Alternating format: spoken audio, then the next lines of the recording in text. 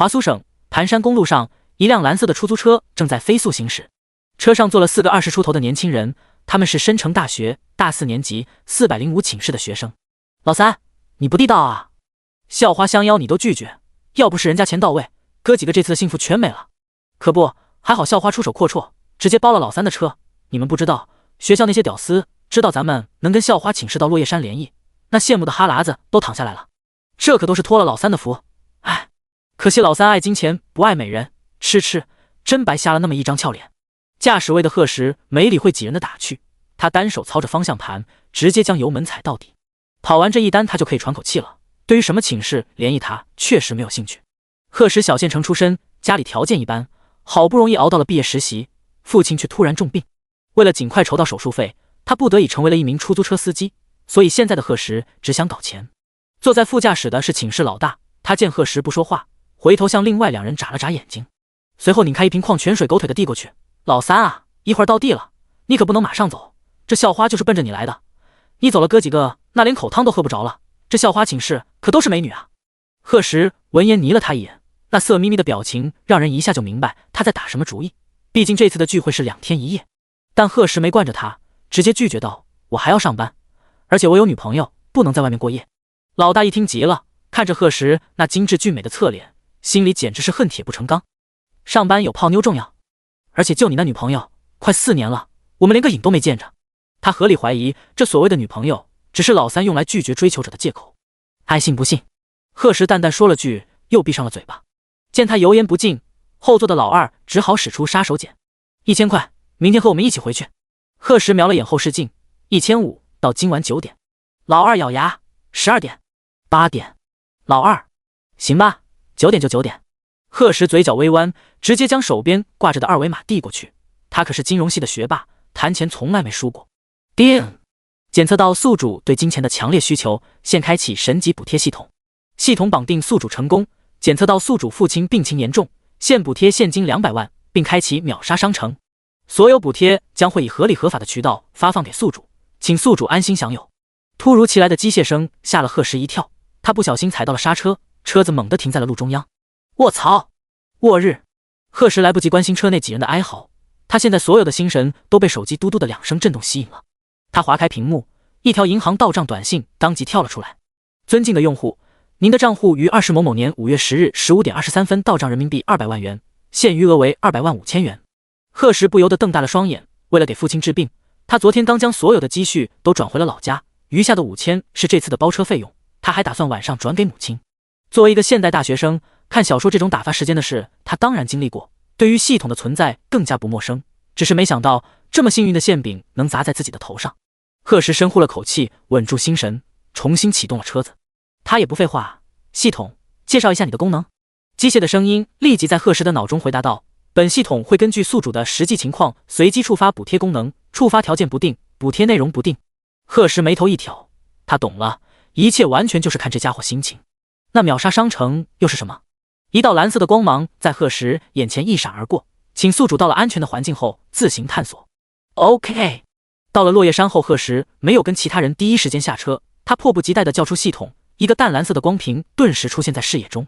用户名：贺石，年龄22，产业无，今日秒杀商品：保时捷911一辆，秒杀价9.9元；新海街商业店铺时间，秒杀价29.9元；金府天地住宅楼一栋，秒杀价99.9元。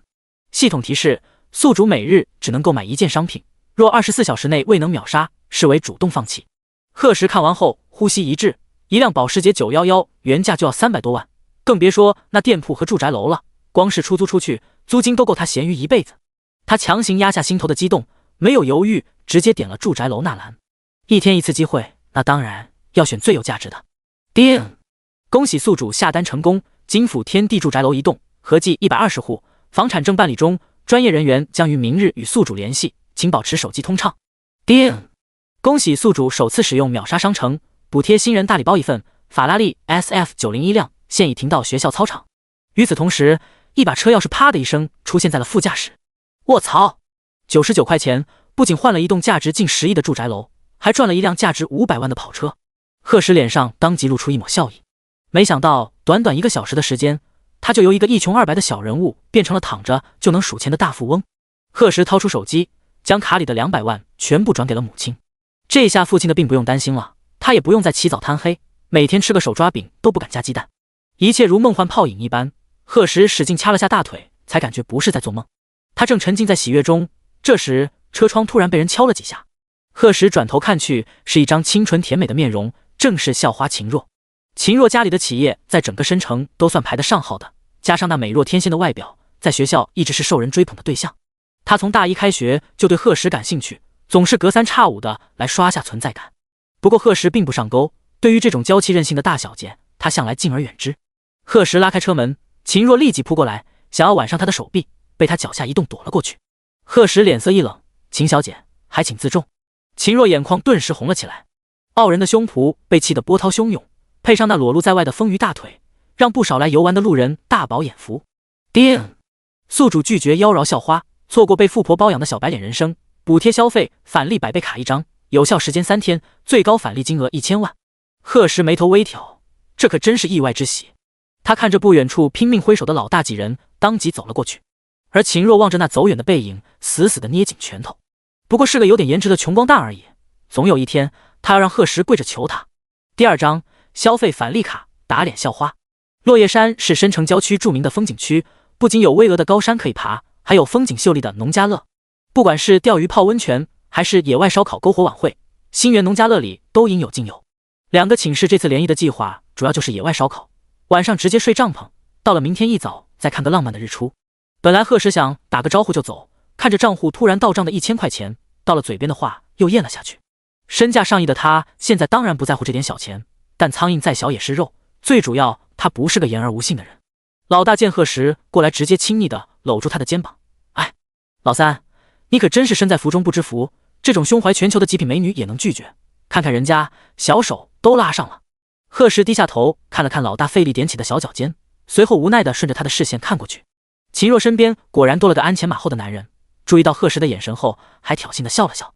正准备搭帐篷的老二当即扔了手里的东西，操！本来还以为咱哥几个这次终于当回主角了，没想到人校花还带了好几个狗腿子，而且个个富二代。瞧那几个大波妹眼睛放光的样子，咱这一趟就是陪衬。贺石扫了一圈，几个女生身边果然都有了护花使者。他微微笑道：“既然这样，那烧烤完就跟我一起回去。”那还是不了，这好不容易来一趟的，他努力，可能还能舔点肉渣。看着老二那怂样，贺石特别想送他一句话：舔狗舔到最后必定一无所有。嘿，你们几个要烧烤自己买材料去哦，我们可没准备你们的份。突如其来的声音打断了贺石几人的对话。老大脸色一变，不是说好的 AA？ 枯叶山风景区是国内知名的旅游开发企业，溧阳集团投资的，包括这家农家乐绝对是5星级标准，所以价格也很美丽。不说吃的食物，单一个房间的住宿费最便宜的都要2000往上。405寝室的4人，除了老二家里有点小钱，其他3人都是普通家庭出身，要不是来之前说好 AA， 他们根本也不会来这种高档的地方。老大一句话顿时惹得对面一群人嗤笑起来。没钱来玩什么？还 AA， 真不嫌丢人现眼啊！说话的正是刚刚挑衅贺石的男人。宋博自以为酷炫狂霸拽的歪嘴一笑，眼里是毫不掩饰的轻蔑。他和秦若从小青梅竹马，而且家世也是门当户对，家里长辈一直有联姻的想法，所以他早就看贺石不顺眼了。穷逼一个还敢招惹他的女人，简直是不知所谓。本来以贺石的能力，虽然没什么强大背景，但应聘个上市公司也不是难事。可好巧不巧，贺石投简历的几家企业都跟宋家有合作关系，他只不过是打了个招呼，就能让这小子在偌大的申城连份像样的工作都找不到。一个重点大学的高材生，竟然沦落到去开出租车，想到这，宋博的心里就满是得意。贺小草，出租车司机这个工作还不赖吧？你可得好好感谢我。贺石闻言微微一愣，随后眼神冷了下来。原来是你。他之前应聘的公司本来面试都通过了，却又联系他不用去了，当时他就怀疑是有人作梗，没想到原因竟是因为一个男人的嫉妒心。贺石握紧拳头，面上阴沉一片。宋博更加得意了，是我又怎么样？穷逼，没钱就赶紧带着你的难兄难弟滚吧，在这吃一顿也不知道要开几天车能挣回来。兄弟们，你们说是不是？跟着宋博的同伴哈哈大笑起来。这可不是你们这帮乡下人能来的地方，赶紧回你们的贫民窟吧。站在一旁的秦若姿态随意的笑着看戏，要是以前听到有人这么奚落贺石，他肯定会阻止，但现在却觉得大快人心。这种不知天高地厚的玩意儿，就得有人挫挫他的锐气。老大三人全都气得满脸通红，紧紧咬着牙关，心里觉得难堪，却也不敢说什么。毕竟这群富二代都不是他们惹得起的。一直没怎么说话的老四叹了口气，拍拍贺石的肩膀劝道：“老三，我们还是走吧。”贺石却突然勾起唇角：“谁说我们消费不起？正好试试100倍消费返利卡的效果，可有1000万的返利额度呢。”叮！检测到宿主被纨绔富二代轻视，补贴上市公司溧阳集团30%股权。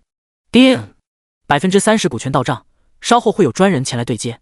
贺石眼睛一亮：“系统，你可真是最牛逼的系统了，没有之一。”原本机械化的声音带了几分傲娇，低调低调。贺石叫来服务员，随便指了指菜单：“这个还有这个，麻烦各给我来一份，刷卡。”刚被贺石一句话惊到的宋博顿时笑出了声：“哈，还以为多大能耐呢，搞来搞去就点了3个菜，就是娘们吃都不够塞牙缝吧？”秦若也是满脸嫌弃：“没钱就别硬着头皮顶了，丢人。”贺石没理会他们，他跟着服务员去刷卡，3道菜差不多将他卡里的6000块花完了。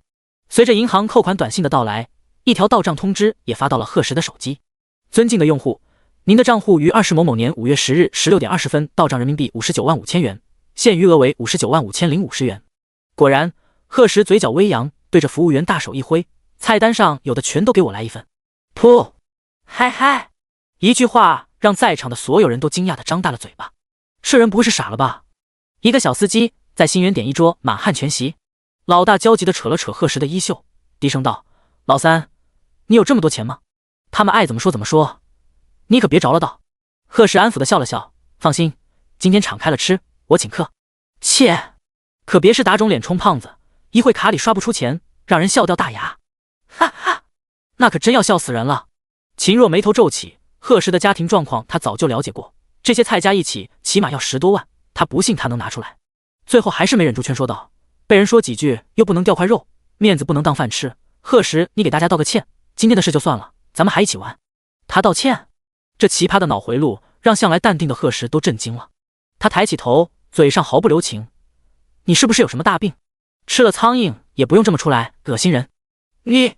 秦若气得面色通红，一旁的宋博趁机拉住他的手安慰道：“这种不识好歹的人，一会让他跪着求我们。”农家乐的服务员倒是训练有素，即便贺石的穿着不像有钱人，接了这么大单，只是微微一愣，就礼貌地应了下来。这倒是让贺石很满意，毕竟他很快也算是这里的老板了。“先生，还是刷这张卡吗？”贺石点点头：“对，另外再给我开4个最好的房间。”服务员腰身微弯：“好的，先生，请稍等。第3张。”意外，突然被叫爸爸。贺石淡定的样子让一群人有了些迟疑。宋博脸色一青：“不可能，这小子绝对是装的。”秦若眼神微闪，又立马淡定了下来。这时，却有一行衣着昂贵、精英气质很足的人朝这边大步走了过来。前面那个是不是溧阳集团的现任总裁？秦若仔细看了几眼后点点头，确定了宋博的猜测。两人疑惑地对视了2秒。秦家和宋家虽然在申城也算是豪门，但是跟溧阳集团这种市值几百亿的公司比起来，还是差远了。他们也是跟长辈出门应酬时，偶然见过溧阳的总裁，但还是头一次见他摆这么大阵仗。眼看人就要走到这边了，秦若和宋博赶紧理了理衣服，并扬起微笑：“林叔叔。”秦若扭着细腰迎上去，丰满的翘臀让除了贺石以外的一众男人差点流鼻血，声音更是娇媚的让人浑身一抖。如果是平常，林宁还会多看他几眼，但是今天他直接带着一群人目不斜视的走了过去。看到站在人群后面的贺石，他微微一愣，有些不确定的问道：“您是贺总？如果你是要找签股权受让书的人，那就是我没错。”林宁立即大步走过去，恭敬道：“不好意思，贺总，实在是没想到您这么年轻。我是溧阳的现任执行总裁兼 CEO， 您叫我老林就好。”贺石微微颔首：“林总过奖了。”这突如其来的一幕，如同一枚惊雷，炸得一群人目瞪口呆。最感到不可置信的就是秦若和宋博，在他们眼里，贺石不过就是个可以任他们随意采骂的乡下人，只要他们稍微使点手段，就能立马让他在申城混不下去。但是现在，连他们都要溜须拍马的人物，竟然对着这个他们一直瞧不起的家伙恭敬道歉，这不可能，他不过是个穷光蛋。永远高高在上的秦若怎么也不敢相信今天所看到的一切。听到这话，林宁顿时拧起了眉头：“你是秦家的丫头吧？说话时能不能过脑子？贺总马上就是我们溧阳的第2大股东，容不得你诋毁。小小年纪就这么刻薄，真不知道秦家是怎么教孩子的。”几句话说的秦若面上一白，他刚要张口，就被一旁的宋博死死拉住了手腕。林宁没再理会这两人，对着贺石温声道：“贺总，我这边已经准备好合同带来了，您看是否现在就签？”“拿来吧，就在这签，我同学还等着我吃饭呢。”林宁赶紧朝一旁的助理摆了摆手：“快拿来！”贺石翻开合同，随意扫了一眼，就直接签上了大名，毕竟是系统出品，真假有保障。合同一式2份，贺石自己留了一份。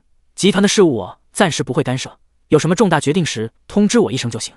林宁闻言一愣，急忙点头应道：“好的，贺总。”原本他还担心公司来了个新董事后会开始对他的工作指手画脚，没想到人家根本不想管事。林宁笑得更真诚了几分，随后将一张黑底金字看起来就很高端大气的卡片递了过去。这是星源的至尊 VIP， 凭此卡您任何时候来都可以直接入住芳梨园。贺石听说过这星源农家乐有3个从不对外开放的园子，风景秀美，是国际有名的园林大师亲自操刀设计的，想必这芳梨园就是其中之一。那就多谢林总了。贺石直接接了过来，他现在可是整个溧阳集团的第2大股东，区一个农家乐他还用不着客气。林宁又将身后的人简单介绍了一下，怕耽误新老板吃饭，急忙就带着人离开了。见那一群人终于走远，老大几人这才兴奋地围到贺石身边。卧槽，老三，没想到你这么深藏不露，牛逼！老二也觉得不现实，瞥了一眼脸色苍白的秦若几人，故意放大了声音：“哎，妥妥的大型打脸现场啊！这可是小说里才有的剧情，我竟然亲身经历了。”贺石微微一笑，挥了挥手里的黑卡，对之前的服务员吩咐道：“将菜都送到芳梨园。”服务员名叫小雅，是个20多岁的小姑娘，本来就被贺石的帅气吸引了，现在知道他年纪轻轻就这么有超能力，直接红了脸颊。清秀的面容虽然比不上秦若那么美的有攻击力，但也算是别有一番风情。“好的，贺先生。”他恭敬地弯下细腰，并伸出一双保养得宜的手。“还有，这是您的银行卡。”贺石淡淡应了一声，随手接过就揣到了裤兜里。小雅本想趁机蹭下那修长白皙的手指，可惜贺石对肢体接触很注意，这让他心里不由得有些失落。站在一旁的老大无语地摇了摇头，这么不解风情的兄弟，真不知道哪辈子能脱单。随后几人便直接跟着小雅离开了。至于留在原地的秦若和宋博，贺石至始至终都没给一个眼神。芳梨园不愧叫芳梨园，整个园内都栽满了梨树，刚一进去就是一阵清香扑鼻而来。小桥流水，假山凉亭，复古的建筑让贺石感觉仿佛穿越到了古代。屋内的装修也让他很满意，典雅中又透着一丝奢华。所有家具都是上等的紫檀木打造而成，更不用说那吊在头顶的琉璃盏以及摆在架上的古玩字画。405寝室如刘姥姥逛大观园一样，就连贺石都没忍住多打量了几眼。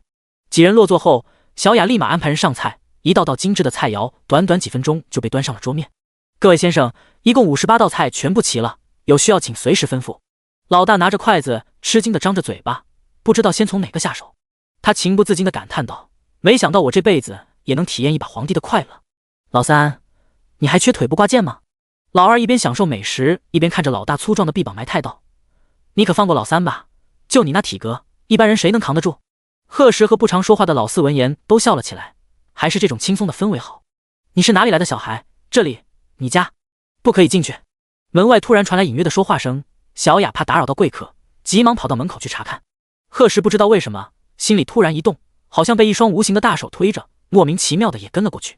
只见一个30多岁的女人站在院子中央，手里正死死拽着一个3岁左右的小女孩。那女孩穿着一身很特别的服饰，有点像是少数民族，色彩鲜艳，满身的刺绣与珠光，做工极为精致。乌黑的发丝编成了2根俏皮的小辫子垂在耳下，五官精致可爱，最为特别的一双眼睛颜色极黑，让贺石看见她的那一刻，脑子里突然轰的一下。而小女孩看到门口的贺石，眼睛却瞬间一亮，不知道从哪来的力气，直接挣脱了女人的手，小小的身影如炮弹一样朝贺石扑去。“爸爸。”第4章，很像女友的小女孩，稚嫩却响亮的声音将在场的几人炸得外焦里嫩。而贺石不知怎的，竟下意识地蹲下身，将小家伙护在怀中。小孩紧紧搂住眼前的脖子，还在颈间依恋地蹭了蹭。“爸爸，念念终于见到你了。”贺石这才察觉到小女孩的称呼，他愣愣地看着那张漂亮的小脸蛋，似乎跟记忆中的一张脸重叠在了一起。贺石神情恍惚，又仔细看了看，越看越像他4年前失去联系的女友。那时贺石刚刚高考结束，就独自一人去了外省旅游。他也没有目的地，走着走着，有一天就到了南方的一座大山。结果碰巧赶上暴雨，慌不择路的他意外掉入了深山。当他迷迷糊糊地睁开眼时，一个宛若精灵的女孩出现在了眼前。女孩有个好听的名字叫南浔，她头发极长，像海藻一样披在身后，眉目精致清冷，而眼睑那颗猩红的泪痣又给那份清冷增添了一丝妩媚。如此对立的两种气质，偏偏在一个人的身上被融合得淋漓尽致。也是那时，贺时才知道，原来清冷与妩媚是可以并存的。因为暴雨山体崩塌的缘故，两人就这样被困在了深山里。慢慢相处后，彼此毫无意外互生了情愫。当时的贺时每天都很开心，甚至想过就这么一辈子待在深山也不错。南巡很聪明，总是能毫不费力地找来各种食物。贺时也想帮上忙，于是有一天就带回了几个青色的野果。谁能想到这几个叫不出名字的野果会让贺时当晚欲火焚身，兽性大发。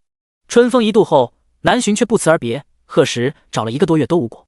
最后意外碰见了来山里摘野菜的农户，这才回到了城市。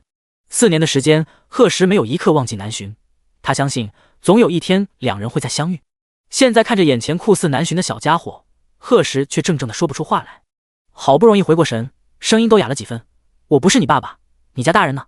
念念拧起小眉头，有些不乐意：“你怎么不是我爸爸？你难道不叫贺时？”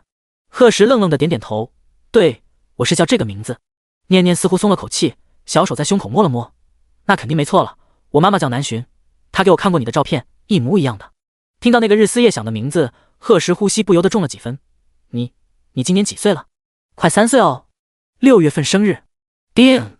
恭喜宿主偶遇血脉相连的亲生女儿，补贴养娃基金1个亿。”轰！贺时仿佛被一块天大的饼砸了一下。听完小家伙的话，他已经能确定这就是自己的女儿，而系统的奖励更加肯定了这个事实。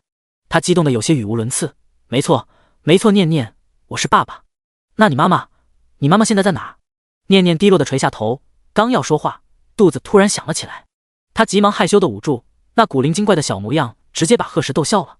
他一把抱起女儿，宠溺地摸了摸她的头：“爸爸先带你吃点东西。”随后看向呆滞的小雅：“麻烦帮我准备点小孩子喜欢吃的。”这时，先前那个拉着念念的女人也走了过来，一脸忐忑地介绍了下自己：“贺先生好，我是这的大堂经理，抱歉，之前不知道这是您的女儿。”贺时淡淡地扫了她一眼，直接转身回了屋。老大3人已经惊呆了，看着那父女俩的背影，半天没回过神。卧槽，饭前还跟我们一样是条单身狗，这么快女儿就有了。老三可真是妥妥的人生赢家，看来他之前说有女朋友这事是真的。老大越想越嫉妒，妈的不行，这一顿饭哪够？咱们得多宰老三几顿。这边贺时抱着女儿一路进了餐厅，先喂她喝了点粥，垫垫肚子。念念本来想说她自己能吃，但是被爸爸照顾的感觉实在太好了，她舍不得拒绝。见女儿吃饱喝足了，贺时急忙又问起了南巡的下落。念念小大人一样的叹了口气：“我也不知道，我们本来要一起来找爸爸的，但是小阮太贪玩，为了找他，我就和妈妈走散了。然后有一个热心叔叔突然出现，说要带我一程，于是我就坐着他的车来了这里。这里好漂亮，我想下车去玩，他不让，我就叫小阮吓了他一下。”小家伙说话还有些颠三倒四，但贺时却听得心里一咯噔。什么热心叔叔？他女儿肯定是遇到人贩子了，还好跟他妈一样聪明。不过小阮是谁？念念扯了扯身上挎着的小布包，掀开袋口，示意贺时自己看。贺时好奇地将脑袋凑过去，只见一条手指粗细的淡绿色小蛇正对着他欢快地吐着舌头。贺时啪地盖上袋子，卧槽，他这女儿好像有点虎。念念安抚地摸了摸他爹的狗头：“爸爸别怕，小阮是妈妈送我的生日礼物，很听话的。”蛇当礼物？贺时忍不住扶额，这确实是南巡那个女人能干出来的，但他现在很想上大街上问问，别人家的女儿也是这么养的吗？想起南巡冷着脸徒手扒蛇皮的样子，贺时的身体忍不住一颤。不行，老婆已经够彪悍了，好不容易有了女儿，他一定要把她培养成小公主。你妈妈的手机号记得吗？找不到你，她现在肯定很担心。念念歪着小脑袋思考了半天。贺时爱怜地捏了捏女儿的脸蛋：“吃饱了吗？”“吃饱了，爸爸带你去洗澡，今晚早点睡，明天咱们就回家。”念念乖乖点了点头。方梨园的浴室有个很大的池子，豪华是豪华，但是不适合小孩用。于是贺时叫人另外准备了一个小浴盆，接好水后，他不放心的又问了一遍：“真不用爸爸叫人来帮你吗？”念念摇了摇小脑袋，奶声奶气的说道：“放心吧，爸爸，我自己可以。”老父亲贺时出了浴室，心里到底放心不下，找了个小板凳，直接坐在了门口，全程充当保镖。夜晚，父女俩躺在床上，看着女儿那张熟睡的小脸，贺时心里暖乎乎的。他做梦也想不到南巡会送给他一个这么珍贵的礼物，但是一想到他年纪轻轻未婚生子，还一个人带着女儿这么多年，贺时就觉得心里像被针扎一样，泛起密密麻麻的疼。他将手伸到枕头下面，掏出一张有些泛黄的照片，上面是一对依偎在一起的情侣，男帅女美。这是当年贺时和南浔一起拍的。念念就是凭着这张照片才找到了爸爸。贺时忍不住伸手抹擦了下女孩绝美的面容，忽然感觉照片背后有些异样。他好奇地翻过去，顿时笑出了声。只见那上面歪歪扭扭地写了几个字：王八蛋贺小时。写字的人当时可能心情不好，下笔极重，但似乎骂了之后又不忍心，于是又在后面画了个小小的爱心。老婆真可爱。贺时将照片珍惜地放到胸口，带着笑意闭上了眼睛，但是不到5秒又睁开了。他翻出手机，看着那个烂熟于心的号码，犹豫半天还是点了下去。这是南浔以前的手机号，这3年多的时间，贺时不知打了多少遍，但都提醒他是空号。这一次他也没抱任何信心，可是那句机械的您好却没按计划出现，取而代之是电话拨通的嘟嘟声。贺时立刻坐直了身体，连呼吸都放轻了，咚咚咚的心跳声在安静的夜里格外明显。大约过了40多秒，就在贺时以为电话要自动挂断时，一道清冷好听的女声忽然在耳边响起。第5章，法拉利 SF90 惊呆暴发户。华南省郊外公路上，一辆金杯正在飞速行驶，司机是一个20出头的年轻女人，乌发红唇，肤白似雪，已经不能单单用美这个字来形容。世间所有的美好事物在她面前似乎都要自惭形秽，可就是这样一个娇滴滴的女人，却硬生生将一辆面包车开成了跑车。坐在后座的小鱼儿对于他妈的彪悍早就免疫了，但还是忍不住叹了口气。南浔听见后直接教训道：小小年纪的，你别整天像个老头一样，有你爸一个已经够了。明明出生时没差几分钟，想想和念念这对姐妹花就很天真可爱，而这个儿子却总像小大人一样，不仅智商高，连他这个当妈的都要时常被管。而小鱼儿听见他爸2个字，顿时来了兴致：妈妈，你就那么肯定爸爸会等你啊？这好几年没见了，万一他结婚或者有女朋友了咋办？就你妈我这颜值，你觉得可能吗？而且南浔似乎回忆起了什么，绝美的面容瞬间笑靥如花。我相信他。不自觉吃了口狗粮的小鱼儿觉得很难受，他赶紧转移话题，小妹也不知道怎么样了，希望不要有人倒霉的碰上她。南浔猛打方向盘，轮胎直接在公路上刻出一道醒目的划痕，霎时来了个漂亮的漂移。他刚要说点什么，这时刺耳的手机铃声突然在车厢内响起，声音大的直接将后座睡觉的想想都吵醒了。南浔看着上面熟悉的号码，忍不住咽了咽口水。小鱼儿眼睛一转，八卦的将头伸了过去：是爸爸。妈妈你快接啊，难道是怕了？我会怕他。南浔瞪了儿子一眼，犹豫了好一会儿才按下了接听。他忐忑不安地喂了一声：贺时吗？南浔等了半天都没听见有人说话，于是又提高声音问了句：贺时，是不是你？时隔4年，熟悉的声音让贺时眼眶瞬间就红了，这个该死的女人还知道接电话。他深呼吸了一下，咬牙切齿地问道：南小浔，你是不是该给我一个解释？一句话不留就偷偷消失，一个人生了女儿也没想过联系他。贺时想想这些就来气。南浔自知理亏，急忙将车停到一边，不管怎样先道歉再说。原本清冷的声音不自觉地柔和了几分：以前是我不对，等见面了我再跟你解释好不好？到时我有礼物要送给你，如果贺同学看了满意，那能不能原谅我？贺时呵呵一笑：你说的是念念？这个礼物我已经见到了，她在你那里。这臭丫头害我白担心一场。察觉到自己语气有些凶，南浔回头看了看后座的2个小家伙，又立刻补充道：不过他只是其中的一件，到时候肯定让你意想不到。听到南浔的声音还和以前一样有活力，贺时也算放心了几分，但等见了面，他一定要把这女人酱酱酿酿好好收拾一顿。现在就先把人稳住，不然吓跑了后悔的还是他。那我就在申城等你的解释和礼物。南浔，这次你要是再不辞而别，我绝对立刻把你忘了，听见没？你放心，我大概后天就能到，念念就先交给你照顾了。好，你路上注意安全。2人又聊了好一会，才依依不舍地挂了电话。明明好几年没见，但他们却仿佛从没分开过一样。这个发现让贺时兴奋的一晚没睡。第2天，他早早的就带着女儿和舍友回了市里。现在是大4实习时间，不少学生都搬离了学校。405寝室除了贺时之外的3人也都找好了房子，今天就要搬走。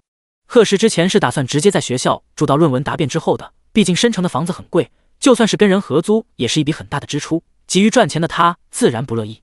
但现在不一样了，昨天用了100倍返利卡加上系统补贴的1个亿，他银行卡里已经有1亿1000万左右的存款，而且现在还带着女儿，他更不可能回寝室了，所以现在首要的大事就是买个房子。随后他又想到了金府天地的那栋住宅楼，房产证今天就能办好，于是决定再等等。贺石抱着念念一路穿过操场，无数的视线落在父女俩的身上，但是贺石并不在意。他的目的地是学校西门的停车场，昨天新人礼包补贴的法拉利 SF90 就停在了这里。贺石到的时候，就见一群人正围着他的车惊叹不已。卧槽，这是哪个大佬的车啊？这红黑配色真的绝了，这可真是行走的人民币。还是第一次在学校看见这么豪的车。贺石要护着女儿，费了老大的劲才勉强挤进人群。你谁啊？挤什么挤？贺石。听到熟悉的声音，贺石疑惑地抬头看去，小眼睛他鼻子，正是他班上的暴发户刘洋。刘洋家是申城本地的，有几个小钱，为了展现优越感，经常带着班上的同学出去玩。但他跟贺石的关系很差，应该说跟整个405寝室的关系都差，因为他每次组织活动，4人都不给面子，特别是贺石，家里条件一般却被校花追求，这让刘洋心里很是嫉妒。怎么，贺大学霸也来凑热闹？那你可要好好看看，毕竟这辈子都不可能开上这种豪车。贺石淡淡的扫了他一眼，真不知道这人在骄傲个什么劲，又不是他的车。无视众人的惊叹，贺石掏出那把外形很像打火机的长方形钥匙后，先打开副驾驶，将念念放进去并系上安全带，然后才走到驾驶位启动了车子。跑车的发动机发出悦耳的声音，只是几秒钟的时间就消失在了众人的眼前。而刚刚还对着贺石大放厥词的刘洋已经脸色发白的坐在了地上。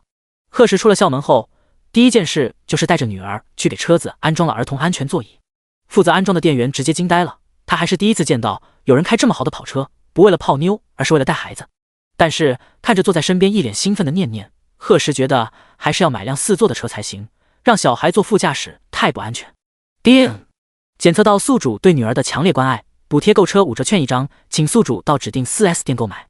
购车券？既然这样，那就先去买车好了。贺石掏出手机，刚翻开电话簿，一个申城本地的号码率先打了进来。喂，您好，请问是贺石先生吗？是我。贺先生您好，我是金府天地的售楼处经理，您的房产证已经全部办好了，想问下您的住址，这边好给您送过去。贺石看了看周围，他现在正好在金府附近，于是拒绝道，我自己过去拿吧，5分钟左右就能到。第6章，一栋金府天地住宅楼。金府天地这边，售楼处经理方有为挂了电话后，急忙将所有工作人员叫到一起。一会儿，那个买了整栋楼的大客户要来，都给我暂时放下手上的工作，打起精神，不能有丝毫怠慢，听到没？这个消息将整个售楼处的人都惊到了。金府天地虽然不是位于市中心的最繁华地段，但在申城也算是很好的地理位置，而且附近设施齐全，交通便利，很多企业高管和明星艺人都喜欢住在这边。房价1平方米5万多，而且贺石的那一栋都是100平方以上的大户型，全部精装完毕，一口气拿出这么多钱，可想而知，这买主绝对是个大富豪。所有女员工都迫不及待地踮起脚尖，想第一时间见到这位大佬。方有为更是直接等在了门外。不一会儿，一辆张扬的跑车就停在了售楼处门口。只见一个身穿名牌、手戴名表的年轻男人从车上下来。方有为急忙热情地迎上去，握住男子的手：“贺先生，欢迎大驾光临。我是这的经理方有为，里面已经给您准备了好茶，快进去吧。”何成微微一愣，现在卖房子的都这么卷了，还经理亲自看大门？他笑着客气了一下，随后就被请进了大堂。门口两边各站了一排员工，见两人进来，个个笑容满面。而女员工们见何成虽然长相一般，但是很年轻，目光更加火热了几分。这种仿佛唐僧进了妖精洞的感觉，让何成情不自禁地打了个冷战。他下意识快走了几步，直到坐在沙发上，这才松了口气。方有为将一个黑色的盒子递过去：“贺先生，所有的房产证都在这里了，您检查一下。”何成闻言一脸懵逼：“什么房产证？我还没开始看房呢，证就有了？”一句话让方有为头顶顿时冒出了问号。这时，一个保安带着贺石和念念走了进来，父女俩超高的颜值瞬间吸引了所有人的注意。保安几步走到方有为面前，介绍道：“方经理，这位贺先生说来取房产证。”方有为抬起头，顿时反应过来，妈卖批，原来是他认错人了。他尴尬地跟何成道了个歉，随后急忙走到贺石面前，小心翼翼地问道：“您是贺石贺先生吧？”贺石不知道发生了什么，也没心思去探究，他微微颔首：“是我。”方有为立马松了口气：“贺先生，您请这边坐。”贺石将念念放到地上，牵住他的小手，然后掏出车钥匙：“不必了，我时间不多，你直接叫人把东西给我放车上，然后带我去简单看下房子。”看着那钥匙上显眼的骏马标志，方有为急忙双手接过，恭敬道：“好的，贺先生。”贺石的突然出现又突然消失，让售楼处的所有女员工都面露可惜。谁能想到，这么一个年纪轻轻的富豪，竟是个奶爸。贺先生，咱们小区虽然只有5栋楼，但是占地范围很大，而且绿化环境好。您的那栋楼都是大户型，面积最小的也有120平，最大的是顶楼，一个500平米的大平层。贺时微微点头，顶楼给我留出来，其他的就麻烦方经理帮我挂出去出租。方有为急忙答应下来，贺先生放心，咱们金府天地别的不敢说，但私密性绝对强，安保工作在整个申城也是数一数二的，这要挂出去，肯定很多人愿意租。贺时简单看了几间房，装修的都很不错，最后直接上了顶楼。5室3厅5卫，这是贺时打算留给自己一家住的，考虑到以后南巡会来，还有老家的父母，500平米也就算不了什么了。贺时牵着女儿挨个房间转了转，装修的很现代风，到处都透着奢华，让他很是满意。念念，喜欢这里吗？爸爸找人给你弄个儿童房，到时候放好多好多的玩具好不好？念念还是头一次见到这么大的房子，从进门开始眼睛就亮晶晶的，他使劲点了点头，爸爸我喜欢。小阮说他也喜欢，我想要蓝色和粉色的猫猫可以吗？蓝色粉色的猫猫？见贺时听不懂，一旁的方有为善意的提醒道，小公主说的应该是哆啦 A 梦和 Hello Kitty， 我女儿也喜欢这些。贺时自然答应，没问题宝贝儿，等会爸爸就带你去买。念念开心的在原地蹦了一下，衣服上的银饰珠石顿时响起叮叮当当的碰撞声。看完房子后，贺时就带着女儿去了申城最大的 4S 店。他刚停好车，一个身材高大、面容英俊的男人就迎了过来。他是贺时的远房表哥，毕业后就留在了申城，平时对贺时也很照顾，所以有这么好提升业绩的机会，贺时肯定第一时间想到了他。眼见表弟从那么好的车上下来，又抱出一个精致可爱的小丫头，齐江整个人都不好了。这是？贺时微微一笑，我女儿念念。念念，快跟伯伯打招呼。伯伯好。念念眉眼弯起，奶乎乎的声音直接将齐江整个人都萌化了。念念好。齐江随后震惊地看向贺时，不是，你这什么时候？他一直以为表弟是个性冷淡，从小到大就不爱跟女孩接触，现在竟然孩子都有了。贺时于是将他和南巡的事简单解释了下，听得齐江不由得竖起了大拇指。弟妹可真是好样的，那姑姑和姑父是不是还不知道这件事？贺时摇摇头，我打算等巡来了之后，带他和孩子回一趟老家。是该这样。齐江于是又问起了车的事，你这是中彩票了？法拉利 SF90 啊，这得500万吧？哪有那么好的事，炒股赚了些钱而已。贺时早就想好了这个借口，毕竟他是学金融的，不会有人怀疑。齐江一听果然没再多问，表弟的能力他还是相信的。那我们快进去吧，你打算买个什么车？价位有没有要求？贺时带着念念一边走一边道，内部空间大一点，价位没有预算，你看着推荐吧。第7章中环世纪城大采购。这里不愧是申城最大的豪车汽车店，贺时大致扫了一眼就看到不少限量版的进口车。齐江没有停留，直接将他带到了 SUV 专区。跑车你已经有了，我觉得再买辆 SUV 比较好，以后带一家人出行也方便。他指着最前排的一辆黑色大 G 介绍道，这辆奔驰 AMG G63 夜影神是最近才出的特别限量款 V8 双涡轮增加 4.07 的发动机，咱店里现在就剩这么一辆了，你看看这外形喜欢不？贺时眼睛一亮，没有男人会拒绝这么酷的越野车，他当然也不例外。黑武士风格，里面是黑红搭配的座椅，贺时试驾后觉得更满意了。他刚要跟齐江定下这车，一个身穿西服的中年男人搂着一个浓妆艳抹的女人走了过来。老公，这车好帅，我们买这个好不好？女人扭着身子依偎进男人怀里，胸前的2座高山在男人眼皮底下颤颤巍巍地跳了好几下。王高达本来想拒绝情人的要求，毕竟这车落地价少说也要350万，他虽然有点小钱，但也不是这么花的。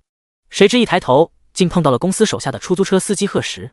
王高达下意识摸了摸眼眶，他是行千里出租公司的部门经理，也算是贺时的领导，但是前天刚被贺时揍了一顿，原因是这王高达竟然男女通吃，还将主意打到了不该打的人身上。贺时当然不会惯他毛病，还没等王高达开口，他就一拳将人放倒在了地上。想想这老色批当时的眼神，他就觉得恶心。王高达见到贺时，本能害怕了一瞬后，立马又硬气起来。他觉得贺时不过是个小司机，根本翻不了天，而且这里可是公共场所，谅他也不敢动手。他下巴微扬，直接端出领导的架势：“小贺啊，现在应该是上班时间吧？你来这里怎么？你要买这车？”贺时姿势随意的斜靠在墙上：“不好意思啊，王经理，我上午刚辞职。”随后又意有所指的摸了摸眼眶：“哦，对了，忘了您这几天见不得人，已经2天没去公司了。”王高达闻言脸色一沉，怀里的女人被他大手掐得冷汗直冒，却死死捂住嘴巴，不敢出声。他面目狰狞地瞪向贺时：“老子一天不批准，你就还是行千里的员工。”叮！检测到宿主正被恶毒领导刁难，补贴行千里出租公司60%股权。叮，60%股权到账，稍后会有专人联系宿主，请保持手机通畅。贺时差点笑出声，这还真是瞌睡来了就送枕头。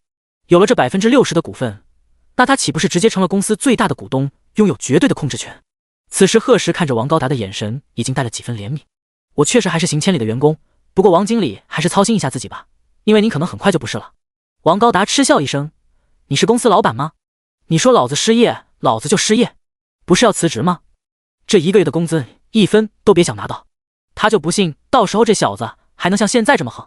贺时已经不想跟这种人浪费口舌，公司就是因为有王高达这些害群之马才一直发展不起来，要不在申城这么一个经济发展优越的1线城市，怎么可能连上市都做不到？电话铃声适时响起，贺时已经猜到了来电人身份。贺董事长您好，我是行千里出租公司的总经理林峰，请问您明天有空吗？来公司签一下股权受让书。贺时嘴角微扬，有空，不过有个事我想先麻烦一下林总经理。林峰立即受宠若惊的应下来，什么事您尽管吩咐。业务部的王高达，明天我到公司之前不想再见到这个人。贺时打电话时全程没背着人，他话音刚落，站在一旁的王高达直接踉跄了一下。他一边不相信贺时有这么大的能耐，一边又止不住的心慌，一双不大的豆豆眼眨也不眨的一直盯着贺时。而等贺时挂断电话后，他怀里的手机紧跟着响起，上面林总经理几个大字让王高达瞬间脸色苍白。他抖着手按下接通，几秒钟后直接瘫倒在了地上。完了，一切都完了。而原本对着王高达阿谀奉承的情人也早就趁着没人注意跑了。不过这些都跟贺时没关系，买一辆300多万的豪车已经算是店里的 VIP 了。另外贺时又看中了一款保姆车，是阿尔法加长版的蒙娜丽莎，也是300万左右。用了那张5折购车券后，贺时最后2辆车只花了475万。綦江已经让人在大 G 的后座装上了安全座椅，贺时付完款后直接开走了。剩下的保姆车和停车场的法拉利会有人直接给送到金府天地。豪放霸气的奔驰大 G 一上路就吸引了不少人的注意。心情很好的贺时直接带着女儿去了市中心最大的购物广场中环世纪城，这里是很多富家子弟以及豪门贵妇都喜欢来的地方。除了日常的阿迪耐克，还有很多高端奢侈品牌，比如阿玛尼、范思哲、迪奥等等，还有很多著名的网红打卡地点，随时随地都能看到有主播在这里直播。父女俩高颜值的组合走到哪里都是人群的焦点。在不知拒绝了多少个街拍博主后，贺时终于牵着念念上了专卖儿童用品的3楼。这里有衣服，有玩具，还有美食。从来没来过这种地方的念念惊喜的小嘴都合不拢了，这让贺时心里突然难受了起来。看来在他不知道的这几年，他们母女俩的日子并不好过。看着女儿漂亮天真的小脸，贺时忍不住宠溺的捏了捏，走，今天爸爸买单，喜欢什么都可以买。叮，检测到宿主想要为女儿花钱的强烈愿望，补贴消费返利100倍卡1张，有效时间3天，最高返利金额5000万。贺时眉头一挑，消费50万就可以返利5000万，这可不要太划算。一大一小刚走进一家品牌童装店，门口的服务员就热情地迎了上来。虽然贺时穿着一般，但也没像电视小说里讲的那样被无视怠慢。他觉得肯定是因为念念太可爱了。先生，店里有很多新款，都很适合您的宝宝，是否需要给您推荐一下呢？贺时也是第一次给小孩买衣服，琳琅满目的小裙子看得他眼花缭乱，觉得哪件念念穿都会很好看。于是他直接对着店员淡定摇头，推荐就不必了，相同尺码的每个款式都给我来1件就好。啊！店员以为自己听错了，忍不住又问了一遍，先生，您确定是每一款？咱店里的上衣、裤子还有裙子加起来现在差不多有200个款式呢。才200？贺时有些不满意，这一天换1件都不够1年的呢。每款来1件，还有鞋子配饰也都要。店员小姑娘闻言呼吸都重了几分，她死死的捏紧拳头，提醒自己不要激动。那先生，这边建议您一部分尺码拿大一点的，毕竟现在小孩子一天一个样，长得特别快。贺时知道店员也是好意，爽快的答应下来。而念念知道爸爸要给自己买这么多漂亮衣服，自然开心极了。但他是个爱分享的好孩子，有好东西当然不能忘记姐姐想想。于是他眨巴着大眼睛，直接对着老父亲卖萌，爸爸，念念可以每款都要2件吗？贺时微微一愣后当即答应下来，女儿的要求必须满足。一旁的店员兴奋的脸色通红，这么大的订单已经不是他这个小员工能管的了，急忙叫来店长处理。先生，一共是169600块，您付169000就可以了。另外，这是本店的 VIP 金卡，以后可以随时给您送货上门。贺时对于这家店的服务很满意，付完款留下送货地址后，就带着念念去别处继续逛。又连续扫了几家服装店和玩具店，直到把5000万返利都拿到手，贺时才稍微有些意犹未尽。第8章1个亿而已。叮！今日秒杀商城已刷新，请宿主尽快参与。贺时听到系统的提示后，看了眼手机，正好是他昨天秒杀金府天地住宅楼的时间。看来这秒杀商城刷新是24小时制的。他呼叫系统，打开商城面板，用户名贺时，年龄22，产业金府天地住宅楼一栋，法拉利 SF901一辆，奔驰 AMG G63 一辆，阿尔法加长版蒙娜丽莎一辆，利昂集团 30% 股权，行千里出租公司 60% 股权。今日秒杀商品：保时捷911一辆，秒杀价 9.9 元；新海街商业店铺时间，秒杀价 29.9 元；中环1亿购物券一张，秒杀价 39.9 元。系统提示：宿主每日只能购买1件商品，若24小时内未能秒杀，视为主动放弃。贺时没想到，只是短短1天的时间，自己就有了这么多产业，系统可真是个好爸爸。还有秒杀商城，保时捷和商业店铺都是昨天就有的，看来要秒杀之后才会刷新出新商品。贺时没有犹豫，直接选择了新出现的1亿购物券，他都来到中环了，自然要好好消费一回。叮！恭喜宿主下单成功，中环1亿购物券一张，有效期3天，不可兑现，请宿主放心消费，付款方式由系统安排。贺时低头看了看身上廉价的衣服，觉得是时候给自己换身行头了，还有孩子妈也不能落下。想到这，他低头给南浔发了个信息，这才抱着走累的念念上了5楼。中环是继城消费最高的地方，这一层的氛围跟楼下相比，可以说是完全不同。来闲逛的人数明显减少了很多，而且基本上人人名牌在身，最次也能穿个回力。而像贺时这种全身地摊货，加一起没有200块的，可以说是没有几个。阿玛尼、范思哲、普拉达、古驰等都是国际1线的男装品牌，贺时简单扫了一眼，发现还是普拉达的潮流时尚风更吸引他，于是当先走进了这家店。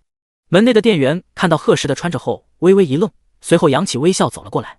先生您好，请问需要什么？外套还是短袖呢？这边可以给您推荐。店里分为男装区、女装区，还有配饰区。贺时眼光一直不错，看到那些衣服后心里已经有了想法。你跟着我就行，凡是我知道的稍后都给我包起来。贺时说完，不等店员反应，就大步走到了男装区。这一排，这件，还有这件，不要，其他的都拿1件我的尺码。话落，见店员站着不动，贺时眉头微蹙，别愣着，我赶时间。哦，好的先生。贺时豪放的买衣风格将店里的员工和顾客都惊呆了，这到底是来砸场子的还是真的土豪？所有人心里都冒出这么一个疑问。贺时对于他人的目光早就已经习惯了，他丝毫不受影响的逛完整个男装区，紧接着又看起了女装。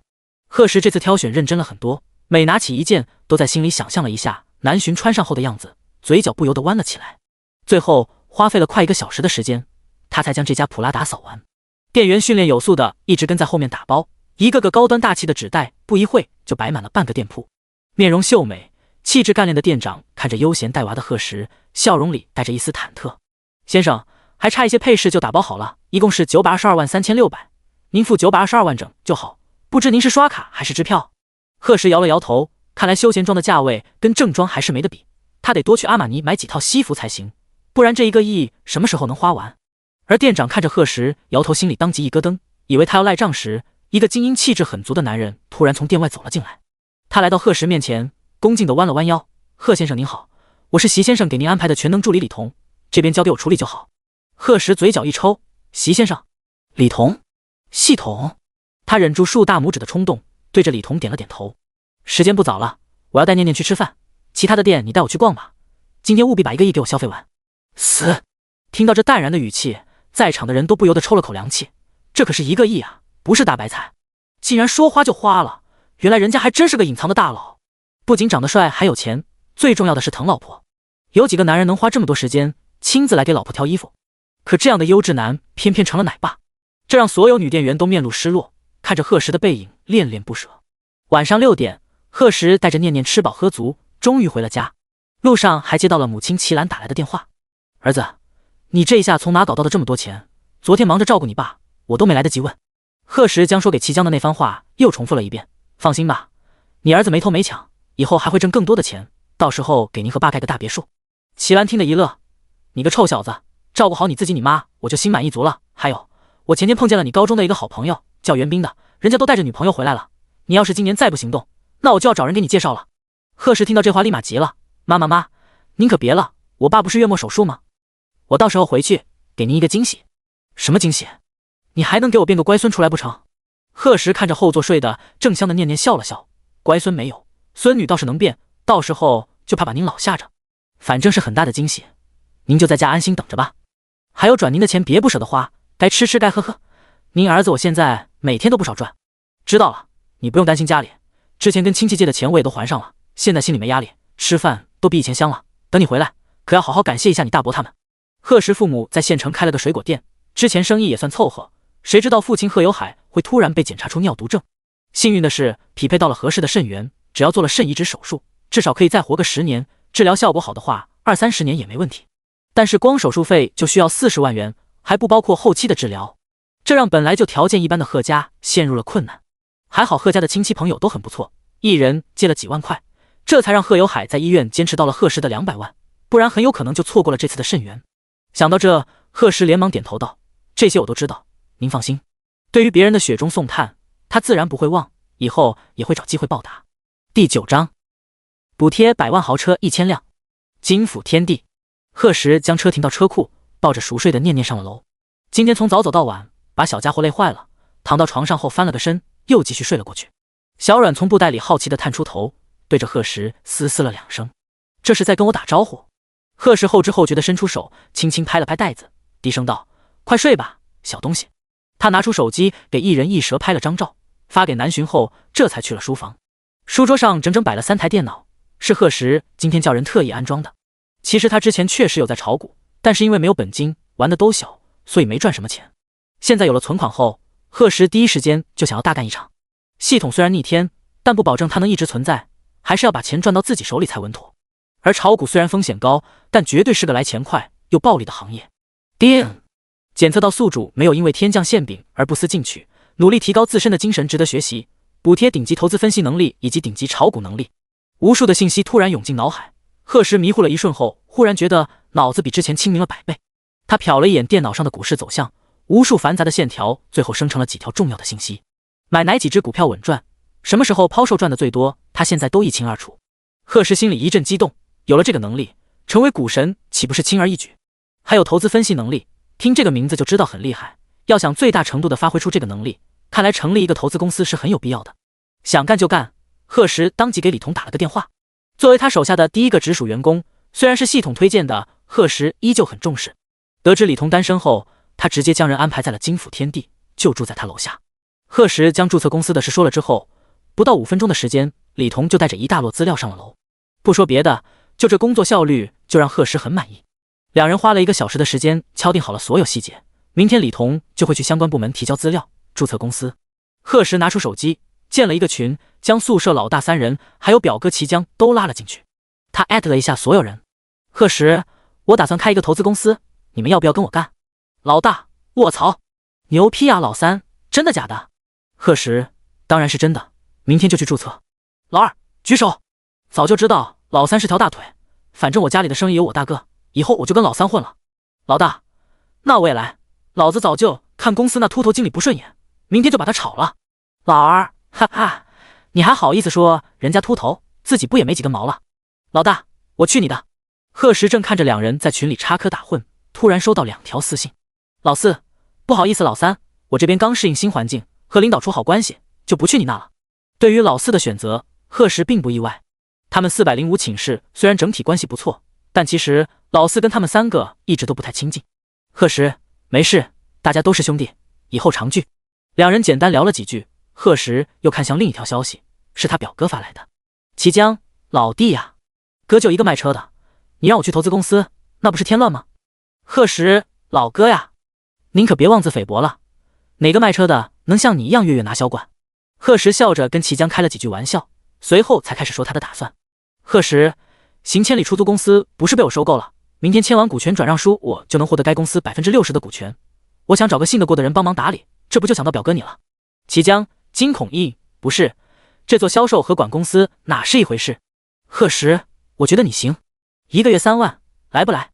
齐江：贺石：5万，公司上市之后还会给你涨。齐江：必须来，钱不钱的不重要，重要是我表弟在。哈哈。贺石靠在椅子里，忍不住笑出声。这家伙！群里面老四主动退了群，大家都明白是怎么回事了，默契的没有讨论。而贺石未来商业帝国的初始班子就这么定了下来，他将李彤也拉进群。贺石，为了感谢大家对我的信任，我给每人准备了一套金府天地的楼房，面积不大，150平。以后公司发展好了，绝对会给大家准备更多更好的福利。贺石一句话让群里瞬间安静了好几分钟，随后又猛地沸腾起来。老大，猛男落泪。老三，以后你就是打死我，我也不会离开你。老二，老板大气。卧槽，咱也是在申城有房的人了。齐江，老板大气。李彤，老板大气。贺石，低调低调。随后他又将自己看好的几只股票发到了群里，有赚钱的机会，当然不能忘了兄弟。这一番操作将李彤四人彻底折服，有这么个大气敞亮的老板，加油干就完了。第二天，从早上8点开始，一辆辆货车陆续开到了金府天地3号楼。中环世纪城的售后服务还是很不错的，所有衣服鞋子等都被整齐的放进衣帽间，念念的书本玩具也都被摆放妥当，这倒是给贺石省了很多事。他简单梳洗了一番，换上一身衬衫西裤，就带着齐江去了行千里出租公司。念念则留在家里，由李彤照看一会儿。公司位于市中心南湾区的广茂大厦25、26楼。贺石不是第一次来，对这附近还算熟悉。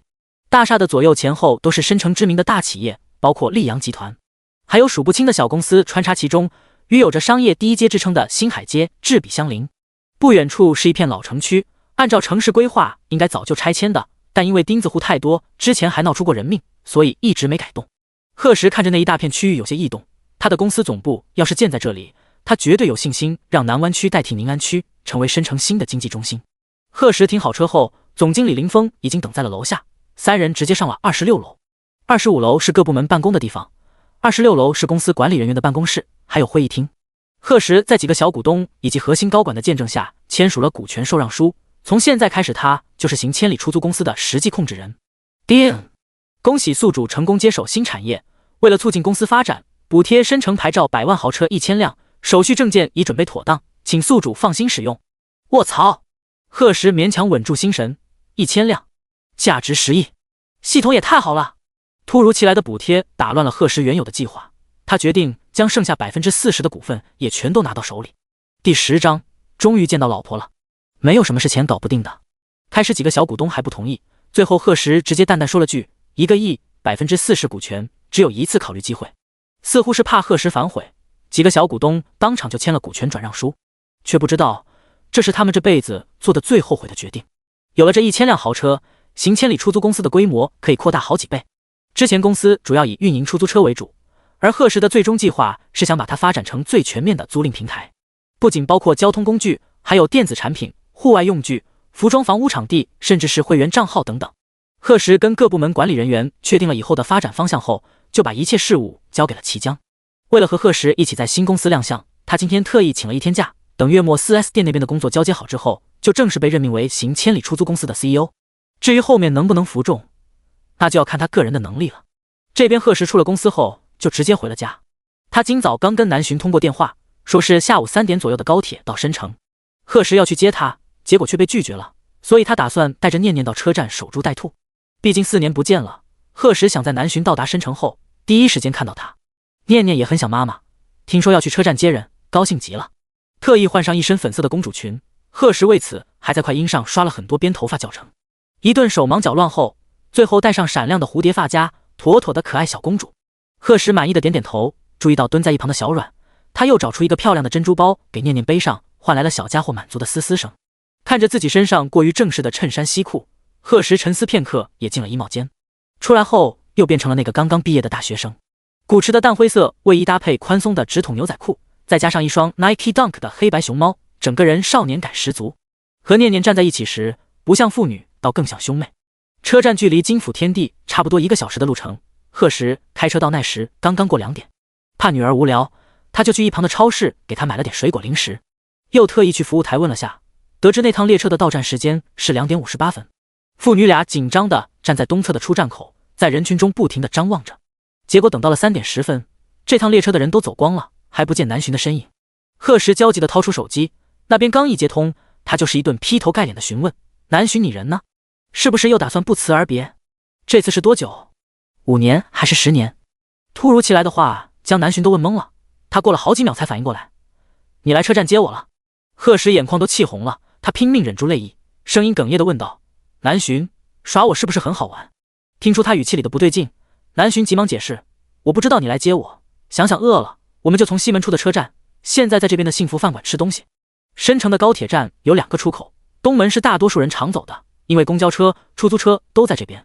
西门则很偏僻。”贺时在深城待习惯了，下意识地以为南浔会从东门出来。贺时听完，抱起念念就往西门快步走去，连南浔话里的想想是谁，他都没来得及深思。他很害怕自己稍微晚一步，那个狠心的女人又再次消失。这边南浔挂断电话后，忐忑地站起身子，目光在饭店门口来回环顾。完了完了，一会贺小时来了，你们可得帮我求情。小鱼儿淡定地喝完最后一口汤，还顺便给一旁吃得满嘴流油的想想擦了擦嘴巴。爸爸生气也是对的，还不是妈妈您自己做。南浔委屈地垂下眼帘，我哪做了，不让他接，是因为4年没见他，我想给自己点心理准备啊。小鱼儿知道跟他妈对着来是没用的，因为他总有100个理由在等着你，所以当即闭了嘴。一旁的想想倒是很高兴，他终于可以见到活的爸爸了，而不是照片上那个不会动不会跟他说话的爸爸。想到念念先他一步跟爸爸团聚，想想心里还有些失落。他眨巴着那双和念念一样的大眼睛，有些担忧地问道：“哥哥，你说爸爸会喜欢我们吗？”小鱼儿闻言安抚地摸了摸妹妹的头：“会的，想想这么听话，这么可爱，没有大人会不喜欢的。”话是这么说，但小鱼儿自己心里也是一片忐忑。他再怎么聪明，也还是一个3岁的小孩，一样渴望得到爸爸的疼爱，希望爸爸见到他能开心。于是2个小家伙就这么牵着手，和南浔一起目不转睛地看着门口。同样在店里吃饭的客人，从这母子3人进来开始，就眼睛发直了。实在是南浔的颜值太过逆天，尽管带着2个孩子，也让人忍不住将眼神落在他身上。但大部分都是欣赏，因为南浔的美已经超越了人们对美的定义，甚至让人觉得多看一眼都是对他的亵渎。所以大家听到他是在等孩子的爸爸后，表面是在吃着东西，其实都翘首以盼。他们想知道，能让这种天仙似的女神为他生孩子的男人，到底是什么样的人物。当店门上挂的铃铛响起时，所有人都眼睛一亮，看见进来的是个面容普通的男子后，不由得一阵惋惜。而南浔对众人的心里丝毫不知，他所有的注意力都放在后面那个抱着孩子的男人身上。身材高挑挺拔，看着纤瘦，其实脱掉衣服后，胸肌腹肌样样不缺，别问他怎么知道，毕竟亲身实践过。面容精致俊美，和4年前相比更有魅力了，让南浔看见他的那一瞬，情不自禁的脸红心跳。而在南浔犯花痴的这一小段时间，贺时自然也看到他了，这女人果然比4年前更让他移不开眼。贺时大步走过去，直接将南浔紧紧搂到怀中，力气大的让南浔觉得骨头都酥了。就是可怜了念念，小小年纪的她竟成为了父母爱情中的夹心饼干。2人在一起抱了快10分钟，贺时才渐渐冷静下来。他伸手在南浔绝美的面庞上摸了摸，感觉到那微凉嫩滑的触感，心里才算踏实了几分。眼见2人再这么对视下去，天都要黑了，被忽视的小鱼儿终于忍不住扯了扯他爸的衣角。第11章竟然是3胞胎。贺时疑惑地低下头，看着那张酷似自己的面容，大脑直接宕机了。他目露震惊，这是……小鱼儿嘴角一弯，露出一排小米牙：“爸爸，我是您大儿子呀。”一旁的想想不甘落后，急忙跟着道：“爸爸，我是您大女儿呀。”贺时愣愣地看了看想想，又转头看了看念念，2个一模一样的小姑娘，让他霎时觉得自己脑子不够用了。他最后直接看向南浔，努力咽了咽口水，问道：“浔浔，你到底生了几个？”南浔微微一笑：“3个哦，是不是很惊喜，很意外？”贺时脑子轰的一下，仿佛无数的烟花炸起，随之而来的就是极大的欢喜。他激动地蹲下身，看着3个小家伙稚嫩的面容，眼泪直接就落了下来。这可把一大3小吓坏了。可能是父子连心，小鱼儿心里跟着不好受，他担忧地问道：“爸爸，你怎么哭了？”贺时急忙用袖子抹了抹眼泪，长臂一伸，将3个孩子全都搂住。“爸爸没哭，爸爸就是太高兴了，爸爸对不起你们。”想到这些年他们母子4人在他不知道的地方辛苦生活着，贺时的心里就是一阵难受。小鱼儿轻轻拍了拍老父亲的肩膀，安慰道：“爸爸，这不是你的错，你只是不知道我们的存在，妈妈每天都会跟我们讲你的事，所以之前的几年你不算缺席。”贺时听完心里顿时一暖，他又抱了抱几个孩子，随后紧紧拉住南浔的手，眼里是毫不掩饰的爱意：“这几年辛苦你了。”4年前南浔才刚成年，不到20的年纪，就要一个人带3个孩子，贺时想想就觉得心疼。他弯下腰，在南浔的耳边轻轻威胁道：“笨蛋，今晚你要是不好好给我解释一下，当年为什么不辞而别，我就……”后面的话太过少儿不宜，听得南浔直接红透了脸颊。这时，系统的声音忽然响起：叮！恭喜宿主与所有的宝宝相认，为了让孩子们有更好的生活环境，补贴现金10个亿，补贴全能奶爸百科知识。叮！恭喜宿主与心上人团圆，从此告别单身狗，走上幸福巅峰，补贴现金10个亿，补贴敏捷大力丸1枚，颜值身材提升丸1枚。所有补贴将会以合理合法的渠道发放给宿主，请宿主安心享有。随着手机的短信到账声，贺时感觉到有什么东西直接掉在了怀里。这是系统补贴最多一次，整整20亿现金，这让本来就因为见到老婆孩子而高兴的贺时更加兴奋了。他勉强按捺住心里的激动，对着母子几个说道：我去把车开过来，你们乖乖在这坐一会，不要乱跑哦。最后一句话明显是对南浔说的，3个小家伙顿时呲呲的笑了起来。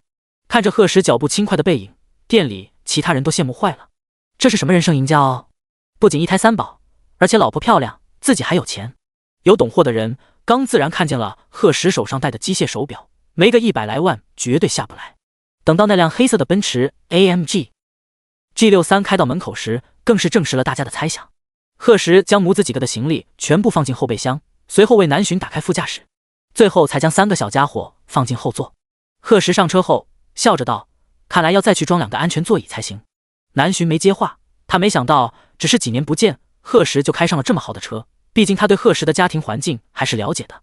不过他相信贺时的能力，所以聪明的没有多问。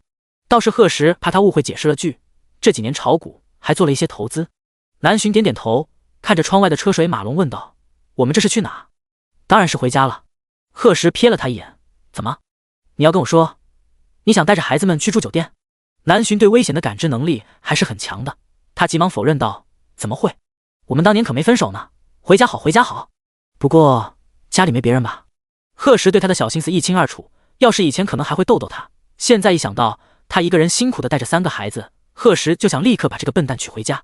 于是他直接将话说得很明白：从始至终就只有你一个，就算你不回来也不会有别人。南浔听得心里一热，顾不上贺时在开车，直接撅起红唇将头伸了过去，啵的一声将贺时弄得差点没握住方向盘。他恨恨地咬了咬牙，再忍忍，等回家的。后座的3个小家伙倒是很自觉，早就捂上了小眼睛。当然如果忽略那手指间的缝隙的话。贺时一家到达小区门口时，正好碰见了售楼处的方有为。他快步走到车边，笑着打了声招呼：贺先生，好巧，您这是刚下班吗？贺时降下车窗，让他能看见车里的一大三小。不是，我去车站接老婆孩子了。方有为微微一愣，看到南浔时怔了一瞬，立马移开了目光。随后看到后面3个酷似贺时的小家伙，特别是小鱼儿后，忍不住张大了嘴巴。贺先生，您这是？3个都是？贺时就等他这句话呢。他笑容满面的回答道：是的，都是我亲生的3胞胎。宝贝们，快跟伯伯问好。伯伯好。3个小家伙奶声奶气的声音直接将方有为萌化了。他忍不住对着贺时竖了个大拇指：贺先生厉害，1炮3响，绝了。贺时努力压住嘴角的笑意：你找我是不是有事？没什么大事，就想跟您说一下，房子已经租出去30多套了，但是具体的收租事宜还要跟您报备一下。贺时直接将李彤的电话给他：这是我助理，以后这些事都由他负责，你直接跟他联系就行。方有为急忙答应下来：好的，那我就不打扰您和夫人孩子团聚了。行，我们先进去了。23层顶楼。贺时打开房门，让3个孩子先进去，然后拉着南浔的手给他录了个指纹。好了，进去吧，刚在外面你们可能也没吃好，我叫人点了一桌饭，马上就能送过来。南浔点点头，换上拖鞋，看着偌大的房子忍不住惊叹了下：行啊，贺小石，看来现在混得确实不错。贺时将视线从南浔那双白皙精致的脚踝上收回来，不自在地咳了咳嗓子：就还行吧，不过为了让你们娘4个以后过得更好，我还得努力。本来他觉得这房子已经算很大了，但是有了3个孩子后，贺时立马就不满意了。他觉得还是要买栋别墅才行，最好是带花园的，这样孩子们活动的空间也大。第12章，爸爸便秘。勉强信了。念念一回家就把哥哥姐姐带到了那个满是玩具的大房间，看着那些堆了满地的精美玩偶，还有衣柜里漂亮的衣裙，想想羡慕极了。姐姐，每件衣服爸爸都有买2个一模一样的哦，我们到时候一起穿。为了给爸爸惊喜，念念愣是忍了很久，没有将哥哥姐姐的存在说出去，所以在念念心里，这些衣服玩具当然不属于她一个人的。想想闻言虽然很心动，但还是对妹妹摇了摇头：那是爸爸买给你的，我不能要。正巧走过来的贺时看着大女儿懂事的样子，心疼极了。还好他早有准备。贺时蹲下身，温柔地摸了摸小鱼儿和想想的脑袋，随后牵着2个小家伙的手走到了另一间房门口。宝贝们，进去看看，这里是爸爸给你们准备的礼物哦。小鱼儿和想想惊喜的同时瞪大了眼睛，将贺时蒙的心里瞬间一软。他把2只小手放在门上，示意他们推一下。可是2个孩子却没动，而是一起将念念拉到身边，这让贺时欣慰极了。随着房门打开，映入眼帘的是一个粉蓝相间的梦幻城堡。城堡内堆满了毛绒玩具和各种各样的小汽车。城堡旁边是一个很大的趣味滑梯，还有堆满海洋球的小池子，会唱音乐的选装木马。整个房间都铺上了毛茸茸的地毯，墙上是充满童话色彩的壁纸，甚至还有挂满彩灯纱幔的南瓜马车。3个小家伙看得目不转睛，就连南浔都不由得少女心泛滥了。今天时间太赶，还有很多东西都没安装，爸爸已经叫人打通了隔壁的2个房间，最迟明天就能给你们一个超级大的儿童房和玩具房，所以再等等好不好？贺时话音刚落，小鱼儿率先冲过去，一把搂住老父亲的大腿，随后想想和念念也跑了过去。谢谢爸爸。3个小家伙异口同声。贺时这一下午的嘴角就没落下过，他挨个摸了摸小脑袋，夸奖道：乖。这时门铃突然响起，应该是我让人订的饭到了。贺时让南浔带着孩子先去餐厅，他走到客厅打开门，外面果然站着李彤。一起来的还有中环世纪城的商场经理何宽，身后还跟了好几个身穿工人服饰的年轻人。贺先生，您要的儿童衣物都给您送来了，您看方便的话，我现在叫人搬进去。贺时眉头微挑，当然方便，我还以为要明天能送来，辛苦你们了，毕竟现在已经是下班时间了。何宽急忙摆手，应该的，这么一个阔气的大佬，他当然要好好服务才行，说不定有一天还能指着这位升职加薪呢。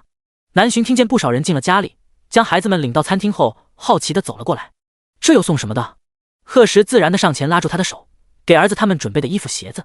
哦，南浔看到站在门口的何宽和李彤，大方地打了个招呼：你们好。贺夫人好。看见南浔的那一刻，李彤还算淡定，他向来情绪少，跟贺时说了一声，就拎着饭菜先去了餐厅。何宽却紧张地说话都结巴了，他怕惹贺时不开心，急忙告辞：贺先生贺夫人，那我就先不打扰了，以后有什么需要尽管吩咐。话落，直接落荒而逃。贺时，他转头看向那几个正搬着东西的年轻工人，果然个个面色泛红，眼神慌乱。贺时下意识上前挡住那些落在南浔身上的视线，随后拉着人大步进了卧室。你干什么？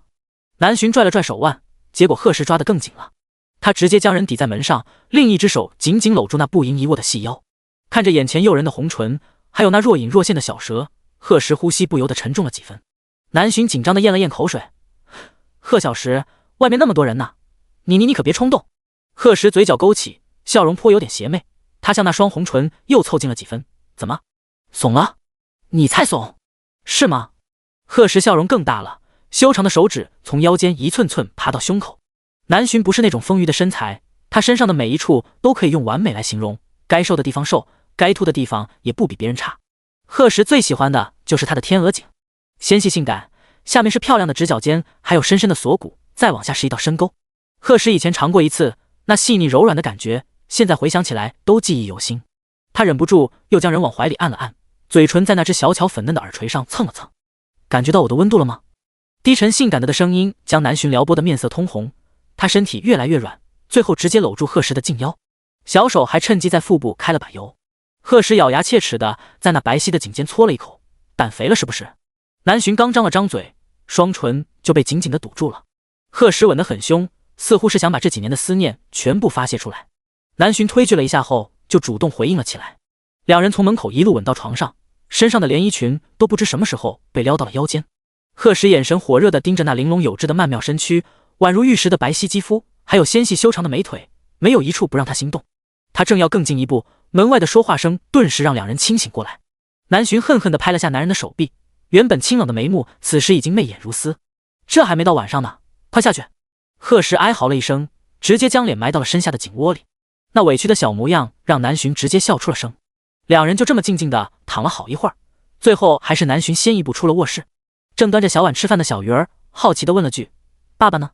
南浔看了一眼坐在客厅的李彤，小声道：上厕所呢，便秘。小鱼儿手上一顿，好吧，他勉强信了。第13章，投资事业开启，老婆竟是巫族。贺时出了卧室后，就和李彤一块去了书房。投资公司的注册资料已经提交了上去，快的话大概3个工作日就能办下来。贺石正好趁着这几天时间，将之后的投资计划准备好。有了系统补贴的投资分析能力，所有投资潜力较高的企业都存在了贺石的脑子里。他递给李彤几张 A4 纸，这是他昨晚连夜做的投资分析报告，上面罗列了所有总部位于深城而且投资潜力较高的公司。贺石心里确定，这些公司以后都能赚大钱，所以要求李彤无论如何都要谈下来。像排在前面的这几个，快音、狗牙、美团、拼夕夕、天美都是要重点去谈的。你把老大老二联系上，具体怎么分配任务，由你来定。贺石话音刚落，系统的声音紧跟着响起。叮！检测到宿主投资事业开启，补贴投资返利10倍卡1张，有效期3个月，返利金额无上限。投资返利10倍卡，还无返利上限。贺石呼吸一滞，那岂不是说他投资的企业越多，赚到的钱就越多？不费一兵一卒，最后还能拿到股份，这可真是小母牛进篮，牛逼到家了。贺石努力稳下心神，对着李彤严肃道：公司注册完成后1周的时间，这上面的所有企业必须给我拿下，投资金额无上限，我只要拿到股权，而且越多越好。明白。李彤微微一愣后当即答应下来。对于老板的指示，他只要无条件服从就好。贺石面露满意，这种话少效率高的员工最好给他来一打。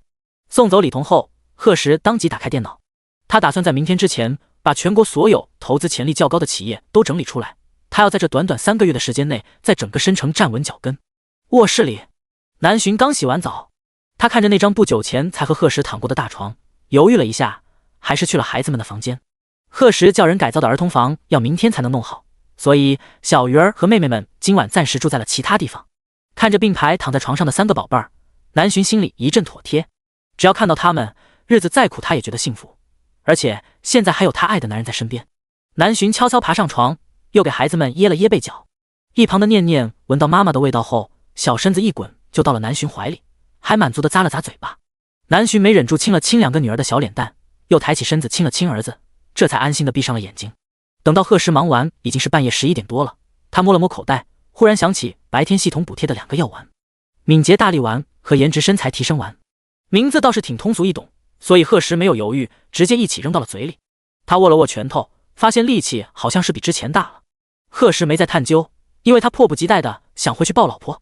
想到南洵白天诱人的样子，贺石是1秒钟都坐不住了。谁知等他满脸期待地回到房间时，却发现雪白的大床上空无一人。贺石一脸懵逼，他那么大一老婆呢？南洵睡得正香时，忽然感觉身体腾空了一瞬，他慌张地睁开眼睛，发现自己正被人抱在怀里。他忍不住捶了一下眼前的胸膛：“你干嘛？吓死我了！”贺石看着他发白的小脸，把人又往怀里抱了抱，脚下的步子却是不停。“我干嘛？你自己没房间啊，还跑去跟孩子们挤？怎么？怕我吃了你不成？”南洵自觉理亏，主动抬手搂住了贺石的脖子，直到被扔在床上才察觉到危险。他起身就想跑，结果被贺石直接抓住2只脚踝，拽到了身下。不知道是气氛原因还是什么，南洵突然觉得贺石比之前更好看了，而且力气那么大，在他面前自己就像个小鸡仔一样。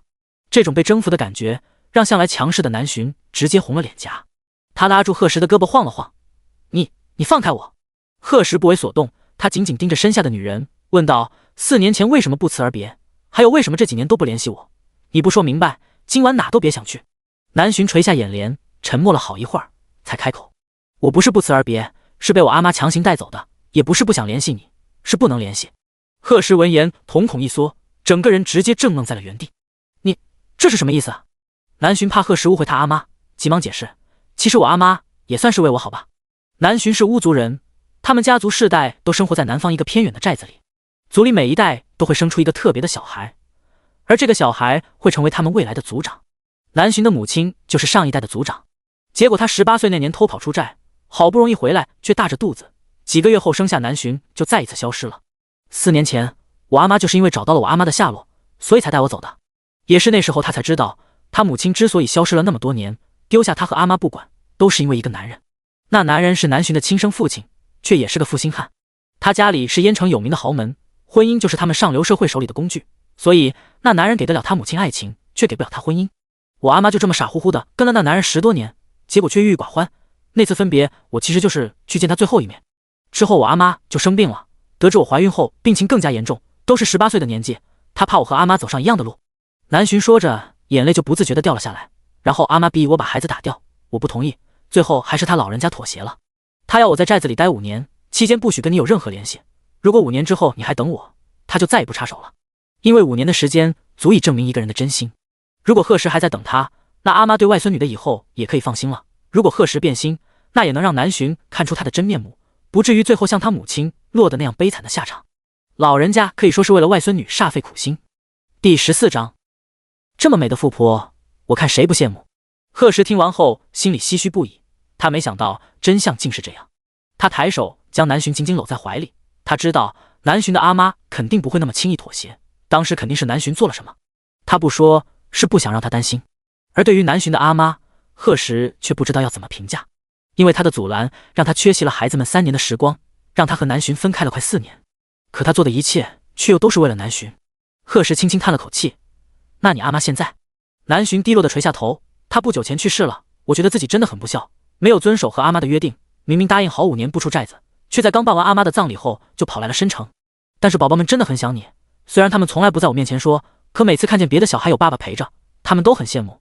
我不是个合格的妈妈。笨蛋！贺石伸手在南巡的额头上敲了敲，随后又安抚地拍了拍他的背。你已经做得很不错了，3个小家伙被教得这么好，可全是你的功劳。我觉得你阿妈如果在天有灵，看见你过得幸福，那她也能安心了。真的吗？当然是真的。还有，你说宝宝们很想我，那你就不想呗？南巡这下不只是眼睛红，脸颊也跟着红了。他看着贺石俊美的面容，轻声道：如果不想，那我现在也不会在这里了。说到底，还是他相信贺石，相信他们之间的感情。看着眼前那颗猩红的泪痣，贺石黝黑的瞳孔不由得深了几分。他低下头，凑到南巡的耳边低声道：我看你心情不太美丽，要不我们来做点高兴的事，好不好？修长的手指从精致的脚踝开始，慢慢向上摩挲着。南巡没有拒绝，一双清冷的美目渐渐染上了情欲，这让本就颜值逆天的他美得更加惊心动魄。南巡呼吸急促，直接嘤鸣出声，他迫不及待地拉下贺石的脖子，将红唇送了上去。时钟不知转过了几个圈，宽大的房间里依旧亮着昏黄的灯光，乌黑的长发落在雪白的枕头上，还有几根粘在了额头上。香汗淋漓的南巡忍不住抬脚踹了踹身上的男人，那力气跟猫挠一样，让本就精力旺盛的贺石更来劲了。他伸手抚了抚南巡红润的小脸，低声诱哄道：乖，别睡，4年了，你怎么也得让我。后面的话让南巡本就潮红的脸色更加深了几分，他嗓子已经哑得说不出话了，只能在心里将狗男人骂了无数遍，最后怎么睡过去的都不知道。第二天，贺石睁开眼时，南巡还窝在他怀里沉沉的睡着，那张精致无瑕的面容让他第一时间就想到了天使。瓷白的肩膀裸露在空气里，如上好的玉石一般，还有性感柔韧的纤腰，滑腻修长的双腿。什么天使，根本就是个妖精。贺石轻轻嘟囔了一句，将人又往怀里搂了搂。他无奈地叹了口气，再这么下去，他迟早要变成昏君。两人最后是被一阵手机铃声吵醒的。贺石迷迷糊糊地睁开眼，他一只手捂住南巡的耳朵，一只手去够床头的电话。刚喂了一声，电话那边就传来老大暴躁的声音：还睡呢大哥，都几点了？贺石打了个哈欠，昨晚熬夜了。老大以为他是熬夜工作了，于是赶紧说起正事：老三，你被学校贴吧挂了，帖子我发到了群里，你快看看吧。啥玩意？贺石彻底清醒了，他坐起身，点进老大发来的链接。发帖的是一个名叫小小苏的人，帖子名叫申城大学的高冷校草 H 君，原来竟是被富婆包养的小白脸。贺石脸色一黑，可去你的 H 君，直接报他名不就完了？他又继续看了下帖子内容。作为 H 君的一个身边熟人，对于他的家庭条件本人可以说是很了解的，但就是这么一个乡下来的穷小子，竟然随随便便就开启了价值500万的跑车，大家不觉得很奇怪吗？还有 H 君几天前来学校，手里竟然还抱着一个3岁左右的小女孩，而且那女孩和他很像，楼主合理怀疑这是 H 君和富婆生的私生子。以下有图有真相。贺石点开图片看了眼，正是他那天抱着念念上车的画面，不过还好念念的脸被车门挡住了。下面就是网友的一些评论。贺石简单看了一眼，应该是这楼主请了水军，全都整齐划一的说他败坏校园风气，必须滚出申城大学。偶尔有1、2个露出质疑的，马上就会被所有人围攻。贺石看完不由得嗤了一声，就这种小孩子把戏也好意思拿出来，真够搞笑的。而且连个实际证据都没有，学校要是真信了这玩意把他开除，那离倒闭也不远了。不过这么无缘无故的被人抹黑，还是让贺石很恼火。刚清醒过来的南巡看见他正捧着手机靠在床头，于是好奇地凑了过来。发生什么事了？贺石将手机递给他，简单解释了几句。这有什么，澄清不就好了，然后再把这个幕后搞事的收拾一下。南洵说完，扯了下贺时的胳膊，示意他靠近点，随后打开手机照相功能，给两人拍了张合照，最后直接将图片发到了那帖子的最新一层，还配了4个字“富婆在这”。这一系列行云流水的操作，把贺时都看愣了。被我这么美的富婆包养，我看谁不羡慕？贺时闻言，直接噗呲一声笑了出来。他伸手扯了扯南洵的脸蛋，够自恋，我喜欢。南洵嘿嘿一笑，你别觉得我自作主张就行。怎么会？这女人愿意公开两人的关系，贺时高兴都来不及，他恨不得让全天下都知道，这是他老婆，是他孩子的妈。看着那张两人刚拍的合照，贺时直接把它设成了屏保，还有锁屏，聊天背景能换的都被他换了一遍。南洵坐在一旁看他操作，做着做着就躺到了贺时怀里，还颇为自觉地搂住他的静腰。不过这个发帖的人就要你想办法去查了。贺时点头，放心，这个我能解决。叮，检测到宿主被网络不明人士抹黑，补贴高级黑客技能，请宿主合理运用。贺时眉头一挑，看来不用打电话给发小了。他将手机放到一边，伸手在南洵的腰上揉了揉，怎么样？我昨晚的服务还行吧？南洵瞬间脸色通红，艳若桃花，就那样吧。那看来是不太满意了。贺时将被子一掀，正打算再逗逗他，结果手机又响了起来。第15章妻管严，绝对不可能。卧槽，老三，那个照片里的仙女是谁？你什么时候认识的？这颜值草是真实存在的吗？看了他之后，突然觉得校花什么的也就那样。你不知道，你这照片一发，那些人瞬间哑巴了，到底哪找的仙女？快让我见见！贺时被老大的一顿激动发言弄得哭笑不得，他看了一眼身旁的南洵，淡定道：你所谓的仙女是我老婆，我孩子的妈，现在就躺我旁边，你要跟她打招呼吗？老大那边倏然哑火，原来是弟妹，不了，我紧张。不过老三，要说牛批还是得数你，这种仙女他看一眼都觉得是亵渎，老三竟然让人把孩子都生了。兄弟就不打扰你办事了，挂了。贺时无语的摇摇头，放下手机后直接下了床。我要去书房查一下发帖人的 IP 地址，你再躺一会儿。不了，儿子他们也快醒了，我去做早饭。这么贤惠啊？贺时有些意外，当年他们在一起时，这女人可只会烤肉，当然那深山里的条件也不允许做别的。那你以为？南洵掀开被子，这才发现自己的睡衣被换了，而且还跟贺时身上的是同款。他昨晚竟全然不知。这睡衣你挑的？怪不得之前发信息问他衣服尺码，原来在这等着。可不只是睡衣。贺时直接将人打横抱起，进了衣帽间。足足50平米的空间，四面墙壁都镶嵌着巨大的衣柜，里面挂着各式各样的衣服。中间是一个玻璃制成的大展台，摆满了名贵的珠宝首饰、手表、包包，这些都是给你准备的，看看喜不喜欢。南洵双眼发光，没有女人会不喜欢打扮。他也才刚20出头，虽然天生丽质，但对漂亮的衣服首饰还是会有向往。他高兴地勾住贺时的脖子，送上一个香吻，谢谢，我喜欢。贺时嘴角微弯，一个吻就把我打发了。他将人放到一旁的小沙发上站好，两人的视野瞬间调换了位置。怕南洵站不稳，贺时直接圈住他的腰。那你想怎样？贺时闻言神色认真地盯了南洵好几秒，然后轻轻道：洵，我们结婚吧。南洵猛地抬起了头。贺时继续说道：4年前我就认定你了，这辈子非你不娶。之前跟你说过，即便你不回来，我也不会选择别人，那话是真的，因为你从来都是我的唯一选择。见南洵不说话，贺时突然有些慌张。虽然现在说求婚确实有些仓促，但我真的不想再等了。我想给你和孩子们一个完整的家，我想以后能光明正大的跟别人宣布，你是我贺时的老婆。你愿意吗？南洵忍了半天，最后眼泪还是落了下来。贺时顿时急了，赶紧伸手摸向他的脸颊。怎么了？你要是不想这么早结婚也没关系，我可以。未尽的话语直接淹没在南洵满是情意的吻里。这不是南洵第一次主动亲他了，但贺时的心还是忍不住一颤。他愣了一瞬后，立马反客为主。南洵被吻得浑身发软，如果不是贺时的手臂紧紧箍着他的腰身，他已经瘫软在了沙发上，脸色潮红，眼角的泪痣似乎也更红了几分。长长的睫毛不安地抖动着，那惹人怜爱的样子让贺时忍不住又在他的唇上啄吻了2下。南洵努力平息下心中的悸动，抖着嗓子轻声道：我愿意，贺小石，我想跟你结婚。贺时向来平淡的脸瞬时绽放出大大的笑容，他高兴地将南洵抱起来，转了好几个圈。那等月末我们带着孩子们一起回老家之后，就去登记结婚。你放心，我一定让你风风光光地嫁给我。南洵听得心里一暖，不过想到家里的情况后，又觉得有些对不起贺时。婚礼，我家这边可能没有什么亲戚会去了，抱歉。他现在唯一的长辈就是那个从没养过他一天的亲生父亲，但在南浔心里，他和死了没什么两样。贺石直接在他的翘臀上狠狠拍了一下，这有什么道歉的？你已经将最好的亲戚带来了，婚礼那天有亲生儿子和女儿当花童，这多值得纪念。南浔想到那个场面，心当即落了下来，随后似笑非笑地看向这个趁机在他身上乱摸的男人。贺小石，几年不见，你好像胆子肥了不少。贺石手指一顿，似乎想起了什么不太美妙的回忆。你要干什么？干什么？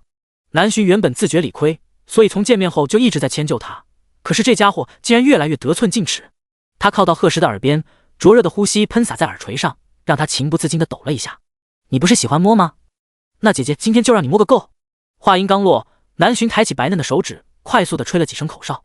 贺石惊恐地瞪大眼睛，只见一条婴儿手臂粗细的银色长蛇正沿着墙角飞速爬来，他直接冲到贺石面前，顺着小腿一路向上爬，最后缠在他的脖颈上。贺石被吓得一动也不敢动，心里都想直接给南浔跪了。昨天这女人表现得那么温顺，贺石还以为她改性子了，结果一个晚上的时间就原形毕露。想他种花国堂堂七尺男儿，难道以后就要做个妻管严了？贺石猛地摇了摇头，不行。结果一睁眼竟直接与那蛇对视上了。贺石，不过他害怕了一会儿后，却突然觉得这蛇有些眼熟。一旁的南浔抱着手臂笑道：怎么，不认识老朋友了？贺石又仔细看了几眼，随后惊讶地叫道：小白。那银蛇听见他的声音后，抬起头在他的脸颊上蹭了蹭。贺石害怕的心情当即消失了，他伸手摸了摸小白冰冷的蛇身，没想到你还记得我，而且你都长这么大了。小白是他和南浔以前在深山里捡到的，当时只有手指粗细，受了伤被南浔治好后就一直跟着他们。当年也多亏了小白，不然他们两人在深山里连吃的都找不到。以前贺石还诧异南浔为什么跟蛇虫这些东西那么亲近，而且有时候似乎还能听懂他们的话。知道他是巫族人后，一切就解释得通了。南浔就是他这一辈中那个特别的存在，也是要继承族长之位的人。不过他到底是怎么说服族里出的寨子，贺石心里好奇，也就直接问了出来。南浔闻言不自在地挠了挠脸颊，他不好意思说，他其实根本没想到说服这个事，直接实力镇压。那帮老古董没办法，就是想拦也拦不住。他像蛇一样嘶嘶了两声，小白立刻从贺石的身上滑下来，乖巧地趴在一边。那个，我去做饭了。一人一蛇眨眼消失在了房间里。这可真是名副其实的蛇蝎美人。贺石无奈地摇了摇头，以后这家里可热闹了。第16章，朋友圈官宣虐狗。贺石坐到电脑前，没几分钟的时间就查出了小小苏的 IP 地址。他眉头微挑，这是在学校附近？与此同时，申城大学对面茶语咖啡厅，一个20出头的年轻女生正脸色阴沉地看着桌上的电脑。本来她请的水军已经将评论控制的一面倒了，突如其来的一张照片却吸引了很多吃瓜群众下场。所有人都在夸赞照片上那位女神的颜值，还羡慕贺石能被这么美的富婆包养。不甘心的许倩又快速地发了条评论，暗示大家不要被贺石欺骗了，那就是个小白脸，富婆再好看也改变不了她吃软饭的事实。结果却被所有人无视，还反过来嘲讽她就是极度美女，把许倩气得差点摔了杯子。这时门口挂着的风铃响起，一个长相清纯身材却很是妖娆的女人走了进来。她看见许倩，二话不说就甩了个巴掌过去。许倩震惊地捂住脸颊，若若，来人正是秦若。她看着许倩厉声道，谁让你去黑贺石的？那天在新园你又不是没在场，连溧阳的总裁都要对他点头哈腰，你一个什么都不是的大学生怎么敢的？突如其来的声音吸引了店里所有人的注意，有人见是校花和他的室友，急忙掏出手机拍摄。许倩满脸不可置信地看着秦若，明明是你让我。话音未落，又是一个巴掌抽了过来。你还想狡辩？许倩，我对你真的很失望，小婷怎么会有你这么个姐姐？看着秦若眼里的警告，许倩即将脱口的话又咽了回去。小婷是许倩的妹妹，她们姐妹俩是孤儿，一直接受秦家的资助，所以在学校许倩一直对秦若言听计从。这次黑贺石的事也是她指使的。她原本还以为秦若的计划是想让贺石退学，现在看来恰好相反，秦大小姐是想利用她这颗弃子来赢得贺石的好感。想到这，许倩低下头自嘲地笑了笑，但是为了妹妹，她也只能认下。她捏紧拳头，低声道，对不起，我就是看贺石不顺眼，想给他个教训。而且若若你喜欢了他这么久，我为你感到不值。秦若神色稍缓，上前拉着他的手，我知道你是为了我好，刚是我太冲动了，不过这种事以后不要再做了，贺石也不是什么被富婆包养的人。我知道了。很快两人就相携走出了咖啡厅，而刚才的这一幕没过多久就被人发到了网上，不少人感叹秦校花的痴情善良，说贺石渣男不解风情，也有不少人觉得莫名其妙。123L 怎么？他喜欢人家，人家就必须喜欢他，不喜欢就是渣男了？有些人脑回路真是让人叹为观止。楼下紧跟着有人回复 1L 就是贺校草早就明确拒绝过他了，还老是死缠着人家，现在又出来装，真是够恶心的。2L 贺校草亲自发的合照，很明显就是官宣，现在这女人又跑出来搞这一出，这是想知三当三。3L 贺校草亲口跟你承认的，没承认那他就是单身，怎么就不能喜欢了？4L 秦大校花要颜值有颜值，要家世有家世，哪里配不上贺石？喜欢他是他的荣幸。5L 哎呦，大校花的舔狗又来了，赶紧鼓掌欢迎。6L 我去你妈的舔狗。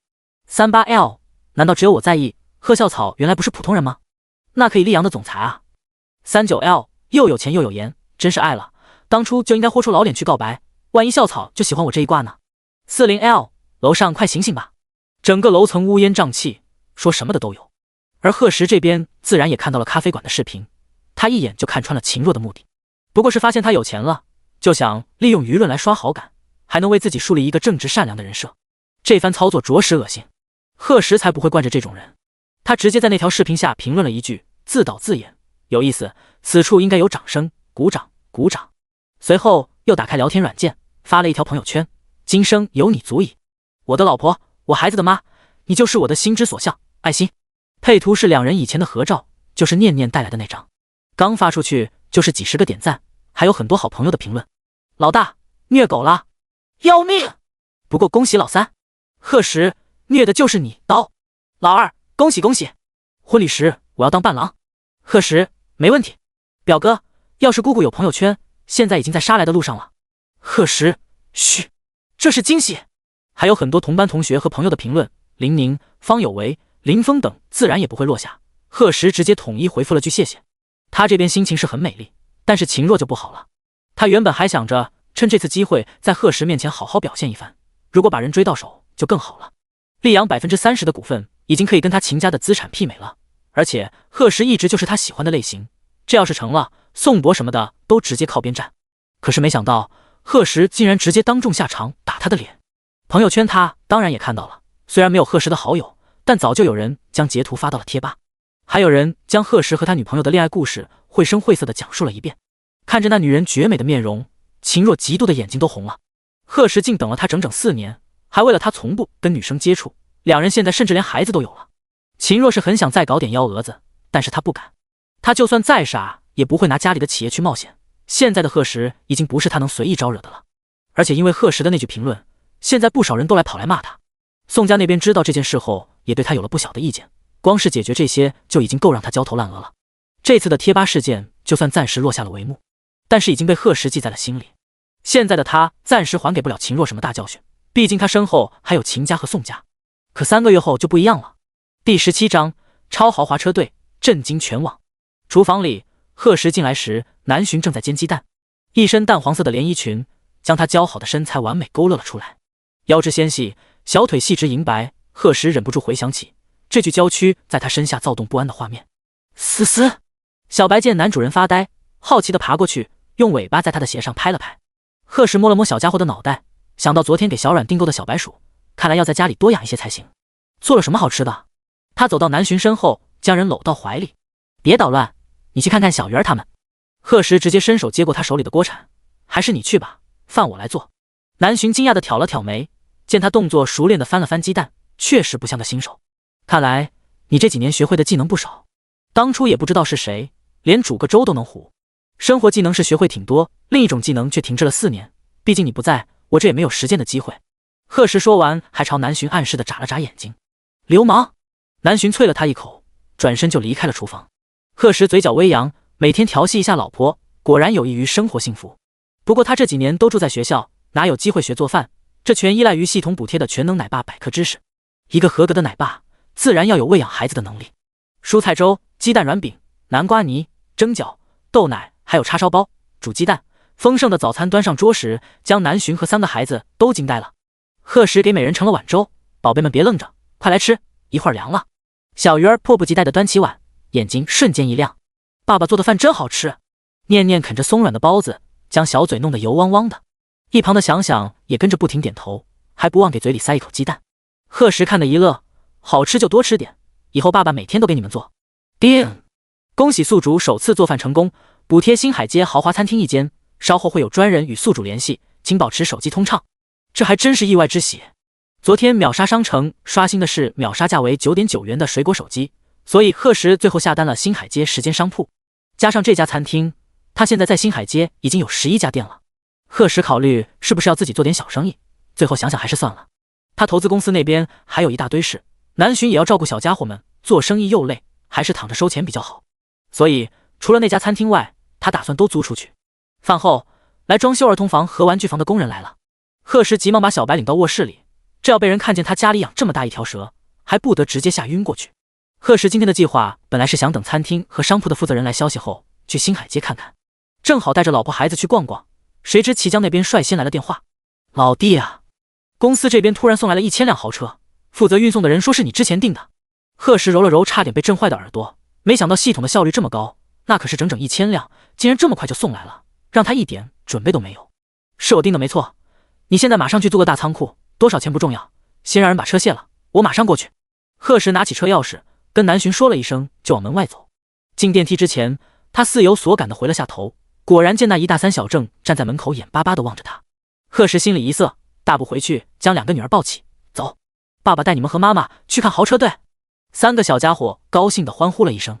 其实他们根本不懂什么车队，只是不想跟好不容易见面的爸爸分开。贺时也是这时才意识到，南巡和孩子们其实很没有安全感。乍然离开生活多年的小寨子，来到一个陌生的城市，贺时本应该多陪陪他们的，是他这个当老公爸爸的没有考虑周到。这样会不会耽误你工作？能跟着男人出门，南巡自然高兴，但又不想因为自己和孩子影响到他。放心吧，工作有下属，不然养那么多人是干啥的？只不过公司订了一批车，负责人等在那里，急需我去签收一下。那行，南巡说着抱起小鱼儿，一家5口就这么出了门。南湾区中心街，所有路人都拿出手机，打算将这颇具历史性的一幕拍下来。将近200辆轿运车慢慢行驶在路上，长长的车队一眼望不到尽头，几乎占满了整条街。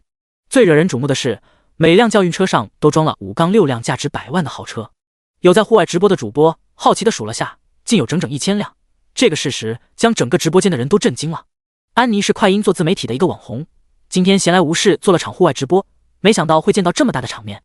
眼看直播间的人数蹭蹭往上涨，安妮决定去看看这么多豪车的目的地到底在哪。她举着手机一路踉跄的跟在车队后面，不知道直播间的弹幕已经炸了。这是哪里来的土豪，竟然一下买这么多辆车，这价值得上亿了吧？岂止上亿，看那奥迪 S8、宝马8系，哪个不得100个 W 往上？爱了爱了，这种土豪请给我来一打。安妮快跟上去，让我们见识一下大佬真面目。安妮精心打扮的发型已经有些散乱了，她瞥了一眼弹幕，气喘吁吁的说道：“我已经够快了，你们想累死我啊？”安妮快别说话了，一会这帮畜生好开始动手了。安妮公主好会喘，千万别停，可别他妈调戏主播了，小心一会儿被管理抬走。面对那些抠脚的评论，安妮直播这么久，早就已经免疫了。她直接当没看见，将所有的心思都放在直播豪车上。前面那辆是奔驰 GLS， 落地价 130W 左右，我就喜欢这种空间大一点的 SUV， 等有钱了高低得给自己安排一辆。竟然还有玛莎拉蒂 Ghibli， 这个红色我好喜欢。我看下前面还有雷克萨斯 LS， 很低调的车型，但听说舒适感很好。直播间的弹幕上渐渐飘起了问号。盲猜一波，安妮姐绝对在 4S 店干过。公主以后不会去卖车吧？头一次见对车这么了解的女生，关注了。宝藏主播，爱了。只是一会儿的功夫，安妮后台就多了几千关注。她压住心里的喜意，又加快了脚步。10分钟后，终于见车队停在了广茂大厦门口。第18章，穿 JK 的女主播。广茂大厦门口，此时聚满了看戏的人群。安妮好不容易才杀出一条血路，挤到了前排。只见几个身穿西装的精英人士正站在门口闲谈，似乎是在等什么人。盲猜一波，绝逼是等大老板。盲猜一波，绝逼是等买车的大佬。弹幕可别秀智商了，用脚趾头想都知道，这是在哪？竟然有这么多人，好想去看热闹。安妮一边盯着门口，一边跟弹幕互动。主播现在是在申城南湾区的广茂大厦，就在新海街的隔壁。不过不介意大家来，今天真的太热了，而且人很多。你们看我这发型，跟出门的时候简直是2个极端。弹幕上顿时哈哈大笑起来。为了跟上车队，安妮今天确实是拼了。刚直播的时候还是个精致可爱的小仙女，现在不仅头发被汗水打得黏糊糊，脸上的妆容也脱了。还好有傲人的身材支撑，毕竟她当初就是靠这个出圈的。由此得出一个结论，主播该换化妆品了。安妮辛苦了，刷个眼镜给你。安妮辛苦了，刷个飞机给你。安妮辛苦了，刷个小星星给你。礼物特效瞬间在屏幕炸开，甚至还有大佬刷了最贵的火箭。安妮抑制住上扬的嘴角，挨个感谢礼物打赏。就在这时，一辆霸气的黑色奔驰大 G 慢慢停在了门口。卧槽，是这个吗？这车好帅！恭迎大佬！安妮忍不住嘘了一声，一双眼睛紧紧地盯着前方。车门打开，只见一双西裤包裹的长腿率先出现在镜头里，随后下来一个面容精致俊美的年轻男人。卧槽，好帅！是明星吗？好像跟最近很火的那个名叫王骁的顶流有点像哎。爱了爱了，有钱又有颜，我单方面宣布，这以后就是我老公。超高的颜值，满屏的大长腿，将直播间所有潜水的女生都炸了出来。安妮也是满脸通红，小心脏砰砰直跳。她还没在现实中见过长得这么好看的男人。而此刻的贺石对那些女生的歪歪全然不知。他长腿一迈几步就走到了大厦门口。一个年近40，戴着一副金丝眼镜，气质很是儒雅的男人当即迎了上来。贺董您好，我是俊成汽车公司销售部的经理马红云。马经理，幸会。贺石眉头微挑，没想到系统补贴的车竟然是俊成的。谁不知道俊成是国内最大的汽车企业，不仅有自己的汽车品牌，还和国际上很多大牌车都有合作。这次他在那里一下订购了1000辆豪车，也算是 VIP 客户了。果然，马红云对他很是客气，介绍完自己后，恭敬地递来一份合同。贺董，车辆质检已经完成了，您签下字，咱们这次的合作也算是圆满了。没问题。贺石刷刷几笔签完，又看向一旁的齐江，仓库找好了吗？找好了，已经在卸车了，林总经理在那边。好，马经理，去楼上喝杯茶吧。贺石话音刚落，兜里的电话就不甘寂寞地响了起来。他朝马红云抱歉地笑了笑，按下接听。您好，请问是贺石贺先生吗？是我。贺先生您好，我是星海餐厅的店长，请问您现在有时间吗？麻烦来店里签一下转让合同。好的，我稍后过去。贺石刚挂了电话，一个同样是申城的号码又打了进来。贺先生您好，您在星海街的10家商业店铺，房产证已办理完成，麻烦发个地址，今天给您送过去。你等会送到星海餐厅吧，谢谢。见贺石终于放下手机，一旁的马红云立马上前笑着道：贺董，今天就先不打扰了，我这边公司还有事，茶咱留着下次有机会再喝。贺石微微一怔，点头答应。行，那我就不留你了。他知道这个马经理是看出他有事要忙，所以才这么说，心里不由得对此人的印象好了几分。两人最后客气地握了握手，马红云这才告辞离开。那边看了全程的安妮，眼睛里已经快冒出星星了。这么帅气又有能力的男人真是人间少有。弹幕开始怂恿他过去要联系方式。这不好吧？安妮有些犹豫，万一被拒绝了，岂不是很尴尬？安妮公主别怂，喜欢就上。啊，为什么我不在现场？安妮快去，给大家做个代表。安妮别怂，你可以。可能是弹幕给了勇气，安妮拿出小镜子给自己补了补妆容，又整理了下腿上的白丝，这是她今天为了身上的 JK 特意搭配的。确定没问题后，她这才朝大厦门口挪去。贺石正在跟齐江交代工作，忽然听到身后响起一道女声，他眉头微蹙，疑惑地转身问道：有事吗？安妮见贺石看过来，紧张地理了理耳边的碎发。先生您好，我是快音的一个主播，我叫……还没等他说出名字，原本面色冷淡的男人脸上忽然露出一丝微笑，安妮瞬间眼睛都直了。老公，你在跟谁说话？老公？叫谁？安妮回过神，就看见一个身材高挑、眉目清冷的极品美女走了过来，手里还牵着一个3岁左右的小男孩。重要的是，那小男孩跟眼前的男人简直是一个模子刻出来的。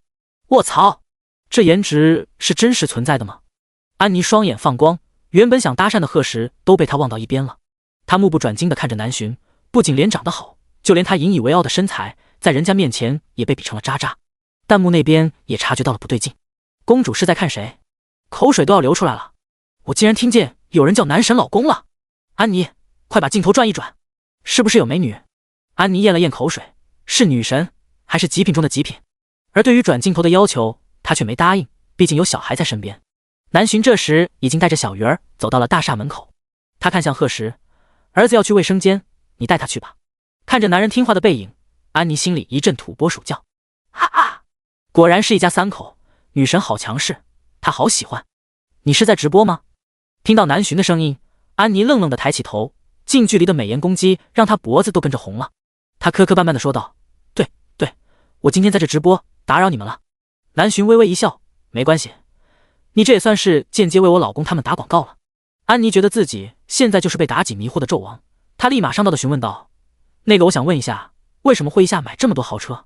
我老公开的出租公司，别看这些都是新车，但租赁价格不贵，如果谁有需要可以联系我们行千里出租。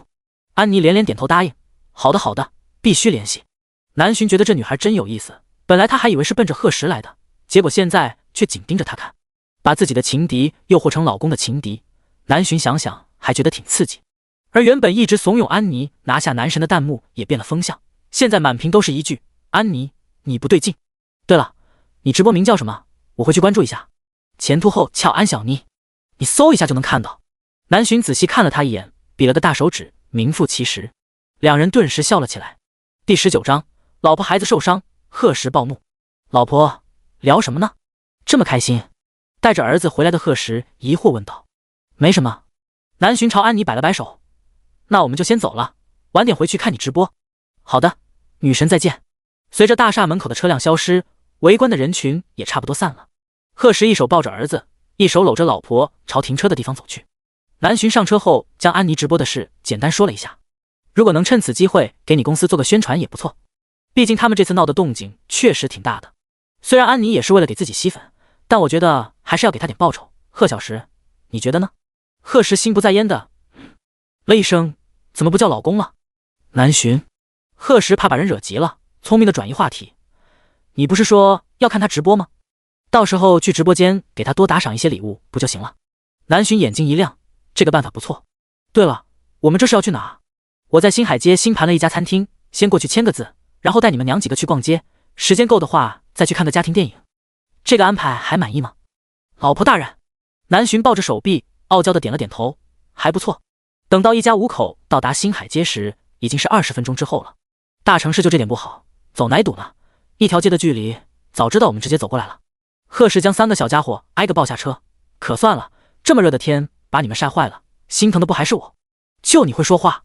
南浔忍不住在男人腰间掐了掐，柔软的手指光滑细腻，说是掐其实跟摸没什么两样。贺氏急忙握住他的手，再掐他，真要被掐出火来了。不过今晚倒是可以让这双柔一上的班。贺氏心里盘算着，目光又不自觉地落到那双红唇上，眼里的火苗蹭的就起来了。南浔被那露骨的眼神看得不禁一抖，这狗男人肯定又在想什么不正经的事。他弯腰抱起念念，就率先进了餐厅。爸爸妈妈怎么先走了？想想疑惑地蹙了蹙小眉头。贺氏一手牵一个，慢慢地跟在后面。你妈妈害羞了。小鱼儿，大人果然惯会睁眼说瞎话，明明就是生气了。能以新海街直接命名的餐厅，自然不是什么破旧的小饭馆。整个餐厅分为3层，每一层都有200平米左右，主要以中餐为主，装修风格也是古色古香的感觉，到处都透着雅致与精巧。1楼是开放式的桌椅摆放，2楼、3楼是包间。大厅的正中央摆着假山玉石，下面是一条蜿蜒的小河流，里面还有着许多欢快的鱼儿。3个小家伙刚进来就被吸引了，大眼睛里满是亮光。服务员勉强压住脸上的惊艳，走上前客气地问道：先生，请问您这边有预约吗？我姓贺，找一下你们店长。呵，难道这就是新老板？服务员有些吃惊。他们店长今天一大早来了就宣布餐厅要换老板了，这让所有人都不解。因为他们餐厅可以说是新海街生意最好的了，但是领导的决定不是他们这些小员工能质疑的，况且换了老板对他们工作也没什么影响。只是没想到这新老板这么年轻，看来应该是哪家的富二代。服务员不敢得罪，赶紧道：您稍等，我这就去叫店长。店长名叫冯思源，从中午开始就在餐厅大堂翘首以盼。听说新老板来了，连忙从收银台后出来，将人热情地请到3楼办公室。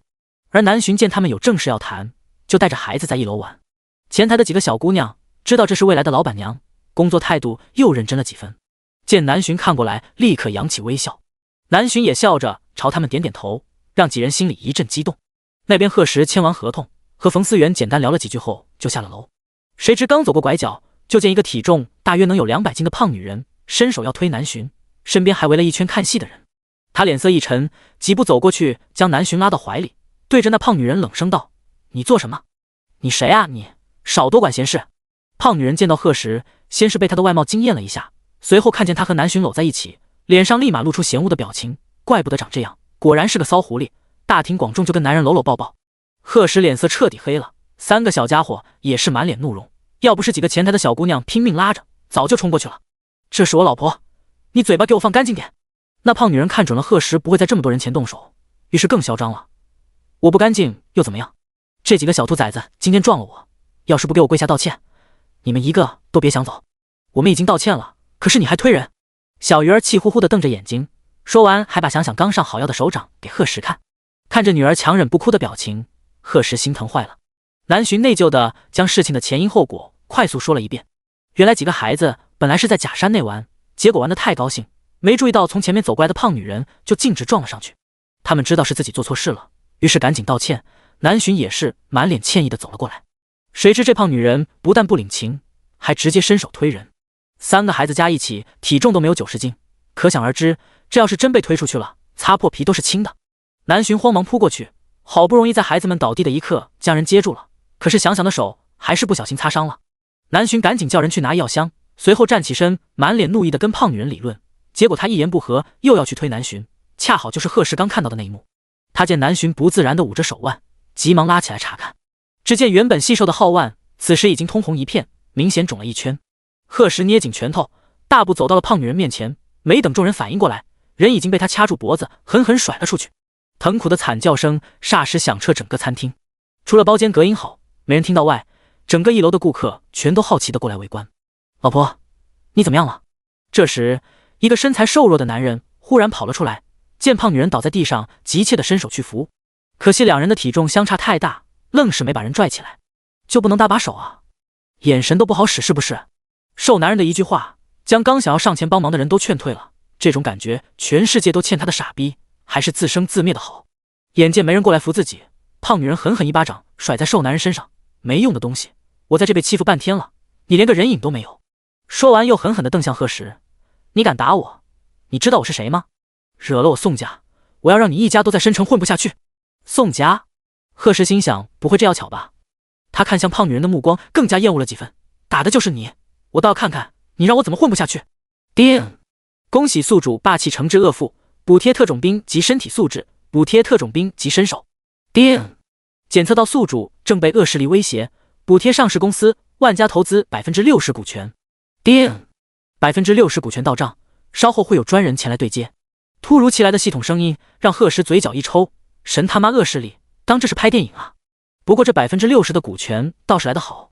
第20章，嘴臭，一巴掌抽飞。胖女人使出吃奶的劲，才狼狈地从地上爬起来。她气喘吁吁地掏出手机，2个大灯泡颤颤巍巍地晃了好一会儿。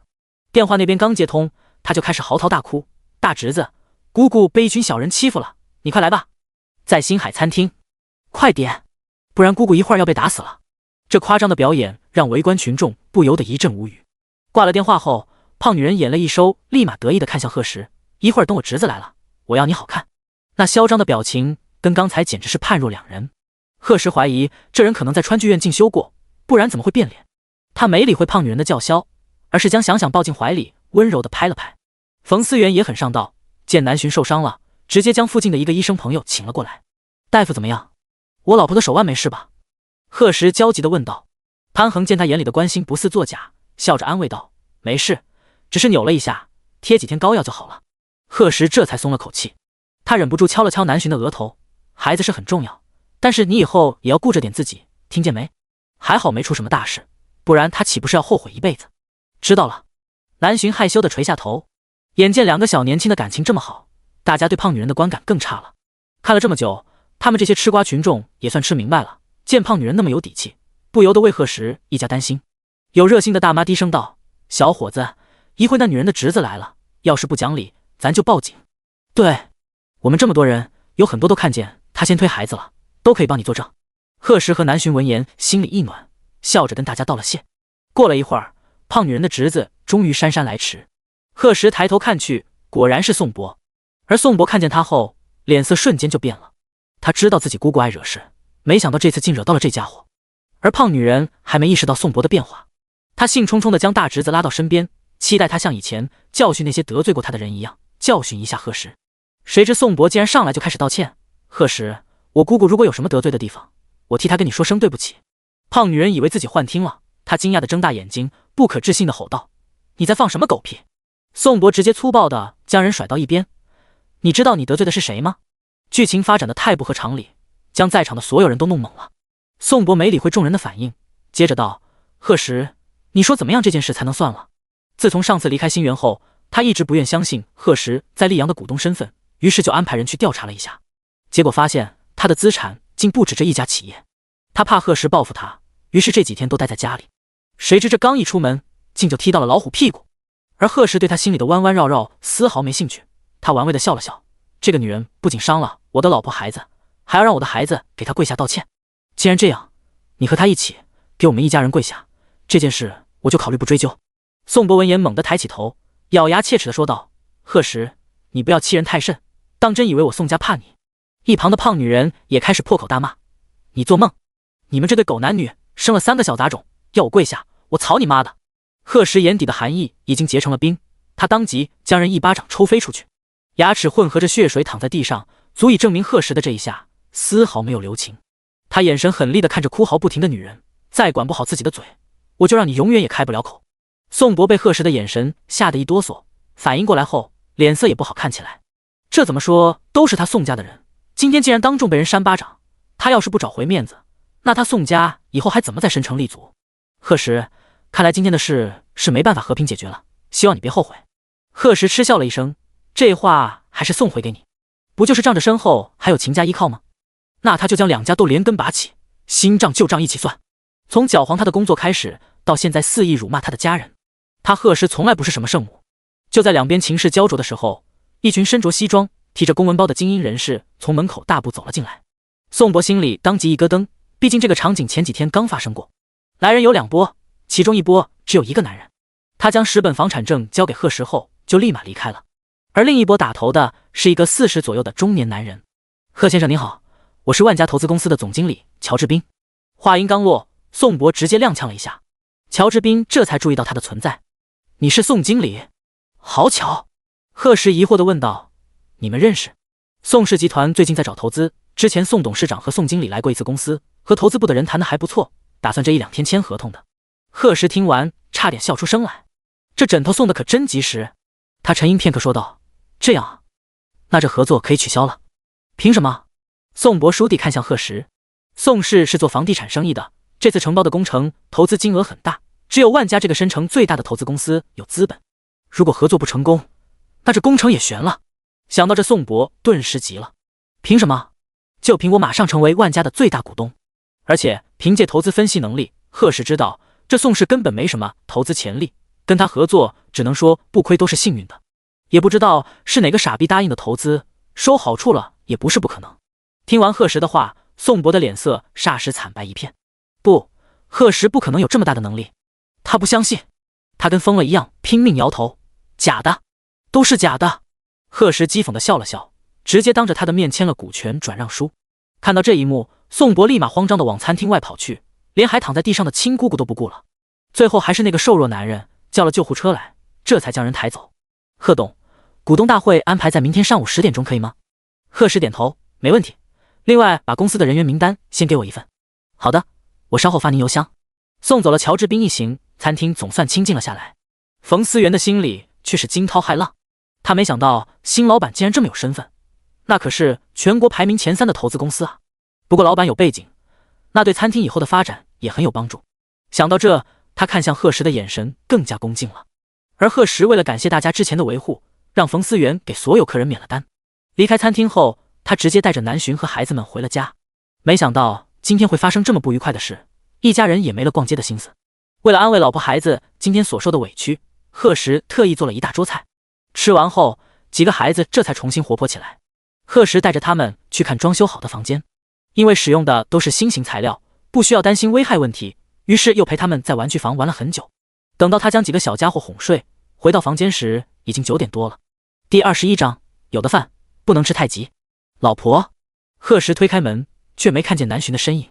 他好奇的又叫了几声，没注意到浴室的门正被人缓缓推开。老公，充满魅惑的声音让贺石身体一顿后，当即像被电了一下。他他慢慢的转过身，就见一只黑丝包裹的美足从浴室门里一点点伸出来。贺时不自觉地放轻呼吸，他目不转睛，生怕错过一个细节。随后映入眼帘的是一截火红的裙摆，长度刚刚到大腿根，似乎稍微一动就能看见诱人的风光。再往上是性感至极的腰窝，大片的雪白暴露在空气里，动作间贺时似乎还看到了些不一样的颜色。一股热浪瞬间从他的四肢骨骸升腾而起，及腰的长发散在身后，为了搭配红裙子，南浔今晚还特意涂了点口红。他媚眼如丝，摇曳生姿的一点点朝贺时靠近，每一步都似乎踩在了他的心尖上。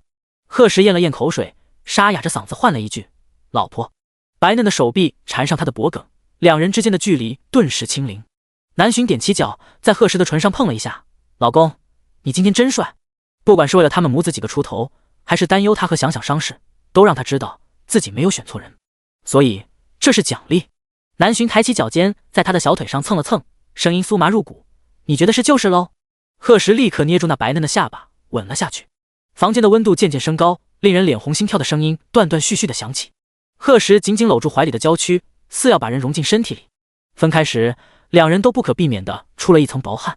贺时直接将人扛上肩膀，这要再忍他就是个畜生。哎，你干什么？南浔被突如其来的腾空弄得脑子一白，他啪啪拍了两下贺时的肩膀，结果就被狠狠地丢在了床上。被子一掀，衣服一件接着一件的被甩到床下。就在贺时以为今晚能饱餐一顿时，突然卧槽了一声，南浔脸色潮红，二话不说冲进了卫生间。等到他收拾好自己出来时，贺时正生无可恋地躺在床角，那一脸被雷劈的表情让南浔差点没忍住笑。对不起啦，我那个一直不准，也没想到这要巧。贺时偏头幽怨地看了他一眼，又转过了脑袋，那委屈的小表情可爱极了，让南浔忍不住心里一动。他爬到贺时身上，趴在他耳边害羞道：“要不我……”贺时眼睛一亮，随后看到他贴着膏药的手背，又泄了气。南浔却紧紧地盯着他，在他的唇上轻啄了一下。看着他绝美的面容，贺时心里有些不舍得。南浔看出他的小心思，直接说道：“也不知道是谁大白天的就用眼神暗示我。”贺时就很尴尬，在脑子里开个车，竟还被当事人看出来了。南浔手臂一伸，直接关了灯。今晚他非要这个男人损失几个亿才好。第二天，贺时上午10点在万家有个会议，8点刚过，他就将早餐摆上了桌。南浔一手捂着红唇，一手拿着手机从房间里出来：“快看，安妮昨天的直播竟还上热搜了，不少人都在打听公司的消息。”贺时接过手机看了看，发现俊成公司竟在下面评论了，怪不得热度那么高，毕竟俊成可是汽车行业中的一霸。他立即给齐江打了个电话，让他趁这个不可多得的机会好好给公司做个宣传。想到昨天和南浔说要给安妮刷礼物的事，贺时将他手机里的支付软件全都换绑了他的卡，然后将刚开的副卡也给了南浔。南浔也没矫情，直接收下来：“我这算不算是被富豪包养了？”贺时嘴角微扬：“错，是被老公包养了。”他凑到南浔耳边：“所以像昨晚那样的服务能不能再多来几次？”想得美！南浔狠狠踩了他一脚，转身就要跑，却又被勾住腰肢拉了回来。这一幕正好被刚来餐厅的小鱼儿看到了。2天的时间，他就已经对他爸妈随时随地撒狗粮的行为习惯了，捂住2个妹妹的眼睛，将好哥哥的责任尽得淋漓尽致。南浔红着耳朵推开男人，对3个小家伙摆了摆手：“宝贝们，吃饭了。”贺时倒是满脸自然，他将厨房一直温着的红糖姜汤端出来，给南浔盛了一大碗，在旁边晾着。看着今天就连粥都是红糖小米的，南浔心里不由得一暖。他迫不及待张开嘴想尝尝，结果不小心扯到了嘴里的伤口，忍不住嘶了一声：“妈妈，你牙疼吗？”看着想想天真的小脸，南浔捂住额角，暗暗瞪了贺时一眼。贺时伸手摸摸女儿的头，笑得一脸意味深长：“你妈妈吃东西吃太急了，不小心咬到自己，我们想想可要乖乖吃饭，知道吗？”“知道了，爸爸。”念念也急忙点着小脑袋：“爸爸，我也乖乖吃饭。”只有小鱼儿一脸茫然地坐在那：“妈妈不是还一口没吃吗？”饭后，南浔主动收拾了碗筷，贺时则去把小白和小阮喂了。直到9点半，他才开着那辆法拉利 SF90 离开了家。奔驰大 G 留给了南浔，这样白天无聊时他可以带孩子们出去玩。万家投资公司也位于南湾区，不过跟广茂大厦相隔2条街，而且万家直接占据了一幢20层的写字楼，可不是邢千里这种连上市都没有的小公司能比的。贺时和李同到的时候，会议室里已经坐满了人，除了昨天跟着乔治斌的几个高管，谁都没有见过他，所以乍一见到这么年轻的董事长，不少人心里都激起了惊涛骇浪。待贺时简单的自我介绍后，乔治彬率先鼓起了掌，这才将众人的心神拉了回来。万家在全国的投资企业里一直名列前几名，实力自然不用我多说，希望以后再接再厉，大家一起创造出更辉煌的成绩。万家的发展离不开每一个人的努力，大家可以说都是这个大家庭的一份子。但有人努力，就注定会有人偷懒，小来小去的我可以睁一只眼闭一只眼，可如果有人敢做一颗恶心的老鼠屎，那就别怪我不留情面。话音落下，贺时果然看到有几个人脸色变了，他在心里悄悄记下后，继续说道：公司以后的投资方向，稍后会有我的助理发给大家，回去之后如果有问题，可以随时来找我讨论。贺时又是恭维又是敲打，最后简单阐述了一下公司以后的发展路径，全程没有一句废话。短短20分钟的会议，让所有人不禁刮目相看，特别是那些老股东，他们觉得公司换个敢闯敢拼的年轻决策人，其实也不失为一件坏事。第22章，难道贺董喜欢男人？董事长办公室位于20楼，面积很大，足有100多平米，还配带了一个休息室。原本的董事长秘书还在，是个28、9的年轻女人，收腰衬衫搭配包臀裙，将火爆的身材凸显得淋漓尽致，身上满是成熟女人的气息。她站在办公桌前，看着长相俊美的贺时，心里不禁小鹿乱撞。没想到新来的董事长这么年轻，这可比之前的老头子香多了。他扯了扯衣领，故意露出傲人的事业线，刚准备夹着嗓子介绍一下自己，就听新老板对着一旁的乔经理冷淡道：我有助理，这人你给安排个别的位置，如果不能胜任，公司不养闲人。乔治彬当即应了下来，还朝他摆了摆手，示意他出去。女秘书，妈的，一群不解风情的直男。见终于没有碍眼的人了，贺时拿出公司管理层的人员名单，圈了几个人名后递给乔治彬。这几个这段时间都给我重点注意一下，要是有人搞幺蛾子，及时告诉我。好的，贺董。对了，之前跟宋氏谈合作的是谁？没有能力就别给我留在这浪费资源，你应该知道怎么处理。乔治彬擦了擦额头上并不存在的汗水，不自觉地弯下腰，我明白。他没想到昨天看着还很温和的人，一遇见工作上的事就这么雷厉风行，而且气场强的让他这个混迹商场多年的老油条都扛不住。看来他要将公司一些懒散的家伙好好敲打一下了。等办公室只剩下李彤后，贺时这才问道：新公司注册的事怎么样了？本来有了万家后，他也考虑过是不是就不成立新公司了，可鸡蛋到底不能放到一个篮子里，最后决定还是按照原来的计划进行，明天就能办下来了。贺时满意的点点头，那之后就按我先前说的那样，尽快将名单上的公司谈下来。好的，贺先生。与此同时，12楼投资部，今天的氛围较往常要热闹不少，所有人都在谈论新来的董事长。嘿，你们刚有没有人见到真容？听1楼的前台妹子说，新董事特别年轻。哪有见到，人一来直接上顶楼了。这么说的话，咱公司的这些小姑娘不得风，又年轻又有钱，要是掉到手，一辈子都不用愁了。嘿，你这么一说，我一个大男人都心动了。一群人正聊得火热，坐在角落的张平突然不屑地说道：年轻能怎么样？肯定又是个靠家里的二世祖，公司交给这种人，迟早玩完。一句话将所有人都整无语了。张平却不以为意，像他这种重点大学出来的高材生，毕业又在国外进修过，现在身边不知道有多少人羡慕。每年过年回家，那些来介绍对象的7大姑8大姨，可是门槛都快踏破了。可惜他努力这么多年，就因为没背景，所以到现在都只能做个小员工，人家却随随便便就能买个公司搁手里玩。张平越寻思气越不顺，还好他即将谈成一个大合作，只要签好合同，他就能在深城买房了。想到前几天到账的巨款，张平眼里的不屑更甚了。就凭他的出色能力，迟早有一天也会成为人上人。而那些听到他话的同事都在暗地里呸了一口，真不知道这人是哪来的优越感，天天一副在座的都是垃圾，就我牛逼的嘴脸，看着就膈应。这种人就应该让他赶紧收拾东西滚蛋。可能是他们的愿望太过强烈，几分钟后，乔总经理突然推门而入，并把张平叫进了办公室。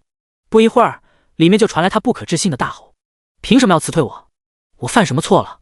乔治彬看他丝毫不知悔改的样子，脸色也冷了下来。你自己做了什么心里清楚，收受贿赂，光是这一条就可以让你在整个行业混不下去。怎么，要让我把证据公布给全公司的人看看吗？张平神色一顿，瞬间慌了，语气全然没有之前的理直气壮。乔经理，我错了，我知道错了，能不能再给我一次机会？求您了。万家可是深城最大的投资公司，要是在这被辞退了，那他还怎么在投资行业立足？没了这份优质的工作，那他还怎么在亲戚朋友面前嚣张？乔治彬想不到都这时候了，这人还想着在别人面前装逼。他直接丢下一句：这是贺董的亲自决定，今天之内立马给我收拾东西走人，不然别怪我翻脸。正好可以利用这件事给那些同样不安分的人一些警告，否则公司迟早要被这些家伙搞臭。而张平在听到贺董2个字后，当即瘫在了地上。毕竟几分钟前他还对人家口出不逊，要是被办公室的人传出去，那他就是真的走投无路了。想到这，张平立马从办公室落荒而逃，他得快点离开万家才行。中午，贺时是在员工餐厅吃的。作为新老板，他自然要将公司的方方面面都了解清楚，食堂当然也包括在内。这也是他第一次在全体员工面前亮相，不少年轻的小姑娘激动的脸都红了，莫名觉得他有些眼熟。难道这就是帅哥的通病？那些不习惯在餐厅用餐的，也在接到消息之后火速赶来。一时间，万家的员工餐厅竟人满为患。贺时和李彤坐在一桌，旁边不远处就是乔治彬和他几个关系不错的同事，都属于公司的管理层。财务部经理方华兴奋地扯了扯乔总经理的衣袖，低声问道：“哎，老乔，这贺董年纪多大了？”乔治彬停下筷子，看着他眼角的皱纹，惊讶道：“你不会是想老牛吃嫩草吧？你瞎说什么？我侄女不是刚好毕业，长得漂亮，性格也好，我就寻思问问呗。”乔治彬松了口气，随后摆摆手：“那你别想了。咋的呢？这贺董难不成喜欢男人啊？”乔治彬差点一口饭喷出来：“你可别瞎造谣，我是想告诉你，贺董有未婚妻了，而且马上就要开始准备婚礼了。”方华闻言有点可惜，看来他侄女又要继续单找了，不然贺时绝对是他喜欢的类型。而且俩人孩子都3岁了，3胞胎，我昨天亲眼见到的。这可将方华震惊了，旁边一直竖着耳朵听八卦的也都张大了嘴巴。真的假的？贺董年纪看着也不大，那孩子都有了，怎么没结婚呢？他看着也不像不负责任的人。乔治彬摇摇头，这就不知道了。不过咱未来的董事长夫人那颜值绝了。方华有些不以为意，咋的？再绝能绝到哪去？天仙啊，早晚不都有老的一天。乔治彬嗤笑一声，还是让这帮人到时候自己吃惊去吧。于是只是一顿午饭的功夫，贺时有未婚妻和3胞胎的消息就传遍了公司。不过他没放在心上，传出去更好，可以给他省许多麻烦。倒是齐江打来了电话，说网上有不少人在扒他的社交账号。第23章百枚火箭，全平台通报。昨天是工作日，很多上班族都没时间关注什么直播，要不凭着贺时极高的颜值，在星海餐厅就被认出来了。现在经过1天的时间，豪车事件彻底发酵了。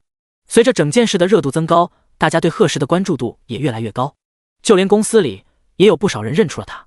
贺时无奈，只能注册了一个新的微博账号，短短10分钟的时间就有了几千粉丝，而且还在不断增加中。叮！恭喜宿主首次收获粉丝，补贴檀香园豪华别墅一栋，房产正办理中，将于明日送达。贺时微微咂舌，檀香园那可是申城最顶级的别墅区，一共只有18栋，且价值都在1亿往上。还好他已经习惯了系统的豪气。贺时于是趁热打铁，又为行千里宣传了一波。不过他到底不是明星，不会频繁的出现在公共视线里。没过多长时间，大家对他的好奇就转移到了其他人身上，倒是对贺时的生活没什么太大的影响，这也让他松了口气。当然现在这些都是后话。贺时这边是一帆风顺，可刚离开公司的张平就没有那么幸运了。他刚收拾好东西下楼，就接到了宋博父亲宋伟才的电话，心里当即咯噔一下。已经吃到肚子里的东西，他自然不想吐出来，于是咬咬牙，直接挂断了电话。那边宋伟才看着黑掉的手机屏幕，脸色立刻沉了下来。宋博忐忑不安地说道：“他是不是在忙？可能一会儿能打过来。”话是这么说，其实他心里已经不抱希望了。张平前几天对他们的殷勤还历历在目，如果不是出了什么问题，不可能不接电话。宋伟才闻言狠狠地瞪了他一眼，气急败坏地吼道：“败家玩意儿，除了惹祸还能干点什么？”宋博觉得自己很委屈，这次可不全是我的错，还不是姑姑惹的。对于这个妹妹，宋伟才也是恨得牙痒痒。从小娇生惯养，结婚后也是到处惹事，宋家不知道给他擦了多少次屁股。宋伟才越想越怒，他还在医院闹呢，就差没把医院捧顶掀了。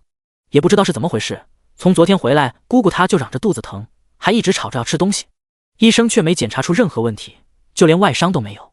宋伟才听了之后不以为意，肯定又是在无理取闹，不用管他。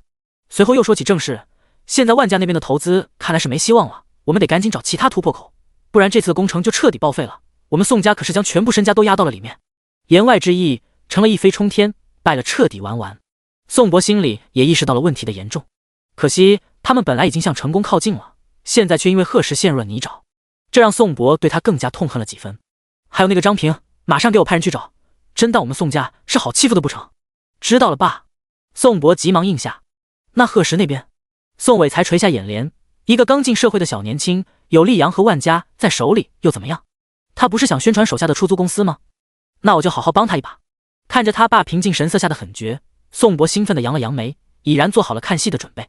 看来贺石这次是真将他爸激怒了，应该用不了多久，他就会跟之前那些得罪过宋家的人一样，在整个申城渣都不剩。贺石对父子俩的计划本该全然不知，可谁让他有系统这个逆天的作弊神器呢？危机信息锦囊可真好用，这是他昨天从秒杀商城斥9.9巨资下单的，可以为他探测到即将到来的危机，并寻求解决办法。可惜一个锦囊只有一次使用机会，贺石有些郁闷，也不知道这东西以后还能不能刷新出来。看着宋伟才即将做的事，贺石不由得嗤笑了一声，这种找人演戏再来个栽赃嫁祸的手段，也不知道威胁过多少人。果然是上梁不正下梁歪，一家子的心眼都坏透了。既然这样，他就看看这老狐狸是怎么搬起石头砸自己脚的。晚上，贺石跟南浔洗完澡后，一起靠坐在床头。安妮正常的直播时间是每晚8点到凌晨1点。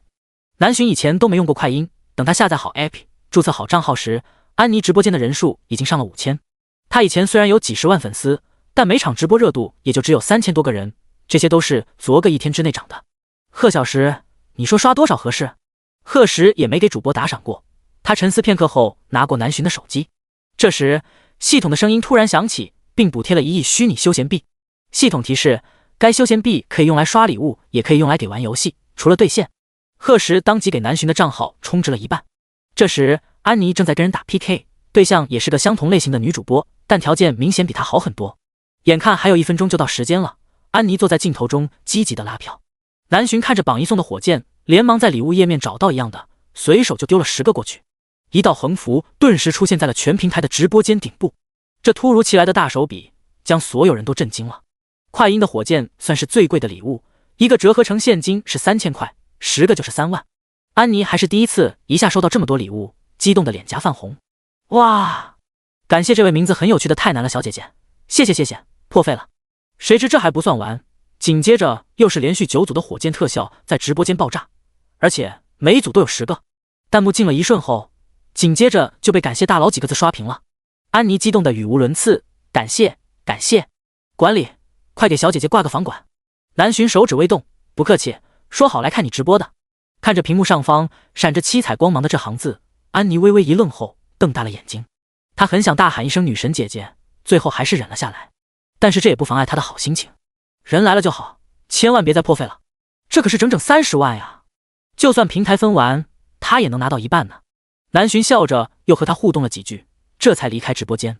可安妮那里因为这些礼物，热度已经上升到了10万加，不少人通过横幅进来，为了领取火箭特效之后的音浪奖励，还顺手点了关注。于是短短2天时间，安妮又一次大火了。第24章，一家5口落叶山同游。随后几天，贺石暂时开启了早9晚5的上班生活。毕竟刚接手公司，很多事情都需要他亲自上手，这样才有利于以后的发展。好不容易熬到周末，贺石决定带着老婆孩子出去好好玩2天。地点就定在了他第一次见到念念的落叶山，一起的还有老大老二李彤以及齐江，也算是趁着这个机会将南浔正式介绍给大家，顺便庆贺一下新公司成立。因为贺石之前做的计划，李彤他们这几天可以说是忙成狗，正好放松一下。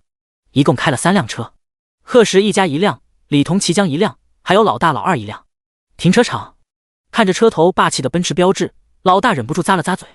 谁能想到一个多星期的时间，他就从一个刚毕业的大学生混到现在，不仅有车有房，而且连星源这种高档场所都能随时随地来消费了。这一切都要托老三的福，这辈子就是做牛做马，我都要抱紧老三的大腿。老二赞同不已，谁说不是？老三自己发达了还不忘咱们兄弟，就是这份义气也值得咱为他拼一辈子。不过这车真是咱们的了，这少说得200万啊！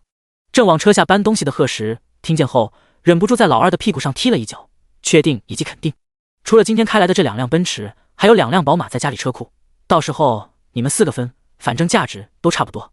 这些都是他在秒杀商城9.9下单的，放那也是落灰，还不如送朋友，也算是公司福利。老大老二当场感动的痛哭流涕，要不是贺石跑得快，2人能直接上去抱大腿。齐江也是被这2个活宝逗得不行，别闹，赶紧搬东西吧，难道你们还想让弟妹和侄子侄女动手不成？老大瞥了眼站在一旁看孩子的南浔立马正经脸，他没想到老三媳妇本人竟比照片还要好看几10倍。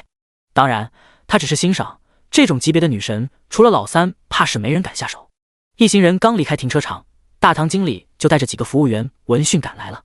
仔细一看，还是个熟人。小雅微微一笑，朝他们恭敬地弯了弯腰：“各位，欢迎光临。”贺时没想到这个很会来事的服务员竟然已经成了经理，不过倒也在意料之中。他随口恭喜了一句。小雅笑容更灿烂了，都是托贺先生和念念小姐的福，要不是之前的经理得罪了他们父女，他也不可能有机会坐上这个位置。再次见面，看着和贺时并肩立的南浔，小雅更清楚自己没戏。在这样的女人面前，她所有的小心思都当即消散了，做好本职工作才是最重要的。她亲自将人领到梨园，还将所有的烧烤用具全部准备好，可以说是面面俱到。老大看得心里一动，要是能有个这样的女朋友，他怕是做梦都能笑醒。突如其来的想法让他微微一愣，难道这就是真正的喜欢？别看老大总是一副老色批的样子，其实只会口嗨罢了，到现在还是只会撒童子尿的家伙。以前每次看女生，注意力都是在人家的胸和屁股上，这还是他第一次有了想了解一个人的冲动。他神思不定，直接伸手就想去碰滚烫的炉子，还好被人一把抓住了。手背上转瞬即逝的滑腻与柔软，让老大不禁身体一颤。小雅被他毫不掩饰的眼神盯着，也是俏脸微红。老大虽然胖了一点，但是不丑。用他自己的话说，胖子都是潜力股，他要瘦下来，绝对也是个浓眉大眼的帅哥。此时被这么个潜力股认真注视着，毫无恋爱经验的小雅只觉得心跳莫名快了几分。这跟他看见贺时的经验是完全不同的。两人相顾无言，最后默契的落荒而逃。这边贺时将带的衣服简单整理好，就带着南浔还有孩子们出了梨园。这么好的风景，他们一家人自然要好好欣赏一番。高颜值的父母加可爱的孩子，走到哪都是人群的焦点。贺时是已经习惯了，南浔对他人的眼光向来不在意，剩下3个小家伙早就玩得撒欢了，哪里还会想其他。平坦宽敞的石板路一直通向山顶，隔一段距离还会出现几级石阶。路上遇到卖棉花糖和气球等小玩具的，贺时都会停下来，给老婆孩子一人买一份。我又不是小孩子。南浔举着手里的泡泡相机，哭笑不得。贺时搂过他的腰，在耳边低声道：“你不就是我的宝宝？昨晚我叫你时，你可都应了。”南浔瞬间又想放小白了，这人跟他永远正经不了3秒。贺时笑着伸手在他滑嫩的脸蛋上掐了掐，这不是想给你也留个纪念吗？以后这些可都是咱们一家5口幸福的回忆。南浔听得一愣，接着认真道：“那要给你也买一份，这个家没爸爸可不行。”贺时心里霎时像喝了蜜一样，他媳妇可真好。爸爸妈妈，快点！两人正要陷入浓情蜜意中，前面走远的3个小家伙忍不住回头齐声大喊：“所有旖旎立刻消散！来啦！”贺时无奈的耸耸肩，拉住南浔的手跟上去，但眼神流转间全是彼此毫不掩饰的爱意。刚走了不到200米，3个孩子就走不动了。小鱼儿一手托着一个妹妹，累得小脑门满是汗水。贺时对这种情况早有预料，所以选的索道可以直接坐缆车到山顶，下山时也可以坐。一家人都是第一次做这个，包括贺时。幸运的是没有人恐高。高空看风景和在地面上自然不同，南浔和孩子们虽然以前住在深山里，但还是第一次见到这么美的景色。高山挺秀，雾气袅袅，犹如人间仙境。要是能住在这种有花有草有林有水的地方就好了。南浔说着，从兜里掏出一个精致的木盒，巴掌大小，上面刻着奇异的花纹。贺时好奇地凑过去问道：“这什么？”盒盖打开，里面是一只白色的虫子，肚子鼓鼓的，一动不动地躺在那，显然已经死了，一个吃多的小可爱而已。南浔话落，脸色淡然地将虫子丢下了缆车。与此同时，申城中心医院高级住院部，一个300多斤的女人捂着肚子在那大声嚎叫，正是之前的胖女人。只是短短几天的时间，她原本就肥胖的身体如同吹气球一样膨胀了一圈，偏偏医院的所有仪器都检查不出问题。肚子里翻江倒海，每天都会来这么一次，胖女人早就被折磨得没了脾气。她虚弱地瘫在地板上，一旁的护士见她终于冷静点了，急忙上前给她打了一针镇定剂。而在没人注意的角落里，一只黑色的小虫子同样没了声息。第25章，狗粮吃多了想相亲。贺时一家从山上回来时，老大几人的烧烤已经进行了有一会儿。老二兴奋地凑到几个孩子身边，将烤好的东西拿过去。这是二伯伯特意给你们几个小家伙烤的，都没放什么调料，放心吃吧。闻起来确实很香。小鱼儿眼睛一亮，带着妹妹们奶声奶气的道谢：“谢谢二伯伯，二伯伯真好。”老大顿时不乐意了，也端着盘子挤过去：“尝尝这牛肉是大伯伯烤的，可嫩了。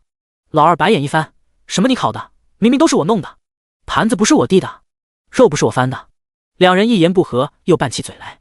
三个小崽子坐在一旁吃得美滋滋，眼见盘子空了，默契的大叫道：大伯伯二伯伯，再来一点肉肉。差点掐起脖子的两个蠢伯伯瞬间扬起老父亲的微笑，来了。这一幕把旁边看戏的齐江乐得直拍大腿，可算有人治这两个家伙了。贺时无奈的摇摇头，拿起酒杯跟李彤碰了碰，注意到南洵的眼神后保证道：我只喝一点。还是说你也想尝尝？南洵眨了眨眼睛，在杯边试探的抿了一口，没啥味道，跟寨子里阿妈酿的烈酒完全没法比。贺时却以为他不能喝，直接将杯里剩下的酒一口干了。他把桌上的几个盘子都挪到南洵面前，老二烤的肉还不错，你多吃点。知道了，你也吃。坐在对面的齐江感觉嘴里的食物顿时没了滋味，他决定听他妈的，今年回去就相亲。晚上三个孩子早早睡了，几个大人围坐在桌旁聊着以前的趣事，有他们的大学生活，也有工作之后遇到的各种奇葩，就连贺时也被逼着讲了他和南洵的初遇，一时间其乐融融。老大最先喝醉，说话都开始大舌头起来。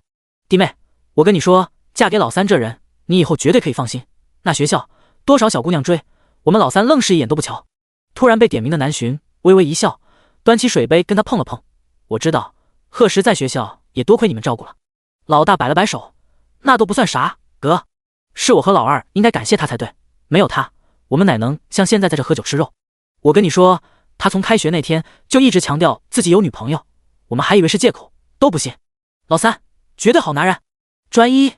弟妹，还好你回来了，不然就老三那性子，吃。眼见这人再说下去，裤衩都要给他抖干净了，贺时急忙将人拉回房间。没一会儿，老二和齐江也趴下了，只是没想到李彤看着不显山露水的，酒量竟然这么好。他将两个醉鬼扛回房间，跟南洵打了个招呼后，也洗洗睡了。等到贺时回去时，南洵正趴在矮桌前画着什么。他本来以为自家老婆只是对毛笔好奇，在那里瞎玩，结果一看之下震惊了。只见雪白的宣纸上，一幅大气磅礴的山水画在南洵笔下缓缓呈现，正是他们今天在缆车上见到的风景。笔走龙蛇，貌似毫无章法，但等过一会儿再看时，就能发现那些看似乱七八糟的随意涂抹，已经连成了让人惊叹的画面。贺时清楚，恐怕也只有那些锤炼多年的老画家才能有这种功底。看似随意，实则每一笔全在心里。他忍不住吞了吞口水，老婆，你还有这一手呢？南洵这才注意到贺时的存在，他看着对方眼里的惊叹，疑惑道：啊，我画得很好吗？以前无聊跟阿妈随便学的。贺时瞪大眼睛，原来这就是凡尔赛的最高境界。岂止是好，跟他在书上看过的各种名画相比，也丝毫不差。还有那旁边的毛笔字，如果没看错，应该是古代女子常写的簪花小楷。老婆，难道你还是什么隐藏的大家闺秀？南洵直接给了他一巴掌，赶紧醒醒。贺时，好吧，大家闺秀确实不会一言不合就削人。老婆，你这画画好了，我要给他裱起来，就挂家里客厅，到时候来一个人，他就给他介绍一下。啊，那我画点别的吧，这山水画跟咱家的装修风格这不搭。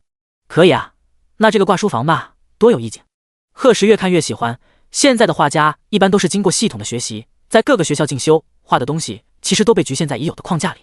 而南洵恰恰相反，仅凭着天赋与想象，画出的东西却别出心裁，独具匠心。贺时当即给中环世纪城的商场经理何宽发了个信息。等他们从落叶山回来后，南洵就发现家里那个不常去的大客厅竟被改造成了一间开放式画室，就连宽大的阳台上也支满了画架，还多了一个白色栏杆的吊椅。整个画室被分为好几个区域，有国画、油画、素描、速写、水粉、水彩等等，就连漫画用的数位板都安装好了，各种颜料画具也应有尽有，这里完全可以称为所有画家的天堂。南洵激动地跑出去，将站在客厅的男人直接扑倒在沙发上，怕他掉地，贺时急忙搂住他的细腰。看到了。南洵嗯了一声，在他脖颈处依恋地蹭了蹭，闷声道：贺小师你真好。贺时宠溺地摸了摸他的头，傻样，不对你好对谁好？两人含情脉脉地对视着，眼看就要一亲芳泽。贺时偏头就见两双圆圆的豆豆眼正目不转睛地盯着他和南洵。小白，小软。贺时咬牙切齿地站起身，干净利落地将两个电灯泡关进了卧室，并残忍宣布今晚的小白鼠没了。没占到便宜的贺时眼神幽怨地进了书房。现在也只有金钱，能勉强安慰他受伤的心灵。2天没有工作，邮箱里已经挤满了信息。贺时快速处理完之后，看了下之前买的几只股票，涨幅都很不错，月末差不多可以抛了。他刚要在群里通知一下其他人，齐江的电话就率先打了过来。贺时眉头微挑，看来宋家终于坐不住了。第26章集体嘴瓢。倒霉的宋家父子。宋伟才这几天过得很闹心，自从跟万家的合作黄了后，他就觉得干什么都不顺。这次的工程是老城区拆建，就是位于南湾区广茂大厦附近的那一片。由于之前钉子户的原因闹出过人命，他们宋氏这回费了很大的力气，才让那些刁民签字。结果万事俱备了，却卡在了资金不全上。先前为了将这块地皮拿下，集团不仅将所有的流动资金都压了上去，还跟银行贷了一大笔款。宋伟才甚至还将名下的所有资产都抵押了。所以现在单凭他们宋氏和秦氏这2个小企业，想要独吞下这么大的工程，根本不现实。这么大一块地皮，未来建成大商场、高级住宅区，价值必定不可限量。可所有投资公司却都避如蛇蝎。宋伟才打听了一番才知道，原来不知是谁竟将万家拒绝与他们合作的消息传了出去。那可是投资圈的翘楚，这么大的工程都拒绝，肯定是其中有什么大问题。知道真相的宋伟才差点一口老血喷出来，心里对贺时更加恨极了。他坐在办公室沉思片刻后，掏出手机：“你上次说的合作我同意了，资金什么时候到账？”就在前天下午，正为资金焦头烂额的宋伟才接到了一个电话，那人答应可以给这个工程投资50亿，不参与建设，但要其中60%的利润。宋伟才哪里肯答应，2人谈崩后，他也暂时将这件事忘了。可现在没有其他选择，如果干等着，这么大工程岂不是要砸手里了？那集团的欠款很有可能还不上。电话里传来吱吱的电流声，紧接着响起一个中年男人的声音：“宋董事长，你是不是年龄大了，耳朵不好使？上次我就说过，再打电话来就不是这个价格了。”宋伟才咬了咬牙，勉强忍住怒意：“那你说怎么合作？还是50亿，不过我要70%利润。”宋伟才差点就破口大骂起来，一张嘴就要70%，让他宋氏喝西北风去吗？宋董事长，我劝你考虑清楚，现在这个条件你还有得赚，如果拖到银行上门，那你宋氏集团可就危了。宋伟才勉强冷静下来，那我如何相信你的话？我刚回国内，最近注册了一个投资公司，你不放心可以去查。行，3天之内我要看见全部资金到账。3天不可能，我的钱又不是大风刮来的，你也得给我点时间准备。听到那边拒绝，宋伟才却放下心来。这么大一笔资金，如果对方一下就答应拿出来，那他就真要考虑是不是被人下套了。可他不知道，这一切其实都是贺时的计划，目的也不是为了跟他合作，而是拖延时间。表弟，那个故意剪坏刹车线想嫁祸给公司的人抓到了。齐江现在很激动，之前贺时就提醒他，最近公司业务这么好，难免会有人动歪心思。他留心观察了几天，果然把人抓了个现行。他没想到现在的人为了钱竟然连命都不要了，自己把车搞坏再去出个车祸，这种脑残的事都干得出来。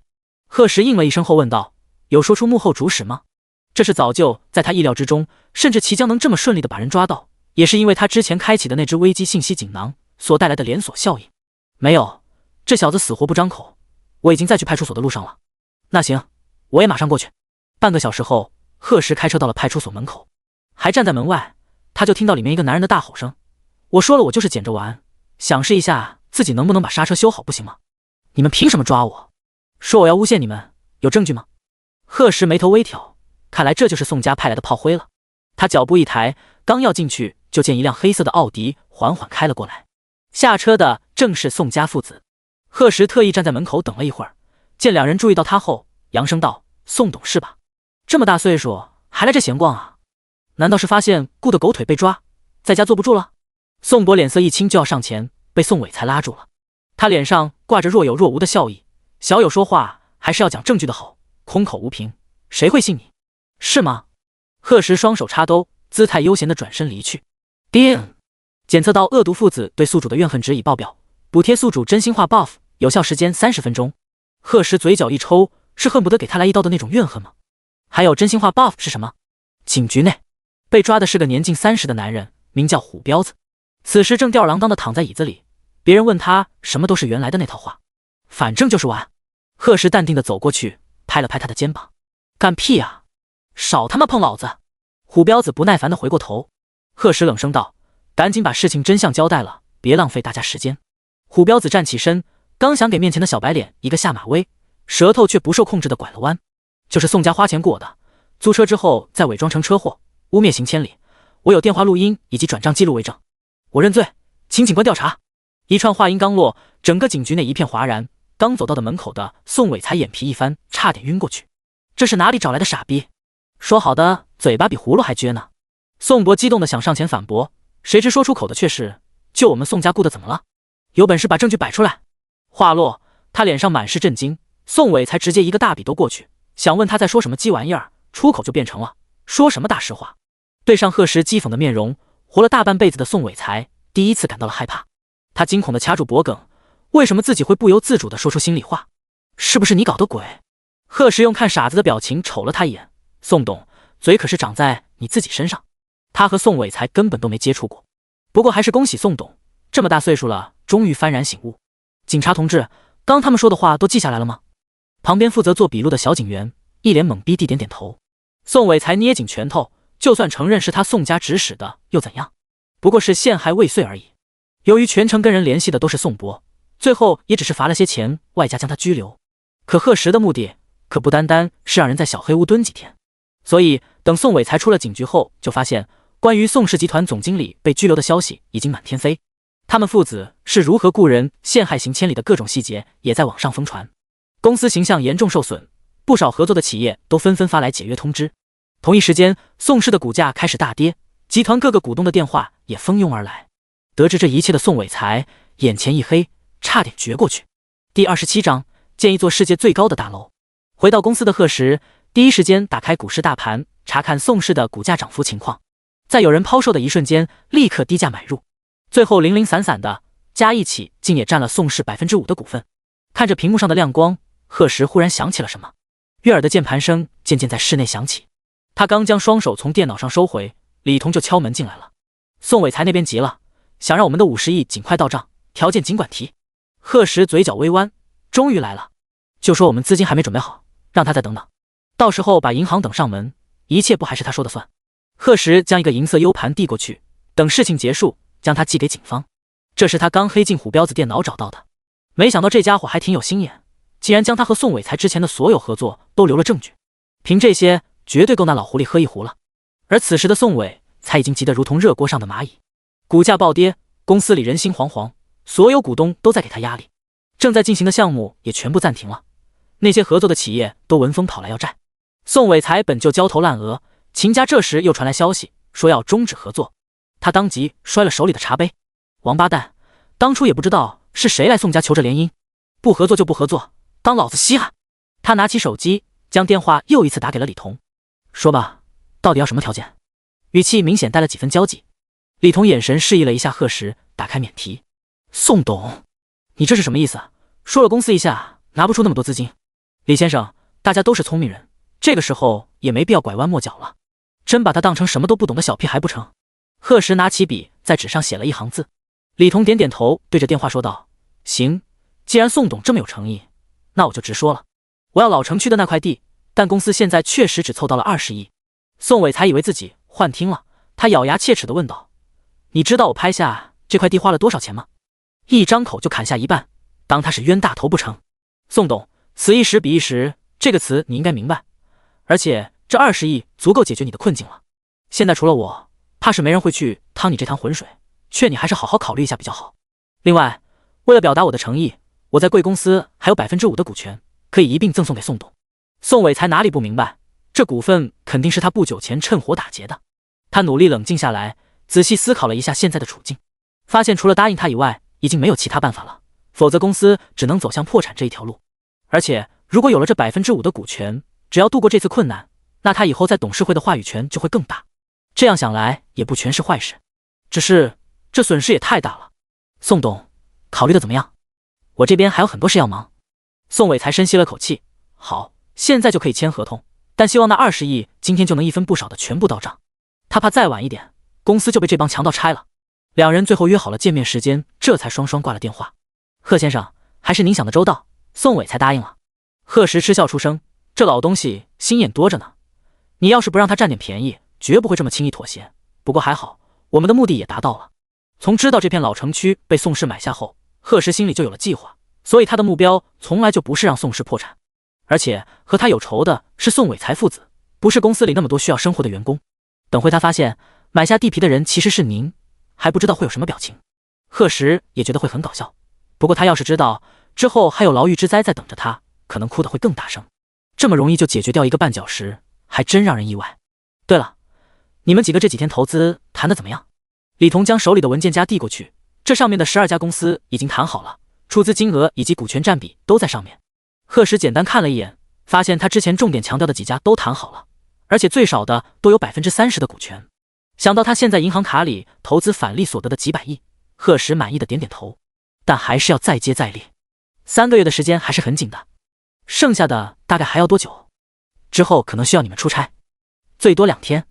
可以。下午3点，李彤一个人开车去了宋氏集团。一直翘首以盼的宋伟才急忙将人请进会议室。他迫不及待地翻开李彤早就拟好的合同，却在甲方签字处看到熟悉的2个字后愣了。贺石。他猛地抬头，眼里满是不可置信。李彤淡淡的点了点头，不然宋董以为是谁？宋伟才一副被雷劈了的表情，脸上一阵黑一阵白，最后化成了一句撕心裂肺的大吼：阴谋！这全是阴谋！李彤嫌弃的将身体后仰了几分，宋董这话说的就不对了，地皮是我们逼你买的，欠款是我们逼你借的。当然，如果宋董不想要这20亿和 5% 的股权，可以选择不签。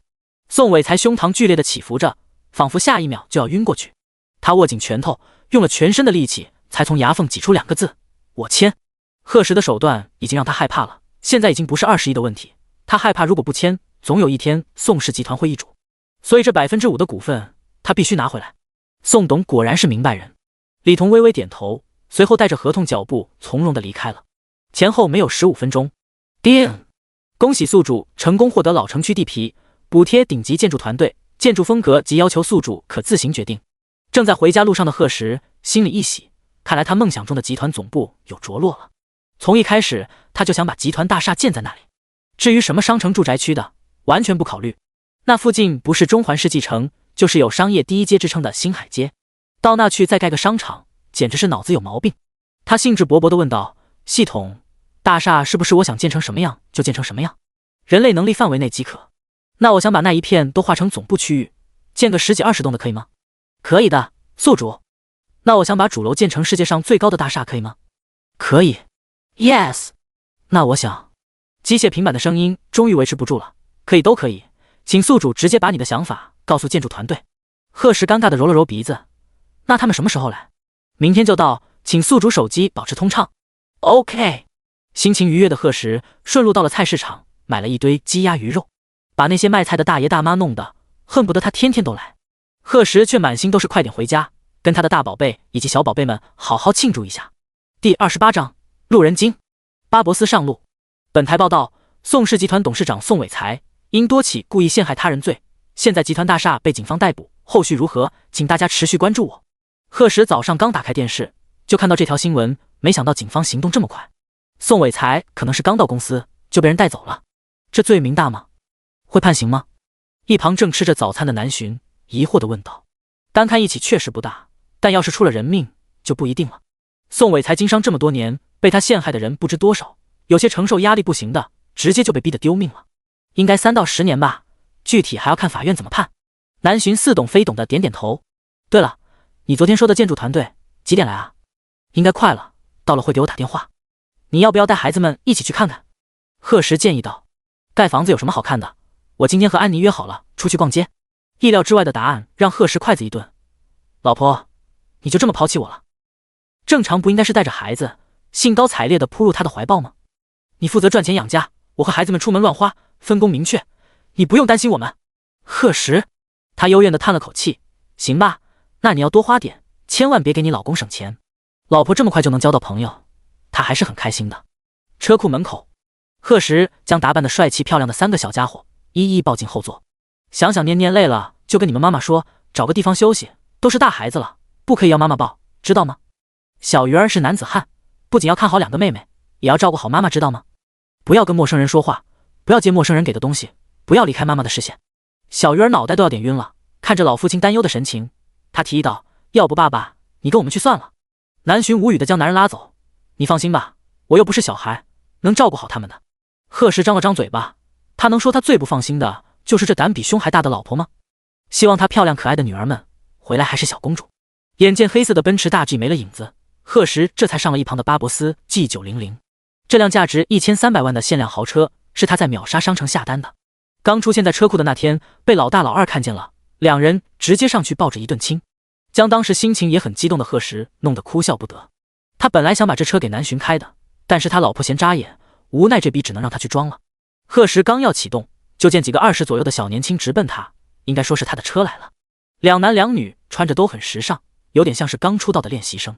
其中一个染着金发的男生夸张地扑到车前，眼中满是惊叹：我靠，我这辈子也不知道还有没有机会开上这种车。向元司，咱能不能别这么夸张？你怎么说都算是一个富二代好吗？金发男生，也就是向元司回头狠狠瞪了说话的女生一眼：你懂个屁，这车可不是有钱就能买到的，要不怎么说女人就是头发长见识短。你……那女生气得脸颊通红，做事要去打他，却被身边的朋友拉住了。小青，你放开我，我今天非要把他打得满地找牙不可。你来啊来啊！被迫看了一场闹剧的贺时无奈地按了按喇叭。他降下车窗，看着呆愣的四人，淡淡道：麻烦让一下，赶时间。说完只留下一道汽车尾气。两个女生的脸这下是真红了，却不是气的。小青小青，你看到了吗？好帅啊，又帅又多金啊，我要死了。被叫小晴的女生五官秀美，身姿窈窕纤瘦，给人一种很柔弱温柔的感觉。此刻正目不转睛地盯着车子离开的方向。原本他以为能勾搭上向元司这样的就已经很不错了，今天才知道什么叫人外有人。哎，小巷子，这人是不是也跟你住一栋楼？我哪知道，我今天才搬过来，乔迁饭你们不是刚吃完？看着叶童眼里的跃跃欲试，向元司心里微酸。不过这种男人，劝你打消心思吧。凭什么？我这么有实力，怎么不能试试了？向元司不动声色地扫了他一眼。好吧，是有点实力，但还是嘴硬道：这种成功男人哪里看得上清粥小菜？你还是做梦比较现实。一句话将两个女生都得罪了。旁边笑着看戏的黑发男生无奈地摇摇头。一群人就这么打打闹闹地出了小区。这边已经将车开上主路的贺时越想心里越担忧。申城这么大，南巡开车不会迷路吧？他一会想母子几个到哪了，一会想他们有没有成功见到安妮。手机拿起又放下，一辆上千万的车硬生生被他开成了拖拉机的感觉。偏偏后面的司机都不敢按喇叭去催，结果就造成了他所在的那一条车道所有车都慢如蜗牛，惹得旁边经过的车辆和路人全都好奇地看过来。而毫无所觉的贺时直到被交警警告才回过神。到了公司的他依旧没办法安心工作。午饭后，李彤突然上来汇报，说是楼下有一个建筑队的负责人来找。贺时这才眼睛一亮，急忙将人请到办公室。贺董您好，我是奇迹建筑的负责人兼总工程师侯健，希望之后合作愉快。贺时看着眼前的中年男人，默默对系统竖起了大拇指。这可是仅用20天就建起一座68层高楼，真正堪比奇迹的工程团队。而这个团队从今天起就是他的了。贺时按捺住心里的激动，伸出手：您好，侯工，总部大厦刻不容缓，辛苦你们了。侯健见对方态度这么有礼，心里更坚定了自己的选择。虽然他是奇迹的制造者，但也是因为这个奇迹而引发了很多舆论热议，让不少人都质疑他们是豆腐渣工程，甚至还有人觉得他们在无中生有，目的就是为了吸引关注。从那以后，公司合作项目越来越少，本来应该一飞冲天的他们也彻底跌入了泥潭。还好现在遇见了伯乐，他恭敬地伸手回握：贺董，还要感谢您的及时投资，不然我手下的那些工人……可是您对我们的工程就没有过质疑吗？1个月都不到的时间起一座天空之城，任何人听到后第一时间都是不相信。贺时却嘴角微扬：这有什么质疑的？历史没发生的事，但却不能说它不存在。而且这20天只是真正的有效施工时间，为此你们应该做了很久的前期准备工作吧？这毫不保留的信任让侯健差点感动得热泪盈眶。不瞒您说，确实如此。我们建楼采用的是可持续建筑模板化材料，95%的工程量其实都是在厂里完成的。在那20天之前，我们整整耗费了2年时间。贺时明白这就是像在拼积木，而这些积木已经事先在工厂做好了，最后只需要将它们完整的拼上去就好。这让他不得不佩服现代人类的智慧。第29章，老婆的奇葩 cosplay。 等这次工程结束，我相信奇迹建筑会得到所有人的认可。贺时坚定地说道。侯健闻言也有些迫不及待。那我们尽快将设计定下来，不知道贺董有什么要求？建筑风格我相信侯工的眼光，不过我想将整个老城区都划为总部区域，具体能建多少座，还要你那边带人实地勘测一下。但是最中心的主楼，我想建一座世界最高的大厦，不知侯公有没有信心？当然，资金问题不用担心，我只想在2个月内看到建筑完成，反正有系统付钱。侯健呼吸一滞，原本他以为建个70-80层就到头了，没想到新老板的野心这么大。如果真在申城起一座这样的总部大厦，那不仅贺氏的公司会出名，就连他奇迹建筑也会名垂青史。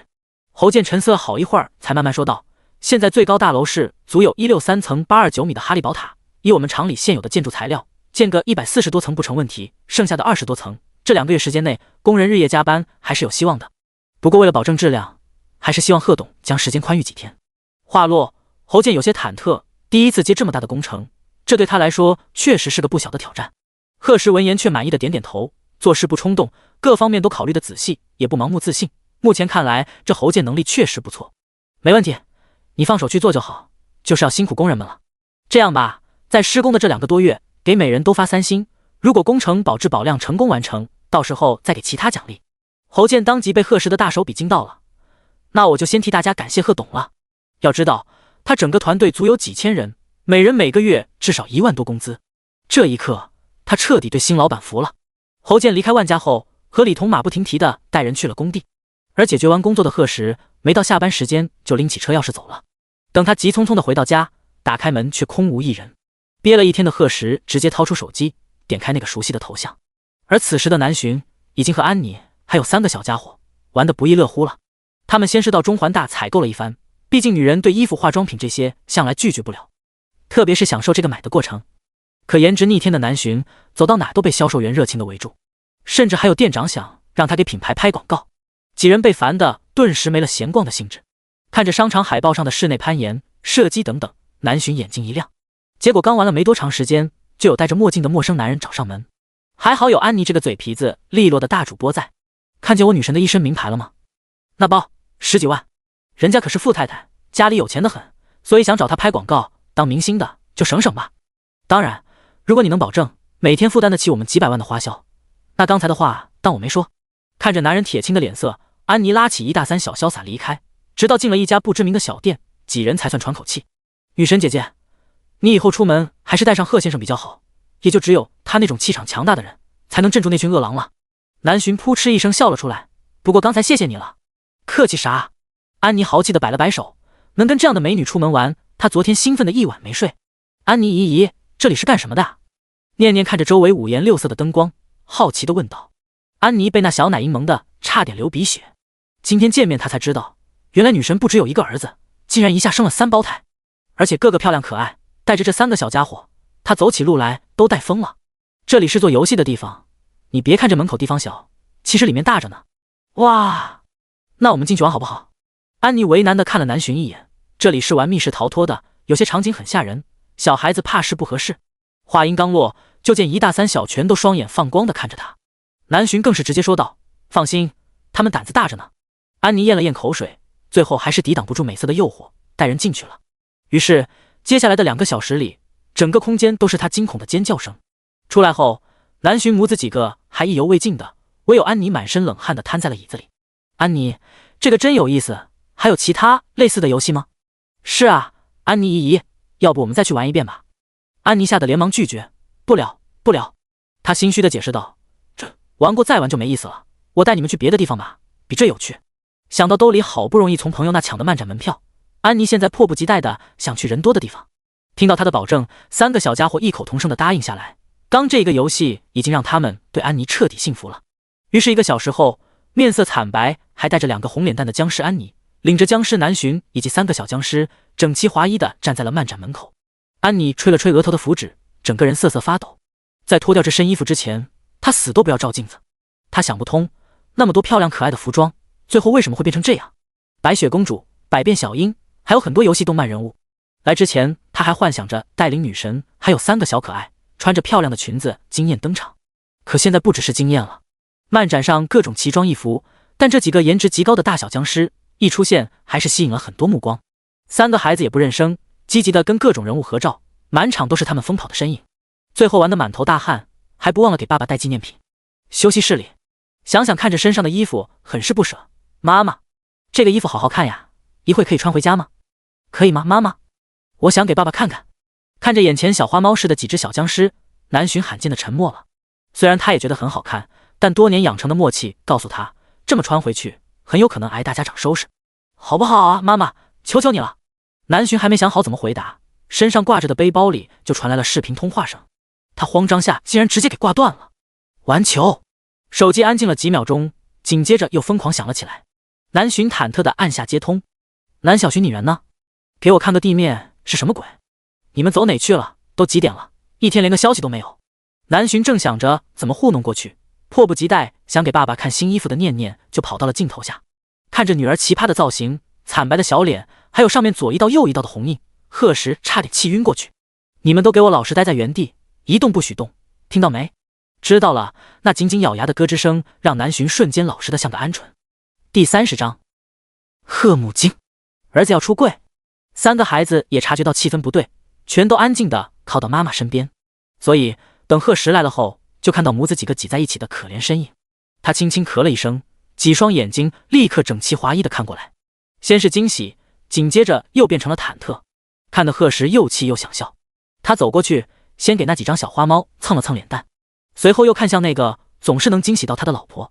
如此惨不忍睹的妆容，在他的脸上依旧精致好看，这让他松了口气，不然真怕向来斗志昂扬的小小时，关键时刻回忆起这一幕掉链子。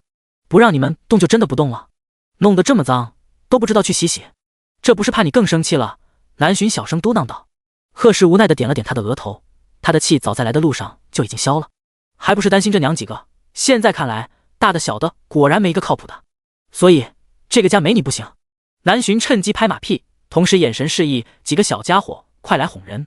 小鱼儿当即机灵的带着妹妹们往贺时怀里靠。爸爸，我给你买了很多礼物哦，妹妹还有妈妈都没有的。爸爸，我也给你带了纪念品哦，是我们做游戏赢的。爸爸，这衣服我也给你带了，回家让妈妈给你穿哦。贺时嘴角一抽，这倒大可不必。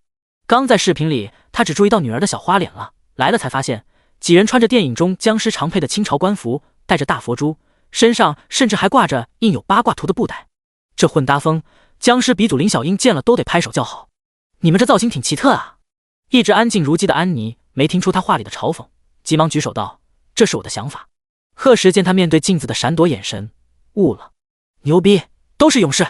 实在是不想再看见这么辣眼睛的造型，贺时赶紧将老婆孩子塞上后座领回了家。而南浔的车就让安妮先开走，后面他再安排人去开回来。到家后，贺时将儿子一把拎起，率先进了浴室。南浔也带着2个女儿去洗澡了。等他们娘3个终于收拾好出来，贺时已经将饭菜端上了桌。哇，好香呀！都饿了吧？快来吃饭。3个孩子挨个被抱上了儿童餐椅。贺时一边盛饭一边假装不经意地问道：“宝贝们今天开心吗？都玩什么了？快给爸爸讲讲。”就从念念先说，说的好有奖励哦。一心干饭的念念没看到哥哥和妈妈惊慌的表情，他所有注意力都被奖励吸引了，美滋滋的开口道：“很开心哦，我们去爬墙啦，打枪了，还开车了哦。”可南浔直接一口饭喷出来。贺时淡定的给他顺了顺后背，还贴心的倒了杯水。想想该你了，说的不好，爸爸就要把奖励给妹妹喽。想想急忙放下小勺子，爸爸，我们还去逃命了。那里有衣服很破的奇怪阿姨，还有浑身是血的奇怪叔叔，明明很好玩，安妮姨姨却一直在尖叫。小家伙说着，还极为夸张的学了下安妮的表情，让南浔忍不住又喷了一次饭。贺时似笑非笑的看向他，老婆，用不用我喂你？南浔吓得急忙摆手。那行，儿子该你了，你就把妹妹们的话总结一下吧。被点名的小鱼儿看了看他妈，又看了看他爸，最后还是选择坦白从宽。我们今天先去买了衣服，又去吃了蛋糕，然后玩了攀岩、射击、碰碰车，还有密室逃脱。小鱼儿越说声音越小，贺时的脸已经黑得跟锅底一样。好家伙，都挺刺激啊！南浔察觉到危险，刚想跑就被一双大手拦住了腰，还没等他反应过来，已经被男人扛上了肩膀。小鱼儿把妹妹们看好，爸爸和妈妈先去谈谈人生。话落，贺时已经大步离开了餐厅。我错了，我再也不敢了。南浔趴在床上，翘臀被拍得火辣辣的疼，他想伸手摸摸，手腕却被人牢牢攥在了手里。贺小时，我真的错了。老公，别打了。贺时看着手下的通红，也有些心疼。现在知道叫老公了。小鱼儿他们才3岁，以后再大点，你怕是能带着翻天了。他们也想娃啊？寨子里都没有这些。贺时眼睛一酸，将人搂到怀里。我知道你心疼他们以前的生长环境，也能保证他们的安全，但这些不是3岁孩子适合玩的东西。你当时在那里有看到其他同龄孩子吗？小鱼儿他们是聪明，但再聪明也是孩子，知道吗？南浔停止抽泣，回想了一下，当时好像是没看见别的小孩，实在是小鱼儿他们从小就跟他身后上山下河的，让他没想这么多。南浔有些内疚，我知道错了，以后不会带他们去了。贺时亲了亲他被泪水浸湿的双眸，乖老婆，知道错就好。刚是不是打疼了？他试探着碰了一下，柔软的娇躯微微颤抖着。南浔转过身窝到男人怀中，撒娇的蹭了蹭脸颊。贺时心里一动，刚想抱着人温存一番，手机就不合时宜的响起。看着上面的来电人，他心里再大的火也压下了。妈，有事吗？咋的？没事就不能找你呗。齐兰的标志性大嗓门让躺在床上的南浔立刻坐直了身子。看着那无措的小模样，贺时安抚的拍了拍他的头。瞧您这话说的，当然不是了。我爸这几天身体还好吧？挺好的，我打电话就是问你到底几号回来。今儿都21了。贺时看了下桌上的日历，回答道：我25往回走，应该会和其表哥开车回去。毕竟车站人太多了，带着3个孩子开车会方便一些，想带什么东西也都能带。重点是他买的阿尔法保姆车终于能派上用场了。贺时老家是在北方的一个小镇上，从申城开车到那里要10多个小时，但是2个人换着开也不算累，所以齐兰听了之后也没多说什么，只提醒他注意安全。妈，我知道，您放心吧，不过有个事我要跟您说一下。南浔闻言蹭的抬起头。啥事？难道是要给我带个儿媳妇回来？那你老娘我做梦都能笑醒。自从贺有海病情有了着落后，齐兰最担心的就是儿子的婚事。从小到大都不跟女生一起玩，他之前还担心过儿子是不是喜欢男孩子。想到这，齐兰的心瞬间沉到谷底，犹豫了一会儿，还是问道：儿子，难道你是想跟家里出柜？贺时，他妈到底在说什么玩意儿？第31章，婆媳第一次通话。一直竖着耳朵的南浔眼中写满了不可置信。贺小时，你原来还有这么大事瞒着我？不是，我妈她瞎说的，我喜不喜欢男人你能不知道吗？贺时着急的解释道。南浔垂下眼睫，他当然对他男人的性取向很清楚，只不过是想逗逗他，谁让这人刚下手那么狠。贺时却以为他信以为真了，正不知道怎么解释好，电话那边又传来了齐兰的声音：儿子，你在跟谁说话呢？我在跟你儿媳妇。贺时很无语，您可真敢想，还连出柜都了解。我爸知道您这么赶时髦吗？而齐兰的心思全都在儿媳妇3个字上了，这种从地狱到天堂的感觉让他瞬间激动不已。真的假的？没骗我，快让我儿媳妇说句话。南浔接过手机，听过齐兰的大胆发言，他对这未来婆婆的性格也有点了解了，这让他的紧张消失了大半。阿姨您好，我是南浔。清甜的女声让齐兰的心一下落到了实处。哎呦，好闺女，刚阿姨的话都是瞎说的，你可千万别误会，都怪那臭小子，也不早点跟我通气。南浔笑着道：阿姨我没误会，刚跟他开玩笑呢。你也别怪贺时，是我一直没准备好跟您还有叔叔见面，这才没说。好孩子，你可别替他说话了，阿姨跟你说，这男人啊可千万不能惯。这些都是阿姨身为过来人的经验。眼见婆媳俩越聊越投机，被无视的贺时无奈摇头。他将餐厅收拾好，又将3个小宝贝哄睡，这才回了卧室。谁知2人的电话还在继续。妈说让你接一下。贺时愣愣的抬起头，这么一会儿妈都叫上了，老太太可真能忽悠，看来他得好好学学。他满含期待的喂了一声。臭小子，在那边不许欺负小浔，听见没？这次要是不把儿媳妇给我带回来，那你也不用回来了。贺时张了张嘴，还没来得及说话，那边就已经挂了。见他吃瘪，南浔哈哈大笑起来，阿姨可真有趣。贺时气恼的扑上床，将人拽到身下，威胁道：现在不叫妈了啊，阿姨说反正早晚的事。对，早晚的事，那你再叫声老公听听。别闹，我们是不是要去给阿姨和叔叔买点礼物带回去啊？是得买，那这事就交给你安排了，不过不许带着孩子们像今天这样胡闹。说起孩子们，南浔想到刚刚的电话，真不用把小鱼儿他们的存在提前告诉阿姨吗？贺时嘴角微弯，这么大的事自然要当面给他惊喜。看着男人眼里的狡黠，南浔忍不住在那张薄唇上亲了一下。幼稚鬼！贺时立刻伸手去挠他的腰。谁幼稚？谁幼稚？哈哈，我幼稚。南浔腰间最是敏感，平时碰一下都痒得不行，这下笑得眼泪都要出来了，躺在床上各种求饶。2人就这么一直嘻嘻哈哈的闹到半夜，才熄了灯。接下来几天，贺时每天都早出晚归，他要在回家之前将手里的事尽快处理好。侯健那边的最终设计方案已经定下来了，不日动工。李彤和老大老二在申城的投资也顺利谈完。除了李彤坐镇申城外，老大出差去了燕城，老二去了彭城。在此之间还出了件很戏剧性的事。宋博在被拘留时就得知了宋伟才被抓的消息，出来后本想替他爸找门路，结果发现家里公司已经易主了，而他的年轻后妈也早就卷钱跑路。无头苍蝇一般的宋博只能去找秦家寻求帮助，可是却被拒之门外，甚至被秦若羞辱了一番。暴怒之下的宋博将人推倒在地，恰巧撞到门口的花坛角。谁知秦若醒来后竟神志不清了，于是刚从派出所里出来的宋博很快又被关了进去。这件事如果秦家不依不饶，那宋家父子很有可能在监狱里作伴。贺时听李彤说完，也只是嗤笑一声。恶人自有恶人磨，有些人根本不用他做什么，就能自己将自己玩死。而宋家与秦家也不过是他沿途碰到的一颗小石子而已，踢走就算了。回老家的前一晚，南巡将所有要带的东西一一收拾好，除了给家里那些亲戚朋友带的礼物，光3个小家伙的衣服就占了2个箱子。贺时看得眼皮一跳，不知道的还以为他们不回来了。叮！检测到宿主即将远行，补贴10平米随身空间，可升级，补贴旅行攻略大全。系统话音刚落，贺时就感觉到一种微妙的联系，他心中一动，一个淡蓝色的盒子就出现在脑子里。这就是随身空间。是的，宿主，空间可通过秒杀商城的升级卡升级，现阶段只能收非生命体，请宿主谨慎使用。贺时呼吸一滞，意思就是升级到一定程度也可能装活物进去。那人是不是也可以？他强压下心中的激动，趁南巡和孩子不注意，碰了下手边的苹果。那苹果果然立即消失，随后出现在淡蓝色的空间中。牛批！贺时兴致勃勃地研究了好一会儿，等他终于将心思从这上面转移，他老婆已经在装第5个箱子了。吓得贺时急忙将人拦住，不用带那么多，那边气候跟申城相差很大，你带过去孩子们也不能穿，到了之后现买就行。南巡这才作罢。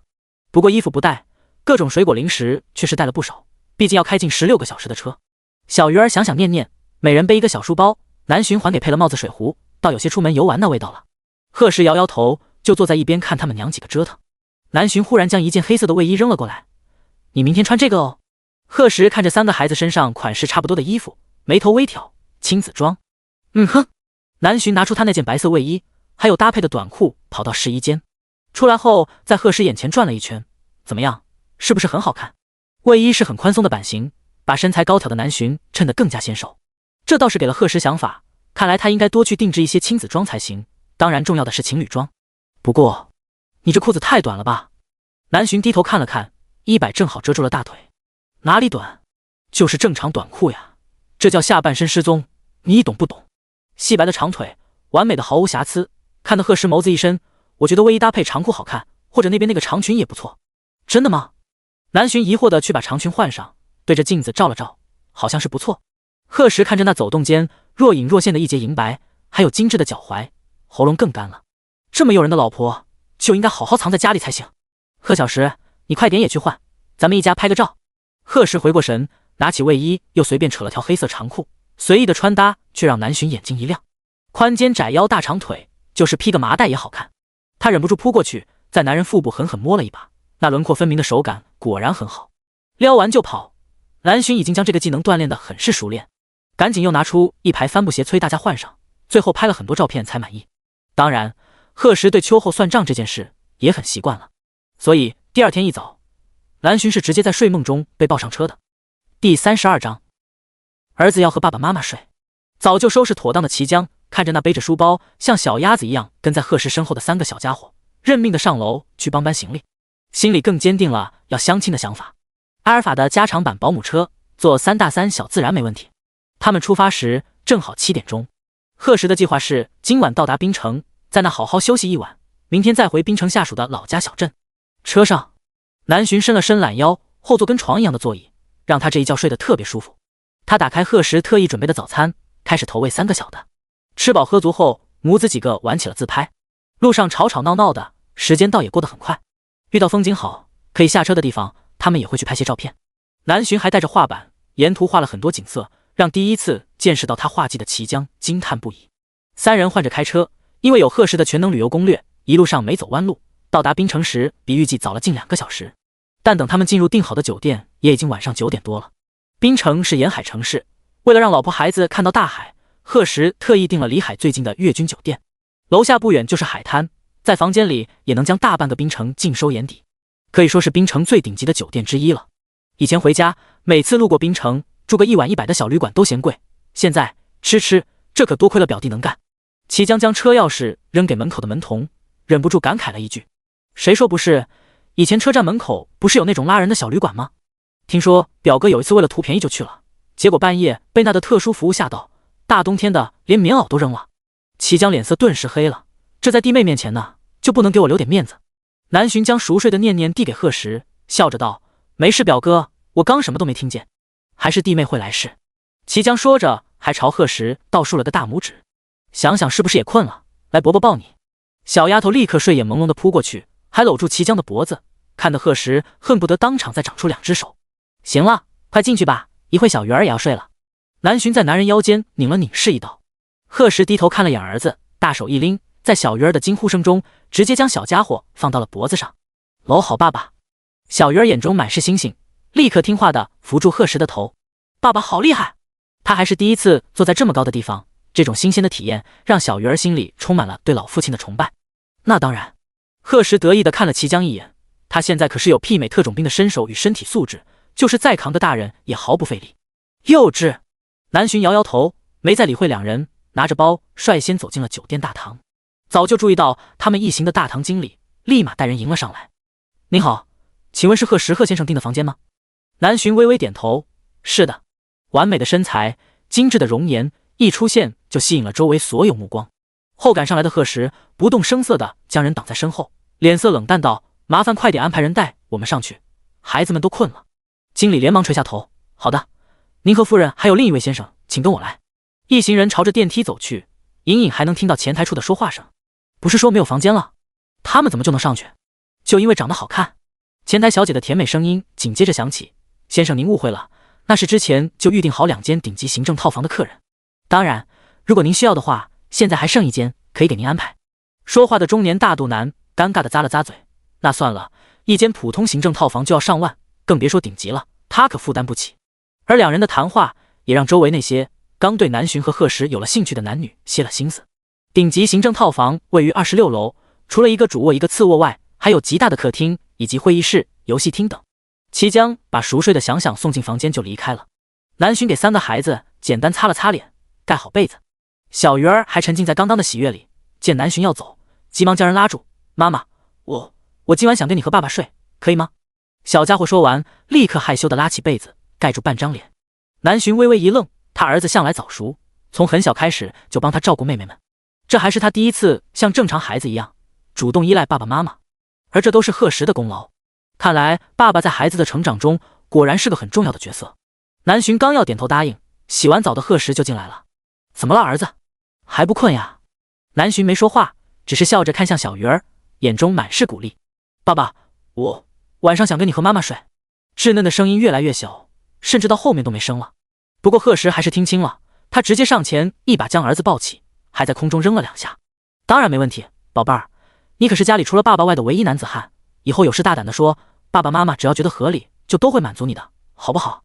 小鱼儿立马红着脸颊，使劲点了点头。感受到怀里柔软的小身体，贺时忍不住在儿子的背上轻轻拍了拍。爸爸知道我们小鱼儿最聪明，也总是照顾妈妈和妹妹们，但现在有爸爸在了，以后不管遇到什么事都有爸爸解决，所以小鱼儿安心做自己就好，明白吗？明明才3岁的年纪，却总是像小大人一样，还很会为别人考虑，这让贺时欣慰的同时也很心疼。他希望儿子能有个快乐轻松的童年。我知道了，爸爸，我好喜欢你。小家伙说完就将头埋到男人的颈窝里，感受到皮肤上的凉意，贺时心里更软了几分。一旁的南浔假装不乐意，逗他：儿子你都没说过喜欢妈妈，我要哭了。妈妈骗人。小鱼儿使劲蹭了蹭眼眶，接着头也不抬的小声道：不过我也喜欢妈妈。贺时和南浔对视一眼，眼中满是笑意。他又将儿子拎到脖颈上，惹得小家伙哈哈大笑起来。走，带你们娘俩去阳台看看夜景，从这里能直接看到大海。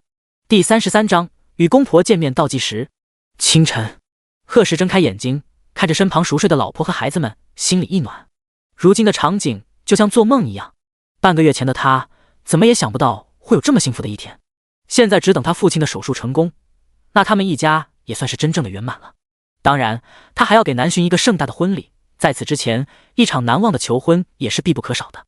贺氏越想越觉得上次的求婚过于草率，鲜花戒指一样没有，偏偏身边这个傻子毫不迟疑的就答应了。你看着我做什么？南浔睡眼惺忪的翻了个身，在男人线条流畅的小臂上摩挲了几下。看我老婆好看，不行吗？贺时说着，还在那张微翘的红唇上啄了一下。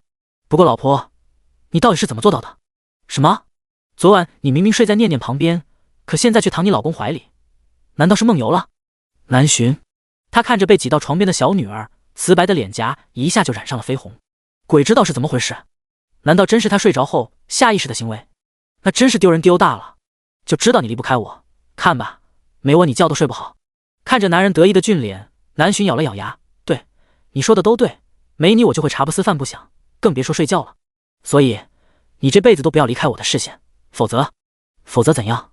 南浔朝他的小腹下瞥了眼，那凌冽的眼神让贺时不自觉的一抖。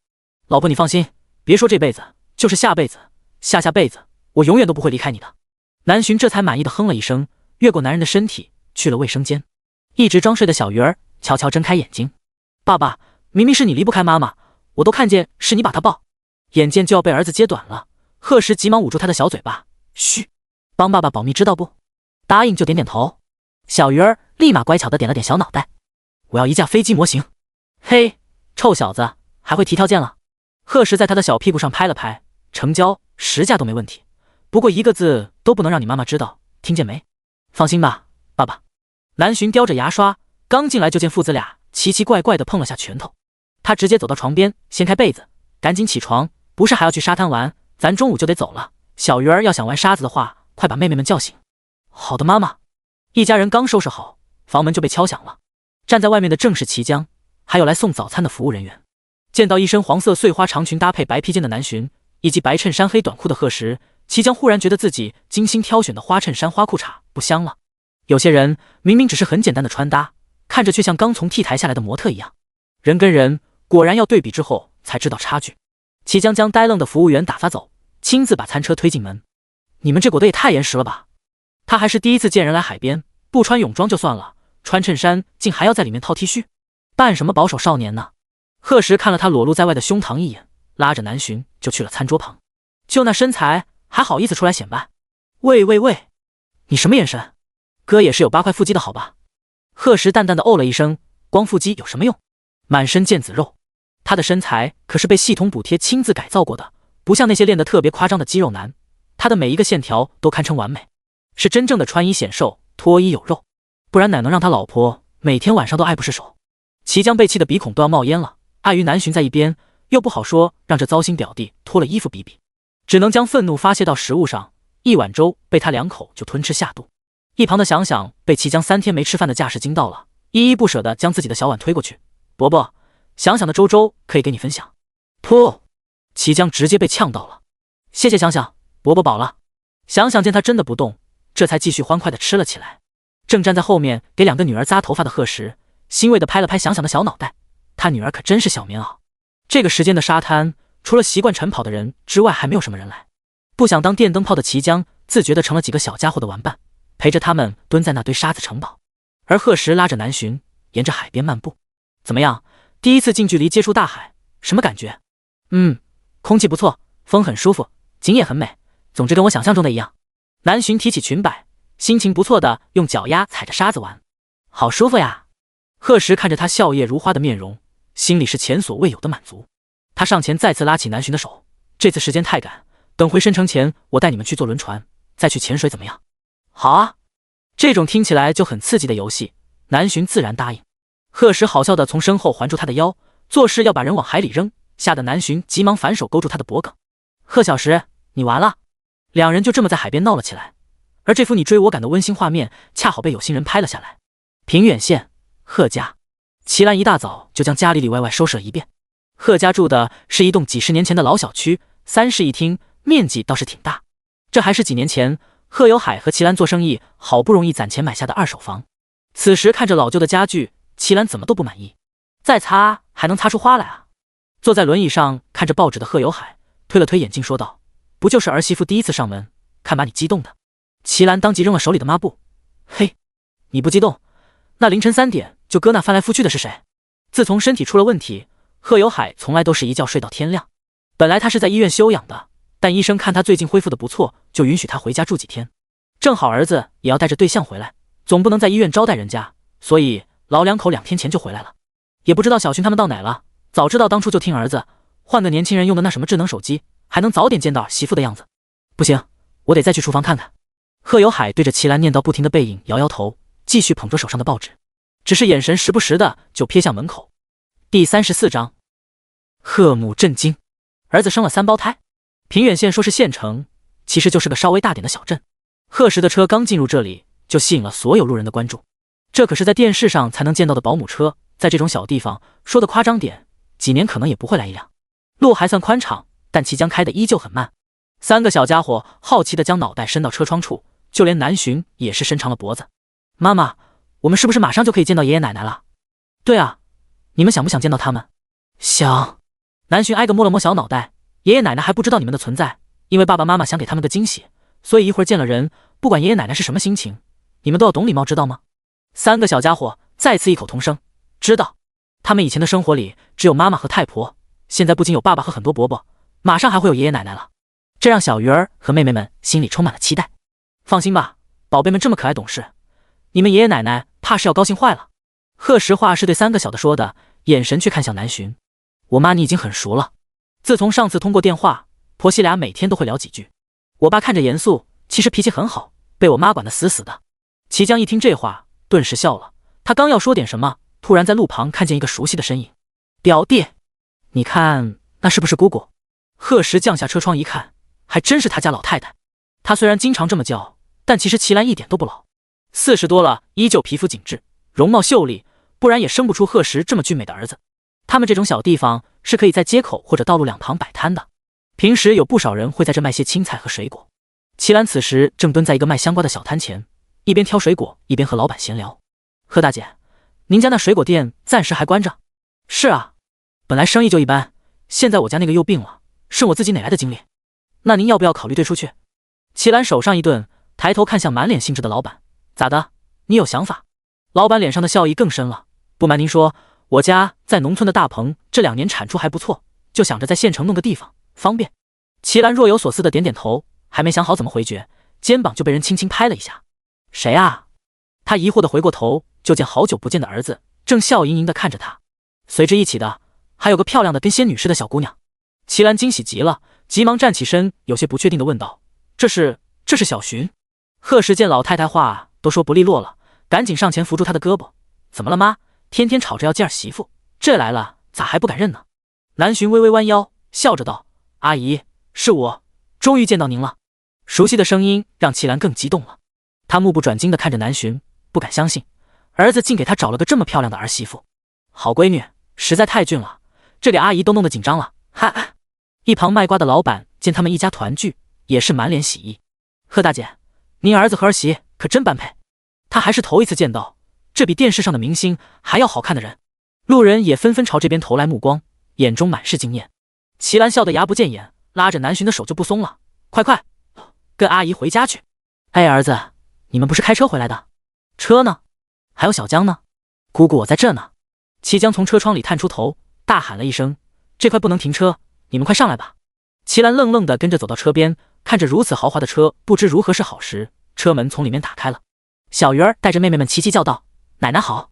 突然出现的3个孩子还有奶呼呼的声音，将齐兰弄得腿都软了。要不是有贺石扶着，他直接就跪坐到了地上。这是……齐兰满脸震惊，他虽然年龄大了，但是眼神很够用。这3个小孩跟他儿子像极了，特别是中间的小男孩，简直是跟小时候的贺石一个模子刻出来的。另外2个差不多大的小丫头，长得一模一样，一看就是双胞胎。仔细看到更像南巡多一点。他将那个做梦都不敢想的想法勉强压下，先上了车，眼睛却一直在3个小家伙身上，那种越看越喜欢的感觉让他心里怎么也平静不了。贺石怕再瞒下去就要把老太太憋坏了，车子刚起步就直截了当地说出了事实：妈，虽然这件事对您来说很突然，但小鱼儿、想想和念念确实是您的亲孙子和亲孙女，他们都是我和寻寻生的，具体情况等见了爸我再一起解释。齐兰闻言脑子里轰的一下，他所有注意力都在那句亲孙子亲孙女上。这竟然是真的，他真的当奶奶了。而且一下就有了3个孙子孙女，中个100万大奖都没这么刺激。齐兰满脸慈爱地看着身旁的小家伙们，摸摸这个摸摸那个，心里欢喜的不行。短短几分钟的时间，车里尽是他的笑声。齐将人送到后，就回了自己家。他家也在这附近不远，走过去要不了10分钟。贺家客厅里，坐在轮椅上的贺有海微张着嘴巴，久久才消化掉心里的震惊，随之而来的就是狂喜。没想到他儿子这么争气，一下就生了3胞胎。3个小家伙也不认生，一会儿奶奶长爷爷短的将老两口哄得哈哈大笑。毕竟坐了2个多小时的车，不一会儿就都玩困了。南浔将孩子们哄睡，4个大人这才坐到客厅沙发上。贺时拉住南浔的手，看着父母轻声道：“其实我和浔浔4年前就在一起了。爸妈，你们还记得我那次出去毕业旅游吗？就是那个时候。”贺时正要往下说，却被南浔拦住了。后面的让我讲给叔叔阿姨吧。他愣了片刻后，点点头。于是南浔就将他是如何被阿妈带回家，又是为什么跟贺时分开，以及家族的特殊都毫无保留地说了一遍。这是贺时的家人，以后也是他的家人，所以南浔不想对他们有任何隐瞒。第35章，一套房子带身上。叔叔阿姨对不起，是我让贺时跟孩子们分开那么久，也让你们现在才见到孙子孙女。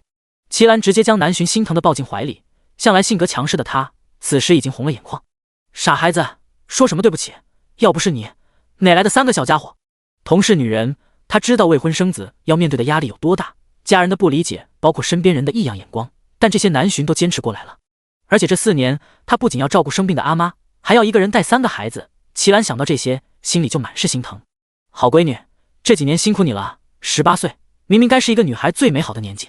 南浔笑着摇摇头，阿姨不辛苦，只要看到3个孩子，想到贺时，一切都没什么的。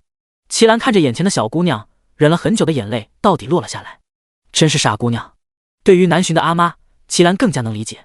将心比心，这要是她的女儿刚成年就要为了个男人生孩子，她也不会同意。可这男人到底是她的儿子。想到这，齐兰立马狠狠地瞪向贺时，以后敢欺负小浔，看我不打断你的腿。哎呦妈，我哪敢呀，这是我老婆，疼都来不及呢。这还差不多。齐兰又看向南浔，面上满是温柔。贺家男人别的不提，但是绝对专一，小事除了你，从小到大没接触过其他女孩，这个我和他爸都可以为他作证。对，小浔啊，贺时他能等你4年，也证明了他的心意。一直安静的贺有海也忍不住出声道：“叔叔阿姨，我知道的。”还叫阿姨？之前在电话里不说好的叫妈？南浔脸色立刻红了，但还是笑着叫了一句妈。看着旁边一脸期待的贺有海，又爽快地喊了一声爸。老两口连忙应了。儿子，你之前不是说要和小浔把证先领了，明天就是周一，那干脆一大早就去，孩子们有我和你爸看着。对，你们去吧，正好带小浔逛逛。长得漂亮，性格也好，对于南浔这个儿媳妇，贺家父母已经是1万个满意，恨不得儿子立马把人娶回家。贺时和南浔对视了一眼，欣然答应。为了儿子和儿媳妇回来，齐兰准备了很多吃的，包括滨城这边常吃的海鲜。南浔和孩子们都喜欢吃甜的，贺时特意给他们做了茄汁鲅鱼、茄汁大虾、捞汁海鲜，这让第一次见识到他厨艺的齐兰惊呆了。果然，有了老婆孩子就是不一样。以前煮个面都费劲的人，现在都能做这么复杂的菜了。3个孩子对海鲜也适应良好，贺有海和齐兰像2个老小孩，一直抢着给孙子孙女们剥虾，把南浔笑得不行。来，咱们一家人喝一个，希望以后的每年都像今天一样。贺有海率先端起水杯，小浔，这些年辛苦你了，以后千万别跟爸妈客气，这就是你家。南浔感动地站起身，谢谢爸，也希望您和妈以后身体健康，咱们一家人一直在一起。对，一直在一起，大家干杯。这时，系统补贴毫不意外地来了。叮！恭喜宿主一家首次团圆，补贴滨城金溪街商铺时间，金滩湾豪华山顶别墅一栋，房产证办理中，将于明日送达。贺时眉头微挑，滨城虽然只是个2线城市，但因为临海，旅游业非常发达。金溪街地理位置极其优越，可以说是滨城的6个中心，是一条名副其实的100年老街。而金滩湾虽不是滨城的最顶级住宅，可却毗邻景区，靠近海滩。最难得是，从那里自驾到市中心也只需要15分钟，真正的离城不离城。据贺时所知，金滩湾的山顶别墅最小的也有600平米，最大的达到1600平。以系统的豪气，绝对会给他最大的。如今有了这栋别墅，那他一家在滨城市里也算有落脚的地方了。一顿饭吃得其乐融融，南浔和贺时将孩子们塞给爸妈，然后一起收拾了碗筷，将切好的果盘端到茶几。贺时随后将他们一路带来的东西拿了出来。爸妈，这是寻寻给你们准备的礼物，快过来看看。回家还带什么礼物？以后可不许了。话是这么说，齐兰还是满脸笑意地坐到沙发上。妈，我听贺时说您颈椎不好，这是我咨询过深城大医院的专家后，专门找人定制的按摩仪。南浔一边说，一边将一个包装严实的白色纸箱打开，跟外面那些假冒伪劣产品不一样，这个我亲身体验过了，确实有效果。你这孩子真有心。齐兰爱不释手地摸了摸，看这材质就知道不普通。还有这套翡翠首饰，是我和贺时一起挑的，您气质好，戴这个正合适。南浔紧接着拿出一个精致的包装盒，打开后里面有项链、耳饰、胸针、手镯，整整一套。没有女人不爱这些。齐兰眼睛一亮，真好看，这个很贵吧？南浔闻言看向他男人，300多万，应该不贵吧？您管那么多干什么？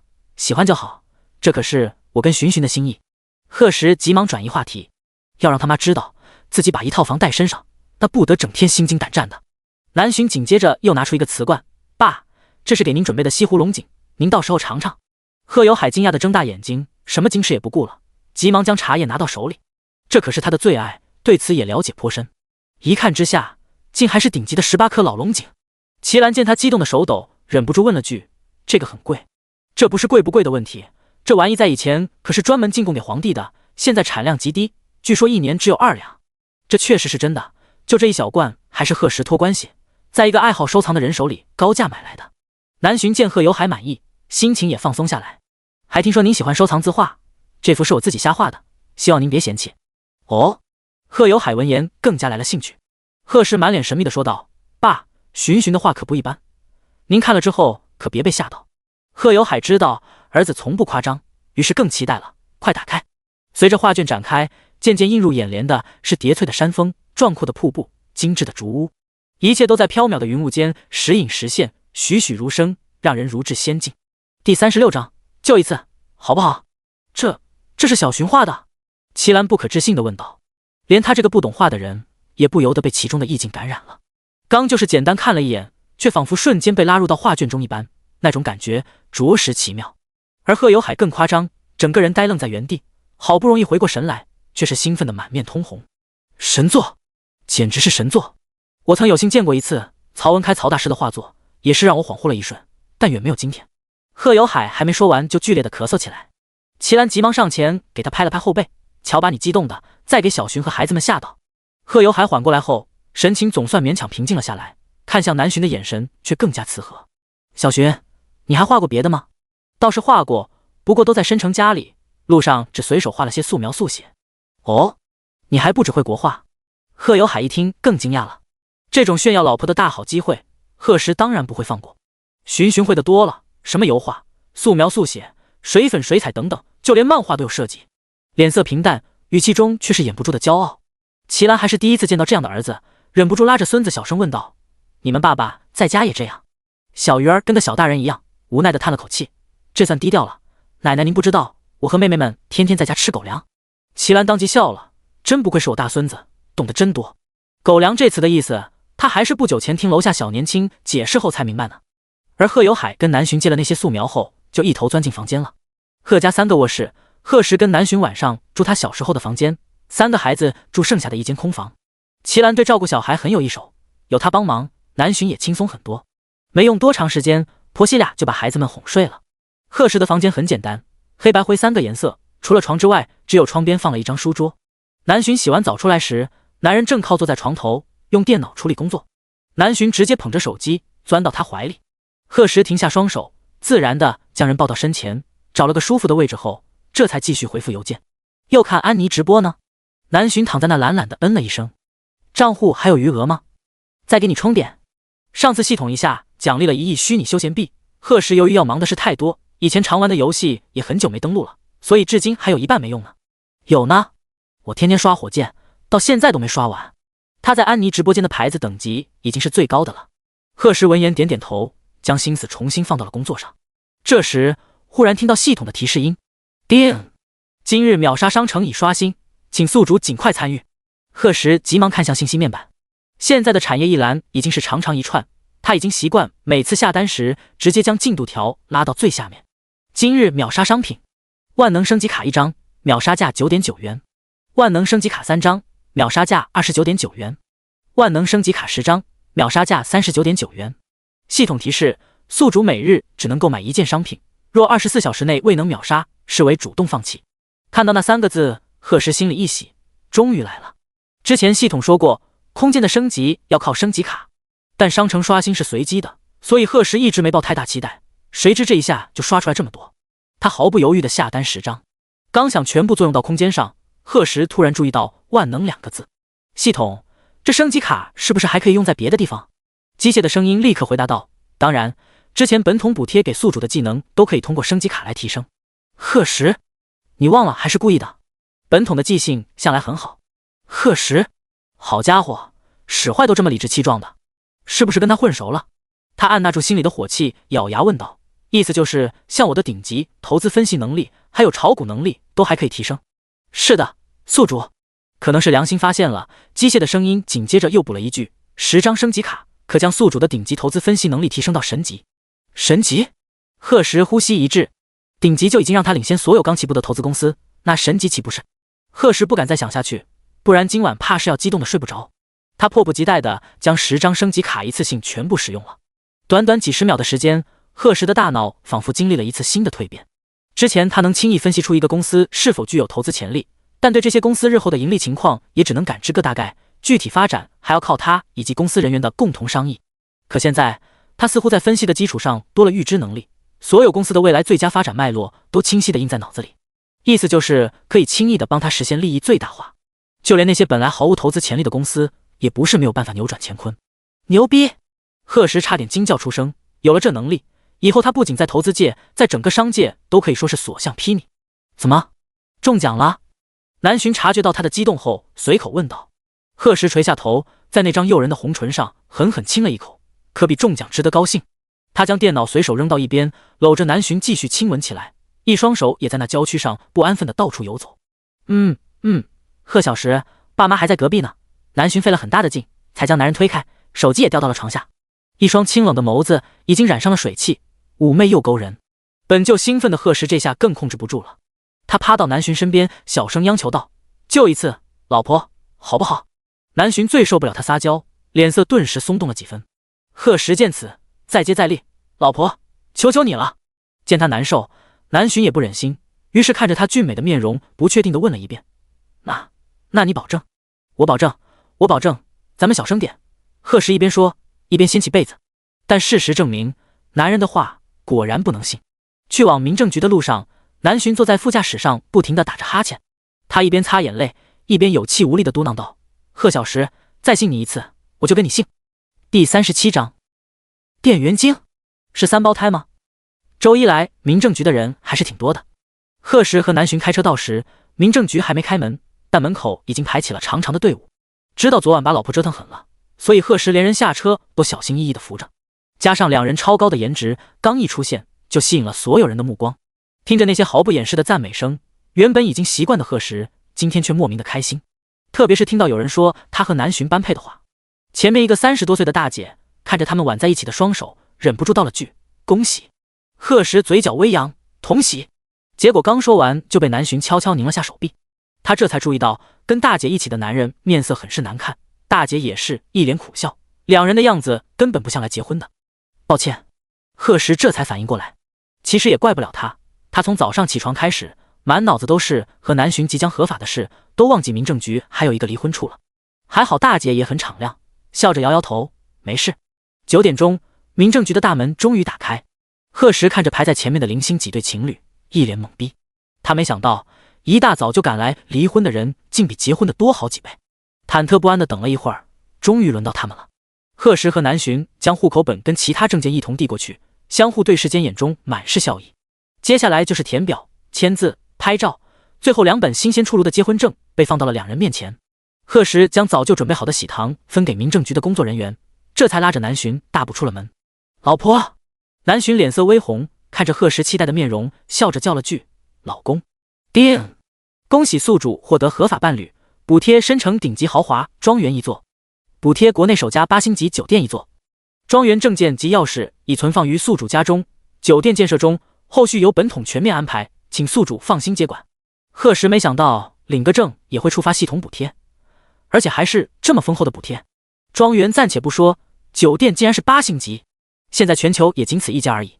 当初花费200多亿才建造而成，这是系统距今为止最大手笔的一次。贺石心里一动，假装不经意地说道：“接下来就要开始准备婚礼了。”果然，机械的声音再次响起，叮！检测到宿主即将举办婚礼，补贴顶级策划团队1组，补贴西式婚纱礼服，男女各3套，补贴西式粉钻世纪之星系列，补贴西式蓝钻希望之星系列，补贴西式红钻永恒之星系列。每系列包括钻戒1枚、项链1条、耳饰1对、手链1对、皇冠1顶，请宿主前往海瑞温斯顿深城专柜自行领取。卧槽，还真有！他还正想找品牌定制1枚独一无二的钻戒，用来跟南巡求婚，没想到系统直接送来了有钻石之王称号的海瑞温斯顿，这可是很多王室贵族以及好莱坞明星都趋之若鹜的珠宝品牌。还一下就是3个系列，贺石已经能想到南巡见到钻石后的惊喜了。他直接将人抱起，在路人的惊呼声中转了好几圈。南巡害羞的将头埋到他的胸膛里，贺小石，放我下来。叫我什么？南巡轻轻捶了他2下，老公，行了吧，这么多人看着呢。贺石却笑着直接大步将人抱走了，还时不时的向上扔2下逗他。明明身材高挑的南巡在他怀中像没有重量一样。如此男友力的一幕，让一群带着女友出来闲逛的男人当即遭到了数落。你看人家长得帅不说，抱老婆跟玩一样，你竟然连背我都背不动。你要长人家那样，扛我都要给你扛起来。你再说一遍。已经走远的贺石当然没听见这些类似的对话，他带着南巡直接去了县城最大的商贸城。滨城这边的气温较低，一家人穿来的衣服都太薄了。贺石打算先带南巡去买一些厚衣服。这种小地方当然不像深城有各种大品牌，但价格相对也很便宜。两人当先进了一家童装店，门口的店员立马面带微笑的迎了上来。为了拍结婚证，南巡今天特意穿了一件白衬衫，下身是一条长及小腿的深蓝色百褶裙。贺石也是简单的衬衫休闲裤。一般卖衣服的多少都有些眼力见，两人的气质与外形一看就不是差钱的主。欢迎光临，请问2位孩子多大了？男宝宝还是女宝宝？咱店里3到9岁的衣服都有，是整个商贸城最全的了。2个女孩1个男孩，都3岁了。南巡微笑道。店员是县城本地的，惊讶的家乡话都蹦出来了。是3胞胎吗？先生和您夫人可真有福气。是的，衣服裤子外套都要，麻烦带我们去看一下。店员当即拿出5、6套刚到的新款，南巡摸着质量不错，贺石立刻爽快地付了钱，乐得店员眉开眼笑。可以安排送货上门吗？当然可以，您留个地址电话，我稍后叫个跑腿给您送。行。贺石又留下200现金，剩下的就算给店员小费。两人又陆续逛了几家童装，这才往楼上走去。现在家里的衣柜会有中环世纪城的人定期送新款过去，所以南巡跟贺石平时很少逛街，这次倒是个很好的机会。最后小两口不仅买了自己的，还给齐兰和贺有海也分别买了几套，全部让人送回了贺家。贺石低头看了眼时间，已经中午了。这边的凉皮很好吃，我带你去尝尝。南巡摸摸肚子，点头道：好啊，正好饿了。夫妻俩牵着手，谁知刚走出商贸城，迎面就遇见一个熟人。贺石，还真是你啊，我刚还以为我看错了。袁冰。贺石看见来人也觉得很巧，没想到会在这遇见高中同学。两人以前关系不错，可惜大学没考到一个城市，这才渐渐少了联系。这位是？袁冰看着一旁的南巡，眼里闪过惊艳。我老婆。好家伙，啥时候结的婚，怎么都不告诉我？袁冰一脸惊讶，前几天见到贺家阿姨，她还在忧心儿子的单身问题呢，这么快就有老婆了？重点是贺石这个母胎单身会有老婆？领证了，没办婚礼呢，不然能不通知你？贺石怕好友误会，解释道：算你有良心。袁冰轻捶了下他的肩膀，行了，到时候电话联系，我这还要去给我女朋友买麻辣烫呢，大热天的非要吃这口。贺石微微点头，也拉着南巡离开了。第38章邻居精。贺家儿媳是仙女。两人吃完午饭，又去贺石以前的高中转了转，临近下午3点才回了贺家。小鱼儿和妹妹们正跟齐兰、贺有海在楼下玩，突然得了这么3个宝贝儿，老两口自然要带出来好好显摆一下。3个小家伙长得好嘴又甜，没一会儿就让一帮中年阿姨们喜欢的不行。贺妹子，我记得你家贺石不是一直单身吗？怎么这么快孩子就有了？不会是被人给骗了吧？原本融洽的气氛里突然插进这么一句阴阳怪气的话。开口的是住在贺家楼下的王阿姨，她儿子也在深城上大学，不过只是个普通学校，以前就喜欢跟贺石比，他这个当妈的自然也不遑多让。这话里话外都在暗讽贺石给别人做了接盘侠。刚还满面春风的齐兰脸色一下就黑了。我家小石交不交女朋友还用告诉你？只要眼睛不瞎，都能看出来这是我贺家的孩子。还有，我儿媳妇长得好，性格好，你要再敢瞎嚼舌，看老娘不撕烂你的嘴！不发火还当别人好欺负不成？旁边跟齐兰关系不错的妇女们也是疾言厉色。这3个小家伙打眼一看就跟贺石一个模子出来的，有人眼神不好就赶紧制止去。就是平白在这恶心人！你们……王阿姨没想到她只是随口嘲讽了一句，这帮人会反应如此激烈，一个个跟被狗咬了一样，至于吗？她不知道的是，这些人其实早就看她不顺眼了。出事小肚鸡肠，爱占便宜不说，还经常跟邻里生口角。她在这里的人缘已经差到了极点，不就是找了个有钱儿媳妇，有什么可嘚瑟的？你家王浩不会是给人当到插门去了吧？王阿姨脸色一变，你儿子才到插门，再瞎逼逼看我不削你！齐兰正要说点什么，这时一辆奥迪 A8 缓缓开进了小区，车窗降下，赫然是王浩的那张脸。王阿姨立马兴高采烈地跑到车旁，故意放大了声音：“哎呦，儿子，你咋突然回来了？”王浩闻言眉头狠狠皱起，不是你打电话。看到旁边围着的一圈人，他到了嘴边的话瞬间又咽了下去。昨晚他妈急匆匆给他打电话，说贺石回老家了，让他今天也赶紧带着女朋友回来。王浩一下就明白他妈在打什么主意，虽然有些不情愿，但想到贺石每次见到他的不屑，还是回来了。他能力一般，在申城毕业后也没找到好工作，还好长得算俊秀，被一个有钱女人看上了。自从跟他在一起后，他每天也不用出去工作，整日待在家玩游戏，饿了也有保姆做饭，两耳不闻窗外事，日子别提多潇洒。因为把人照顾得好，就连这车现在也是他的了。王浩甚至已经想好，见到贺石后该怎么好好奚落他一番。停着干什么？乌泱泱的环境也太差了。后座突然传来了一道不耐烦的女声。王阿姨兴奋地趴到车窗上，里面是不是我儿媳妇？快下来，让阿姨看看。女人朝外面瞅了一眼，对王阿姨的话视而不见，继续悠闲地闭目养神。王浩尴尬地朝他妈笑了笑，将车窗关闭。过了好一会，女人才不情不愿地打开车门。麻烦帮我拿下包。王阿姨条件反射地伸出手，大热天却穿着一身貂皮的女人高傲地看了她一眼，淡淡叫了句阿姨，随后又叮嘱道：我这包几万块呢，可别碰坏了。身穿西装的王浩快步走过来，将女人小心地扶下车，还殷勤地打开一把太阳伞。站在一旁的众人，包括拉着孙子孙女们的齐兰，看着眼前的一幕，无不在心里呸了一下。这哪是儿媳妇，明明就是找了个祖宗回来，而且看那脸，妆化的再精致，看着也比王浩大不少。说什么女朋友，这一看就是被富婆包养了，还入赘。哪天人家玩够了，直接就把王浩一脚踢了也不一定。王阿姨此时心里也转过弯来了，看着王浩的眼神全是后悔。如果他早知道是这么个情况，打死他也不会让儿子带着女人回来，这一下是真的丢脸丢到家了。但现在王阿姨心里再火大，也不敢得罪这有钱有势的女人，还得尽心把人伺候好了。她只能让儿子趁机再多捞点钱，以后找个由头把人甩了。王阿姨眼珠一转，心里已经有了主意。等她过上了好日子，现在这些看笑话的，到时候还不得看她眼色。想到这，王阿姨刚稍微收起一点的尾巴，又翘了起来。此时所有人的心思都在这王家3口身上，没人注意到那边贺石开车带着南巡已经进了小区。爸妈，你们在这干什么呢？南巡一边下车一边朝不远处的3个孩子笑着摆了摆手。妈妈，还有小寻，你们回来了。齐兰听到声音后，拉着孙子孙女们开心地迎了过去。回来了，一切顺利。南巡俏皮地眨了眨眼睛，继续说道：还去逛了商城，给咱一家都买了衣服，一会儿能有人送过来。你们年轻人买自己的就行了，我和你爸衣服多着呢，旧的不去新的不来嘛。寻寻还给您选了旗袍，到时候配那套首饰，您一定要试试。紧跟着下车的贺石也走了过来。爸爸，3个孩子开心地围到他身边，被挨个摸了摸脑袋后，这才满意地到一边玩了。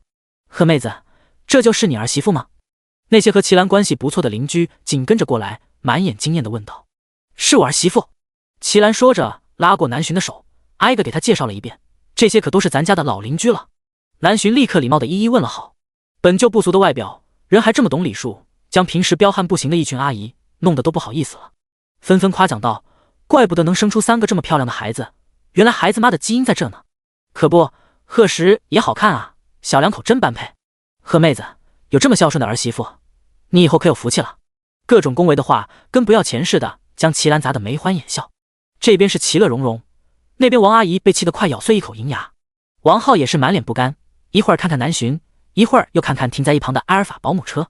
而那个原本趾高气扬的女人，在见到贺石的一刻，面色已然白了下来。第39章，惊涛骇浪的班级群。贺石，好久不见，这车你在哪租的？要不少钱吧？王浩还是没忍住问了一句，他不相信刚毕业不久的贺石有能力买下一辆300万的豪车。谁知贺石还没开口，站在一旁的女人先一步抬起头，眼神奇怪地看向他。王浩疑惑地摸了摸脸颊，怎么了宝贝儿？是不是发现你老公我更帅了？他声音不大，但还是让周围不少人听见了，脸色瞬间被膈应地绿了下来。就连王阿姨也为儿子的厚脸皮感到一丝羞耻，特别是旁边还站着贺石这么一个极品做对比。我自己就开的租车公司，为什么要去租？淡淡的一句反问，如同一道惊雷，炸得众人外焦里嫩。县城的人虽然对豪车没什么大见识，但也知道停在眼前的车不是普通人开得起的。他们早猜到贺家发达了，可没曾想这贺家小子公司都开起来了。租车公司？王浩以为自己幻听了，贺石的家庭条件他再清楚不过，哪来的钱开公司？你不是在开出租车吗？他当初特意跟人打听过的，得知这个消息后还暗自得意了很久。名牌大学毕业的又怎么样？还不是和他一样，连工作都找不到。贺石眉头微挑，看来你对我还挺关注的，可惜关注的不太彻底。什么意思？闭嘴！一直尽量缩小存在感的女人终于忍不住大吼了一声。贺先生可是行千里出租的老板，你整天埋在游戏里醉生梦死，知道个屁！贺石这才将眼神落到王浩的身旁，他记忆向来很好，一眼就认出这女人正是他以前的领导王高达的情人，不久前才在深城 4S 店见过。没想到这王浩竟然沦落到被一个情妇包养，可真有意思。不过贺石对别人家的事向来不感兴趣，也没揭穿女人的身份。而王浩此时还处在懵逼当中，他不敢相信刚刚所听到的话。贺石不过是个小司机，凭什么开得起公司？不可能，一切都不可能。女人见他难以置信，无语的翻了个白眼，直接找出手机里的视频扔给他。那是安妮之前直播豪车后剪辑的一段视频，里面清楚地介绍了贺石的身份，甚至本人也入了镜。那张脸只要不瞎都能看出是谁。王浩脸色灰败，眼睛死死盯着那长长的车队，发现他本来引以为豪的奥迪 A8 也不过是其中最为普通的一辆，这让他整个人狠狠踉跄了一下。王阿姨激动地抢过手机，几秒后直接坐到了地上，如同斗败的公鸡一样。她知道自己这辈子都别想比过齐兰了。而那女人见贺石对她并不关注，暗暗松了口气，拉开车门，不顾王家母子的挽留，干脆地扬长而去。至于3人之后如何，贺石没空关心，因为他突然收到了袁斌的信息：兄弟，班长在群里组织了聚会，去不？可以带家属。贺石点开屏蔽很久的高中群，果然见班长陈阳几分钟前在里面发了聚会地址以及时间，就在明天上午9点，县城最大的好滋味饭店，也是他们往年聚会的地方。可惜贺石高中跟除了袁斌以外的班里人关系都一般，以前聚会一次也没参加。去呗，好不容易回来一趟，我女朋友说也想见见嫂子。贺石思索片刻后才答应下来，因为他们原本定好了明天回农村老宅看望大伯二伯还有爷爷奶奶的。之后贺有海就要到医院做一次详细检查，等待月末的手术。如果明天上午去同学聚会，就只能等下午再出发了。晚上贺石跟南巡一起去齐江家，邀请齐江父母来家里吃饭，并将准备好的礼物送了过去。因为齐家重男轻女，齐兰跟娘家那边的关系一直很差，唯一亲近的就是血缘疏远的齐江一家，再加上两家住得近，这几年的关系也越发好了。贺有海生病时，齐江家更是将全部积蓄都借给了他们，所以贺石才会对这个表哥格外亲近，甚至将行千里公司30%的股权都转给了他。其父其母都是很和善的人，齐江这次回来自然将贺石对他的看重都说了。老两口又欣慰又感激，两家人的关系无形中又亲密了几分。一顿饭吃得宾主尽欢，贺石和齐江以及其父还高兴地开了瓶酒。而那边的高中班级群里，却因为袁斌的一句话炸出了无数潜水的人。班长陈阳，贺石也来，4年没见我们大校草了，期待。袁斌，哈哈来，校草风采依旧，肯定不会让你们失望的。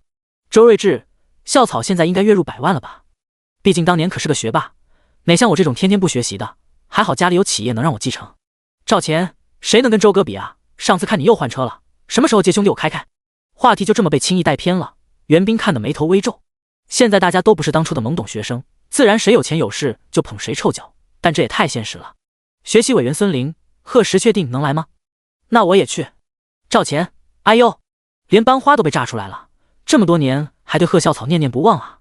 不如看看我们周哥。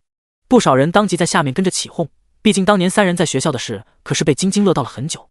孙琳学习好，长得又漂亮，刚分班就被周睿智这个有钱少爷看上了。可惜孙琳一心都在贺石身上，但贺大校草向来对女生不屑一顾，自然拒绝了他的告白，也因此一直被周睿智怀恨在心。袁彬没想到，好几年过去了，这二人一个还对贺石心心念念，一个还对他满是敌意。可惜贺石那性格，连他们是谁可能都忘了。群里的消息还在继续，文静，可是贺校草确实帅啊，好期待明天的聚会。黄鑫，我们玲也不差，而且刚毕业就进了大公司，加油，明天将贺校草拿下。说话的也是当年对贺石有点想法的几个女生，不过自知没可能，只能将希望放到孙琳身上。如果两人能成，也算肥水不流外人田了。眼见几人越说越离谱，周睿智那边也开始按捺不住火气了。袁彬急忙伸手打字：袁彬，别讲了，贺大校草婚都结了，不出意外，明天会带老婆过去。扔下这么石破天惊的一句话，袁彬潇洒离去，不论别人怎么艾特，都坚决不冒泡。第40章，贺校草竟英年早婚。儿子睡了吗？卧室里，贺石刚要去洗澡，门就被齐兰敲响了。怎么了妈？齐兰站在门外，将一个快递盒子递了进来。今天送来的，我看签收人是你。贺石猜测应该是系统补贴的房产证，接过后就做事要关门。齐兰看着他凌乱的衣领，欲言又止，最后还是低声警告了句：晚上悠着点折腾。他家毕竟是老房子，隔音很差。贺石微微一愣后，尴尬地摸了摸鼻尖，见齐兰身影消失，这才回了房间。妈跟你说什么了？南巡见他站在门口不动，好奇地问道。没什么，给了我一个快递。贺石走到桌旁，拆开盒子，里面果然是滨城金溪街10间商铺以及金滩湾山顶别墅的房产证。南巡对于他时不时就购买房产的事已经习惯了，扫了一眼就要回床上，却被男人拉住手腕，拽到了怀里。干什么？贺石看着他未施粉黛的精致小脸，调笑道：你说呢？声音低沉性感，让南巡耳根瞬间红了起来。终于合法了，你难道不跟你老公庆祝一下？贺石将人困在桌前，高挺的鼻尖在那纤细修长的天鹅颈上缓缓磨蹭，灼热的呼吸喷洒而下，南巡本能地扬起精致的下颚。别弄，扬！贺石对自家老婆的每一处都了若指掌，自然知道她脖子和腰间最为敏感，偏偏他最喜欢的也是这两个地方。性感的薄唇从锁骨开始，又慢慢游移到耳边，不放过任何一处肌肤。小巧的耳垂不一会儿就红得似要滴血，两人的喘息声顿时加重了几分。贺小石，你不觉得我们那个太频繁了吗？一周7天，怎么也得休息一下吧？你节制点。南巡控制不住的想要嘤咛出声，却被贺石强硬的堵在了嗓眼里。他抬手一把拉上窗帘，没想到这张陪伴了他整个学习生涯的小桌子，有一天还有别的用处。厨房里，正在准备早餐的齐兰顶着一双黑眼圈，回头狠狠地瞪了正煎鸡蛋的儿子一眼，看着刚从卧室出来困得满眼泪花的南巡，到了嘴边的话又咽了下去。算了，今晚就换地方住了，到了村里，这小年轻怎么也能收敛点吧。早饭时，贺石看着同样顶着一双黑眼圈的贺有海，难得有些心虚，急忙扒了几口饭，就拉着老婆匆匆出门了。看着男人如释重负的表情，南巡不客气地哼了一声，决定今晚坚决跟孩子们睡，不然再这么下去，两人迟早要去医院丢人。眼看距离聚会时间还早，贺石拉着南巡去了县城唯一的风景区凤山。不少本地退休的大爷大妈清晨都会到山上锻炼，周末也会遇到一些小年轻。以前贺家老爷子老太太过来，贺石也会陪他们去。而好滋味饭店这边，班长陈阳早早的就等在了门口。这次聚会比往年的每一次人都要多，他知道大部分都是奔着贺石和他老婆来的。对于贺校草早早结婚的事，不少人心里都存着怀疑，想要一探究竟。来的比较早的还有孙玲和她的好姐妹们，随后就是开着豪车的周睿智等人。大家全都默契地站在饭店门口，不知道的还以为在迎接什么重要人物。只有袁彬拉着女朋友临近9点才到。陈阳急忙迎上去，不停地往他身后瞄。袁彬笑着推开他的大脑袋，别看了，贺石没跟我一起来，说是陪老婆去逛凤山了，晚点到。这话一出，让不少人都顿觉可惜，特别是蹬着一双高跟鞋妆容精致的孙玲。为了今天跟贺石的见面，他精心打扮了很久。对于新上任已经结婚的消息，他心里却怎么也不愿相信，毕竟贺石可是他们学校出了名的高岭之花。他甚至想象不出那样冷淡的一个人对爱人嘘寒问暖的样子。一直将眼神放在他身上的周睿智见此，眼里闪过一丝怒意。他想不通，贺石除了长得帅学习好，哪有半点比得上他。一把兰博基尼的车钥匙被他挂在指尖甩来甩去，随后直接将一沓现金丢到前台，豪气的让服务员把他们已经订好的普通包房升级为顶级包房，并且将今天的所有消费都记他账上。周睿智的这一举动让老同学们的视线顿时落在了他身上，直接跟在他身后浩浩荡荡的上了楼，就连孙玲也不例外。听着大家的各种恭维，周睿智心里说不出的得意。校草又能怎样？学霸又能怎样？有钱才是硬道理。第41章同学会惊艳亮相。好滋味的顶级包间位于4楼，确实相当豪华。除了吃饭的餐厅外，还有游戏厅、K 歌房等等，让这群刚工作不久的年轻人突然长了见识。周睿智自觉地坐到主位，还特意为孙玲拉开了身旁的座椅。这种被全场瞩目的机会，他自然不可能拒绝。今天来参加聚会的大多是留在本省的同学，像孙玲就是在槟城上的大学，如今在那里的一家大企业实习。袁斌也是在槟城一家豪华酒店的大堂上班。周睿智体贴地为孙玲倒了杯水，并放到他手边。玲玲，听说你被同和医药在槟城的分公司录取了，我家公司最近也在接触医疗行业，有机会我得向你好好请教一些经验。孙玲在他手腕的名表上扫了一眼，随后笑着点头，当然可以。两人渐渐聊了起来，气氛倒是十分融洽。坐在对面的袁斌握着女朋友的手，看着这一幕微微摇了摇头。他记得上学时的孙玲学习好人也要强，对待周睿智这帮二世祖从来都不假辞色，没想到那么高傲的他有一天也会变得市侩。人心不古啊！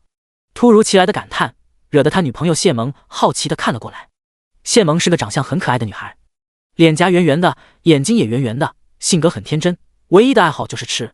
两人是大学同学，现在在一个酒店上班，只不过袁斌在前厅部，谢萌在餐饮部。你说的漂亮嫂子到底什么时候来？他无聊地转了转身前的杯子，又问道。她真有你说的那么好看？看着女朋友疑惑的大眼睛，袁斌满心无奈。一个正常女生听到自己男朋友夸奖别的女人，不是应该吃醋吗？为什么他家这个心就那么大呢？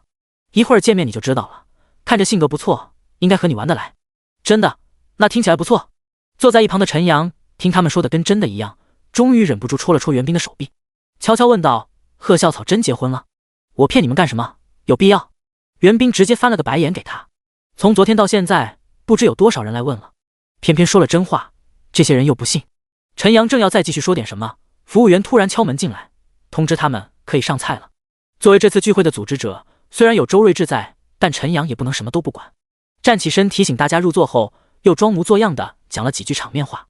至于剩下的，就让周睿智自己去表演。一道道精美的菜肴被陆续端上餐桌，有鲍鱼有龙虾，每道菜都精致的像画一样，跟他们以前在楼下普通包房吃的完全不是一个档次。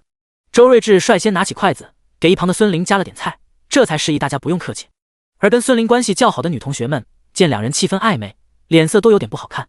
毕竟大家来时还信誓旦旦说要帮好姐妹拿下贺食，结果当事人率先摔了罐子，跟其他追求者暧昧不清。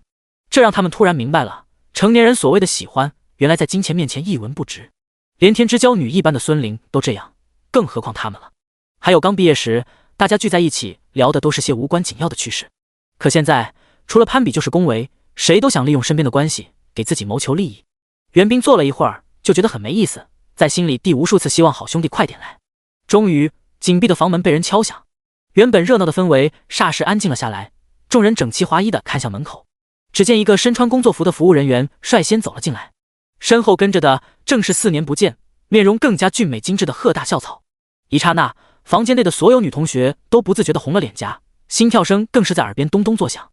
孙玲激动地站起身，她刚要喊贺氏的名字，就见原本面色冷淡的男人突然露出一抹温柔的笑意，并朝门后伸出手。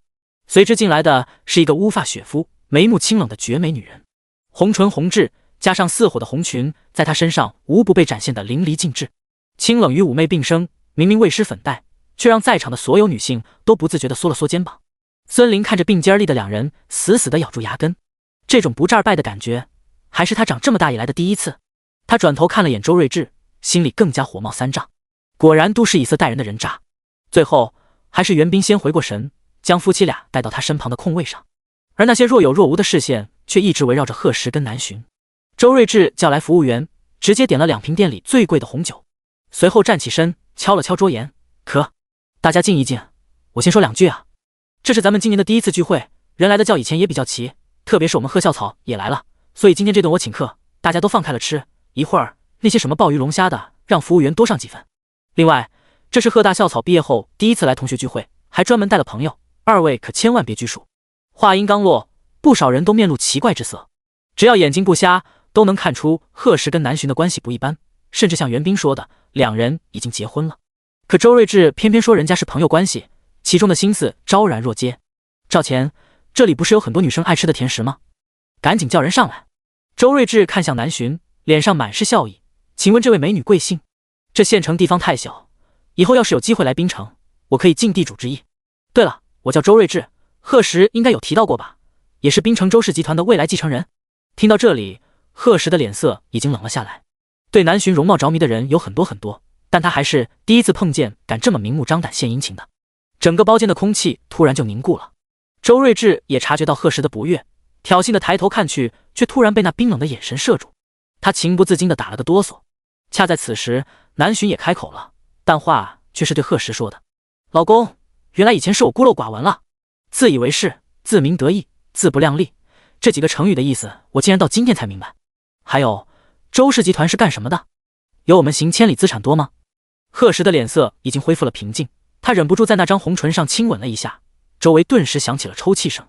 有吧，我也不清楚，没了解过。跟申城、燕城这些一线城市相比，对于滨城的投资计划确实还不必着急。南洵若有所思的点点头，那没关系，老公你不是还有万家、溧阳、南石等等，这样加一起总能比过那什么周氏集团了吧？南石就是贺石新注册的投资公司，这是他一早就想好的，建成后的集团总部也会叫这个名字。夫妻俩说的轻松，旁边那些老同学包括袁冰在内却听得目瞪口呆。以行千里和南石的名气，他们可能没听说过，可是万家和溧阳这种全国数一数二的大企业，没有人会不知道。可他们刚刚是什么意思啊？这些都是贺石的？这简直比太阳从西边升起还离谱。可看二人的神色，又不像在说假话，毕竟这种大企业的股东信息在网上都可以查到。于是有人当即拿出手机，想知真假，还不是一看便知。第42章，三胞胎接爸爸妈妈回家。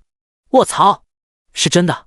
溧阳集团第二股东贺石有 30% 股权，还有万家投资，贺石竟然有 60% 股权，是最大股东兼董事长。这是重名了吗？应该不能吧。众人不敢相信，特别是周睿智和孙玲，好似经历了当头一击，眼里是翻天覆地的震惊。他们想不到，远走申城短短4年时间的贺石就取得了这么大成就，摇身一变就成了他们可望不可及的人物。孙玲满心都是后悔，早知道贺石这么有能力，当年就算告白被拒，也应该死皮赖脸的跟去申城。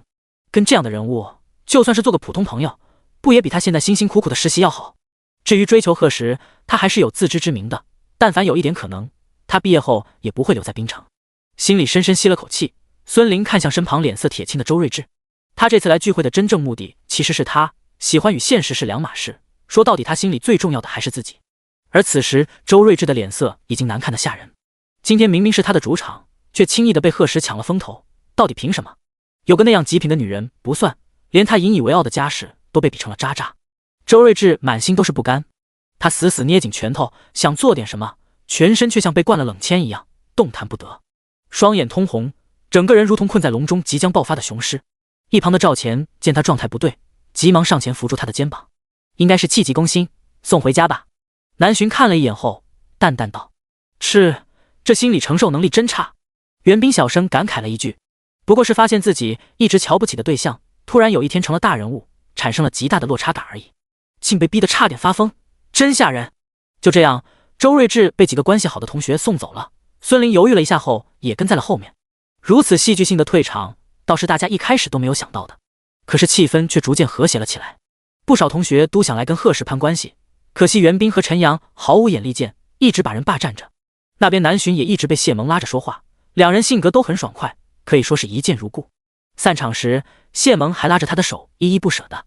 这顿饭最后还是贺氏结的账，并给每人送了一瓶好酒，这倒让那些没说上话的同学心里感到了几分熨贴。一群人浩浩荡荡地下了楼，刚走过楼梯拐角，就听见大堂里传来了小孩奶声奶气的呼喊声：爸爸，妈妈！眼神明显在他们这个方向，众人直接被叫愣了。看着飞奔过来的3个小孩，袁冰正想提醒他们认错人了，就见一旁的贺石跟南洵已经蹲下身，将孩子们接到了怀里。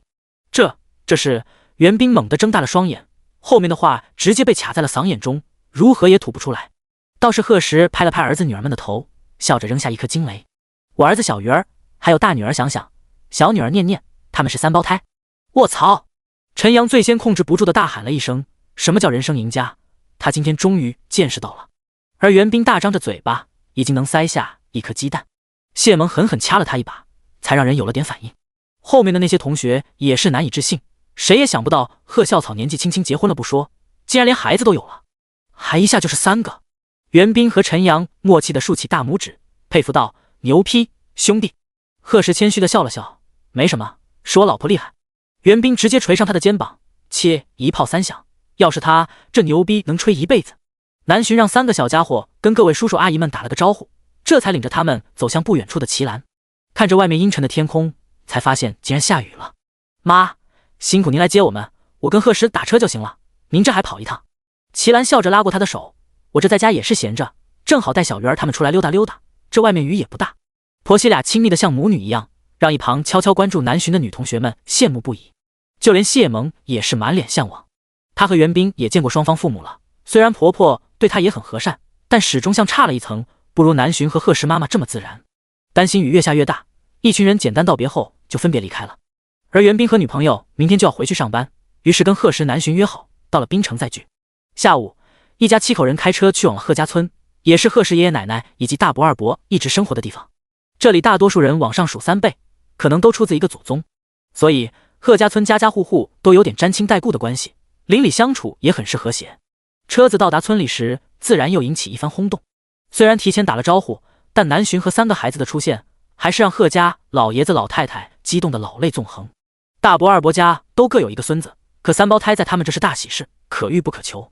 贺家祖上这么多年只出过1对双胞胎，倒是老太太那边有过3胞胎的先例，所以贺石一家一来就受到了所有人的欢迎。4世同堂，整个屋子都坐满了人，热闹得像过年一样。3个小家伙还是第一次见到这么多亲人，满眼好奇，但却一点也不认生。特别是小鱼儿，说话做事像小大人一样，总是一本正经的，把大家逗得哈哈大笑。想想念念也是机灵可爱，没多久兄妹3人就在这里混得如鱼得水，跟2个哥哥玩得不亦乐乎。而贺石那边，本来他是想把堂哥们带到申城发展的，但他们在这边生活惯了，而且家里还有不少老人要照顾，于是决定待在老家。最后得知2个堂哥有办蔬菜大棚的想法，贺石立刻投资了200万。倒是二伯家唯一的小堂妹，今年马上高考，有想去申城的想法。第43章，1600平的豪华别墅，在村里住了1晚，贺石就带着爸妈还有老婆孩子去了滨城。贺有海的手术就定在2天后，在此之前还需要做一次全身检查。他们去的是滨城最大的中心医院，也是贺有海之前一直待的医院。贺石到了后第一时间去见了他爸的主治医师，那是一个50多岁、头发花白的老头。别看他年龄大，但却是肾脏方面的有名专家。徐医生，我爸的病现在怎么样？目前看来一切稳定，但具体的要检查之后才知道。不过手术只是个开始，后续治疗需要的花费很大。你家？徐医生欲言又止，对于手下病人的家庭经济情况，他自然有所了解。虽然不知道他们如何突然凑齐的手术费，但肯定将家底都掏空了。贺石闻言，嘴角微弯，谢谢徐医生关心，不过费用方面您放心，我爸已经住进了高级病房。哦，徐医生惊讶地挑了挑眉，但却没有多问，这毕竟是人家的私事，他一个医生只管治病救人就行，于是不再纠结这个问题。徐医生接着给贺石等人讲了下术前术后需要注意的地方，还有手术可能遇到的风险。检测到宿主父亲即将面临大型手术，补贴医药公司60%股权，补贴宿主顶级医学知识。60%股权到账，稍后会有专人联系宿主，请保持手机通畅。系统声音刚落，贺石霎时有一种醍醐灌顶的感觉，无数的医学文字以及符号一股脑的被塞进脑袋，让他情不自禁的眩晕了几秒。一旁的南巡急忙扶住他的胳膊，担忧道：“没事吧？”贺石安抚的握了握他的手：“没事，可能低血糖了。”徐医生当即递过来1颗糖，他顺势吃下去，南巡这才放心。而此时拥有顶级医学知识的贺石，在理论方面已经相当于一名主任级医师。再回想起徐医生说的那些话，他对贺有海的病情已经完全了解了。手术有风险，但不是很高，只要后续治疗得当，他爸完全可以像正常人一样，再活个几十年都没有问题。这让贺石的心瞬间放回了肚子里。一家人谢过徐医生后，就回到了病房。贺有海已经换上了病号服，准备跟着护士去做检查。这一等就是几个小时的时间，还好检查结果不错，后天可以照常手术。高级病房跟普通病房相比确实不一般，环境好不说，还有专门的陪护床以及独立的卫生间，墙边甚至还放了一排沙发，围成一个开放式的客厅。晚上，齐兰坚决要留在医院，贺时争不过他，只能带着老婆孩子们离开。金滩湾山顶别墅的钥匙他已经拿到了手，距离医院也只有20分钟的车程。于是贺时也不费劲去找什么酒店了，直接开车到了金滩湾。系统补贴的是一栋山顶别墅，果然如贺时所想，足有1600平米，还配有专门的服务管家。不过刚带完路就被他暂时遣走了。看着如此大的房子，南浔和小鱼儿都不由得对老公、老父亲崇拜的点点头。而想想和念念已经高兴疯了，小小的身影在里面不停地跑来跑去。别墅外观是偏现代简约风的，里面装修也一样，以黑白为主，但灯光是暖黄的，开灯和不开灯完全是两个效果。还有随处可见的大落地窗，看起来透亮清爽，以及如水晶般精美的各种吊灯摆饰。主客厅宽大平整，阳台上挂着吊椅，毫不遮挡的视野效果让人站在那就觉得心旷神怡。别墅3层高，足足有20多个房间，最顶层是一个露天花园和露天的游泳池，附近有山有水，不远处还能看见大海，高出海平面15米的绝佳视角，甚至可以360度立体观景。南浔趴在阳台的栏杆上，看着山下的万千灯火，眼中星光闪闪。贺时从身后搂住他的腰肢，夫妻俩听着远处的海浪声以及身后孩子们的欢笑声，心中一片满足。带着小孩到医院到底不太方便，所以隔天贺时一个人开车出了门。晚上将齐兰送到山顶别墅后，他又回到医院陪护。就这样，时间终于到了贺有海手术当天。不仅贺时一家早早去了医院，就连大伯、二伯、大堂哥、二堂哥也都来了。躺在病床上的贺有海看着家人们脸上的担忧，笑着摆了摆手。而3个孩子眼见爷爷要被推走，却突然齐声哭了起来。念念更是直接扑到床边，小手紧紧地握住贺有海的手指。他们虽然年纪小，但也知道爷爷生病了，害怕以后再也见不到，所以心中满是不舍。小家伙们也不像别的孩子那样哭起来声音震天，但那小声抽泣的样子却让大人们更加心疼。最后还是贺时出马，才让他们的情绪稳定下来。宝贝们乖，爷爷很坚强的，等会出来病就好了。你们也不希望爷爷以后还坐着轮椅，不能跟你们一起玩，对不对？念念使劲摇了摇头，小鼻子一抽一抽的。爸爸，我想跟爷爷玩。那就对了，我们要相信医生叔叔们，所以跟爸爸还有妈妈在外面乖乖等爷爷好不好？那想想跟爷爷拉勾勾可以吗？一直看着孙子孙女们的贺有海连忙答应，当然可以。于是3个小家伙挨个上前跟爷爷勾了勾手指，这才满足的回到爸爸身边。这暖心的一幕将旁边的几个年轻小护士直接看哭了，而上了手术台的贺有海只觉得心里一片熨贴，就算是为了这几个宝贝孙子孙女，他也要快点好起来才行。时间1分1秒的过去，带有手术中3个字的红色灯牌在3个小时后终于熄灭了。贺时跟南浔扶着齐兰的手臂，急忙迎到手术室门口。徐医生摘下口罩，笑着点点头，手术顺利，再观察1个小时，如果没问题就可以转到普通病房了。一句话，贺家所有人的心当即落了下来。已经等到睡着的3个孩子在睡梦中也露出一抹笑容。第44章闪耀 buff 加成，投资大佬送上门。贺有海手术很成功，又继续在医院住了1个多星期才被允许出院。贺时趁着这段时间将手里所有投资过的企业都整合了一下，算上老大老二在燕城和鹏城的业绩，他现在手里已经有37家企业的股份，最少的占股 15%， 最多的高达 60%， 其中深城21家，燕城和鹏城各8家，囊括了各行各业，全部都是当地的100强企业之一。而且老大老二出差还没回来，所以这数据还在增长中。有投资返利10倍 buff 在，贺时原本的100亿资产已经翻了100倍不止，现在可以说是真正的万亿富豪了。所以在接下来返利效果依旧存在的2个多月时间里，他必须争分夺秒，将全国大大小小将近700座城市的投资计划全部做好，并且安排人实行下去。这样看来，只靠李彤3人完全不可能。贺时思索着，南石投资那边也是时候招兵买马了。叮，检测到宿主需要大量金融专业人才，补贴闪耀 buff 开启后，宿主公司将会吸引所有金融行业内的人才前来应聘，请宿主绑定公司名称。贺时愣了一下后说道：南石投资。系统的机械声紧接着响起，是否现在开启闪耀 buff？ 开启。没过几分钟，贺时的手机开始疯狂响起，邮箱里也陆续出现大量未读邮件。他按下接通键，电话那边正是李彤。贺先生，刚有好几个投资界的名人突然打电话过来，说想到我们南石投资应聘。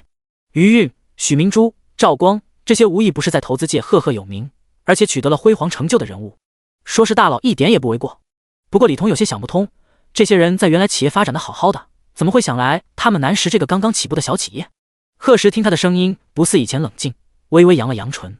他顺手点开邮件，发现前面几封正是李彤说的那几人发来的。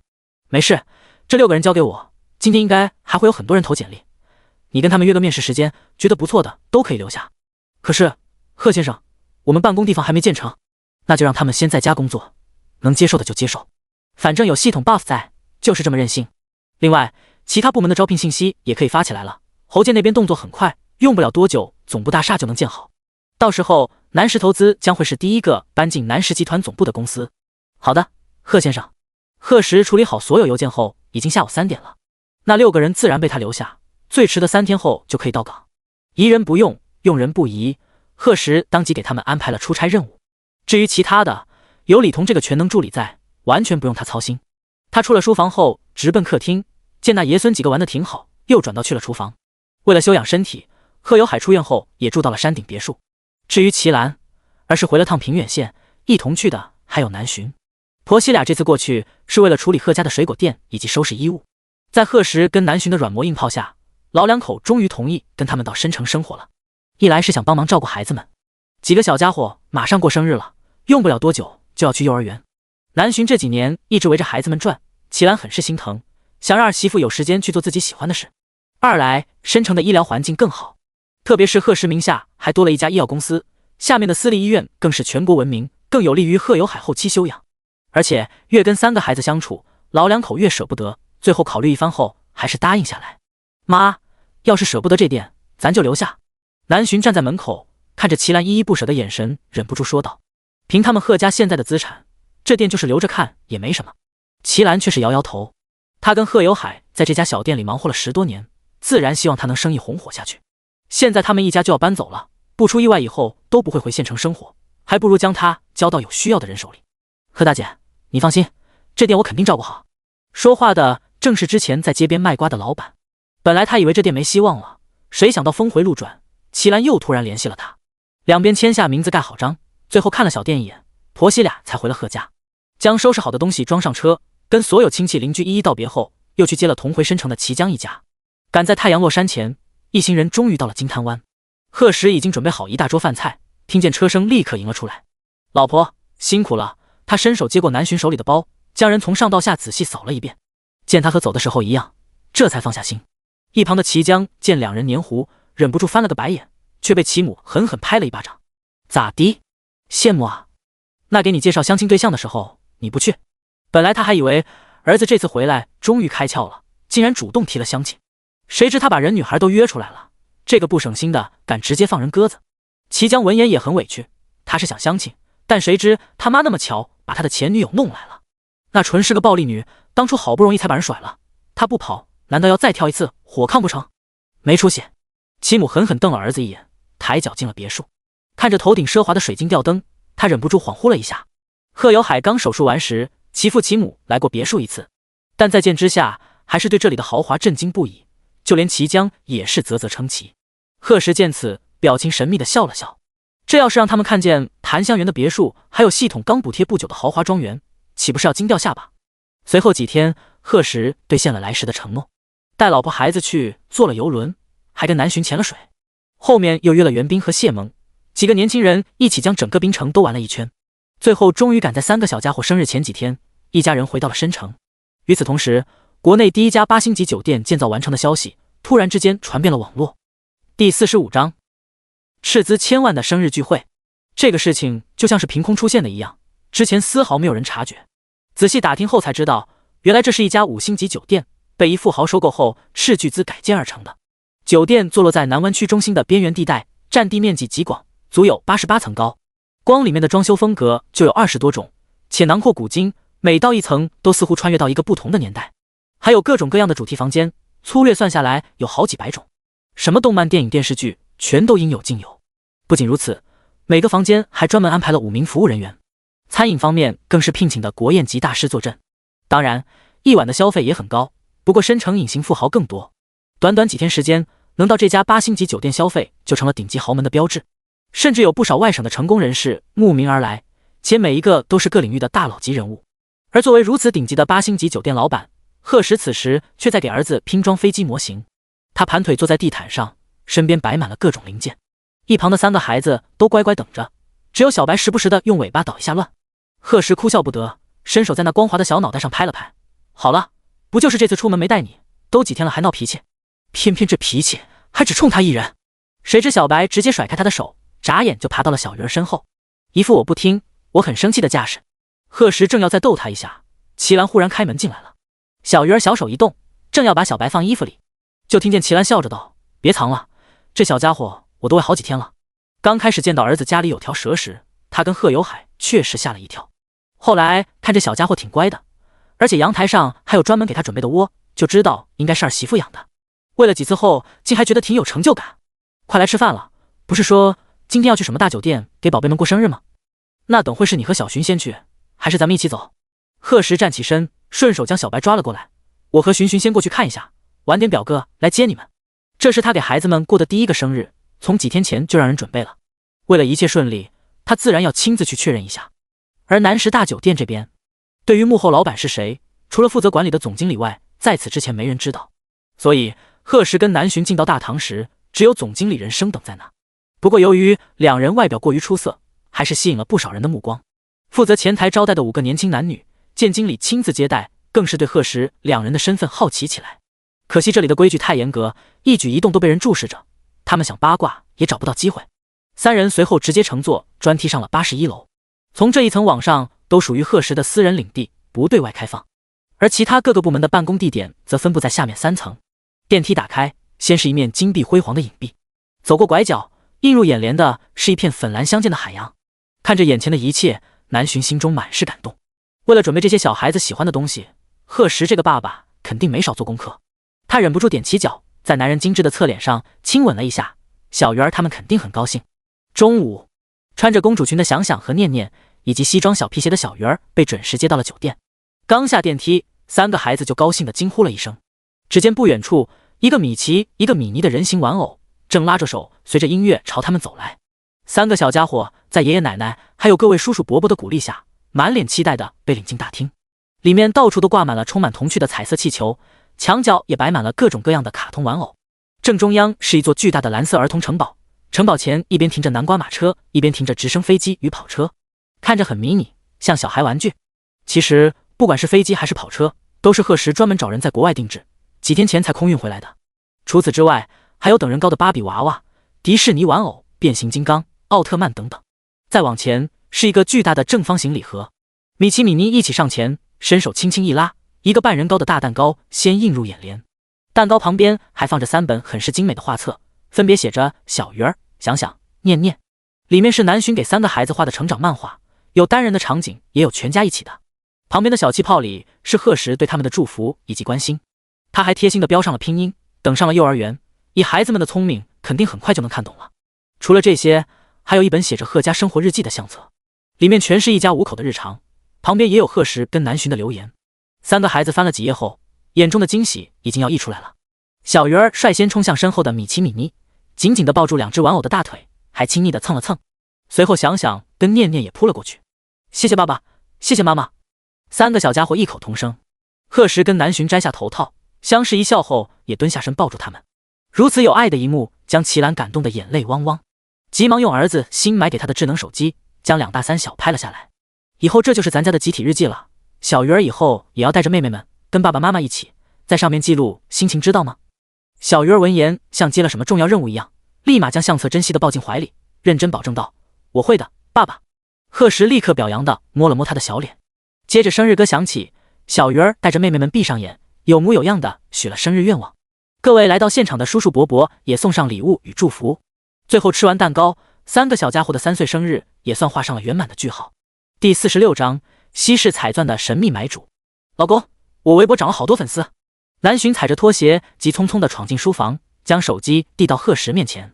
自从齐兰和贺有海来了之后，3个小家伙每天都有人带。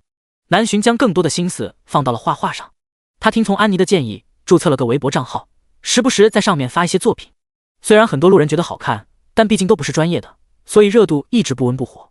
谁想他这次心血来潮，画了个一家人相处的漫画片段，竟然一下爆火了。内容是3个孩子跟贺石比赛拼图，他在一旁加油打气。不少人在下面评论，宝宝们很可爱，会照顾孩子的奶爸很帅气，一家人好有爱。南浔越看心里越甜，忍不住跑来跟他男人分享。可贺石的关注点却完全不同，他将老婆拉到怀里，紧紧搂住，指着屏幕问道：为什么你的关注列表里没有我？南浔笑容一顿，尴尬地扣了扣手指，我这不是忘了吗？我这号刚建不久，你又不是不知道。他在屏幕上哒哒点了几下，重新恢复了表情，看，特别关注，只有你一人。贺石这才稍微满意，看着那双娇艳的红唇，他忍不住抬起南浔的下巴，将脸凑了上去。猝不及防的一吻让南浔不由得睁大了双眼，反应过来后立马热情地回应起来，一双小手还在男人的胸膛上不安分地扫来扫去。可惜到底贺石技高一筹，没一会儿就把怀里的宝贝吻得软成一团，一双明眸灿若星辰，波光潋滟，看得贺石躁动不已。正想再次一清方泽，南浔却忽然脸色通红地推开了他。哎呀，我还煮的咖啡呢，不跟你说了。那落荒而逃的背影让贺石低头对着某处无奈一笑，真是不争气啊。他静坐了好一会儿，才让自己的心跳恢复正常。正想继续看文件，手机忽然响了起来。喂，您好，请问是贺先生吗？我是佳丽婚礼策划的负责人，艾拉。听到来人的身份，贺石眉头微皱。你好。之前一直没有动静，他还以为系统将这份补贴忘了呢。抱歉贺先生，因为您那边派人定制的婚纱设计太过复杂，所以直到现在才联系您。那现在准备的怎么样了？电话那边的艾拉闻言，不自觉地放下他翘着的二郎腿。这新老板的性格似乎有些冷啊。贺先生放心，已经打好版了，因为是纯手工缝制的，所以可能还需要些时间。不过现在整个团队都在加班加点，这次联系您就是希望您和夫人如果有时间，可以过来看一下，有不满意的地方我们及时调整。另外，关于婚礼策划方面，也想跟您详细聊一下。贺石沉吟片刻后说道：是这样的，我还欠我太太一个浪漫的求婚，在婚礼之前我想不起她，所以看婚纱的事要晚几天。不过在求婚方面，不知道你们那有没有什么好的建议？建议当然有，不知道贺先生大概有什么要求？要求当然是越盛大越难忘越好，钱不是问题。艾拉沉默了一瞬，继续说道：我稍后将具体方案发您邮箱。这次不让这新老板出点血，都对不起他那嚣张至极的话。没过几分钟时间，贺石就收到了一封内存足有3个 G 的邮件。他一边看一边默默点头，还顺手将觉得不错的点子记下来。不愧是全国闻名的佳丽，工作效率虽然有待提高，但质量确实不错。这天，贺石忽然接到消息，说是星海餐厅来了新的主厨。于是当天晚上，他就带着一家人去了星海街。谁知刚吃完饭出来，3个孩子突然闹起了肚子。南浔急忙担忧地蹲下身询问道：宝贝们，哪里疼？快告诉妈妈。小鱼儿皱巴着一张小脸，微微摇了摇头：妈妈，我不疼，就是想上厕所。妈妈，我也是，我也想去妈妈。南浔心稍微放下，应该是刚才冰淇淋吃多了。他正想带着孩子们去卫生间，那边齐兰已经一手拉着一个孙女走了，剩下的小鱼儿也被贺有海抱到怀里。我跟你妈去就行了，可能要等一会儿，你们小两口先在这附近转转。南浔虽然还有些担忧，但公公都发话了，他只好点头答应。贺石上前拉住他的手，安抚道：没事，小孩子脾胃都有点脆弱，我们去附近给他们买点药吃就好了。南浔打开手机地图，见周围确实有药店，这才跟贺石离开。晚上8点多，正是星海街最热闹的时候，所有店铺都亮着灿烂的灯光，还有不少人在这边闲逛。此时却有一家店最为夸张，门口不仅停了很多豪车，旁边还站着很多衣着昂贵的年轻男女。周志成帝无数次拒绝了这些富家少爷小姐的提议。抱歉，邓公子张小姐，那3套西式彩钻已经全部有买主了，未经允许，我们是没有权利拿出来给人观赏的。他指着不远处广场上的鲜花与气球，苦口婆心道：你们看见那边没？我们工作人员正布置求婚现场呢，买主马上就要带未婚妻来了，要真想看的话，你们可以晚点征求一下人家的意见。那这不是只来了一位买主吗？身穿迪奥提着爱马仕的张月忍不住皱眉道：你把其他2个系列给我们看看没？我们不上手还不行。可周志成还是那句话：抱歉张小姐，另外忘了跟您说，这3个系列的买家是同一个人。什么？张月越听越生气。今天刚得知有3套西式彩钻到达深城海瑞温斯顿专柜后，他就跟朋友马不停蹄地赶来了，没想到还是晚了一步。而且他张家已经算是深城的顶级豪门了，1套彩钻他咬咬牙还能拿下，可竟有人一下买了3套。之前也没在朋友圈里听说这件事，难道是申城哪个隐秘富豪？他和邓文耀对视一眼，现在也只能等着了。他倒要看看是哪个家伙抢了他的东西。第47章，轰动全市的求婚现场。另一边，贺时跟南巡已经快走到海瑞温斯顿门口了。接到消息的周志成立马吩咐人加快速度，无数的鲜花与气球被陆续摆好，似要汇成一片汪洋，场面壮观无比。蜡烛、彩带、灯光，还有数不清的荧光棒，不少热心的路人见他们忙成一团，也凑过来帮忙。最后，终于赶在夫妻俩到来的前一刻布置好了一切。而此时的南巡满心都是寻找药店，在看到这边如此震撼的求婚现场后，脚步下意识一顿，几秒后立马又收拾好心情。他转身刚要走，突然被贺时拉住了手腕。怎么了？南巡疑惑地问道。可男人却紧紧盯着他不说话，看着那眼里的笑意，再回忆起他今晚的表现，一个突如其来的想法瞬间浮现在心头。南巡捏紧手指，莫名紧张了起来，慌乱的心跳声在耳边咚咚作响。他双眸怔怔地看向贺时，轻轻唤了声老公。贺时将手指抵在唇边，嘘了一声，随后拉着他的手，顺着花瓣铺成的小路往花海中央快步走去。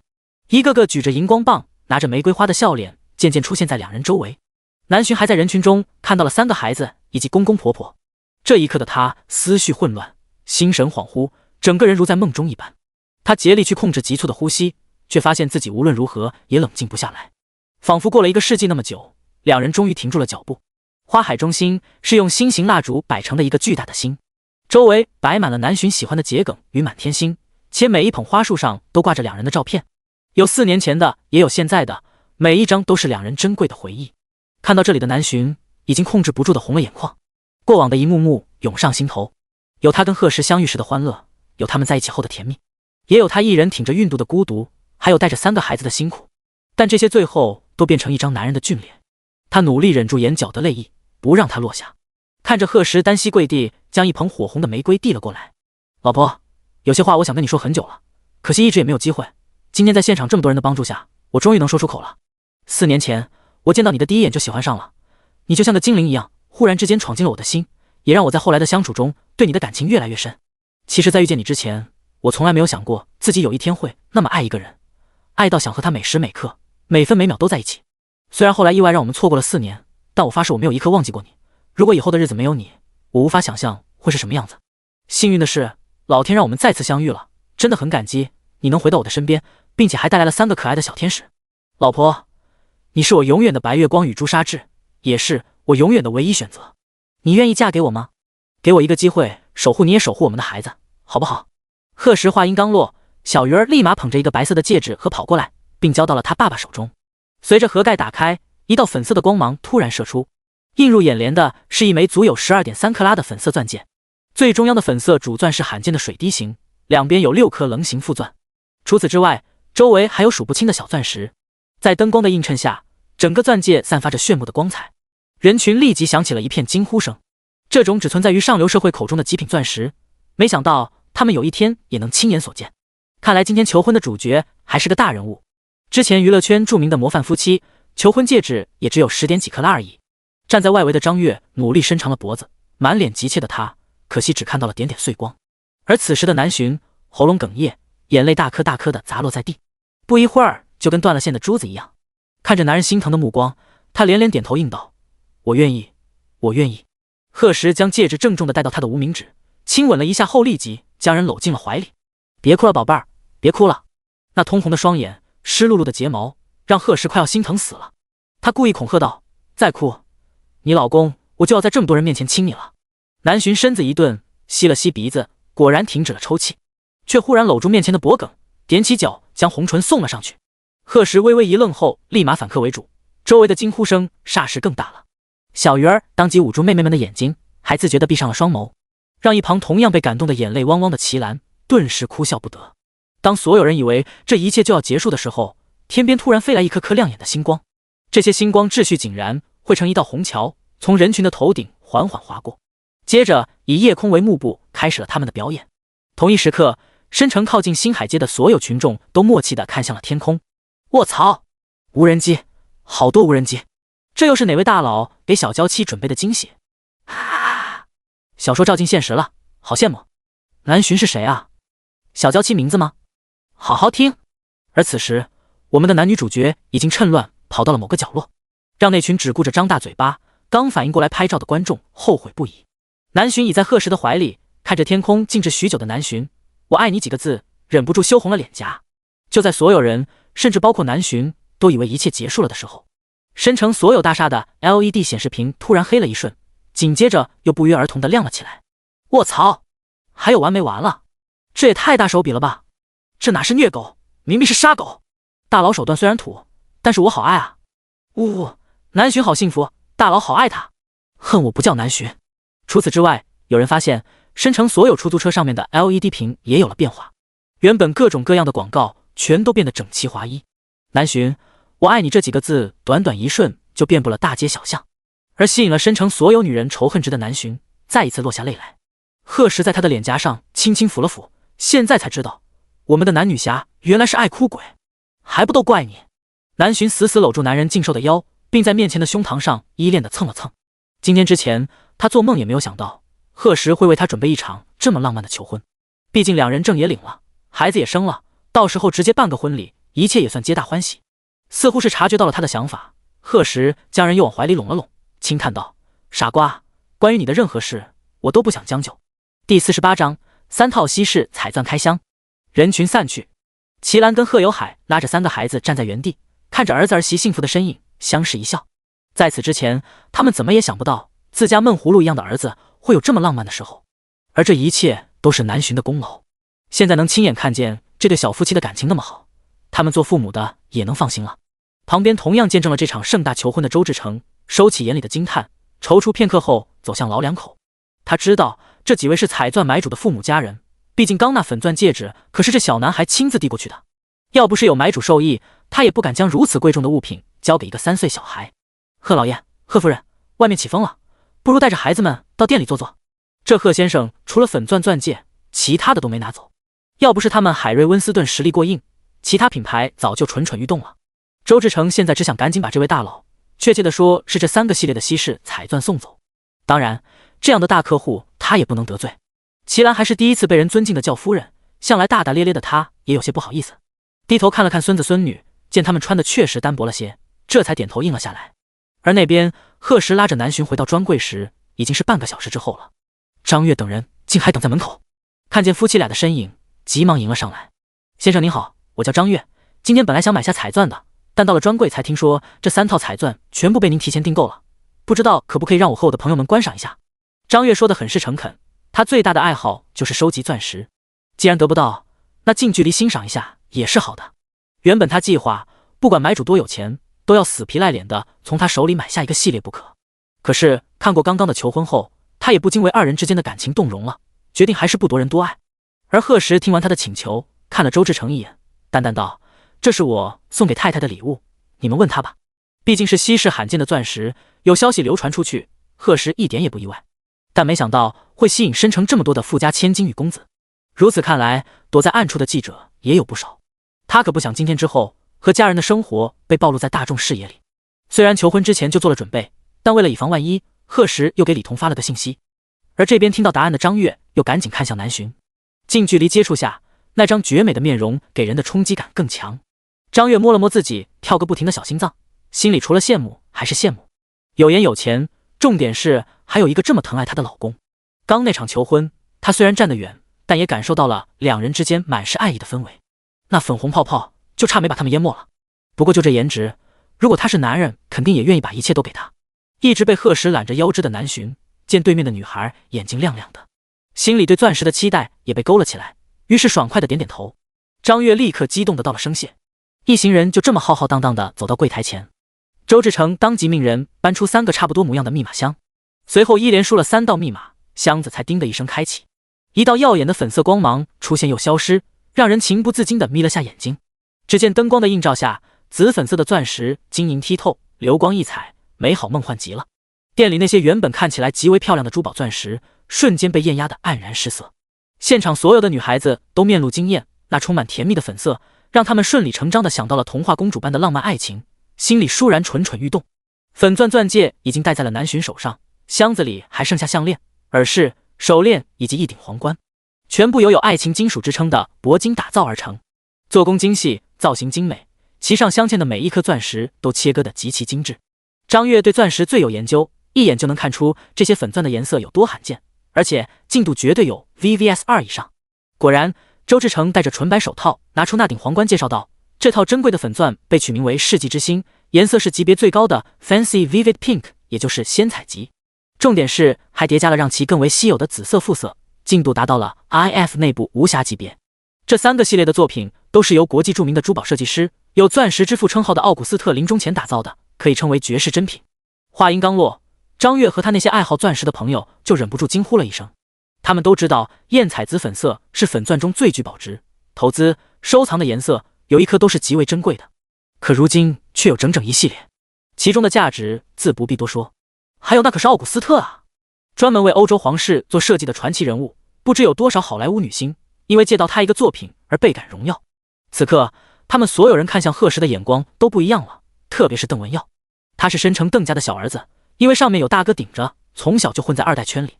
看贺石的年纪也不大，可他却从没听说过这么一个人物，而且能对妻子这么大方的人，看来性情人品也不错。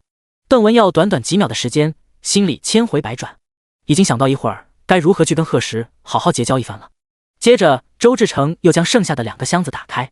希望之星系列是由蓝钻打造而成的，永恒之星系列则是红钻，一套神秘高贵，一套热烈如火，璀璨晶莹，熠熠生辉，无不绽放着耀眼的光芒。特别是那套红色的希望之星，和粉钻一样属于天然来源，至今都没有宝石学家发现它的导致原因，说是稀世珍宝也不为过。随便一颗拿出去都会被豪门世家或者收藏爱好者疯抢。张月的眼睛已经不够看了，而南巡此时微张着小嘴，眼中也满是惊喜。今晚早就哭得干涸的眼眶又有了诗意。第49章，买走镇店之宝。周围那些羡慕的目光让南巡觉得自豪的同时，心里更多的是深深的感动。老公，他抬起头，欲言又止。为了今天的这场求婚，忙于工作的贺石私下里不知道牺牲了多少休息时间，怪不得最近每天晚上男人都一直在书房待到天亮。他还天真的以为是公司事情太多了，那心疼的眼神让贺石瞬间明白了自家老婆的心思。他伸手在那乌黑的发顶上摸了摸，声音温柔至极：“不辛苦，只要我宝贝高兴，一切都值得。”眼前的这个女人为了他不顾世俗的眼光，不顾亲人的反对，毅然决然地生下他们爱情的结晶，又为了他舍弃从小生活到大的家乡，毫不迟疑地跑到这个完全陌生的城市，违背阿妈的意愿，独自辛苦地抚养孩子，还毫无怨言地将他们送到他身边。一桩桩一件件都让贺石无比触动，心里无数次的庆幸，这是他的爱人，是他的妻子，是他孩子的妈，能和他相爱相伴，就是他这辈子最大的幸运，也是以后生生世世的心愿。想到这，贺石垂下双眸，只是求婚算什么？不久后，他还要给他一场最盛大的婚礼，然后挣很多很多的钱，每天都要比前一天更爱他，让他成为世上最幸福的女人，别人眼里最羡慕的对象。南巡被那满是爱意的眼神看得心口一热，老公，我爱你。这句话不自觉的就说出了口，泪珠不受控制的从眼角滑落，又被眼前的男人温柔吻去。我也爱你老婆，不管是以前、现在还是将来，永远都爱，生生世世。这一幕将张月和其他年轻小姑娘全都看得眼眶泛红，就连一直万花丛中过的邓文耀，从不为感情发愁的他，此时也被这羡煞旁人的爱情感染了，考虑是不是要认真谈场恋爱。南巡哭了好一会儿才退出贺石的怀抱，他吸了吸鼻子，努力整理好心情。一直和爷爷奶奶安静待在一边的3个孩子也趁机围了过来，心疼的给妈妈揉了揉眼睛。一家人大手拉小手站在那里的样子，让刚想谈恋爱的邓文耀突然又想结婚生孩子了。看出他心思的张月忍不住在他小腿上狠狠踢了一脚。虽然是朋友，但这种渣男还是少去祸害小姑娘的好。最后，贺石跟周志成确定好所有珠宝都没有问题，并让南巡将剩下的2款戒指试戴后，这才将密码箱重新锁好，并更改了密码。毕竟是系统出品，质量以及尺寸肯定都有保证，贺石也只是做做样子而已。而南巡摸着手上的大钻石，想起他男人的手还空着，便将人拉到了柜台前。考虑到这3款西式系列的钻戒都不适合日常，最后2人又买了2枚对戒，选的是海瑞温斯特的镇店之宝，价值上千万，也是国际著名设计师的作品。将那戒指亲手戴到贺石修长好看的无名指，南巡这才满意的笑了。这也将周志成乐坏了，没想到今天还能有意外收获。现在的贺石在他心里已经是财神爷的代表，而店里剩下的人也都惊傻了，没想到这么贵的戒指人家竟然眼也不眨就买下。不过也是，那3个系列的彩钻价值更是不可估计。羡慕这个词，他们现在完全说倦了。这时，有个跟邓文耀一起来的朋友，看着贺时突然问道：“你是不是那个行千里出租的老板？”一开始他就觉得这男人眼熟，仔细回想后终于想起来了。他平时就爱关注热搜八卦，不像邓文耀这些人只埋头吃喝玩乐。之前偶然刷到过豪车视频，即便现在没有热度了，有关贺时的镜头也被下架，但他的长相太有辨识度，要不他一个大男人也不会因此有印象。贺时闻言直接点点头，这也没什么不好承认的。虽然从槟城回来后，他就让人将他在网上的露脸视频做了处理，但也是不想因此打扰到他和家人的日常生活。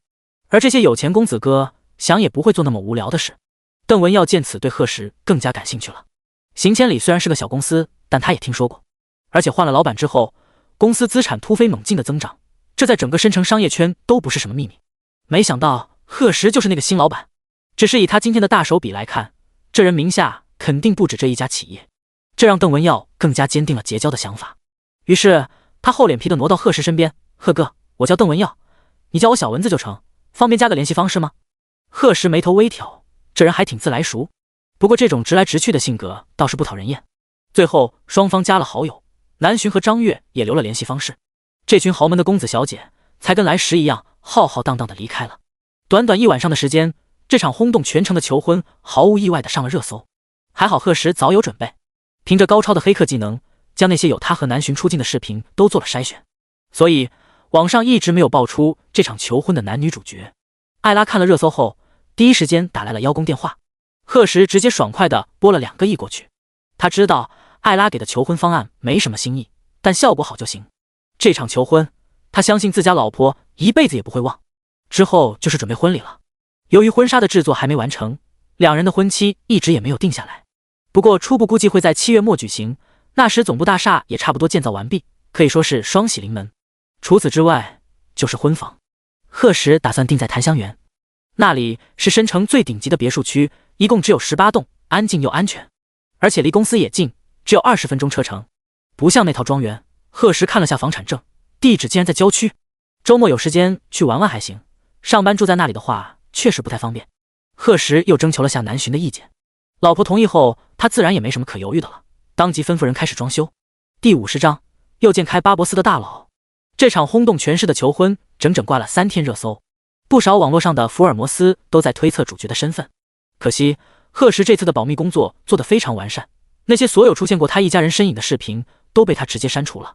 所以最后直到一则著名男星出轨同剧组女演员的消息爆出，求婚热搜被挤下，众人也没猜出来。不过不包括安妮这个小机灵鬼，她之前跟着团队去外省拍摄素材了，刚回来就激动地给南浔播了视频。你家贺先生好浪漫啊，这羡煞旁人的爱情，我要泪目了。南浔笑着将手机放远了些。你怎么知道是我们？安妮闻言更激动了，还真是，我猜的呀。毕竟贺先生有过前科，求婚这么重要的事，以他对女神的看重，不弄得声势浩大，必然不符合他的一贯作风。南浔假装生气地说道：好你个坏东西，竟然诈我！本来还想找你当伴娘的，现在看来我还是考虑一下吧。安妮一听顿时急了，别，好姐姐我错了，你的伴娘一定要给我留个位置，说不定她还能勾搭个伴郎回家呢。他妈现在催婚催得她头都大了。两人又笑着闹了好一会，直到贺时来催，安妮才发现今天的南浔穿着一身满是亮片的银色露肩礼服，头发也被精心打理过，优雅地披在身后。只不过离镜头太近，她刚才一直没发现。那有时间再聊，我要跟我家亲爱的去参加拍卖会了。好的，女神玩得愉快。安妮笑着摆了摆手，两人这才挂断电话。其实今天去拍卖会也是贺时临时起意的，这家拍卖公司是他投资的37家，不，现在要说87家公司之一了。毕竟人多好办事，况且没有大的资金限制，短短2个多星期就拿下50家公司，也在贺时的意料之中。而举行拍卖会的公司名叫华晨，在深城也是百强企业。这个月正好有一次大型拍卖活动，拍卖清单早几天就给了贺时，不过他今天才想起来。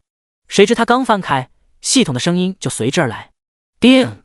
检测到宿主即将初次参加拍卖会，补贴拍卖券1张，限额5个亿，不可兑现。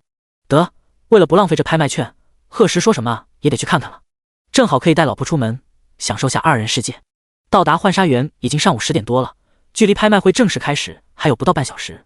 这里说是园，其实是一家装修的古色古香的会所，是华晨专门用来举行拍卖活动的地方。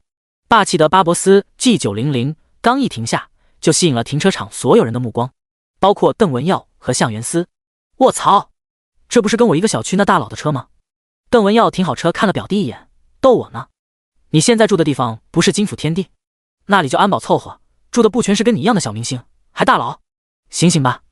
向元思顿时不乐意地叫了起来。小明星怎么了？早晚我要悄悄出名，震惊你们所有人。而且那怎么就不能有大佬了？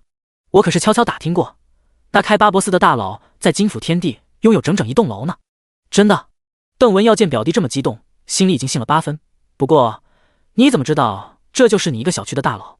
巴博斯虽然稀缺，但在申城可不止一辆。向元思微微一愣，我听声音听出来的，不行吗？行吧，那你敢不敢打赌？如果这真是你一个小区的邻居，今天你不管看上什么，我都给你拿下。向元思闻言立刻心动了，不过他从小被这表哥坑惯了，不敢贸然答应。而且他也不确定那是不是大佬的车，毕竟两人也没见过几次，可那车真的很像。那我输了呢？输了。邓文耀挑了挑眉，输了你就答应我一件事好了。那先说好，不能要求我回家。向元思确定道，为了到娱乐圈发展，他可是跟他爸当场闹掰了，还发话不出名绝不回去。现在要是被表哥坑回了家，那他多丢人啊！邓文耀打开车门，放心，你不愿意绝不逼你。成交！就在兄弟俩说话的功夫，那边的夫妻2人已经下了车。贺石上下扫了自家老婆一眼，眼神一暗，从车里拽出一条披肩，硬是给南洵围到了肩膀。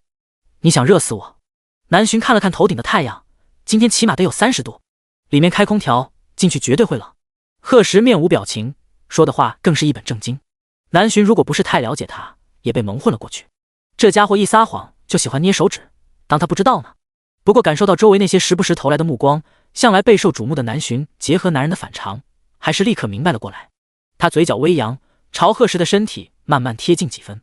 为了搭配今天的礼服，特意穿了一双高跟鞋的他，此时不用踮脚，抬头就能轻易碰到男人的唇。啵的一声轻响，贺石的唇色瞬间深了几分。好了，别醋了，以你老婆的美貌，你要是天天吃醋，还不得把自己酸死。贺石当即被这话逗笑了，伸手捏了捏面前的小脸蛋，宠溺道，你还挺自恋。一般般吧。见男人心情终于好了，南洵笑着挽住他的手臂。不过身上的披肩到底没脱，没办法，自己的老公只能自己宠着了。这边的小两口倒是柔情蜜意，可那边兄弟俩已经快打起来了。你拉我干屁？邓文耀回头狠狠瞪了表弟一眼。那你跑个屁？看你那一副饿狼扑食的样子，别把我邻居吓到。向元思死死扯住他表哥的袖子，说什么也不放手。我是遇见熟人了，着急打个招呼怎么了？你快放开！你确定？两人的说话声越来越大，自然吸引了贺石的注意。他回头看向那2张熟悉的面容，疑惑地问道，你俩打架呢？第51章抵达拍卖会，收拾无脑叔侄。贺哥，真巧啊，你跟嫂子也来拍卖会？邓文耀甩掉表弟的爪子，脸色有些尴尬。贺石还没回答，一旁的向元思就惊叫道，你们真认识？那这世界也太小了吧。邓文耀直接一巴掌呼上他的后脑勺，废话，还不快打招呼。向元思立刻听话的叫了声，贺哥好。嫂子好。我是他表弟向元思。话落，眼神控制不住的在南洵身上多停了几秒，毕竟爱美之心人皆有之。可是向元思很快悲催的发现，他要看清人家的五官竟然还要仰头。因为南洵的身高本来就有175厘米，今天这高跟鞋一穿，站到188的贺石身边，两人倒是极为般配。可穿鞋才勉强178的向元思在他面前就跟小鸡仔一样。这一幕让邓文耀当即毫不客气的嘲笑出声，就连贺石也是嘴角微弯。南洵笑着点点头，你也好。向元思瞬间恨不得找个地缝钻进去，心里发誓下回不穿个8厘米的增高垫，他绝对不出门。毕竟自家表弟还是要给他留几分面子。于是又寒暄了几句后，邓文耀直接领着贺氏夫妻往拍卖大厅走去。他经常混迹各种热闹场合，这里自然也来过1-2次。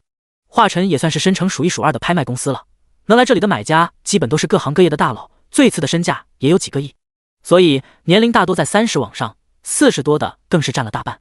突然出现贺石这一行小年轻，都猜测是哪家来玩的公子哥，看看热闹罢了。邓文耀和向元思出示了请帖，工作人员扫了一眼就将人放了进去。到贺石这里，他刚想掏出管理人员专用的通行证，就听面前负责检查的工作人员语气不好的说道，快点的，没请帖一律不准入内，别浪费大家时间。贺时动作一顿，眼神已经冷了下来。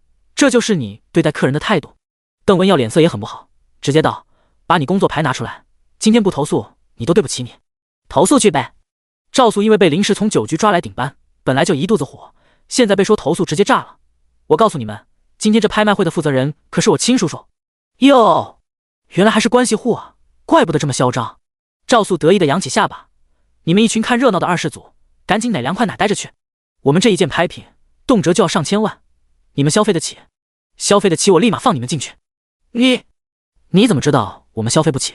只会小学生吵架的向元思反问道。你什么你？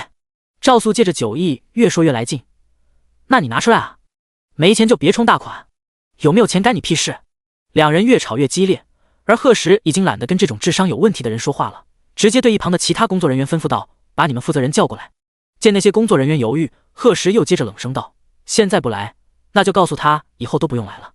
可能是他的气场太过强势，其中一个看着机灵点的小年轻转身就走，没一会儿还真就把负责人赵磊请来了。那是一个40多岁的中年男人，先是狠狠瞪了赵素一眼，接着对贺时几人恭敬地问道：请问是哪位少爷找我？跑腿的工作人员朝贺时伸手示意了下，赵磊的目光却先在邓文耀的身上停了一瞬。这邓家的二公子他自然认识，整日花天酒地到处凑热闹，因为上面有个大哥在，这二公子完全算是被放养了。随后又看向贺时，见他年纪虽轻，但气势凛冽，倒不像一般富二代，于是立刻放下姿态道：抱歉，我侄子如果有冲撞的地方，我代他赔个不是，这里还有这么多客人在，请您大人有大量别跟他个不懂事的孩子计较。话里话外都是歉意，实际却在提醒贺时他们人多闹大了不好。以前赵素也经常惹事，那些人每次听见他这么说都会给几分面子，毕竟这是在华晨的地方，太斤斤计较传出去也不好听。赵磊相信这次也不会例外。可贺时差点被气笑，到底是混迹多年的老油条，说话滴水不漏，明明就是赵素故意挑衅，一句不懂事就想轻轻接过。还孩子，看着都有25、26了，而且竟然把一个喝酒的人弄来服务客人，这负责人看来也没什么脑子。叔侄俩一路货色，贺时才不会惯这种人毛病。他掏出手机，直接给华晨的总经理发了个信息，凭他35%的股权，要想解雇一个小小的拍卖会负责人，还不是一句话的事。于是没过半分钟的时间，赵磊就接到了上级领导的电话。刚听了2句，他就脸色灰白的踉跄在地，将暗暗得意的赵素吓了一跳。他眼神慌乱的看向贺时，还没来得及说话，就见公司的总经理快步走了过来，并恭敬的叫了声贺董事，随后就将人请到了大堂里。全程一个眼神都没有留给他们叔侄。听到那称呼，赵磊此刻还有什么不明白的？一句话就能将他解雇，还让总经理如此礼待，除了那个没露过面的新晋股东，还能有谁？他脸色铁青，回手就是一个大笔都甩到了赵素脸上。成事不足败事有余的东西，本来还想借着这种大场合让他这侄子多跟有钱人接触一下，结果竟给他惹了这么大祸，这次算彻底栽了。赵磊满脸懊恼，没有了这份油水充足的工作，他拿什么在申城养活老婆孩子？那边孙光一脸忐忑的将贺时一行请到了3楼最豪华的 VIP 包厢，待人入座后自觉的站到一旁，大气都不敢出。他没想到新董事到的第一天就让人撞见这么离谱的事，可到底是他管理不善，如果新董事追究，那他直接被撸了职位都不是没可能。邓文耀和向元思也安静地坐在一旁，谁都没想到贺时竟然还是华晨的股东，他们也是第一次见到面对下属的贺时。虽然他们贺哥平时表情也少，但此时这种不自觉流出的上位者气势压迫感极强，让他们这习惯了面对家中老爷子的人都下意识老实起来，就跟上学时面见教导主任一样。一时间整个包间只有南巡面色如常。第52章缠我老公。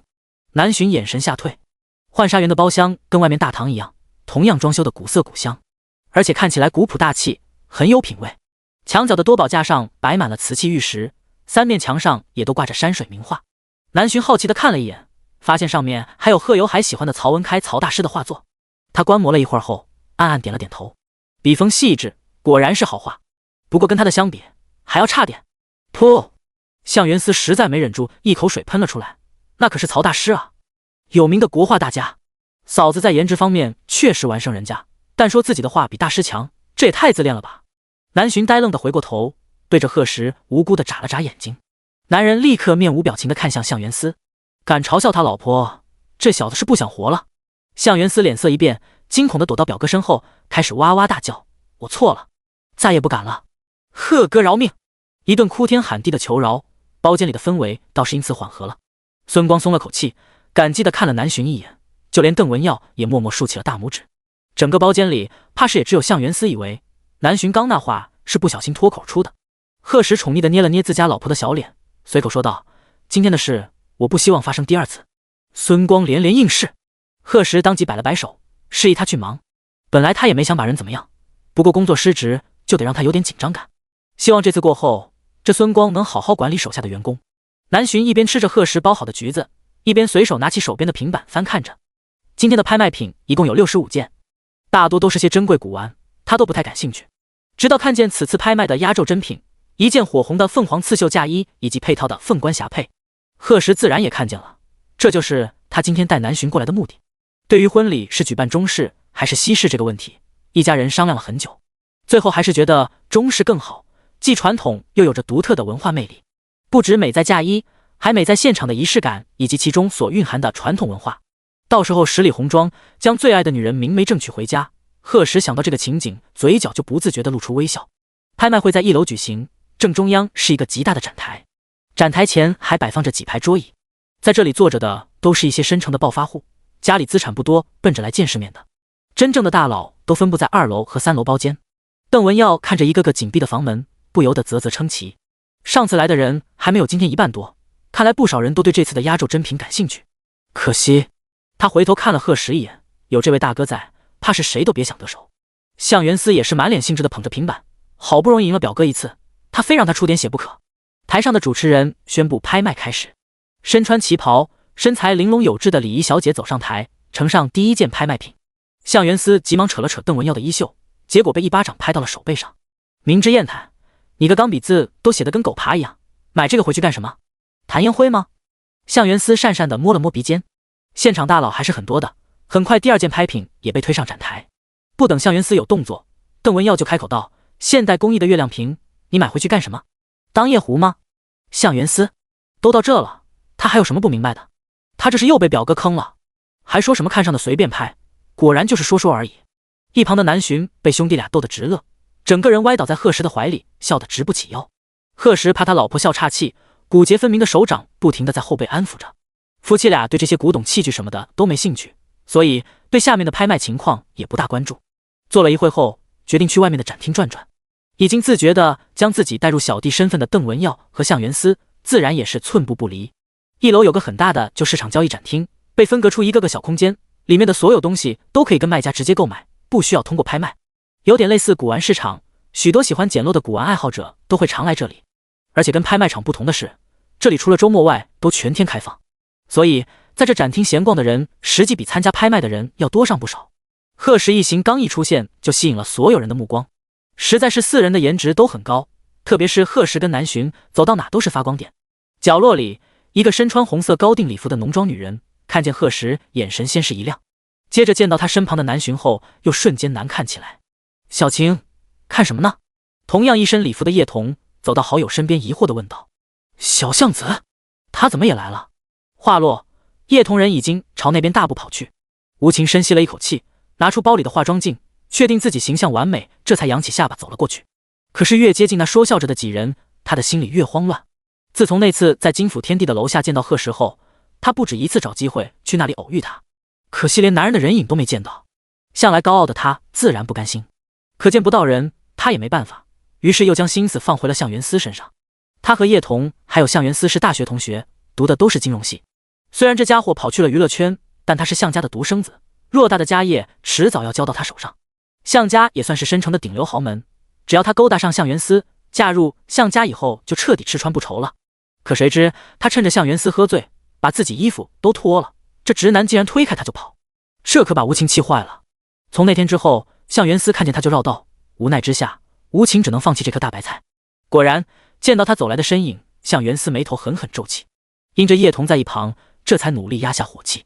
吴情的眼神却控制不住地流连在贺石脸上，这样极品的男人，他真的不甘心。忽然，一道冷冽的眼神落在他身上，让吴情裸露在外的肌肤都不由得激起了疙瘩。他抬头看去，正是贺石搂在身边的绝色女人，身材高挑，气质清冷，气场丝毫不输身旁的男人。对上那似笑非笑的表情，不知怎地，向来自傲的无情竟下意识地感到自惭形秽。第53章拜金女与顶级鉴宝能力。你们好，我叫叶童，这是无情，我们是向元司的大学同学。向来大大咧咧的叶童，此时也察觉到气氛不对，忍不住开口先介绍了下自己。他刚走过来才发现，跟向元司在一起的男人，竟然是那天在金府天地楼下偶遇过的极品，而且人家还有一个那么漂亮的女朋友。他觉得电视明星都远没有眼前的女人好看，于是忍不住瞄了一眼右眼，倒是把南浔逗乐了。他觉得这女孩的性格跟安妮很像，抬手友好的打了个招呼。向元司也对着叶童笑道：“这是贺哥跟嫂子，快办婚礼了，你跟着叫就行。”叶童爽快应下：“好嘞，嫂子真好看，跟仙女似的，和贺哥真般配。哎呀，小叶子还学会溜须拍马了呀？哪有，我明明实话实说。”几人越聊越开心，被忽视的无情脸色却渐渐难看起来。可在场的没有一个人放心上。邓文耀不用说，交过的女朋友能排身成一圈，鉴察能力极强。那不安分的眼神，他不用细看就知道这女人在想什么。而贺时除了南浔，他不会把眼神停留在任何一个女人身上。自从叶童和无情出现，他整个人都在状况外，不时地用手机跟李彤交代下工作。无情见此眼眶通红，差点气炸，正要叫叶童走人，忽然看见一个熟悉的身影朝这边走来。他眼睛一亮，如同抓住了救命稻草，提起裙摆就扑了过去。老公，声音矫揉造作，还极其响亮，周围大部分人都被吸引了注意。向元司嘴巴微张，掏了掏耳朵，整个人都不好了。他叫啥？老公，这确定不是他爹？向元司看着不远处将无情抱在怀里的男人，揉了揉眼睛，大腹便便还秃顶，怎么看都有40-50了吧？叶童面露尴尬，对于好友的事他也不好说什么。而邓文耀直接鄙视的看了自家表弟一眼，亏他还是混娱乐圈的，就这种小场面有什么可大惊小怪？拜金女找个金主爸爸不是很平常的事。那边无情已经跨上了男人的手臂，他身姿窈窕纤瘦，总是给人一种很柔弱的感觉。此时小鸟依人的靠在郑元化身上，将他心里的保护欲瞬间激发了出来。这种被依赖的感觉让郑元化整个身心都舒坦极了。两人小声交谈了几句，随后一起走了过来。给你们介绍下，这是我老公，卓然建筑的 CEO， 我们下个月就要举行婚礼了。无情笑容满面，正想让郑元化也说两句，却见男人一脸呆滞地盯着南浔。他笑容一顿，在男人的手臂上狠狠掐了一下。郑元化这才回过神，对，我们马上就要结婚了，小晴的朋友就是我的朋友，到时候欢迎大家。说着正要再多看几眼南浔，却突然对上贺时冰冷摄人的目光。他心里一惊，下意识缩了缩肩膀，那窝囊至极的样子让无情瞬间怒火中烧。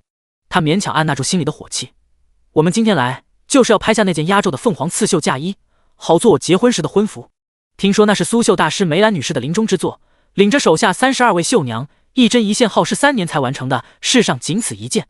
还有那配套的凤冠霞帔、九龙九凤、丝绸锦绣、金线勾勒，更是价值不菲。这些加一起少说也得几千万吧。刚听你们提了结婚，难道今天也是奔着这个来的？那劝你们打消心思，毕竟价高者得。无情翘起指甲，故意将他手上那5克拉的钻戒显露出来，还在南浔空着的无名指上得意地扫了一眼。开巴博斯又怎么样？还不是连个钻戒都舍不得送？可能钱都用来买车了也不一定，不然哪个开得起千万豪车的还稀罕住在金府天地？到时候婚礼应该会在新开不久的那家8星级酒店举办，欢迎你们来观礼。无情话音落下，却没有任何人应声，就连叶童也皱巴着一张小脸。他一直以为好友只是现实了一点，但人还是很好的。可今天说话咄咄逼人不说，还一直在彰显自己的优越感，这让叶童心里很不舒服。空气诡异的静了一瞬，刚将心思从手机上收回的贺时直接冷淡的丢下一句：“没空。”南浔突然笑了起来：“抱歉，我们很忙，观礼就算了，毕竟也不熟。还有，你说的对，价高者得，所以祝你们好运。”说完，拉着贺时的手率先离开了。邓文耀和向元司满脸笑意的跟在身后，剩下叶童沉默片刻后也跟了上去。无情脸色铁青的站在原地，见郑元化看过来，又恢复了之前的柔弱。抱歉老公，我刚就是心情不好，我把他们当朋友的，可他们……说着就开始掉起了眼泪，那梨花带雨的模样让郑元化心都要碎了。他连忙把人搂进怀里，哄道：“没关系，老公在呢。老公，你可一定要把那嫁衣给我买下来，不然我真的……呜。放心吧，宝贝儿，别哭了。”这一奇葩的插曲没有影响贺时几人闲逛的心情，除了叶童情绪有些低落。到底是大学4年的朋友，突然发现他他跟自己所认识的不同，心中难免失望。不过还好有向元思这个擅长插科打诨的在。贺时拉着南巡，慢悠悠地走在后面，笑着看他们打闹。对那些瓶瓶罐罐的倒是没什么兴趣，毕竟他在古玩鉴赏方面一窍不通。可系统的声音却在这时突然响起，叮！检测到宿主身边有珍品古玩出现，补贴顶级鉴宝能力。贺时惊讶地眨了下双眸，随后眼前的景象开始发生了翻天覆地的变化。那些摆在柜台上或者小摊上的各种瓷器玉石，在旁人眼中可能依旧平平无奇，可在贺时眼里却环绕着各种雾气，有白色有黑色，甚至有的还萦绕着金线，不过这样的数量极其稀少。贺时走到最近的一个摊位，试探地拿起一盏白雾环绕的茶碗，两行蓝色的小字当即出现在他的眼前：明清官窑制青花缠枝茶碗，品质中等，价值约18万。贺时看完后瞳孔一缩，这能力绝了。第54章1000转手变20万。老板，这茶碗怎么卖？贺时掩住眼里的惊喜，朝小摊后坐着的男人问道。钱胖抬头扫了眼面前的年轻人，对，又是个好奇的小少爷。他今天遇到的没10个也有8个，每次都讲得他唾沫横飞，结果问完价就走了。钱胖想想就憋一肚子气，于是随口说了句1000块，不讲价，赶紧把人弄走，别耽误他后面生意。行，麻烦给我包起来。好，钱胖愣了一下，以为自己幻听了，他瞪大眼睛重复道：这位客人是1000，不是100。贺时没应声，只是将手里的茶碗又往他那边递了递，快点，赶时间。钱胖哎了一声，手忙脚乱地翻出装碗的盒子，直到手机响起了钱到账的提示音，才有了点真实感。看着贺时一行走远的身影，以及隔壁羡慕的目光，他心里暗喜不已。一个小破碗，我卖了1000。钱胖兴奋的胖脸通红，看来今天的晚饭要再加2个猪蹄才行。贺哥，这什么碗啊？我看连100都不值。邓文耀一边走一边捧着那巴掌大的小东西研究，可左看右看，怎么都没看出特别的地方。贺时见他实在好奇，于是解释了句：这是明清官窑出的珍品，起码能卖这个价。邓文耀看着他伸出的手指，不由得张大了嘴巴。真的假的？贺哥，你还懂古玩鉴赏呢？贺时不好意思说他是刚会的，胡乱点点头蒙混了过去。而邓文耀的心思全放在了那茶碗上，就连向元思和叶童也好奇地凑了过去。这时，一个身穿马褂、走起路来大步流星的老人突然在3人面前停下脚步，看着70多岁的年纪，胡子花白，但精神矍铄，身后还跟着一个40出头的中年人。老人一双眼睛神采奕奕，此时正直勾勾地盯着邓文耀的手。小兄弟，这茶碗你哪来的？打算出手吗？突如其来的一句话吸引了贺时等人的注意。邓文耀愣愣地回过头，说道：这是我贺哥的，您得问他。老先生认得这东西。贺时拉着南巡来到几人身边。李靖一闻言看向说话之人，眼里当即闪过一丝赞赏。好英俊，好有气势的年轻人，不知小兄弟能否让老头子拿到手里看一下？当然可以。贺时朝邓文耀扬了扬下巴。李靖义从怀里掏出一块手帕，包在瓷碗上，这才拿到手里仔细观摩。周围人都下意识放轻了声音。过了半晌，李靖义忽然惊呼道：是真的没错，看这表面的缠花，花纹清晰，明显保存的也很好。我家里也有一只类似的，这么多年一直想再找一只配对，没想到今天来申城道有缘碰见了。话落，一直暗暗观察他们的路人脸上都不禁露出羡慕之色。在这里捡漏的人不是没有，但绝对稀少，且大多数都是靠运气2个字。看着年轻人的模样，绝对是第一次来，没想到就捡了个这么大的便宜。这位小兄弟，不知这茶碗你可想出手？我愿意出10万。有爱好收集的人立刻站了出来。贺时嘴角微扬：大叔，我这青花缠枝茶碗品质怎么也算中等，你出10万就想拿下，不地道吧？那人脸色一红，没想到还碰见一个懂藏的。李靖义哈哈大笑了2声，附和道：确实如此。小兄弟，不如将它卖给我如何？正好跟我家里的那只配个对，我愿意出20万。此话一出，人群里瞬间一片哗然。刚买好猪蹄，路过这里的钱胖整个人都懵了。邓文耀、向元思看向贺时的眼神满是钦佩，1000块转手就变成了20万，贺哥果然牛批。就连一直安静的南巡也双眼亮晶晶地看着自家男人。贺时心里一热，拉着老婆的手悄悄紧了紧，随后对李靖义说道：老先生大意，但我也不能占您便宜，看您诚心想要，我也愿意成人之美，15万您拿走吧。李靖义微微一愣，笑容更大了几分，对贺时的印象也更好了。明明看着才20出头，却成熟稳重，睿智豁达，将来想必是个大人物。看来他还真是老了，许久不出门，没想到现在的年轻人都这么优秀了。行，那老头我就厚此脸皮，不过也想跟小兄弟交个朋友。李靖义说着，看向身后的中年人，一张白底黑字的简易名片立刻被递到贺石面前。我姓李，以后来盐城，可一定要联系我。贺石动作一顿，点头应道：一定。最后双方一手交钱，一手交货，皆大欢喜。只有蹲在角落的钱胖沉着一张胖脸，后悔莫及。回到包间后，邓文耀第一时间凑到了贺石身边。贺哥，刚那老头有点眼熟啊，你认识吗？贺石直接将名片甩给他。李经义，盐城还有几个叫李经义的？卧槽！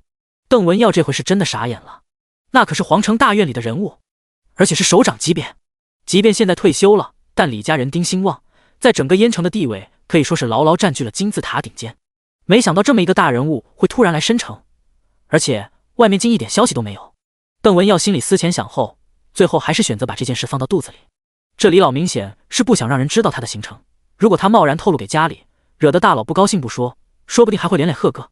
正投喂老婆的贺石抽空看了他一眼，这只会吃喝玩乐的家伙，看来还有点智商。几人回来的时间卡得很准，没过5分钟，那件万众瞩目的压轴珍品就被李仪推上了展台。一时间惊呼声四起，南巡跟贺石也是满眼惊艳。那是一件明制的大红色嫁衣，由里到外分别有马面裙、圆领袍、外披大袖衫配霞帔，其中圆领袍与大袖衫都是艳丽的大红色，上面是手工绣成的凤凰与花鸟，除了金线外，全部采用的顶级蚕丝线。灯光照射下，如水面一样波光粼粼，炫彩夺目。而马面裙与霞帔却是极为特别的冰蓝色，绣着红色的凤凰鱼尾，搭配金线勾勒的云纹，高贵又典雅。此外，还有那顶镶嵌着宝石100余粒的点翠凤冠，不说搭配的凤头钗不摇本身，光下面坠着的流苏就由上千颗珍珠串成。此件珍品一出，整个拍卖大厅都响起了此起彼伏的吸气声。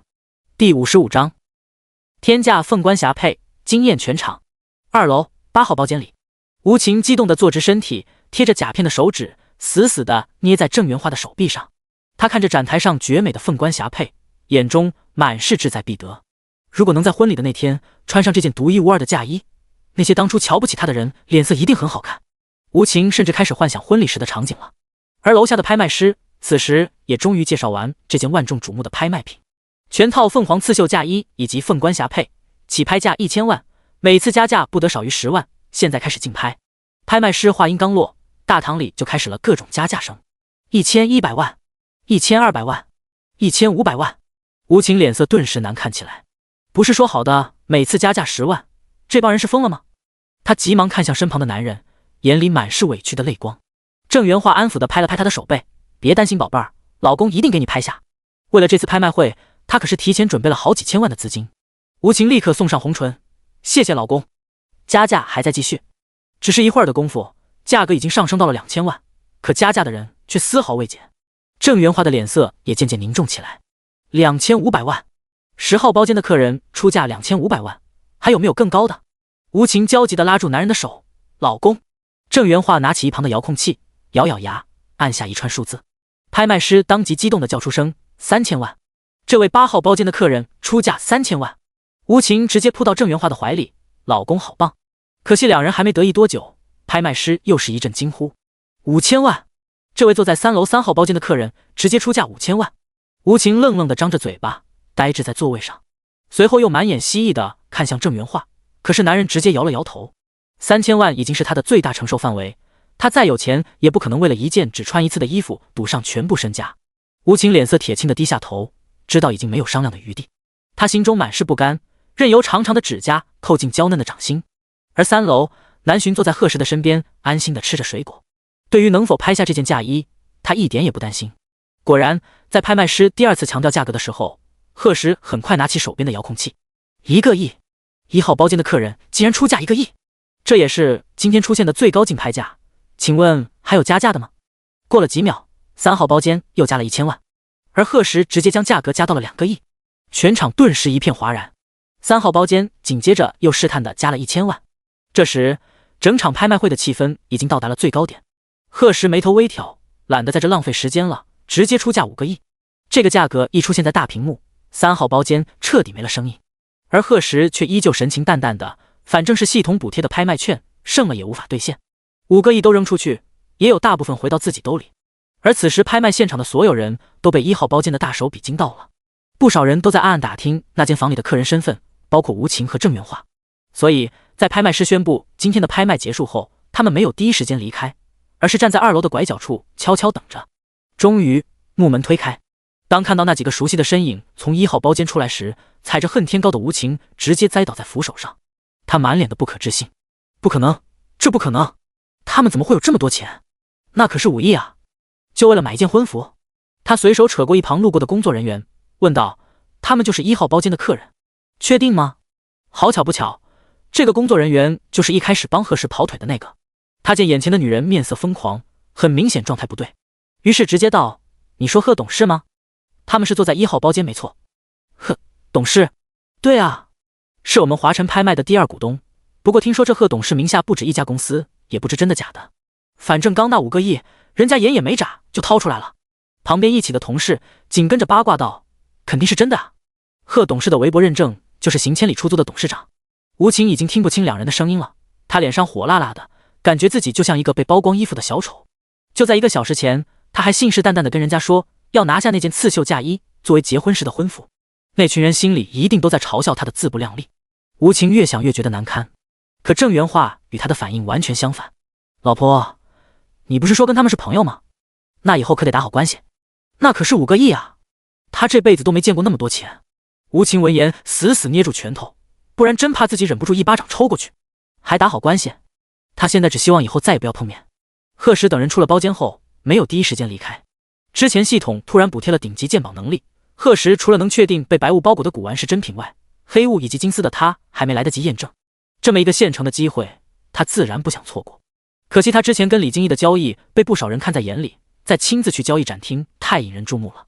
于是贺石便将悄悄记下的摊位告知孙光，让他安排人去休息室里。贺董，您吩咐的那些古玩都买回来了，现在给您搬进来吗？贺石抬了抬手，立刻有工作人员动作麻利的抬着几个大箱子进来。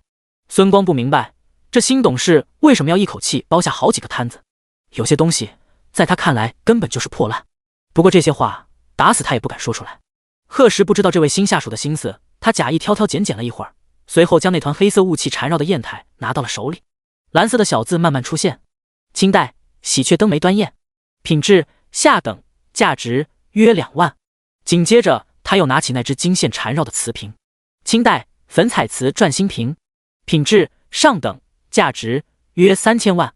贺石眉头微挑，看来不管是白雾、黑雾、金丝都代表着真品，只是价值不同罢了。这么好的一个捞钱机会，他一个满身铜锈的商人自然不会放过。于是贺石接下来又安排了几批人，将那些真品较多的摊子全都包了下来。后面又花了几天时间，通过专业鉴定后，把这些真品直接放到了华晨拍卖，后续自然很赚了一笔。第56章被追尾，趁机跟老婆卖惨。老天，这就是价值5个亿的婚服！贺家客厅里，齐兰站在那套凤凰刺绣嫁衣前，满眼都是惊叹。贺石无奈地抚了抚额：妈，您都问了不下3遍了。齐兰撇撇嘴：我这不是太惊讶了吗？他知道儿子现在有能力，但也没想到这么有能力。他围着衣架边看边赞同的点点头。不过这柜确实有柜的价值，金线绣制的，以后收藏起来也能保值。当然，也只有这样的嫁衣才配得上我的漂亮儿媳。乖乖坐在一旁的南巡闻言，嘴角扬起好看的弧度。见婆婆没有因为婚服太贵而有意见，心里也松了口气。她可不想因为结个婚再影响一家人的感情。小巡是穿了没啊？要不要穿上看看？贺石摇了摇头：没呢，这衣服太复杂，我们自己穿不好。过2天正好要去家里试婚纱，到时候带过去，有不合适的地方直接改。齐兰听儿子这么说，也没有再勉强，反正过几天就能看到了。贺石瞥了眼一直等在门口的李彤：行了，我得上班去了，下午有好几个重要会议，晚饭可能不回来吃。总部大厦还在建设中，贺石的上班地点一直在万家。现在万家投资、南石投资、行千里出租、南石大酒店、盛康医药以及奇迹建筑都是他重点发展的企业。贺石后续想将这些企业全部合并到南石集团，作为集团的全资子公司存在，所以他最近一直在忙股权出资一事。而南巡知道自家老公工作辛苦，自然不会拖后腿，体贴地将人送到电梯口，趁李彤不注意悄悄送上一吻，这才蹦蹦跳跳地跑回家。贺石摸着唇角，笑得一脸荡漾。有了老婆的鼓励，他现在浑身都是劲儿。察觉到助理奇怪的目光后，贺石清了清嗓子，这才说起正事。老大老二今晚几点的飞机？历时1个月，两人的出差终于告一段落。今天和最后一家公司谈好合作细节，就都迫不及待地订了机票。贺时自然要为两个好兄弟接风洗尘。得益于他们这段时间的辛苦与努力，与那6位投资大佬的名气，南石投资现在在整个投资界的名声已经不逊于万家。这个横空出世的小公司，短短1个多月就发展成庞然大物，名下控股与关联的公司达到近100家，是所有人都意想不到的。李彤就知道老板要问这个，想也不想地回答道：盐城的飞机是晚上7点，鹏城的要稍晚一会儿，是7点半。行，给人生打个电话，让他今晚准备一桌。好的。贺时关上车门前看了看手表，现在时间还早，我们先去趟老城区，看看侯建这几天的工程进度。为了更快地将总部建造完成，奇迹建筑已经暂停了所有其他业务。根据之前侯建汇报的情况，估计应该能在计划时间内完工。贺时正想得出神，车子忽然剧烈地颤动了一下，砰的一声巨响，本来正常行驶的巴博斯猛地停在了原地。贺先生，没事吧？李彤回头看向后座，担忧地问道。贺时晃了晃头，刚那一瞬被震得有些晕沉的大脑渐渐清明起来。没事。李彤见他确实没受伤，这才说道：应该是有人追尾了，我下去看看。贺时点点头，也紧跟着下了车。只见顶在车尾的是一辆灰色的面包车，且车头已经被撞得变形。司机是个30多岁的男人，正捂着满是鲜血的额头，惊慌地站在一旁。不远处还有一个抱着孩子，同样受到惊吓的女人。贺时眉头微皱，在李彤耳边低声吩咐了2句后，朝那司机走去。而何志勇看着眼前西装革履、气势极强的男人，本就因为失血而惨白的脸色更加难看了。他是个货车司机，平日一家都靠他微薄的工资糊口。从今早出门开始，他的眼皮就跳个不停。果然，拉货拉到一半，家里老婆就着急忙慌地打来电话，说是女儿甜甜发了高烧。甜甜因为是早产儿，从小到大身体都不好，发烧更是常事。可等他赶回家，又是喂药又是物理降温，女儿的烧却迟迟不退，甚至出现抽搐的状态。这可将何志勇急坏了，夫妻俩只能匆忙收拾点东西往医院赶。他最近工作太累，再加上精神紧绷，越想集中注意力越做不到。终于，最害怕的事发生了。何志勇看着眼前的豪车，只觉得天都要塌了。听说有钱人最喜欢斤斤计较，万一不依不饶让他赔个10万8万，那他一家都要喝西北风去。想到这，他额头不自觉地冒出冷汗，嘴角控制不住地哆嗦起来，到了嗓眼的道歉怎么也说不出口。最后一着急，直接就要给人跪下。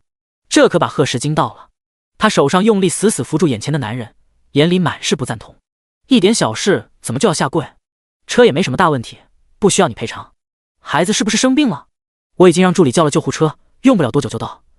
你的伤也得到医院包扎一下。何志勇闻言，整个人都愣住了，真的不用他赔偿？贺时似乎看出了他的心思，肯定道：真的，放心吧。我看你车也需要修理，一会儿我让人一起拖走。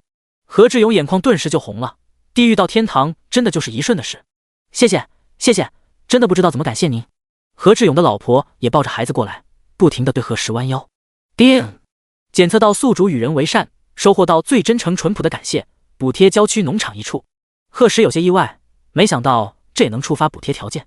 看着两口子洗得发白的衣服，他想了想问道：这夫妻俩的人品怎么样？机械的声音顿了一下，明显这问题不在他的服务范围内。最后磨蹭了半天才吐出2个字：可用。贺时心里暗暗笑了一下，随后看向何志勇：你现在1个月工资多少？何志勇跟老婆对视了一眼，实话实说道：我给别人拉货，多的时候6000，少的时候就4000。贺时点点头：我这边缺个司机，家里还缺个做饭阿姨，你们夫妻要是愿意的话可以来试试，每人1个月15000。这何志勇没想到自己有一天也会被这天大的馅饼砸中，激动的语无伦次。我们愿意，当然愿意。行，我姓贺，这是我的名片，等孩子病好了，你们就来上班。李助理，你一会儿跟着一起去医院，顺便把医药费结了。李彤低头看了看自己微微肿起的手腕，有些犹豫。那您，我叫寻寻来接就行，正好可以趁机跟他老婆卖个惨。看出他心思的李彤，行吧，您高兴就好。第57章，董事长夫人亲临，全公司震动。老公，你没事吧？南浔猛一停下车就扑到男人怀里，一双清冷的眸子里盛满了担忧。本来还想卖惨，趁机要点福利的贺时瞬间就不忍心了，连连举手保证自己没受伤，又撸起袖子证明。南浔这才放下心来。肇事的司机呢？听说是一家3口，他们没事吧？李助理没事吧？贺时摇摇头，将刚刚发生的事仔细讲了一遍，包括他请那对夫妻来家里工作的事。南洵沉默了几秒，虽然知道那司机也不是故意的，但他心里还是有些别扭。不过他对自家男人从来都是绝对的信任，他请来家里工作的，肯定人品信得过，自然也不会有什么意见。这些你决定就好，我老公现在怎么说也是个大老板了，请个专职司机确实有必要。贺石宠溺地捏了捏他俏皮的鼻尖，做饭阿姨也有必要，到时候我们搬去檀香园，没有阿姨帮忙，你和妈天天打扫卫生就有的忙。而且爸现在身体也恢复得不错，我想在新海街给他们开一家水果店，你觉得怎么样？当然可以啊。南洵举双手赞成，小鱼儿他们没2个月就要上幼儿园了，到时候也不用怎么看着，让爸妈做点感兴趣的事也好。齐兰跟贺有海虽然做了爷爷奶奶，但今年也才40多，现在就让他们退休在家，闷也要把人闷坏了，还不如多出门逛一逛，不然老两口在深城总是没有归属感。贺石点点头，决定回家就把这件事落实了。那现在去哪？回公司吗？南洵看了看周围，两人正站在马路边上，还好这条路过往的行人和车辆都不多，不然刚刚面包车撞了巴博斯的消息肯定被有心人传得满天飞了。本来想先去老城区的，但来不及了。贺石看了眼时间，我们先去公司，晚上老大老二回来，我本来还想到时候回去接你吃饭的，这下倒正好了。两人说着往停车的地方走去。贺石脸上突然一僵，你怎么开了这辆车？南洵看着那骚气的颜色，无辜地挠了挠脸颊，我着急吗？就随便开了一辆，嘿嘿，没事，我开。于是没过多久，万家的办公大楼下就出现了一辆颜色极其刺眼的芭比粉跑车。不少路过的职员都好奇地探过头，想看看从这上面下来的是何方神圣。坐在车里的贺石无奈地捏了捏鼻梁，想不通自己当时为什么要在秒杀商城下单这辆车。下车啊，等什么呢？贺石看着窗外明显多了很多的人影，将身旁的人捉到怀里，狠狠亲了一通，直到南洵喘不上气了才将人放开。修长的手指在那双红唇上缓缓摩挲着，极具攻击性的眼神让南洵身体猝然一僵，逃也似的跑下了车。1楼大堂的保安还有前台工作人员早就伸长了脖子，见一位容貌身材都可以用完美来形容的女神从车上下来，顿时惊呼了一声。随后看见他们平时严肃冷峻的贺董紧随其后，更是下巴都要掉下来了。贺石快走几步，将老婆的手拉到掌心，两人这才并肩进了大门。贺董好，贺董好。贺石点点头，走到前台时突然脚步一顿，这是我太太，以后来了不用通报，直接把人带上去。一句话瞬间惊起千层波浪。工作向来有条不紊的几个前台女孩愣了一下后立刻点头，好的贺董。随后又恭敬道，贺夫人好。南洵笑着朝他们摆了摆手，麻烦你们了，我叫南洵，你们叫我名字就好。贺夫人什么的太尴尬了。直到看不见两人的身影，前台和大堂的工作人员这才激动地凑到一起。哇哇哇！仙女啊，怎么会有这么好看的人？两人太般配了吧？看没看见？贺董的眼神也太宠了，还介绍是太太。这么说，两人已经结婚了。不过，只有我觉得董事长夫人的名字很耳熟吗？什么？南洵啊！前几天轰动全城的那场求婚，女主角不就叫南洵？天哪，不会这妖巧吧？我觉得就是这妖巧。看到两人刚手上戴的戒指了吗？是海瑞温斯特的。那晚的求婚不就是在那门口？卧槽，破案了！于是只是一杯咖啡的功夫，万家董事长夫人亲临公司的消息就传遍了所有部门。南洵求婚女主角的身份也被传得有鼻子有眼。这帮人才不管真假，反正能八卦就尽量八卦。再结合之前贺石有了3胞胎的消息，短短1上午的时间，两人的爱情故事就已经被编出一本小说了。甚至还有人专门建了 CP 粉的群。公司不少管理层为了看老板娘都借机往20楼跑，其中就包括财务部经理方华。毕竟他之前还动过把侄女介绍给贺石的心思，结果还没行动就被总经理乔治斌掐灭了。不亲眼看看这董事长夫人，他心里总咽不下那口气。10厘米的高跟鞋踩在大理石铺就的地板上噔噔作响，黑丝袜职业装的方华干净利落地敲响了董事长办公室的门。进。方华听到声音推门而入，眼神在里面暗暗扫了一圈，却没看到那个想见的身影，这让他心里有些失落。他勉强集中注意力，汇报完工作，转身就往办公室外走去。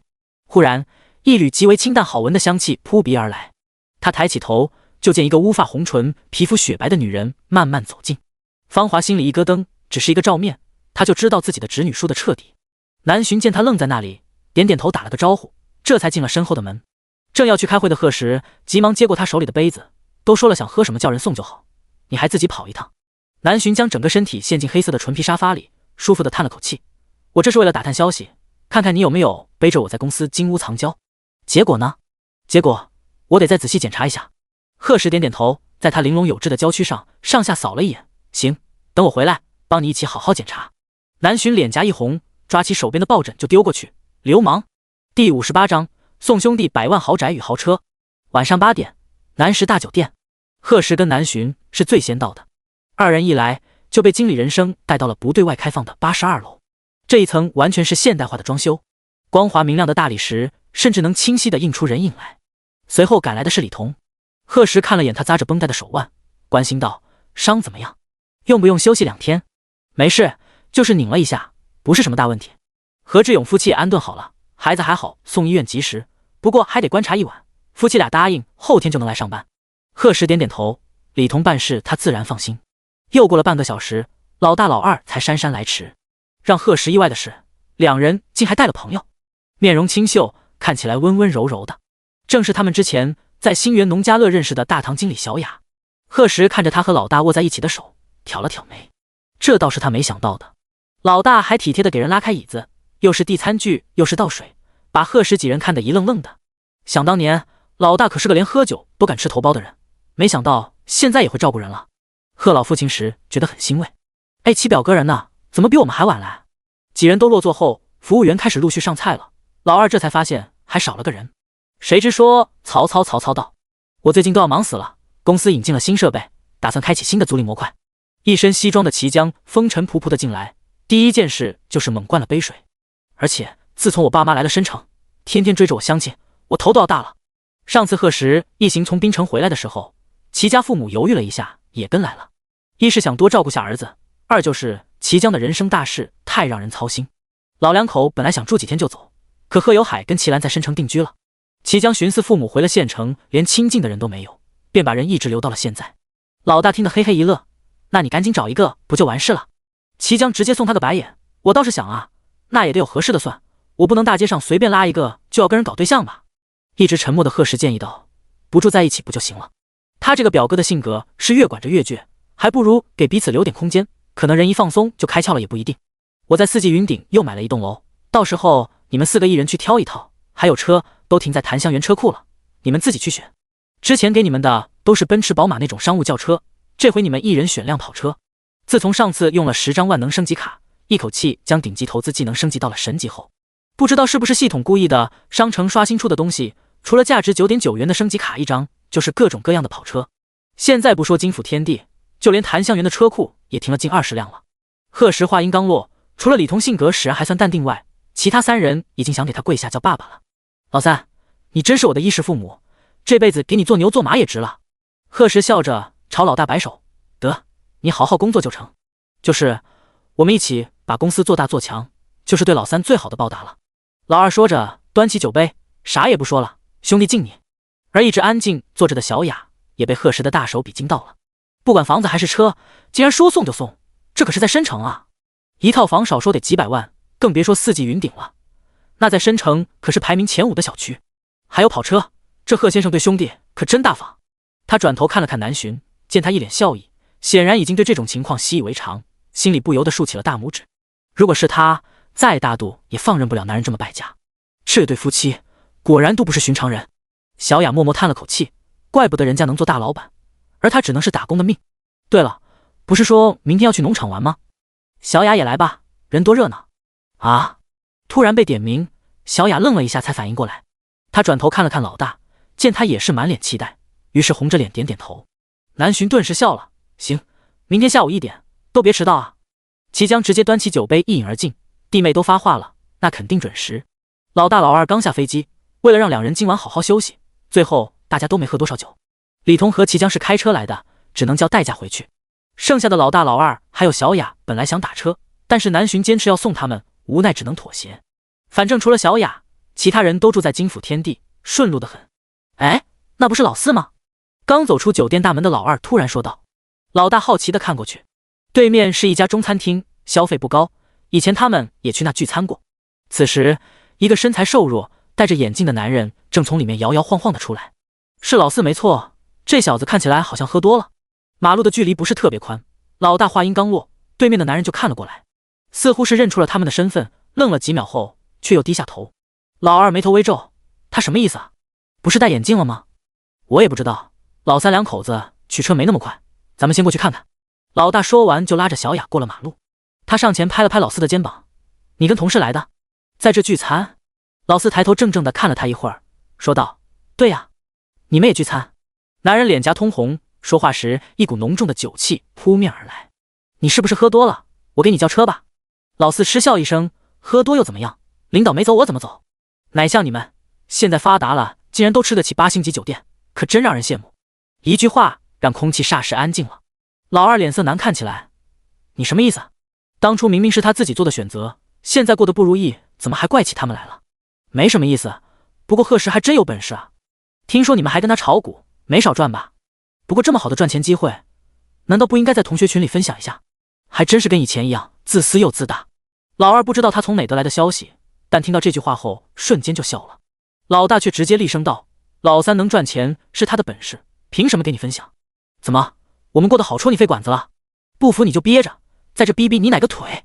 话音落下，不止老四脸色铁青，就连老二和小雅都吃惊的张大了嘴巴。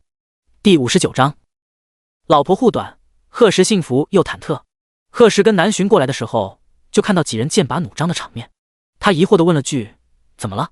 老二撇撇嘴，还能怎么？有人醋喝多了，酸呗。贺石看了眼老四阴沉的脸色，当即明白过来，不过他却不明白这人哪来的权力酸。当初即使跟老四关系一般，他也因为是一个宿舍的，一视同仁，想把人邀请到团队里，是他自己舍不得冒险拒绝了，现在却来阴阳怪气，是想让他再给点补偿的意思。贺石觉得自己这辈子没这么无语过，他从来不是什么胜负，对他好的他自然以诚相待，就像老大几人。听说他开了公司，二话不说撇下原有的工作就来了。可像老四这种只想着自己，失败后却不找自身毛病，只会怪别人不帮他的，不好意思，哪凉快哪待着去。于是贺石直接冷声道，下次有话可以当着我的面说，没必要迁怒别人。还有，路都是自己选的。话落，将老大几人叫上车。对于这种自以为是、脑回路又奇葩的人，无视就是最大的反击。果然，看着远去的车影，老四一张脸瞬间铁青一片，他死死地捏紧拳头，心里发誓，总有一天要把这些家伙全部踩在脚下。而已经走远的贺石等人自然不知道他的心声，不过就算知道了也不会在意，这种中二发言只会让他们觉得可笑。可到底是相处了4年的室友，车上几人的气氛都有些压抑。呸！亏老子还上去关心他，结果却被阴阳怪气了一顿。老大越想心里越气愤，以前怎么就没发现他是这么个玩意儿？说明以前接触不够深呗。老二抱着手感叹了一句，不过他怎么知道我们跟老三炒股的？老大闻言脸色一顿，有些懊恼地说道，应该是我发的朋友圈被他看见了。仅仅1个多月的时间，他们炒股就赚了上百万，这么值得炫耀的事，老大怎么可能忍得住？倒是我给老三惹麻烦了。贺石抬头白了他一眼，我带你们炒股也不是什么秘密，该知道的都会知道，这跟你没关系。老二附和道，就是说到底还是他这人有问题，要不你问小雅，知道我们炒股赚了100多万，人家会酸吗？一直安静的小雅愣愣的啊了一声，还是选择实话实说，是挺酸的。老二，其他人顿时哈哈大笑起来。贺石也是嘴角微扬，行了，这人以后怎么样都跟我们无关，都管好自己就行，反正看不惯他的人多了，也不差这一个。先将小雅送回家后，几人才回了金府天地。贺石洗完澡就进了书房，他打开秒杀商城，果不其然，今天的商品又是跑车，而升级卡只有1张，不过也够了。贺石直接付款9.9元下单，有了这张升级卡，终于又可以升级技能了。他毫不犹豫地选择升级随身空间，系统独特的机械声响起，宿主是否确定升级空间？确定。贺石满眼期待。当初系统补贴的初始空间只有10平米，他这10张升级卡用上去，怎么也得扩大个10倍吧。只见一道蓝光从眼前闪过，系统再次出声道：好了。贺石，这么随便的吗？他立马看向脑中哪个蓝色的小盒子，只见原本堆得满满的空间，现在依旧是满满的，周围根本没有增加多少空隙。贺石按住额头，咬牙切齿地问道：这就是你说的升级？是的，系统那副就是这样，你有什么问题的语气，让贺石第一次忍不住想骂人。我10张升级卡，你就给我增加了这么屁大的空间？机械的声音停顿了几秒，请宿主文明用语，请宿主再接再厉，5级之后的空间才会发生较大改变。贺石，贺时觉得系统如果是个人的话，现在可能在对他翻白眼。得，又白玩了，早知道还不如升级炒股能力。不过可以提醒宿主的是，通过该次升级，空间已开启顶级种植功能。贺时眼睛一亮，随后脸色直接黑了下来。他指着空间角落里的一滩泥土，问道：“你不会是想让我在那个巴掌大的地方种东西吧？此泥土可以极大的缩短种植时间，请宿主使用后再评价。”贺时确定这系统绝对是跟他混熟了。那在这里种植的东西有什么特别作用？毕竟种地在哪都能种，可空间却突然给了这么个功能，肯定有不一般的地方。叮！检测到宿主即将进行初次空间种植，补贴神奇种子完美熔岩1颗，效果美白养颜，延缓衰老。随即一颗白色的种子出现在贺时掌心，他仔细看了看，怎么也看不出特别的地方。这我怎么种？宿主只要把它收进空间泥土位置就可以了。贺时立刻照做，只见那白色的种子刚接触到泥土，就如同被按了快进键一样生根、发芽、结果，最后呈现在眼前的是一串白色的小果子，大小和葡萄差不多，但是看起来晶莹剔透，好看极了。贺时试探地摘下一颗放到嘴里，滋味甘甜，有点凉凉的，味道倒是不错。他当即决定，不管有没有效果，都要给家里每人来一颗。另外，各类神奇种子已添加到秒杀商城，请宿主后续凭运气购买。贺时点点头，表示知道了。卧室里，洗完澡的南巡正趴在床上和小白一起玩，一只深绿色的小虫子在他指尖飞来飞去，最后顺着窗沿飞到了外面。贺时对自家老婆养的这些小东西早就习以为常，不过想到今天的老四，还是提醒了句：“别玩太过。”南巡哼哼两声，敷衍的应道：“放心吧，只是让他牙疼一会儿而已。说话不过脑子，总要付出点代价吧。”贺时无奈的摇摇头，有个这么护短的老婆，他真是又幸福又忐忑，就怕他哪天心血来潮，把这些奇葩的手段用在他身上，那他真的哭都没地方哭去。为了保护好一家之主的地位，贺时决定从明天开始加强锻炼，拒绝妻管严，从他做起。第60章万亩农场，惊呆一众好友。刚拎着早餐回到小区的向元司，大老远就看见一个熟悉的身影。他走近了几步，果然是他2天没见的贺哥，连忙上前招呼道：“贺哥，晨跑呢？”身穿一身黑色运动服的贺时当即停下脚步，宽肩窄腰，一双腿笔直修长，完美的模特身材看得向元司羡慕不已。贺哥，怎么感觉你又帅了？贺时好笑地推开他的脑袋，别闹。随后扫了眼他手里拎着的包子，早上就吃这。向元司点点头，凑合吃点，我自己住也没那么多讲究。贺时看着他巴掌大的小脸以及跟南巡差不多的身高，摇摇头，怪不得20了，还长得跟小孩一样。于是锻炼完的贺时就把人拎回了家，家中婆媳俩已经准备好了早餐。南巡对向元司自然不陌生，见到他笑着打了声招呼，而齐兰向来热情好客，倒是把自认脸皮很厚的小年轻弄不好意思了。3个孩子正跟爷爷在阳台上练习拼音，听到家里有人来了，都好奇地探出头。向元司也早就听说贺时家里有3胞胎，但这还是第一次见，一时间一大三小全都愣愣地瞪大了眼睛。这一幕把贺家几个大人都看乐了。南巡朝儿子招招手：“小鱼儿干什么呢？快带妹妹们出来，小叔叔来了。”妈妈！3个孩子立刻跑了出来，随后对着向元司异口同声地叫道：“小叔叔！”这可把向元司美坏了。本来就有点小孩脾气的他，不一会儿就跟3个孩子玩到了一起。贺家的早餐非常丰盛，为了照顾所有人的口味，齐兰每天都会早早起床准备，这让离家出走有1个月的向元司吃得心满意足。临近中午才起身告辞。贺时将人送到门口，不忘叮嘱道：“大家1点出发，你跟你表哥他们说一声，别迟到。既然出去玩，自然是人越多越好。”所以贺时昨天不仅邀请了老大他们，也给这对表兄弟发了消息。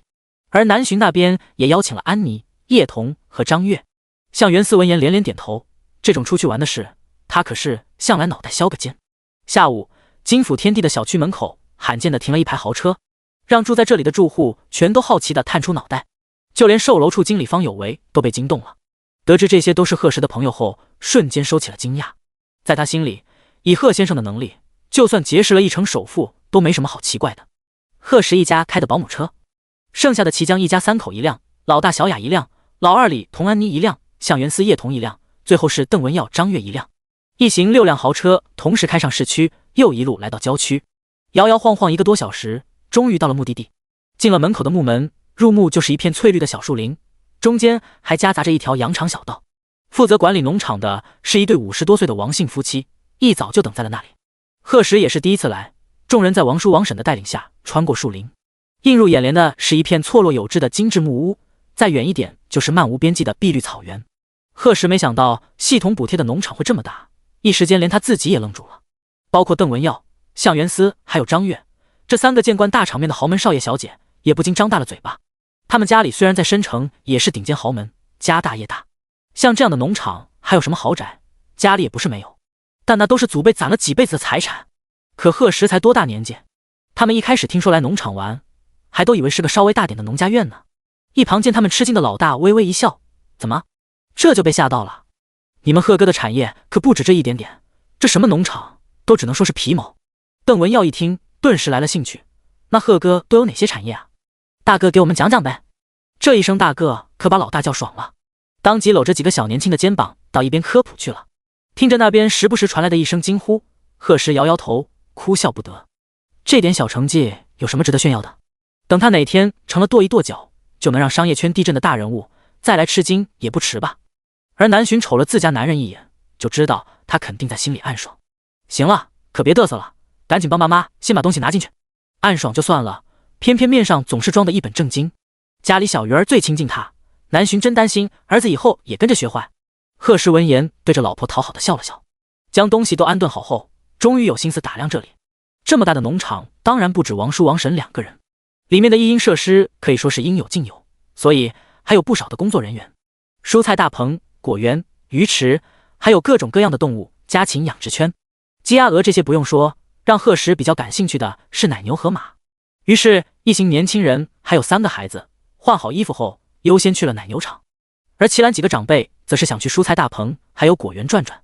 奶牛场有专门的挤奶工人，贺时等人到了后，就有人第一时间来给他们做了示范，并仔细讲解了人工挤奶需要注意的地方。现在因为有了挤奶机器，所以我们都很少人工挤奶了，但这确实是一件趋势，更让人有成就感。南浔赞同的点点头，在旁边看了那么久，他确实有些迫不及待了。最后他和安妮还有叶童都积极的上手试了试，就连3个孩子也大着胆子过去了。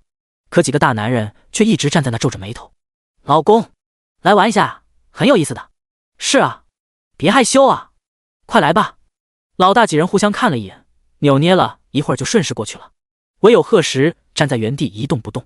南浔注意到后急忙跑了过来，怎么了老公？你刚不是最想来看奶牛的吗？贺时脸色一僵，他就真的是想来看看而已啊，哪知道还得动手。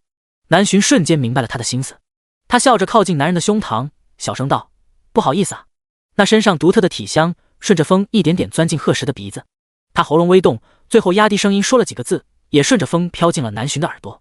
男人的语气似乎还带着几分委屈，可南浔的脸颊已经红成了苹果。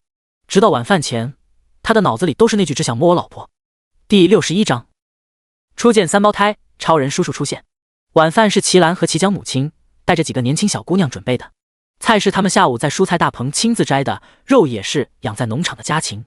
这种随用随取的生活方式，让这些长期住在城市的年轻人都体会到了不一样的乐趣。就连齐兰几个长辈也怀念起了以前的农村生活。一群人热热闹闹地围坐在院子里，中间燃了一个大火堆，许多农场的居民也来凑热闹，围成一圈，随着音乐跳舞。老大见小雅跃跃欲试，立马很有眼力见地朝他伸出手，2人就这么欢快地加入了人群之中。向元思则是直接拽起叶童就跟了上去，把端着酒杯的老二齐江几个羡慕坏了。话说这老大是怎么勾搭上小雅这么好的姑娘的？能干不说，性格又好，怎么就便宜了老大这个色胚？齐江想想就不服气。老二摇摇头，鬼知道，好像是上次去了落叶山之后联系上的。随后朝齐江靠近了一点，小声道，听说老大去燕城出差的时候，2人还见过几面呢。齐江无话可说，他决定有时间了就去找老大请教几招。对了，老3两口子呢？正坐在一旁和张月 P 照片的安妮闻言，朝身后指了指，女神晚饭就没出来，贺先生刚进去给送吃的了。齐江他就多余问，这说饱就饱的滋味可真他娘让人熟悉。而这边贺时刚进屋就看见南浔趴在桌子上，手里动个不停，走近一看，脸上还带着明显的笑意。画什么呢老婆？突然出现的声音将正埋头创作的南浔吓了一跳，回头在男人的手臂上轻轻拍了一巴掌，能别吓人？还不是你太认真了，这么大一老公进来半天了你都没发现。贺时说着也坐到地毯上，还从身后将人牢牢圈住。南浔自然地靠到他怀里，手上的动作却不停。贺石看着数位板上的人物，挑了挑眉，这个画着猪鼻子的是我。对啊，你当时害羞不肯给奶牛挤奶，不是小憨猪是什么？好啊，你敢嘲笑我？贺石紧紧握住手下的纤腰，威胁道：今晚是不是又想熬夜了？南浔一听，脸色顿时僵住，开始撒娇：老公，我错了，原谅我吧。那你说你喜欢什么动物，我改好不好？贺石也就是逗逗自家老婆，至于把她画成什么，他当然没意见，不过能趁机讨点福利，傻子才拒绝。夫妻俩氛围正温馨着呢，小鱼儿突然带着妹妹们慌张地跑了进来。爸爸，小豆子不见了！贺石闻言有些疑惑，谁是小豆子？南浔在一旁解释道，就是王叔王婶的孙子。宝贝，慢点说，到底怎么回事？小豆子怎么不见的？小鱼儿素着一张小脸，努力让自己冷静下来。刚吃完晚饭后，他见大人们都在不远处，于是就带着妹妹们到院里的大树下玩，结果碰到了一群年龄差不多的小孩，小豆子也在其中。因为爷爷奶奶是农场的负责人，所以小豆子之前在一群小朋友中一直是老大一样的存在。结果今天来了3个新的小孩后，爷爷奶奶却告诉他要好好陪人家玩，那是农场主人家的孩子，他们不能得罪。年仅5岁的小豆子哪里懂这些，他只知道自己的老大位置要不保了，心里自然咽不下这口气。一看见小鱼儿就开始出言挑衅，还非要跟他打赌玩躲猫猫游戏。小鱼儿觉得幼稚，不理他，谁知他却自顾自的跑没影了。我跟妹妹们在原地等了半天，都没等到小豆子，但是又不敢自己瞎找。贺石蹲下身摸了摸儿子的头，宝贝乖，你做的是对的，你们还小，这种事就要第一时间找大人解决。别担心，小豆子可能回家了也不一定，爸爸这就让人过去看看。小鱼儿闻言，一直焦灼的心瞬间被安抚下来了。爸爸，那我再去树下看看，也许小豆子已经回来了。说完，小身影就要往门外跑去，还不忘紧紧拉着2个妹妹的手。念念却迟疑着停下脚步。南浔和贺石对视一眼，看向小女儿。念念，怎么了？念念犹豫了一下，说道：妈妈，小阮刚说他看见小豆子了，好像是往那边。南浔看着女儿伸出的小手，微微一愣，这孩子乱七八糟的方向感，还真是一点长进也没有。他将手放到念念身前，一只淡绿色的小蛇从布兜里冒出头，慢慢爬向他的掌心。这时，外面突然有人大喊道：着火了，快来救火！贺石急忙跑出去，哪里着火了？是王叔他家。南浔也跟了过来，对着贺石表情凝重的点点头，小豆子很可能在家里。王叔家距离他们今晚吃饭的地方不远。看见火光时，众人第一时间跑了过去，可还是晚了。房子本来就是木质的2层小楼，很快便燃起了熊熊大火。大家抄起手边的东西就开始扑火，而王叔王婶到处寻找孙子的身影，已经急得满脸都是汗水。小豆子，小豆子，你在里面吗？贺石到的时候，就见王叔披着一张床单，正要往火里冲。突然轰隆一声巨响，是1楼大门彻底倒塌的声音。也就在这时，2楼阳台的地方出现了一个跌跌撞撞的小身影，小脸已经被熏得黢黑，不过看衣服确实是小豆子没错。爷爷奶奶，小孩的声音明显有气无力，害怕的眼泪直流。王叔看得心急如焚，不顾众人的阻拦，又要往里冲。贺石眉头狠狠皱起，扫了一眼阳台的高度，一个急速的助跑，长腿在墙壁上猛地一蹬，身姿潇洒，整个人如同猎豹一般，眨眼就窜上了2楼。小豆子呆愣地眨了眨眼睛，看着眼前突然出现的超人叔叔，都忘记哭了。那小花猫一样的脸让贺石不由觉得好笑，他上前一把将小孩抱进怀里，又在一片惊呼中直接从2楼跳了下来。第62章，你爸爸很好，但我选你妈妈。这还是贺石拥有特种兵级身手后第一次展现实力，不止围观的人惊住了，就连南浔也是目瞪口呆。贺石将小豆子交给了王叔王婶，确定孩子只是受了惊吓，没有任何损伤后，他才走到自家老婆面前，拉着她的手调笑道：怎么，被你老公帅到了？南浔还没说话，一旁的3个孩子就满眼崇拜地抱住爸爸的大腿，老大等人也围了过来。卧槽，老三，没想到你才是最深藏不露的，刚那一下怎么上去的？我都没看清，跟飞了一样。贺石嘴角微扬，淡定地摆了摆手，低调低调。向元思抬头看了下那足有他2个高的墙壁，咽了咽口水，我发誓，从今天开始，贺哥就是我唯一的偶像。邓文耀嫌弃地瞥了表弟一眼，偶像算什么，以后他要改口叫贺爸爸。兄弟俩看向贺石的眼神顿时闪闪发光。今晚的这场意外是所有人都意想不到的。回到住处的齐兰心有余悸地拍了拍胸口，这起火原因找到了吗？贺石摇摇头，不过听说很有可能是有人抽烟扔的烟头引起的。啊，可我们这帮人也没抽烟的呀。南洵上前握住婆婆的手，别紧张妈，老公的意思是说王叔。晚上有人看见他回了一趟家，果然没过多长时间，王婶就扯着王叔的胳膊来给贺石道歉了。真的不好意思，贺先生。王叔弯下腰，一脸忐忑地说道，我以后坚决把烟戒了，保证再也不会发生今天的事。这次不仅给农场造成了损失，还差点害了孙子。他现在想想就觉得后怕，怪就怪他太过大意，竟然把没熄灭的烟头直接扔到了家门口的草地上。今晚又正好有风，这好巧不巧的着了起来。贺石脸色冷淡地看了他一眼，调监控看了。王婶讪讪地点点头，看了，确实是我家老头子的错，真的抱歉贺先生。另外还要感谢您救了小豆子，这份恩情我们真的不知道怎么报答的好。贺石看了眼站在旁边垂头丧气的小鱼儿，说道，感谢就不必了，毕竟是他们小孩子闹了别扭，要不小豆子也不能赶上这事。王婶闻言有些懵，贺先生这是哪里话？小豆子每天这个时间都要在家睡一觉的，还是我家老头子太大意。听到这话，小鱼儿猛地抬起头。贺石悄悄弯了弯嘴角，继续说道，那这事以后就别提了，什么谢不谢的，我还能见死不救不成？不过王叔趁这次机会把烟戒了，确实不错，毕竟抽烟对身体危害很大。王叔听到后急忙连声答应，您说的是。贺石接着又跟他们说了房屋重建的事，倒没让老两口赔偿，这也让王叔王婶心里更感激了。等人都散去后，贺石特意将儿子叫到一边，怎么自责了？小鱼儿将身子靠到爸爸的怀里，低声道，爸爸对不起，今天小豆子要跟我玩，我不应该不理他，如果他答应跟小豆子打赌，他可能就不会回家睡觉了。贺石笑着揉了揉小家伙的脸颊，这不是你的错，因为谁也预料不到未来会发生什么，你心里会过意不去，是因为我儿子很善良，爸爸很高兴你这样，但是善良的同时也要学会思考，知道吗？小鱼儿摇摇头，什么意思？爸爸，我不懂。意思就是人不犯我，我不犯人，如果对方太过分，你一味的善良那就是傻，但你如果觉得这人本性不坏，可以相交，那就跟他多相处试试。小鱼儿听完沉默了一会儿，说道，我觉得小豆子就是小孩子脾气，倒不是个坏家伙。贺石听着他奶声奶气的声音，直接扑哧一声笑了出来，你自己都是个小孩呢，还说人家小孩子脾气。小鱼儿瞬间脸红了，真是坏爸爸，他明明很认真的在聊天。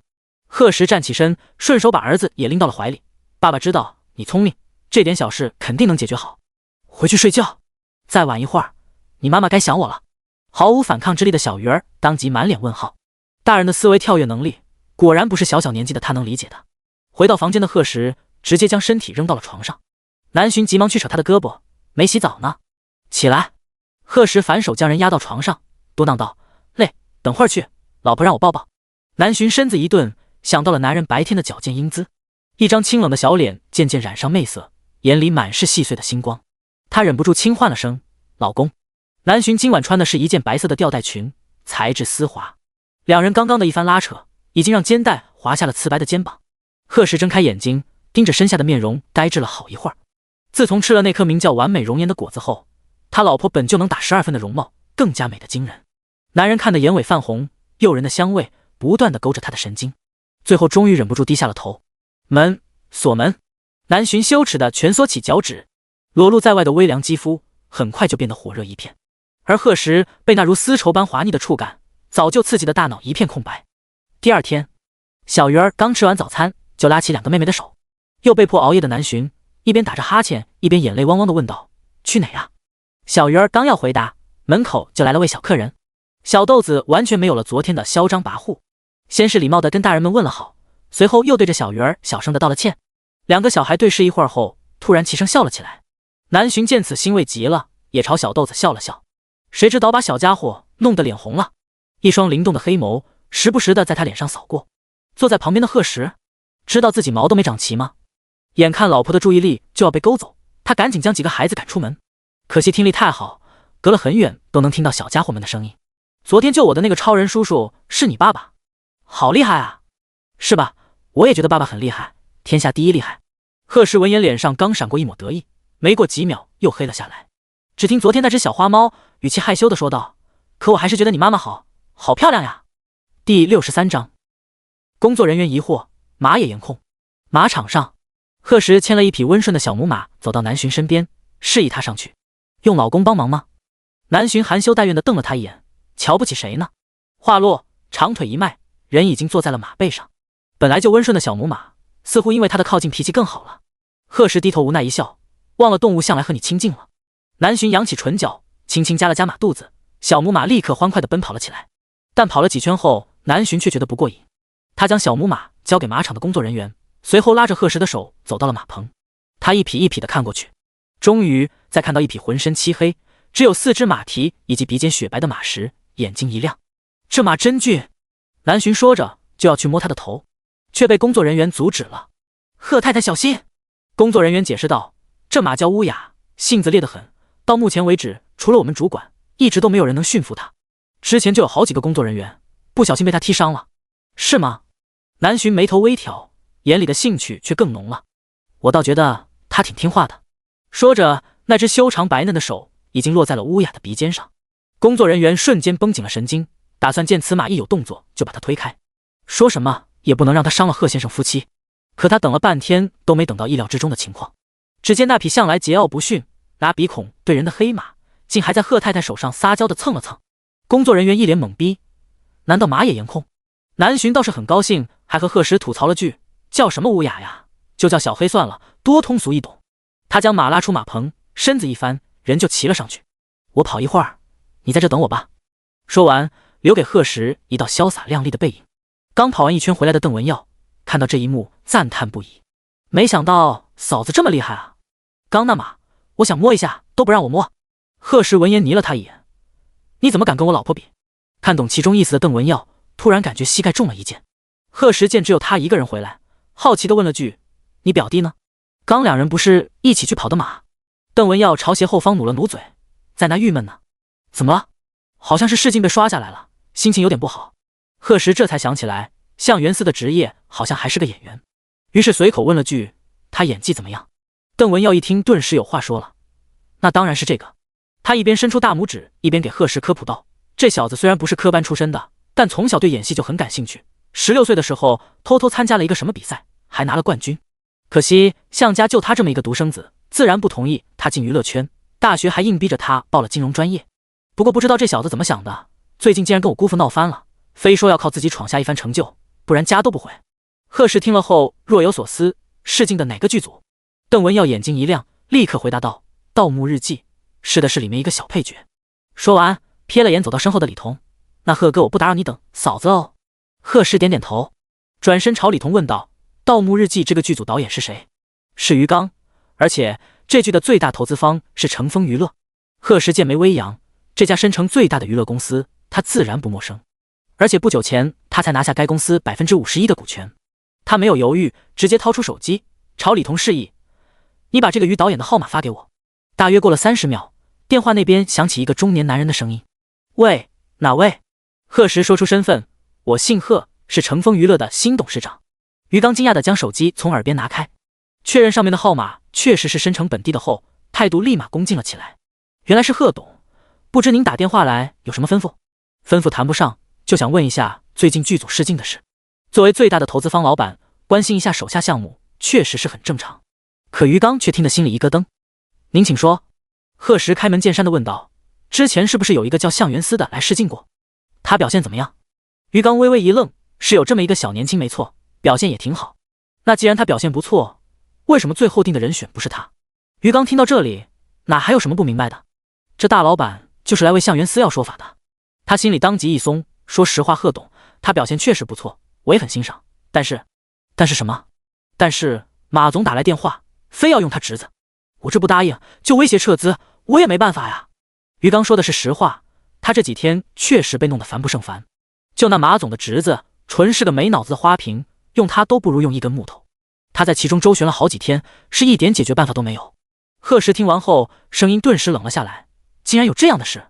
他知道导演虽然在剧组有一定的话语权，但要考虑的也多，时常有满意的人选，却因为资本的关系只能妥协。可他没想到，在他眼皮子底下也有这样的事发生。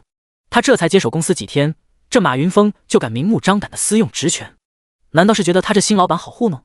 贺时脸色越来越冷，干脆把电话打了过去。没等那边说话，他就下了最后通知，马上收拾东西给我走人，连着你侄子一起。正躺在温柔乡快活的马云峰微微一怔，被打搅到好事的他本来就不悦，现在还被劈头盖脸一顿喊，这哪里能忍？当即回怼道：“你算老几啊？你让我走人就走人！”贺时太阳穴一跳，声音更沉了几分：“你说我算老几？”马云峰放在情人身上的手一顿，这才觉得电话里的声音有点耳熟。他忐忑不安地瞥了眼来电人，上面的贺董2个字让本来兴致高昂的他瞬间熄火了。他刚要出声解释，那边的贺时已经掐断了通话，并对李彤吩咐道：“今天回去后马上给我去查，看这家伙除了往剧组塞人，还做过什么好事。他贺时眼里可容不得沙子。”第64章送上门的免费劳动力。果然不查不知道，这马云峰不仅滥用职权往剧组塞人，甚至还利用资源威胁公司的新人。乘风不少刚出道的年轻女孩，甚至是男孩都收到过他的骚扰信息，答应了还好，不答应就想尽办法将人雪藏，手段卑劣到让人恶心至极。当然此时的贺时还不知道这些，他正站在马场上，被邓文耀、向元思这对表兄弟烦得头疼。贺哥，以后你就是我的亲大哥，让我干什么都行。向元思泪眼汪汪地看着眼前的偶像，就差对天发誓了。被通知试镜失败的时候，他甚至觉得天都要塌了。没想到峰回路转，刚又接到导演亲自打来的电话，这把头一次享受到特殊待遇的向元思高兴坏了。只要能成功进到剧组，那他离自己的明星梦也算是迈进了一大步。想到这，向元思的心里就是一阵解气。哈哈，这样他就可以再跟他爸耗上几个月。什么1万家产，他才不稀罕，他就要当演员，成为大明星可是他从小到大的梦想。向元思甚至已经幻想到自己戴墨镜加皮包，将1叠支票甩到他爹脸上的情景了。而一旁的贺时见他一直傻笑，无奈地摇了摇头：“别太得意，要是导演不满意你的表现，把你刷下去，我可不会给你求情。”邓文耀也赶紧给这不靠谱的表弟打预防针，就是这次可是托了贺哥的福，你可争点气。说是这么说，但那个电话过去后，于刚已经知道向元思是有后台的人了，而且他演技也在线，现在被换掉的可能性基本为0。向元思嘿嘿2声，露出一口整齐的小白牙：“放心吧，贺哥，我肯定不给你丢人。”贺时满意的点点头，随后问道：“你现在签的是哪家娱乐公司？”啊！突然的一句话把向元思问愣了。我没签公司呢。所以你现在所有工作都是自己去跑的？贺时有些无语。他虽然不在娱乐圈混，但也知道演员的工作有多忙，不仅要选剧本、试镜，还要跑各种通告。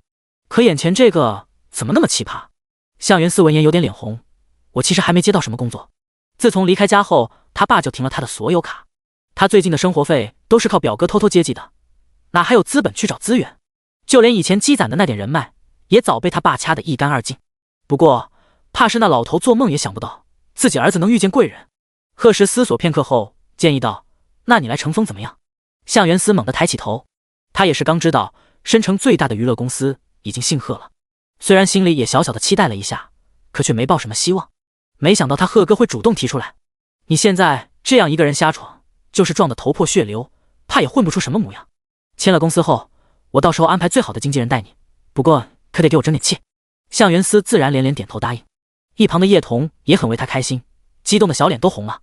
还有你，贺时解决完一个傻儿子，又看向另一个不省心的我。邓文耀愣愣地指了指鼻尖，一直看热闹的他没想到也会被点名。贺时颔首：“就是你，无业游民一个，怎么家业有哥哥继承了？你这弟弟就打算一辈子混下去？”突如其来的询问让邓文耀有些羞愧地垂下头。他忽然想到自己每次出席家庭聚会，大家给他的评价：混吃等死的花花公子，没了邓家什么都不是的废物。其实自己心里也很不甘心吧，不然他也不会从那以后都拒绝参加这种聚会了。那贺哥，你说我能干什么？邓文耀紧张地问道。他长这么大，除了喝酒泡妞，好像也没有什么其他擅长的了。我刚把乘风的总经理开了，你来接他的位置吧。啊！贺时说的平淡，可这句话落下后，不仅邓文耀惊住了，就连其他人也张大了嘴巴。可他却没在意他们的反应，直接问道：“怎么，觉得自己不行？如果是这么想的话，那你这辈子也就这样了。”贺时这个想法也不是心血来潮，邓文耀一直在富二代圈子吃得开，他相信这绝对不是靠什么运气，而且他人脉广，做起这一行来肯定事半功倍。最重要的是，他虽然爱吃喝玩乐，可为人正直讲义气。有了马云峰那例子在前，乘风娱乐的未来，贺时现在只想交给一个信得过的人。至于什么管理经验，谁都不是一上来就什么都会的。邓文耀听完贺时的话后，沉默了好一会儿，最后经过激烈的思想斗争后，终于下定了决心：贺哥，我能行。你放心，我一定把公司管理好，像表弟说的那样，不给你丢人。贺石当即露出笑意。于是等南巡骑完马回来的时候，就看见自家老公心情不错的仰躺在草地上，她直接扑到男人的怀里，疑惑的问道：怎么捡钱了？贺石表情神秘的眨了眨眼睛，没什么，骗了2个劳动力而已。一行人又在农场玩了一天，直到傍晚才打道回家。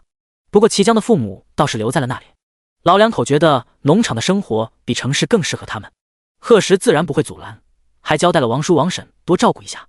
而本来说好今天来上班的何志勇夫妻，也因为时间太晚，改到了明天。还有马云峰的所有资料，也在这一晚过后被放到了贺石的办公桌上。但就这么被辞退，马云峰自然不甘心，还来公司闹了2回，不过都被保安强硬赶走了。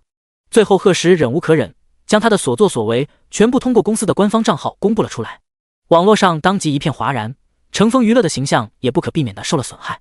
不过贺石并不后悔，这种恶心的人渣就该让所有人清楚他的真面目，不然还不知道有多少年轻人要受到伤害。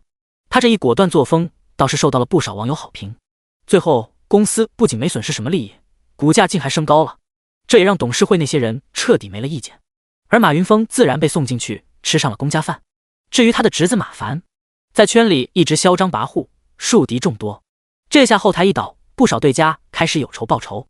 不到1天的时间，他西弟又和多人做头发的各种丑闻就被扒了出来。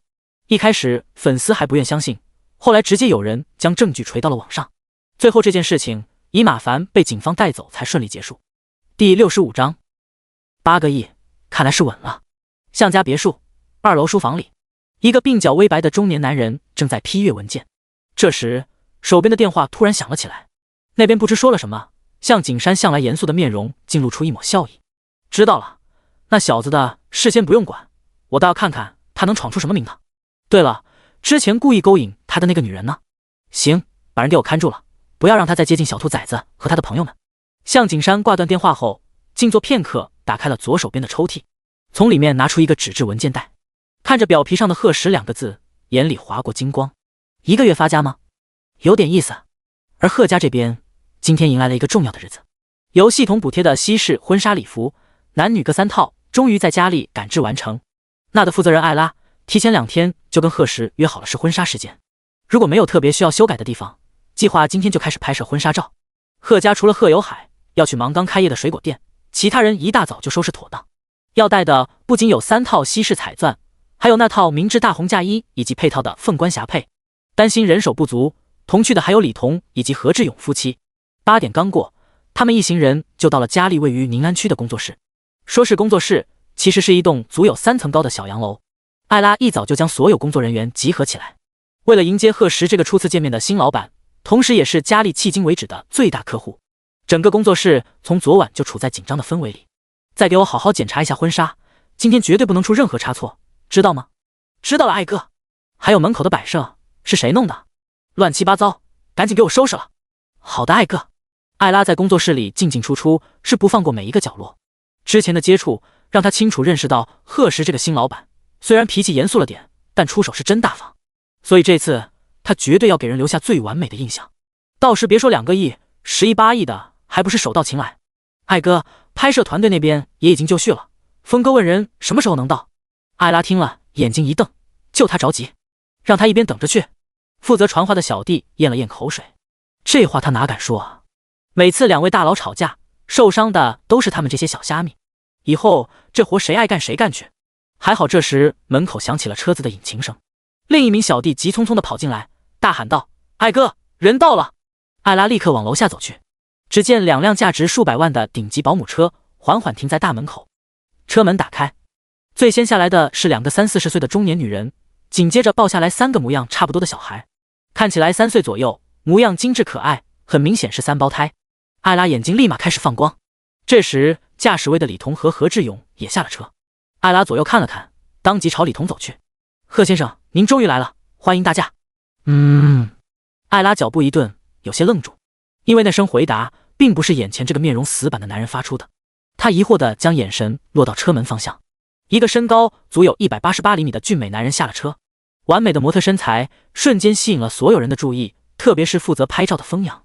作为国际知名的专业摄影师，他拍过无数的名模，有比眼前这个男人矮的，也有比他高的，但毫无意外，没有一个男人的身材能跟他媲美。宽肩窄腰大长腿，每一处线条都恰到好处。最重要的是，看着并不十分壮硕，但隔着衣服，他都能感觉到那隐藏在衬衫下面的力量。而贺时早已习惯了各种各样的目光，可此时却有一种芒刺在背的感觉，似乎被什么大型犬类盯上了。他眉头微皱，极力忍下回头的冲动，将南巡牵下车。明显的惊呼声顿时在周围响起，艾拉眼睛都要直了。做他这一行的，什么美女帅哥没见过，但还是第一次见到颜值这么高的一对夫妻，不，应该说是一家人。他已经能幻想到待会两位新人穿上婚服时惊艳全场的画面了。艾拉竭力遏制住自己激动的心情，上前说道：“贺先生，贺夫人，请先进来吧，东西我们搬就好。那麻烦你们了。”南巡微微一笑，艾拉觉得自己心都要跳出来了。当然，他的这份激动只是限于对美的欣赏。随后一行人没有浪费时间，直接去往放婚纱的3楼。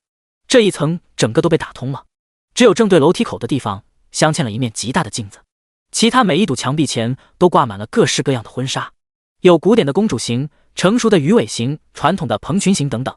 不管是优雅妖娆的，还是活泼女神的，这里只有你想不到却没有拿不出的。画面极其震撼，可以说是所有女性的天堂。就连齐兰这个快年过半百的奶奶级人物都心动了。艾拉嘴角微扬，对他们的表现完全意料之中。每一个来到家里的客人都会露出这样向往的神情，这也是他当初选择做这一行的初衷。贺先生，您特别定制的婚纱在这边。艾拉说着走到一面极大的白色纱帘前，随后与对面的助理点点头，两人一同伸出手，哗的一声，纱帘打开，一道耀眼的光出现，让众人情不自禁地恍惚了一下。待他们回过神来，4件可以用举世无双来形容的婚纱当即出现在眼前。站在最前面的南巡惊喜地捂住了嘴巴，看着那4件颜色各异的婚纱，眼中是无法言说的惊艳。4件婚纱分别为纯洁的白色、神秘的黑色、高贵的红色以及甜蜜的淡粉色，每一件都各有各的亮点，单拿出去绝对都是会惊艳世人的存在。贺先生之前定制的婚纱是3套，正好可以搭配3套西式彩钻，但我觉得女孩子还是要拥有一件粉色的婚纱，所以自作主张多做了1件，也算是工作室对老板和老板娘的新婚祝福，希望2位能一辈子甜甜蜜蜜。艾拉话音落下，南巡顿时露出感激的笑容，谢谢，你们都辛苦了。贺时也朝他投去一个赞赏的眼神，艾拉心里一片满足。8个亿，看来是稳了。第66章，拍摄结婚照片，家里有古堡。在工作人员的帮助下，南巡将每件婚纱都试了一遍，包括那件明制的凤凰刺绣婚服。等在那里的贺时满眼都是自家老婆的身影，看着她身着一件红色嫁衣朝自己缓缓走来时，心里是前所未有的满足。他情不自禁地说道：“老婆你真美，我哪天不美？哪天都美，但今天最美。”南巡立刻红着脸颊瞪他：“就你会说话？”3个孩子这时也围了过来，不停地对妈妈吹彩虹屁：“妈妈，你真的太好看了，天下第一好看！妈妈是天下第一仙女，那念念以后要做天下第2仙女。不行，想想是姐姐，你得排第3。”孩子们的童言童语把试衣间里的人全都逗乐了。那些年轻的工作人员看向南巡的眼神是掩饰不了的羡慕。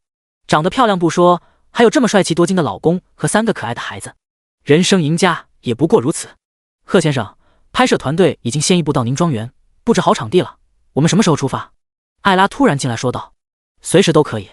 贺时看了眼手表，不过今天一共要拍5套婚纱，现在这个点来得及吗？时间虽然有点紧，但没问题。艾拉回答得很自信，因为他们不管是拍摄团队还是化妆团队，都是国内最顶级最专业的。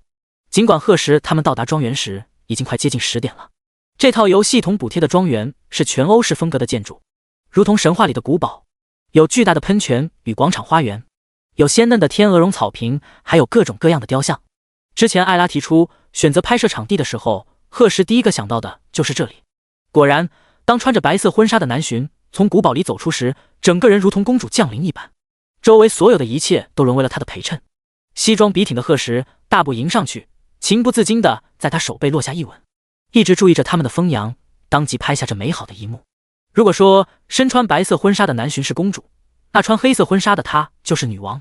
再搭配那套蓝色的希望之星，一出场就让所有人都下意识停止了动作。显然，南巡的气质更适合这种风格，清冷中夹杂着妩媚，眼波流转间带着说不出诱惑，直接将贺时迷得神魂颠倒。而风扬手里的快门就没有停止过，他觉得这一次的作品完全够得上国际大奖了。之后一连换了7、8个场景，才拍完这4套婚纱。大家匆匆吃了口饭，又转移阵地，到贺时花大价钱搭建的适合拍摄凤冠霞帔的古风场地。最后结束时已经4点半多了，而在店里忙了一天的贺有海也被贺时派人接了过来，打算等摄影团队稍作休息后，一家人拍几张全家福。哎，小寻，你说我穿这旗袍合适吗？齐兰扯了扯裙摆，有些不习惯地问道。儿媳之前就提过要拍全家福，还说衣服已经准备好了，但他没想到是这么文静典雅的旗袍。怎么不合适？我妈这么年轻漂亮，穿什么都合适。这暗红色穿在您身上，特别高贵的感觉，不信您问艾拉。对这种话题完全插不上嘴的贺时，正想去找他爸聊会天，兜里的手机突然连续震动了好几下。他点开后，发现竟是有一段时间没联系的袁斌。袁斌，兄弟，干啥呢？袁斌，看班级群了吗？袁斌，有个大消息。贺时，没有，今天和我老婆拍婚纱照。他还没来得及问什么消息，就又收到了回复。袁斌，卧槽，这要巧？巧？贺时眉头微挑，刚想发个问号过去，袁斌的电话就打了过来。兄弟，恭喜啊！看来这是距离婚期不远了。贺时脸上露出笑意，初步是定在了这个月末，到时候具体日子发请帖给你。行，到时候伴郎的位置可要给我留一个。那肯定的。两人又闲聊了几句，才谈起刚说到一半的话题。你没看班级群吗？孙林今天竟然也在拍婚纱照，你知道跟谁吗？贺时听到这就没了兴趣，他跟孙林也不熟，他和谁拍婚纱照跟他有什么关系？而袁斌也没期待好兄弟能说什么，直接大叫道：是周睿智。这家伙从高中就对孙班花有想法，这下可算是得偿所愿了。贺时听到这个名字倒也没觉得意外，上次同学聚会，孙林的目的已经很明显了。对了，快把你的结婚照片发我几张。你是没看到周睿智有多得意，不过就是去了趟巴米岛，瞧把他嘚瑟的，一直在群里臭显摆。贺时无奈一笑，但还是跟风阳要了几张照片，反正两人的颜值在那，根本不需要 P 图。而袁斌没过几分钟就把照片发到了群里，这一操作毫不意外的引起了轩然大波。手机那边的周睿智点开一看，脸色直接黑了下来。上次聚会过后，他在家里待了很久才出门，这次趁着结婚，本以为能挽回一点面子，现在看来这贺时根本就是来克他的。而群里的人很快聊了起来。文静，这两人也太般配了，那婚纱是哪家公司的？好漂亮。袁斌，好像是在家里特别定制的，听说全世界仅此一件。班长陈阳，牛批，这得不少钱吧？赵钱，那背景好像是古堡，贺校草跟他老婆是出国了吗？袁斌，当然没有，这是在咱校草家的庄园拍的。班长陈阳，什么？真的假的？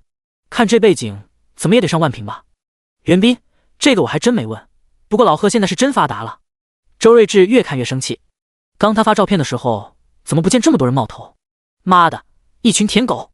一旁的孙林当然也看到了照片，他怔怔地坐在那里好一会，才收起手机。行了，早点休息吧，明天还赶飞机呢。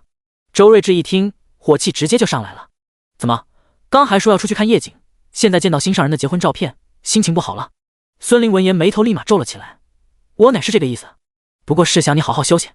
周睿智紧了紧拳头，到底不舍得对他发脾气，拎起外套，头也不回地出了门。第67章，真男人的战场就在这里。拍完最后一张全家福，这一天的任务算是完成了。所有的服装、珠宝，艾拉全都亲自检查了一遍，确定没有任何问题，才让人一一装上车。因为不管是婚纱还是彩钻，都是独一无二的真品，如果要是出了差错，10个他都不够赔的。而风阳指挥工作人员收拾好器材后，就一直看着贺时的背影欲言又止。从今天见面开始，他就想给新老板拍一组模特照，以他那完美的身材，他相信一定会在摄影圈大爆。但是想到新老板的身份，人家大概率不会同意，所以风阳一直忍住没提。可现在眼看人就要走了，他那个不切实际的想法突然又冒了出来。有事就说。突如其来的声音打断了风阳的思绪，他愣愣地抬起头，发现正是新老板。而贺时看着他，眼里已经有些不悦。这家伙从今天来了之后就老盯着他不放，弄得他心里直发毛。可能是受了他妈之前误会他要出柜那件事的影响，贺时现在对跟男人的接触也非常注意。听说这风阳已经有了女朋友后，才松了口气，怀疑这可能是摄影师的通病。而风阳还不知道，他下意识的举动会带来这么奇妙的误会。他犹豫了一下，说道：贺先生，我确实是有一件事想跟您商量。什么事？我能给您拍组单人照片吗？怕贺石不同意，他又紧接着道：您放心，不会太露骨，最多也就只脱个上衣。贺石闻言眉头一挑，就这？不行。他直接果断的拒绝，丝毫不给风阳恳求的机会。第一，我不太喜欢拍照，特别是你说的这种。当然，如果是我太太亲自给我拍，那没问题。第二，要是每遇见一个摄影师都像你一样提出这种要求，那我岂不是要忙死？这话一说，就是完全没有商量的余地。风阳虽然早有预料，但还是有些失落。贺石却没再理他，他从来都不是一个心软的人。你有提出要求的权利，他当然也有拒绝的权利。要让他为了一个毫不相干的人委屈自己，不存在的。而一直注意着他俩谈话的艾拉，看着贺石的背影，上前佩服地拍了拍好友的肩膀，赞扬道：头真铁。随后自己也很头铁地追了上去。风阳，艾拉一直惦记着他的8个亿，到了贺石面前却不知道怎么开口。今天辛苦了，我在南市酒店安排了包间，你带手底下人去好好吃一顿。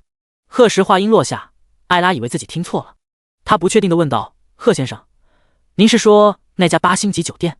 贺石瞥了他一眼，难道还有其他店叫这个名字？到了之后找总经理人生，我已经跟他吩咐好了。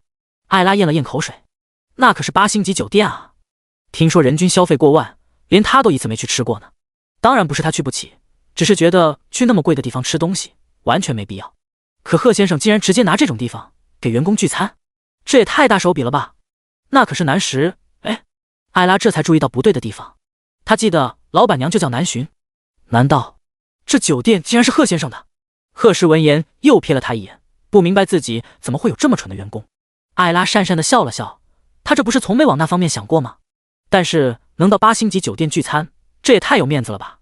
果然，当他把这一消息宣布给员工的时候，大家激动的惊呼声不断，纷纷感叹新老板豪气，好听话跟不要钱一样，不停往外砸。而贺石见大家兴致高昂，紧接着又扔下一枚炸弹：贺先生，您说的是真的？这庄园以后给我们家利用？艾拉有些不可置信，这可不止8个亿了。贺石这回连瞥都懒得瞥他了，直接道：你要不愿意也行。不，我当然愿意，没什么可收拾的，我们明天就搬来。贺石微微颔首，随便你们，不过年底业绩要是不达标，就哪来回哪去。机会他给了，但家里能不能更上一层，还是要靠他们自己努力。这一天，所有人都累得精疲力尽，这连身强体壮的贺石都忍不住捶了捶肩膀。他没想到，拍一天照片竟然比去1天公司还累。这情况，看来今晚是不适合锻炼身体了。贺石躺在床上，正想得出神，秒杀商城刷新的消息突然响起。他顺手点开面板，今日秒杀商品：万能升级卡1张，秒杀价 9.9 元；劳斯莱斯魅影1辆，秒杀价 29.9 元；神奇种子生根发芽1颗，秒杀价 39.9 元。系统提示：宿主每日只能购买1件商品，若24小时内未能秒杀，视为主动放弃。贺石的目光自然一眼落在了那神奇种子上，上次的完美容颜可是让他印象很深刻。这几天他能清晰地感觉到家里父母的外表变化，不仅脸上皱纹少了，皮肤也变得比以前紧致。特别是一直有少白头毛病的贺有海，现在的头发已经变得乌黑一片。面对这么明显的变化，那老两口还一直以为是深城的水土比较养人。不过这生根发芽是什么意思？贺石有些想不通，他当即点了下单，打算明天抽时间中了试试。贺石收回视线，正打算搂着自家老婆睡觉，就见南巡趴在床上，翘着一双雪白的小脚，乌黑的长发随意地散在背后，红唇微抿，修长好看的手指正狠狠地点着手机屏幕。他疑惑地问了句：忙什么呢老婆？南巡没吱声，依旧素着一张小脸。贺石于是又凑近些问了一遍。南巡气恼地推开他的手臂：开黑呢，别烦我。贺石，他这回直接绕到老婆的身后，就见南巡正操控着一个拿着双斧的肌肉大汉，屁股一扭，哐哐往对面一只短腿小萝莉的脸上对，嘴里还时不时地冒出一句：哈哈哈哈，真男人的战场就在这里。贺石，第68章3胞胎的帅爸爸比俏妈妈。贺石趁着老婆被对面打野第3次抓爆时，试探地问了句：跟谁开黑呢？南巡将头埋到他的怀里，哀嚎一声：安妮和他的一个朋友吧，我也不认识，不过好像挺厉害的。贺石神色一顿，好家伙，还3排呢。他心里有些不爽，再厉害能厉害哪去？比他这个曾经的巅峰前100还厉害不成？贺石扯下南巡的一只耳机，果然在里面听到了安妮以及另一个陌生男性的声音。安妮那边似乎是在直播，还时不时能听见他在回答弹幕问题。和谁开黑？一个是我女神，一个是找的陪玩。玩瑶瑶公主？怎么，我这牛牛公主碍你眼了？我就玩牛牛，我跟老程，我们猛男2人组合体，3伏走天下。贺时在旁边静静看了一会儿，差点被这姐妹俩的下饭操作搞吐了。两人玩的不愧是猛男，看见人就是一个字干。一个战绩0-9，一个1-10，亏得那一起开黑的陪玩还能稳住心态，这服务态度也是挺到位了。但这时其他2位队友却有了意见，直接开语音让2个壮汉泉水挂机去，还说什么撒把米上来，今儿都比他们玩得好。贺时眉头蹙起，看着自家老婆一脸认真的表情，建议道：要不我替你玩会儿。叮，检测到宿主极力想在老婆面前表现补贴职业级游戏能力。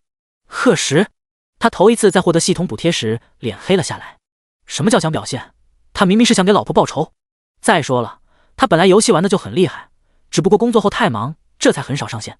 而南浔看了自家男人一眼，毫不犹豫的就把手机递过去：老公，你快帮我锤对面这个开船的。贺时伸手摸了摸老婆的脸颊，心里舒服极了。行，等老公给你报仇，敢欺负我老婆，这小子胆肥了。于是接下来大家就看到地图上的程咬金整个画风都不一样了。虽然还是很莽，但那2把3板斧被他挥得虎虎生风，所过之处敌人血量狂降，自己却毫发无损。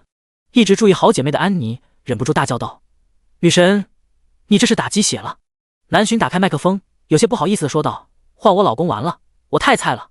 话音落下，安妮和她直播间的观众当即感觉胸口中了一箭。有老公了不起啊？好吧，是了不起，特别是有个厉害的老公。最后在贺时的力挽狂澜下，这把游戏竟破天荒的赢了。程咬金最后的战绩是15年9月4日，贺时上来后竟一次都没死，反而是那个陪玩没起到多大作用。这把结束后直接灰溜溜的走人了。贺时让南浔跟安妮说一声，随后退出组队界面，发现他老婆这号还真是新的不能再新了，没铭文不算，就连英雄都没几个。他突然想起系统之前补贴的1亿虚拟休闲币好像还有一半没用，于是立马给南浔的账户充值了到了 V10， 所有能买的英雄和皮肤全都给老婆安排上。至于那些返不了场的限定皮肤，贺时想到自己还有天美 35% 的股权，他从通讯录里翻出一个号码，并发了条信息过去。没过多久，南浔这个刚注册没1天的游戏账号就拥有了全英雄全皮肤。看着页面剩余的点券，贺时打开游戏大厅，随手就丢了好几个红包出去，数额之大，一时间将整个区的玩家都震惊了。贺时看着左上角的游戏名，沉思了一下，掏出一张改名卡，随后登录上自己的游戏号，也改了个名字，还给他和南浔的账号绑上了情侣关系，亲密度更是被他大手笔的升到了100级。一系列操作极其迅速，把南浔这个刚入坑的小白都看呆了。于是等安妮再次把他和贺时一同拉进房间后，就看到2个相差不多的情侣名：3胞胎的帅爸爸，3胞胎的俏妈妈。坐在直播间里的安妮顿时像被按了静音键一样，她心里猜测这又土又通俗易懂的名字应该是贺先生的想法。等进了游戏后，却又看到2人的100级情侣标志。安妮咂了咂嘴，其实今晚这麦克风她不用也行。而直播间里的观众则是当场化身柠檬精。我们看的不是游戏直播吗？为什么有被秀了一脸的感觉？加一，楼上你不是一个人，竟然有100级的亲密度，我酸了。我也酸了，不过还是想说公主真可怜。而被一大群人嫉妒的贺时跟南浔，这把从开局就成了连体婴。别人是在打打杀杀，2人却是在逛峡谷，然后顺便杀人。不过有贺时职业级的水平在，打这种局就跟割韭菜一样，结果自然不用多说。虽然由于3人段位不符，打的都是娱乐局，但第一次玩这游戏的南浔还是兴致高昂。可前一晚是玩爽了，第2天的他直到日上3竿才起床，更是连早饭都没吃。齐兰看着独自从卧室走出来的儿子，忍不住老脸一红。年轻人就是不知道节制，看来今晚得让何家妹子多炖点汤才行。而莫名又被老妈瞪了的贺时，吃过早饭后就去了公司，处理完积压的工作，他才拿出昨晚在秒杀商城下单的那颗神奇种子。这次的种子是黑色的，贺时将它放进空间的泥土里，几秒后长出的果子果然也是黑色的。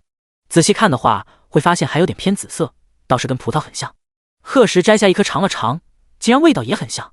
他忍不住问道：系统，这不会就是普通的葡萄吧？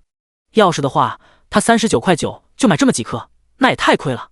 自然不是，具体效果请宿主自行探索。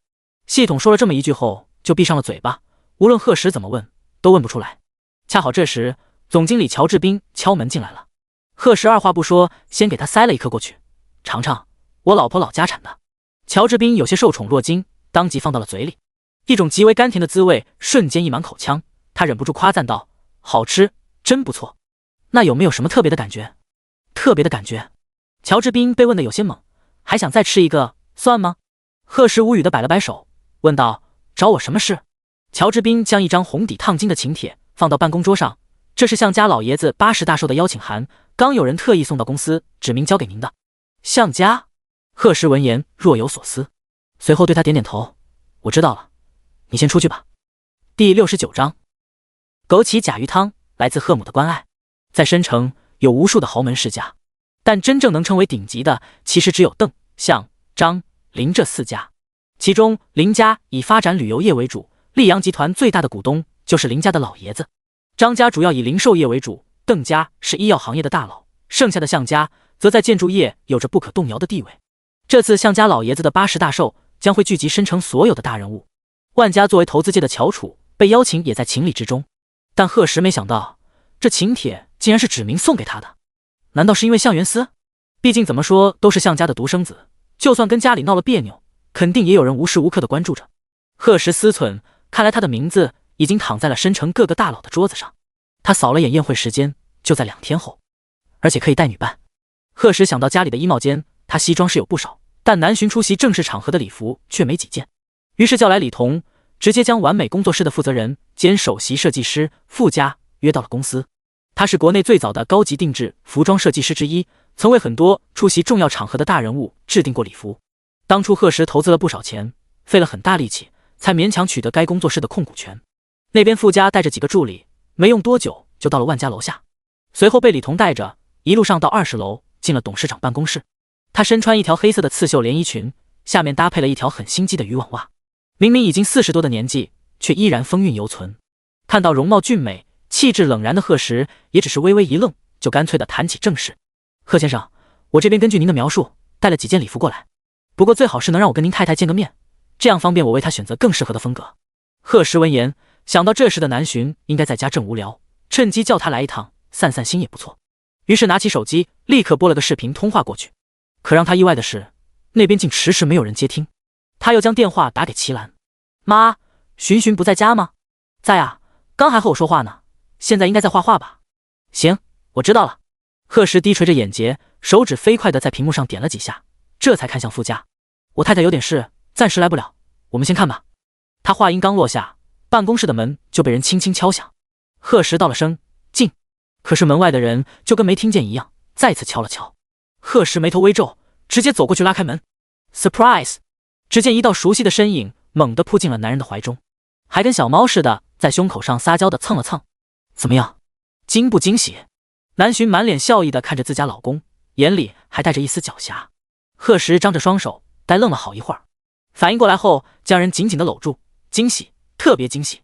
刚那突如其来的一撞，仿佛撞在了他的心尖上，让贺时现在浑身都被大大的喜悦包裹着。南巡刚想再说点什么，就看到办公室里的傅家等人正一脸震惊地看着他们。南巡那张精致的小脸瞬间就红了起来。这里面怎么还有人啊？他想装镇定地将男人推开，眼神朝他身后示意着。贺时嘴角微扬，害羞什么？刚不是抱得挺紧的？南巡当即含羞带怒地瞪了他一眼，怕真把老婆惹急了。贺时连忙把人拉进了办公室。这是给我送饭来了。他一边接过南巡手里的保温杯，一边问道：“妈给你炖的汤？”贺时听了很是疑惑，他这没病没灾的，老太太一天就能瞎操心。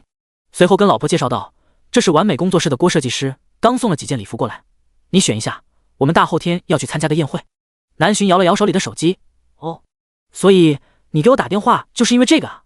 而傅家从南巡进来开始，眼神就在他身上转个不停。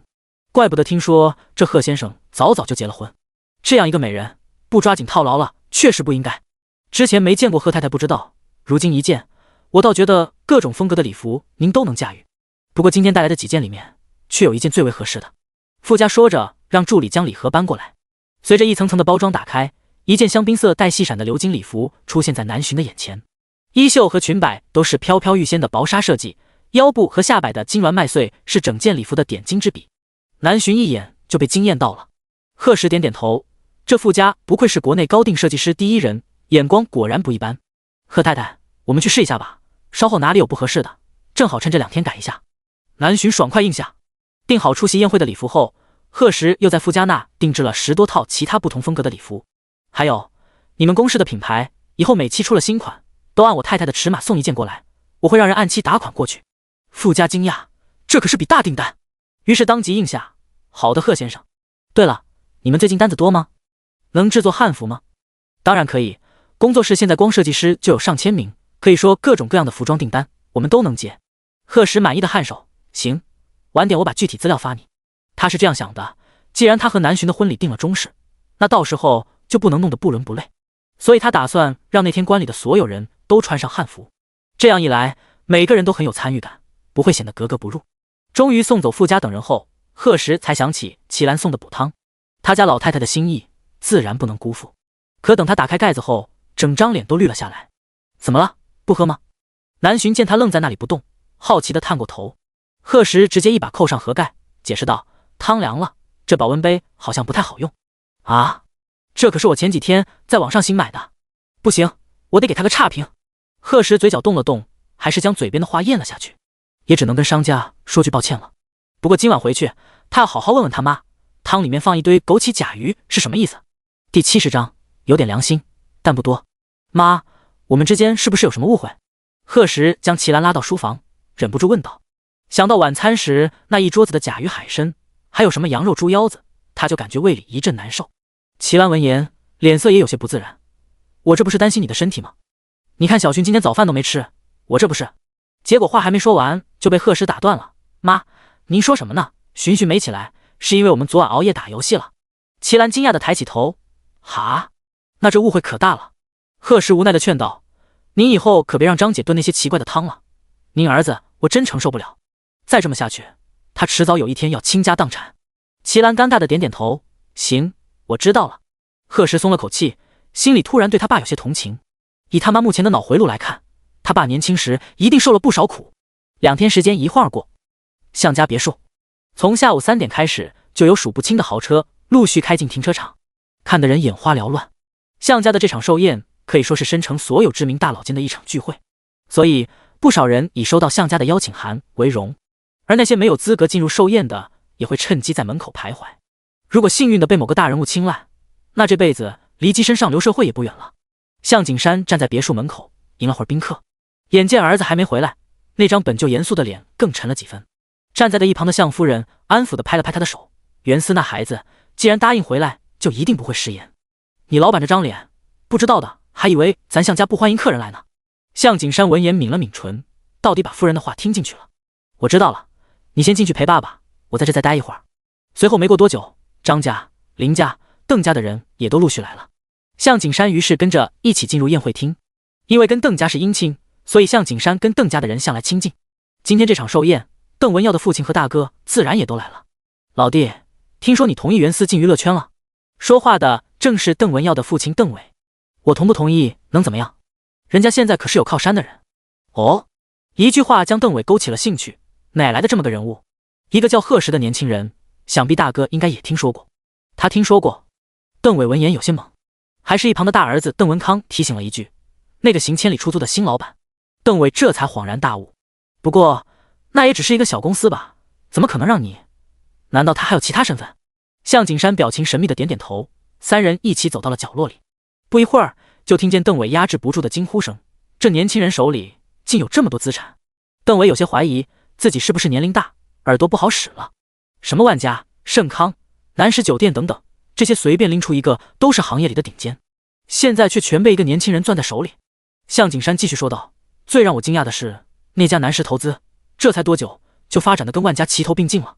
另外我还听说老城区那片在建的大厦，就是这年轻人以后定在申城的集团总部。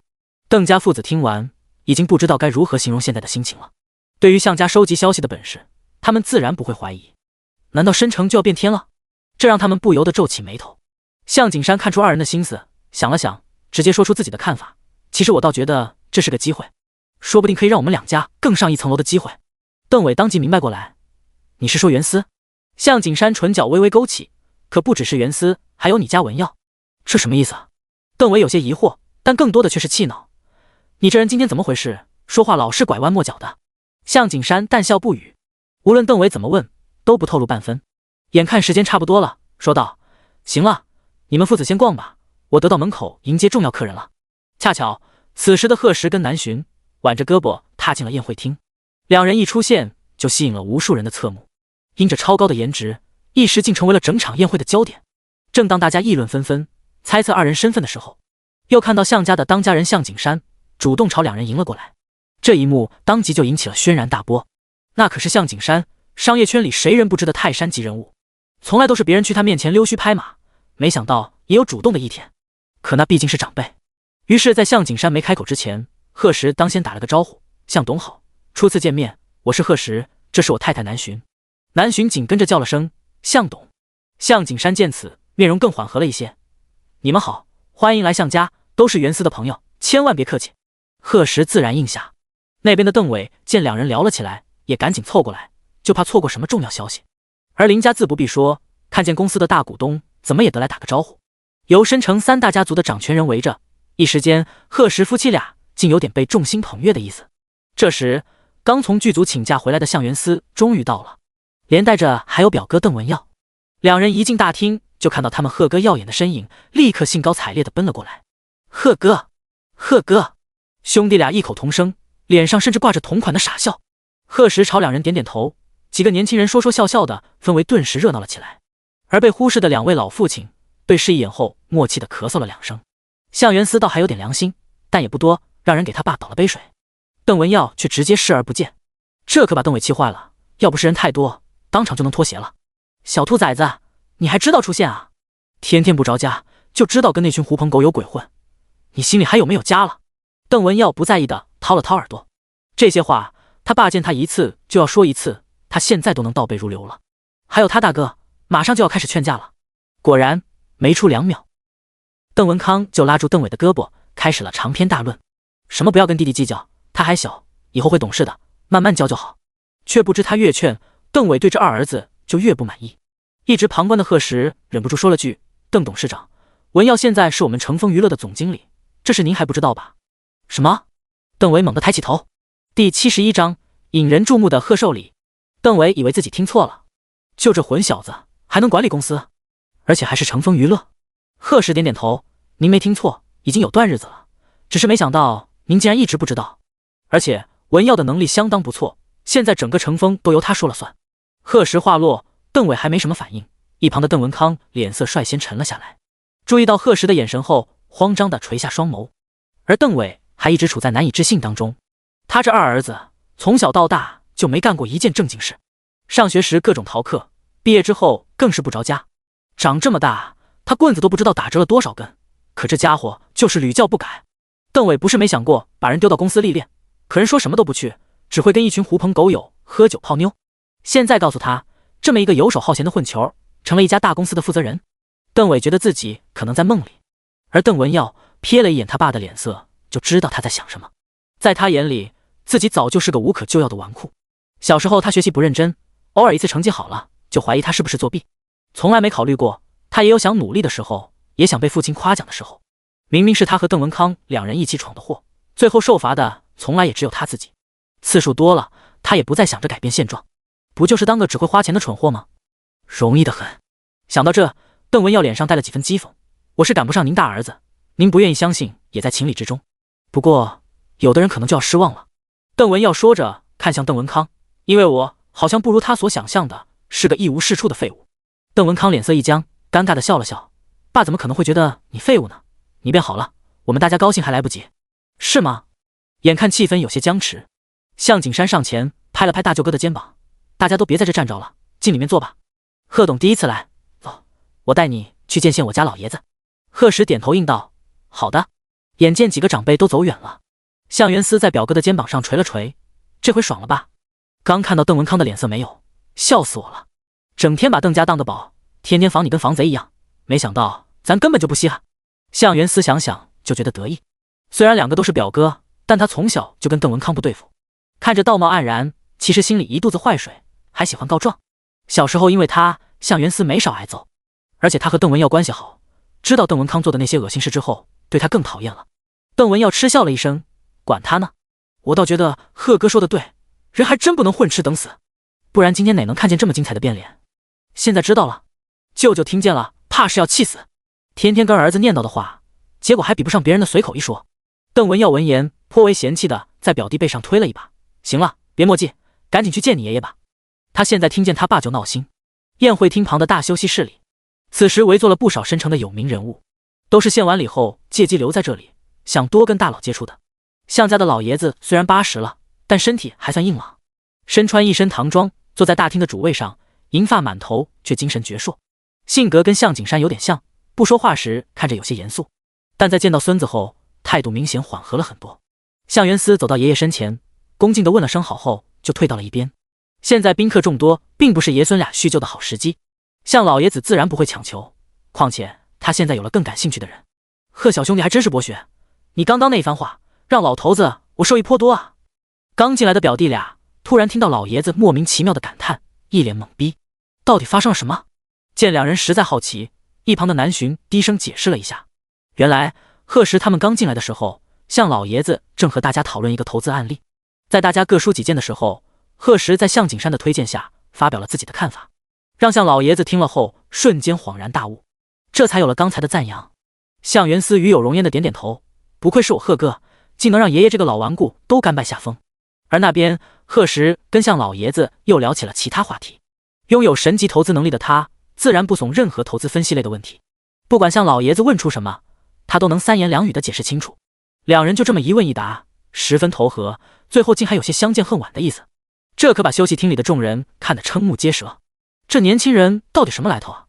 有人忍不住低声问道，一进来就有向董亲自相迎，现在就连老爷子也对他刮目相看。身旁的人凑过去同样小声道，我刚悄悄问了门口检查请帖的工作人员，听说人家那上面标注的身份竟是万家董事长。什么？一直都听说万家换新老板了，但却从不在公开场合露面，原来竟是这么个年轻人，怪不得能被向家看中，那确实是挺有资本的。而这边贺时自然没听见众人的议论，他见时间差不多了，于是将准备好的贺礼递过去。听说老爷子喜欢收集古玩，我前段时间意外得了只宣德青花扁平，今天送给老爷子赏玩。话音落下，有懂得古玩的人当即倒吸口凉气。如果记得没错，这件古玩几年前曾在燕城拍卖会出现过，当时更是以2.3亿的高价拍出，如今怎么会出现在这里？难道这年轻人就是当时的买家？众人顿时议论纷纷。而向老爷子微微一愣后，当即来了兴趣，顾不得在场宾客众多，直接吩咐人将东西当场拿出。工作人员小心地拆开礼盒，戴上白手套后，将里面的扁平小心地放到展桌上。只见一只大约有成年人手掌3座的圆口瓷瓶出现在众人眼前，白底青花，腹部的留白海水龙纹栩栩如生，如同一条雄姿英发的白龙。第72章3胞胎竟成了长辈。向老爷子眼睛一亮，当即上前将瓷瓶拿到手中细细观摩，一双略有些浑浊的双眸中渐渐绽放出耀眼的光彩，嘴里更是赞叹不绝，好物，真是好物。花纹大气典雅，瓶身造型优美，古朴的气息扑面而来。向老爷子还是第一次见到这么有时代感的瓷器，他这辈子最大的爱好就是收集这些老物件，各种各样的古董瓷器摆了满书房，但这绝对是最让他惊喜的一件。其他看热闹的人也是目不转睛，没想到今天来向家参加个寿宴，还能看到如此稀奇的东西。而正当众人都沉浸在对这只宣德青花扁平的欣赏中时，向元思突然开口打破了寂静。恰好爷爷的属相也是龙，看来贺哥的这件寿礼还真是花了不少心思。向老爷子闻言惊讶地抬起头，哦，原来是这样。众人也恍然大悟，那可真的有心了。是啊，这份寿礼也太合适了。向老爷子乐得哈哈大笑起来，一双大手在贺时的肩头使劲拍了拍，这是老头子我今天收到的最好礼物，贺小兄弟有心了。脑中灵光一闪，老爷子突然说道，我看咱俩很聊得来，不如你我结个兄弟如何？以后在申城老大哥罩着你。老爷子话说得很是霸气，但整个大厅却瞬间安静了下来，众人甚至怀疑他是中午喝了酒，现在酒劲上来了。只有向景山尴尬地抚了抚额头，朝贺时解释道，不好意思贺董，我家老爷子一看谁顺眼，就想跟人拜把子。说完后老脸一红，其实这是他爸年轻时的毛病了，没想到临了80竟然又搞这么一出。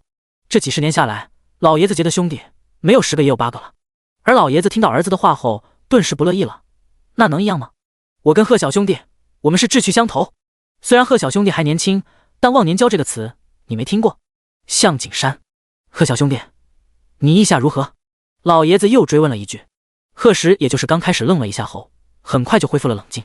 听说这项家祖上是做倒卖生意的，直到像老爷子父亲这一辈才金盆洗手，而做这些生意的人不正是喜欢称兄道弟？看来这老爷子是受了小时候的影响。他略一思忖后就答应下来，老爷子的心意我自不好拒绝，那就却之不恭了。哈哈，贺兄弟爽快，老头子我今天这80大寿也算圆满了。向老爷子满心欢喜，还约了贺氏今晚好好喝一杯。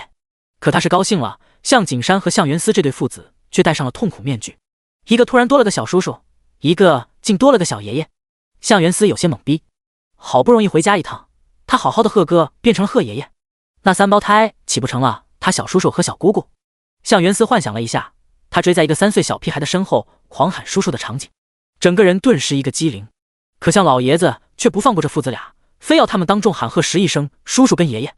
向景山叹了口气，选择接受事实，不然以老爷子的脾气，今天这寿宴是别想好好继续了。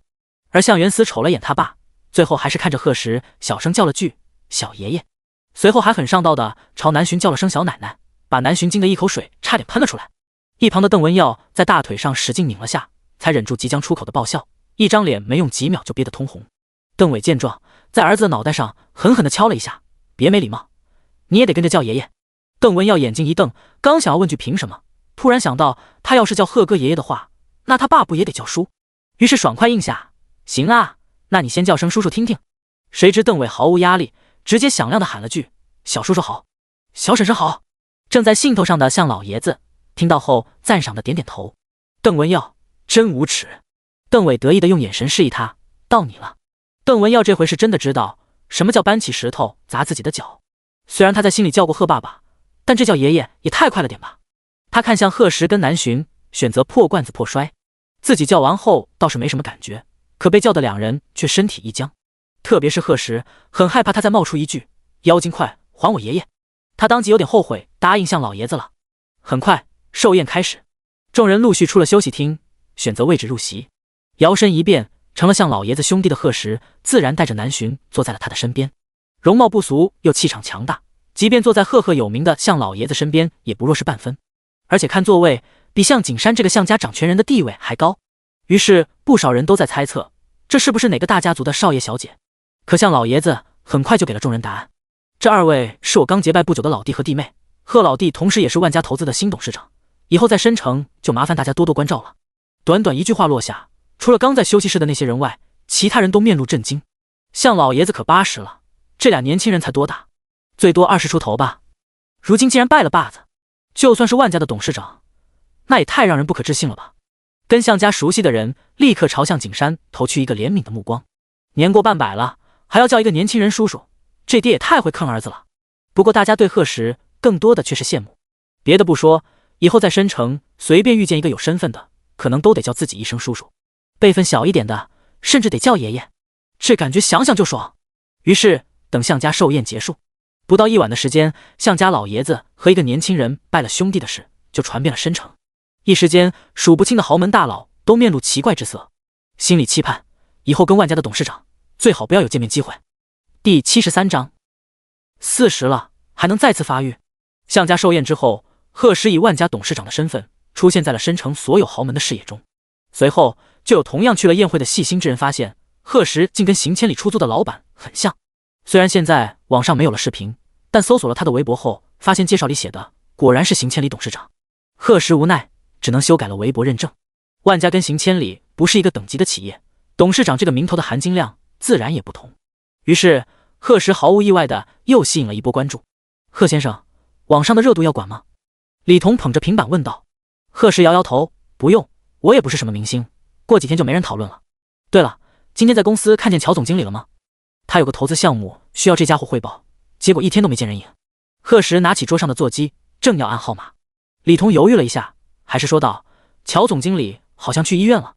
医院？对，乔经理今早来了，就说头皮痒，怀疑自己长虱子了。啥玩意儿？贺石抬起头，一脸无语，他几天没洗头了？据说是3天。贺石，他掏出手机，果然见到了乔志斌发来的信息，他又住公司了。是，助理说，为了手中的项目，乔总经理已经一天一夜都没合眼了。贺时无奈地叹了口气，等他回来，让他来我办公室一趟。手底下有这么勤劳的员工，他真不知道该喜还是该忧。乔治斌向来工作拼命，要不也不会在万家总经理的位置上做这么多年。可也就是因为太拼命，现在才40的年纪，头发都要掉光了。再这么熬几年，身体迟早也得跟着垮。下午，乔治斌来到办公室，贺时看着明显心情不错的他问道：“检查的怎么样？”乔治斌闻言有些受宠若惊，没想到贺董对他的身体如此关心。他笑着挠挠脑袋：“没事，医生说就是时间长没洗头，我自己的心理反应。另外，医生检查的时候发现我头皮上竟然开始冒青茬了，说这是新头发要长出来了。”乔治斌越想越兴奋，本来他都打算这个月末就去剃光头了，没想到峰回路转，看来老天都不舍得他做个秃子。难道他40岁了还要迎来再次发育？贺时不知道下属内心的瞎歪歪，不过听了他的话后倒是若有所思。乔治斌突如其来的变化让他瞬间就联想到了那颗黑色的果子，不然怎么解释明明秃了很久的人突然就开始长头发了？要问他怎么没有感觉，可能是他之前吃过完美容颜的果子后，这黑果子对他已经没有效用了。为了验证自己的猜想，贺时又找了公司另一个秃头人物，财务经理方华。虽然外表看着光鲜亮丽，但是贺时有一回在门卫处意外看见了他的快递。要是没记错的话，快递面单上写的是假发女3片是假发片，不然贺时也不会知道他这个秘密。而方华突然被叫到顶楼，内心还是有些慌张的。他们大老板一般很少把员工单独叫来办公室，这是全公司都皆知的。而且他的工作早会的时候不是已经报告完了？难道是他之前想给贺董介绍对象的事被知道了？方华忐忑地走到办公桌前，轻声问道：“贺董，找我有事吗？”“没什么事，之前给乔总经理尝了下我太太老家产的水果，他说味道不错，就给你也试试。”方华看着那颗黑色的小果子，心里放松了下来。没想到向来严肃的大老板也有平易近人的时候呢。看他吃下后，贺时才把人赶走。其实这么做的时候，他心里已经肯定了那个猜测。于是贺时没有犹豫，直接离开公司去了盛康旗下的医药研究所。盛康的经营范围很广，不仅包括消毒用品、医疗器械、医药等的研发与销售，对日用百货以及化妆品也有涉及。那的负责人叫曲明，是个40出头的中年男人，他同时也是盛康研究所里的一名顶级科研人员。知道大老板要来，早早的就等在了大门口。贺时到了后没有浪费时间，直接吩咐道：“帮我准备一间实验室，我需要化验点东西。”曲明听了微微一愣，老板这是要自己亲自动手？贺时偏头看了他一眼：“放心，我对医学很了解，化验这种小事没问题。”说是这么说，但他的心里其实也没底。他是拥有顶级医学知识，但搞科研什么的跟那其实完全没有联系。可这件事又只能他自己去做。叮，检测到宿主即将初次进入实验室，补贴顶级科研能力。贺时心里一喜，系统这瞌睡来了就送枕头的能力还真是一如既往。他披上白大褂，二话不说就将自己关进了实验室。一晃就是几个小时过去，屈明站在实验室外的走廊里来回踱步。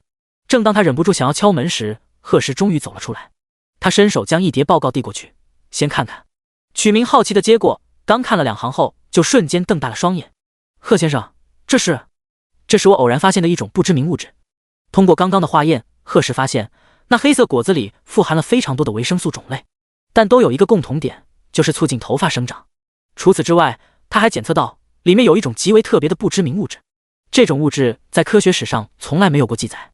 但神奇的是，它竟然能加强这些维生素的使用效果。他测试了一下，足足有5倍的增加，而也正是因为有它的存在，才能让头发快速生长。贺时也是这时候才恍然大悟，怪不得那颗神奇种子要叫生根发芽。他也想过系统补贴的东西不会普通，但也没想过这么不普通。史上没有记载，那这种物质很可能不属于他们水蓝星。但没关系，只要分析出其中的组成成分，一切都不是问题。这可能需要些时间，但如果真能解析出这种特殊物质，你知道，那对我们医学界将会是很大的贡献。握着报告的曲明越往下看越震惊，双手都渐渐颤抖起来。他明白，如果把这种物质加到原有的药物里，假设不产生排斥，就可以在原有的基础上极大的加强药效。到时候一经问世，绝对将会是震惊全社会的大事。也许这种物质也不仅仅可以运用在医药上。想到此，他激动的呼吸都急促起来。贺时继续说道：“从今天开始，你就全力以赴研究这种特殊物质，不管需要多少人力财力，公司这边都会全力支持。但切记，此事要绝对保密。曲明郑重地点头道：“贺先生，我明白。作为一名科研人员，能为人类做出贡献，就是他最大的追求。”第74章，三胞胎来接爸爸下班。贺时离开研究所的时候，已经快接近下班时间了。他没有犹豫，直接开车往家里走去。可他不知道的是，家里一大三小4个宝贝，为了给他一个惊喜，此时已经到了万家公司楼下。妈妈，爸爸就是在这里上班吗？好大的楼呀！念念仰着小脖子，看着眼前的大厦，惊呼不已。南洵点点头，是在这里。一会儿进去后会看见很多叔叔阿姨，你们不要淘气，知道吗？小鱼儿乖乖拉起旁边的2只小手，妈妈放心，我会看好妹妹们的。南洵心里一阵熨贴，忍不住在那张小脸上掐了掐。儿子真乖。妈妈，我和姐姐也乖。行行行，你最乖。南洵有些无奈，这小女儿的性格也不知道像谁，又活泼又好动，而想想这个姐姐却又过分安静。小鱼儿，算了，不说了。总之兄妹3个，简直是最不像三胞胎的三胞胎。他蹲下身，给3个孩子一一理了理衣服，这才带着他们进了1楼大厅。里面较他前几天来的时候相比，人多了一点。前台处的几个小姑娘似乎也正在忙着接待访客。南洵怕影响他们工作，于是直接带着孩子们往电梯口走去。可就在这时，前台处突然爆发出一阵惊呼，似乎是有人受伤了。门口的安保人员立马闻声跑去。很快，南洵就听见一个道尖利的声音：“你们别碰我！我告诉你们，我可是清风报社的记者。你们万家这么大的公司，是想上社会头条吗？”眼见女人举起手里的相机，几个保安顿时不知如何是好。遇见这么难缠又不讲理的记者，他们今天也是倒霉透顶了。有机灵点的员工赶紧跑去通知领导，可那女人已经开始撒泼起来：“我不过就是想采访一下你们新董事长，之前也预约过，凭什么不让我进？”一个年纪较轻的前台捂着同事受伤的额头，愤然道：“那你凭什么打人？而且我都说了，我们贺董现在不在公司，况且我们从头到尾都没有答应你们报社的预约。”那女人不甘示弱，只是不小心被我的工作牌划了一下，我又不是故意的，哪有那么严重？眼看两人有越吵越激烈的架势，南洵皱着眉头走了过去：“小蝶，别说了，先去拿医药箱给文文上点药。”忽然见到老板娘的身影，小蝶如同见到了主心骨一样，立马应道：“好的，夫人。”南洵随后看向面前一直吵吵嚷嚷的女人，或者说是女孩，问道：“刚出来工作？”陶莹上下扫了南洵一眼：“是又怎么样？你又是谁？你别管我是谁。”南洵居高临下的看着他，说道：“这里是万家，可不是你胡闹的地方。你是记者又怎么样？记者就可以动手打人？我这里的监控可将刚才那一幕拍得清清楚楚。现在，请你马上跟我们的前台道歉。”陶莹听到监控2个字，气势弱了下来：“我就不道歉怎么样？万家是想仗势欺人吗？”南洵嗤笑一声：“清风报社是吧？行啊，那我们警察局见吧。那边的保安报一下警。既然我们自己解决不了的问题，那就找能解决的人来。”陶莹闻言瞬间慌了。她今年刚出社会工作，付出了很大努力，才进了申城最大的清风报社。可来上班的这几个月，一直都是公司里打杂跑腿的存在。但她觉得自己的能力并不比那些前辈弱。这次听领导说万家换了新董事长，可惜一直不接受任何报社的采访。陶莹这才起了心思，可她在电话里预约了无数次，都没收到万家的准确回复，所以才会直接找来了公司，想碰碰运气。谁知万家的董事长却不在公司。陶莹不想空手而归，脑子一热就打算破罐子破摔。如果趁此机会闹出点动静，也许万家为了息事宁人，他还能为报社多谋一些福利，到时候升职加薪还不是妥妥的事。可眼前这个突然冒出的女人是谁？不是说越大的公司越害怕社会舆论吗？这怎么还要闹到派出所呢？而南洵看着他惊慌的面容，嘴角微扬，不想去。那道歉吧。眼前这女孩一看就不太聪明，怕是清风的老总来了都不敢在万家这么胡闹。不得不说，他是真的勇。陶莹握紧拳头，看了眼周围围成一圈的保安，最后还是咬牙道了歉。南洵满意的点点头：“对了，我会建议我老公以后都不要接受你们清风报社的采访，看这员工的质量就知道报社本身可能也不怎么样。”陶莹听了震惊的抬起头，眼里满是不可置信。这女人是万家董事长的妻子，还有什么叫以后都不接受清风采访？她着急的上前一步，想要拉住南洵的胳膊问清楚，却突然被一股大力掀到了一边。来人正是贺时。他本来都回了家，可齐兰却告诉他南洵和孩子们来公司接他下班了。于是他又急匆匆地赶了回来，没想到会看见他老婆这么牙尖嘴利的一面。没受伤吧？贺时将南洵拉到身前，上下仔细看了看，没有，我好着呢。见自家老婆确实没事，贺时这才对着那些保安冷声道：“以后再有人来公司胡闹，不管是谁，第一时间轰出去，听见没？连个小记者都应付不了，真该让乔治斌给这些人好好上一课。”是，贺董。那还不快去，直接送派出所。于是陶莹刚从地上爬起来，就被人钳住胳膊拖了出去。自始至终，他跟堂堂万家董事长连一个照面都没有。第75章，三胞胎要找小蜜。怎么样，额头没事吧？南巡走到两个女孩身边，关心地问道。文文立刻摇摇头，没事夫人，只是被划了道小口子而已。那就好。一旁的贺氏突然问道：“你们刚是怎么跟那记者起冲突的？”小蝶想到刚才的事就火大，但大老板在前，他也不敢造次，于是尽可能详细的说道：“那人来了之后就点名要见您，说自己是清风报社的记者，可贺董您当时根本不在公司，而且我们查了好几遍，您今天确实没有跟清风报社的预约。”他听了之后就要往楼上冲，文文拦住不让，谁想他会突然动手推人，那工作牌被不小心甩起来，就恰巧滑到了文文额头上。之后夫人就来了，事情就是这样。贺氏听完后点点头，行，我知道了，你俩今天都提前下班吧。小蝶和文文对视一眼，惊喜道：“谢谢贺总，也谢谢夫人。”南巡摆摆手，不客气。眼见两人没了身影，他突然感觉自己好像忘了什么。对了，儿子他们呢？南巡在大厅里来回扫了好几圈，都没看见三个小家伙的身影。贺氏无奈的摇摇头：“我让李彤带去楼上了，等你想起来，早让人拐跑了。”南巡立刻开始撒娇：“嘿嘿，这不是在你公司里吗？就你歪理多。”夫妻俩一边说一边往电梯走去，却不知道三个孩子此时早已悄悄溜出了办公室。“哥哥，我们要去哪啊？”念念一边啃着蛋糕一边问道，小嘴吃得满是奶油，一只手还拉着哥哥的衣摆，走起路来跟小鸭子似的。当然是去刺探敌情了，找一找爸爸公司里有没有藏奇伯伯说的那个什么小蜜。那是什么？一直安静的想想，突然说道：“小蜜。”小蜜，他眼睛一亮，说的是猫猫吧？是吗，哥哥？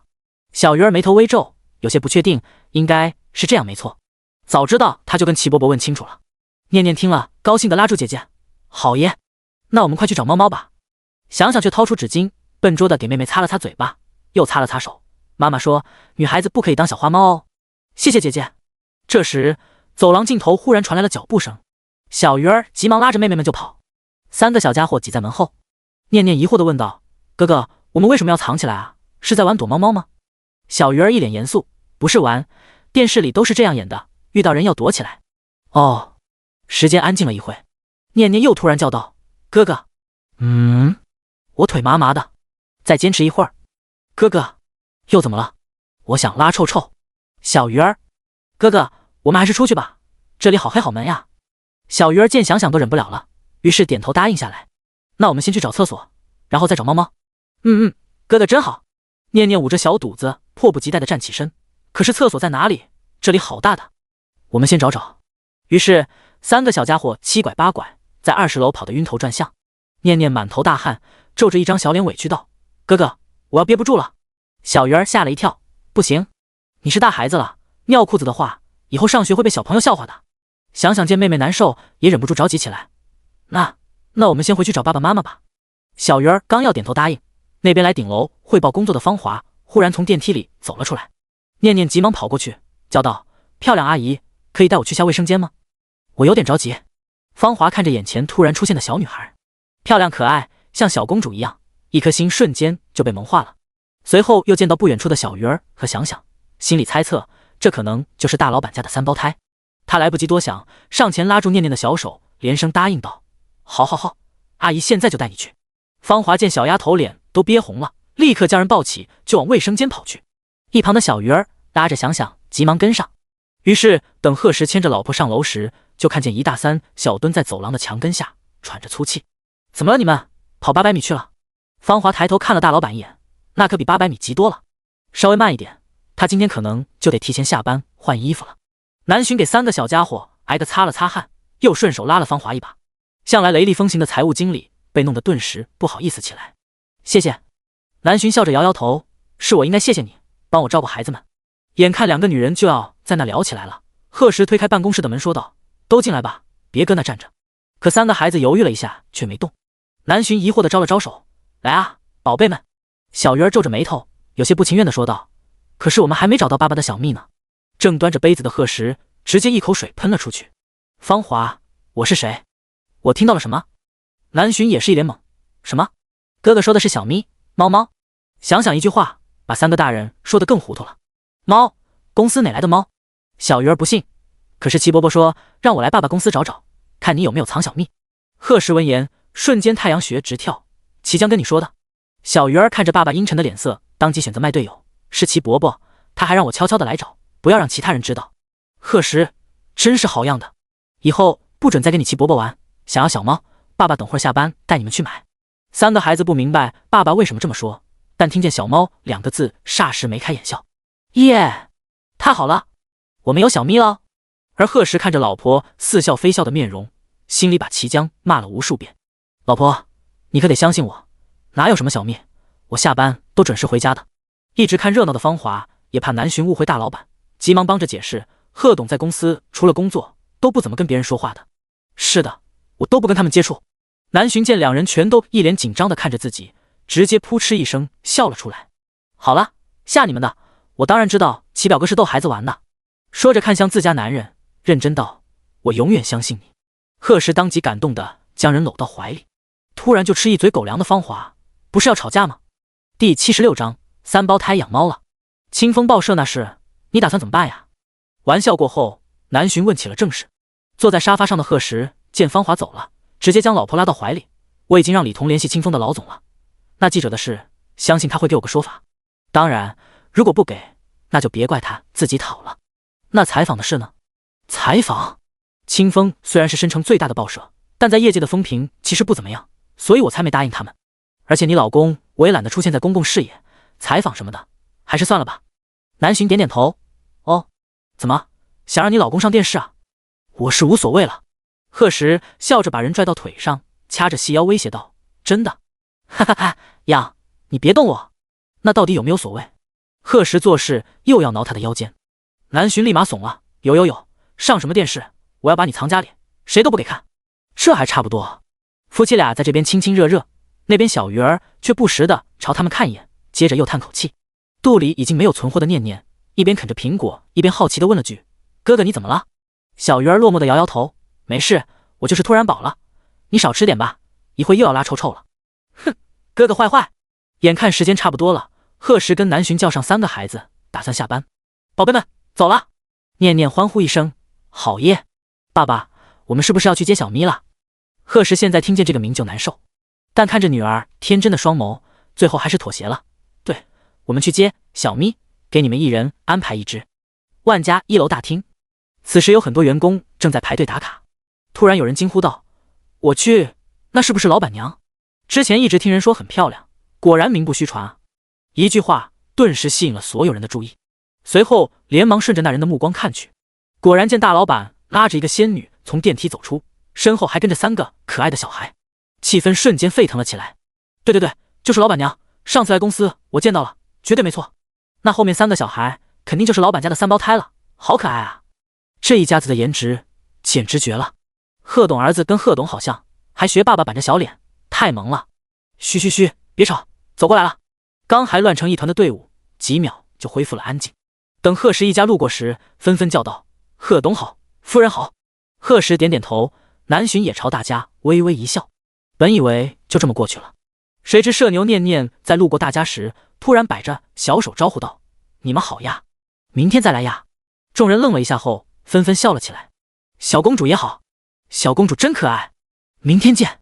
听到夸奖的念念这下高兴了，扯着小裙子像模像样的行了个公主礼，这才跟上前面的哥哥姐姐。看见这一幕的南浔嘴角抽了抽，这绝对不是他教的。贺石则是一脸骄傲，果然是他女儿，这么小就有排面了。一家人出了公司后，径直开车到了一家名叫艾莎的宠物店。听说这家店在网上一直很火，贺石也是问了向袁思之后才知道的。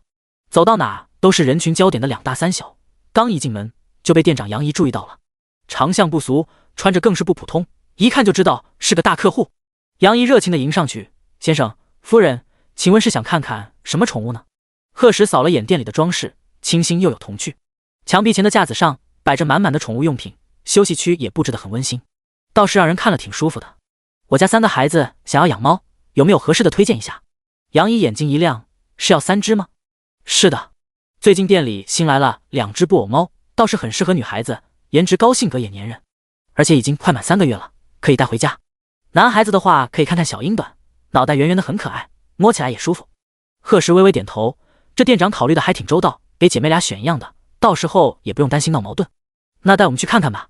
南浔迫不及待地说道。听着店长介绍完之后，他都好奇了，3个孩子更是睁大了眼睛，满脸期待。杨怡带着人上了2楼，整个1层都是可爱的小猫，有宠物店自己的，也有顾客放在这寄养的，全都待在自己的笼子里，看见有人来了，立刻喵喵喵的叫了起来。杨怡先带他们去看了2只布偶猫，杏仁形的蓝眼睛，毛发中等，2只都是双色，外表看起来几乎一模一样。姐妹俩一眼就喜欢上了，眼睛亮亮的看向爸爸和妈妈。贺时自然不会拒绝，伸手摸了摸2个女儿的头发，对杨怡道：“这2只我要了，再带我们看看英短吧。头大脸圆，毛发厚实，看起来就很好摸。”小鱼儿也是当即点头。最后经过一系列的检查，3只小猫咪被装进了笼子里。可是哪只是小咪呢？念念睁着大眼睛，突然问道。贺时沉吟了一下，说道：“那哥哥的那只叫大咪，姐姐的叫2咪，念念的叫3咪，好不好？这样3只都是你们的小咪。”3个孩子想了想，立马点头：“爸爸你真聪明。”随后贺时又挑选了一些养猫用品，什么猫砂盆、猫砂、猫粮、猫爬架等等，甚至连猫咪专用的指甲剪、梳子都买了。杨怡吩咐工作人员将东西一一装上车，不忘叮嘱道：“3只小猫还有2针疫苗没打，千万别忘了。”贺时点点头，这才带着老婆孩子还有3个新成员回了家。而此时的陶莹正心惊胆战地走在街上，他不明白事情的发展怎么会变成这样，竟然那么巧的碰见万家的董事长夫人。想起那个女人自信美丽的样子，突如其来的自卑感铺天盖地的朝陶莹袭来。长得好，嫁得好，为什么她就没有那么好的命？天天在公司被人呼来喝去，到底凭什么？莫等他想明白这些问题，包里的手机忽然疯狂地响了起来。看见经理的名字后，陶莹心里顿时一咯噔，她忐忑地喂了一声，可电话那边的人上来就是一阵破口大骂：“你个蠢货，怪不得在公司就只有给人端茶带水的命，竟然敢去万家闹事，吃了几个豹子胆！明天不用来上班了，老子这回都被你害惨了，赶紧滚！真他娘的晦气！”陶莹被吼得愣在原地，对面什么时候挂的电话他都不知道，满脑子都是那句震耳欲聋的蠢货。他怔怔地看着不远处的行人，整个人失魂落魄。第77章，从老公变成上分机器。贺家刚从水果店回来的齐兰跟贺有海看着突然出现的3只小猫，惊讶不已。哪里来的小家伙们，好可爱，刚在宠物店买的。南浔话音刚落，念念就迫不及待地把爷爷奶奶拉到笼子面前：“我介绍一下哦，这个是大咪，这个是2咪，这个是3咪，是我们的新朋友哦。”齐兰当即被孙女萌得不行，在那张小脸上疼爱地摸了摸：“哇，这么多可爱的新朋友啊！那等会儿我们和哥哥姐姐还有爸爸妈妈一起去给他们把家安好，好不好？”念念立刻兴奋地跳了起来：“太好了！3只小猫的东西实在太多，各种用的玩的，一家人忙了1个多小时才收拾好。客厅以及3个孩子的玩具房都摆上了猫爬架，还有豪华异常的猫窝。光是组装这些东西就费了不少时间。还好现在家里还有何志勇的老婆张姐给大家做饭，因为同样有小孩，所以张姐对照顾孩子挺有一手，做的东西3个孩子也都喜欢吃。她手脚麻利，虽说是贺时请来做饭的，但家里卫生什么的她都会顺手给收拾了。而何志勇说是贺时的司机，其实每天基本都在接送贺有海夫妻。贺时自然不会让一个人干2份工，于是又给2人升了工资，这让何家夫妻更感激了，在贺家干活也更用心。齐兰看着已经摆上桌的饭菜，满脸笑意：“何家妹子，不是说甜甜去姑姑家了吗？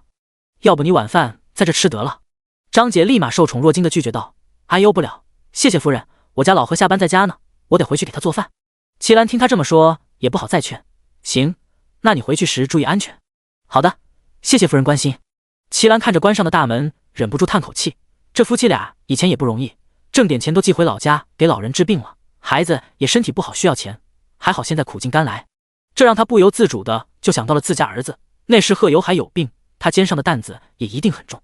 贺时一下就看出了他妈的心思，出声调笑道：“这老太太怎么还开始伤春悲秋了？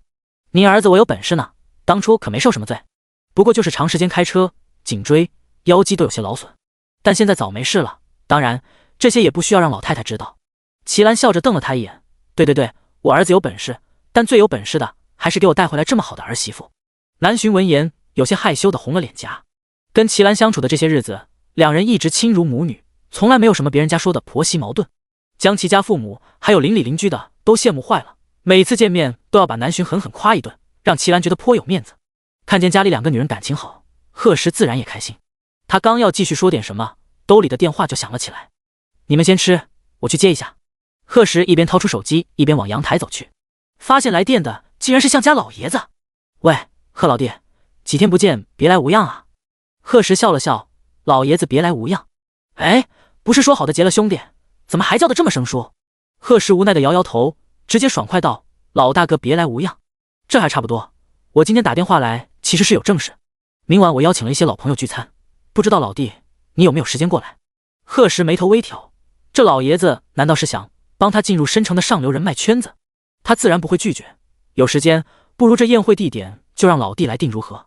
那当然没问题，不知老弟想定在哪里？南石酒店，老大哥觉得怎么样？向老爷子的大笑声当即通过手机传来，行，明晚见。好的。眼看自家老爷子挂断电话，向景山立刻上前问道，怎么说？向老爷子眉开眼笑，我这老弟是个聪明人，怎么可能不答应？还说聚会地点他定，就在南石酒店。向景山点点头，自家产业确实不错，但别人不知道啊。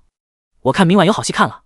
他们向家之所以能这么详细的调查出贺氏的名下产业，完全是因为他们以前的生意特殊，也留下了一些特殊手段。但别的家族可没这本事，可能他们到现在都以为贺石只是万家兼行千里的董事长。向老爷子已经开始期待到时候这些人被惊呆的画面了。卧室里，刚洗完澡的南浔爬上床，摇了摇男人的手臂，问道，老公，安妮找我开黑，你来不？贺石放下手里的杂志，看着老婆满脸期盼的神色，双眸微深。自从那天陪他玩了游戏之后，几乎每天晚上他都要带人打鸡巴，有时候甚至玩到了半夜。结果就是两人已经有好几天没亲热了。再这么天天玩下去，他是不是要从老公变成一个没有感情的上分机器？贺石觉得这样下去不行，他当即搂过南浔的身体，并将手机丢到了床下，低声又哄道，老婆，天天在峡谷玩多没意思。南浔顿时就急了，哎，你还我手机！说着就要伸手去够，却被男人猛地拉到了身下。贺石嘴角微扬，老婆，你说的可不算。话落，直接吻上那两片红唇。南浔挣扎了几下，巨大的体力差距很快就让他气喘吁吁。贺石一手钳住柔软的腰肢，一手勾住修长的美腿，指尖所到之处，身下的娇躯如被电流击过，浑身酥软。而躺在床上的南浔，身体里如同燃了一团火，看着眼前只有衣领有些凌乱的男人，着急的去解他的纽扣。不玩？贺石满脸笑意，伸手往后捋了捋碎发，一张俊美的面容完整的显露出来，看得南浔更加脸红心跳。他悄悄咽了咽口水，脸色滚烫，媚眼如丝，乌黑的长发披散而下，整个人如同狐妖般美得惊心动魄。贺石垂下双眸，眼里漆黑一片。老婆，第78章震惊。8星级酒店老板出现。第二天，贺石心情很好的去了公司，一直到下班都满面春风。即使下属汇报工作时出了岔子，都态度很好的让人回去修改。这把看惯他严肃脸的乔治彬当即吓得不行，他伸手拍了拍李彤的肩膀，低声打探道，你说贺董今天这是怎么了？有什么喜事不成？李彤略带嫌弃的问道，你结婚了吗？我当然结了呀。乔治彬有些莫名其妙。李彤在他身上上下仔细扫了一遍，没看出来。说完，人已经率先走远了，留下乔治彬一头雾水的站在原地。过了很久，才猛地一拍脑袋，让恰好路过的几个部门主管顿时心慌不已。今天到底是怎么了？从大老板到总经理，好像都不太正常。难道公司要破产了？几人面面相觑，应该不能吧？什么不能吧？工作都做完了吗？还不赶紧滚回去！听到乔总经理熟悉的吼声，几个主管这才放下心来，纷纷笑道，我们这就回去，这就回去。乔治彬却是一脸懵逼，怎么挨骂还这么高兴？晚上8点，南石大酒店，贺石安排的包间在85楼，这一层是最适合商业聚餐的地方，豪华的巨大餐桌足足能坐下几十人。向老爷子一上来就被惊到了，他虽然退休已久，但之前也去过不少豪华酒店，但没有一家有南石来的震撼。不愧是8星级酒店，前来参加聚会的人已经差不多到齐了，足足有30几个，包括林家、邓家还有张家，以及申城的其他有名家族。不止来了老一辈，就连小一辈也出了代表。毕竟以后都是年轻人的天下了，所以今天的这场聚会也可以说是这些大家族继承人的交流会。有人看着眼前的豪华包间，不由得赞叹道：“还得是向爷爷有面，听说这南石从80楼往上都不对外开放，没想到我们今天来能沾这么大的光。”向老爷子疑惑的哦了一声：“还有这事？这他还真没了解过。”那人继续问道：“怎么，您不知道？”向老爷子登时笑了起来：“哈哈，今天这酒局请客的其实另有其人，老头子我也不过是借花献佛而已。”众人闻言当即有了猜测。之前向老爷子邀请时，他们就知道今天这聚会怕是老爷子专门为别人准备的。如今一看，果然没错。只是没想到这万家的董事长如此有实力。这南石大酒店的85楼，连他们这些人在今天之前都从没踏足过。于是有人立刻问道：“向爷爷，您不是说您那个结拜的兄弟今天也来，怎么这时还没见到人影？”说话的是张家小辈，名叫张毅，也是张悦的哥哥。向老爷子大寿那天，他正好出差去了外地，谁知回来就听说老爷子在寿宴上当场宣布跟一个年轻人结拜了。他们4个家族来往向来密切，张家跟向家自然也不例外。一想到要管一个比自己还小的人叫爷爷，张毅心里就一阵不服气。而向老爷子闻言，笑着朝门口抬了抬下巴：“瞧，那不是来了。”众人转头看去，只见一个20出头的年轻男人正缓缓走进包间，身材修长，面容俊美，浑身气势更是惊人。一身剪裁合体的西装穿在他身上跟名模一样。第一次见到贺石的张毅顿时惊讶地张了张嘴巴，他没想到这位传说中的小爷爷只看外表就让人如此惊艳。而贺石一路走到向老爷子面前，笑着打了声招呼，随后又面向众人说道：“不好意思，刚去给大家准备了点好酒，迟到了，一会我先自罚一杯。”一句话既解释了迟到的原因，又说得大家心里舒坦。众人自然是顺势点头答应，又借机好好谢了贺石的准备。只有张毅听了，心里的那阵不服气如鲠在喉。“哎，大家都别站着了，既然人到齐，就赶紧落座吧。”突然有人建议道。“落座，落座。”向老爷子自然坐在了主位。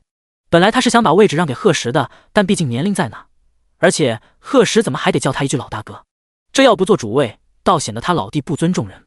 一直跟在贺石身后的人生见大家坐好了，这才询问贺石是否现在上菜。“上吧，把酒也开了。”“好的，老板。”话落，有离得近的人当即就是一愣，惊呼道：“老板！”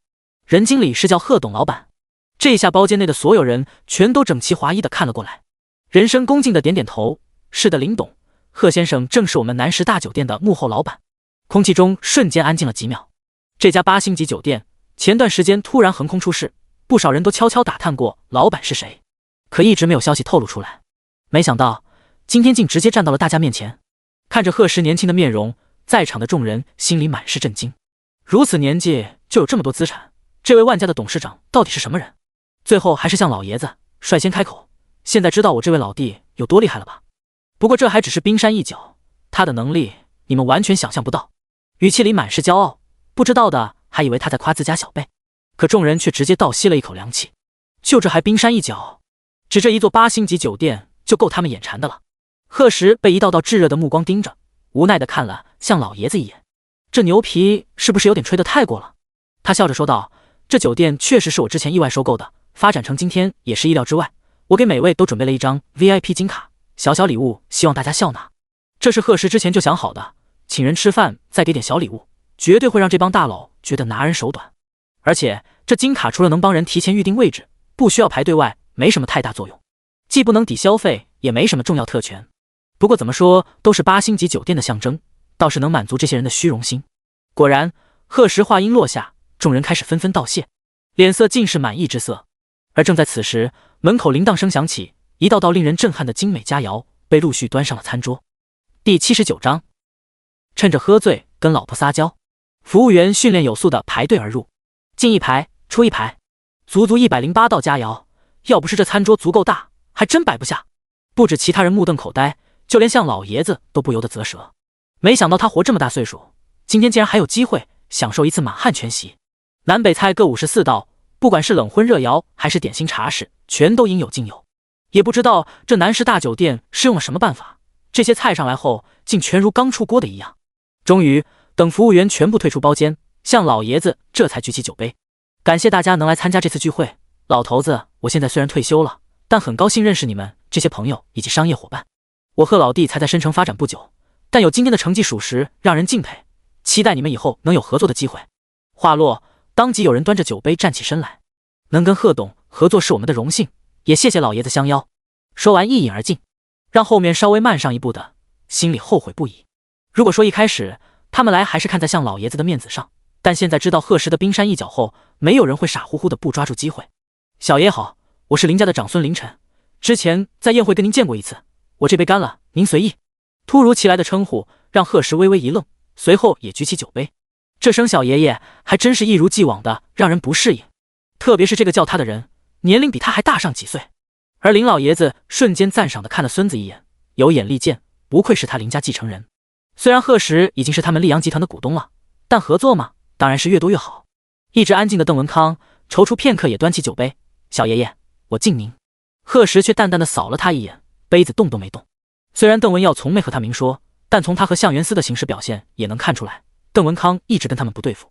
而贺氏这人别的优点不多，就是护短。他这明显不待见的态度让邓文康的脸色霎时难看起来，但又不敢发作。邓伟见此，大干的举起酒杯，小叔叔，我敬您。一旁的向景山也紧跟着道，小叔叔，一起。贺氏瞥了他一眼，这才勉强喝了一口。张家的老爷子见其他三家都敬了酒，只有自家孙子一动不动，忍不住狠狠地瞪了他一眼。这孩子平时看着挺机灵的，怎么今天犯浑了？却不知道张毅的心里此时正天人交战，一方面面子过不去，一方面又不得不对贺氏的优秀服气，内心挣扎了好一会儿，最后还是犹豫着站起身。笑爷爷，我叫张毅，敬您一杯，以后请多多关照。贺氏当即看了过来，说道，你是张月的哥哥吧？你妹妹跟我太太关系不错，之前还一起出去玩过。张毅闻言顿时放松了下来，脸上也露出笑意，是有这件事没错，那丫头回来把小奶奶夸了好久，还说小奶奶以后就是她的女神。贺氏嘴角微扬，帮我谢谢你妹妹。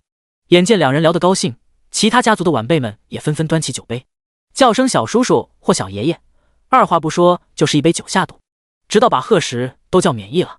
这一顿饭的时间过去，他已经快不认识叔和爷这两个字了。不过席间氛围倒是一直很好，向老爷子也喝得高兴，可没一会儿就被儿子夺了酒杯。爸，您高血压，忘了医生叮嘱要少喝酒吗？向老爷子颇觉扫兴，倒也没再继续喝。最后饭局结束时已经快接近12点，因为何志勇家里有老婆孩子，所以贺氏早就先让他回家了。他本来想顺路坐向家的车，但谁知一群人刚出电梯，走在前面的贺氏就在大厅的休息区见到一个熟悉的身影。女子侧脸精致，乌发雪肤，只是静静地坐在那里，就如同一幅画一般，仿佛似有所感。南洵突然转过头来，就见到自家男人即使站在人堆里依旧鹤立鸡群的身影。他本想扑过去的，但见周围那么多人，只好克制着站起身，笑着摆摆手。可贺氏却没管那么多，直接大步奔过去，将老婆紧紧搂在怀里。听着周围的起哄声，南石脸色顿时红了。他嗅着鼻尖的酒味，小声道，快放开我，你是不是喝多了？贺氏在老婆好闻的脖梗里使劲蹭了蹭，才抬起头，随后拉着他的手朝人群走去。南洵今晚穿着很普通的卫衣牛仔裤，但身材高挑的他依旧耀眼的发光。他刚要跟大家打招呼，就听见两道齐声呼喊，小婶婶好，小奶奶好。南洵心里咯噔一下，面上却丝毫不显，笑着道，你们好。落落大方的性格再加上毫无挑剔的外表，一下就赢得了所有人的好感，纷纷称赞不已。贺氏听得心里一阵骄傲，不愧是他老婆。待陪着向老爷子送完所有客人，夫妻俩才准备开车回家。刚关上车门，贺氏就忍不住将南洵拉到怀里，声音闷闷地说道，老婆，你怎么自己来接我了？这么晚多不安全。南洵在他柔软的短发上揉了揉，我担心你吗？反正你不在，我也睡不着。老婆你真好。老婆我都想你了。老婆你太好了。几句话如此循环反复，南洵这才听出不对味来。他费劲地从男人胸前探出头，借着微弱的灯光问道，贺小石，你是不是喝多了？男人立刻摇头否认，我没喝多，我就是有些不清醒。南洵的绝对多了。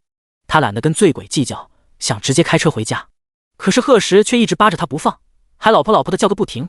南洵叹了口气，在他脸蛋上轻轻掐了掐，声音却恶狠狠的，平时怎么不见你这么会撒娇，还怪可爱的。说着拿出手机就开始录像，打算等贺石酒醒了立马拿给他看。第80章堂妹来申城。第二天，贺时直到日上3竿才睡醒，他难受地揉了揉太阳穴，过了好一会儿才完全清醒。他的酒量其实很好，大学4年的聚会没一次喝醉过，但昨晚敬酒的人实在太多了，加上他心情也不错，这才一不小心过了量。卧室里，南洵已经不见了身影。贺时看着自己光裸的上半身，猜测他老婆应该是给他简单洗漱了一下。他随手拿起一旁的睡衣套在身上，这才走向卫生间。洗完澡又换好衣服，贺时没想到客厅里也空无一人。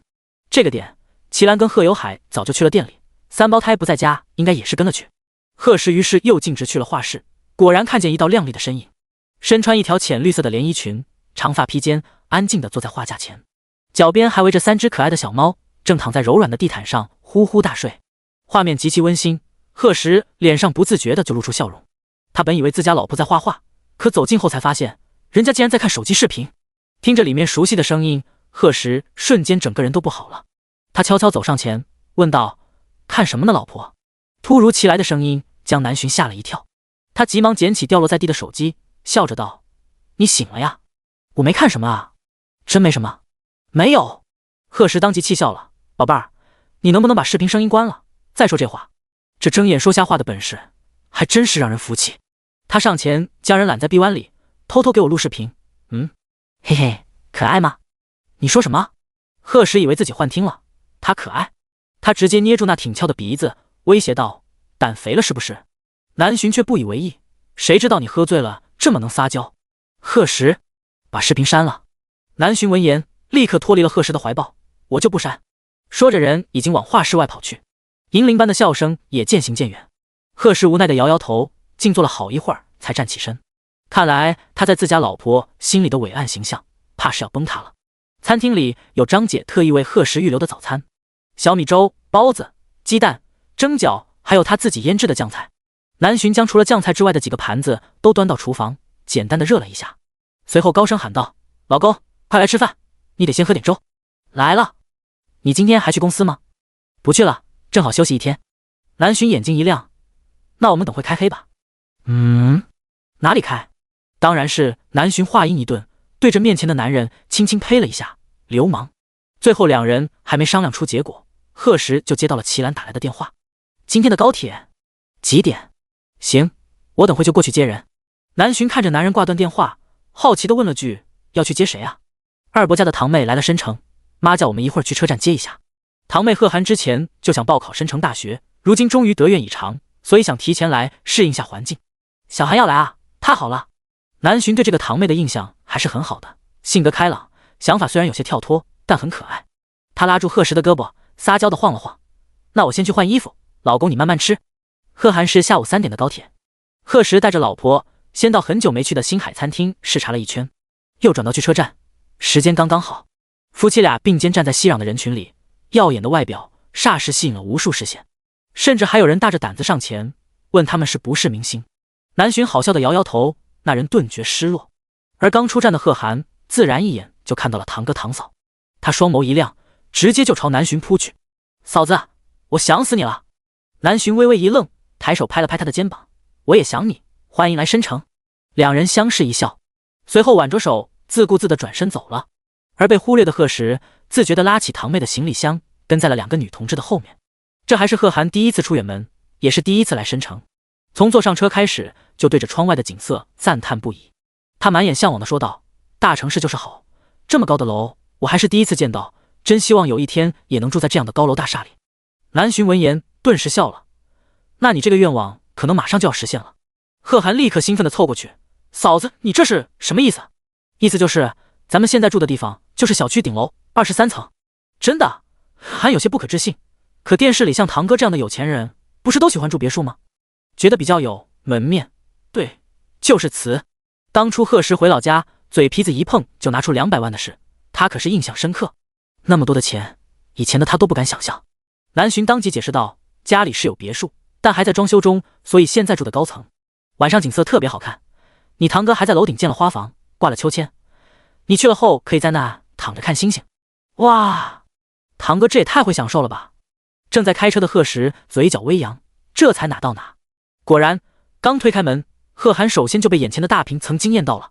他也不是没见过楼房，但还是第一次见到这么大的，光卫生间就有足足5个。除此之外，还有玩具房、游戏厅、影音室，楼顶的露天泳池更是让他惊喜不已，恨不得马上下去游一圈。吓得南浔急忙把人拦住，想游的话，明天白天我陪你，现在时间晚了，风有点大。嘿嘿，好的。随后，贺涵又被3只小猫和小白吸引了注意。南浔本来想将小白关到房间里，没想到这小家伙现在越来越有脾气，竟然蹭的一下就跑没影了。等他再看到时，已经和贺涵玩到了一起。嫂子你好酷啊，竟然还养蛇！南浔嘴角一抽，看来他是白担心了。第81章，贺涵，我堂哥就是个醋精。晚上，齐兰和贺有海终于带着3胞胎回了家。本来想第一时间去跟小猫玩的3个孩子，结果一开门就看到了小姑姑，他们惊喜的尖叫一声，随后直接扑了过去。南浔笑着摇摇头，没想到这几个小家伙对只见过一面的贺涵印象这么深刻。小鱼儿期待的问道：“小姑姑，你以后都住在这里了吗？”贺涵捏了捏他的小脸蛋，笑着道：“会住到开学前哦。”啊，那是多久？1个多月吧。想想和念念立刻高兴的直拍手，太好了，小姑姑可以跟我们一起玩了。就知道玩。南浔在3颗小脑袋上轻轻点了点，赶紧跟小姑姑去洗手，马上要吃饭了。知道了，妈妈。贺家向来没有什么食不言的要求，饭桌上从来都是热热闹闹的。齐兰跟贺有海见侄女吃的差不多了，迫不及待地询问起老家的近况。得知一切安好，老两口才放下心来。大堂哥和我哥的蔬菜大棚也步入正轨了，还说年底要给小堂哥分红呢。贺氏闻言嘴角微扬，2位堂哥的能力我自然是放心的。当初投资的时候他就没想过能赔钱。对了，还没问小涵报考的什么专业呢？齐兰突然问道。这孩子一直有主意的很，什么都不跟家里人商量，就连报考也是提都没提就自己做主了。不过贺家人对孩子的教育也向来是放养，从来不过多干涉。孩子大了都有自己的想法，他们只要做个坚实的后盾就好。临床医学，我以后想当个医生。贺涵兴奋地放下筷子。当医生好啊，不过听说很辛苦，而且要念好多年。到时候等你上学没事就来你堂哥家，三婶给你做好吃的。贺涵眼睛一亮，喜笑颜开，谢谢三婶。客气什么。晚上，贺涵住在张姐收拾好的客房里，躺着舒软的大床，高兴地给群里几个小姐妹发消息。美少女小涵，我堂哥家真的超大，而且还住在顶楼，外面的景色特别漂亮。美少女小玉，真的假的？快给我们看看。美少女小涵，等着。贺涵急忙跳下床，先跑到阳台拍了一段夜景，紧接着又拍了一下室内的摆设。发过去的视频足足有1分钟，群里很快就有了回复。美少女小玉，这夜景也太漂亮了，早知道我也报申城那边的学校了。美少女小新，对啊，而且你住的是客房吗？这也太大太豪华了吧。美少女小涵，是客房。美少女小涵，堂哥家好多房间，对了，还有3只小猫呢，特别可爱。美少女小新，好想看好想摸。3人正聊得高兴，群里一直没说话的女生突然发了条消息。美少女小婷，小涵，你堂哥现在还好吗？躺在床上的贺涵看见这句话后，瞬间坐直了身体，他眉头狠狠皱起，直接选择私聊。美少女小涵，婷婷，你还对我堂哥有想法啊？美少女小涵，他已经结婚了，而且你们就见过一次，说句不好听的，我堂哥对你可能完全都没印象。那次见面还是贺涵刚上高1的时候，有一次他校牌忘带了，正好放假回来的贺时，于是就给他送到了学校。谁知贺涵下课闹肚子，只能拜托好姐妹兼同桌的曲婷帮忙。少年身材修长，面容俊美，刚出现在校门口就吸引了无数目光，声音也很是好听。麻烦你了。只是简单的4个字，就让曲婷的脸霎时红了起来，也让情窦初开的少女第一次体验到了心动的滋味。从那天后，她就总跟贺涵有意无意地打听贺时，慢慢知道了他和贺涵的关系，知道了他的名字，也知道他学习有多么优秀。贺涵自然也看出了好姐妹的心思，以他对堂哥的了解，虽然不抱希望，但还是帮忙试探了一下。可也是那时，他才知道堂哥心里一直有喜欢的人，而那个人现在已经成了他的嫂子。手机那边的曲婷看见结婚2个字，眼神当即落寞下来。以前他就知道贺时心里一直住着一个人，但感情这种事不是他能控制的，所以他就努力学习，期待有一天能离暗恋之人近一点，到时候光明正大的站到他面前，对他说出那句喜欢。可现在他好不容易跟他考上了一个大学，却还是晚了一步。曲婷失落的垂下头，看着好友再次发来的消息。美少女小涵，婷婷，我嫂子真的很好，没有人比她跟我哥更般配了。美少女小涵，而且你知道吗？我哥等了他4年。看到这，曲婷的眼泪瞬间就落了下来。他的这段暗恋已经注定是无疾而终了。大颗大颗的泪水滴落在床单上，最后忍不住嚎啕大哭起来。而贺涵见好姐妹久久没有动静，干脆拨了个视频通话过去。一接通就看到一双哭红的兔子眼，他担忧地问道：“婷婷，你没事吧？”曲婷给他看了看满地的纸巾，抽噎着说道：“也就是哭了一包抽纸而已。”贺涵，那你哭吧，用不用我再给你买点？曲婷哭声一顿，愣愣地抬起头，正常不是应该劝我别哭了吗？贺涵却一本正经地摇摇头，非也非也，就是要哭出来，你才能好受，毕竟这可是长达3年的暗恋啊。要是我也哭。曲婷闻言立刻破涕为笑，你打电话来到底是安慰我还是损我的？见好友终于露出笑容，贺涵松了口气，我当然是安慰你，男人嘛还不多的是，而且你就是对我堂哥滤镜太厚了，他根本没你想象的那么好。曲婷顿时来了兴致，怎么说？贺涵双腿盘起，当即打开了话匣子，我跟你讲，我堂哥那就是个醋精，我不过是跟我嫂子稍微亲热了一点，他就跟我冷脸，还有一会儿不见我嫂子就开始到处找，粘人的很。你说哪个女人能受得了这样？曲婷婷，还有，他特别小肚鸡肠，吃饭时我不过是抢他一个虾，还非要抢回来，就因为我嫂子爱吃。曲婷婷听到这，终于忍不了，给我打住！你确定不是替你哥来秀恩爱的吗？啊，我有吗？贺涵无辜地回想了一下，看着好友被泪水浸湿的睫毛，他却不由得担心起另一件事。第82章，一家人出门游玩。贺涵犹豫地问道：“婷婷，会依照原计划来申城上大学的吧？”他可是看过不少小说电视剧，里面的女主因为被暗恋的人拒绝，原本考好的大学都不去了。那样的话也太傻了。曲婷看着好姐妹担忧的面容，立刻回答道：“放心吧，我才不会拿自己的前途开玩笑，那可是申城大学啊，多少人想去都去不上，况且志愿都报好了。而且我才没那么恋爱脑，虽然暗恋的3年很辛苦，但也是这场暗恋才让我成为了更好的自己。说起来我还得感谢你堂哥，现在哭一场我已经好多了。”听到好姐妹这么说，贺涵也算放下心来。那就好，我们从高中就玩在一起，现在好不容易大学也考了一个学校，我真的不想跟你分开。曲婷听得心里一暖，我也不想跟你分开，没有我，你这糊涂蛋怕是天天得在学校迷路。怎么可能？我这次都一个人跑来了申城。对，你最厉害。两姐妹就这么插科打诨了很久，直到凌晨才双双睡下。早上，贺时照例晨跑之后，吃完早餐却没有着急去公司。堂妹第一次来申城，她自然要带人好好逛逛，而且家里老2口最近忙着开店也辛苦了，所以一家人打算一起出去玩一天。他们先是去中环世纪城大采购了一番，给贺涵买了些衣物首饰，又陪3胞胎看了场儿童电影，随后又去逛了海洋馆。3胞胎和贺涵都是第一次见到海豚表演，兴奋地看了很久，临走前还依依不舍的。最后贺时答应会经常带他们来看，这才拿着海洋馆赠送的纪念品，心满意足地离开了。紧接着一家人又去了游乐场，因为贺时有这里的股权，所以他们直接走特殊通道就进去了，这可把那些顶着大太阳排队的人羡慕不已。而这里就是贺涵跟南浔的主场了，姑嫂俩打算将所有项目都玩一遍。贺时无奈只能负责看孩子，而齐兰和有海则直接散步去了。一大三小站在路边，遇到卖小玩具的小家伙们看得眼馋，却也没伸手要。后来还是贺时主动给每人买了一个带兔子耳朵的发箍，外加每人一个气球。念念扯住他爹的衣角，提醒道：“爸爸，还有小姑姑呢，给小姑姑也买一个吧。”贺时自然答应，跟摊主说道：“再拿一个小兔子的。”看着架子上各种各样的动物耳朵，他心里一动，又要了一只小猫咪和一只小狐狸的，将兔子塞给女儿，其他2个却自己拿在了手里。眼见太阳越来越大，贺时给南浔发了条信息后，就带3个孩子去了这里面著名的亲子餐厅。一个爸爸带着3胞胎，本来就引人注目，而且颜值还这么高，于是刚一进餐厅，里面的人就控制不住地看了过来。贺时扫了一眼，发现人比他想象的还要多，所有位置都坐满了，还有不少在一旁排队的。不过他倒是不用担心，因为经理早就提前给他准备好了包间。出示了身份后，立刻有人恭敬地迎上来，并把一大三小请到了楼上，这让大厅里的那些人更加好奇不已。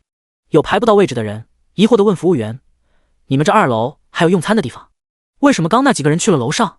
服务员客气地回答道：“先生，2楼没有用餐的地方了，只有一个包间是我们经理用的。”那男人顿时无奈地叹了口气，倒也没纠缠。不过他们一家到这游乐园本来就是冲着亲子餐厅来的，结果却连号都排不到，这让他觉得有点对不起女儿。男人蹲下身，看着眼前的小女孩说道：“抱歉安安，咱们下次再来好不好？小女孩闻言有些失落，可是咱们下午就要回烟城了。一旁的女人也蹲下来，温柔地摸了摸女儿的脑袋。安安乖，爸爸好不容易有时间，这里没位置，我们就去别的地方吃好不好？以后还有机会的。小女孩虽然还是不甘心，但想到自己已经很久没见爸爸了，这次能一家人一起来申城，她应该珍惜时间才对。于是懂事的点点头，我听爸爸妈妈的。夫妻俩顿时相视一笑，而这一幕恰巧被带儿子上卫生间的贺石看到了。他犹豫了一下，上前问道：“这位大哥可是姓李？”男人当即抬起头，一双凌厉的双眸宛若鹰隼，与刚才的温和简直判若两人，浑身的肌肉也紧绷起来，整个人犹如一把即将出鞘的利剑。前后不过几秒的时间，气势就发生了翻天覆地的变化。贺石见状，直接解释道：“我没有恶意，不过是觉得大哥跟我认识的一位老人很像。”说着还示意他看看手里牵着的小鱼儿。果然，见到孩子，那男人表情微松，点头道：“我是姓李。”贺石闻言更加确定了心里的猜测，那大哥跟李金义李老爷子可认识？我姓贺，不久前老爷子在我这买了一只青花禅之茶碗。说着将一张名片递过去。李子木伸手接过，见上面确实是自家老爷子的名字和私人联系方式，脸色这才缓和下来。老爷子从申城一个年轻人手里买了一只茶碗的事，他自然知道，而且印象深刻，因为他还没见过自家爷爷什么时候这么夸赞一个年轻人。当时他听了之后还有些吃醋来着。看着眼前确实出众的贺石，李子木有些不好意思地说道：“抱歉，刚职业习惯，那老爷子确实是我爷爷。不过贺老弟是怎么猜出我身份的？”贺石嘴角微扬，也不算猜，刚是觉得李大哥的面容有些熟悉，而且一身正气，这才好奇地过来问问。拥有特种兵身手与身体素质的他，对于练家子自然嗅觉敏感，而李子木刚对他敌意那么大，肯定也是感觉到了他不似普通人。眼见周围越来越多的人看过来，贺石建议道：“李大哥不如带嫂子和孩子跟我去楼上坐吧。”李子木见这里确实不是说话的地，于是爽快的点点头。第83章，三胞胎结识新朋友。包间里的想想和念念早就等得不耐烦了，见爸爸上来立马跑了过去。而李子木一家看着眼前一模一样的姐妹俩，顿时惊讶不已。贺石介绍道：“这两个也都是我女儿，和小鱼儿是三胞胎。”李子木闻言立刻震惊了：“哦，那贺老弟现在可真算得上的是人生赢家了。”不敢当。贺石嘴角微扬，又低头对三个孩子说道：“这是安安姐姐，你们要好好跟姐姐相处，知道吗？”三胞胎异口同声：“知道了，爸爸。”念念说着就主动拉上了安安的小手，还笑得特别傻白甜：“安安姐姐，那边有叔叔阿姨送来的很多很多好吃的，我们一起去吃吧。”安安听了有些心动，抬头看了李子木一眼，见爸爸点头，这才兴高采烈地跟念念过去了，另一只手还不忘拉住想想。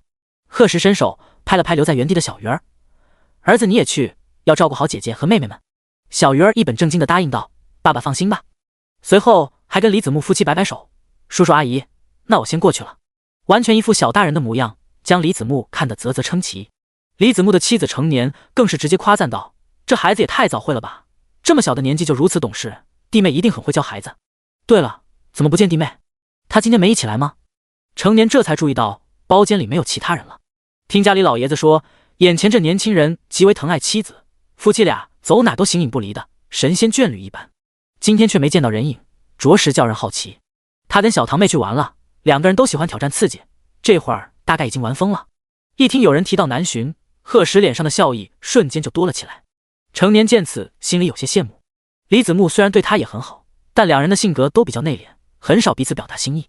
而且因为工作原因，他们总是聚少离多，不管感情也好，还是生活也罢，总是平平淡淡的。不像眼前的年轻人看着有些冷淡，但提起妻子时，语气里却满是温柔与宠溺，很轻易就让人知道夫妻俩很恩爱。成年猜测他们的日常生活肯定也很有趣，很多姿多彩。他收起心思，笑着道：“那弟妹还真是厉害，我就恐高，来这里很多游戏项目都玩不了。”他就是爱闹。贺石朝餐桌的位置抬了抬手：“李大哥还有嫂子都别站着了，我们边吃边聊。”李子木也没客气，先是给妻子拉开椅子，这才跟着坐下。“老爷子最近可好？”贺石随口问道。“挺好的，回去后不止一次提起贺老弟，你的名字现在在我们家可是如雷贯耳。”贺石无奈地摇摇头，这可不是什么好事。他继续问道：“那李大哥和嫂子今天就要回烟城？”“可不，这次的2天假还是好不容易挤出来的。安安特别想来这里的亲子餐厅，要不是遇见贺老弟，我们怕是就要白跑一趟了。”“这有什么？一会儿我叫人送一张身份卡给嫂子，以后带安安来了，直接到这个包间，不用排队。李子木没有拒绝，那就谢谢贺老弟了。三人正聊得高兴，那边南巡和贺涵终于玩累回来了。贺石已经发信息告诉自家老婆遇见李子木夫妻的事了，所以进了包间后，看见一对陌生男女坐在那，南巡也没有惊讶。他拉着贺涵上前，笑着打了声招呼。成年满眼惊艳地说道：怪不得能生出那么漂亮可爱的三胞胎，今日一见，足以用一句倾国倾城来形容弟妹。南巡被夸得面颊微热，他还是第一次见到像成年这样温柔娴静的女人，像水一样，光看着就让人觉得很舒适。聊起天来，更是如同一个知心大姐姐。听说她出身书香门第，从小受的教育都非常严苛，在古代那妥妥的就是大家闺秀。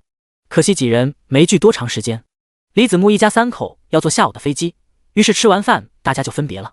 安安看着新认识的三个小伙伴，很是不舍。念念这个小哭包更是抓着安安的手嚎啕大哭起来，把几个大人弄得哭笑不得。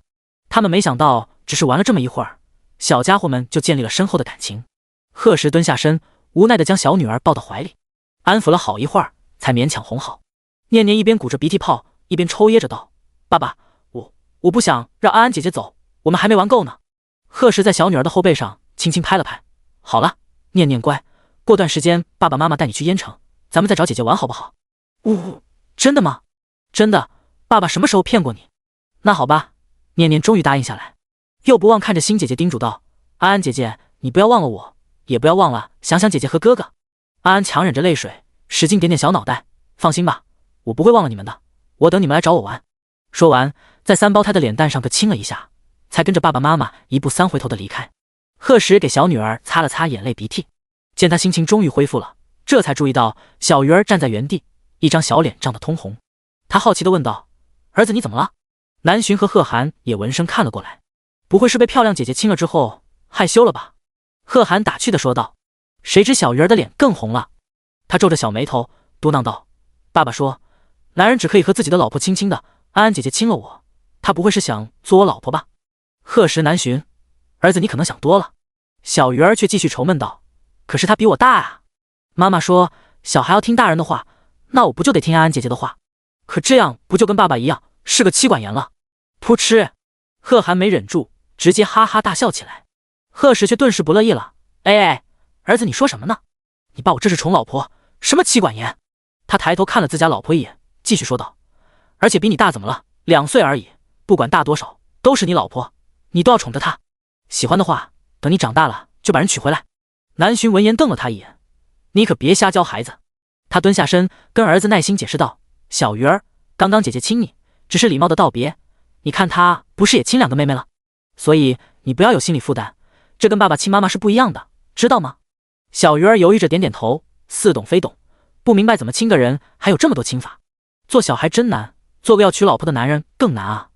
而贺石见此，正要再教导儿子几句，却被南巡紧紧捂住了嘴巴，威胁道：再胡说就不理你了。贺石瞬间将儿子抛到了脑后：好，听你的，不说了还不行？这还差不多。看着这一幕的贺涵无语的挠了挠脸颊，难道这还不算妻管严？第84章画展冲突。南巡答应切磋，见时间差不多了，贺石他们打算去找齐兰和贺有海。他们今天还有最后一个目的地，逛完后就可以回家了。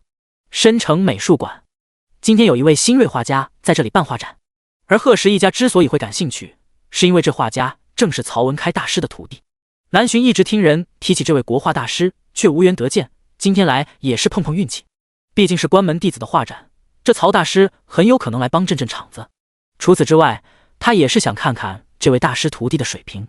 几人检票后就走进了馆场，里面来的人不少，却大多都在东张西望，貌似对挂着的画并不感兴趣。贺石猜测，这些人应该也都是冲着曹文开大师来的。意料之外的，他还看见一个熟悉的身影，身材似乎比之前还瘦弱了几分，一身宽大的西装套在身上，颇有些滑稽的感觉。鼻梁上架着一副眼镜，在与贺石对视的一瞬间，极快地移开了目光。南巡看着他慌张走远的身影，问道：是你们大学寝室的老四？贺石点点头：是他。怎么感觉他很害怕见到你？贺石闻言眉头微皱，总觉得有哪里不对劲，但又说不上来。算了，这人怎么样都跟他无关。他看向自家老婆，怎么不看画了？觉得这人水平怎么样？南巡无聊地叹了口气，没想到这国画大师的徒弟画的竟不是国画，但这也没什么。可他竟然各种风格都有涉及，却又偏偏本事不到家。我只能用8个字来形容：杂乱无章，无故呻吟。两人说话时都是压低着声音的，但架不住这一家人颜值高。不说贺石跟南浔这对父母，就是3胞胎也够引入注目了。所以南浔话音刚落，就有一道中年男声突然传来：真是好大的口气，这可是曹文开大师的徒弟，你看得懂话吗？就在这胡说。夫妻俩转身看去，只见说话的正是一个40多岁的中年男人。地中海地包天外加秃顶，让贺石瞬间就想到了一种名叫京巴的狗。他从来不是什么软柿子，见着猥琐男人，一双眼睛还时不时的在南浔身上扫一下，脸色霎时就沉了下来。曹文开的徒弟又怎么样？我老婆说他画的不行，那就是不行。接着声音更冷了几分。另外，你的眼睛要是不想要，就捐给有需要的人。话落，周围的人全都震惊的看了过来，竟然敢瞧不起曹大师的徒弟，这人是谁啊？说话也太嚣张了。而那中年男人被贺石的气势一射，不由得退后了2步。反应过来后，脸色当即难看下来。你知道我是谁吗？而且这里可不是你们胡说八道的地方。贺石嗤笑一声，我管你是谁，怎么说实话都不让，说实话犯法吗？你……那中年男人被顶得哑口无言，气急败坏之下，竟开始破口大骂起来。贺石正要上前给他点教训，就被南浔紧紧拉住了手。紧接着就见那中年男人突然双手掐住自己的脖子，脸色更是涨得通红，想出声求救，却无论如何也发不出声音。场面霎时一片混乱。齐兰跟贺有海赶紧将3个孩子护在身后。正在周围人想叫救护车的时候，那中年男人却又奇迹的恢复了。他坐在地上大口的喘着粗气，眼里一片惊恐之色。恰在此时，一位身穿唐装的白胡子老头在一群人的簇拥下走了过来。看着眼前的一幕，他眉头狠狠皱起，询问道：这是怎么回事？有人当即认出这位就是曹文开曹大师，于是殷勤的上前将贺石与那中年男人的冲突详细复述了一遍。曹大师听完还没说什么，倒是他身后一个戴着金丝眼镜，看起来30多岁的男人走上前来。他满脸戾气的看向贺石：你说我的话不好？贺石睨了他一眼，是又怎么样？南浔紧跟着说道：要是人人这水平都能开画展，那可真是给画家协会丢人。没那本事就好好钻研一种罢了，也许还能有点建树。现在这小学生水平也敢拿出来丢人，怎么还怕别人说？大师的徒弟又怎么样？挂羊头卖狗肉，想让所有人都捧你的臭脚？呵，搞笑！一通话把关白说的脸色铁青，他刚要发火，却被曹文开狠狠瞪了一眼，就说让你不要瞎搞，这回丢人现眼了不是？随后又看向南浔，脸上倒是有了笑意。你这小丫头，嘴皮子倒厉害，看你说的头头是道，看来对画画很是擅长了。南浔拉着贺石的手，随口说道：一般吧，就自己在家瞎画。关白顿时嗤笑出声，被老师警告的一眼后才收敛。那会儿有没有时间跟我这弟子切磋一下？曹文开突然提议道。南浔跟贺石对视一眼，点头答应：可以啊。那得有点彩头吧？行，你想要什么彩头？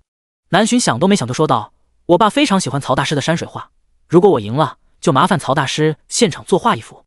此话一出，现场众人顿时倒抽了口凉气。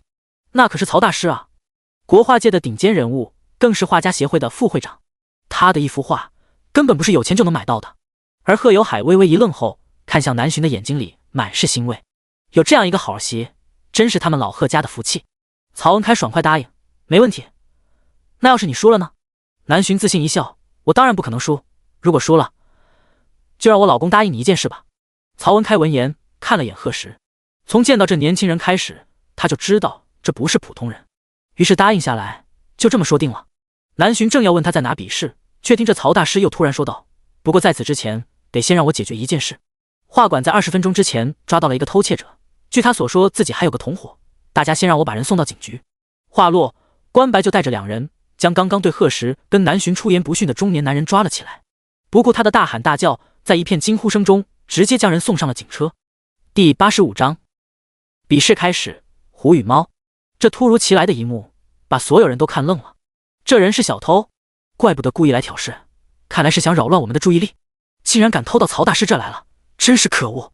贺石听着这些议论声，眉头微皱，忽然想起刚刚老四的异样，于是问道：曹大师，偷东西的可是一个身穿西装的瘦弱男人，方便问一下他偷的是什么吗？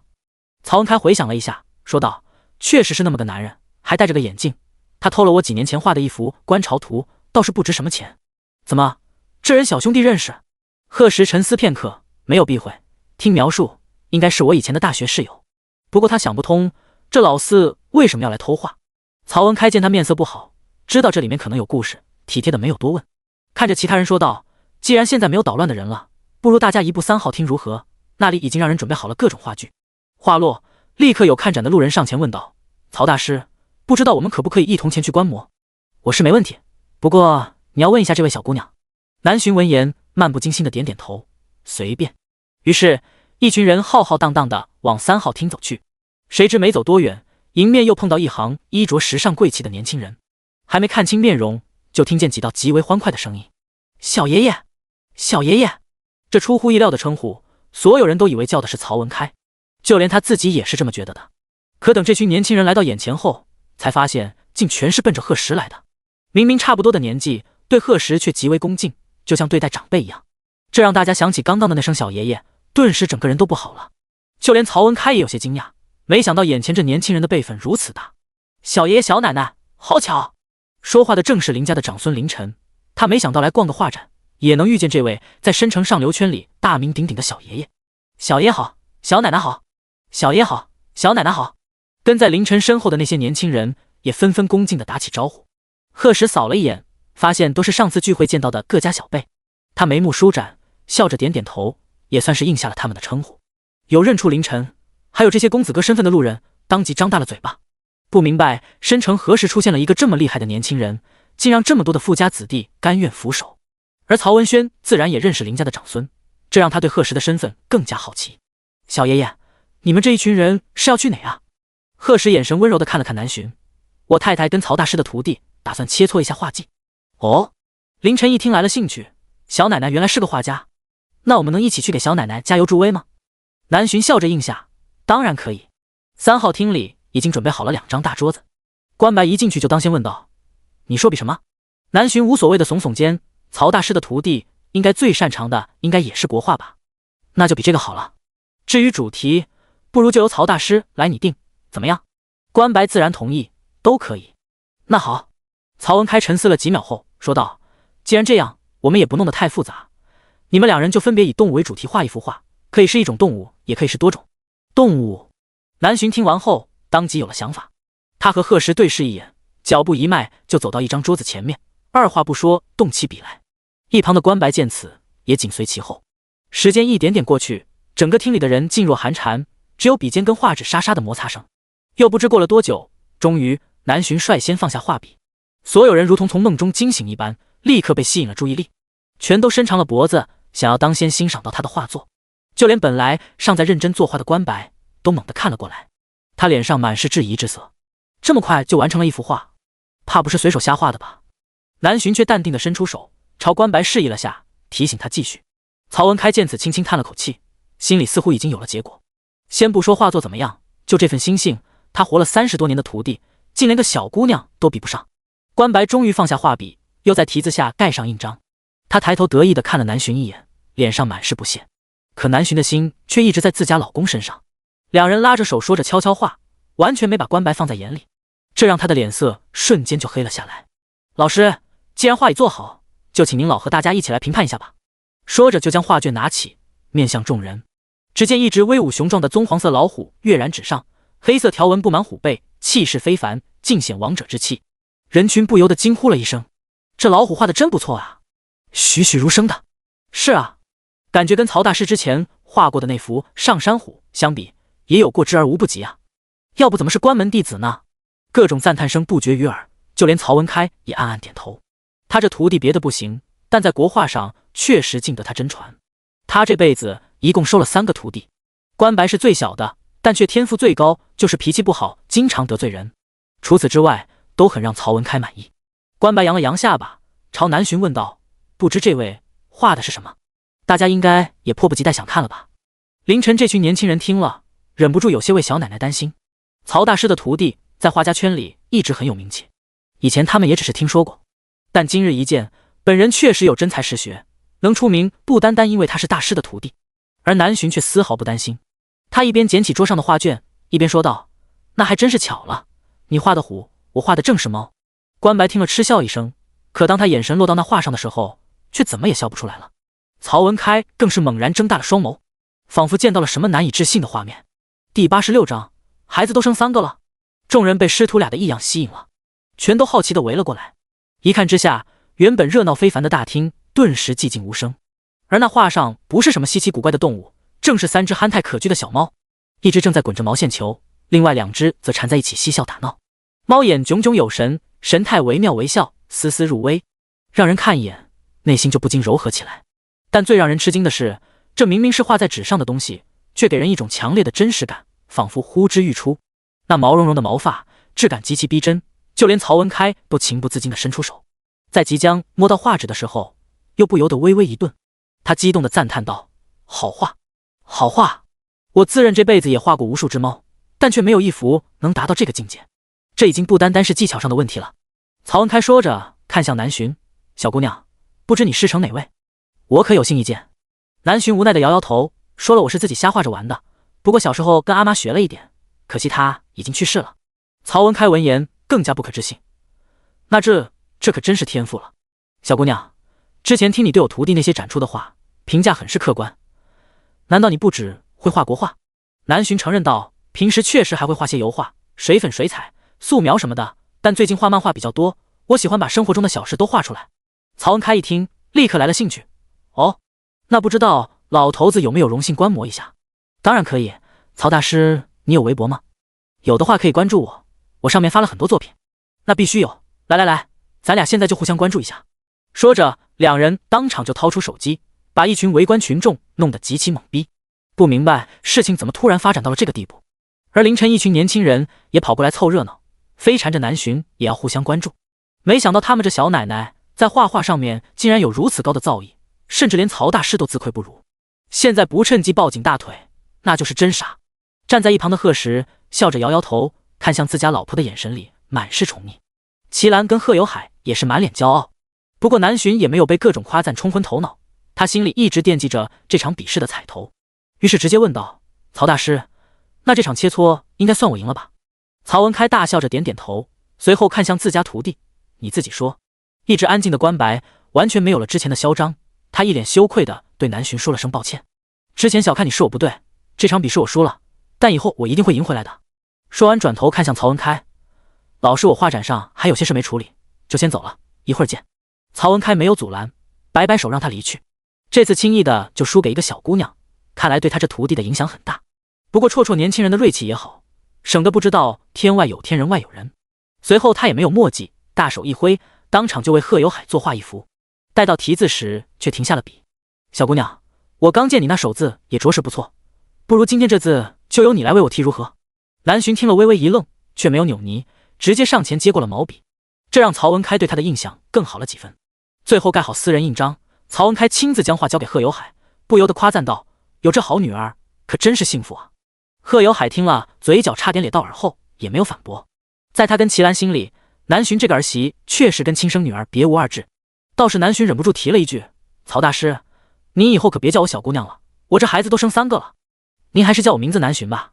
还有，这是我老公贺石以及我爸妈。曹文开听了，眉头微挑。贺石这个名字，他虽然不在上流圈里混，但最近也略有耳闻。毕竟他国画大师的名头在那，不少深城有名有姓的人物都想在他这求一幅画，所以他平时接触的人也都很有身份地位。久而久之的，深城上流圈里的八卦，无意间也听到不少。就比如前段时间向家老爷子和一年轻人结了兄弟的事，他记得那年轻人的名字好像就叫贺石，而且再结合今天这些豪门公子对他的称呼，8、9不离10。不过曹文开除了心里惊讶几分，倒也没什么别的想法。他更在意的是，眼前这小姑娘刚说她生了3个孩子，他之前只听说2个小年轻结婚了，原来竟连孩子都有了。曹文开在大厅里环顾一圈，这才注意到角落里的3个小孩，一个男孩2个女孩，个个漂亮可爱，看着就聪明机灵。最主要的是面容极其相似，特别是2个女孩，简直一个模子里刻出来的。曹文开惊讶地问道：他们是3胞胎？贺有海忍不住回答道，那眼里的自豪让一把年纪家里却没有孙子孙女的曹文开羡慕极了。他膝下只有一个独生子，在艺术上毫无天赋不说，还跑去当了兵，过年过节都很少回家，30岁的人了，更是至今都没结婚。每每想起这事，曹文开就气得上火。现在看到人家的3胞胎，他心里打定主意，等儿子这次放假回来，说什么都要给他安排相亲。他朝小鱼儿几个慈爱的招了招手，三个孩子见爸爸点头，立刻跑了过去，在贺石的示意下，齐声喊道：“曹爷爷！”这让曹文开瞬间高兴坏了，还让助理拿来3个小锦囊给孩子们做见面礼。这是我家老婆子闲得没事秀的，给3个孩子玩。长辈自不敢辞。小鱼儿伸手接过，立马带着妹妹们道谢，嘴甜的把曹文开乐的都要找不着北了。最后，眼看美术馆差不多要到闭馆时间了，双方约好有机会再聚，这才分开。凌晨等人也很有眼力见的先一步告辞，而贺氏一家今天的行程也算圆满结束，打算顺路到星海餐厅吃个饭就回家。第87章，南巡化作大火，微博涨粉。下午5点钟，申城还天光大亮。金府天地附近的广场上，最近流行起了新的广场舞。齐兰一到家就拉着贺有海迫不及待地出门了，还顺便带走了3个孩子。吃饱喝足的贺涵瘫在客厅的沙发上，一边吃零食一边刷着手机，不知看到了什么，突然一声惊叫：“怎么了？怎么了？”刚换好衣服的南巡急忙从卧室里跑出来，拖鞋都忘了穿。“嫂子，快看你微博，突然涨了好多粉丝啊！”“真的吗？”贺涵激动地将手机递过去，“已经涨到10万了，嫂子好厉害啊！”南巡点进主页，发现是曹大师转发了他的微博，还评论了，那是他之前画的一幅山水画，名叫《云水间》，整幅画大气磅礴，莫名给人一种豪气云天的感觉。曹文开直接转发了这幅画，并精心附上了100多字的评语。而让所有人惊讶的却是最后那句：“如此天赋技艺，我自叹不如。”这还是曹文开第一次在社交平台上给一位画家如此高的评价，甚至在他最擅长的领域上当众认输。此话一出，顿时引起了画家圈的强烈震动，同时也吸引了圈里大大小小无数画家的围观。不只是国画，其他各个领域的大佬级人物也都闻风而来，就连画家协会的会长齐唐齐老爷子也不例外。南巡最近闲暇时间比较多，基本每天都会发作品到微博上，不管是国画、油画、漫画、素描等等，各种作品都有涉及。这些原本自以为傲的老艺术家们在翻看了几张作品后，心里的震惊不亚于第一次看到南巡作品的曹文开，于是纷纷转发微博赞叹不已。而下面那些以大佬们为风向标的年轻一代见此也跟风转发，甚至还带动了许多知名的绘画博主。就这样，短短几个小时，南巡的马甲就在微博上突然爆火，粉丝数急骤增加。因为他画的那些一家人的甜蜜小漫画也吸引了许多他和贺氏的 CP 粉，还有3胞胎的妈妈粉。不是没有质疑的声音，但都很快被这些画家们用专业评价对得无话可说。一切用作品说话，最后已经变成了粉丝们的口头禅。而贺石自然也听到了姑嫂俩的对话，他第一时间掏出手机，让李彤随时关注网上的风向，如果出现对南巡不利的评论或者带节奏的营销号，一律封号处理，绝不留情。所以南巡的微博下面除了偶尔几个酸言酸语，评论区一片和谐。他翻了几页后，将手机还给贺涵，长腿一迈就要往卧室跑。一下多了这么多粉丝，肯定会有很多小可爱发私信给他。南巡已经迫不及待的想回去看了，谁知刚跑了2步就被人直接扛上了肩膀。不穿鞋瞎跑什么？贺石说着还在那翘臀上拍了拍。南巡的脸颊蹭的就红了，转头就在男人的耳朵上生气的咬了一口。还好爸妈和孩子们都不在，不然他要丢死人了。贺石被咬得耳垂一麻，忍不住轻嘶出声，是不是还想挨揍？南巡身子微顿，洁白的背齿立刻松了开来，双手在男人的耳朵上轻轻扯了扯，快点抱我回卧室，我要拿手机。胆肥了是不是？你快点啊！夫妻俩打打闹闹的离开了客厅，而一旁的贺涵早就背过了身子，今天的这碗狗粮他说死也不吃。南巡点开微博，果然私信已经有了99加，他兴致勃勃的看了一会儿，发现竟还有一条画家协会会长发来的，内容是问他有没有兴趣加入画家协会，如果有的话，他作为会长可以破格推荐。老公，你看这个。贺氏探头过来扫了一眼问道，你想加入吗？南巡思索了片刻，摇摇头，不太想，到时候肯定会举办各种各样的活动展览什么的，我不想参加。那就拒绝。好的。南巡手指飞快地回了条私信过去，继续问道，老公你刚在干什么？贺石将手里的平板给他看，月末就办婚礼了，艾拉发了一些结婚请帖的设计图，你看有没有喜欢的？南巡惊讶地抬起头，具体哪天定了？自从拍完婚纱照，两人的婚礼就开始策划了起来，但因为中式婚礼过程过于繁杂，具体的日子一直没定，不过也就是这月末或者下个月初。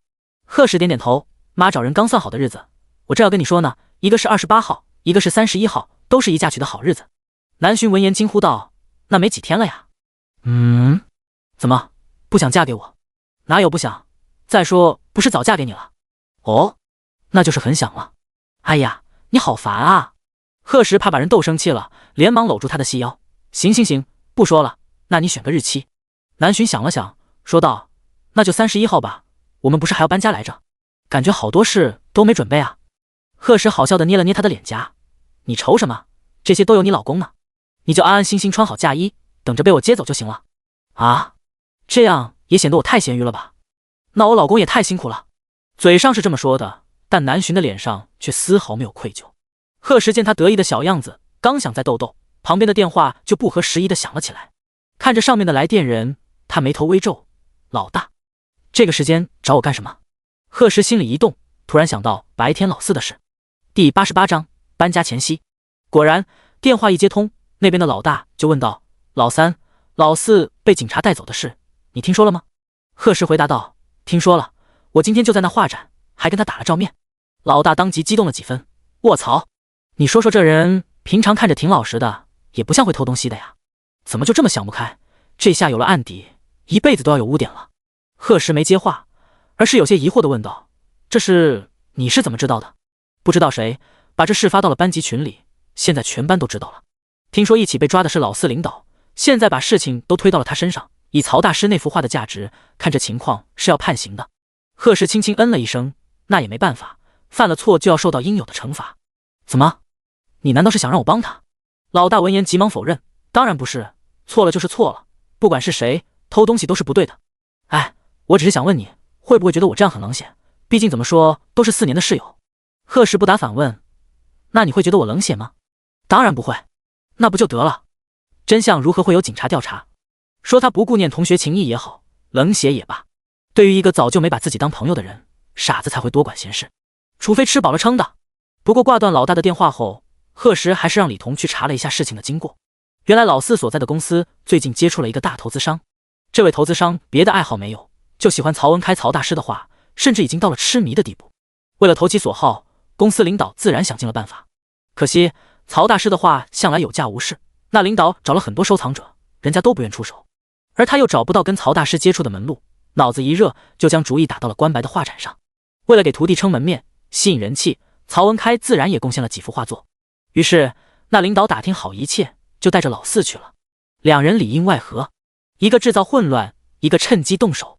本来老四可以选择拒绝，甚至举报这个领导，但他不想放弃这个升职加薪的机会，抱着一丝侥幸心理，结果还没走出美术馆的大门，就被人当场抓获。情急之下，他又把那领导也供了出来。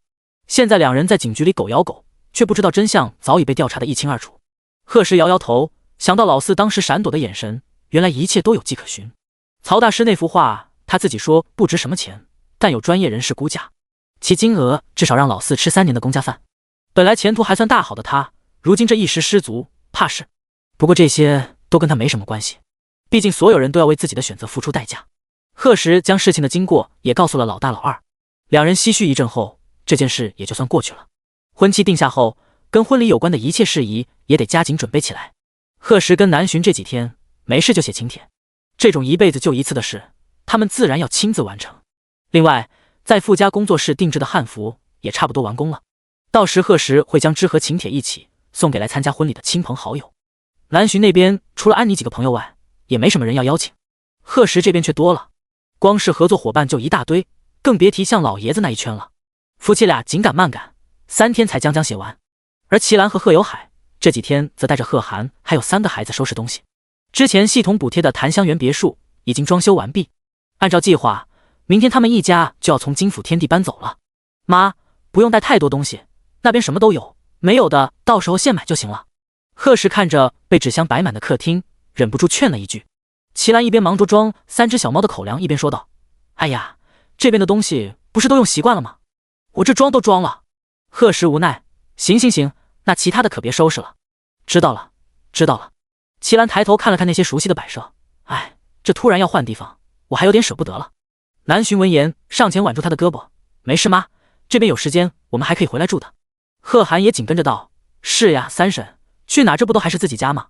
齐兰当即露出微笑：“对，你们说的没错，这又被儿媳又被侄女安慰的，他都不好意思低落了。哎，儿子，你之前是不是说那边别墅还有大花园来着？贺时连忙点头，有，您想在那里种多少菜都行，到时候就怕把他家老太太累坏了。齐兰听了却很是满意，收拾东西时都快了不少。晚上，齐江一家3口还有老大老二李彤全都聚到了贺家，以后不在一个小区住了，走前一起吃个饭，也算是庆祝乔迁了。老大疑惑地挠了挠脑袋，哎，这乔迁饭我们不是应该在新房子吃吗？老二恨铁不成钢的睨了他一眼，你管他在哪吃，到时候再去那边吃一顿不就完了？老大瞬间恍然大悟，你说的对，那可是檀香园啊！申城最顶级的别墅区一共就只有18栋，最小的都要1600平米，而且每一栋的建筑风格都不一样，在那可以见识到世界各地都较为有名的建筑特点。等老三一家搬过去了，他高低得去好好欣赏一下。而其父其母本来还住在农场，知道贺家要搬家的消息后，今天急忙就赶了回来。那新家离金府天地和农场也都不远，见面还是很方便的。齐兰怕其母舍不得，当先说道：“我知道，你没事也可以到农场转转，那边空气真的好。”齐兰微微一笑，看出来了，感觉你和老齐这段时间都胖了。哈，那边确实吃的太好了，而且东西都是自己种的，营养价值高。齐兰一听，对要在别墅弄个菜园的事更期待了。其实现在他们一家吃的蔬菜和肉类，也大多都是农场那边送过来的。那边的工作人员每隔1天就会来一趟贺家，不管是鸡鸭鱼肉还是各种青菜水果，全都应有尽有。负责做饭的张姐平时都很少往超市跑，但别人种的到底没有自己种的舒心，既能打发时间，又能体验到收获的快乐。齐兰决定明天一到那边就立马开始圈地，却不知道这一切贺时都已经给他准备好了。第89章，意想不到的宅院，南巡惊喜。檀香园位于南湾区以北，距离金府天地有20多分钟的车程，距离在建的南石总部大厦却只有15分钟。整个小区占地5万多平米，18栋别墅分别有18种建筑风格。贺氏一家除了他自己以外，坐在车上的其他人从进了小区开始，嘴巴就合不拢了。别墅与别墅之间的间隔极大，且每一栋别墅周围的环境都各不相同。夸张点说，走在里面时就仿佛在环游世界各地。爸爸，这里好大啊，我们的家还没到吗？贺时看着小女儿好奇的模样，伸手摸了摸她的小脑袋，快了，咱家在最里面，也是面积最大的一栋，马上就能看到了。果然，又拐了几个弯后，车子终于停了下来。除了贺时在装修时来过几次以外，贺家其他人都是第一次来。他们兴致勃勃地走下车，抬头看着眼前的大别墅，不，或者说是大宅院，顿时惊讶地张大了嘴巴。我这是穿越了吗？贺涵瞪着大眼睛，忍不住感叹了一句。刚一路走过来的风景，什么欧洲庄园式、乔治式，还是枫丹白露式、佛罗伦萨式等等，所有都是偏现代化的建筑风格。可眼前的这栋园林宅院，不管是门前两侧的大石狮子，还是那4开将军大门，一种古朴感当即扑面而来。白墙灰瓦，就跟电视里的那些古代高门宅院一模一样。贺有海看着那厚重高大的院门，眼中异彩连连。没想到有一天，他也能亲眼见到这么传统的中式庭院，甚至是住在里面。一直站在旁边的贺时，对家人面上的惊喜很是满意，这也不枉他花费大量的人工财力来装修了。都别站着，进里面看看吧。说完，拉着南巡率先推开了大门。映入眼帘的就是一面极大的影壁，上面是连年有余砖雕，周围还种着许多绿植。绕过影壁就是一个开阔的前庭院，面积不是很大，但却极为精致典雅。左边是悠闲区，摆着实木桌椅沙发，右边是一个小花园，围着假山，还有一个漂亮的小喷泉。庭院的两侧建着风雨游廊，穿过院子就是主楼，只有2层高，占地面积却极大，一样装修的古色古香，给人一种低调又不失大气的感觉。主楼两侧是侧庭院、荷花池、石板桥，还有几个小厢房，设计的特别有层次感。最后面就是风景极美，也是齐兰最喜欢的后庭院，亭台楼阁，白墙黛檐，假山湖泊，如同入了桃花源一般。面积比主楼还要大，苍翠茂盛的绿植与娇美艳丽的花卉随处可见。贺时还专门给老太太开辟了一块地，留给她闲暇时种菜。一家人从老到小，只觉得眼睛都要不够用了。之前去过的农场景色也是万里挑一，但跟这一比，简直就是天与地。而贺时见没人注意，拉过南巡的手就悄悄离开了。他们穿过跃动门，一路走到了后院的某个角落，那里用太湖石围成了一个隐蔽的小花园。说是小花园，但也有100来平。南巡一进去就看到一架漂亮的木质秋千，周围满是盛开的鲜花，有他喜欢的桔梗与满天星，甚至还有各种颜色的玫瑰。秋千不远处是一个葡萄架，上面接着黑珍珠一样的葡萄。除此之外，还有一座2层高的精致阁楼，外围是游廊，进到里面摆着矮桌靠垫，还有画架跟各种话剧。楼上的摆设差不多，但是站到上面可以将整个宅院的景色都尽收眼底。南浔眼中满是星光，一张精致的小脸激动的都红了起来，这也太漂亮了，我从来没见过这么漂亮的园子。贺时嘴角微弯，上前揽住他的腰肢，以后你就可以在这里一边赏景一边画画了。这里的墙壁都用的特殊材料，冬暖夏凉，最适合你画画。南浔心里满是感动，回头紧紧搂住男人的静腰，老公，你真好。贺时闻言故意逗他，我以前不好。南浔立刻在那宽阔的胸膛上撒娇的蹭了蹭，以前也好，世界第一好。一家人在新家的第一顿饭做得极为丰盛，不止张姐和齐兰进了厨房，就连贺时也上手炒了几个菜。老大几人当然也来了，毕竟第一天搬家要收拾的东西挺多，他们处理好手头的工作就全来帮忙了。一群人围坐在餐桌旁，老三，真没想到你买的别墅是这种中式风的。对啊，以前没亲眼见过，我还觉得这种装修风格会很老土，一般适合年龄大的老人居住，但你这也太精致了吧。听了老大老二的话，贺时微微一笑，当初决定办中式婚礼的时候就想到这种装修风格了，确实花了很多心思，幸运的是效果比我预期的还要好。老大听了紧接着问道，那你是打算婚礼在这办了，不在南石酒店？贺时点点头，是有这个打算，不过还是听我老婆的。此话一出，饭桌上的众人立刻打趣起来。老大，哎呦呦，这成了家就是不一样，什么都要问问老婆的意见。齐江立马附和道，对啊，像我和老二这种单身狗，虽然一人吃饱全家不愁的，但真羡慕啊。老二瞥了他一眼，欲言又止，最后还是犹豫着说道，其实我现在也不是很羡慕。咋的呢？齐江满脸问号，心里有种不好的预感。果然，老二老脸微红，忘了跟你们说，我有女朋友了，上个星期刚交的。话音落下，齐江的筷子啪嗒就掉了下来，不敢相信，原来小丑竟是他自己。而贺时等人愣了一下后，纷纷大笑起来。齐兰更是眼泪都出来了，小江啊，之前你妈给你介绍对象，你说你要同意了，今天说不准吃饭的就多一个人了，下次还是听听你妈的意见吧。你瞅瞅今天这，哈哈，话里话外都是劝他别挣扎了，好好去相亲。这怎么行？齐江急忙捂住额头，开始装聋作哑。他又看向另一边的李彤，兄弟，你可一定要坚守好阵地，现在能陪我的只有你了。李彤张了张嘴，还没来得及说话，就被齐江制止了。兄弟，你别开口了，我现在的脆弱心灵真的受不了2次打击了。李彤，有毛病。众人见状，再一次笑了起来。南浔将头埋在贺时的肩膀上，过了好一会儿才直起身子。整个餐桌上只有3个小家伙在一门心思的炫饭。第90章接老家亲戚，私人飞机出动。对了，老二，你女朋友怎么认识的？小子藏得挺深啊。笑闹过后，老大第一个八卦道。齐将筷子一顿，当即竖起耳朵，就在公司认识的。也不是藏，这不是才在一起吗？打算等稳定点了再带她跟大家认识。小姑娘脸皮薄，到时候你们可别吓到她。老大一听乐了，嘿，这才刚开始呢就护上了。老二你可以啊，那你以为这好不容易找了个媳妇，不得好好照顾着，不然人跑了咋办？两人聊得高兴，一旁的齐江却觉得嘴里的饭顿时不香了。以前只吃表弟和弟妹的狗粮就算了，现在却要吃所有人的狗粮，这日子到底什么时候是个头？他咂了咂嘴巴，开始主动转移话题。表弟，你跟弟妹的婚礼准备怎么样了？有需要帮忙的地方吗？贺时突然被点名，微微一怔后说道，该准备的都差不多了，不过婚礼前我爷爷奶奶还有大伯二伯他们会从滨城过来，需要我开车去接吗？贺时迟疑了几秒后摇摇头，不用了，我想到了更好的安排。他刚本来是想说让表哥和老大老二帮接一下人的，但系统的声音却忽然响起。想到刚才听到的补贴内容，贺时在脑中不确定的又问了一遍，真的补贴一架私人飞机，还是最豪华最先进的？熟悉的机械声出现，是的，宿主，而且航线以及起降问题由本统安排，请宿主按约定好的时间去接人就可以。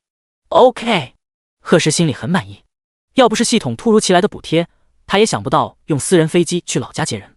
他现在名下也有航空公司的股权，但为自己买一架或者定制一架私人飞机，他还真没想过。不过现在有系统补贴了，倒也省事。另外，私人游轮什么的，貌似可以考虑一下。贺时转头看了看南浔的侧脸，上次去海边玩，他老婆貌似很喜欢坐船，弄一艘游轮作为新婚礼物，好像不错。他正想得出神，大腿突然被人轻轻挠了2下，想什么呢，老公？贺时急忙抓住那只不安分的小手，没什么，就是我之前定制了一架私人飞机，这2天差不多到了。一直吃瓜的贺涵猛地抬起头，惊呼道：“什么？私人飞机？私人飞机？”老大那边几人也霎时安静下来。贺时淡定的点点头：“对，我打算过几天派私人飞机去老家接人。”卧槽！老三，你这也太手笔了吧！不行，我还没坐过私人飞机呢，到时候接人的事就交给我吧。老大话落，老二立刻瞪了他一眼：“交给你？你会开？怎么说的像你会一样？那你不是也不会？”两人正争得不可开交，齐江也加入进来：“我觉得还是我去，老家我最熟。”熟怎么了？待了那么多年，还没待够啊？就是，别搁这凑热闹。贺时无奈的摇摇头：“想去的话都去，别耽误工作就成，还要保证把人给我顺顺利利的带回来。”三人立马转过头，异口同声：“没问题。”于是，距离婚礼还有3天的时候，齐江和老大、老二一起踏上了前往槟城的私人飞机。不愧是系统补贴，整架飞机除了豪还是豪。内部跟正常房间一样，不过全部是真皮沙发和座椅，地上还铺着昂贵的地毯。里面不仅有休息室，还有会议室、会客厅、娱乐室、酒吧等等，根本感觉不到这是机舱里面。驾驶室有正副2个机长，外面还配有专业的空姐跟管家，就连厨师都是国宴级别的。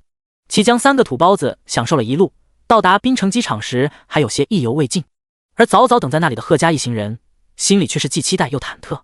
确定小石说的是私人飞机？贺家大伯到现在都有些不相信，不是说这民用机场不让私人飞机降落？你们确定电话里没听错？同行的袁斌拉着女朋友笑着道：“不会有错的，大伯，而且只要提前申请，私人飞机是可以在这起降的。不过也得你有门路，当然这话就不用说出来了。”没想到小石现在这么出息了，婚礼那天肯定会邀请很多有头有脸的大人物。到了申城，你们可别给老三一家丢人。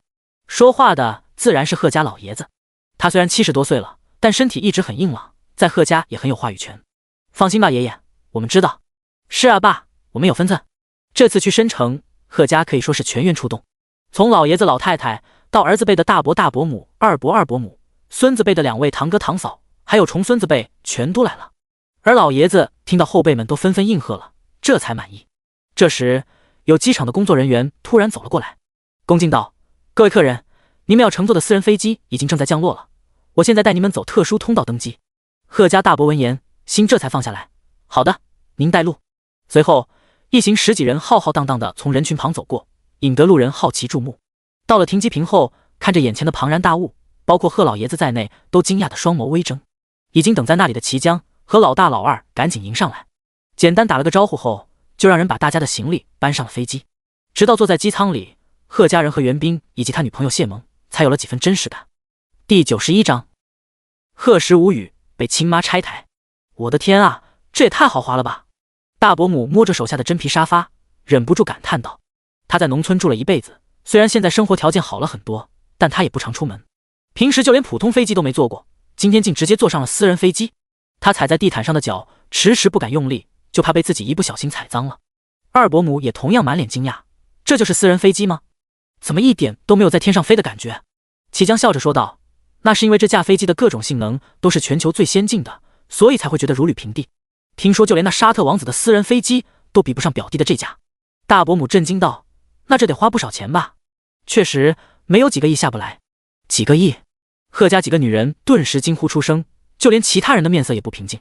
正闭目养神的贺老爷子嘴角不由得微颤，没想到他贺家在地里刨了一辈子时，竟然有一天能出贺时这么个有能力的子孙，真是老祖宗保佑。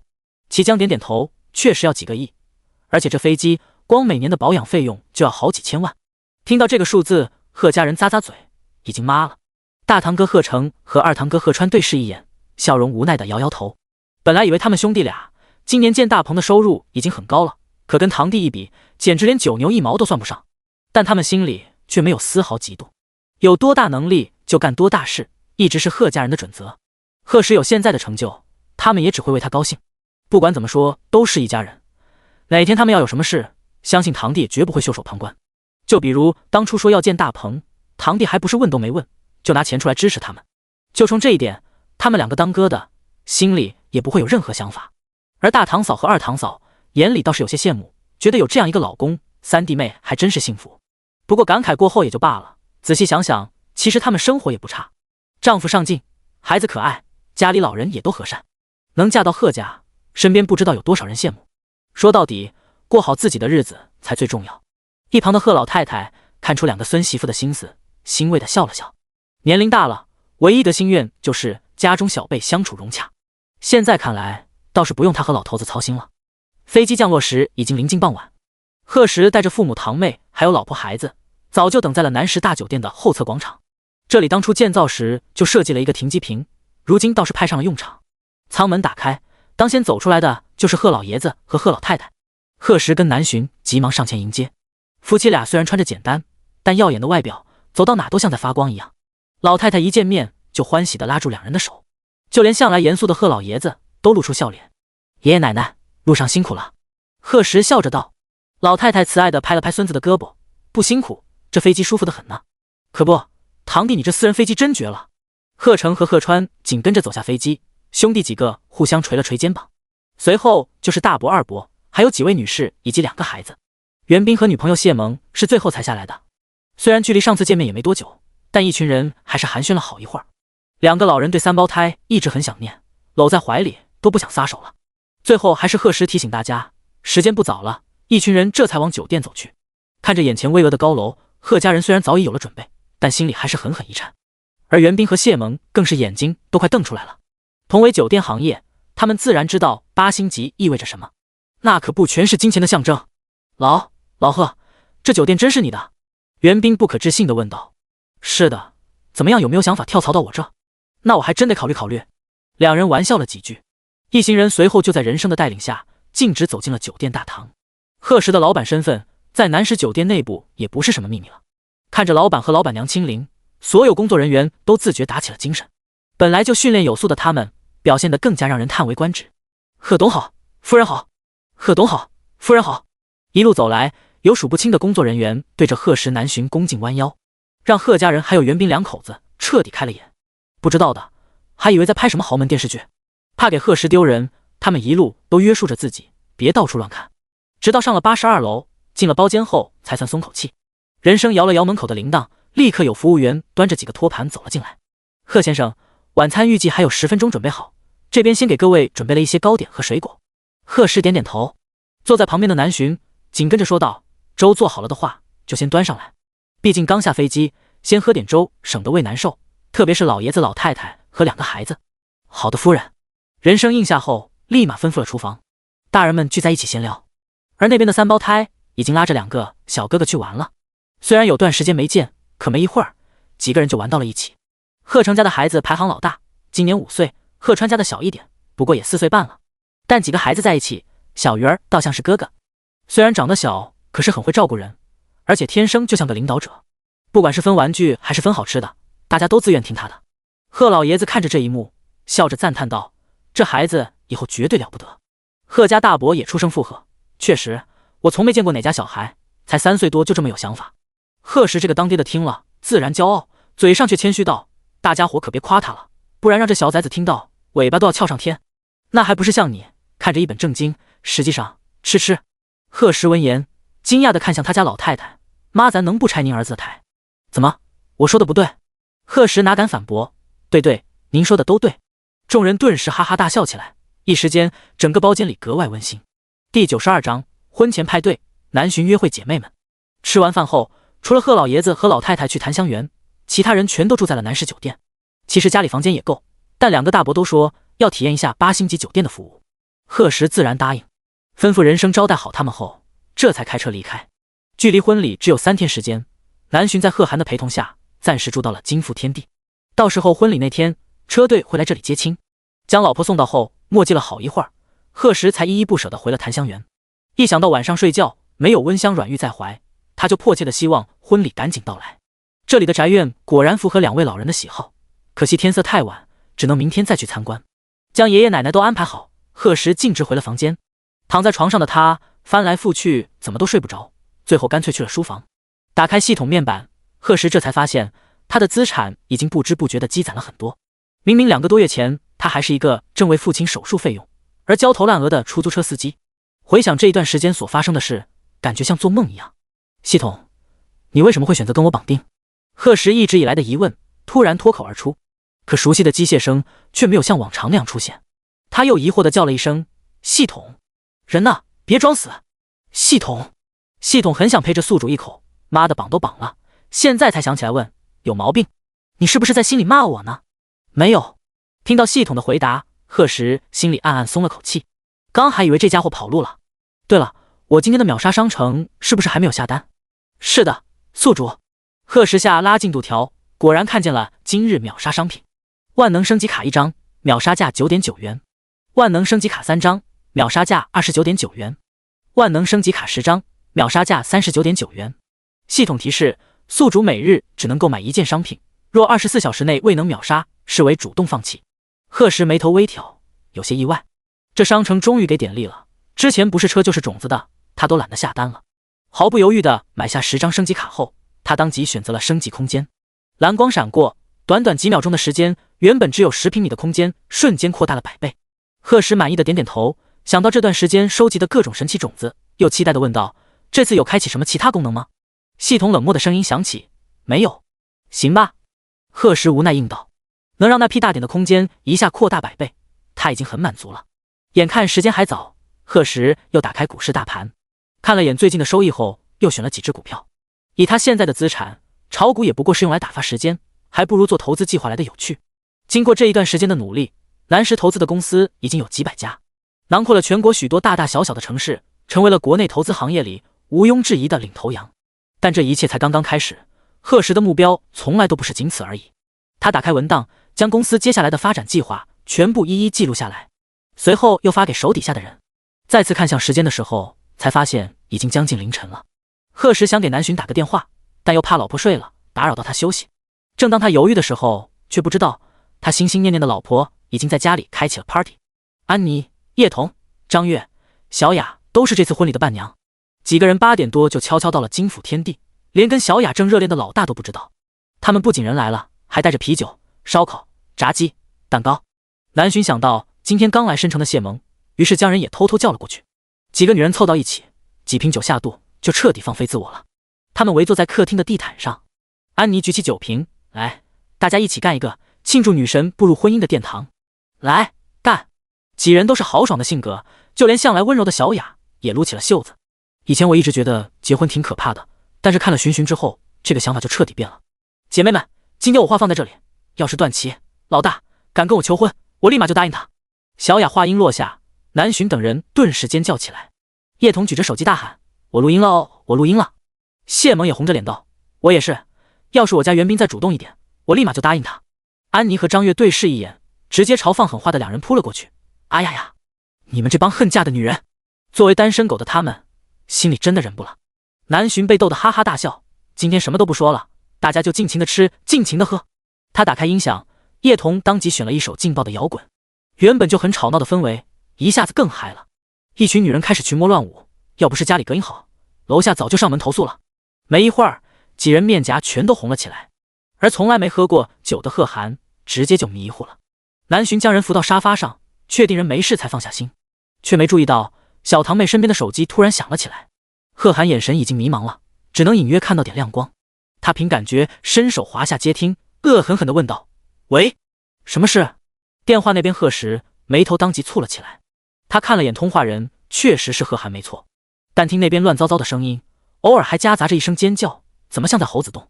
贺时立刻冷声问道：“你在哪呢？”他刚纠结了半天，还是想跟自家老婆说说话，又担心南浔睡着了，于是就打给了堂妹。反正这丫头夜猫子，可现在看来事情好像出乎他的预料了。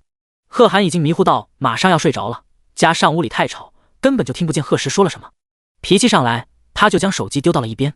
而电话那头的贺时喊了几声无果后，立马拎着车钥匙出门了。第93章，他老婆真可爱。凌晨1点钟，金府天地顶楼23层依旧灯火通明，几个女人举着酒瓶，除了已经睡死的贺涵之外，其他人也都开始眼神迷茫，但热闹的氛围仍旧不减。正当几人喝得高兴时，门外突然传来一阵很大的动静。南浔疑惑地将音乐声调小，发现好像是有人在敲门，而且声音越来越大。他心里顿时一咯噔，脚步缓慢地往门口挪去，有人在外面。叶童酒意瞬间醒了大半，忐忑地问道：“不会是贺哥吧？”南浔身子猛地僵在原地，回头看了眼满目狼藉的客厅，又转向好姐妹们，应该不能吧？他也不知道自己为什么要心虚，一把扯过叶童的手后，示意让他去开门，而他自己整个人直接躲在了沙发后面。叶童一脸懵，这是人干事。眼看门外的人越来越不耐烦，再敲下去就要影响楼下的租客了。叶童只能硬着头皮上前。他透过猫眼看向门外，走廊里灯光明亮，一切都一览无余。见到那熟悉的衣服后，叶童当即松了口气。等他拉开门，几人这才发现站在外面的竟是一名美团外卖员。再敲门都要敲坏了。叶童生气地说道。外卖小哥也很无奈，我都按半天门铃了，打电话也没人接，只能敲门。叶童张了张嘴巴，接过东西后小声道了句谢。谁订的小龙虾？关上门后，他气呼呼地问了句。刚那一刻，他真的心跳都要吓出来了。一想到贺时那张严肃的冷脸，他就怕得不行。南洵看着沙发上躺得横七竖八的几人，应该是安妮，他刚说想吃来着。安妮揉了揉困倦的双眼，是我，快来一起吃。话音还未落下，人已经睡了过去。而小雅、张月、谢萌也浑身无力地躺在那里，嘴上却还嚷着要继续喝。南洵无奈地叹口气，看来今晚的通宵派对是继续不了了。他看着满地的酒瓶，随处可见的垃圾食品，被抹得到处都是的蛋糕，心里庆幸还好刚来的不是贺时。他和叶童一起费了很大力气，才将其他人都扶进房间。叶童摇了摇有些晕眩的脑袋，嫂子，你也快休息吧。南洵点点头，见大家睡得挺安稳，这才转身回了房间。他洗完澡躺到床上，闭上眼睛后却怎么也睡不着，最后随便披了件衣服就去了阳台。玲珑有致的傲人身材半趴在栏杆上，看着满天的星光，南洵握着手机，犹豫半晌后还是给贺时发了条信息。她知道自家老公睡觉有关手机的习惯，所以也没期望能得到回复。但是看着那句我想你了发送成功后，心里却渐渐安定下来，脸上也不自觉地露出笑意。谁知没过2秒，手机就嘟嘟震动了起来。南洵猛地瞪大眼睛，是贺时发来的信息。老公，下楼。老婆。南洵来不及多想，转身就往楼下跑去，一颗心似乎要从胸口里跳出来。夜深人静的小区内，他大老远就看见那道熟悉的身影，姿态随意地倚靠在车门上，黑衣黑裤，整个人仿佛融进了黑夜里。而贺时也一直注意着他的方向。见到自家老婆后，他自然地张开双臂，很快怀里就多了一具柔软的娇躯。南洵紧紧搂住男人的静腰，借此来平复自己过快的心跳，小声询问道：你怎么来了呀？贺时嘴角微扬：你不是说想我了？南洵声音立马委屈了起来：没你我都睡不着。贺时闻言，手臂又紧了几分，突然觉得习惯真的是很可怕的东西。南洵不在身边，他不也一样魂牵梦萦的？要不怎么会大半夜的跑到这，还在车里一坐就是1个多小时？冷不冷？贺时摸了摸胸前的脸颊，有些微凉，想脱外套给他，才发现自己今晚穿的是件卫衣。他打开车门，当即把人抱进后座，随后也跟着坐了进去，大手一捞就将老婆横抱在了怀里。两人相互依偎着，安静了很久，南洵才开口说道：安妮、小童他们都在家里，我们今晚还一起喝酒了。他说的小心翼翼，贺时却只轻轻嗯了一声。其实他已经知道了。刚挂断贺涵的电话后，他确实很担心，还以为这姑嫂俩跑外面喝酒喝多了。后来又想到南洵不是这么没有分寸的人，于是就看了一下门口监控，见到是安妮他们进了家里，这才松口气。睡不着的贺时一路开车到了这，怕影响南洵他们姐妹聚会，就一直坐在楼下。本来还以为自家老婆已经玩嗨了，早就把他忘到了脑后，没想到会突然收到他的信息。那一刻，他只想把人紧紧地搂在怀里。而南洵听到男人轻描淡写的回答，有些不满意：你就没什么要问我的了？我喝酒了哦，喝了很多。贺时摇摇头，眼神宠溺：跟朋友聚会而已，你高兴就好，只要在家里随便你怎么折腾。接着又补充道：不过也只限在家，特别是喝酒，只许在家喝，听到没？自家老婆长得这么好看，要是跑到外面疯，还不知道要惹来多少匹饿狼。一想到那个场面，贺时就醋意大发。南洵却有些可惜：啊，安妮还说要带我去酒吧玩一下呢，我都没去过。可以啊，到时候我陪你。那多没劲。你说什么？南洵对上男人危险的目光，咽了咽口水。我觉得你说的对，你不在，我哪都不想去，嘿嘿。贺时眼里立刻满是笑意，他老婆真可爱。他伸手在南洵的后背上像哄小孩一样轻轻拍了拍。还有2天我就能来接你了，乖乖等我，知道吗？知道了。我不在，不许跑去酒吧，知道吗？知道了。贺时满意的点点头，正要再说几句，却发现怀里已经没了声音。他低下头，温热的呼吸喷洒在脖颈处，让他烦躁了一晚的心无比的安稳。打了个哈欠后，贺时调整了下姿势，也跟着闭上了眼睛。第94章世界婚礼轰动全城。时间一晃而过，终于来到了婚礼这天，整个申城都洋溢在喜悦的氛围里。随处可见的 LED 屏上都是祝福两人大婚的消息。一时间，贺时跟南巡的名字瞬间家喻户晓，整座城如同新年一般，到处都张灯结彩。最夸张的就是金府天地到檀香园的那段路，完全是一片红色的海洋，无数的鲜花摆满道路两旁，气球彩带更是飘满天空。见识到这一切的路人纷纷惊叹不已。这是哪个大明星结婚吗？搞这么大阵仗，明星哪可能这么高调？我觉得肯定是哪家豪门大佬。有注意到 LED 屏的女孩们激动的不能自已，是南巡啊，又是南巡，之前那场世纪求婚的女主角。什么？世纪求婚后又来了世纪婚礼吗？啊，不愧是大佬的小娇妻，狠狠的羡慕了。只有我注意到大佬的名字吗？贺时啊，好像是万家和行千里的董事长，微博上有写的。微博在哪？快给我看！无数的惊叹发生在申城的许多角落。而作为这场婚礼的男女主角，此时才刚在万众瞩目下见了面。南巡一大早就被人从床上捞起。这场婚礼的流程偏向明制，极为繁杂，从开脸绞面开始，三叔礼、家鸡礼，一直到雀山礼，贺时才总算见到自家老婆。至于堵门的伴娘们，直接就被他4个大红包砸下去，轻松解决了。身披凤冠霞帔，拿着一把团扇的南巡刚一出现，就让所有来迎亲的宾客们倒抽一口凉气。而贺时的双眼里更是迸射出耀眼的亮光。虽然之前拍婚纱照时他已经见过一次了，但还是忍不住呼吸一滞。他激动地伸出手，待那只修长白皙的柔仪放到掌心时，立马紧紧地握住。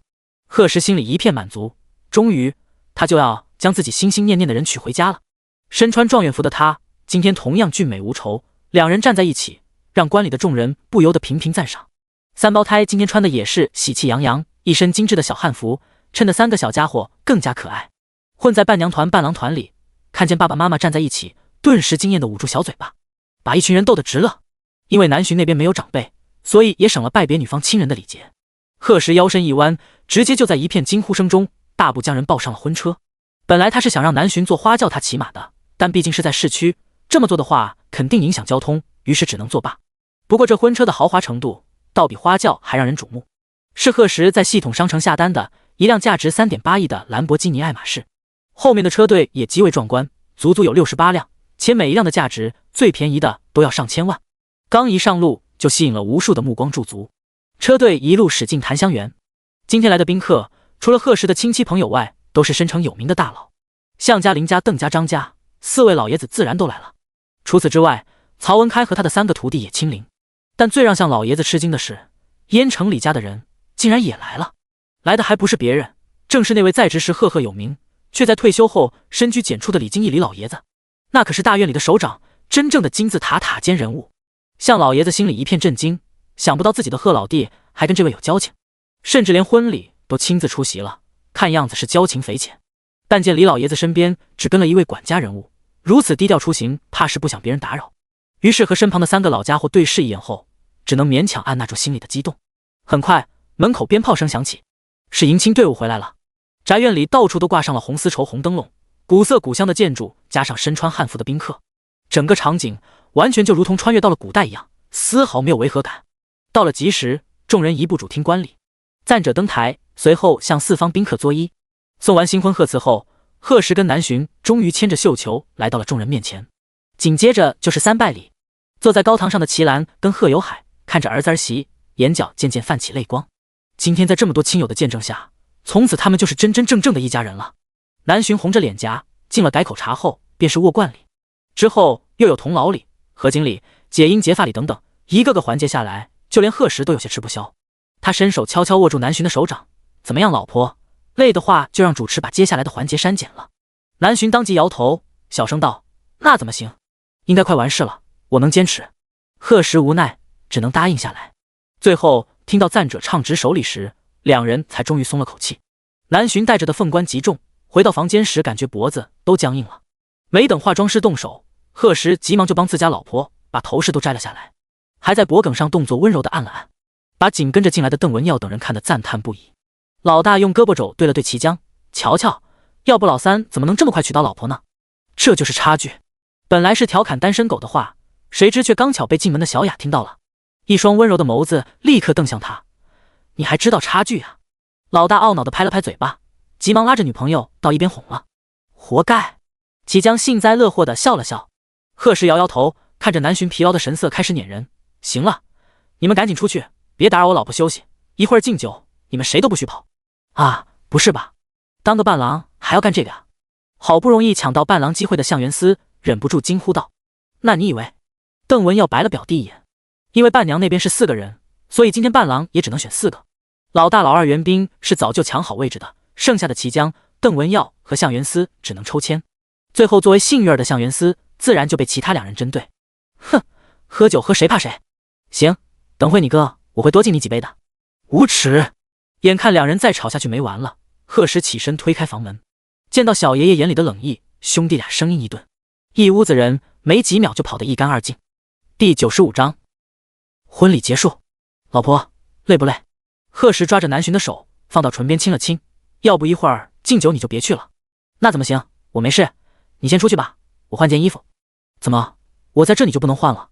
你身上哪里我没？贺时话音未完就被南浔气呼呼地捂住了嘴巴。给我闭嘴，那边化妆师还等着呢。行，我不说了还不行？他老婆这脾气是越来越大了，不过也都是他惯的。贺时想想心里还挺有成就感，他垂下头，在那双红唇上飞快地亲了一口。那我先出去了，一会儿你换好了让人叫人。知道了。看着贺时的身影消失在门口，南浔的脸上满是笑意。贺夫人跟贺先生的感情真好。一旁的化妆师左云忍不住羡慕道。他在家里工作了5年，跟装过很多豪门家族的新婚夫妻，但是没有一对像今天这样。2人相处时有着说不出的默契，好像已经在一起生活了很久很久。每次对视间都是毫不掩饰的情谊，很多小细节里也都能看出2人对彼此的在意。句句不谈爱，却处处都是爱。南浔闻言笑意更深了几分。他在左云的帮助下脱掉一身繁琐的嫁衣，换上另一件红色的汉服。为了方便敬酒，所以选的是窄袖齐腰的款式，臂弯上还挽着一条长长的披帛，长发披散，头上戴着华丽精美的串珠头饰，搭配精致的复古妆容，跟古代的公主一样，太漂亮了。左云满眼惊艳地说道。南浔站在镜子前满意地转了一圈，谢谢，辛苦了。等贺时也换完衣服后，夫妻俩相携来到了后庭院。这里景色宜人，比主楼里更适合摆酒席。坐在凉亭下，可以一边赏景一边喝酒，也不失为一种乐趣。夫妻俩当先来到了李金义李老先生那桌，这次一起来的还有李子木的妻子成年和女儿安安。让贺时意外的是，像老爷子几个还有曹文开曹大师也坐在这桌。以他这位结拜大哥的聪明劲，肯定不会主动来打扰，他猜测应该是李老爷子邀请的。果然，李金义笑着道：人多坐，一起热闹。随后祝福了一下小夫妻新婚快乐，又叫人送上贺礼。谢谢李老爷子，破费了。贺时跟南浔礼貌的道谢接过，又交给一旁的伴郎。贺小兄弟，这宅院的景色可真不错，不知道是请的哪位园林大师设计的。听了李金义的话，贺时微微一笑，我自己瞎搞的，老爷子要是喜欢，有空可以多来这住段日子。那可真了不得，有时间我一定来叨扰。2人聊得投机，却不知道一旁的向老爷子等人心里已经是惊涛骇浪了。他们4家虽然在申城很有势力，但跟燕城李家还是无法相比，毕竟那可是在政界军界都颇有名望的大家族。只是没想到这贺时年纪轻轻，竟然能跟李家的老家主如此交好，而且竟然连李家的大儿媳也来了。如此看来，他跟李家的后辈关系也不错。几个老家伙一直竖着耳朵，听到贺时提起李大哥时，当即露出果然如此的表情。他有任务，早就回队里了，不过让我带了新婚贺礼来，还说下次一定要在燕城宴请你和弟妹。贺时没想到这李子木这么讲义气，2人也不过是就见过一次而已。当然，他跟李金义也只见过一次。之前送请帖时，他也没想过这李老爷子会亲自前来。如此有诚意的一家人，倒让贺时更坚定了要与之交好的心。请嫂子帮我谢谢李大哥，等去了燕城，一定跟他不醉不归。成年笑着应下，我一定转达。桌上的其他几位老爷子随后也紧跟着送上祝福和礼物。简单聊了几句后，贺时每人敬了一杯酒，这才去了其他桌。夫妻俩不知道的是，短短这么一会儿时间，那些同来婚礼的宾客心里已经满是震惊，特别是贺时的大学同学们。短短几个月没见，他们没想到鼎鼎有名的贺校草，在他们还为了工作转正焦头烂额时，人家有了自己的企业不说，还跟这么多大佬级人物交好。见到那些平日里眼高于顶的富家子弟们向贺时夫妻恭敬敬酒时，他们更是眼珠子都要掉出来了。有耳尖的听到他们对两人的称呼后，顿时开始怀疑人生，就连贺家人也差点惊掉了下巴。本来正美滋滋喝着小酒的贺老爷子，突然被个年轻人叫高祖父，吓得杯子都掉了。后来还是南巡笑着解释了一下事情的经过，所以堂弟就这么成了爷爷呗。贺成听得目瞪口呆，牛批！要是他被一圈同龄人，甚至是比自己大的叫爷爷，想想就爽死了。更别说还被那些有头有脸的成功人士叫小叔叔，这个辈分大的，他做梦都梦不到这场景。宴会结束，送走所有宾客时，已经黑天了。不出意料的，向元嗣被灌趴下了，而且动手的还是他的好表哥。老大、老二还有袁彬也有些醉意，贺时晚上直接让他们在檀香园休息了。伴娘们也被南巡领到了客房。至于其他的亲朋好友们，有其将安排，倒是不要他操心。三胞胎也有爷爷奶奶照顾，于是贺时和南巡早早就回了新房。一张紫檀木制成的极大木床被摆在卧室的中央，四周挂着大红色的薄纱床幔，床单被套也都是红色的。床上还摆着红枣、花生、桂圆等等，寓意着早生贵子的干果。两人住的卧室是2楼主卧，面积极大，光阳台就有几十平米。别看装修的古色古香，但其实到处都是高科技。与之相连的有小客厅、影音室、浴室、衣帽间，还有贺时的书房和南巡的画室，都跟卧室相通，组成了一个极大的套间。南巡坐在梳妆台前，任由贺时帮他卸下发饰，又梳理好长发。他平时习惯素颜，这次婚礼还是他第一次浓妆艳抹。本来只有5分的妩媚，瞬间被放大到了10分。贺时伸手在那精致的眉梢上摸了摸，又一路下滑到耳垂，低声呢喃道：“老婆，你真美。”南巡的脸颊渐渐染上漂亮的粉红，室内的温度也开始一点点升高。第96章出发蜜月旅行。窗外不知何时下起了淅淅沥沥的小雨，打在院中的绿植上，随后又浸湿了庭院，一直到凌晨才渐渐停歇。叮！恭喜宿主婚礼顺利举办成功，补贴豪华私人岛屿1座，已开发建造完成。刚要进入梦乡的贺时，被系统突如其来的声音吓得猛地一激灵。他打开床头灯，迷茫地坐起身子，过了好一会儿才反应过来系统的话。私人岛屿？贺时疑惑地问道。躺在一旁的南巡似乎是被他起身的动作惊到了，不安稳地哼了几声。贺时立马把人又往怀里搂了搂，一边轻拍着后背，一边哄道：“乖乖，睡吧。”见那皱起的眉头重新放下，他心里才松口气。而系统冰冷的机械声这时才响起：“是的，宿主，该岛屿是全球最大也是最豪华的私人海岛，且四季温暖如春，岛上所有设施已建造完毕，豪华庄园、农场等等应有尽有，宿主可以随时入住。”贺时闻言暗暗啧舌，没想到办个婚礼竟然还有意外之喜。正好他要送给自家老婆的游轮也已经在制造中了，到时候一家人可以到岛上生活一段时间，悠闲自如的种田生活，他向往很久了。贺时美滋滋的想了好一会儿，才重新躺下。第二天一早，除了齐兰和贺有海，所有人都毫不意外的起晚了。等这群伴郎伴娘终于从床上爬起来时，已经快中午了。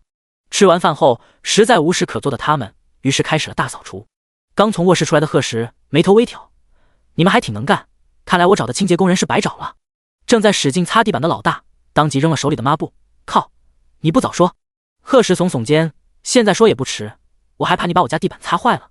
那地板可是用极为珍贵的木材铺就的，还有地毯，全是私人定制的，都有专业的清洁手法，不能胡乱用水洗。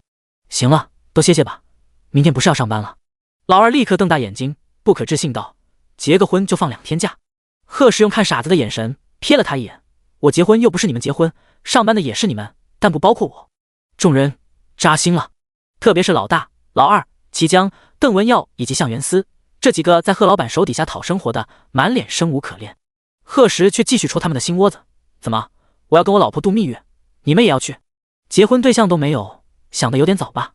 老大几人麻蛋，想以下犯上怎么办？所以还是老实工作吧。”丢下这么一句，贺时就径直去了厨房。他老婆马上醒了，他得准备好爱心午餐。而留在原地的几个大男人对视一眼后，继续拿起了抹布。收拾不了老板，我们还收拾不了他家的地板吗？今天非给他擦秃噜皮不可。一直坐在一旁吃瓜子看戏的女士们无语的摇摇头，幼稚。贺家人和袁彬2口子又在申城住了3天，才被贺时用私人飞机送走。热闹好几天的贺家就这么重新安静了下来。不过这场世纪婚礼却彻底在申城火了，贺时跟南巡的名字也在微博热搜上挂了好几天，但也仅此而已。有系统补贴的黑客技能，除了贺时在万家核行千里的董事长身份，网上的人扒不出任何其他信息。与他们一家人有关的任何视频、照片资料，还没等传到网上，就会被拦截销毁。而正当这件事被全网热议时，贺时跟南巡已经在去往度蜜月的路上。当然，同行的还有3只小电灯泡。本来他们是打算婚礼第2天就出发的，但那时贺家人还没走，夫妻俩也想带着贺老爷子和老太太在申城好好玩一下。结果送走贺家人后，在建的总部大厦那边又出了点小问题，原本定好的完工日期可能要延迟。为了解决这件事，贺时又忙了好几天，于是就拖到了现在。不过原本的旅行路线倒是没变，一家人第一站打算先去南方，也就是南巡的家乡那边看看，然后贺时想带老婆孩子去草原骑马，再去北极看极光，最后他们会去系统补贴的私人岛屿。等到回来时，南石集团总部也差不多建造完毕。飞机头等舱上，贺时给熟睡的南巡盖好毯子，又转头看了看3个小家伙，见他们睡得都很安稳，这才拿起手里的杂志继续看着。如此高颜值的一家，从上飞机开始就引起了所有人的注意，特别是那些向来眼光很高的空姐，早早的就凑到一起八卦，这到底是不是一家人啊？那对情侣看着也太年轻了吧？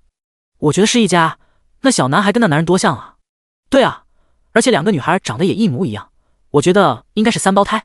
几人正讨论的火热，旁边一直安静的女孩突然说道：“那你们肯定感觉错了，长得像就不能是兄弟了。”一句话让气氛顿时冷了下来。这个女孩名叫木原，长得是几人里面最好看的，当然性格也是最高傲的。仗着家里有点资产，总是对其他人指手画脚的，所以飞机上的其他空姐都不喜欢她。此话一出，大家就明白，这位大小姐肯定是看上那年轻男人了。刚上飞机时只是惊鸿一瞥，那俊美的外表确实让他们心里也小鹿乱撞，但身旁跟着的漂亮女人却让他们的那点小心思立马消失得无影无踪。他们没想到这大小姐头还挺铁，虽然不得不承认木原确实很漂亮，但那也分跟谁比。外面的那位不管是身材还是外貌都直接秒杀她，真不知道这人是哪来的勇气。可此时的木原心思都在外面的贺时身上，对同事们的心思一无所知，满脑子都想着如此优秀的男人，他一定要去认识一番。第97章，到达春城，劳斯莱斯接人。木原走到餐饮间，拿起一个托盘，又倒上一杯红酒，回过头对其他几人说道：“看着吧，是什么关系？你们一会儿就知道了。”说完，人就朝贺时一家所在的头等舱走去。你们看他眼高于顶的样子。另一个身材高挑的空姐满眼不忿。乘务长无奈的摇摇头：“我们也去看看。”“对，看他怎么丢人呢？上赶着要做3，真恶心。”“先生，请问需要红酒吗？”木原人还未走近，就声音娇柔的说道。一双白嫩丰腴的长腿走动间若隐若现，饱满的胸部更是呼之欲出。正翻着书页的贺时老远就闻见一股刺鼻的香水味，眉头立马皱了起来。“站住！”木原微微一愣，随后声音更嗲了几分：“先生，请问有什么吩咐吗？”那做作的语气让躲在后面的几个空姐鸡皮疙瘩都快起来了。贺时仍旧垂着头，声音却冷了几分：“没人叫你在客人睡觉时要放轻声音吗？”木原身子一颤，在开口时语气不可避免的有些尴尬：“抱歉先生，我刚不是有意的。”说着又上前几步，想贴近眼前的男人。贺时终于抬起双眸，眼里的阴沉却让人呼吸都紧了起来：“把你们乘务长叫来。”一句话让木原以为自己幻听了，他顿时慌乱不已，不明白事情怎么会发展成这样，这完全超出了他的预计。原本和其他空姐一起站在后面的乘务长闻言立刻走上前：“先生您好，我是乘务长徐英。”贺时见他刻意压低了声音，脸色恢复了几分：“麻烦不要让无关紧要的人出现在我们一家面前。还有，这种质量的空姐都能上机，我现在严重怀疑你们培训人员的专业性。”徐英一听，冷汗都要下来了。这要是投诉到总公司，那他这个乘务长也不用干了。“抱歉先生，这件事我一定会给您个交代。”他眼神严厉地看向木原：“还不过来道歉？凭什么？我又没犯什么错。”木原脸上满是不服：“只是说2句话怎么了？睡觉的这位又没醒，你就是这么称呼乘客的？这就是你的服务态度？”徐英已经快被眼前这位大小姐气死了，看这一家人的穿着就不是什么普通人，要是真计较起来，今天所有人都跟着麻烦了。恰巧此时南巡也悠悠转醒，一睁眼就看到身旁围了一圈人。他困倦地打了个哈欠，疑惑地问道：“怎么了？”一直安静的小鱼儿突然回答道：“妈妈，有人要勾引爸爸。”南巡一听，困意全无，原本慵懒的气质瞬间就变了。“哦，是哪个？站出来我看看。”向来话少的念念主动道：“妈妈，是那个瞪眼睛的阿姨哦。”两个孩子突如其来的声音让徐英等人尴尬不已，看向穆元的眼神更加不满。这大小姐的那点小心思，连这么小的孩子都看出来了，真丢人。而南巡闻言，上下扫了几眼穆元后，又重新趴到了贺石怀里。你那眼神什么意思？穆元气愤道。南巡伸手捂了捂红唇，没什么，老公，我还困。贺石温柔的给他顺了顺头发，这才眼神冷厉的看向徐英等人，现在道歉也没用了，别打扰我老婆睡觉。徐英心里一咯噔，面上满是苦涩，又说了好几句抱歉，这才带着其他空姐离开。而穆元早就趾高气扬的转身走了，他舅舅可是金翔航空分公司的高层，投诉又如何？他不信能把他怎么样？又过了1个多小时，飞机终于停靠在春城机场。贺石给李彤发了个信息，这才带着老婆孩子出了航站楼。机场外面早已有专车等在了那里，来接机的是南石在春城这边的负责人，名叫文志兴。听说董事长一家要来春城游玩后，他早就带人等在了这里。整整5辆霸气的劳斯莱斯整齐划一的停在机场门口，车门边还站了许多身穿西装的精英人士，让路过的行人无不投来好奇的目光。贺石抱着2个女儿，南巡拉着小鱼儿，一家人刚一出现就吸引了文志兴的目光。他急忙带着手下人迎上去，欢迎贺董，欢迎夫人。贺石点点头，有事上车说。文志兴擦擦额角并不存在的冷汗，急忙应道：好的好的。一行人很快消失，而这一幕恰巧被出了机场的徐英、穆元等人看到。徐英看了呆滞的穆元一眼，淡淡道：祝你好运。随后就和其他人先一步离开了。穆元拉着行李箱的手狠狠握紧，一种莫名的恐慌忽然笼罩着他。包里的手机正好在此时响起，他忐忑不安地按下接通。舅舅，什么事？电话那边立刻传来刘威的怒吼：什么事？你还问我什么事？刚惹了谁你心里不清楚吗？穆元咽了咽口水：舅舅，我刚总部亲自那边打来的电话，说你被解雇了，就连我这个负责培训的经理也被撸了职位，你心里还没点数吗？穆元满脸不可置信：不可能，这不可能，怎么会是总部？难道那个年轻男人是总部的高层？现在说什么也没用了，赶紧给我回家。穆元看着挂断的电话，在原地怔怔地站了很久，才想起什么。对，我要打电话给爸爸，爸爸一定会想办法的。而这边贺石一家已经在文志兴的陪同下入住了春城最豪华的5星级酒店。看着李彤发来的资料，坐在沙发上的贺石眼神微冷。金翔航空公司有他60%的股权，没想到底下一个小小的分公司还会有这么多的阴谋交易，竟然敢利用职位威胁培训空姐，还以权谋私，让外甥女顶替了其他人的位置，这刘威实在可恶。跟穆家有关吗？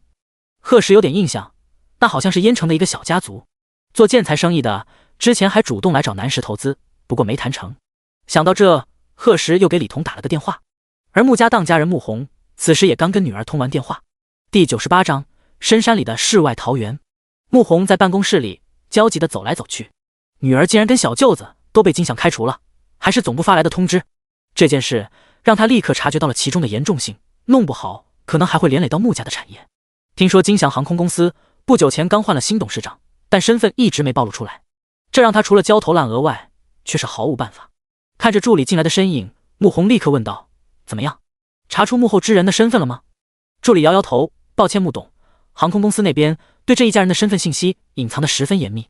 随后又犹豫道：不过我怀疑小姐这次得罪的人很可能就是金翔航空的新董事长。话落，穆红的脸色顿时凝重起来。如果真是这样，那麻烦就大了。穆氏集团虽然在燕城也能排到前100，但跟金翔这种大公司还是无法相比。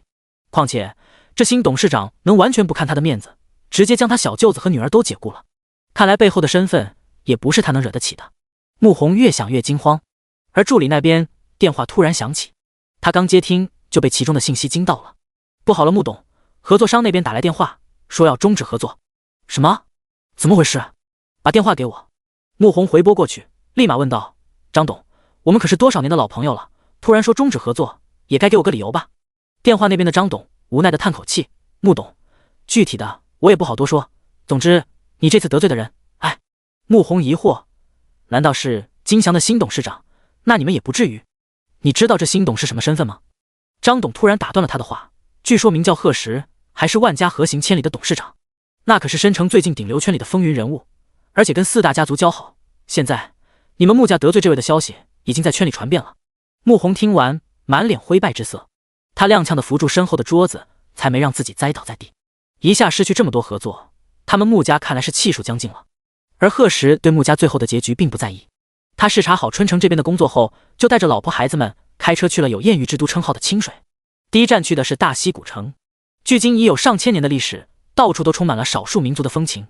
贺石带着南巡去了他想去的古镇酒吧，一家人又参加了火把节。他还是第一次看见自家老婆穿少数民族的服饰，双眸中满是惊艳。南巡心里一动，打算等回了寨子，把他巫族的服饰也穿给贺石看看。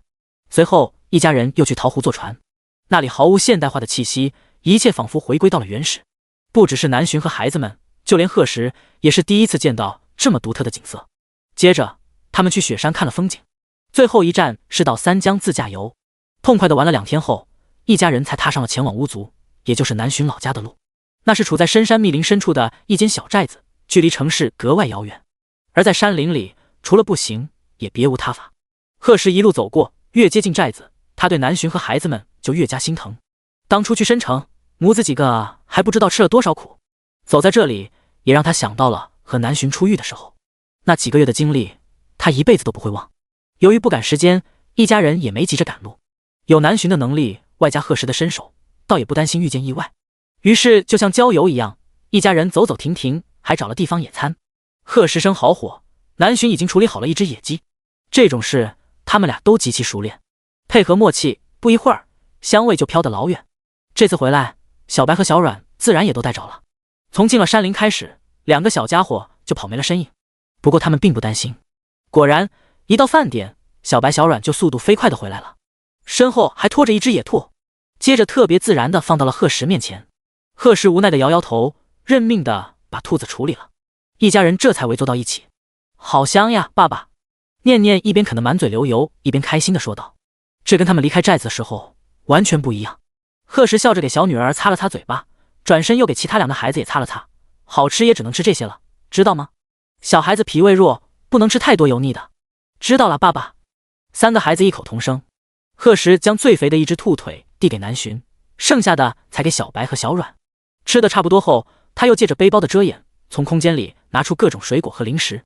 老公，你也准备的太充分了吧？南巡满眼惊喜地说道。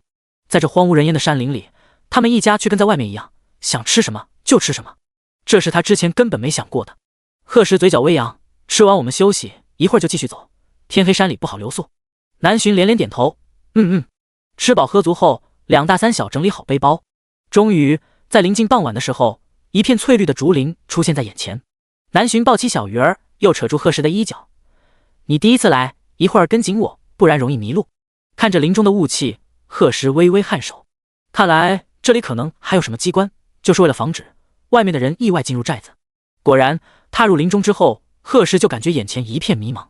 他紧了紧抱着孩子的手臂，贴着南巡小心翼翼地往前走，脚下倒是没有什么不妥，相反极为平坦，应该是有人时常走。过了大概有10多分钟后，视野一亮，贺石发现自己正站在某个半山腰的峭壁边。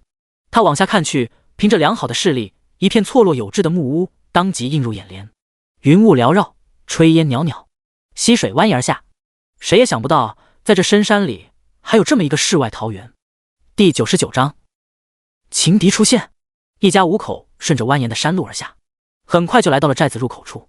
贺石发现这里的房屋大多都是2层高的小楼，楼前是用篱笆围成的小院，院中倒是很少养什么家禽，倒是晾晒着不少东西。他走近看了一眼，发现竟都是些中草药，而且还是外界很稀有的草药。恰巧此时地里农作的人也相继回来。小寻，是你吗？一个系着长围腰、头戴包巾的中年妇女快步走到南巡面前，不可置信地问道，一张布满细纹的脸上满是激动。南巡立刻露出笑容，廖阿婶，是我回来了。看着熟悉的长辈，他心里也满是重逢的喜悦。廖阿婶是除了阿妈以外对他最照顾的人，当年生下3个孩子，要不是这位，凭他自己和生病的阿妈根本照顾不过来。3胞胎这时也跑上前，围着廖阿婶亲热的撒娇，嘴巴甜的让廖阿婶像吃了蜜一样。婶婆，我好想你啊！婶婆，我最想你！念念最想你！眼看3个孩子再争起来没完了，南巡连忙拉过一旁的贺石，介绍道，廖阿婶，这是我丈夫贺石。廖阿婶闻言，这才注意到南巡这次回来还带了个陌生人，他顿时收敛了脸上的笑意。贺石上前一步，礼貌道，廖阿婶，初次见面，您好。看着眼前的年轻男人，廖阿婶上下审视了好长时间，容貌出色，礼数到位，确实没什么可挑剔的地方。这时，周围的其他族人也热情地围了过来。他们寨子虽然相对封闭，但倒是不排外，这让贺石也松了口气。而对于他的出现，特别是得知这就是族长的结婚对象后，这些族人对他更多的却是好奇。小寻和孩子们回来了，是族长回来了，快去通知长老们。贺石一家在一群人的包围下，慢慢往寨子里走去。走在后面的廖阿婶拉着南寻悄声问道：“他就是小鱼儿他们的亲生父亲吗？”南寻轻轻嗯了一声，面上是显而易见的幸福之色。廖阿婶见状，欲言又止，最后也没再多说什么了。当初南寻突然被他阿妈带回族里，没过多久肚子就大了起来，还坚决要生下孩子，谁劝都不行。后来虽然族里人都很照顾他们母子几个，但南寻一个小姑娘还是吃了不少苦。廖阿婶从那时开始就对孩子父亲很是不满，虽然后来知道那男人也不是有意抛弃妻子，但还是没法放下芥蒂。得知南寻要带着孩子们去找他们的亲生父亲时，自然极力阻拦。他很怕南寻母亲的悲剧再次发生，可没想到南寻这才去了多久，两人竟然快连婚都结了，而且还将这男人带了回来，这是廖阿婶意想不到的。但现在看一家人貌似过得很好，他也算心里有了点安慰。这时，一个身材高大、面容硬朗的男人突然大步走了过来，看着南寻，眼中闪过激动：“小寻，你回来了！”石野。贺石听到声音也跟着看过去，两个男人就这么对上视线。虽然只有几秒，但贺石还是察觉到了其中暗藏的一抹敌意。他心里微动，看了眼一旁的南寻，顿时明白过来。石野不动声色地说道：“爷爷让我先来迎接下贵客，不知这位是？”南寻拉着贺石的手紧了紧：“这是孩子们的爸爸，也是我丈夫。”一句话让石野的脸色瞬间失落了几分。他跟南寻从小一起长大，本来只是把她当作妹妹，直到他离开寨子后，他才明白自己的心意。可惜那时一切都晚了。他从小看着长大的女孩，在回来时竟然怀了别的男人的孩子，这让他很是痛苦。本来他已经下定决心，不管南寻心里有没有他，他都可以照顾他和孩子们，没想到却遭到了果断拒绝。想到这，石野的心里就满是不甘。看着男人长得跟小白脸一样，他不知道有什么值得南寻喜欢的。他紧了紧拳头，短短几秒，脸色已经恢复了正常，并且主动伸出手：“我叫石野，不知这位贵姓？”贺石看着眼前布满老茧的有力大掌，面色如常地握上去。贺石，两只手掌，一只粗壮黝黑，一只修长白皙，对比十分强烈。石野得意一笑，手上开始用力，可是很快他就笑不出来了。这小子怎么力气这么大？石野满眼都是不可置信，明明看着弱不禁风的，这是怎么回事？贺石却嘴角微扬，手上再一用力，石野已经控制不住的倒退了2步。看见这一幕，南寻脸色直接冷了下来：“石野，你什么意思？这就是石长老教你的待客之道吗？”看到他毫不犹豫的把那男人护在身后，石野心里一阵苦笑：“抱歉，是我失礼了，希望不要有下次。”南寻说完，拉着贺石就走。看着自家老婆这么维护自己，贺石本来还有些吃醋的小心思顿时消散了。巫族除了南寻这个族长外，还有3位长老，石野的爷爷就是其中之一，另外还有一位苗长老和一位花长老，都已年过70旬，看着倒是很有威严。不过在面对南寻时却很恭敬，对贺石的到来也表示欢迎，没表现出什么不满，这让贺石感觉有些意外。后来还是南寻解释道：“我们族里向来以实力为尊，他们没本事赢过我，当然不敢有意见。”贺石挑了挑眉，原来我老婆这么有威严。他也是来了之后才见识到，那些族人简直是以他马首是瞻，连带着对他这个外人也很客气。嘿嘿，低调低调。南寻一边说，一边将桌上的银饰一一佩戴好。他笑着转过身子，还在贺石面前美美的转了几圈。怎么样，我穿这个好看吗？色彩鲜艳的刺绣长裙，珠光璀璨，做工极为精致，头上戴着银饰，2条粗长的辫子搭在肩头，而胸前和腰上也都挂着各种银链，走动间叮叮作响，极为动听。贺石看得眼中异彩连连，直接上前揽住老婆的腰肢，夸赞道：“好看，特别好看。”南寻面颊微红：“那我带回申城，到时候经常穿给你看。”自家的老婆的好意，贺石怎么可能拒绝？当即答应下来。第100章出发私人岛屿。南寻家住在寨子的最中心位置，这房子是他妈妈还小的时候家里盖的。南寻的房间不是很大，但却布置得很温馨，随处都摆着充满童趣的小玩具。贺石伸手摸了摸床头的布偶，眼中满是温柔，似乎可以想象到他老婆小时候抱着这小东西玩的情景。南寻看见了，嘴角微扬：“这些都是我阿妈亲手给缝的，她针线功夫特别好。那栩栩如生的小老虎、小兔子让贺石很是赞同。等给阿妈上完香，再住2天，我们就离开吧。南巡突然说道。不多待一段时间吗？贺石有些意外，他以为至少要在这住个10天半个月的，毕竟老婆和孩子们都好不容易回来一次。南巡摇摇头，不了，你不是说要去私人岛屿玩吗？我都有些迫不及待了。贺石失笑，宠溺地刮了刮他的翘鼻，都听你的。夫妻俩换好衣服后就出了门。廖阿婶已经在家里准备好了晚饭，而3胞胎也被先带去了。2人到的时候，饭桌上已经摆好了饭菜。精致的2层小楼，但看着却有些冷清，屋里的摆设也不多。贺石这才知道，原来廖阿婶是一个人住，这让他有些意外，但聪明的没有多问。桌上的食物多以酸辣为主，倒是很符合他们一家人的口味。席间气氛也很和谐，而且有孩子们在，一直笑声不断。看他们一家人相处如此融洽，贺石对老婆孩子们又很照顾，那熟练劲并不像作假，廖阿婶也算放下心。第2天上午，南巡早早的就带着贺石跟3个孩子上了山，在距离寨子几百米远的一座小山坡上，南巡的阿妈就葬在那里。贺石一手拎着香烛，一手拉着老婆孩子，走到墓前时，心里说不出是什么心情。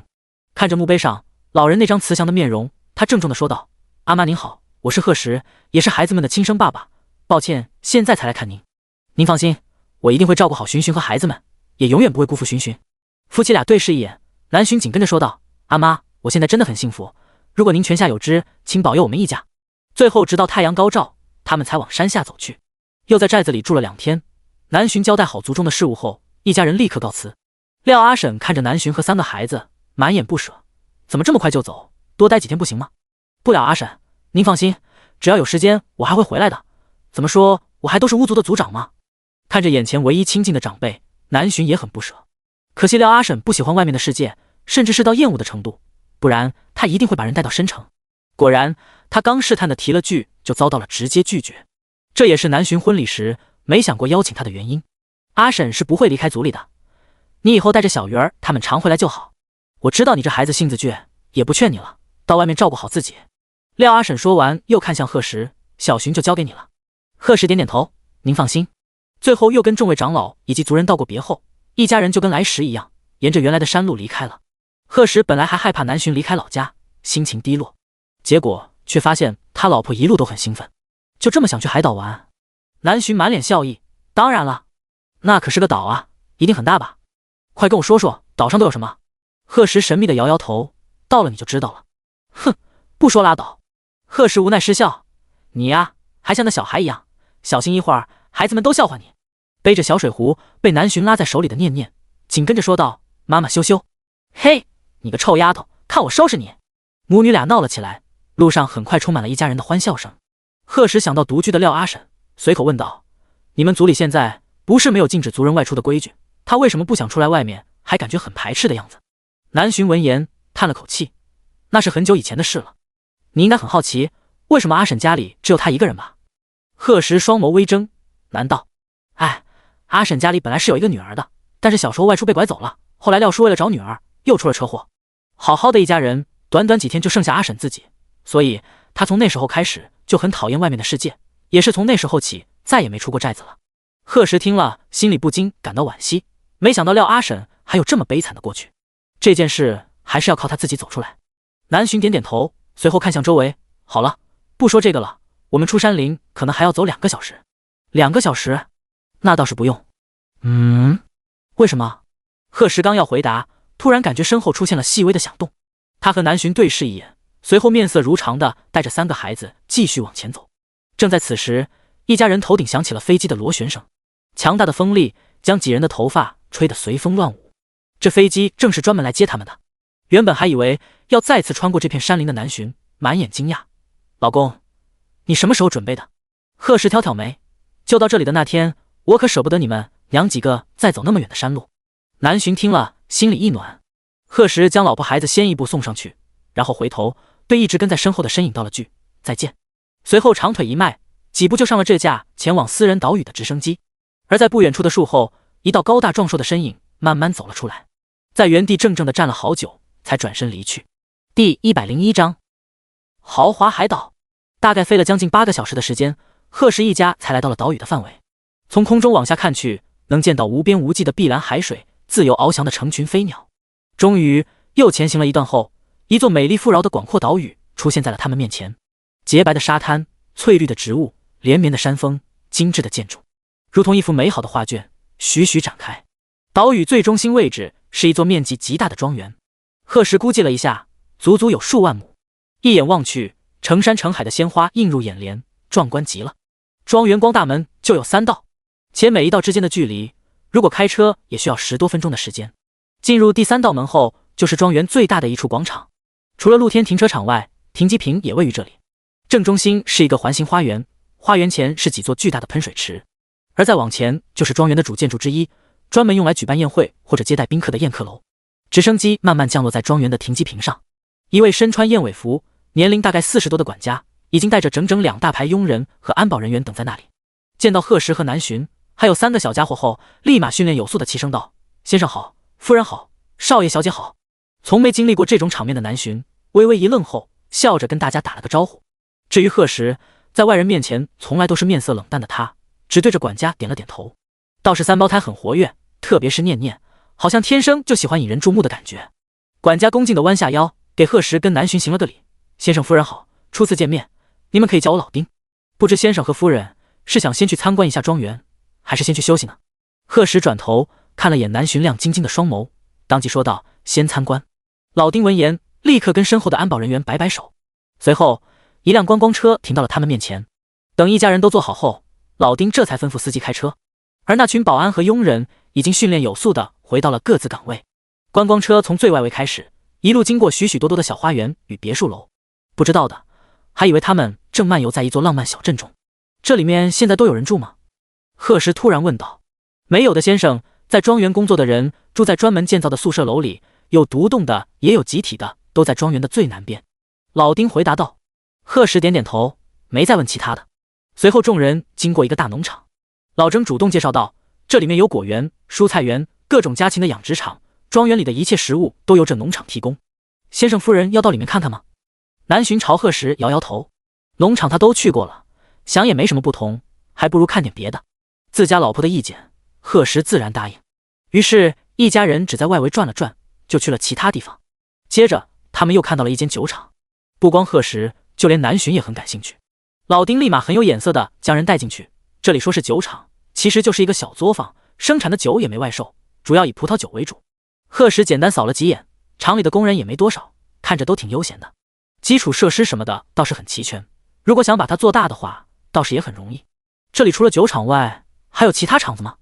有的，先生，牛奶、面包、酱料什么的都有，不如我带您去亲眼看看。于是，一家人又接连走了好几个地方。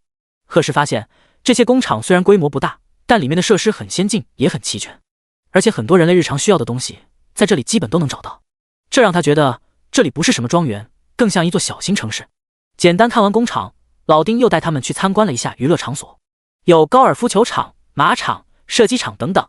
另外，这座庄园的景色也是一绝，3面都被花海包围，里面的花自然也是应有尽有，大大小小的花园随处可见。最让南巡喜欢的就是那玫瑰园，里面不只有鲜艳的红玫瑰，还有黄玫瑰、白玫瑰、粉玫瑰等等，放眼望去，一片接着一片，极其震撼。南巡已经想好，到时候要用这里的花做各种甜品了。而这花园也正好位于他们住的主楼后面，站在阳台上，能把整个花园的风景尽收眼底。主楼就建在整座庄园的中心点上，像童话里的城堡一样，地上有6层高，地下还有3层，面积极大。贺时一进到里面，就满意的点点头，不愧是系统补贴的东西，装修的含蓄又不失格调，而且处处都透着精致。但就是来来往往的佣人太多了，于是贺时让老丁重新安排了一下，把厨房的人留下，其他人则每天固定时间来打扫卫生就好。这让南巡也很满意。庄园里实在太大，短短一会儿功夫自然参观不完。眼看3个孩子都累困了，夫妻俩直接把人抱到了房间。系统很是贴心，准备的儿童房极其奢华梦幻，旁边的玩具房更是如同游乐场一样。等他们睡着后，夫妻俩也回了位于5楼的主卧室。这里整整占据了楼层1半的面积，光是那浴室就有近100平。贺时看着偌大的按摩浴缸，眼睛微亮。放完水后，扛起南巡就大步迈了进去。你干什么？放开我！老婆，我帮你洗澡。我不用你。累了一天，贺石确实也没做什么，他将南浔用浴巾包好，随后一路抱到了卧室的大床上，并在他红嫩的脸颊上轻轻吻了一下。你先睡会儿，吃饭了我叫你。见老婆乖乖点头，贺石这才拿着手机一路去了阳台。他打开视频，给齐兰和贺有海看了一下周围的环境，老两口立马来了兴趣。岛上也有农场吗？贺石微微一笑，可不止农场，各种场都有，而且就在这庄园里，比我们在申城的面积还大。齐兰一听更加期待，那我到时候带老齐夫妻一起去玩。对了，你们要在那住多久？可得把我儿媳妇和孙子孙女们照顾好了。1个星期吧。贺石无语，合着就他这儿子是捡来的呗。电话那边的齐兰却点点头，行吧，你们好好玩，家里不用担心。接着就干脆利落的点了挂断。贺石身后，南浔打着哈欠慢慢走了过来。妈说什么了？没什么。贺石自然的将人拉到怀里。睡不着吗？我想和你一起睡。男人当即嘴角微扬，感觉这里跟你想象的一样吗？那可比想象的差别大了。南浔满眼兴奋，毕竟这么大的庄园可是他从没想过的。我都想一辈子待在这，不过想也知道不可能，至少现在不可能。贺石低头吻了吻他的红唇，放心，我们以后常来。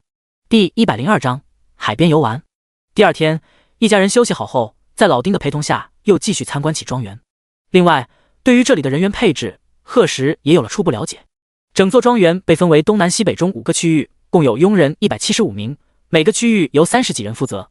由于现代化设施比较多，所以别看庄园大，其实这些人的工作并不繁忙。除此之外，在农场、酒厂等地的工作人员也有200多名，但最多的是负责庄园安全的安保人员，足足有近1000名。贺石听到这个数字时，眉头微挑，看来这里的安全问题倒是不用担心了。不过这样一来，对于这座岛屿的日常运转所需要的花销也很大，但以他现在的身家，这些完全不用考虑。直到把这里的大概建筑摸熟悉了，贺石才带着老婆孩子们开始了岛屿探索。除了庄园外，岛上占地面积最多的就是连绵不绝的山峰。一家人带着帐篷找了一个风景秀丽的地方，开始安营扎寨。看着脚下漆黑的土地，贺石不知为什么有种异样的感觉。这时，蹲在溪流边玩耍的小鱼儿突然大声喊道：爸爸，快来一下！怎么了儿子？贺石大昂即扔下工具，大步走了过去。小鱼儿摊开手掌，好奇地问道：爸爸，你看这是什么？好漂亮！贺石闻言垂下目光，双眸猛地一震，只见一块晶莹剔透的玉石正躺在小鱼儿白嫩幼小的掌心里。他伸手接过，这才发现玉石上面还萦绕着旁人看不见的金丝，就和他当初见到的古玩一样。随后2行蓝色的小字出现在眼前：老坑玻璃种翡翠，品质上等，价值约1500万。贺石突然有些嫉妒儿子的运气了，出来玩个水竟然都能发财，这简直比他这个有系统的爹还离谱。他疑惑地问道：哥哪捡的？小鱼儿伸手指了指河面，就那里。贺石看了几眼后，又抬头看向周围的山势，不由得浮现出一个夸张的想法：难道这岛上有玉石矿脉？想到自己的顶级鉴宝能力，他心里一动，在周围仔细转了一圈。可惜的是，眼前没有任何文字信息出现。无奈，贺石只能先将这件事放到一边。他将玉石还给儿子，叮嘱他自己收好，父子俩这才回去继续搭帐篷。而那边去捡树枝的南浔也已经带着2个女儿回来了。贺石将儿子捡了翡翠的事告诉了自家老婆。南浔惊讶了一会儿后，就心大的将这事抛到了脑后。天大地大，现在都没有好好玩最大。在山里野营了一天之后，贺石一家又开车去了海边。同行的还有老丁以及2名佣人和5名安保人员。这里建了一座颇为豪华的度假村，可惜里面空无一人。因为这座岛贺石不打算对外开放，他想留给家里人闲时来度假。换好衣服后，一家人来到了洁白的沙滩上。贺石夫妻俩并肩躺在躺椅上，而3个孩子早就在佣人的陪同下去一边玩沙子了。看着远处碧蓝的海水，南浔忽然问道：去游泳吗老公？贺石看了眼自家老婆身上的长裙，又瞥了眼站在一旁的几个闲杂人等，摇摇头：这有室内泳池，你想游泳的话我们去那里，这外面太晒了。以他老婆的臭美劲，游泳肯定要换泳衣，这福利当然只能他一个人看。南浔却没发现什么不对，看着头顶的大太阳，立马妥协道：好吧，那我们晚点去。过了一会儿，念念拎着个小桶子，开心地朝这边跑来。爸爸，你看我捡到一个很好看的贝壳，像星星一样哦。贺石上前给女儿擦了擦脸上的沙子。爸爸知道了，那我们一会儿给她带回家好不好？好。念念高兴地答应，这才发现周围没有了南浔的身影。他疑惑地问道：妈妈呢？明明刚刚还在的。妈妈去给你们榨果汁了，一会儿就回来，去接着跟哥哥姐姐玩吧。好的。看着女儿跑远的身影，贺时戴上墨镜，重新躺回椅子上。头顶碧蓝的天空让他心里十分惬意，这样的日子可真爽。过了没多久，南巡果然回来了，手里还端着一个极大的碗。贺时觉得或许说盆也不为过，不等佣人动手，他急忙上前接过。你这是要用果汁把我们也几个灌饱？南巡讨好的笑了笑，哎呀，不小心弄多了，但真的很好喝，我觉得我都可以去开个什么奶茶店了。真的假的？贺时试探的尝了一口，随即眼睛一亮，没想到他老婆还有这天分呢。不错不错，要是你老公我哪天破产了，你就可以养我了。哼，那你到时候的好好伺候我。我平时伺候的还不好吗？看着男人似笑非笑的表情，南巡知道这家伙又在耍流氓了，狠狠地瞪了他一眼后就跑去叫孩子们。这时管家老丁也走了过来，先生，烧烤用具已经准备好了。贺时点点头。等那一大三小回来后，他们就移步到了身后的小花园里。第103章，陌生游轮，剧组到来。一家人正吃得高兴，外面的一名安保人员突然跑了进来。先生夫人，不远处有一艘轮船正在朝岛屿方向驶来。贺时眉头微挑，看向一旁的老丁，以前这种情况你们都怎么处理的？他的这座私人海岛虽然位置很隐秘偏远，但凡事总有意外。作为庄园管家，实际也是这座岛屿管理者的老丁，贺时不相信他会没有任何解决办法。果然，老丁回答道，距离海岛2公里远的位置，我们有专门负责拦截的安保人员，正常情况下不会有船只过来的。现在看来应该是出了什么意外。随后他又看向那位安保人员，那轮船距离岛屿大概还有多远？不到1公里。跟负责巡逻的人联系了吗？刚联系了一次，可惜没联系上。老丁当即对贺时说道，先生，我先过去解决一下。贺时微微颔首，去吧。过了大概有10分钟，老丁脚步焦急地回来了。先生，来的是大陆的某个剧组，本来是来海上取景的，后来因为遇到暴风雨，偏离航线迷了路，现在船上有人受了伤。您看。贺时立刻放下手里的餐盘，叫医生了吗？老丁闻言松了口气，我已经给庄园的齐医生打了电话。行，先去把人安排到度假村里，我这就过去。好的，先生。看着老丁走远的身影，贺时拉过南巡的手，你先带孩子们玩一会儿，我很快就回来。南巡急忙应下。贺时出了小花园，一路往度假村的宾客休息区走去。路上正好遇到了这次负责海上拦截工作的安保小队长。抱歉先生，是我私自做主将人放了过来，实在是那人伤得太严重了。贺时摆摆手，那你也是好心，不过之后为什么不主动联系岛上？我通讯器坏了。贺时脚步一顿，眼神立马冷了下来，难道所有人的都坏了？那安保小队长顿时冷汗直冒，抱歉先生，我当时太着急了。看着大老板阴沉的面容，钟飞的心里越发慌张。他今年刚来岛上工作，因为平时表现优秀，再加上身手好，这才被选为小队长，手下管着10多个人。今天见有船只过来时，他本来想像以前一样拦截的，但没想到上面竟然坐着他喜欢的明星池碧，再加上看到有人受伤后，他就犹豫了。池碧哀求了好久，说船上没有食物了，他们就来岛上简单休整一下，到时候肯定马上走。被女神这么恭维，钟飞心里的满足感油然而生，立刻就飘了。可是私自放人上岛，如果被领导知道，那他可能连工作都没了。所以他就想着悄悄放人到度假村这边休息一下，然后就让他们离开，到时候既获得了女神好感，又不会被领导处分。谁知会好巧不巧的遇上来这里玩的大老板。贺时看着他面容上掩盖不住的慌乱，就知道这里面有问题。开口时声音更冷了几分，这不是理由，你的事晚点再说。钟飞立马忐忑应下，好的先生。而休息室这边，副导演陈父紧皱着眉头问道，池碧，这样真的没问题吗？听说这岛屿的主人就在这里，一会儿会不会派人来赶我们？一个面容妖艳身材火爆的女人正坐在那里悠闲地喝着水。放心吧，庄西受了伤，这主人家不可能那么不近人情。话是这么说，但池碧的心里却很是火大，亏他跟那小队长浪费了那么多口舌，想到那男人刚着急让他们离开的场面，他就来气啊！庄西受伤还不是因为你，不喜欢就别吊着人家。说话的是同一剧组的女演员白芝，也是他们在拍的这部剧的女二，跟池碧向来不对付，有这种奚落他的机会自然不会放过。他就愿意救我，怎么的？你吃醋了？你狐狸精，不要脸！你要脸？要脸大半夜去敲人家的门？行了，都少说几句。眼看两人吵起来没完，导演于刚终于忍不住开口吼了一句。从这部剧开拍到现在，这两人就天天吵，偏偏背后都有大资本支撑，他们这些人也拿他们没办法。可现在都流落到这里了，还心里一点数都没有。要不是这次两人在海上的戏份多，他直接就用替身了。弄这么两个拖油瓶来，简直是麻烦中的麻烦。这时，一直安静坐在一旁的向元思说道：“我看一会儿，我们就跟这岛屿的主人好好说一下，看能不能让我们多留几天。因为目前看来，原路返回是不太可能了，只能等陈岛联系的人来这里接。”向元思越说越觉得倒霉，他演的只是这部剧里的一个小配角，算是男5号吧，偏偏戏份都集中在海上。本来他还很高兴出来玩的，可现在流落陌生岛屿不说，一会儿还不知道会不会被主人家扫地出门。他心里胡乱想到，要是这主人是个熟人就好了，万一再大发慈悲把他们送回去。于刚不知道他正做着美梦，闻言点点头：“小象说的对，咱们就等会儿吧，我已经跟投资商联系了，相信要不了多长时间就能有消息。哎，可惜的是咱们的海上戏份还没拍完，看来也只能回去用假景了。”于刚想想就觉得不甘心，他们拍摄本来好好的，谁知道会遇见这种事，现在严重耽误了剧组进度不说，还让所有人都陷入了慌张之中。如果岛屿主人不肯收留，凭他们船上的食物，整整10几个人根本撑不了多久。最让人担忧的是，如果再遇上暴风雨，就他们那小船直接被掀翻都有可能。这次只是被弄得偏离航线，已经算不幸中的万幸了。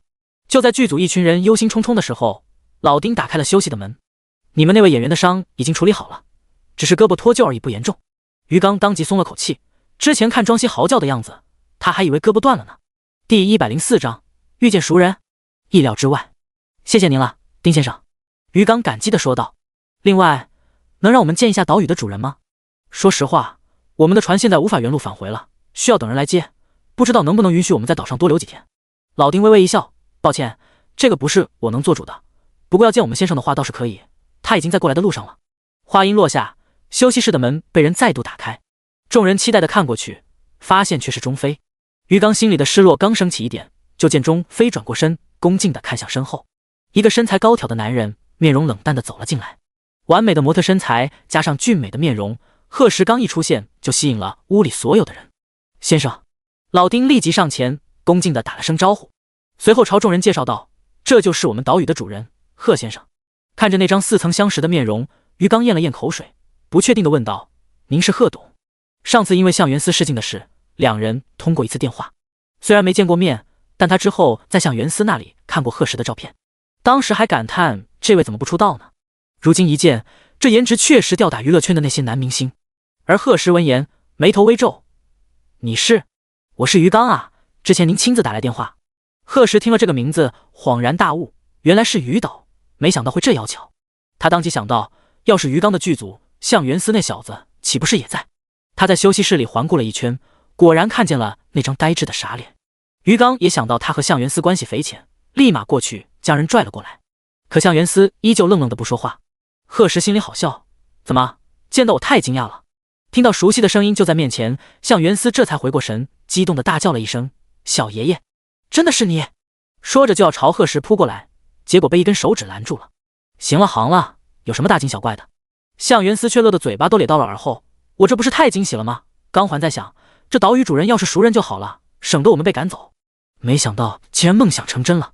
两人聊得开心，于刚的心也算落了下来。可他没想到，这贺董竟然辈分这么大。如果他没听错，向元思刚才叫的可是小爷爷。而那边一直注意着贺时的池碧和白芝，这时也走了过来。贺先生您好，我是剧组的女1号池碧。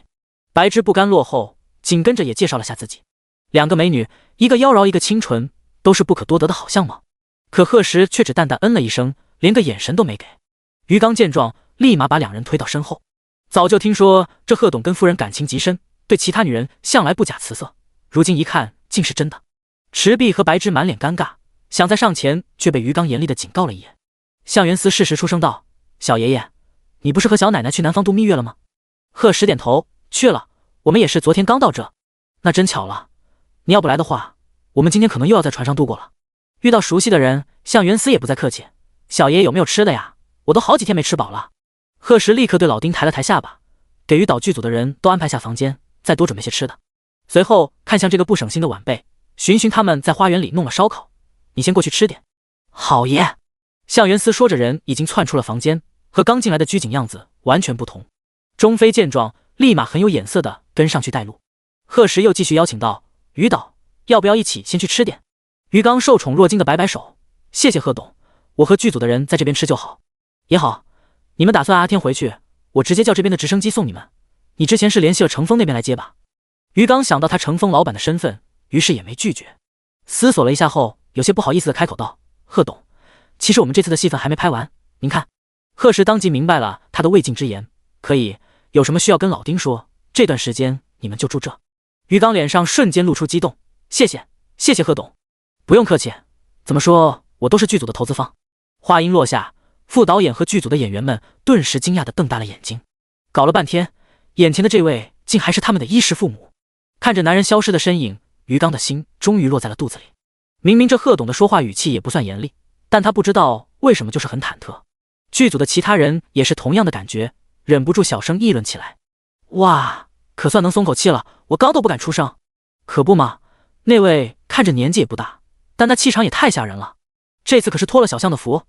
你没看着贺先生刚进来的时候，对上老丁似笑非笑的眼神，于刚尴尬的瞪向身后，一个个话那么多，是不是都不累？一句话，房间里霎时恢复了安静。老丁伸出手，朝众人示意了下，大家请跟我来。而那边向元司的出现也让南浔和三胞胎惊讶了一下。听完事情的整个经过后，南浔表示有点方，这也太巧了。向元司一边往嘴里炫肉，一边赞同道：可不，电视剧都不敢这么演。南浔见状，伸手给他倒了杯水，慢点吃。谢谢小奶奶。不客气。那你们接下来是继续拍摄，还是直接回去？向元司摇摇头，不知道，听导演的呗，我就是个小喽啰。这时贺石也回来了，恰巧听到他们的对话，直接道：你要在这岛上住段日子了？真的？那小爷爷，你们也住在这度假村吗？我们住在岛上的庄园。向元司立刻放下手里的肉，我能去参观吗？贺石跟南浔对视一眼，笑着点头，当然能，你也可以去那住，房间管够。第105章，贺真妻管严实。度假村临海而建，景色十分宜人，错落有致的建筑，占地面积极大，牢牢占据着岛屿北方位置。于刚剧组一行人到了老丁安排好的房间，简单休整后就相继来到了餐厅。哇，这也太丰盛了吧！陈父忍不住惊呼道。各种海鲜、肉类、蔬菜、水果应有尽有，足足摆满了3张大餐桌。于刚也是满眼惊讶，但更让他震惊的是，准备这么多食物，竟然才花了短短半个多小时的时间。这让他对贺石的财力瞬间又有了一个新的了解，心里暗暗告诫自己，以后得罪谁也不能得罪这位大佬。而他不知道的是，为了招待贺先生的朋友们，老丁现从庄园那边调了8个厨师过来。看着一个个庸人打扮的年轻男女，上完菜后立刻规矩地站在一旁，姿态礼仪都无可挑剔不说。于刚悄悄看了一下，每个人脸上的笑容弧度似乎都是一样的，这让他心里吃惊的同时，剧组的一群人也有些手足无措起来。这种乡下人突然进城的感觉，他们这群娱乐圈的知名人物还真是第一次体验到，就仿佛真的在拍一场豪门戏一样。而池碧和白芝却是目光闪烁，两人心中已经升起了同样的心思。如今看来，这位贺先生的身份肯定很不一般，不仅有一座这么大的私人岛屿，家里还有训练有素的下人，这不是妥妥的贵族少爷？最重要的是面容俊美，甩那些中年富豪油腻男不知多少倍。要是跟这样的人扯上关系，那他们在娱乐圈的地位岂不是能更上一层楼？打着这样的心思，池碧和白芝心不在焉的吃完饭后，默契的凑到于刚身边。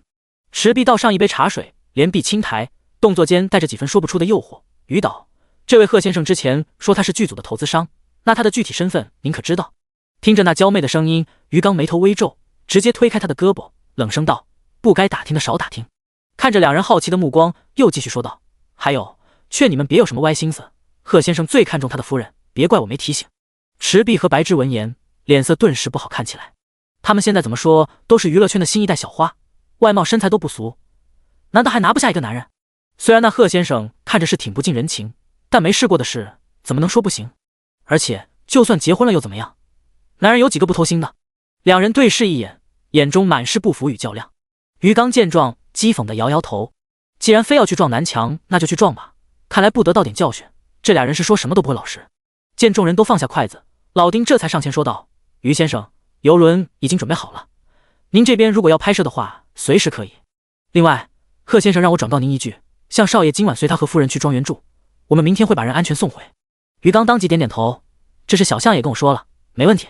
拍摄的话，刚工作人员告诉我，有些机器在船上的时候损坏了，可能还要麻烦丁管家了。于先生客气，稍后您将需要的器材写给我，会尽快帮您换新的。好的。眼看两人谈完正事，老丁就要带人离开了。白芝急忙上前，笑容温婉地说道：“这位丁管家，请问贺先生的庄园距离这多远？不知道我们有没有荣幸去参观一下呢？”一句话让于刚眉头立马狠狠皱起。他刚要说话，就注意到剧组的其他人同样满眼期待，心里一噎，原本到嘴边的话又咽了回去。老郑同样露出微笑：“这位小姐，要到庄园的话，我还得请示一下先生。”说着掏出手机，将事情简单复述了一下后，那边不知说了什么，老丁立马应了下来：“好的，先生，我知道了。”好的。随后对着众人点点头：“先生答应了，不过今天有点晚了，明天我会安排车来接大家。”于刚一听更加不好意思：“麻烦丁管家了，也帮我谢谢贺先生。”等人走后，他的脸色立马沉了下来，看向池碧和白芝的眼神满是警告：“明天最好给我老实点，要是得罪了贺先生，最后影响到剧组，可别怪我翻脸。”之前一直隐忍，不代表他就真的怕了两人背后的资本。话落，直接转身离开了餐厅。而剧组的其他人还是第一次看见导演发这么大的脾气，眼见两位女演员的脸色也不好，纷纷不敢出声。白芝按捺不住心里的火气：“看什么看？你们不是一样也想去？一个两个的，哪个不想抱大腿？早知道他才不当这个出头鸟。”餐厅又安静了几秒。行了，都散了吧。池碧突然说道，接着也扭着腰肢离开了。等他将那位贺先生拿下，一定会让这鱼缸好看。贺石挂断老丁的电话后，就带着南巡、向元思还有三胞胎先回了庄园。车上，向元思一直看着夫妻俩欲言又止，有话就说。贺石睨了他一眼：“小爷爷，你同意让他们来庄园参观了呀？”贺石点点头：“给鱼缸个面子而已，也不是什么大事。”向元思气呼呼地说道：“这是肯定不是鱼导题的，我们剧组那几个演员没一个安分的。”南巡直接扑哧一声笑了出来：“你不也是那个剧组的？看来回头我得让小童好好管管你。”向元思一听立马怂了：“哎呀，可别！”他眼珠一转，接着道：“不过小奶奶，今天你是没看到我们剧组的女演员个个花容月貌，你就一点也不担心？”说着还对贺石挑了挑眉毛：“嘿，你还真是欠管教了。”南巡急忙抓住自家男人的手，笑得一脸妩媚：“有什么担心的？你奶奶我资本在这，而且你问问你小爷爷，他敢吗？”贺真妻管严实立刻开始表忠心：“除了你，其他女人我看都不看。”听到了。南巡得意地扬了扬下巴，那傲娇的模样让贺石情不自禁地凑上去，在那红唇上亲吻了一下。两人之间的粉红泡泡很快溢满了车厢。向元思呆愣地瞪大眼睛，本来想趁机坑他小爷爷一把的，怎么反而吃了满嘴狗粮？第106章，白雪凝琼貌，明珠点绛唇。第二天，老丁10点钟准时来到了度假村接人。看着打扮的个个花枝招展的女演员，他面上不显，心里却不由得嗤笑。昨天他就知道这些人心里都在打着小主意，今日一见，果然如此。不过越是这样，就越要让他们清楚自己的身份，要不然他也不会那么积极的帮忙联系先生。池碧和白芝自然一左一右的站在鱼缸身旁，一个穿着热裤露脐装，打扮得十分妖艳，老丁扫了一眼就移开目光，那布料少的干脆直接裸奔算了。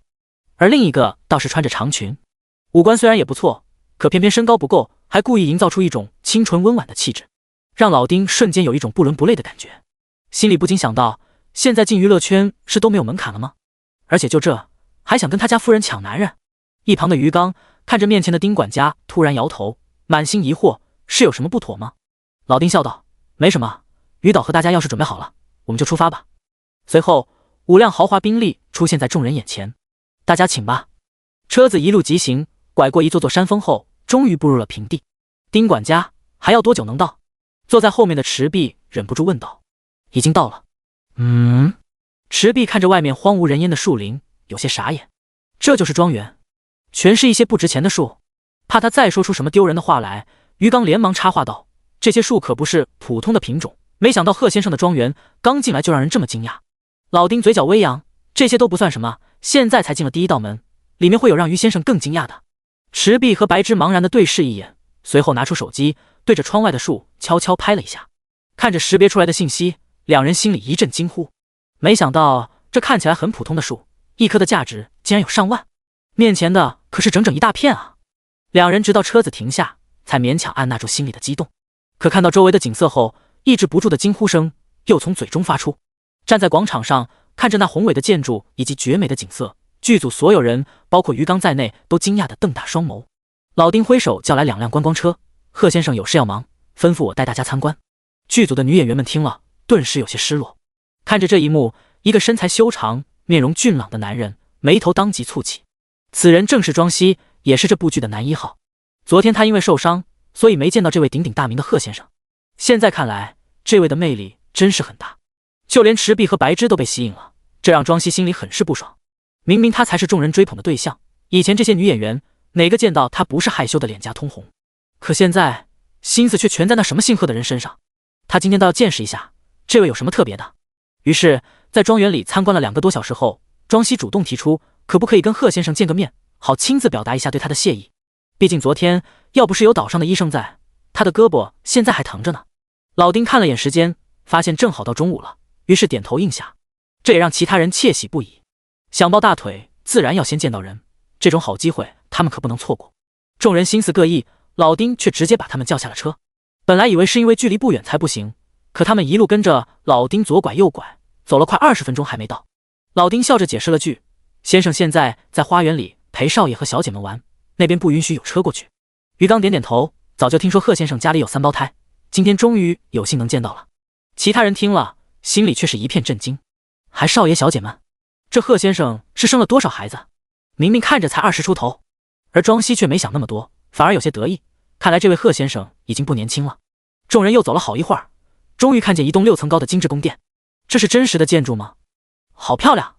现在感觉电视剧拍出来的那些什么豪门都弱爆了。老丁却置若罔闻，直接带着他们绕了过去。先生就在后面的花园，大家请跟我来。花园里，贺时将手里的飞盘扔出去，小鱼儿立刻拉着妹妹们去追。这里面满是草坪，倒也不用担心他们摔跤。看着少爷小姐们跑得满头大汗，一旁的佣人立马就要上前给擦，却被贺时的眼神制止了。小鱼儿接过手帕，给妹妹们擦了擦，接着又让爸爸低头，最后才给自己擦。贺时眼中满是暖意，赞赏地拍了拍儿子的头。一旁的想想和念念也不甘示弱地挤过来，非要爸爸也奖励一下。一大三小其乐融融的场面，恰好被走来的于刚等人看见了。抱歉贺先生，打扰了。这就是贺少爷和小姐们吗？真可爱。贺时朝于刚点点头，可能是跟孩子们在一起缘故，剧组的其他人发现这位的面容竟然比昨天初见时柔和很多。庄西却直接傻眼了，这就是贺先生？不是都有好几个孩子了，怎么还这么年轻？白芝和池碧面颊微红，看着贺时俊美的面容，心里小鹿乱撞。刚要上前打招呼，就听见一道清冷好听的声音突然从身后传来：老公，怎么这么多人？听见这个称呼，众人立刻疑惑地回过头，只见一个身穿白裙的绝美女人拎着花篮，提着裙摆，从一簇簇花丛间漫步而来。雪肤红唇，极长的头发披散在腰间，仿佛意外堕入人间的精灵一般。于刚满眼惊艳，他这辈子拍过无数的女演员，其中不乏各种年轻小花和影后级人物，但还是第一次见一个人连头发丝都是美的。而且那种美不单单是外表，清冷又妩媚的独特气质更是引人注目。在场的其他人心里同样掀起了惊涛骇浪，脑子里无不浮现出一句话：白雪凝琼貌，明珠点绛唇，出自江淹的《咏美人春游诗》。这是古代一位姓江的文学家写的，此时用在眼前的女人身上却再合适不过。第107章，夫人是不是太善良了？一个如此貌美的女人突然从花海中出现，让于刚等人竟有一种身处幻境的感觉。不过很快就有人打破了这个幻境。3胞胎看到南浔出现，立马欢快地扑了过去。正当众人疑惑眼前的女子身份时，小家伙们的那声妈妈已经脱口而出：什么？这位就是贺夫人？于刚满脸惊讶，他的话也问出了剧组所有人的心声。老丁在众人的期待中点点头：是的，这正是我们夫人。他面上不显，心里却由衷的骄傲。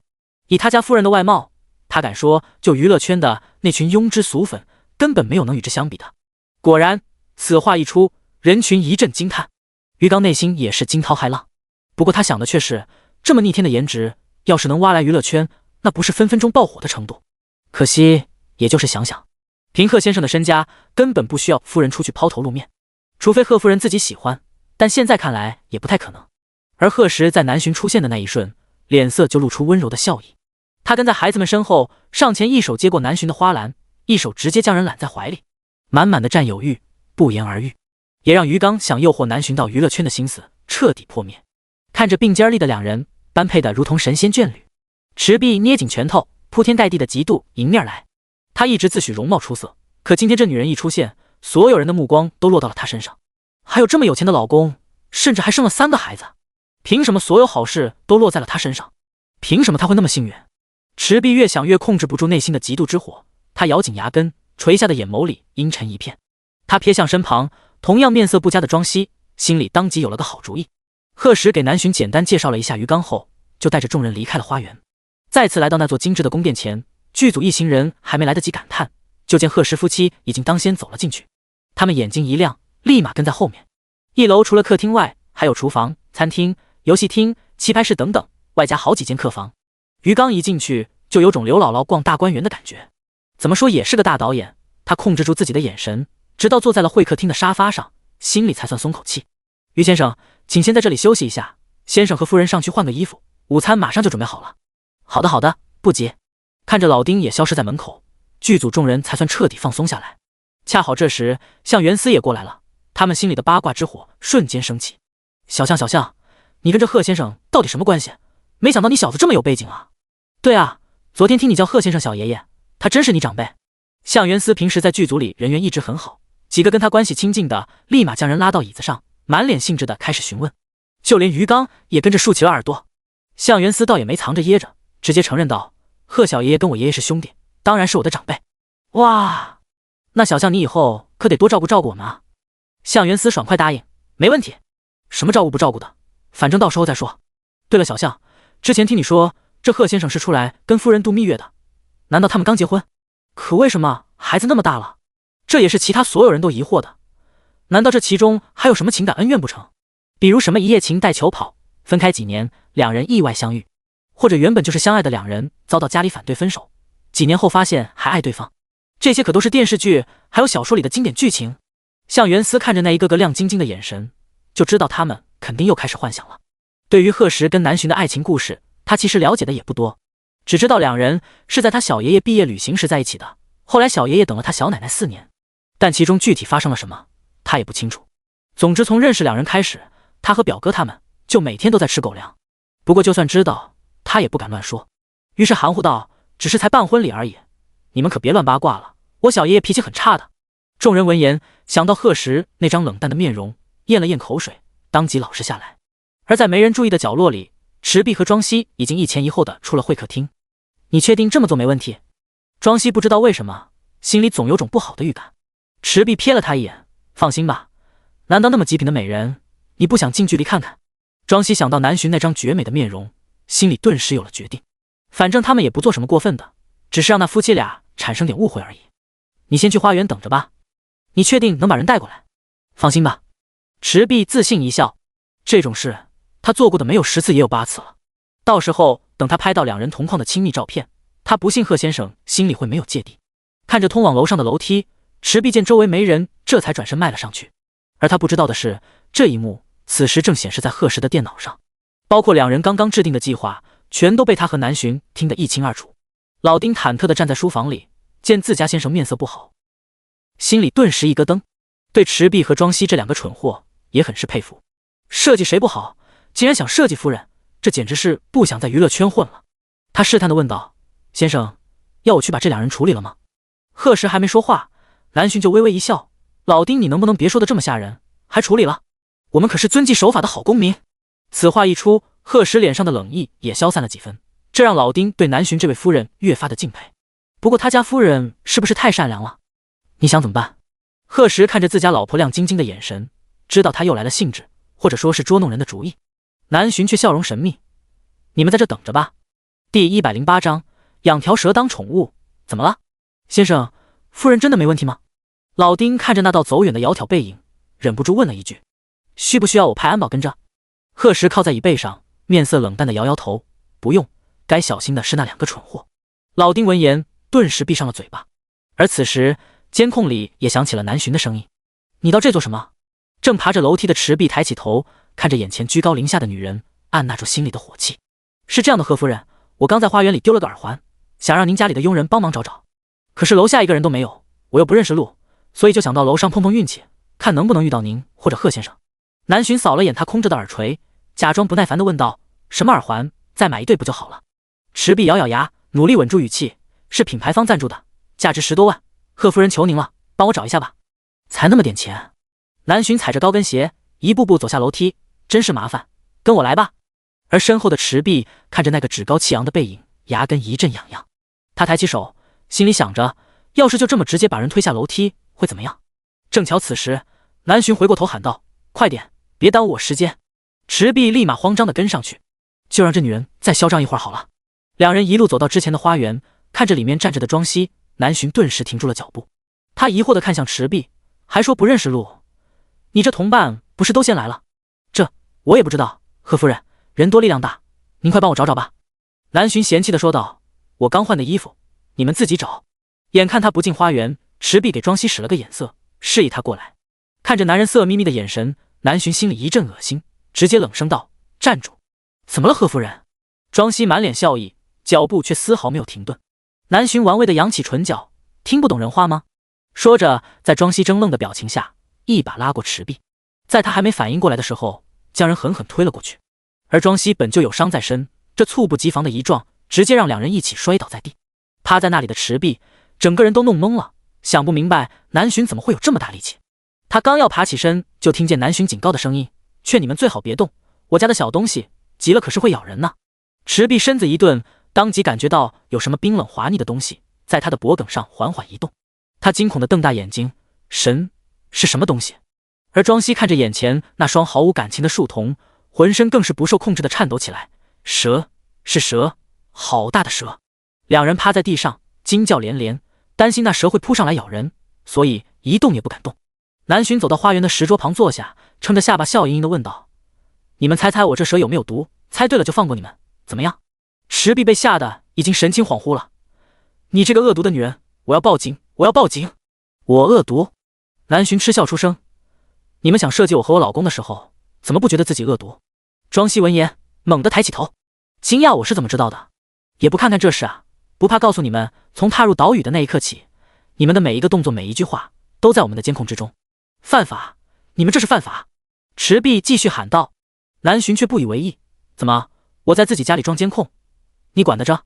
随后又看向庄熙：“我最讨厌别人用那种眼神看我，也不回家自己照照镜子。”南浔勾了勾手指，原本缠着两人的小白立马爬到了他脚边。池碧跟庄熙刚松了口气，就感觉耳边响起了阵阵嗡嗡声。他们抬起头，就见数不清的蜜蜂正朝两人迎面扑来。啊！滚开！啊！两人爬起身，就慌忙的要往花园外跑去。可那些蜜蜂就像盯上了他们一样，怎么都甩不开。池碧感觉自己脸和胳膊全都火辣辣的疼了起来，偏偏他今天穿的又少，眼看跑不掉，他眼神一狠，直接朝坐在那里的南浔扑去。而庄熙此时也是一样的想法，可惜两人还没碰到南浔的衣角，就被一股大力狠狠地踢飞了出去。“老婆，没事吧？小奶奶，你没事吧？”来人正是贺石与向元思，一同赶到的还有于刚等人。南浔悄悄动了动手指，那些蜜蜂立马飞离了花园。老丁看着这一幕，眼神微动，立马吩咐安保将整个花园都团团围住。池碧和庄熙衣衫不整地躺在地上，浑身红肿，狼狈至极。于刚惊讶地问道：“这是怎么回事？”贺石脸色阴沉地看向他：“怎么回事？那就要问问你带来的这两个好演员了。”老丁当即拿出监控录音，很快池碧和庄熙的声音就响彻在所有人耳边。听着那句“只要我把人引到花园，拍下你和贺夫人的亲密照片”，于刚眼前一黑，这两人还真是找死来的。于导，你这部剧要换2个主演了。贺石不容置喙地说道。剧组众人心里一惊，这是要把两人雪藏了？庄熙和池碧的背后可都是大资本，可贺先生这话却像是在说你吃饭了吗一样容易。这人到底是什么背景？庄熙不可置信地摇头道：“不，你不能那么做，我根本没碰到你夫人。”贺石脸色更冷了几分，这也就是没碰到。那狠辣的眼神让庄熙瞬间感觉如坠冰窖，而池碧却一直满眼惊恐地看着南浔：“妖怪，你是个妖怪！你叫来蛇又叫来蜜蜂，你是个妖怪！”南浔当即像看傻子一样看向他：“养只蛇当宠物怎么了？花园里这么多花，养些蜜蜂怎么了？没见识！”一句话将池碧堵得哑口无言，他还要再说点什么，却被老丁立刻派人堵住了嘴巴。于刚忐忑地上前：“贺先生，贺夫人，抱歉，今天给你们添这么大麻烦，这两人你们打算怎么？”贺石朝老丁抬了抬下巴：“先找个医生，然后把人送回大陆。那些蜜蜂都是南浔养的，两人看着严重，其实都是点皮外伤。不过这种被蜜蜂蛰的感觉，相信他们一辈子也不会忘。第109章拒绝狗粮，老板还是不回来好。两人之后的结局不用说，剧组所有人都能想到，但除了唏嘘外，却没有人同情。自作孽不可活，有胆惹事就要有承担后果的准备。于刚叹了口气，贺先生，那我们剧组干脆也一起回去算了。这部剧的主演还要重新挑选，还好之前拍完的戏份也不多。贺时沉思了片刻说道，主演就用施来和田映安怎么样？什么？于刚不可置信地张大嘴巴，这两位可都是影帝影后级别的人物，也是他这部剧一开始就想找的主角人选。可惜两人早就不拍电视剧了，他联系了几次都无果。如果贺先生真的把两人请来，那他这剧组岂不是因祸得福了？贺先生，您说真的？想到这位的身份，于刚渐渐淡定了下来。贺时微微颔首，我会让两人尽快过来，你们就在这拍完海上戏份，到时候再一起回去。这施来和田映安前不久刚签约了成风，只是消息没爆出来而已。他这个董事长发话了，两人不可能不答应，后续再多给点他们资源补偿就好了。哎，好好。于刚现在是不管贺时说什么都连连答应。剧组的其他人看着导演这激动的样子，心里也很是期待。有两位娱乐圈的演技派加入，这部剧未来妥妥爆火了。一直安静的白芝见没人注意到他，狠狠松了口气。他虽然之前对贺时也有想法，但见了南巡之后，这个念头立马打消了。他这人别的不行，就是知轻重，外加怂。之前只是光听别人说贺先生夫妻怎么样，所以他心里一直抱着一丝希望。但在亲眼看到贺先生对夫人的看重后，他自然不敢再凑上去。不过也还好，他及时打消了念头。见识到池碧和庄西的下场，他刚刚冷汗都冒了出来。南巡视线在他身上停留了几秒后，就笑着看向其他人，午餐应该准备好了，大家快去吃吧。那言笑晏晏的样子让老丁心里一阵后悔。他之前竟还觉得夫人善良，可真是被猪油蒙了心，又是放蛇又是放蜜蜂的，这手段真的让他大开眼界。老丁心里暗暗告诫自己，以后就是惹了先生也不能得罪夫人，只要抱好夫人大腿，有这个专属灭火器在，先生生气也不用害怕。一行人移步餐厅，刚刚的事就像那小插曲一样，在美食的诱惑下被所有人忘在了脑后。吃饱喝足，又参观了一下武庄园后，老丁又将剧组等人送回了度假村。等施来和田映安到达，于刚立马开始安排起了拍摄。而贺时一家又在岛屿玩了几天后，终于启程回了申城。在此之前，经过贺时的努力寻找，终于发现了那座玉石矿的位置，但以他现在的身家，暂时也没有开采的打算。本来还想带你们娘几个去看极光，只能下次了。坐在飞机上的贺时心里有些可惜。没关系，工作为重嘛，我也想回去看看你那建成后的总部大厦到底有多气派。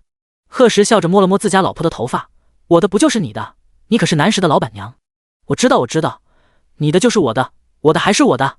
南巡说完悄悄瞥了男人一眼，还以为他会反驳，谁知贺时笑得一脸宠溺，哦，没关系，反正你也是我的。南巡弯起好看的唇角，立马满脸甜蜜地钻进自家老公的怀里。本来已经快睡着的小鱼儿悄悄翻了个身，他和妹妹们果然就是父母爱情里的意外。一家五口到达申城时已经晚上8点多了。何志勇和李彤早早就等在了南石酒店的停机坪上。等贺时跟南巡抱着熟睡的孩子们下来后，立马打开车门。3天后的剪彩仪式都安排好了吗？贺时一坐好就问起工作上的事。好了，贺先生。李彤回答道，请的媒体全都是我们自家公司的，绝对不会泄露您和夫人的任何信息。那就好。南巡疑惑地抬起头，公司剪彩我也要去吗？贺时颇为自然地回答道，当然了，贺太太，总部集团成立这么值得纪念的日子，你这老板娘怎么能不出席？南巡从来不是养在家里的金丝雀，不管以后他的事业走到了什么样的高度，贺时希望自家老婆都能站在自己的身旁。他要让所有人都知道，南巡这个名字和他永远是一体的。这就是他贺时的妻子，也是一直陪伴他的人。南巡看懂男人眼里的深意，眼眶微红的靠到他的怀里。贺时给他的安全感从来都不是说说而已。那我得穿漂亮点，不能给我老公丢人。贺时在他的发顶亲吻了一下，我老婆就是披个麻袋都漂亮。何志勇、李彤对视一眼，突然发现老板还是不回来比较好。回到檀香园时，齐兰和贺有海都没有睡。见儿子和儿媳终于带着孙子孙女们平安回来，老两口这才放下心。之前一直生活在一起时没感觉，等孩子们走了才发现家里空落落的。偌大的别墅里只有2个人，齐兰觉得吃饭都不香了。后来老两口干脆搬到农场去住了一段日子，店里就交给店员看着。一直到今天接到儿子儿媳回来的电话，两人才从农场回家。小学不饿，妈给你们留了饭，快来吃点。齐兰说着就拉着南浔往餐厅走去。看着满桌都是他们一家人爱吃的菜，南浔心里一阵感动。谢谢妈，我得多吃点。好，妈去给你们盛饭，老头子别坐着，去烧点热水备着，一会儿3个小家伙肯定能醒，到时候给泡点牛奶。看着齐兰风风火火走远的身影，南浔拦都拦不住。贺时将他按到椅子上，让妈忙吧，咱们回来他心里高兴。好吧，对了，咱给爸妈还有大家带的礼物呢，都拿回来了吗？放心吧，李同和大哥已经给放到客厅了。那他们人呢？叫他们也来吃点饭吧。贺时给这爱操心的老婆夹了一大块肉，已经叫了，他们说吃过了，就先回家了。就知道关心其他男人，再这样我可要吃醋了。南浔听得一乐，也给自家男人包了个虾。好吧，小醋包，你也多吃点。贺时这才满意，不过到底不舍得自家老婆的嫩手，将一整盘虾拿过来，都包好后，这才放到南浔手边。南浔唇角翘起，老公你真好。明明吃的是虾，但他心里却像喝了蜜一样甜。第110章，总部建成，剪彩仪式。国内第一高楼，也是全球第一高楼，在申城完工的消息，自然受到了全世界人民的关注。不少媒体想要采访这南石集团的幕后大佬，可惜连这位大佬姓甚名谁都没探听到，更别说见到人了。直到万家投资、行千里出租、南石投资等企业相继搬进这座闻名全球的总部大厦，众人心里才对这幕后老板的身份有了猜测。不少人跑到贺时的微博下面询问真相，许久没等到回复后，这些网友竟然自己在下面破起案来。会旋转的鸡屁股超酷，这大佬一定是贺董没跑了。万家和行千里不都是他的，现在一块换了办公地点，绝对不是巧合。底下立刻有人不赞同。XZ 小竹回复会旋转的鸡屁股，那也有可能是公司被别人收购了呀。豆浆泡泡机回复 XZ 小竹，你是不是傻？看那总部大厦上金光灿灿的名字还不明显吗？南石集团、贺时，还有那场世纪婚礼的女主南浔，小丧一会儿，卧槽，楼上真相了。另外还有那南石大酒店的幕后老板，也一直没有露过面，你们说？豆浆泡泡机回复小丧一会儿，卧槽，你也真相了。美少女的是少管，还是要艾特贺时贺董自己承认才算吧，大家在这猜来猜去的也没用。小猪爱 emo， 楼上说的对，艾特贺时贺董出来说一下，借你根吸管，艾特贺时贺董出来。于是整条微博下全是艾特贺时让他出来回复的消息。可现在贺时却暂时没有心思关注这些，他正和南浔在南石总部招待前来参观剪裁的各位朋友以及合作伙伴。整个南石总部区域除了最中心那座高达168层的标志性建筑外，周围还有18座88层高的大楼拱卫。整个总部区域可以说是将之前的老城区完全占据，如今已经成为全国甚至是全世界都备受瞩目的标志性地方。不少网红、记者甚至是路人都跑到大厦不远处拍摄照片以及视频。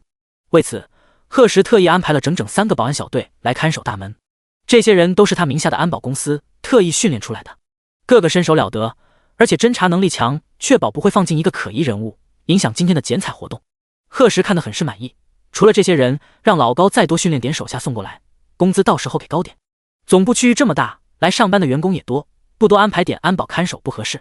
李彤闻言却有些迟疑，贺先生，好像有点难，这些人还是从高经理那好不容易要过来的。高经理也就是老高，是金刚安保公司的负责人，以前从部队退下来的，听说还是个不小的官，所以训练人很有一手。不少退伍的兵也来投靠他，所以金刚安保的整体实力很强。这次贺时一下就将他手底下的人调走了1/3，这让老高很是怨念。要知道，凭他那吹毛求疵的个性，这金刚招的人可个个都是拔尖的，所以这公司一直以来员工都不多。现在要是再去要人，这老高怕是得哭出来。可贺时就喜欢欺负他，于是直接对李彤道，就说是我的意思，让他别墨迹。李彤无奈，只能点头答应。贺时的办公室自然位于顶楼，这一层都是他的地盘，大气又不失精致的装修与摆设，是侯健这位总工程师花了很大功夫找人设计的。已经换好衣服的南浔刚从这办公室自带的休息室里走出，乔治斌就突然敲门进来，贺董，时间马上到了，向老爷子他们也都在大厅等着了。贺时点点头，从办公桌后面站起身，径直来到了南浔身边。天蓝色的丝绸衬衫搭配黑色过膝裙，一身简单的职业装，却将她姣好的身材完美勾勒出来。头发低低的竖在脑后，全身上下只有耳朵上戴着一对略显夸张的钻石耳饰，让第一次看见她这种穿搭的贺时一眼就被惊艳了。好看吗？南浔主动伸手挽住她的胳膊，贺时却盯着她不盈一握的细腰，手上蠢蠢欲动，特别好看。南浔闻言，笑容更加灿烂了几分。两人都是个高腿长的代表，站在一起时，跟旁边身高只有1.7米的乔治彬对比更加明显。看着眼前这对豪门夫妻组合，乔治彬倒退2步，默默拉远了距离。门外老大老二齐将邓文耀等人也都准备好了，一行人乘上电梯，浩浩荡荡的到了1楼大厅。走在最前面的贺石跟南巡刚一出现，就吸引了所有媒体以及其他人的目光。听人介绍，这就是南石集团的创始人和董事长夫人后，从来没见过夫妻俩的记者们纷纷小声议论起来。一是惊叹贺石的年龄，二就是对两人的颜值感到惊艳。最后还是被安保警告，大厅才重新恢复了安静。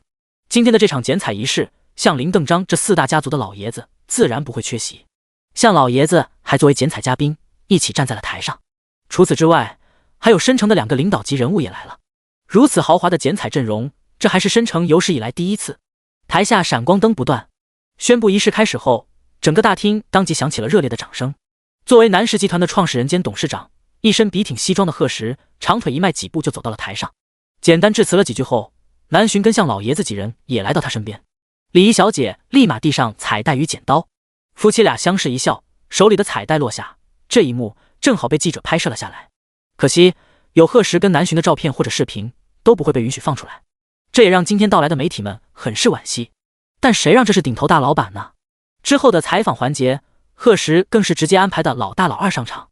如此迅速的剪彩仪式，也是所有人都没想到的。第111章，我老婆真好看。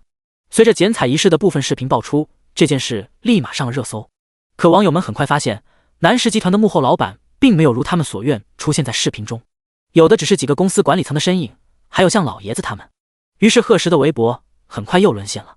就在他们一个个抓心挠肝的时候，南石集团的官方终于继宣布集团成立后发了第2条微博：南石集团恭迎老板老板娘贺石 @NS 南巡 NS。 下面还附了一张2人站在顶楼办公室里并肩立的背影。虽然看不清面容，但光凭那身高和气质也能感觉到夫妻俩极其般配。此微博一出，网友们立刻激动地点进去，随后发现那名叫贺石 NS 的微博正是贺石的。而且贺石这次不仅改了微博名，就连认证信息也从万家董事长、邢千里董事长改成了南石集团创始人兼董事长。这已经是贺石自从创建微博账号后第2次修改认证了，可网友们却喜大普奔。而当他们点进南巡 NS 的微博后，却发现那是一个刚建了没几天的账号，这倒是让网友们很失望，特别是女网友们。他们还想看看作为世纪求婚以及世纪婚礼的女主角，南巡的日常生活到底是怎么样的。可能像其他豪门太太那样，经常晒一些名贵包包，或者晒一晒出门游玩的自拍，可惜这些都没有。于是这个号的微博粉丝开始快速增长起来，还有不少人给南巡发私信，让他以后多发些生活日常。南巡无奈翻了翻相册，找到一张他和贺石在海边拍的夕阳剪影，当即发了上去。南巡 NS 库存图片，微博刚发出去不到1分钟，就多了好几百条评论，全都是在惊叹景色好美，两人光看影子就很般配这些话。被海浪冲掉的脚印啊，这也太惊艳了，是专业摄影师拍的吗？两人给我锁死！南巡看得一乐，当即回复道：不是专业摄影哦，一个朋友拍的。网友们没想到贺夫人这么平易近人，竟然还会下场回复粉丝消息，于是更加来劲了。醒醒该睡觉了，两人的身高绝了，下颌线也绝了，想知道贺夫人是模特吗？这得有170加了吧。南巡 NS 回复：醒醒该睡觉了，不是模特啦，净身高175，嘿嘿。改名大王，这是哪的海边啊？好想去看看。南巡 NS 回复：改名大王，是私人岛屿。一群人正聊得高兴，南巡突然发现首页又涌进来一大批粉丝，纷纷在他的微博下面留言并点了关注。超喜欢榴莲，从贺董那里过来，贺董真的好宠夫人，爱了爱了。好好吃饭，从贺董那里过来，神仙爱情，爱了爱了。南巡疑惑地挑了挑眉，这才发现原来是贺石刚刚转发了他的照片。贺石 NS， 我老婆真好看，爱心。南巡 NS 库存图片。正窝在办公室沙发里的南巡猛地抬头看向办公桌后的男人，那对着文件的严肃侧脸，亏他还以为自己老公在认真工作呢，原来竟然在摸鱼。不过认真的男人确实很帅，南巡撑着下巴，不知不觉的就看呆了。恰巧此次贺石也看了过来，一对上自家老婆的眼神，他那张原本还很冷淡的面容立马柔和了下来。饿了吗？向老他们已经先去南石酒店了，我们现在也出发。南巡这才回过神来，不自在的嗯了一声。在没人看见的地方，那小巧的耳垂已经通红一片。晚上在南石酒店宴请完所有朋友和合作伙伴后，直到大家都走了，贺石跟南巡才相携离开。一上车，南浔就拍了拍那张借着酒意靠在他肩头的侧脸，行了，别装了，触手温热嫩滑，还挺好摸的。于是他趁机又摩挲了2下，才收回手指。男人原本看着还很迷离的眼神，立马清明起来。老婆，你怎么知道我没喝多？南浔笑着摇了摇手里的手机，你说呢？贺时一噎，想到上次喝多被自家老婆录视频，面上就一阵尴尬。他报复性的在南浔的脸蛋上掐了掐，假装恶狠狠地威胁道：“以后不许再提。”南浔却笑得更加灿烂了。贺时心里一阵无奈，看来他醉酒的黑历史要被他老婆记一辈子了。夫妻俩正腻歪着，驾驶位的何志勇小心翼翼地咳嗽了一声：“贺先生是直接回檀香园吗？”贺时看了眼手表，时间还不算晚。他掏出手机，翻到贺涵的号码拨了过去。从婚礼过后，这个堂妹就说要跟朋友趁着假期一起去打工。他和南浔出去度蜜月的时候，这丫头更是搬到了朋友家里。而贺时从回来后，这几天一直忙得脚不沾地，直到现在才有空联系他。电话响了很久，那边才接通。贺时还没来得及说话，就听到贺涵响亮的大嗓门：“堂哥，你可算想起来我了。”听着堂妹略微带着哭腔的声音，贺时眉头微皱：“你怎么了？人在哪呢？”贺涵的声音带了几分焦急：“堂哥，你快来。”10分钟后，何志勇将车开到了金宫街星河小区门口。贺时刚一下车，就看到贺涵拉着一个女生从小区里出来，后面还跟着几个陌生男人，为首的染了一头黄毛，穿着皮衣皮裤，嘴里还叼着烟，看起来流里流气的。贺涵，贺时叫了一声。贺涵看见堂哥，眼睛一亮，立马加快了脚步。后面的黄毛想拦，被他狠狠地推了一下。这一下可把那几个男人惹火了，伸手就要去扯贺涵还有跟他一起的女生。贺时眼神一冷，几步走过去，直接就将2个女孩护在了身后。做什么？那冷冽的气势当即就把黄毛几个吓到了。看着眼前的高大背影，贺涵心里狠狠松了口气，而站在他身旁的曲婷更是捏紧了拳头。没想到这个他暗恋好几年的男人会以这样的方式再次出现。第112章，这位美女，请问贵姓？你谁啊你？少多管闲事。那黄毛看贺时势单力薄的，勉强又硬气起来。贺时冷声道：“我是他堂哥，你为什么纠缠我妹妹？”黄毛看着西装革履的贺时，也不敢再轻举妄动。谁纠缠他了？他俩拖欠房租不还，我来要钱怎么了？贺涵一听顿时不乐意了：“你放屁！我们明明交了3个月的房租。”黄毛不甘示弱：“你才放屁，我根本没收到钱。”两人你一句我一句的，贺时也算听清楚了前因后果。贺涵跟他朋友曲婷在中介那里租了个房子，并付了3个月的房租。结果今天黄毛突然带人过来，管他们要钱，说自己根本没从中介那收到转账。两方各执一词，这才纠缠了起来。很明显，你们是都被中介骗了。这时南浔跟何志勇也走了过来，见贺涵人没事，心里松了口气。而黄毛等人刚要出声呛几句，转头看到那窈窕的身影，一个个眼神顿时呆滞了。这一群小年轻之前天天混在各种酒吧游戏厅，哪里见过南浔这种级别的美女？明明是很破旧的小区，但他往那里一站，周围瞬间就有种蓬荜生辉的感觉。黄毛自认为帅气的甩了甩头发，开口时声音都紧张了几分：“这位小姐，请问你贵姓啊？”贺涵直接将南浔拉到身边，对着黄毛嫌弃的翻了翻白眼：“靠边去，这我堂嫂。”一句话让在场的几个小年轻心哗啦碎了一地。曲婷虽然早已有了心理准备，但还是克制不住的有些难受。特别是贺时明明那么冷淡的一个人，却能当着这么多人的面直接将南浔揽到怀里。曲婷还是第一次知道，他暗恋的人原来占有欲这么强，也不是表面看起来的那样云淡风轻。两人明明没有任何言语，可眼神中却满是对彼此的爱意。曲婷失落地垂下了眼眸，怪不得好友让她尽早放弃，自己果然不是电影里的女主角，而现实里王子也只会和美丽的公主在一起。直接报警吧。贺时看了身后的何志勇一眼，吩咐道：“好的，贺先生。”这一下黄毛等人也没有拒绝，明摆着就是两边都被中介骗了，他不承认也没办法。一群人到警局做了笔录后，只能等后续调查。不过有贺时在，这件事自然得到了重视，相信用不了多久就能有结果。你们俩晚上住呢？送你们到酒店。出了警局后，贺时朝2个女孩问道：“他本来是想带贺涵回檀香园的，那星河小区那么破旧，而且也不安全，他不可能再让堂妹去住。至于曲婷，他压根就没考虑，反正他是不可能带陌生女孩回家的，妹妹的朋友也不行。而且他又不傻，这女孩一看就对自己有想法，这要带回家，岂不是委屈了他老婆？可现在看贺涵那样，明显又不放心朋友，那只能让他自己去陪找了。最后还是南浔看着贺涵为难的表情，主动道：“老公，宋小涵他俩去御家苑吧，不是已经装修好了？”曲婷一听，立马拒绝道：“不用了，新房我们去住不太好，我还是回星河小区凑合一晚，涵涵跟你们回家就好。”贺时却已经让何志勇将车往御家苑开去。没关系，反正是宋小涵的毕业礼物。贺涵惊讶的将头伸到副驾驶：“真的吗，哥？那可是申城刚建成不久的高档小区，真是送给我的？”贺时伸出一根手指，把他的头推回去：“真的，装修都是你嫂子亲自盯的，就怕你住的不舒服。”贺涵立马抱住身边的南洵：“哇，谢谢嫂子，嫂子你真好。”南洵笑着拍了拍他的头：“那小区物业不错，安保也严格，最适合你们这种单身小姑娘，而且离申城大学也近，不行的话都用不上10分钟。我这几天买了一些生活用品放进去了，到时候你看还缺什么，那小区里都有超市。”这话一出，不只是贺涵，就连曲婷都觉得心里很暖。怪不得好友这么喜欢这个嫂子，如果换成是他，也拒绝不了这么温柔的人。御家苑是贺时跟向家合作的项目，刚一开盘就一售而空。因为离申城大学比较近，安保也好，所以即使价格高昂，还是有不少人疯抢。贺时作为投资商，一开始就让人留了3套，还都是2层复式的，其中1套300平的送给贺涵，另外2套大一点的留给自家，以备不时之需。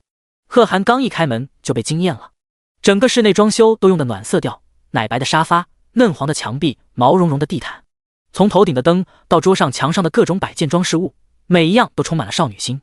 还有卧室的衣柜里也挂满了各种风格的衣服，从睡衣到外出的衣裤、裙子等都准备得很齐全，还有用来搭配的饰品和鞋子，可见准备这些东西的人有多细心。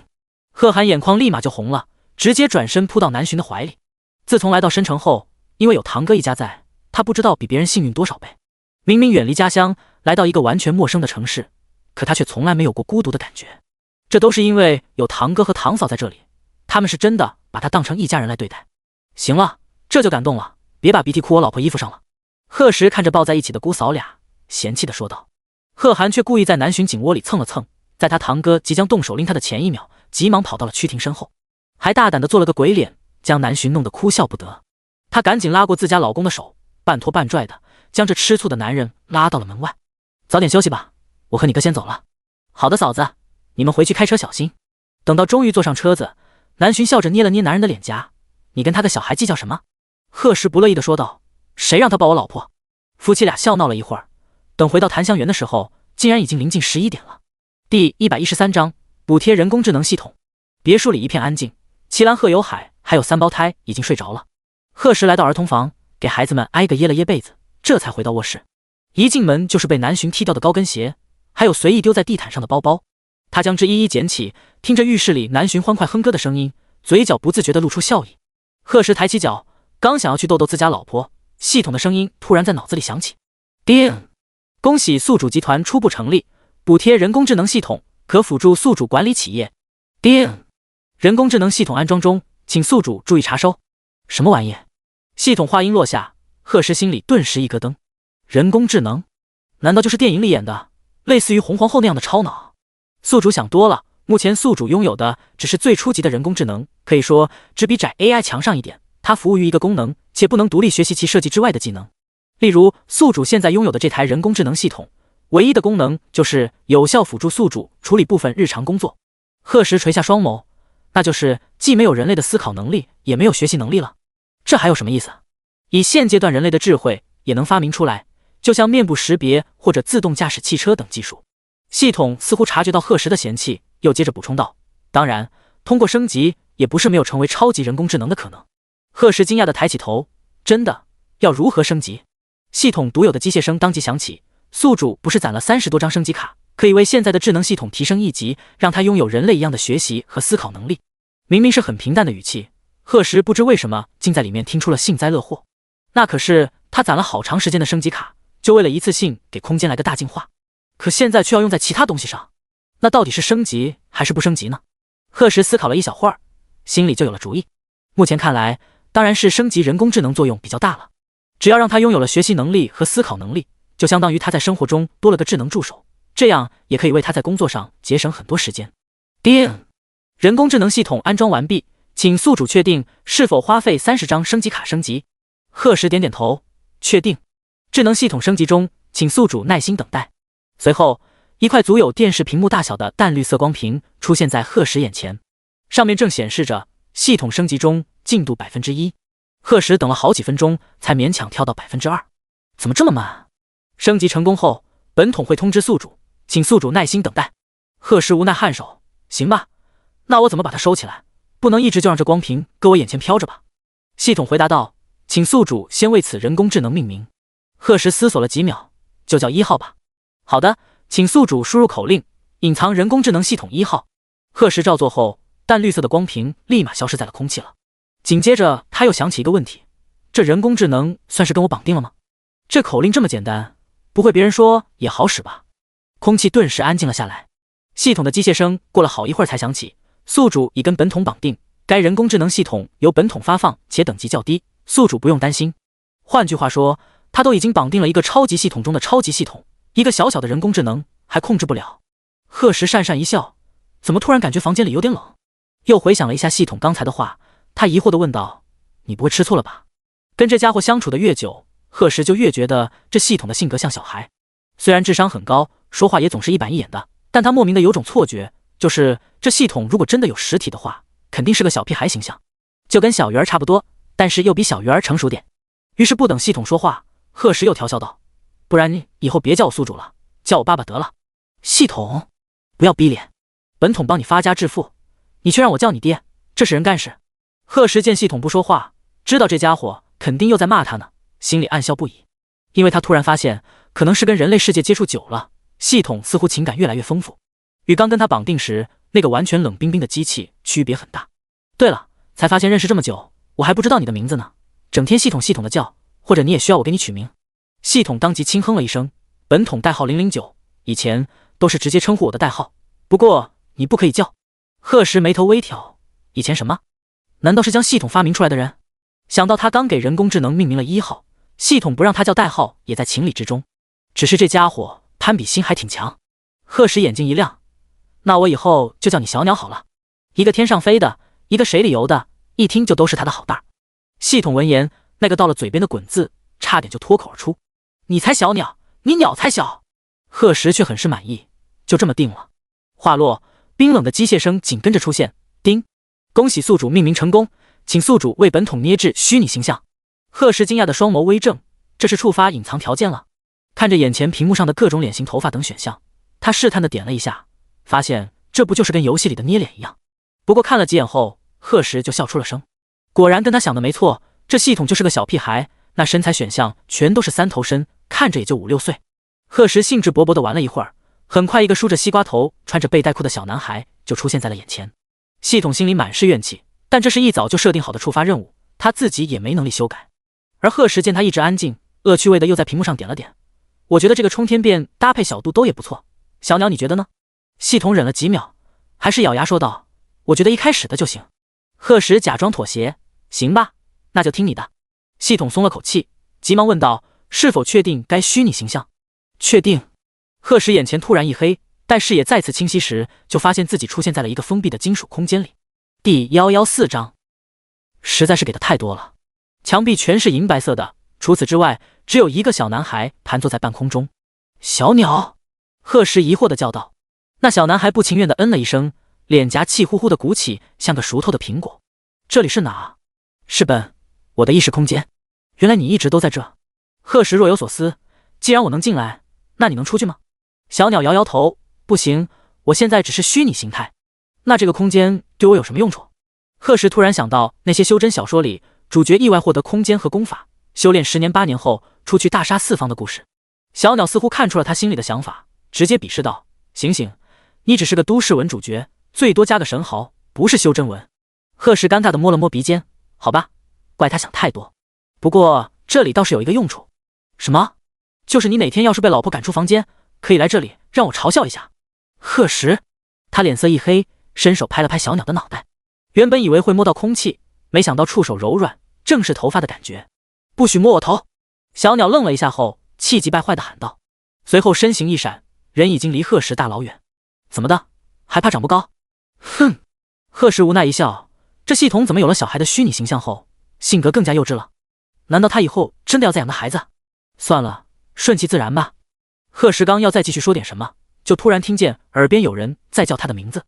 他眼前一花，抬头就看见南浔那张慌张的小脸。你怎么了？坐在地上一动不动，吓死我了。贺时急忙伸手把人搂在怀里，安抚地拍了拍。不吓不吓，我刚就是想事情太入神了。真的吗？南浔又不放心地问了好几遍，直到贺时就差举手发誓了，他才松了口气。可能是真被吓到了，南浔一整晚都紧紧扒着贺时，就连睡着了还下意识地往那温暖的怀里钻，像是恨不得把自己塞到男人的身体里。虽然两人以前睡觉也是抱着睡的，但贺时还是第一次见南浔这么粘人。他又血气方刚的，所以一整晚都如同被架在火炉上。于是第二天，南石集团总部从1楼到168楼全都笼罩在一片低气压中。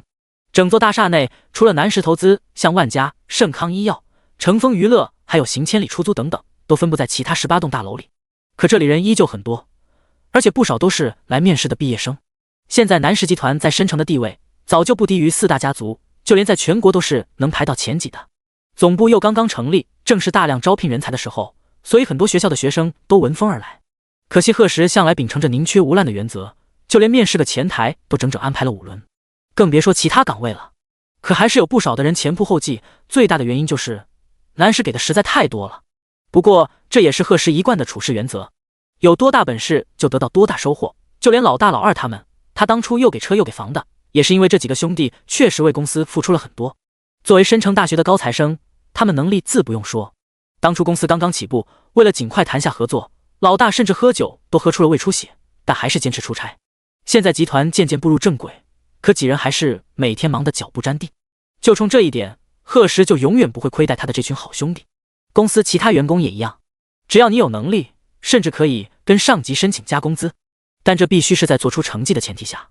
而那些刚刚通过面试的新人，除了培训期以外还有试用期，而且这期间都有考核，竞争力十分激烈。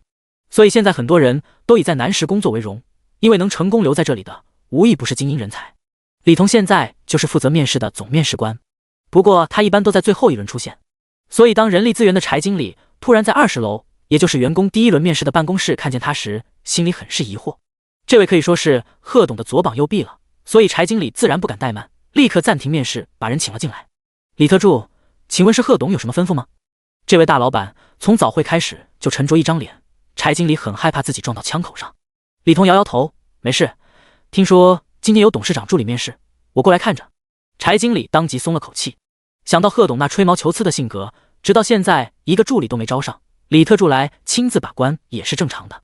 以他们南石现在的规模，助理办公室至少需要4个人，可这贺董要求实在太多，最好都要男的不说，如果是女的也要长相一般而且话少的，但同时还要能力强。这可真是鸡蛋里挑骨头，柴经理这几天愁的头发都要白了。李彤却没有什么心理压力，大老板要什么样他就招什么样，招不到再说招不到的事，反正以他的能力也能胜任助理们的工作。看着李特助淡定的面容，柴经理渐渐冷静下来，继续跟眼前的面试人员交谈。那是一个20出头的年轻小伙，面容清秀，上身穿着白衬衫搭配黑色西裤，倒是没像其他来面试的人那样故意打扮成熟。在李彤进来时看了一眼后，就正襟危坐的目视前方。柴经理暗暗点头，这稳重的性格倒像是贺董会满意的。先做一个3分钟的自我介绍吧。柴经理话音落下，那年轻男人点点头，立马开始，吐字清晰，声音也很清朗。只是听到他的名字后，李彤眉头微挑，随后又恢复了面无表情。第115章，气势惊人的背影。柴经理不愧是 HR 界的翘楚，问的问题全都针针见血，再加上其他2名人事部的组长，3人前后夹击，提的问题就连李彤都觉得有点苛刻了。但眼前的年轻人只是微微思考了一下，就对答如流。一场面试下来，双方可以说是火花四溅，场面极其好看。好的，今天的面试就到这里，面试结果会通过邮件的方式于今晚6点前发送给你，别忘了查收。好的。眼见那年轻人没了身影，柴经理满意的点点头，随后又看向李彤，李助理你看，面试结果你自己决定，不用问我。李彤翻了翻那年轻人的资料，一边看一边说道。柴经理眼睛一亮，立刻在通过后面的方块里打了个对号。其实刚那年轻人的表现让他很是吃惊，看年龄明明才大学毕业不久，但不管是思维能力还是说话方式，都像经过了专业训练，十分稳重。而且看着表情不多，但其实对自己很是自信，一点都不像刚入社会的学生。就是这脸挺好看的，不过贺董应该对男人的外貌没要求吧。直到下一个来面试的人员进来，柴经理才收起胡思乱想。而李彤的眼神却还停留在那资料的名字上，若有所思。李子柒吗？如果他没猜错，应该就是李敬义李老爷子的小孙子，只是不知道他来面试是自己的意思，还是老爷子的意思。而这边出了面试房间的李子柒，却不像柴经理想的那样冷静。他走到休息区，悄悄拍了拍胸口，还好他脑子灵活，不然差点就让那几个面试官难住了。不过现在看来，这南石集团确实有几分实力。他这次来面试助理，确实是自己的想法。自从自家爷爷认识了一个叫贺石的年轻人后，天天没事就在家夸，这让向来心高气傲的小少爷很是不服气。本来以为自家大哥能跟他统一战线，谁知来了趟申城后，回去也对那贺石兄弟长兄弟短的，这让李子柒更加恼火，当即决定要自己亲自来接触一下这人不可。碰巧他一个发小在申城上学，打听到了南石集团正招聘董事长助理的消息，而且他学的管理专业也算对口，于是收拾好行李就跑来了。唯有没有工作经验这一点让他很是担忧，不过看刚那面试官的神情，似乎对他挺满意的。他正想得出神，很快他的好友兼发小范子墨也从里面出来了，一见到他就哀嚎道：“子柒，你刚面试怎么样？我觉得自己悬了。”李子柒直接赏他个白眼：“范大少爷，你怎么说也是名牌大学毕业的，怎么一点自信都没有？”范子墨出身于燕城范家，和李家一样住在大院里，不过地位比李家稍逊一筹。他跟李子柒都不是家中的长子，所以对于未来的发展很有选择权。于是大学时，眼看好友学了管理，他干脆就学了金融。他这次来面试的正是投资部，南石投资和万家投资如今都是投资界的龙头，一个是稳定发展的老牌企业，一个是异军突起的年轻新秀。作为一个当代年轻人，范子墨自然是对南石更加向往，而且南石还有他敬佩的好几个投资界前辈在，到时候如果能跟着学到一星半点，也让人很满足了。本科毕业算什么呀？你知道刚在我身后进去的那位吗？人家可是研究生，这南石竞争也太激烈了吧。李子柒不以为意，那有什么？听说这位贺董不也是本科毕业的，不照样创立了这么大的公司？范子墨闻言立马怪笑了两声：“有，你不是对他挺不服气的，怎么这就崇拜上了？”李子柒耳根顿时红了：“哪有，我不过实事求是而已，只是想说，有时候学历也不能代表一切。哎，可是很多时候你没有学历，连门槛都迈不进啊。”范子墨叹了口气：“而且你怎么确定这位贺董就只是本科毕业？”李子柒惊讶地抬起头：“什么意思？听说这位从上学起就是校草兼学霸，大学4年就完成了本硕连读，连毕业答辩都省了。最重要的是，他那一个宿舍的室友都是这样。”李子柒原本冷淡的脸立马出现了裂缝：“学霸还带扎堆的？不过这还不是让我心凉的。”李子柒愣愣地问道：“咋了？你刚面试时有没有看见一旁还坐着个扑克脸男人？”李子柒回想了一下，好像是有一个，不过他刚刚的心思都在面试上，倒是没怎么注意。范子墨将声音压低了几分，继续道：“据我观察，那人很可能就是贺董事长。那冷淡的表情不就跟传闻一样？董事长亲自把关面试，那肯定很严格呀。所以我才说自己悬了。不过来一趟就能见到这位大人物，也算值了。”李子柒听完后睨了他一眼，很是无语：“那要让你失望了，我听面试的柴经理叫他李特助。”啊，李特助？范子墨尴尬地挠了挠脸颊。那好吧，亏我刚才还又紧张又激动的。不过是不是跟这贺董接触久的人都面无表情啊？说着他还在好友脸上盯了好一会儿，然后认真道：“突然发现你还挺适合做董事长助理的。”李子柒直接踢了他一脚：“滚！”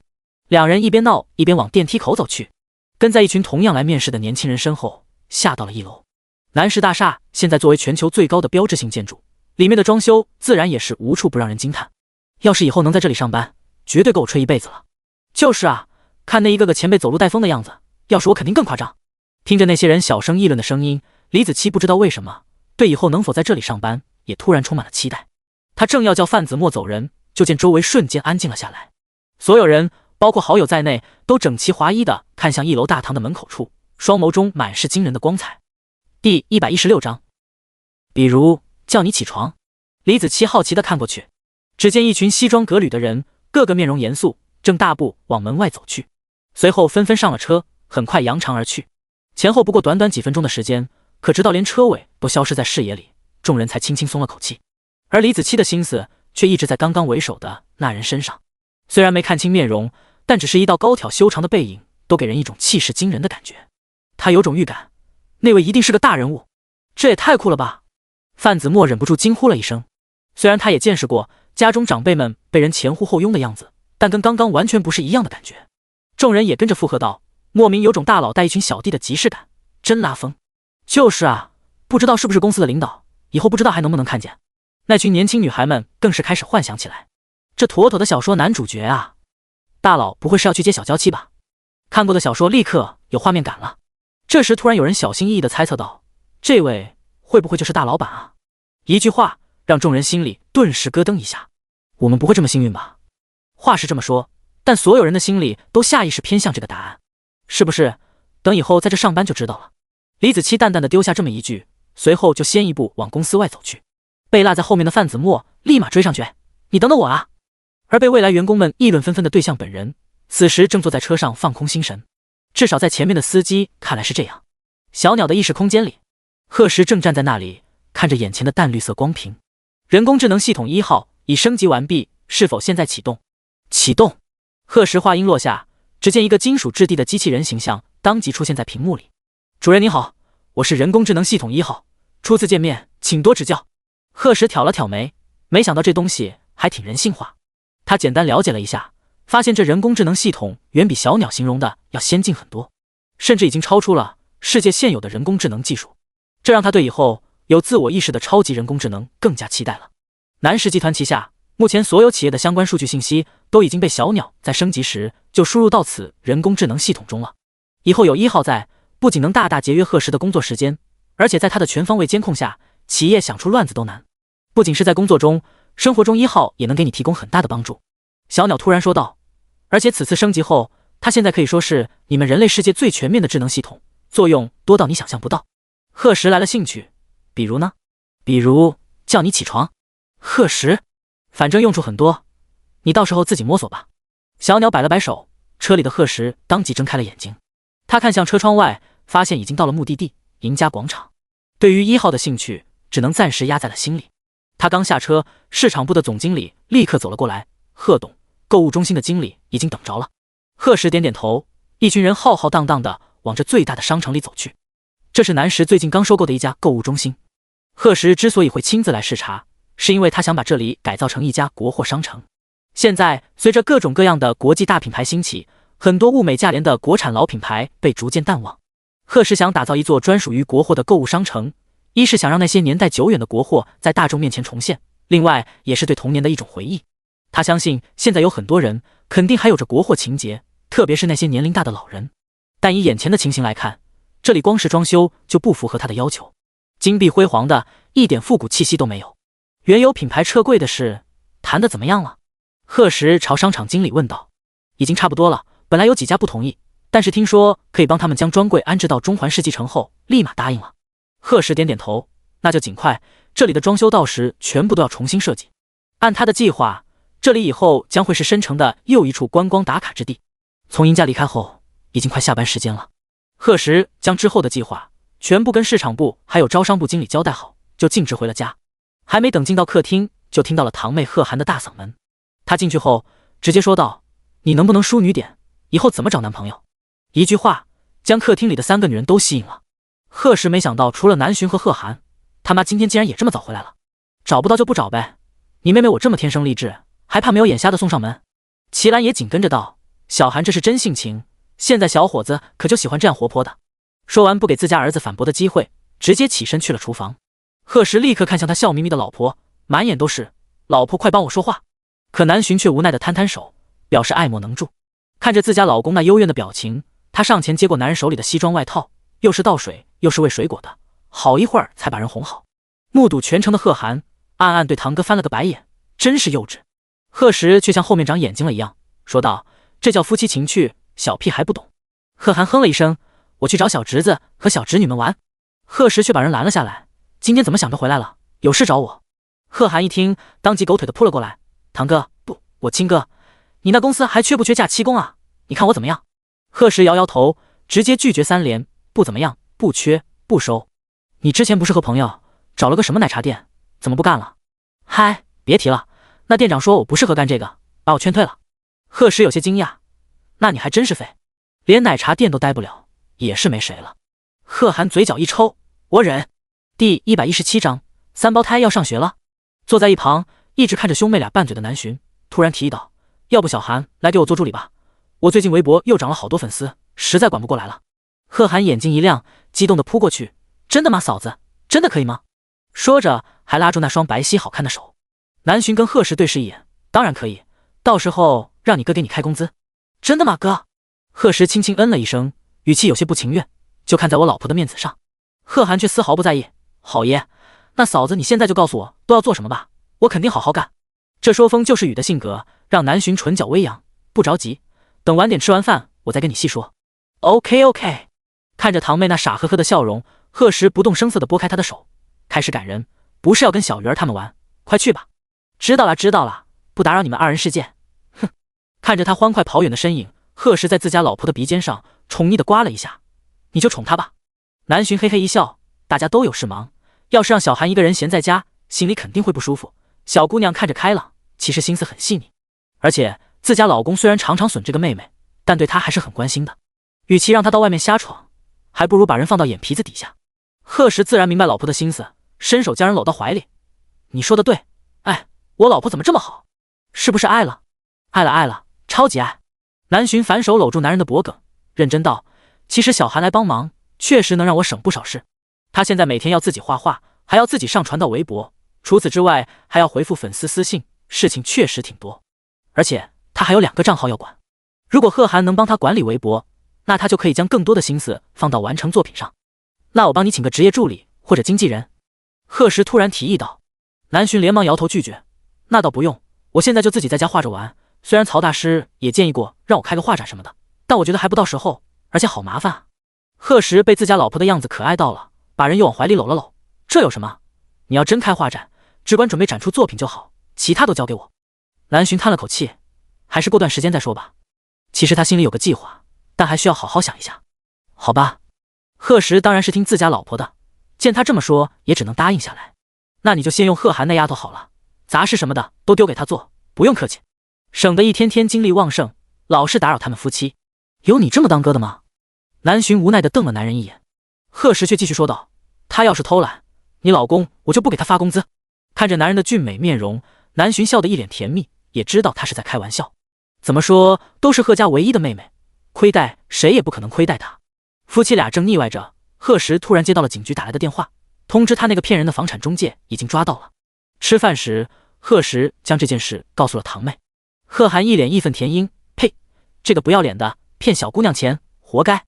那我们的房租是不是能拿回来了？贺石夹起一大块鱼肉，细心地挑好鱼刺后放到南洵的碗里。能，到时候明天你嫂子会带你去趟警局。那辛苦嫂子了。贺涵笑容满面。南洵也将包好的虾夹给贺石，不辛苦，明天正好还可以去逛个街。贺涵控制不住地打了个嗝，太好了，那我今晚还是回玉家院住吧，那房租由我朋友一份，明天他也得去。贺石瞥了他一眼，随便你。一直安静吃饭的齐兰和贺有海闻言也没有说什么。现在的年轻人都喜欢有私人空间，他们当然不会阻拦。三胞胎却在听到南洵说要逛街时耳朵一动。妈妈，我和妹妹们明天也想去。小鱼儿放下手里的小勺子，声音清脆地说道。南洵微微一愣，可妈妈明天还要和小姑姑先去办正事呢。啊，那好吧。贺石摸了摸儿子失落的小脑袋，没关系，明天你们和爸爸去上班好了，等妈妈办完事，爸爸再带你们过去。那会不会耽误你工作？南洵有些担忧。不过能跟老公孩子们逛街，自然再好不过了。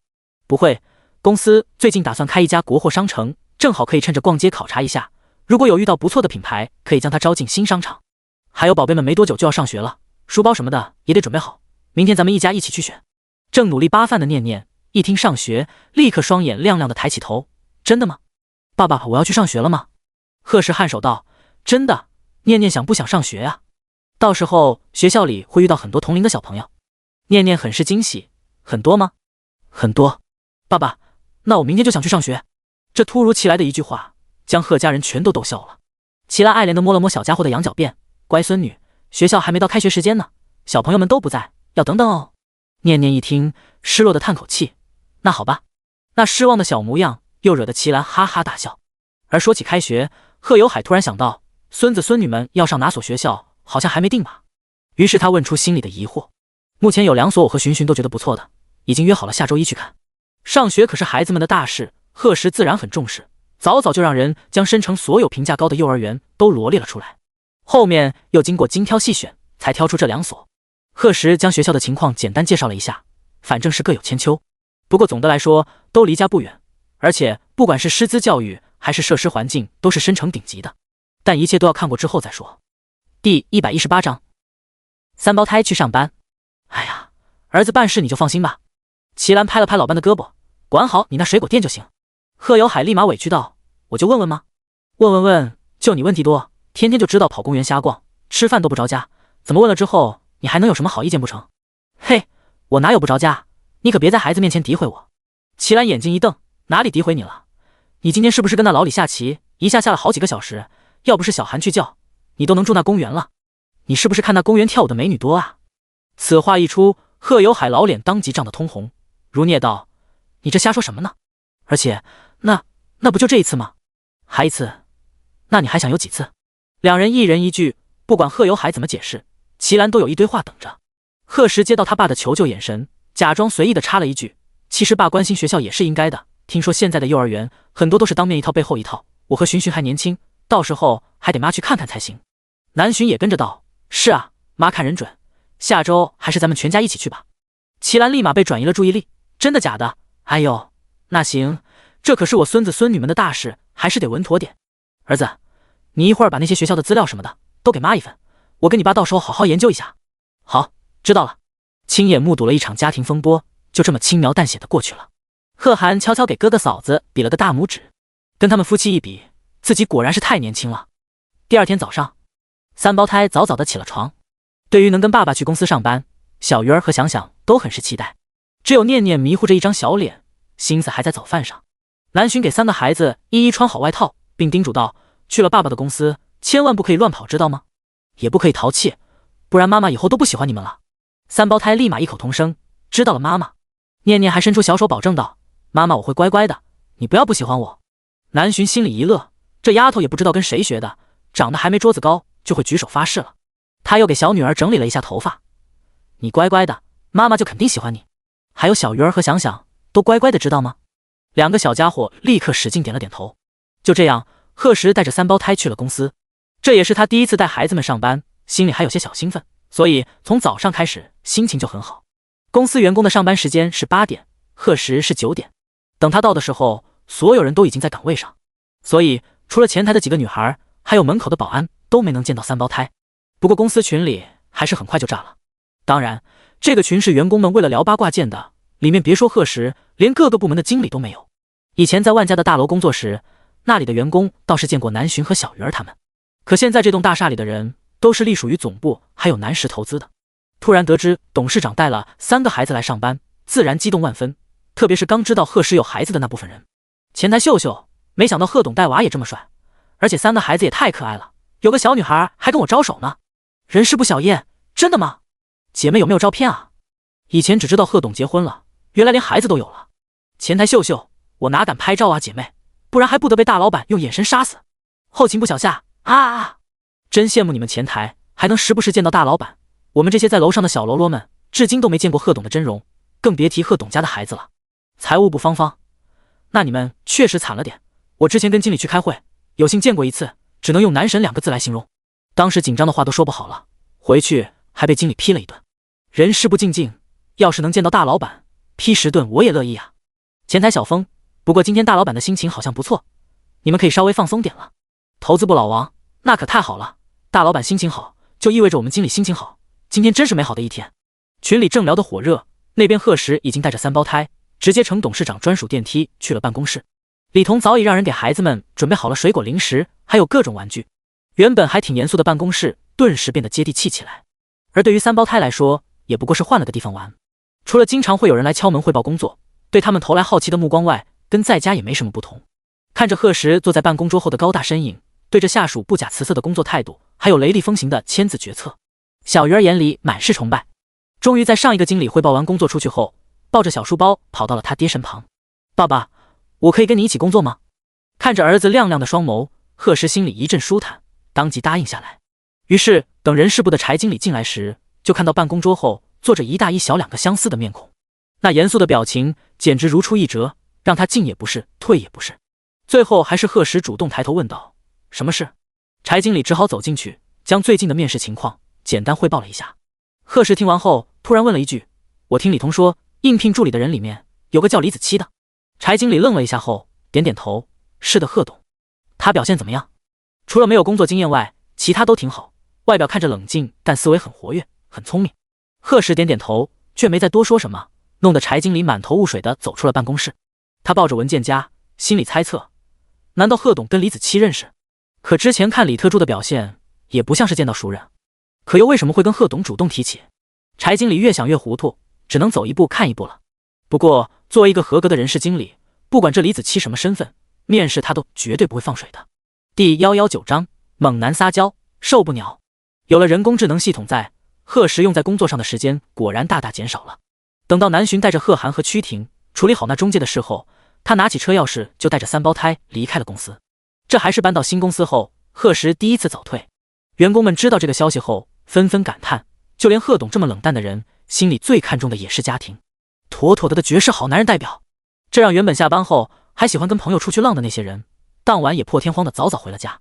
贺石开车到的时候，南巡带着2个女孩正等在中环世纪城的一家甜品店里。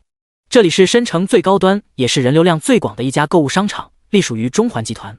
不过贺石已经拿下了该集团 30% 的股权，不然之前也没办法让赢家广场的品牌专柜置换到中环世纪城。南巡就坐在窗边的位置，一见到贺石和3个孩子的身影，立马兴奋地摆了摆手。他的容貌自然不必多说，贺涵跟曲婷也是小美女一枚。3人从进了甜品店，一举一动就都被店里的其他人悄悄关注着。此时见原本面色还很平静的女神级美女突然情绪激动地跟窗外打招呼，不少人都跟着看了过去。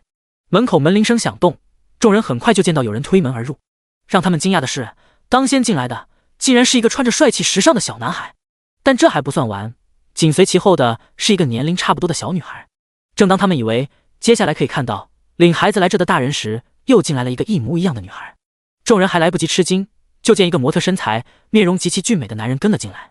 原本就热闹的甜品店，因为这一大三小的出现，就像一块石头投进了湖水中，让周围泛起一圈圈涟漪。很多年轻小姑娘面颊都不由自主地羞红了起来。同样被美色影响到的女服务员愣神了一会儿后，立刻上前，声音温柔地问道：“先生，请问就您4位吗？可以到这边座位上点餐。”说着就要给眼前的男人带路。贺石却已经看见了自家老婆的身影，低声说了句：“抱歉，找人。”就带着孩子们朝南巡那桌走去。那低沉的声音让服务员的脸颊更红了几分。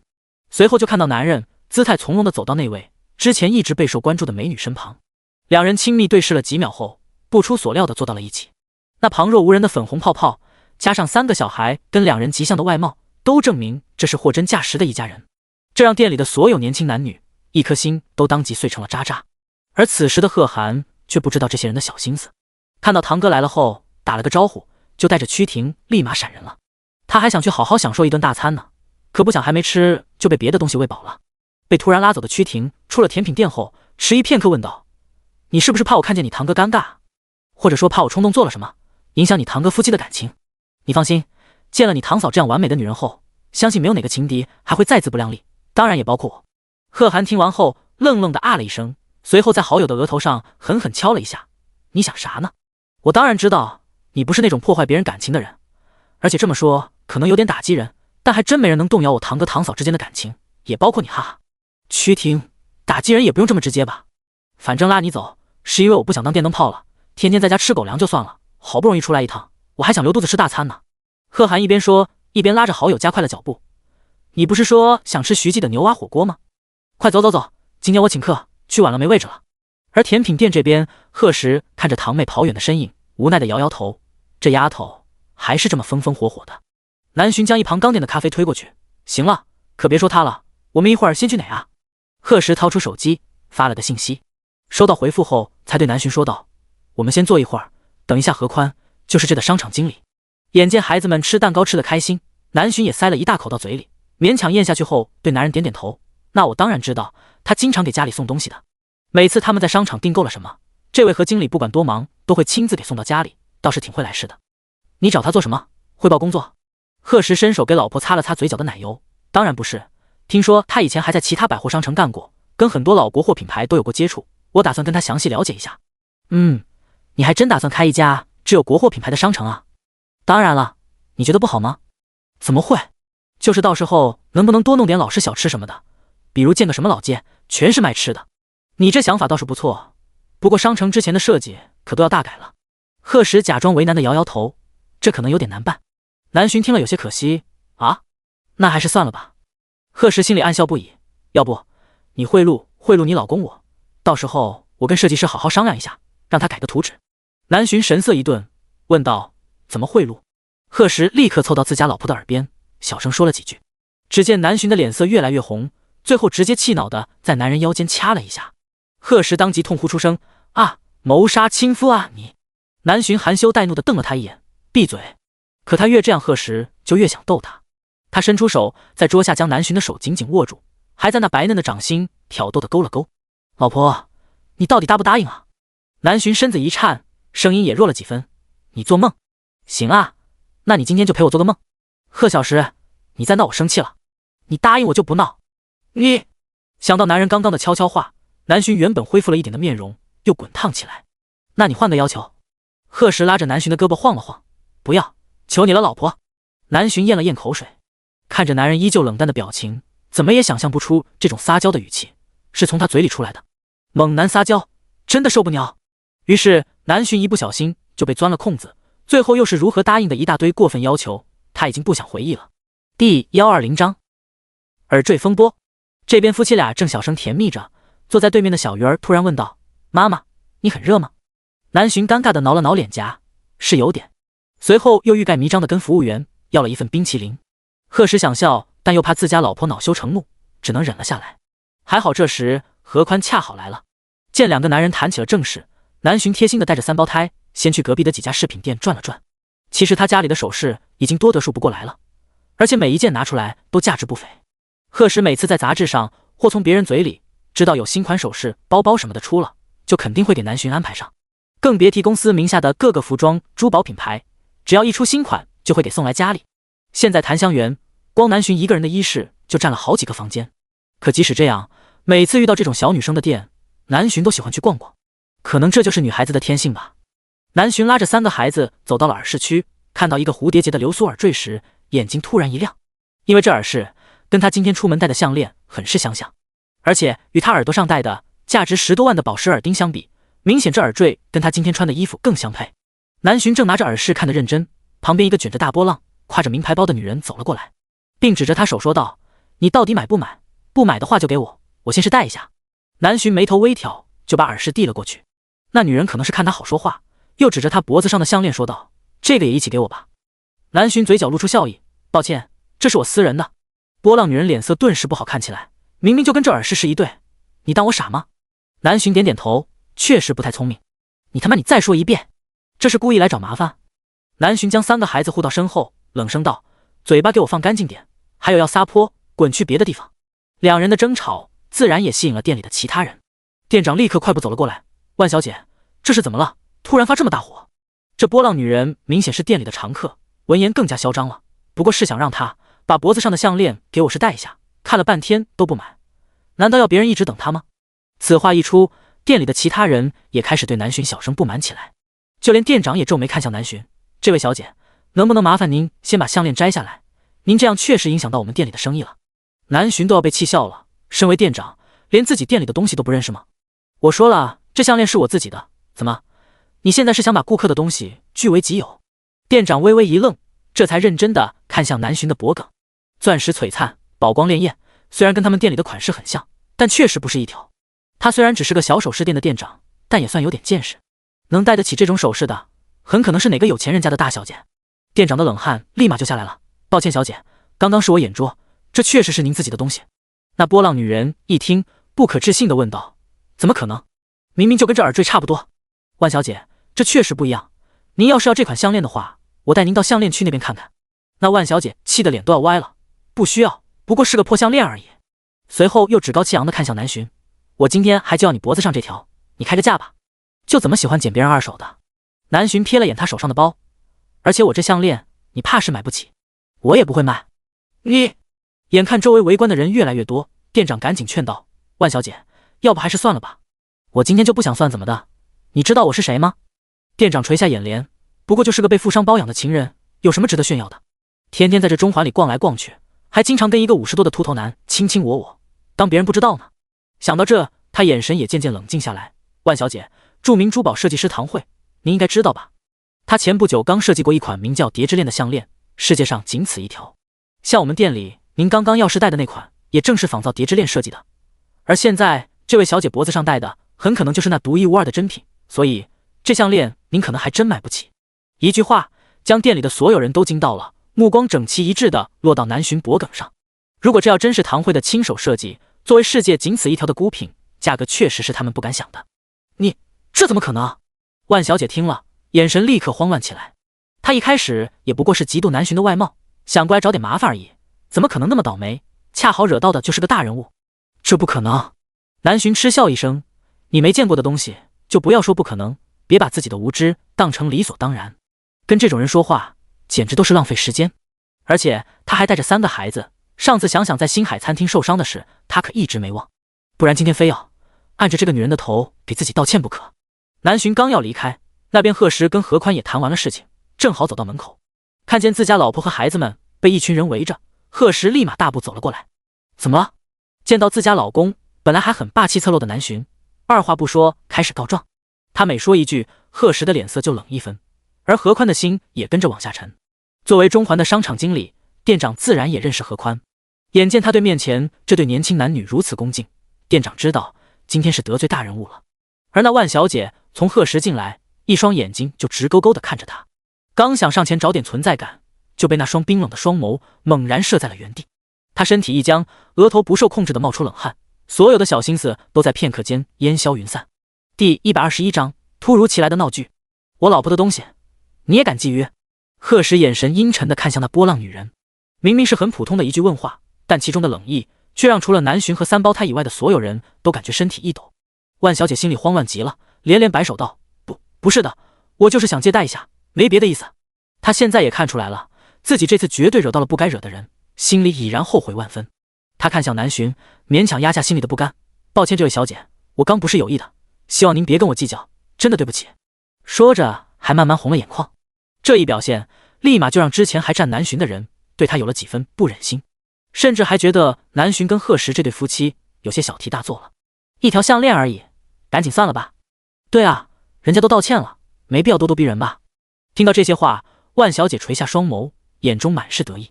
而南浔见状，眉头却微微拧起。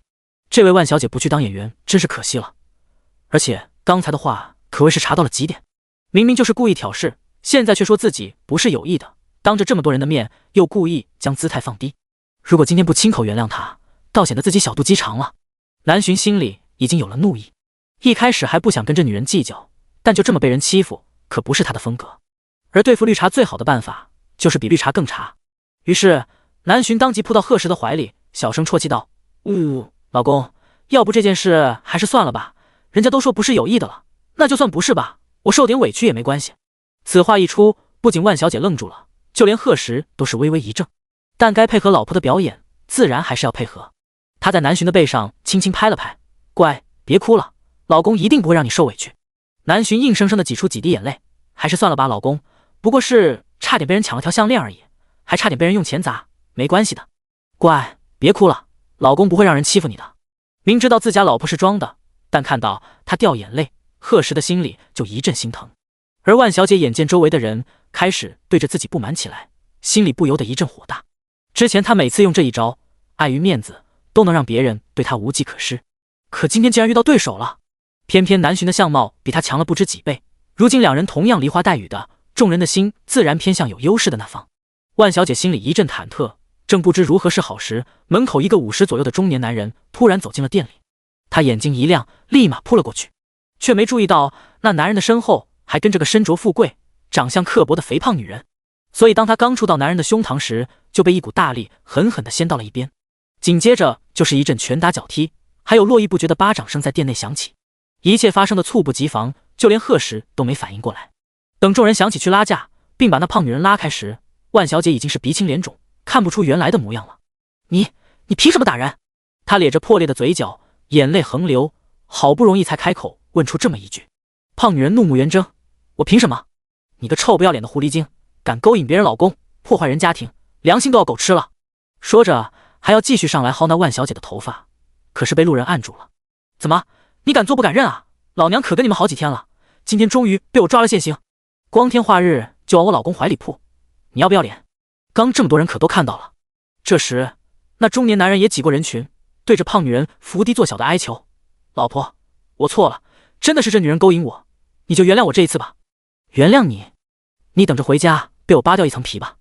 夫妻俩的话让众人看向万小姐的眼神更加厌恶，敢做破坏人家家庭的第三者，人品肯定有问题，亏他们之前还对这样的人心软，简直是脑子秀逗了。万小姐趴在一旁的地上，恨不得挖个地缝将自己埋进去。胖女人对她的谩骂声还有众人对她的指责声都像魔音一样一直环绕在她的耳边，而以前一直在她面前耀武扬威的男人，此时却像狗一样对这个肥婆巴结奉承，还将所有的错都推到她身上。万小姐握紧拳头，任凭长长的指甲划破掌心，最后忍不住愤怒的尖叫出声：够了！那刺耳的声音让店里霎时安静了下来。万小姐摇摇晃晃地站起身体，捋了捋杂乱的秀发后，突然朝胖女人凶狠地冲了过去。你妈的死肥婆，敢打我，我挠死你！这突如其来的举动是所有人都意想不到的，包括那胖女人。等她反应过来时，脸上已经被挠出好几条血淋淋的伤痕。啊！我的脸！胖女人尖叫一声，跟万小姐瞬间扭打到一起，两人又扯头发又是撕衣服的，跟疯了一样。周围的人想拉架都不知如何下手，实在是那胖女人体积太大了，有小伙子凑上去立马就被甩到了一边。贺石则一直挡在南巡和三胞胎的前面，冷眼看着这一切，什么都没有他的老婆孩子重要，而且这两个女人也不值得同情。最后还是作为商城经理的何宽叫来安保，才将两个疯女人制服。报警吧！贺石对何宽吩咐道。他怎么说也算是中环市继承的老板，自然不能放任他们在这继续聚众吵闹。而且因为他们刚才的举动，饰品店里的设施以及柜台上的很多物品也都在混乱中有所损害，这些自然需要有人赔偿，所以这件事只有报警才是最好的选择。胖女人骂骂咧咧地站起身，明明应该是个受害者的身份，可现在却没有一个人同情她。最后直到万小姐还有这对中年夫妻都被带到警局，这场闹剧才到此为止。第122章僧多粥少的助理职位。那这件事后来怎么样了？回到家后的南巡忍不住八卦地问道。贺石无奈地摇摇头，见自家老婆确实好奇，这才给何宽打了个电话。后来那胖女人要跟那出轨的男人离婚，还让他净身出户，那男人自然不答应，最后被逼急了，他又拿出了他老婆出轨的证据，两人闹得不可开交。派出所调查后才知道，这男人是个上门女婿，当初结婚就是看中了人家的钱，但又对妻子的外表嫌弃，不甘寂寞在外面养情人。而这胖女人对他也是不满意，早就在外面包了好几个年轻小伙子。现在夫妻俩是谁也不让谁，后续为了家产可能要打官司。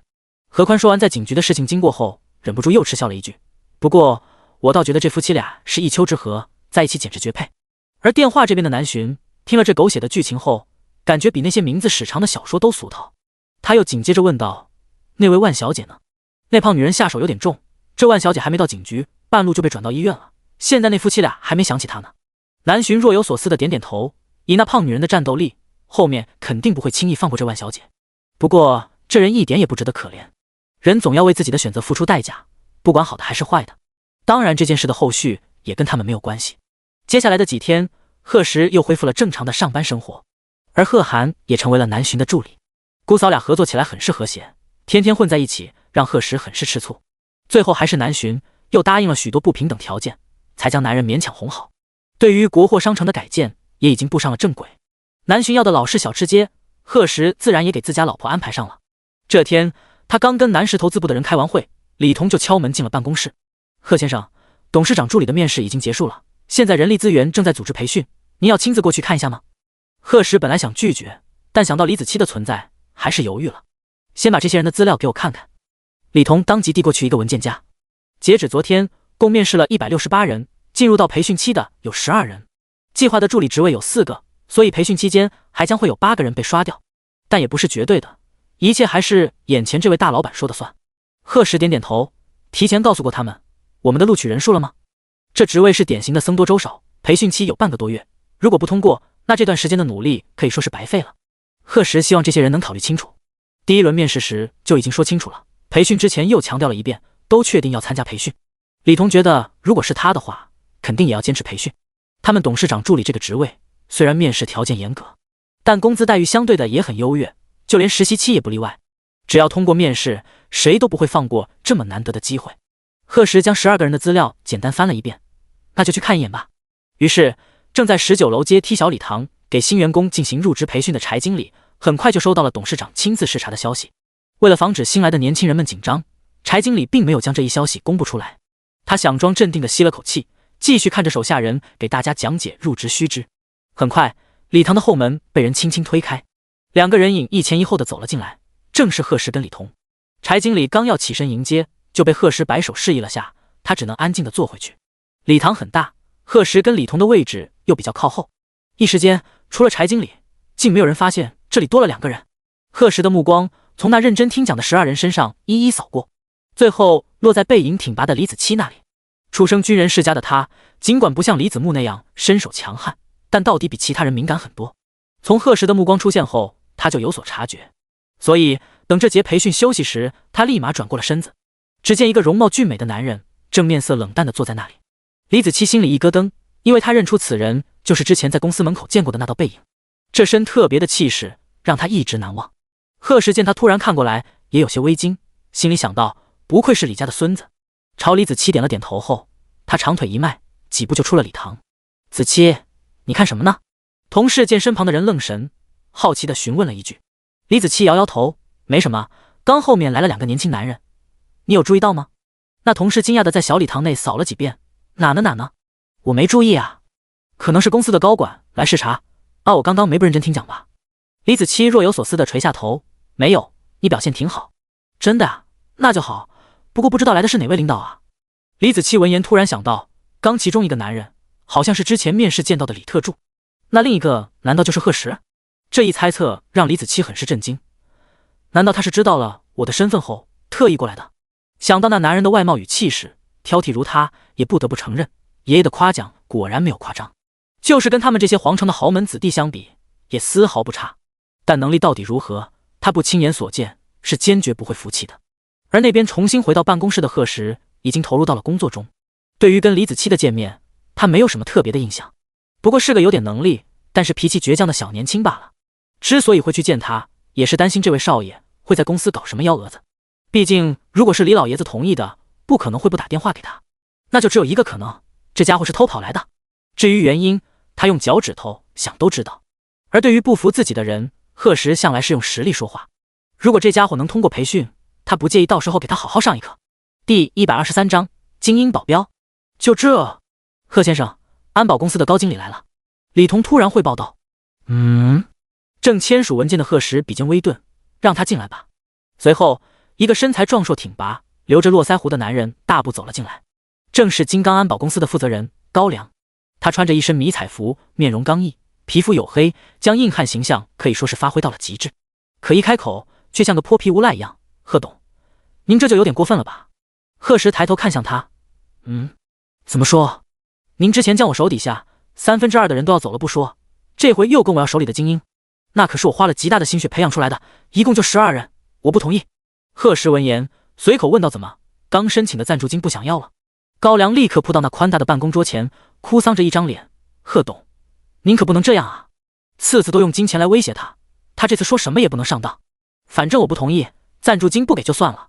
贺时也没想到老高这回这么硬气，他不容置疑地说道：精英你再训练就是，这12人必须给我。怕真把这铁血硬汉逼哭了，他又伸出5根手指，就这些，不想要的话1分都没有了。高良眼睛一亮，惊呼道：5000万！贺时摇摇头。高良撑在桌上的胳膊一松，咂咂嘴，失望地问道：500万！贺时继续摇头：给你5个亿，以后少来烦我。我要的人，今天下班前我就要看到。高良差点以为自己幻听了，不确定的又问了一遍：真给5个亿？贺时冷着一张脸：不想要就算了。高良兴奋的差点蹦了起来：成交，精英什么的哪有贺董您的吩咐重要？有了这5个亿，那他就可以给公司买进更先进的仪器了。精英手下而已，他手下好苗子多的是。看着那离开的高大背影，贺时无奈的摇摇头，真不知道这样性格的人当初在部队是怎么混下去的。不过能花钱买个清静，贺时也很乐意，况且这钱花出去，最后受益的也还是他。自从收购了这金刚安保公司后，其实他也在里面调了些人，暗中保护爸妈还有老婆孩子们。因为齐兰跟贺有海天天都是2点一线的生活，而南巡和3胞胎更是很少出门，所以这些保镖们其实也没派上什么大用场。至于他自己，以他现在的身手，根本不需要有什么担心的。这次会想从老高那要来一批精英，完全是因为申城这几天出的一则新闻，有好几个5、6岁的小孩在跟大人外出时被人悄悄带走，至今下落不明。据警局调查，很可能是一个贩卖儿童的团伙，而据点就在申城附近。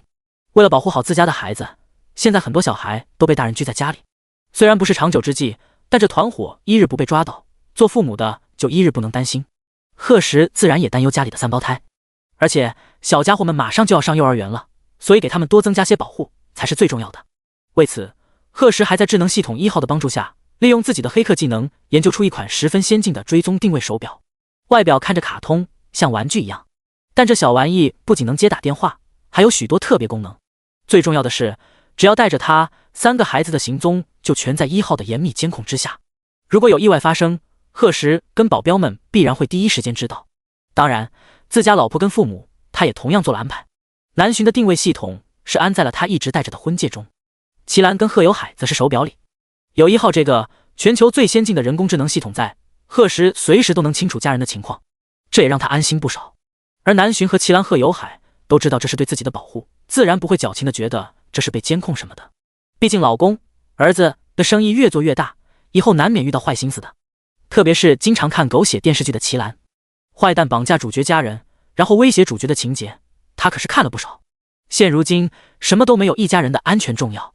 听说这手表里的小东西就是身处深山老林，儿子也能找到他后，那手表就连睡觉都没摘下来，弄得贺石哭笑不得。下午，高粱果然就将12个人送了过来，其中有男有女，但个个身材精悍，光站在那里就能感觉到极强的气势。虽然看着没那么壮硕，但从那紧实的肌肉就能看出爆发力很强。贺石暗暗点了点头，以后你们就都跟着我，不需要再回金刚了。此话一出，这些原本站得笔直的年轻人互相对视了几眼，却没有一个人应声。高粱当即在把头的那人屁股上狠狠地踢了一脚。怎么了？一个个哑巴了？被踢得踉跄了一步的年轻男人迅速归队站好，报告老大，以后我们都不能跟你训练了吗？高粱厉声道，难道你们想训练一辈子什么都不干？而且在哪不能训练，跟着贺董也一样能训练。年轻男人看了贺石一眼，想说点什么，但因为知道这位是真正的大老板，所以又憋了回去。贺石站起身，一边挽起袖口，一边冷淡地问道，你叫什么名字？报告大老板，我叫大林。贺石点点头，跟着我，你很不服气？高粱听了心里一咯噔，大老板这是又要虐人了。算了，这些心高气傲的年轻人也是时候给点教训，不然老以为自己天下无敌了。要是能打倒我，老高的位置就换你坐。大林眼睛一亮，还有这种好事？高粱不满地嚷嚷道，哎，贺董，您这就不讲究了吧？贺石却没理他，直接对大林道，怎么不敢？大林脸色一僵，也不管自己是不是在董事长办公室，当即冲了过去，大老板小心了。其他11人瞪大眼睛，这里毕竟是南石集团总部，要是伤到了贺石，他们都得吃不了兜着走。刚想上前将大林拦下，就看到了让他们震惊的一幕。第124章，大老板，我们服了。这怎么可能啊？大林躺在冰冷的大理石上，不可置信地喊道。刚他都没反应过来，就被一股大力狠狠地摔倒在地，现在整个人都有点懵了。贺石继续摘下手表，并对着其他人抬抬下巴，就这还精英？你们要不一起上算了？一句话将其他11人心里的怒火瞬间都勾了上来。进攻！说话的是11人里身材最高的男人，眉梢到额角有一道极深的疤痕，看着十分凶悍。他也是这12人里的领头，外号就叫刀疤。刀疤话音一落，立马有3人当先朝贺石扑了过去。贺石脚下一动，偏头躲过一人的拳头，随后抓住另一人的胳膊，顺势将人甩了出去。那双修长白皙的手看着文雅，但是力道却大得惊人。其他2人也在还没反应过来的时候就被接连放倒在地。刀疤的脸色更沉了几分，摆摆手，当即又有5人攻了上去。但不出所料，没多久就一个个的被踹倒在地。相反，贺石连呼吸都没乱，他眉头皱起，冷声道，你们就这点本事？刀疤和那剩下的2人对视一眼，直接朝贺石包过去。2分钟后，看着办公室里横七竖八的一堆人，贺石面无表情的重新戴好手表。现在还觉得自己很牛吗？12人垂下头，如果不是面容太过黝黑，那上面的红色肯定十分明显。最后还是刀疤率先开口道，贺董，我们服了。其他人也紧跟着异口同声：贺董，我们服了。他们这些人向来都是以强为尊，今天被贺石打趴下了，一个个自然全都心服口服。旁边一直看戏的高粱哈哈大笑一声：我们贺董可不轻易指点人，你们以后跟着他可要好好表现。是。大林看着自家老大得意的面容，假装随意地问道：老大，你以前也被大老板指点过吗？高粱笑容一僵，怎么哪壶不开提哪壶？要不是被指点过，他现在能这么低声下气的吗？他狠狠地瞪了大林一眼：滚滚滚，就你问题多。哟，恼羞成怒了。办公室里顿时哈哈大笑起来，贺石也被逗得嘴角微扬。而刀疤等人见他高兴，心里也松了口气，看来这大老板也不是看起来的这么不近人情。下班后，贺石就直接带着12个人浩浩荡荡地出了公司。身着白衬衫黑西装的他走在前面，不知道的还以为是哪个黑道家族的大少爷。将贺石恭敬地目送上车后，其他人才纷纷上了另外几辆车。这气派的排场将公司门口的所有人都看得一愣。回到檀香园后，贺石立马将这12个人介绍给了南巡和父母。除了刀疤男和大林跟着他以外，其中的2个女孩外加4个男人都跟着南巡和3胞胎，剩下的4人则负责齐兰和贺有海的安全。以后他们就负责保护你们，特别是巡巡和孩子们，出门一定要多带几个人。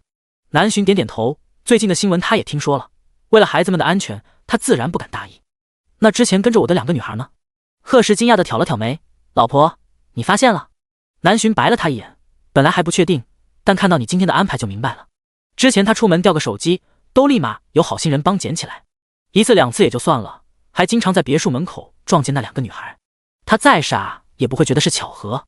贺石摸了摸自家老婆的头发，那2人还会继续暗中保护你，但雨雪和雨雨，你以后出门可一定要带在身边的，就当助理用也行。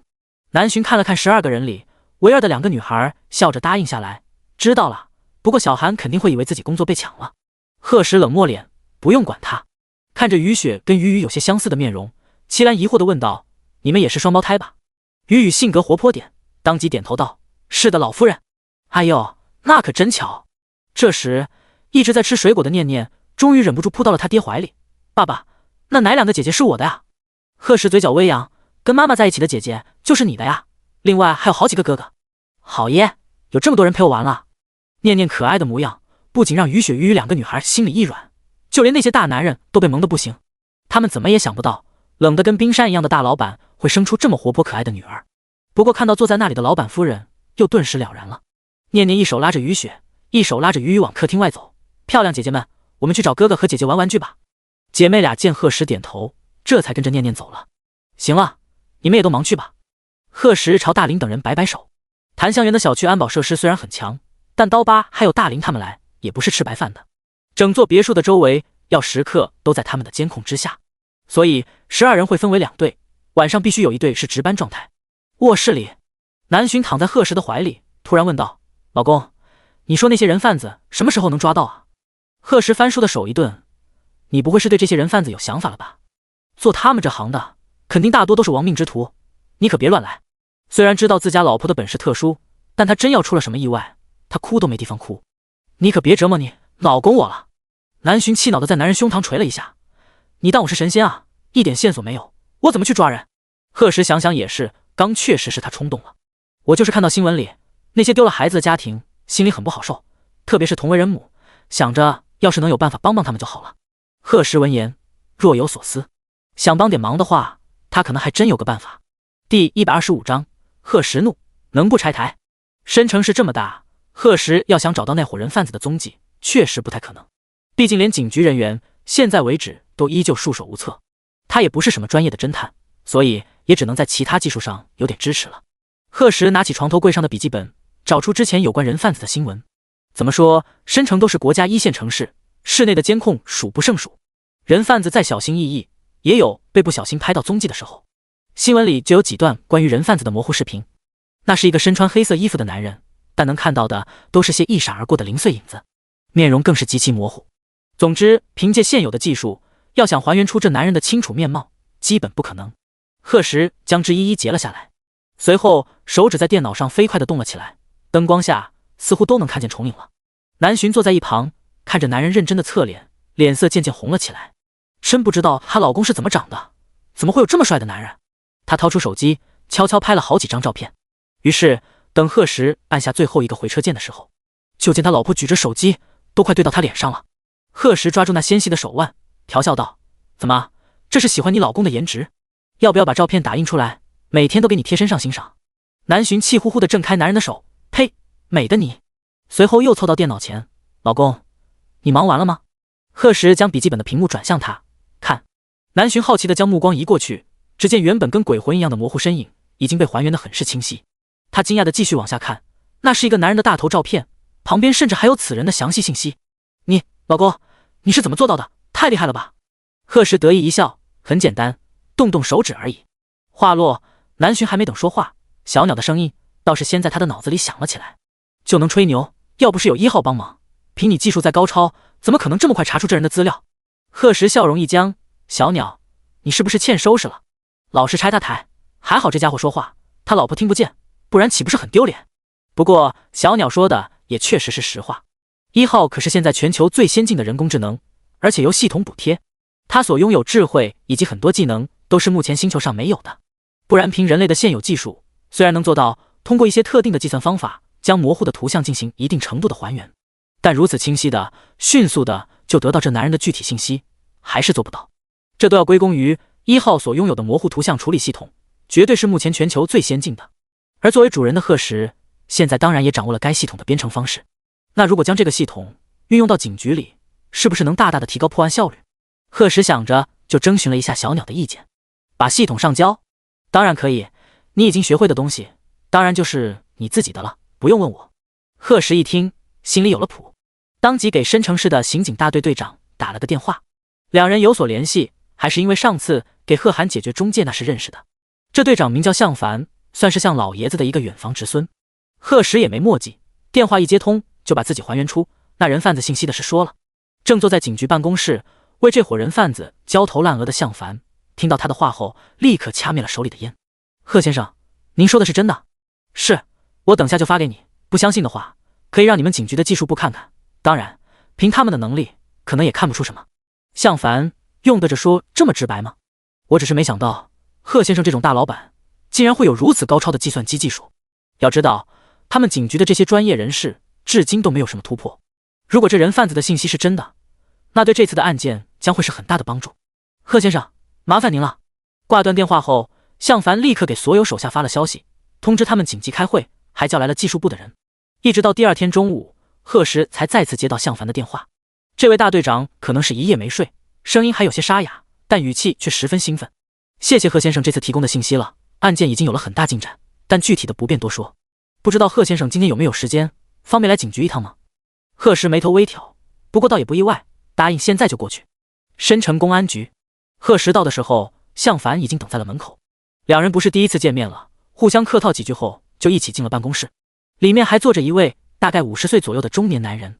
向凡给贺石介绍道：“这位是我们孙局长。”贺石点点头：“您好。”孙局长倒是很热情，笑着道：“您好，贺先生，久仰大名，没想到今日才见到，快请坐。”对于贺石的身份，别人不清楚，他这个警局局长还是知道的，毕竟他和向老爷子也很熟悉。说起来，我们也算兄弟了。这突如其来的一句话，将贺石都搞懵了。孙局长继续道：“我和老向是兄弟，你们有结拜过，这怎么不算？”贺石微微一笑：“那确实。”随后直接问起正事：“不知道孙局长今天叫我来事？”本来他以为向凡把他叫到警局，是想问昨晚那图像还原的事，但现在看来好像不是。孙局长喝了口茶水，说道：“确实有件事，想征求下贺老弟的意见，不过在此之前，想先问贺老弟个问题。”贺石嘴角一抽，这老家伙还挺自来熟。您请问。孙局长表情严肃了几分：“我想知道贺先生这次为什么会想帮我们？”此话一出，向凡也认真地看向贺石，很想知道原因。这也不怪他多想，在他心里，商人最重利益，特别是像眼前的这种大老板，平白无故的帮忙，好像一点也不符合他们的行事风格。第126章，给3胞胎看幼儿园。对于两人的疑惑，贺石也没犹豫，直接道：“我家里也有孩子，人贩子一日不抓到，我老婆就一直担忧。没办法，只能做点我力所能及的了。”孙局长跟向凡对视一眼，早就听说这位贺先生对妻子和孩子都极其爱重，这个解释倒是也很合情理。孙局长点点头，原来是这样，不过这次还是要谢谢贺老弟了。贺石摆摆手，没什么，等抓到人，孙局长再谢也不迟。后续如果有什么想要帮忙的，也尽管说。孙局长心情颇好的大笑起来，有贺老弟这句话，我就放心了。不过这次请老弟来，是想问一下，老弟有没有意向做我们警局技术部的编外人员？贺石听了后微微一愣。孙局长继续说道，能将那种程度的图像还原出来，相信贺老弟的电脑技术可以说是极其高超，不开玩笑，我今天是真的想邀请老弟你做我技术部的编外人员。当然不用像我们一样天天来警局，只要在遇到棘手问题时帮帮忙就行了。不知老弟意下如何？贺石沉思片刻后还是拒绝道，抱歉孙局长，你也知道我工作繁忙，可能没有那么多精力。孙局长闻言有点可惜，继续劝说道，真不再考虑一下吗？其实也用不了贺老弟多少时间，待遇保证也都跟警局的其他人一样。贺石依然不为所动，要是真成了警局的编外人员，以后有什么事他都不可能袖手旁观。说起来容易，但肯定规矩要求一大堆，他最不喜欢的就是被束缚，而且他还有那么大的公司要管理，本来陪家人的时间就不多。他的心愿可是带着老婆孩子还有父母，以后多到岛屿上生活。要是真接了眼前这活，那到时候一切可不是他说的算了。抱歉孙局长，我还是那句话，而且我的性格也不适合在你们这工作。看着眼前那张冷淡的面容，孙局长一噎，无话可说了。这位的性格他也有所耳闻，工作雷厉风行，对待下属极其严格，跟技术部的那些嬉皮笑脸的兔崽子们确实合不来。他轻叹了口气，这么一个有实力的年轻人，看来是要跟自己失之交臂了。贺石却继续说道，我人是不可能来警局工作，不过以后孙局长要真是有什么事，我也不会推辞。另外这次能清晰地还原出罪犯的面貌，其实是因为我拥有的模糊图像处理系统比较先进。孙局长听了眼睛一亮，贺石抬头看向他，我可以将这个系统无偿交给警局。真的？孙局长心里一惊，向凡心里更是激起了惊涛骇浪。他们都清楚这套系统的价值，如果贺先生真能将它给警局使用，那以后的案件，包括以前的陈年案子，很多都能有重大突破。当然是真的，这种事没必要开玩笑。我的这套系统绝对是目前全球最先进的，毕竟不属于现在的星球，也可能是未来科技的产物。我愿意无偿交给警局，交给国家。孙局长呼吸都不由得重了几分，严肃地对贺石敬了个礼，谢谢贺先生所做的贡献，我一定会如实上报。现在的情况已经不是他区区一个局长能做主的了，如此先进的系统可不单单能作用在警局。客气了。贺石离开警局已经是下午下班时间了，孙局长和向凡还要请他吃饭，结果被他也要回家陪老婆孩子拒绝了。两人将贺石送到门口，看着消失的车影，向凡摇摇头，谁说资本家都是不吐人的骨头？这话用在贺先生身上一点也不对。孙局长赞同的颔首，又看了好几眼，两人才往局里走。属于他们的事还有很多。3天后，因为有了那人贩子的详细信息，警局顺藤摸瓜，费尽心思，终于找到了他们的老巢。地点就在申城下属的一个小村子里。特警人员出动，在向凡的指挥下，终于将5人全部捉拿归案，并解救了10几名儿童。可惜还是有一些孩子下落不明。经审讯才知道，原来这些人贩子并不是单独作案，他们还有很多下家和上家，都隶属于一个神秘的组织，专门做的就是买卖儿童。而这5人也不过就是组织里面的小人物罢了。这消息贺石也是从孙局长那里得知的。这世界有光明就会有黑暗，而他如今能做的就是守护好身边的光明。周一，贺石一家早早的起了床。今天是去给3胞胎看幼儿园的日子。齐兰一大早就跟何志勇的老婆张姐做了一大桌早餐。吃饱喝足后，张姐负责看家，何志勇开车带着齐兰、贺有海、小鱼儿，刀疤带着贺氏夫妻、想想念念，外加大林和于雪鱼姐妹，一行3辆车浩浩荡荡的出发了。他们先去的是一家名叫雏鹰的幼儿园。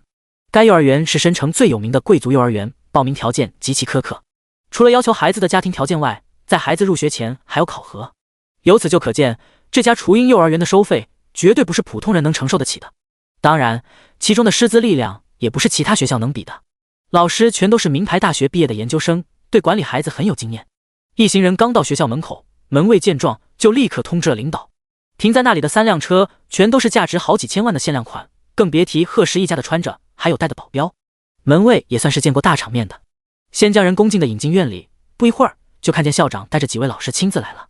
门卫暗暗啧舌，他们学校可是申城最高级的幼儿园，里面豪门出身的孩子可以说是遍地都是，所以他还是第一次见校长亲自跑来门口迎接一个人，而且还带着好几位主任，心里不由得好奇为首那年轻男人的身份。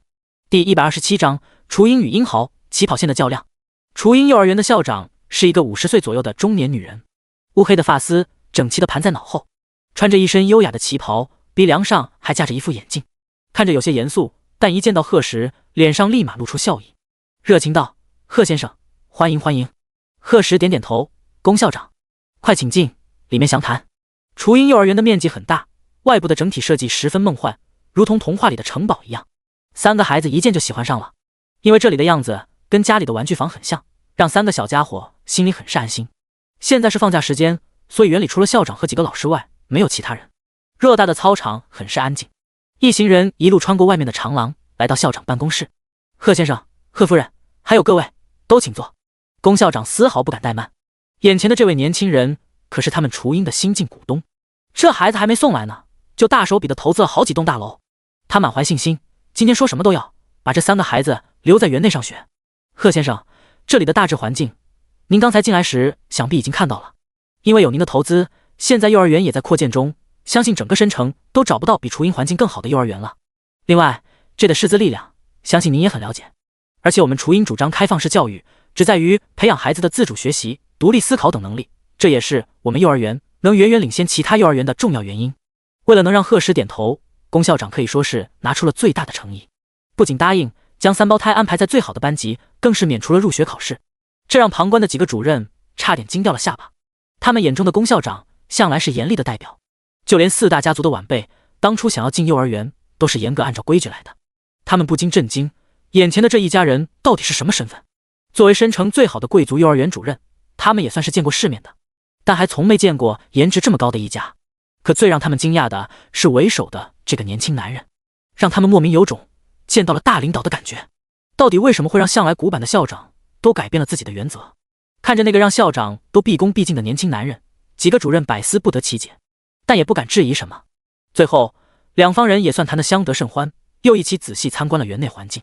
虽然贺时没有明确表明选择雏鹰幼儿园，龚校长还是把一家人恭敬地送上车。这贵族幼儿园就是不一样啊！冈纳校长说话时可太有气度了。坐在车上的齐兰迫不及待地说道：“儿子，你觉得冈纳幼儿园怎么样？”贺时不答反问：“您觉得呢？”“我觉得不错，看那校长就能看出来，这幼儿园在管理方面肯定很有一套。而且不知道你们注意到没有，刚参观时，不管是那位女校长还是几位主任，都下意识的很关照3个孩子。我们那么多人在呢，只能说人家当老师的就是细心。”贺时听了嘴角微扬，看来您是已经做出选择了。齐兰摆摆手：“那倒不是，怎么也得看过另一家再说。上学可是我孙子孙女的大事，不能马虎。”贺时跟南巡相视一笑，随后一家人径直去了贺时选定的第2家幼儿园，距离雏鹰只有15分钟的路程，叫英豪幼儿园。名字对比雏鹰，更像一个贵族幼儿园，可学校的环境却和雏鹰相差很多。英豪不像雏鹰，这里学费不算高，所以一般家庭的孩子比较多。学校的门卫乍然见到这么大排场的一家，很是惊慌。贺时一家在门口等了好一会儿，校长才姗姗来迟。看着眼前的豪车，校长心里一动。之前这位贺先生联系他时，他并没有放在心上。现在正值开学前夕，想来幼儿园参观的家长比比皆是，没想到今天来的竟然还是个大人物。短短几分钟时间，校长心里已经有了主意，但可能是先入为主的关系。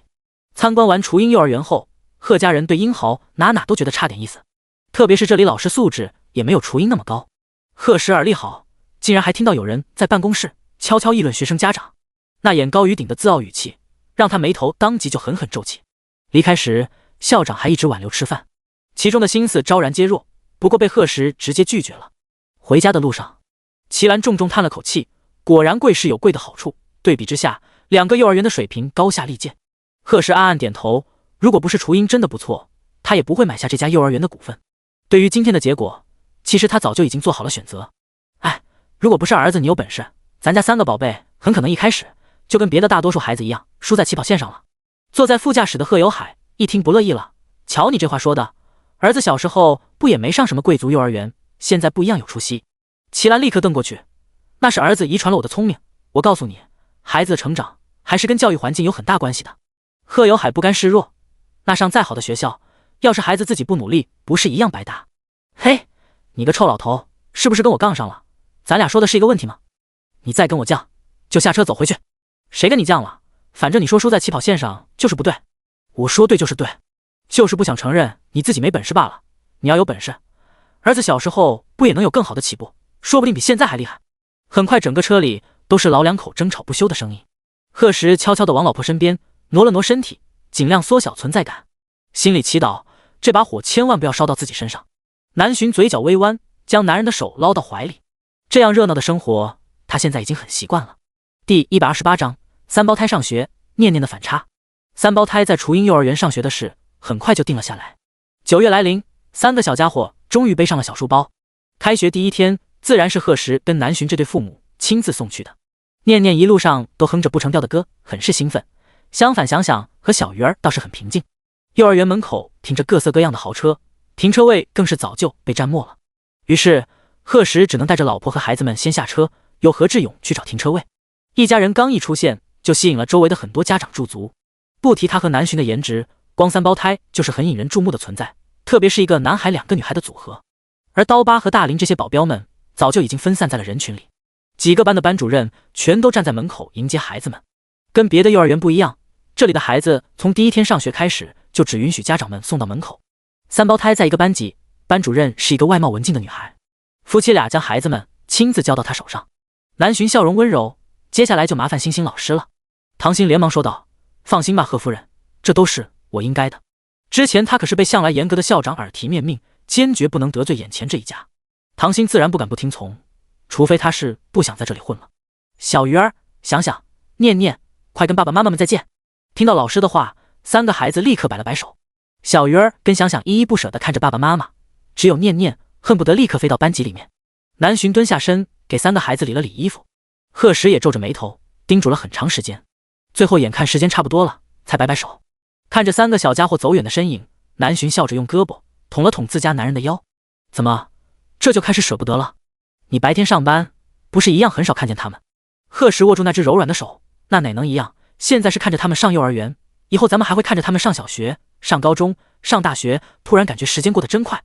南浔听了也很是感慨，回握住男人修长的手指，他们总要长大的。不过，不管孩子们以后走到哪，都有我一直陪着你。贺石心里一暖，要不是周围人实在太多，他直接就将老婆抱进怀里了。我老婆嘴可真甜。南浔抱着他的手臂，高兴地晃了晃。那你以为？贺石笑着凑到那小巧的耳垂边，低声道：“想亲。”那低沉好听的声音吓得南浔立马捂住耳朵，随后又捂住嘴巴，惊慌道：“这在外面呢？”贺石被自家老婆可爱的样子逗得不行，嘴角弯起好看的弧度：“傻瓜，骗你呢！”南浔气愤地瞪了他一眼，不过很快两人就挽着手甜甜蜜蜜地离开了。这边夫妻俩是开心了，却不知道3个孩子那却闹翻了天。准确地说是念念闹翻了天。小家伙从知道要上学开始就一直处在兴奋中，他性格外向，向来喜欢去人多的热闹的地方。对于能跟一群同龄小孩玩，他自然很期待。从和哥哥姐姐被老师带到教室的这一路，他表现的都还很平常。可到了教室后，看到那些咧着嘴哭着要爸爸妈妈的小朋友后，念念整个人都不好了。可能是被这氛围刺激到了，小小的他这才察觉自己要一整天都见不到爸爸妈妈还有爷爷奶奶。没过几分钟也开始掉起眼泪。这一幕可把哥哥小鱼儿急坏了，结果越哄念念哭得越厉害，就连想想也掉起了珍珠。那震天的声音把唐鑫这个老师都吸引了。面对孩子们第一天上学的各种状况，他自然有办法。可谁知他连班里最小的孩子都哄好了，到念念这里却全然束手无策，18般武艺都不好使。担心再这么下去孩子哭坏了嗓子，唐鑫只好掏出手机联系家长。于是还没开车出2里地的南浔就接到了老师的电话。他不确定地问道：“星星老师，您说的真是念念吗？不是想想或者小鱼儿？”这孩子之前的兴奋劲他可是记忆犹新，确实是念念小同学。得到唐鑫的确定后，南浔微微一愣，随后立马让司机调转了车头。等夫妻俩回到雏鹰幼儿园时，就看到念念站在紧闭的大门里，2只小手正拽着栏杆嚎啕大哭。旁边的唐鑫还有小鱼儿和想想都在安慰他。南浔看得嘴角一抽，问道：“老公，咱女儿确定不是在表演什么铁窗泪吗？”本来焦急万分的贺石听到这话后，朝老婆宠溺地摇摇头：“你呀。”南浔嘿嘿一笑，两人这才看向小女儿。泪眼婆娑的念念立刻伸出手去，叫道：“爸爸妈妈，我要回家。”那可怜的小模样让第一次见女儿哭得这么伤心的贺石心里也跟着难受。要不是怕被老婆掐，早就抱起念念回家了。他蹲下身，在那张哭花的小脸上安抚地摸了摸，宝贝乖，哭了就不漂亮哦，小公主都是不会哭的。念念哭声一顿，哽咽着说道：爸爸，念念是小公主。好，念念是小公主，那可不能哭了。小家伙当即点了点头。旁边的唐鑫悄悄在心里竖起了大拇指，没想到这贺先生看着冷冷的，哄孩子还挺有一套。贺时又耐心地跟念念说了好一会儿话，终于让小女儿恢复了心情。随后又将小鱼儿和想想也叫了过来，毫不吝啬地将两个小家伙夸奖了一顿。只是第一天上学就表现这么好，不愧是哥哥姐姐，这让两个孩子高兴得脸红不已。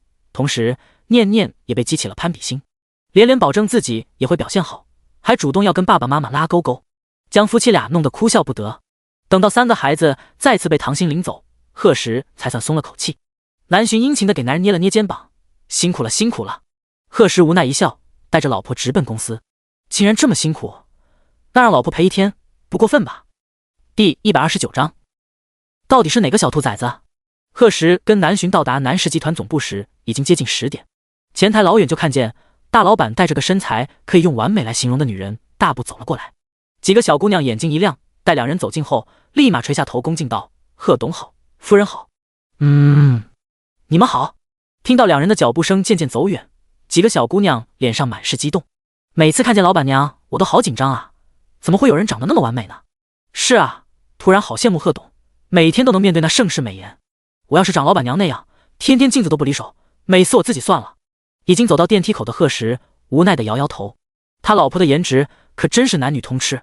除了剪彩那天，南浔已经不是第一次来公司了，但每次来他都能听到那群小姑娘说出类似今天的话。怎么，你吃醋啊？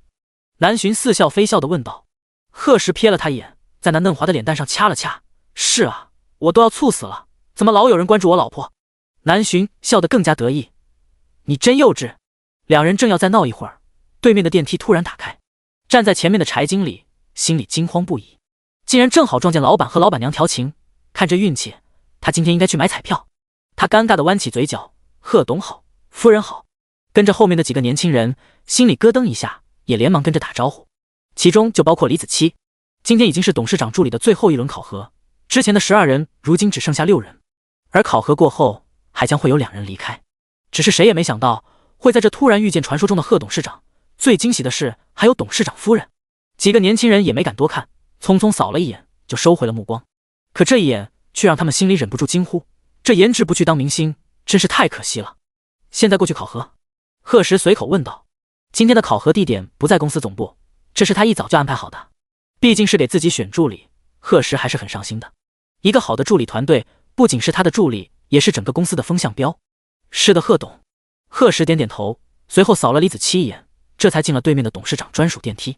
柴经理身后的几个年轻人见状重重呼了口气，这贺董的气势也太吓人了，刚只是往他们这边扫了一眼，就让他们心跳都不自觉加快了。同样都是20出头的年轻人，为什么差距这么大？这位已经牛批到需要他们仰视的程度了，而他们竟还在为了个助理职位争得头破血流。难道这就是天才跟普通人之间的差别吗？6个人里，除了李子柒这个李家小少爷外，跟贺时的这次意外见面让其他5人心里都感觉到了极大的落差。柴经理看出他们的心思，眉头微皱，却没多说什么。每个人都有每个人的机遇，走好自己的路才是最重要的。可惜现在很多年轻人都想不明白这点，只会一味的跟别人去攀比。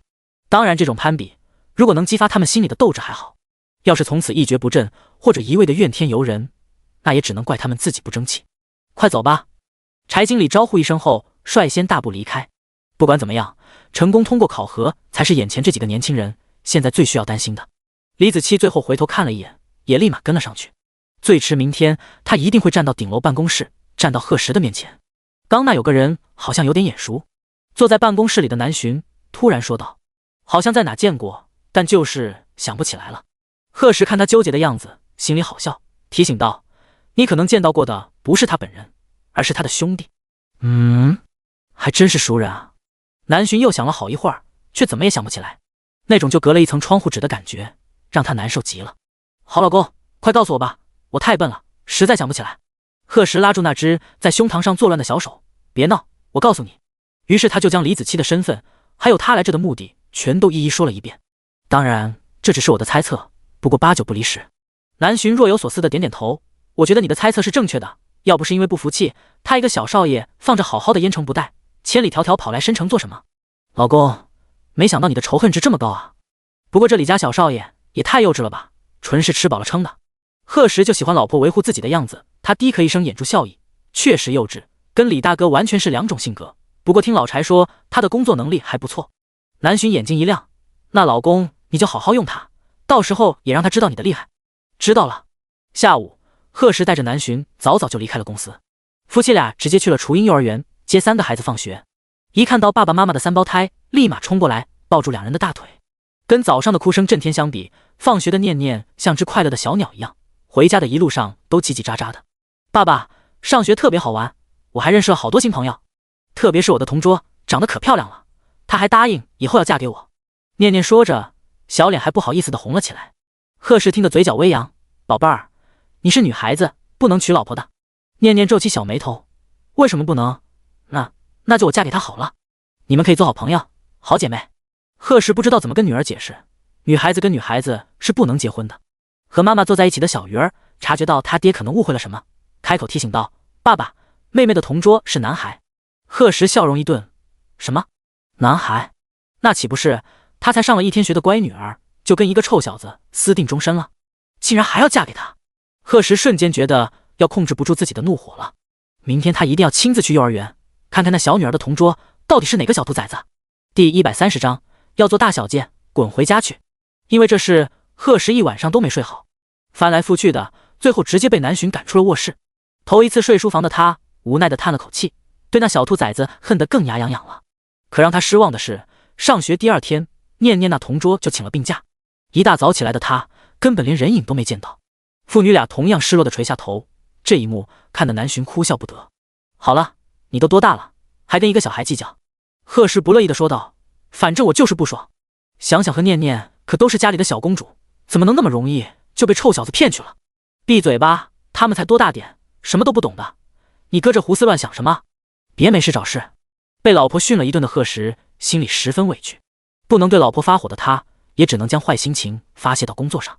于是从早上上班开始，各部门的经理就没清闲过，总有做不完的工作在等着他们。贺时自己更是一上午都没离开办公桌，所以等李子柒和其他3位助理被带到顶楼时，就看到董事长办公室的人来来往往，每个人脸上都带着说不出的严肃，整个氛围更是紧张的要命。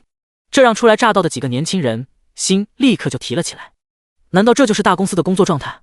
这让他们紧张的同时，心里更多的却是期待。李彤将4人带进了助理办公室，就位于董事长办公室的外面。你们自己选位置，5分钟收拾好所有私人物品。说完就将一大摞报表放到了桌子上，足足有半米高，落在桌子上时发出沉重的声音。4个助理都很惊讶，没看出来这位李特助的力气竟然如此大。但更让他们惊讶的还在后面。李特助，你说是这些报表都要今天整理完？4个助理里唯一的一个女生不可置信地问道。李彤看了眼手表，淡淡的点了点头，有什么问题吗？李子柒抢在女生的前面，急忙答应道，没问题，我们一定完成。等李彤走后，那女生立马不满地看向李子柒，你倒是答应的爽快了，可辛苦的却是所有人。李子柒冷冷地瞥了他一眼，怎么不答应下来，难道大家一起走人吗？要走你自己走。你让开，别妨碍我。这冷漠的态度将那女孩直接就弄得眼眶通红。她从小就聪明而且学习好，周围的老师和同学都捧着，还是第一次被人这么落面子。明明是完成不了的任务，为什么要接受？看着其他2个也默默开始工作的同事，他心里的气更大了，倔强地站在那里，半天都没有动作。而这一幕恰巧被刚从办公室出来的贺时看到，他直接冷声道，你可以走了。轻飘飘的一句话让4个人全都震惊地抬起头。那女孩更是愣愣地问道，凭什么？贺时当即看向他，那眼里的冷意如同有了实质。凭什么？你能通过考核，只能说明你的学习能力和工作能力都还不错，但我不需要一个不听话的助理，特别是玻璃心的助理。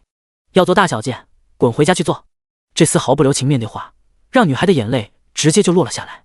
贺时却视若无睹，怜香惜玉什么的，抱歉，他的字典里根本就没这个词。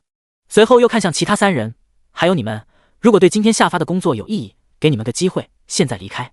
因为我可以明确的告诉你们，今天这些都只是开胃菜。一句话就连李子柒都被吓到了。就这还开胃菜，这大老板是真变态啊！不过有挑战才有意思，不是吗？他满是干劲地看向贺时，肯定道：“我能完成。”其他2个年轻男人对视一眼，也紧跟着道：“我们也能。”付出与回报是成正比的，南石能给开出那么高的薪资，自然是需要他们这些员工全力以赴。在这种竞争激烈的大公司，还期望过闲余日子，那就像贺董说的，趁早滚蛋。贺时没再管那女孩，在李子柒的办公桌上敲了敲：“你跟我来。”话落就径直往门外走去，后面还跟着刀疤和大林这2个保镖。李子柒愣了一下，拿起外套就跟了上去，一直到进了电梯，他才发现他们竟然是要离开公司。但有刚才的插曲在，他对贺时的脾气也有了新了解，自然不敢多问。谁让他现在只是个毫无实权的小助理呢？上车后，倒是贺时先提起了话题，都不问问去哪。李子柒心里呵呵，面上却很是恭敬：“我现在只是您的助理。”贺时听了，眼中笑意一闪而过，这家伙还跟他搁着装呢，真不愧是李老爷子的孙子。车子一路西行，过了半个多小时才停下。李子柒这才发现，他们去的不是什么公司，也是什么酒局，而是一家医药研究所。自从贺时从系统商城购买的神奇种子里发现了一种特殊物质，并检测出这种物质可以加强多种维生素的使用效果后，研究所的科研人员们就一直在做解析。贺时更是一抽出时间就过来看看。曲明跟之前一样，早早的就等在门口，见贺时来了，立马恭敬的将人请到里面。对于这位大老板，他现在是真的心服口服，会赚钱不说，在科研领域上也是颇有能力，所懂的东西，就连他这个干了大半辈子的科研人员都远远不及。他之前甚至还动过将人留在实验室的念头，结果自然是被无情拒绝了。不过曲明对贺时的尊敬却丝毫不减。怎么样，还是没有进展吗？曲明可惜的摇摇头，目前还没有。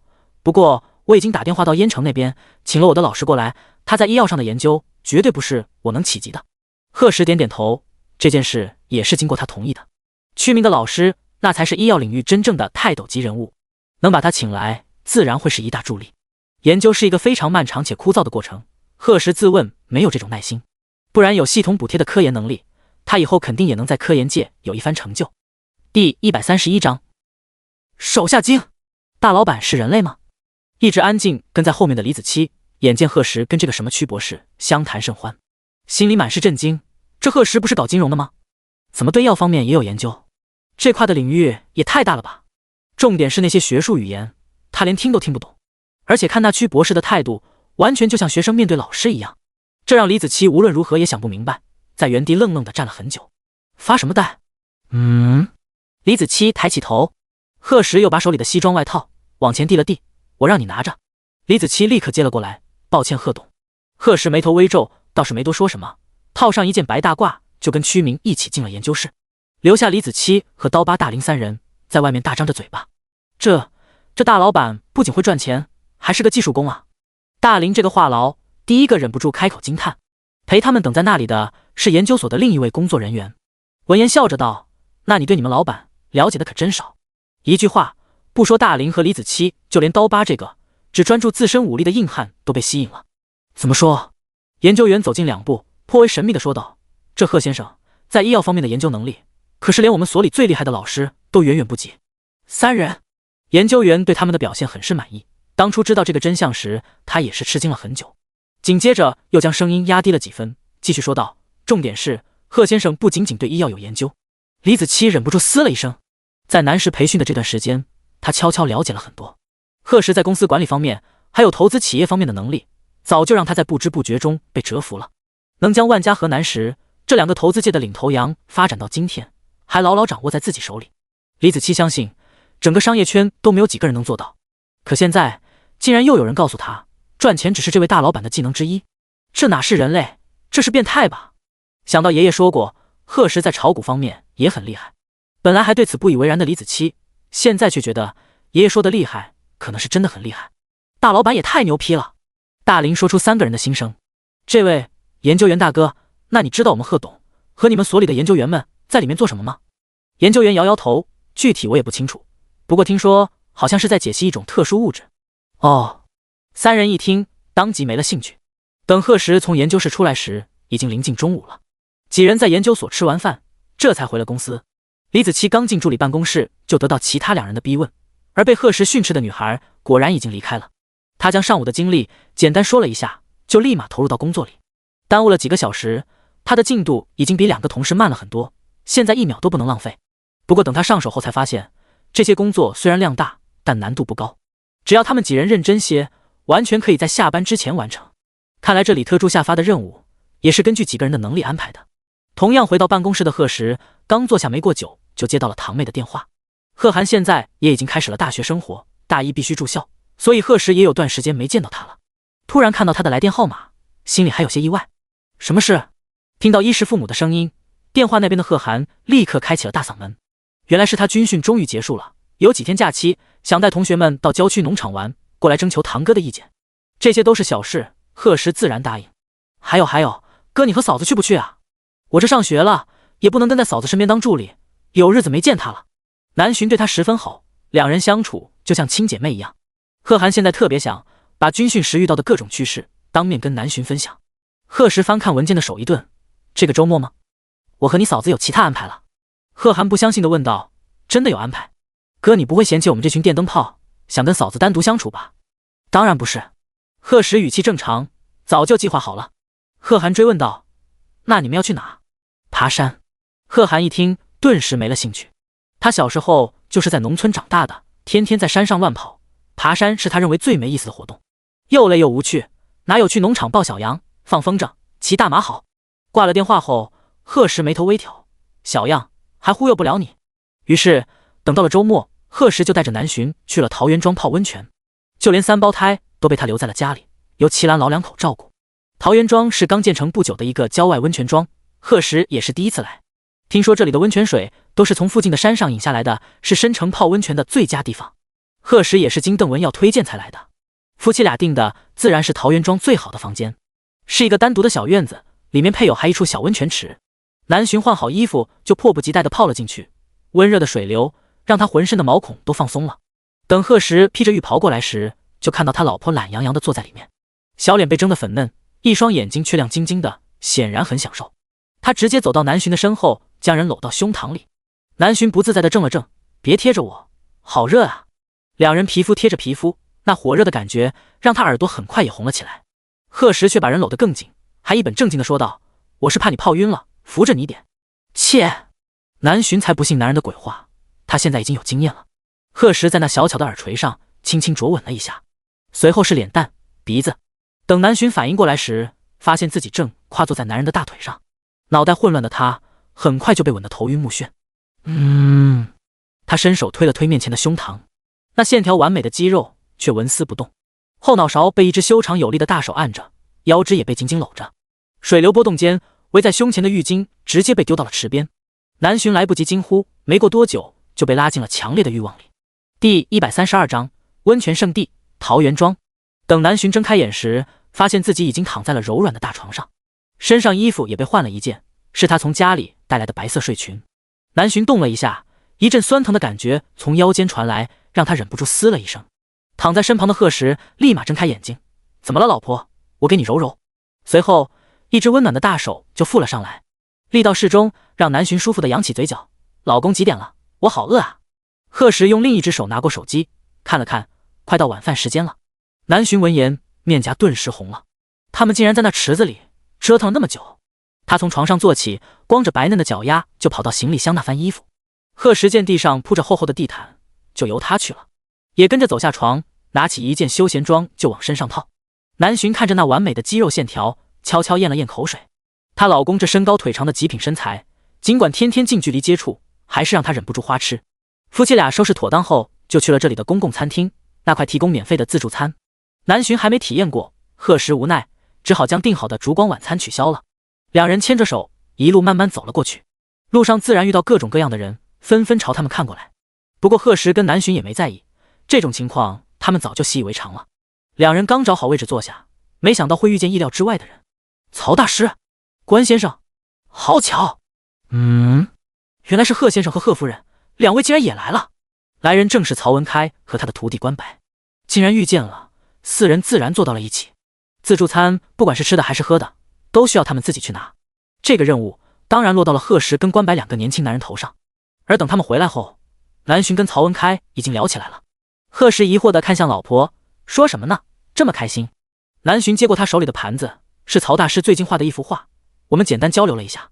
曹文开紧跟着道：不过你这小丫头的见解确实是让老头子我茅塞顿开啊，现在再画一次，我保证能比之前画的更好。自家老婆被夸，贺时自然与有荣焉，嘴角微扬，那就恭喜曹大师了。安静坐着的关白对于南浔的画技现在也是甘拜下风，闻言也没像第一次见面态度很是不服气的样子，所以四人也算相谈甚欢。对了，开画展的事你这丫头考虑的怎么样了？这是曹文开可不止提了一次，他觉得以南浔现在的能力，开个个人画展能力绝对足够了。南浔点点头，已经在准备中了。曹文开一听顿时乐了，还以为你又会像之前一样拒绝呢。老头子我就没见过你这么懒的丫头，不想开画展的原因竟然是懒得动。曹文开第一次听到时胡子都不小心撸掉了，这让那些想开画展但是却没能力的画家们情何以堪。南浔嘿嘿一笑，这不就是怕您老在说我，就赶紧准备起来了呗。这话说的俏皮，让家里只有一个破儿子的曹大师当即哈哈大笑起来。这一老一少虽然不常见面，但在网上经常交流心得体验，早就相处的亦师亦友。当然这师有时候是曹文开，有时候却是南浔。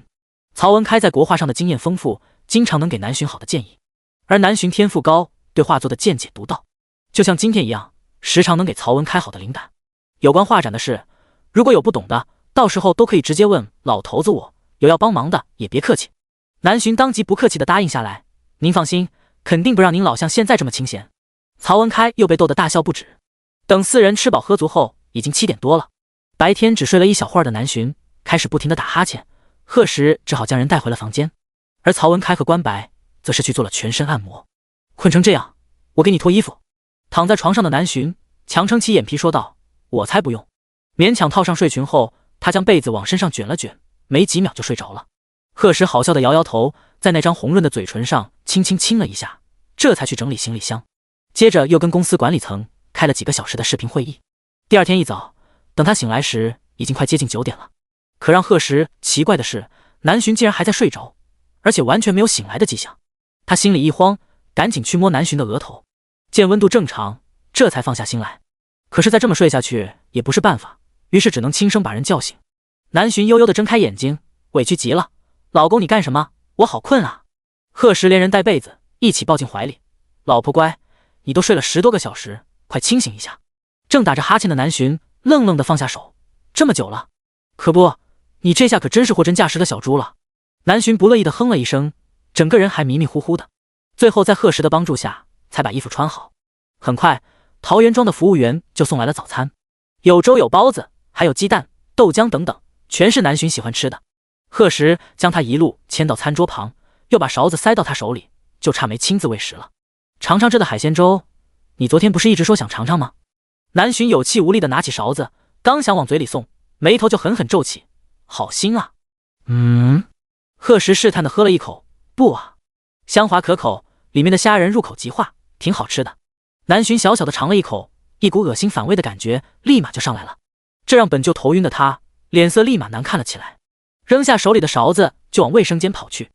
第133章，突然出现的直升机。一直没吃东西的南浔干呕不止，想吐却又什么都吐不出来。贺时冷着一张脸，焦急地在他背上轻抚着：浔，怎么样了？没事吧？没，嗨嗨。南浔想说话，却又开始小声咳嗽起来。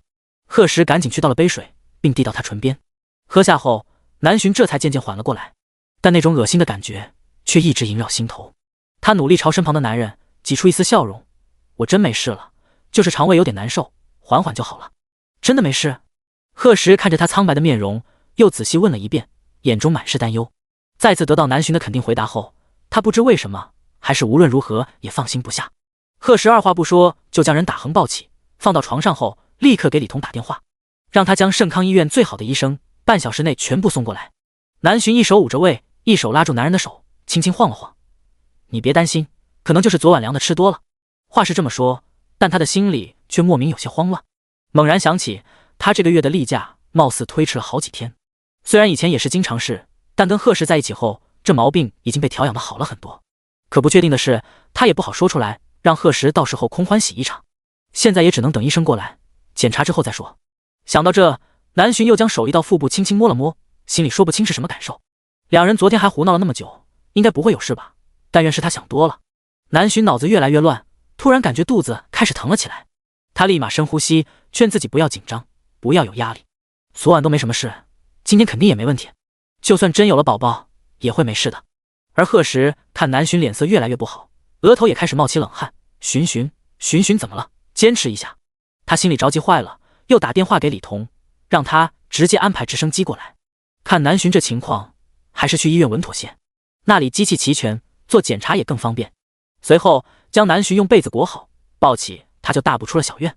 一直隐藏在周围的几个保镖见大老板和老板娘出来，立马跟上。几人心里虽然好奇老板娘的情况，但看大老板周身的低气压，也不敢多问。一路上，所有来桃园庄玩的客人都好奇地朝他们看了过来。可贺时的脸色实在阴沉的可怕，浑身都写满了生人勿近。再加上后面跟着的几个保镖，个个身强体壮，面容严肃，就连曹文开和关白远远看到后，也只是发了信息给贺时。看这情况，很显然是南浔出了什么意外，他们现在也不好打扰，要是因此耽误了时间，就不好了。而贺时抱着南浔一路出了桃园庄，来到庄外不远的一处平地。没等几分钟，一架直升机就出现在视野里。这一幕被不少路人看到了，纷纷掏出手机拍摄了下来。这可是真的直升机啊！他们有生以来还是第一次如此近距离的接触到。还有人想要走近些看，不过被刀疤和大林几个拦住了。桃园庄的老板这时也收到了消息，可惜等他过来的时候，直升机已经飞远了。他连忙让底下人去查贺时的身份。不知道庄里什么时候进来了这么个大人物，还在这里出了意外。要是被大佬的怒火波及到，那他这刚开不久的温泉庄，弄不好可能就得关门大吉了。一群人急匆匆的出来，又急匆匆的往回走，恰好跟曹文开、关白这对师徒撞上了。小周，你干什么呢？这着急忙慌的。桃园庄的老板周学见是父亲的好友曹大师，立马停了下来。曹叔，这不是庄里有个大人物出了点意外，我这才刚知道，现在得赶紧去查一下这位的身份，不然一个弄不好，我这好不容易才瞒着我爸开起来的温泉庄，就得被搞黄了。不等曹文开说话，他又接着吐槽道：您说这位大佬也是，连直升机都开得起，来这了竟然一点阵仗都不摆，我都不知道庄里什么时候来了个大人物。曹文开闻言当即瞪了他一眼，怎么人家来还得放个鞭炮通知你啊？人家想低调点还不行？我看还得让你爸好好教训教训你。周学立刻开始求饶，可别了曹叔，求求您千万别跟我爸说，我得先去忙了，您老好好玩吧。说着就要带着人大步离开。曹文开直接将人拦住，别去查了，你如果是说刚刚带着保镖怀里还抱着个人的那位，我认识。周学立马惊讶地问道：真的啊，曹叔，那是谁啊？我刚出去连个人影都没见到，只看到了飞远的直升机。曹文开摇摇头，是谁不重要，你只要知道以那位的身份，不会把你这小地方怎么样的。像类似桃园庄的这种休闲玩乐之地，贺时名下不知道有多少个。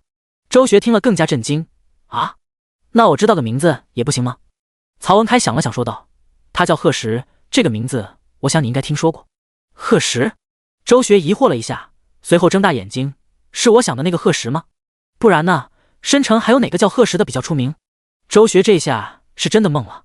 贺时，那可是南石集团的创始人兼董事长，从上学时就一直学习优异，一路白手起家，短短几个月就创立了自己的商业帝国。从小到大，周学一直自诩优秀，可直到知道贺时这个人后，他才明白什么叫人外有人，天外有天。就连他父亲见到了这位，也得小心翼翼，不敢得罪。因为这贺时不仅本身实力强劲，他认识的各路人脉也都是申城顶级圈里的，更是跟项家的老爷子称兄道弟。听说申城不少的知名企业家见到他都得尊称一声小叔叔，甚至还有的要称呼小爷爷。明明才20出头，却达到了很多人一辈子可能都达不到的那种高度。这样的传奇人物也早就成为了周学学习的目标。第134章贺时经又有了。周学没想到偶像都来到自己眼皮子底下了，他现在想想就后悔，要是早出去1-2分钟，肯定就见到真人了。想到曹文开刚才的话，眼睛突然一亮。曹叔啊，您说这贺董一行人怎么都是在我这里出的意外，我这个老板于情于理也该去看望一下吧。曹文开心里哼笑一声，当他不知道这兔崽子打什么鬼主意。不过他和老周怎么都是多年好友了，这周学也算是他看着长大的。如果真能让他接触到贺时这种优秀的年轻人，说不定老周能少操点心。没看那邓家的二少爷都从只会吃喝玩乐的花花公子蜕变成了成风那种大企业的领导者，邓伟这个当爹的现在出门是逢人就夸，连他原来费心培养的老大都放到了一边，这其中要是没有贺石提拔，根本是不可能的事。周学虽然也经常不务正业，但至少有上进心，这不比之前的邓二少爷强多了。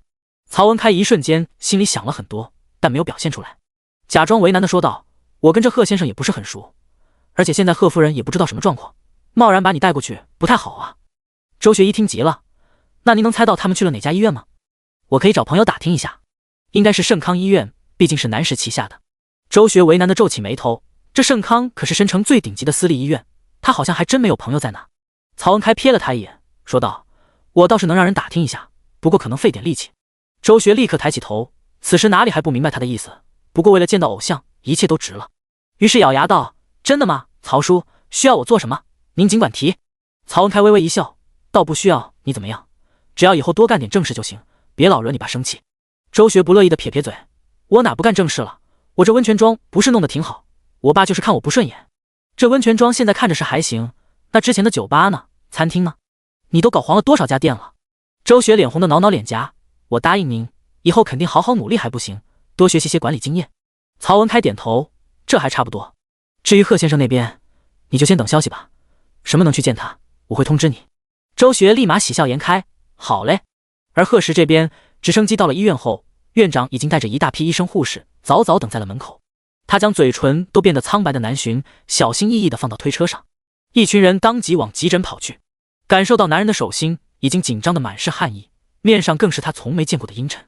南巡努力扬起嘴角，轻声安抚道：“别担心，我现在感觉好多了。”贺石紧了紧掌心里的手指：“老婆乖，别说话了，你会没事的。”直到南巡被推进诊室，贺石才一拳狠狠地砸到墙壁上。李彤惊讶地叫了一声：“贺先生！”贺石握紧拳头，眼中满是冷意。李彤不知道是不是眼花了，他竟然在里面看到了一丝害怕，这是以前的他从来都不敢想象的。在他心里如同超人的贺先生，竟然也有害怕的一天。李彤张了张嘴，不知如何安慰。大林也是头一次看到大老板这样，周身冷的似乎别人靠近一点就会被冻伤。虽然心里害怕，还是开口道：“老板，老板娘肯定没事的。”贺石仿佛没听到他的声音，眼睛死死地盯着急诊室的大门。走廊里一片安静，不知过了多久，急诊室的门终于打开了。贺石立马冲过去问道：“邹院长，巡怎么样了？”邹院长脸上露出笑意：“贺夫人没事，只是怀孕初期引起的正常反应，加上她这几天可能累到了，所以胎相有点不稳，喝药调理一下就好了。”贺石闻言脑袋整个都懵了，他怎么都没想到南巡会这样，竟然是因为怀孕了。想到自己昨天还缠着他闹了那么久，就恨不得给自己一巴掌，于是当即就将自己的担忧问了出来。怀孕前3个月确实不宜同房，不过贺夫人平时身体不错，也注重锻炼，这次倒是没什么大影响。贺夫人可能是一早就察觉到自己可能怀孕了，紧张之下才会腹痛，我刚给她打了一针，让她好好睡一觉。贺石听了心里更加后悔，他和南巡一直以来都有做错失，唯一的一次就是新婚那天，谁能想到这一下就中奖了。等南巡醒来后，天已经黑了下来，他睁开眼就发现贺石正趴在他的床边，还紧紧握着他的手。他刚动了一下，男人就立刻被惊醒了：“老婆，你还好吗？还有没有哪里不舒服？”南巡摇摇头：“我没事，睡一觉感觉精神好多了。”贺石将手轻轻放到他的小腹上：“对不起老婆，都是我不好，如果不是我昨天……”南巡赶紧捂住他的嘴巴：“才不是你的错，我们谁都没想到会有宝宝，如果要怪也是怪我自己，明明都生过3个孩子了，还一点怀孕意识都没有。”贺石直接将人搂进怀里：“怎么能怪你？你例假本来就不太准时，庆幸的是小家伙很顽强，一看就像他妈妈。”南巡当即被逗笑了：“对了，我进医院的事没告诉爸妈吧？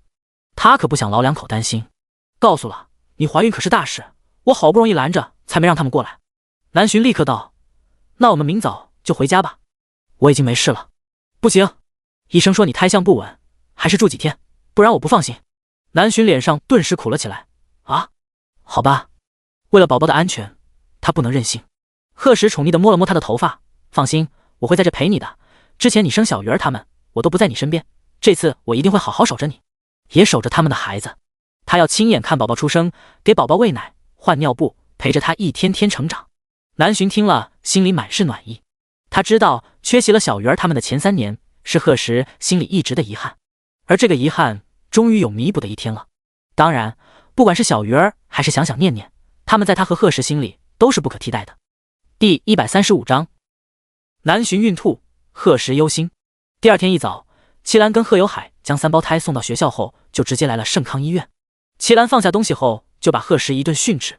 两个小年轻实在是太大意，连怀孕这种事都没察觉。他又舍不得叔儿媳妇，于是只能把气撒到儿子身上。贺石也没解释什么，他确实也很后悔自己之前的行为。最后还是南浔开口，才让齐兰坐了下来。小浔啊，妈特意从家里给你炖了补汤过来，听小石说你孕吐有些严重，所以还准备了些酱菜，酸酸甜甜的，你应该能喜欢。南浔心里一喜，他今早起来就什么都吃不下，只勉强喝了几口粥。现在听到酱菜，倒是有了点食欲。贺石见状，急忙将床上的小桌子给自家老婆放好。南浔在盛康住的自然是特等病房，整个医院都只有3间，装修的好比5星级酒店，不仅有卧室客厅，单独的卫生间，就连书房都有。南浔睡的床自然也是很高级的，按钮一按就自动改变了形态，升起靠背，搭起桌板。贺石刚将一个个小碗打开，南浔就迫不及待地尝了一口小菜，酸溜溜的滋味很是开胃。齐兰看得一乐，酸儿辣女，难道小浔又要给我们老贺家添个大孙子？南浔听了微微一笑，倒也没有其他想法。以齐兰对三胞胎的喜爱，根本不是那种重男轻女的奶奶，她这话肯定也就是随口一说。果然，齐兰又继续说道：不过不管小浔这胎生男生女都好，咱们家的人口可终于从小鱼儿他们这代兴旺起来了。不说齐兰，就连贺有海从昨天听到消息后，也都是美滋滋的，嘴角就一直没下来过。他大哥二哥家加一起也只有2个孙子，他这第4个都有了，能不得意？昨晚就给老家那边去了电话，把贺老爷子和贺老太太也激动的不行。他们老贺家贺有海那代就只有亲兄弟3个，到了贺石那代加上贺涵也只有堂兄妹4个，人口不说在村里，就是在城里也算少的了。本来生了3胞胎的南浔就很得2位老人喜欢，这一下更是把他当成了家里的福星。现在整个村里都知道老贺家生过3胞胎的3孙媳妇又怀孕了，还有不少人都在暗暗猜测南浔这胎能生几个呢？当然这些是贺石跟南浔这对小夫妻还不知道。不过不管生男生女或者生几个，贺石现在就希望自家老婆的身体能够健健康康的。现在看他终于吃下了点东西，心里也算松了口气。这又让他想到南浔以前怀小鱼儿他们的时候，那时他也不在南浔身边，真不知道他老婆一个刚刚成年的小姑娘是怎么度过那段日子的。南浔一看男人的脸色，就知道他肯定又在心疼自己了。舀起一勺酱菜递到他唇边，老公尝尝，很好吃。自家老婆喂的，贺石自然想也不想的就吃了，结果牙都差点被酸倒了。南浔笑得开心，贺石无奈的捏了捏他的脸蛋，不过心情也跟着好了起来。我以前怀小鱼儿他们根本没有孕吐过，吃妈妈香，我阿妈都说我看着一点不像怀了孕。一直笑眯眯的看着小两口的齐兰也点头道，孕吐这东西确实不一定，有的时候可能一点感觉都没有，有的时候又可能吃什么都吐，但挺过这一段时间就好了。是呗，所以老公你也别担心，你看我现在就吃得很香。说着还打开保温杯，舀了一大勺鸡汤放到了嘴里。可是南浔可能高估了自己这次的孕期反应，那油腻腻的感觉刚一接触到味蕾，他就直接哇的一下吐了出来，随后就往卫生间的方向跑。这可把贺石还有齐兰、贺有海2口子吓坏了，他们谁也没想到南浔的孕吐反应如此大，就怕儿媳妇喝不了那鸡汤，齐兰还特意将油星都一点点撇了出去，基本跟清汤也没什么区别了。可看南浔的反应还是接受不了，这让齐兰的心也跟着提了起来，想着一会儿赶紧给老太太打个电话。老人家经验多，不然看自家儿媳妇这情况，这胎可有得罪受了。哦，嗨嗨！南浔这一吐，将好不容易吃下去的那点东西又全都吐了出来。睡了一夜，好不容易恢复的脸色顿时又变得煞白一片，将贺石看得很是心疼，恨不得此时怀孕的是自己，心里也暗暗发誓，这一胎生完绝对不生了。他甚至有想让南浔不要这个孩子的想法，但贺石最是了解自家老婆的脾气，这话要说出去，南浔绝对跟自己翻脸，而且说什么都不可能答应。等他将人从卫生间抱出去时，床上已经被收拾好了。南浔感到很抱歉，白着一张小脸说道，可惜妈给我熬的汤了，肯定费了不少心思。齐兰见他都这样了，还顾忌着自己的心情，心里软得不行，怜爱的给他掖了掖被子，你这孩子能不能别让妈这么心疼，鸡汤而已，等你孕吐好了，妈妈再给你炖。随后又看向贺石，你照顾好小浔，我回去给你奶奶打个电话，她老人家对孕吐很有办法的。贺石点点头，那就麻烦妈了。嘿，你个臭小子，什么麻烦不麻烦，小浔可是我的好闺女，你给我把人照顾好。您放心吧。等把老2口送走，贺石回到房间时，南浔已经睡了过去。他坐在床边，对着那张精致的小脸看了很久，才拿起电脑轻手轻脚的离开。听说孕妇心思都很敏感，怕南浔醒了找不到人，贺时也不敢走太远，于是就坐到房间的小沙发上。他刚要搜索一下有关照顾孕妇的各种注意事项，有段时间没被触发的系统补贴突然来了。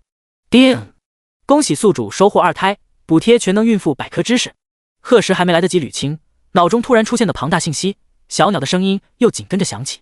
第136章，上赶着叫爷爷，屁股打开花。恭喜你又当爸爸了，还真是运气好。贺时眉头微挑，难道你不高兴？又多了个弟弟或者妹妹了？小鸟，就他喵的知道占便宜。你妈妈孕吐很严重，小鸟，你有没有好的解决办法？贺时继续调笑道。空间里的小男孩顿时气得脸颊通红，最后还是扭扭捏捏的说道：你在商城秒杀的种子里有一颗淡绿色的，看起来很清透的那颗，种出来给我。呸，差点被带偏了。种出来给你老婆吃，就能缓解孕吐了。贺时听了眼睛一亮，立马行动。很快一串淡绿色的果子就被种了出来，颜色很是好看，像玉石一样。知道对南浔有好处，贺时也没像以前一样自己先尝一颗试试。小鸟看出他的心思，说道：这果子的效果可不只能治疗孕吐，你老婆的身体虽然被你喂了各种有神奇作用的果子，但最多也只能吃2颗，是吗？贺时这才摘下1颗放到嘴里，很快一阵清凉的感觉就从胃部慢慢扩散到全身，让贺时整个人像泡在温水里一样，暖洋洋的，很是舒服。他之前在商城买过很多神奇种子，有些种了出来，有些放在了空间里，但他吃过的那些却没有一种能给过他现在的感觉。看来这颗神奇种子的效果比其他的都要强很多。等南浔醒来后，贺时立马哄他吃了2颗。对于自家男人时不时就给他一些特别的东西吃，南浔已经习以为常了。出于信任，他也从来没有问过。他一直都知道贺时有秘密，毕竟他是他最亲近的人。但南浔相信贺时永远也不会伤害他，所以只要他不说，他也不会过问。下午齐兰又来了趟医院，贺有海则是去了店里。这回他又炖了一锅汤，但是看起来是奶白色的，而且一点油脂都没有。据说是贺老太太自己琢磨出来的配方，村里很多怀孕的小媳妇孕吐时都会去要，保证营养价值高，喝了不会有问题。南浔试探的尝了一口，奶香味很浓，甜甜的也不腻。看他终于能吃下东西，贺时跟齐兰这对母子终于放下心来。可能是那2颗果子的作用，南浔本来还要休养几天的身体，很快就恢复了。第2天又做了个全身检查后，结果果然显示南浔的身体很健康，医生也只能归功于南浔的恢复能力比较强。一家人打算再住1晚后，明天就出院回家。安妮、张月、叶童还有小雅这几个南浔的好朋友也都组团来了医院。坐在客厅里的贺时听着他老婆的笑声，也终于有精力去处理其他事情。有智能系统1号在，公司的事倒是不用他怎么操心。有些必须他签字的文件也被李子柒送到了医院。贺时打开手机，家里很多亲戚都发来了慰问信息，还有老大老二这些较为亲近的朋友。不过他们这段时间都出差了，不然肯定会第一时间来医院。得知南浔没事了，也跟着松了口气。群里老大很是嫉妒，直接艾特贺时发了一堆感叹号。他们明明差不多的年龄，他和老二几个婚都没结上，老三都要生2胎了，这让人怎么咽得下这口气？齐江更是要哭了。知道南浔这表弟妹又怀孕了之后，齐母当晚就跟他通了整整3个小时的电话，把他数落得一文不值。最后还是手机没电了，才放过他。不过之后给他安排的相亲有多少，就连齐江这个当事人都不得而知。贺时看着他在群里的哭诉，嘴角微扬，最后得意的发了个大红包过去，也算是安慰几人受伤的心灵。接着又回复了下向老爷子、林老爷子等几个老家伙的信息。对于他们知道南浔怀孕的事，贺时一点都不意外，毕竟申城的顶流圈子就那么大，而且几家的小辈也都跟他关系亲近。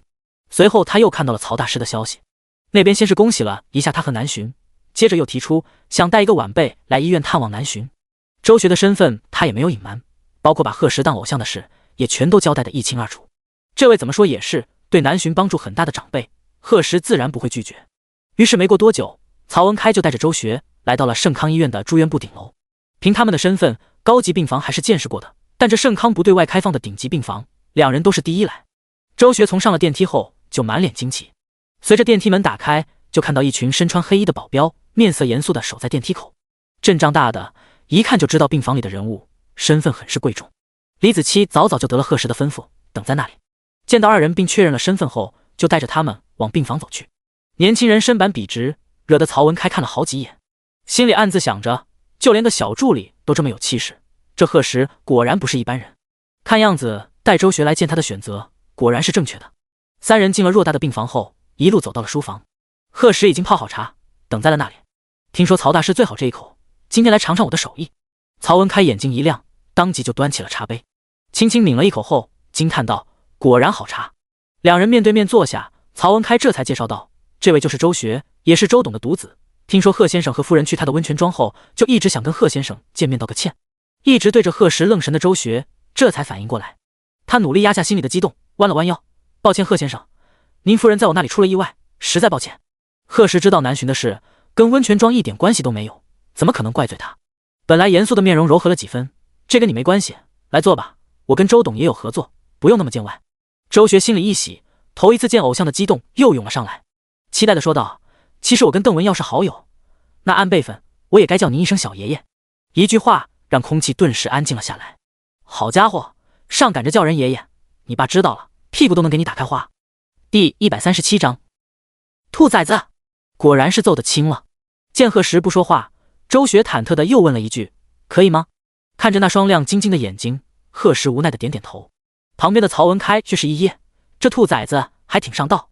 周家主要是做珠宝生意的，而且主家在燕城，跟像老爷子这一圈也没什么接触，所以周敬鹏也就是周学的父亲，跟贺时作为合作伙伴，都是以同辈相称。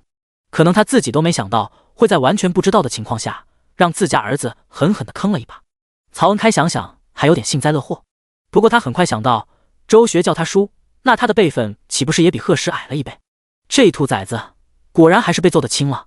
贺时似笑非笑的看了曹文开一眼，不过也没多说什么，而是对站在他身后的李子柒淡淡道：“李助理，也过来尝尝我这茶吧。”李子柒微微一愣后，就坐到了周学的对面，四人正好一人站了桌子的一边。这倒是让曹文开眉头微挑，心中若有所思，因为他看贺时对这小助理的态度有点不像对待下属，更像是关照一个晚辈。不然以他的了解，贺时不可能让一个助理跟他们坐一起喝茶聊天。如此看来，这助理的身份很不一般。又姓李，曹文开当即想到在贺时婚礼上见到的那位李老爷子。难道？他双目微睁，一瞬间脑子里闪过无数的猜测，最后都被他按捺了下来。视线在李子柒的脸上转了一圈，如果这位真是李家的子孙，却跑到贺时手底下当个小助理，那就算只是李家的旁系，那也足够令人震惊了。要知道，凭李家的权势地位，就连深城的这些商圈大佬都轻易不敢得罪，而李家的势力，他们外人能看到的也只是冰山一角而已。这让曹文开越发佩服起眼前这位举手投足都颇具风范的年轻人了。不过贺时对这些并不在意，虽然没有明说，但也没故意隐瞒李子柒的身份。瞥了眼旁边一直盯着他且双眼放光的周学，直接问道：“曹大师今天来，可是还有别的事？”曹文开放下茶杯，无奈失笑：“和贺先生说话就是爽快，其实也没什么大事，就是我这侄子非常仰慕贺先生的能力，不知道能不能在你身边学习一二。”曹文开其实来之前还没这个计划，就想着让周学在贺时面前露个脸，以后能被照拂一二就好。可看见李子柒后，这个想法就突然浮现出来。当然，贺先生如果不方便也没关系。曹文开知道，以贺时这冷淡的性格，十有八九不会同意。果然，贺时手上微微一顿，又继续给曹文开填满茶杯。周少爷都能独立经营起一家温泉庄了，想来能力不俗，我这点本事怕是也教不出什么。这话就是拒绝的意思了。曹文开本来就没抱多大希望，闻言也没再强求。而贺时确实也不想再弄个到大少爷哥身边，当他那是学校啊，一个个的都把孩子送过来。这次要是答应了，以后难保不会还有下一个下下个。一直安静的周学却突然急了：“贺小爷爷，您再考虑一下呗，让我在您身边端茶倒水，跑个腿都行。”贺时微微一笑：“周少爷，我身边不缺这样的人。”周学不想放弃，看了李子柒一眼，说道：“那您说成为您助理有什么条件？我要是成了助理，就可以跟在您身边了吧？”贺时没想到这家伙脑子转得还挺快，他刚要说自己不缺助理了，一旁的李子柒就平静地说道：“5轮面试，3次考核，通过了就可以。”贺时暗暗瞪了他一眼，李子柒却假装无辜地抬起头：“您不是正好还缺一个助理吗？”贺时，这小叛徒，晚点再收拾他。周学顿时看到了希望，眼中满是信心：“贺小爷爷，那我明天就去您公司面试助理。”贺时还能怎么办？只能答应下来。李助理，那这次面试就由你全权负责，刚亲身经历不久，相信你对其中的流程最是熟悉，我会不定时抽查的。意思就是让他别搞小动作，完全公事公办。他贺时的身边不养闲人，如果周学真的有能力，他也不会拒绝人才。明白。贺董。曹文开听了也很是欢喜，能争取到这么个机会已经很难得了。周学能不能进入南师学习，就看他自己的能力。不过这位贺董事长对工作上的事还真严苛，这李家的人竟然也没有后门可走，完全一副公事公办的态度，这是曹文开没想到的。几人又聊了一会儿后，曹文开去探望了一下南洵，就带着周学离开了。同样是李子柒送的二人，临进电梯前，周学郑重地跟他道了句谢。李子柒点点头，算是应下了。他刚才确实是在帮周学，因为他很能理解周学的心情。从对贺石的不服气到这段时间的了解与接触，李子柒也早就把贺石当成了自己的学习目标，或者可以说是偶像。如果他是周学，肯定也会努力抓住一切机会。回到办公室后，贺石倒是没再提这件事，只是递给他好几份投资计划表，找出里面的所有漏洞，明早交给我。李子柒就知道会被收拾，这小肚鸡肠的老板。他心里气愤，面上还是乖乖答应道：“知道了，贺董。”去吧。第二天上午，贺石就带着南洵回了家。本来因为家里有小孩，所有家具的边边角角都被包得一丝不苟，这下更夸张，整个家里除了厨房外都被铺上了毛茸茸的地毯，沙发上、椅子上也都铺着厚厚的坐垫，就连3只小猫也被暂时送到了齐江家。南洵看着这一处处被改变的小细节，心里满是暖意。他想吃口水果，都有贺石立刻给他递到嘴边。南洵失笑：“老公，你这也太夸张了，我又不是残废，怕你累到，我喂得不好吗？”看着男人眼里的委屈，南洵无奈的点点头：“好，你喂吧。”第138章紧张不已的奶爸。可南洵却不知道，喂水果只是个开始。吃饭时，贺石全程盯着他，照顾得无微不至。如果不是齐兰、贺有海还有3胞胎都在，他能直接把饭喂到南洵嘴里。3胞胎知道妈妈肚子里有了弟弟或者妹妹，饭后也懂事的没有缠着他玩了，所以贺石早早的就把人带回了房间。怀孕不好长时间的接触手机，贺石就打开投影仪给南洵找了许多电影，晚上甚至还死皮赖脸的跟老婆一起进了浴室。无论南洵怎么说，都不放心他一个人洗澡，最后还是南洵板起脸才把人赶了出去。结果等他出来时，就看见男人紧张的蹲在浴室门口，这让南洵又气又感动，抱着男人脖子就亲了上去。贺石愣了一下后，立马反客为主，却还不忘小心的扶住自家老婆那尚未显怀的腰身。等到两人气喘吁吁的分开时，南洵又在他的肩膀上狠狠地咬了一口。贺小石，我只是怀孕，不是变成了玻璃，你不用一直这样小心翼翼的。贺石却一本正经地反驳道：“你可比玻璃重要多了。”南洵看着男人眼里的认真，他悄悄叹了口气，算了，他高兴就好。等南洵终于躺好后，贺石又拿了本书凑过来，说是要给孩子做胎教。南洵哭笑不得，这才1个多月，也太早了吧。贺石却很坚持，低沉好听的声音不断在耳边响起，肚子里的孩子感受怎么样，南洵不知道，他自己是直接被那声音哄睡着了。所以等贺石从书中抬起头时，就看到他老婆缩在被子里，睡得小脸通红，模样可爱极了，让他忍不住上前轻轻亲了一下。晚安，老婆。贺石放下书，将人搂到怀里后，也跟着闭上了眼睛。第二天早上，在南洵的连番保证下，贺石才依依不舍地出门。他先将3胞胎顺路送到了幼儿园，接着才去了公司。路过助理办公室时，李子柒果然不在。贺石猜测应该是周学来了。进了办公室的贺石却没第一时间工作，他先是给完美工作室的负责人兼首席设计师傅家打了电话，约他下午在公司见一面。接着又打给了中环世纪城的经理何宽。南洵怀孕了，很多东西都要提前准备起来，像奶瓶这类东西，他打算让何宽提前找品牌方定制。婴儿的衣服，特别是还有南洵的孕妇装，则要傅家专门设计。下午，一堆设计图就出现在了贺石的办公桌上。他仔细挑选了一番后，吩咐傅家先做几件出来看看，还特别叮嘱了一下用料，一定要保证孕妇穿起来舒服。傅家将要求都仔细的一一记录下来，丝毫不敢马虎。他没想到这贺夫人这么快就有了2胎，虽然没见过几次本人，但那绝美的容貌一直让他印象深刻。现在就算怀了宝宝，肯定也是最美的孕妇。这么一想，他脑海里马上就有了灵感。跟贺石匆匆告辞后，回到工作室就提起了画笔。而贺石做完这些后，又仔细思考了一下有没有什么遗忘的。得益于系统补贴的全能孕妇百科知识，他不用跟其他的奶爸一样去上什么特长班，照顾起南洵来已经很得心应手。又跟自家老婆通了个视频后，才放心的将心思投入到工作之中。周学要来南石面试助理的事，当天从医院离开后就被曹文开通知给了周敬鹏。向来对儿子很不满意的周董事长破天荒的露出笑意，还主动给儿子打电话，好好叮嘱了一番。如果真能到贺石的身边学习一段时间，那以后他也能放心把公司交给周学了。作为合作伙伴，他对贺石的能力自然清楚，为人处事雷厉风行，经验丰富，眼光毒辣，完全不像一个20出头的年轻人。周学就是能跟他学到一分，也够受用了。但能不能通过面试和培训，才是目前最重要的。周学一大早又一次接到了他爸的电话，听了一堆叮嘱后，他人也终于到了南石集团总部。看着面前高耸入云的大厦，他的眼中满是向往。不愧是他偶像，就连办公的地方都这样牛屁。好了吧，我都记住了，我一定会通过面试的，你就等我好消息吧。说完不等周敬鹏回答，就直接挂了电话。跟门卫确认好身份后，才进了总部区域。看着眼前走过的一排排安保，周学惊叹不已。等他进了1楼大堂后，看着那些豪华装饰，更是差点惊掉了下巴。他爸那公司虽然也不错，但跟这一比，说句不好听的，简直就是个贫民窟。作为跟邓文耀玩在一起的狐朋狗友，周学自然也是见过世面的。光脚下踩着的大理石，那一块就能买下他家一个厕所了。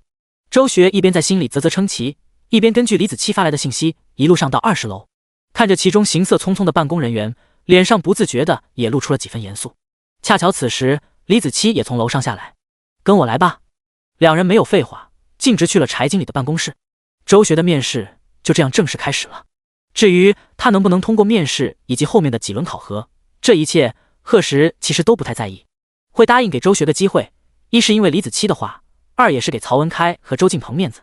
贺石这一整天在公司都有些坐立不安的，时不时的跟南巡通个视频，确认老婆在家平安无事，才放下心工作了一会儿。但很快又焦虑了起来，看得空间里的小鸟简直是恨铁不成钢。再这样下去，你老婆没什么事，你倒是要产前抑郁了。一句话将贺石说得很是尴尬，我就是不放心他。小鸟悄悄翻了个白眼，你家里那么多人呢，而且还有1号在，有他监控你老婆的健康情况，你还不放心吗？贺石听了，心里这才渐渐安稳了几分。但一到下班时间，拿起外套就迫不及待地回了家。这让小鸟当即想到了他最近学到的一个新词，火燎屁股。第139章幼儿园亲子活动。南巡的孕吐情况已经好了很多，但为了照顾他，齐兰跟张姐现在在家，一有时间就研究起各种孕妇吃食。贺石回来后，就看到自家老婆坐在客厅，正教3个孩子在那写写画画。厨房里还不时传来老太太的声音，贺有海则坐在后院逗他新买的一只鹦鹉。南巡一看到贺石的身影，就高兴地迎上去，想像以前一样接过男人的外套。别动老婆，我这衣服穿1天了，你等我换一身。南巡假装不高兴地皱了皱眉，贺石立刻笑着在他唇上亲吻了一下，等我一小会儿。说着跟3个孩子摆了摆手，就往楼上跑去。果然没过几分钟，贺石就换了一身家居服下来。南巡还在他身上闻到了一股特别的香气，这是2人用的同款沐浴露。贺石拉着人坐到沙发上，并圈在怀里。3个孩子见状也都围了过来，将他们今天在幼儿园的事一一讲给爸爸妈妈听。这已经算是贺家每天晚饭前的日常了。贺石听得认真，还时不时发表一下意见，完全没把他们当成小孩，也没觉得他们的日常幼稚。3胞胎最喜欢的就是跟爸爸这样说话了，特别是小鱼儿。每次贺石认真交代他点什么，就会眼睛亮亮的看着爸爸，眼中满是崇拜。本来一家人聊得很是开心，但轮到念念时，张口闭口都离不开他那个什么同桌，这让一直没找到机会见那小兔崽子的贺石牙根顿时一酸。偏偏念念毫无所知，把他的小同桌夸得天花乱坠。坐在一旁的南巡看着男人吃瘪，心里暗笑不已，伸手在他皱起的眉头上轻轻抚了抚。听星星老师说，这周5幼儿园举办亲子活动，我看还是我跟妈2个人去吧，正好你还要上班。贺石一听，怎么可能答应？不说他担心南巡出门能有见到那小兔崽子的机会，他怎么可能放过？南巡无语地瞪了他一眼，幼稚。贺石立刻把人重新揽在怀里，你出门我得跟着，不然我不放心。南巡小声道，又不是我一个人去，有什么不放心的？老婆，你让我去吧，这可是孩子们的第一次亲子活动，我这当爸爸怎么能不去？南巡闻言，假装考虑了好一会儿，才勉强答应下来。其实他也就是跟贺石开玩笑，怎么可能真不让他去？只是好久没看男人撒娇了，还挺怀念的。贺石立马在南巡的脸颊上奖励地亲吻了一下。干什么？孩子们都在。贺石唇角翘起，没事，他们没看到。南巡看向3胞胎，3个小家伙果然正捂着小眼睛，假装什么都没看见。南巡，这时齐兰终于从厨房出来了，手上还端着一个水果盘。快来尝尝，老家那边寄来的李子，酸酸甜甜的味道很不错。贺石跟南巡先给3胞胎一人拿了一个，让他们自己啃去，然后才自己拿了一个。齐兰在客厅扫了一圈，都没看到贺有海的身影。眼看老太太就要发火，贺石当即很有眼色的站起身，是不是要开饭了？我这就去叫爸。齐兰哼了一声，坐到儿媳的身边，继续陪孩子们玩。时间很快到了周五，这是雏鹰幼儿园这学期第一次举办亲子活动，不只是唐鑫这些班主任很重视，各位家长也都尽力抽出时间。因为雏鹰跟别的幼儿园不同，能来这里上学的孩子家里都是颇有些资产的，还有很多都是深城的大人物。说是参加活动，其实也是那些条件相对一般的家长们攀附权贵的好机会，要不然他们怎么舍得花那么多钱来让孩子上贵族幼儿园？这次的活动还要求每一个孩子都要表演节目，念念自然是第一个踊跃报名的，还颇有领导风范的组织大家合唱。对这些完全不感兴趣的小鱼儿和想想，最后无奈只能加入。贺石一家对孩子们的节目很是期待，齐兰还特地要求儿子给他录视频回去。上午9点，雏鹰幼儿园的门口就聚集了一辆又一辆的豪车。哎呦，这不是赵董吗？失敬失敬，王局长，好久不见。哎，孙董也来了。各种各样的客套话在幼儿园门口此起彼伏的响起，有些身份低插不上话的也带着老婆孩子，笑容恭敬地站在一边，期望能给各位大人物留下好的印象。如果能趁机结交一番，就再好不过了。这时，一辆价值千万的黑色宾利缓缓停在了门口，那来自燕城的车牌号刚一出现，就吸引了所有人的目光。只见一个27、8的英俊男人带着一个穿着昂贵礼服的女人下了车，随后又抱下一个身穿公主裙的小女孩。有在深城刚发展不久的家长问道：“这一家谁啊？穿得跟参加宴会一样，这不是亲子活动吗？”说着，他还看了一下身边的其他家长，虽然穿着不简单，但确实都挺休闲的。哪像眼前这一家3口，西装礼服在身，不知道的还以为要走红毯。旁边的人立刻朝他小声嘘了一下：“看那车牌号了吗？这是燕城傅家的人。”又有人继续说道：“早就听说傅家大少爷最近被家族派来深城历练了，看样子是真的。”是真的，这位大少爷经常出现在商业新闻里，看相貌确实是他。那他身边的那位就是名满燕城的许家大小姐了。今日一见，果然名不虚传。人群里议论纷纷，傅景成对这些习以为常，带着老婆孩子目不斜视地从人前走过。眼下的这些人还不值得他放下身段去招呼。要知道，以他傅家在燕城的地位，可不是这些人高攀得起的。就在他即将走进幼儿园大门的时候，突然感觉身后传来一阵惊呼。傅景成好奇地回过头，就看到一个年龄跟他相仿的男人，同样带着老婆孩子走了过来，面容清秀，笑容斯文，很快就被人群围在了中央。第140章同桌将晚，4人合唱团。许宁秀眉微挑，小声道：“是深城4大家族，张家的大公子张毅，要去打个招呼吗？毕竟他们这次来深城发展，可少不得跟这顶流圈子的人打交道。”傅景成向来自负，但闻言也没有拒绝。谁知他刚抬脚要过去，就见那张毅甩开人群走远了，这让傅景成的脸色瞬间就沉了下来。他的到来，他不相信张毅没有注意到，不主动来打招呼就算了，现在这突然走人，完全是不给他面子，也不给傅家面子。傅景成远远看到张毅走到一个年轻男人的面前，脸上还满是笑意，这让他脸色更加难看，直接冷声道：“我们走。”而张毅迎接的自然是贺石一家。不过为了不引起过多的麻烦，张毅只小声叫了句：“贺先生。”毕竟贺石的名字现在在深城可以说是如雷贯耳，而他与向家老爷子的关系也是差不多人尽皆知。张毅要是把这一声小爷爷当这么多人的面叫了出来，那不出1个小时，贺石的身份就藏不住了，各大媒体也都会闻风而来。作为南石集团的创始人兼董事长，贺石的真面目还是有很多人期待的。张毅也没多说什么，两家人简单打了个招呼后就分开了。能让张家的大少爷主动招呼，贺石当然引起了不少人的关注，但很快这些人就被他们一家的颜值吸引了，纷纷怀疑他们夫妻俩可能是混娱乐圈的，看过后也就没什么兴趣了。如此好的机会，还是多结交些大人物比较重要。3胞胎拉着爸爸妈妈一路进了幼儿园。雏鹰举办亲子活动的场地很大，即便有这么多家长也完全坐得下。念念一到活动室门口，眼睛就是一亮，拉着贺石的手，迫不及待地跑到坐在角落的一个小男孩面前。那男孩看着很是瘦弱，周围也没有大人陪着，看起来孤零零的。听到念念的声音后，立马抬起头来。贺石跟南巡这才看清男孩的面容，五官精致，皮肤有种病态的苍白，但最引人注目的是那双眼睛，瞳孔竟然是很漂亮的蓝灰色。南巡觉得自家儿子就已经长得很好看了，但眼前这小家伙竟完全不输半分，只是看起来实在瘦小，让他这个又要再次当妈妈的人看了都忍不住心疼。念念拉起小男孩的小手，主动介绍道：“爸爸妈妈，这就是我的同桌哦，他叫江婉，你们可以叫他江江哦。”小男孩似乎很不爱说话，但一双眼睛却完全不露怯，看着贺时跟南洵，小声叫了句叔叔阿姨。小家伙长得好看，声音也好听，让南洵的心瞬间就化了。就连来之前想了一肚子话的贺时也被生生憋了回去。不知道为什么，看着这小男孩就让人不忍心发脾气。南洵看出他性格有些孤僻，试探地拉住了他的手。江婉刚要抽回去，但那温暖的触感又让他迟疑了下来。南洵笑着道：“怎么就你自己呀，江江？爸爸妈妈呢？”江婉安静了几秒，还是说道：“我没有爸爸妈妈，爷爷忙，来不了。”贺时跟南洵对视一眼，恰巧此时唐鑫也走了过来，跟夫妻俩打了个招呼后说道：“江婉同学，你家人来不了的话，今天就跟在老师身边吧。”江婉听到了却没动，唐鑫叹了口气，也对这孩子不知如何是好。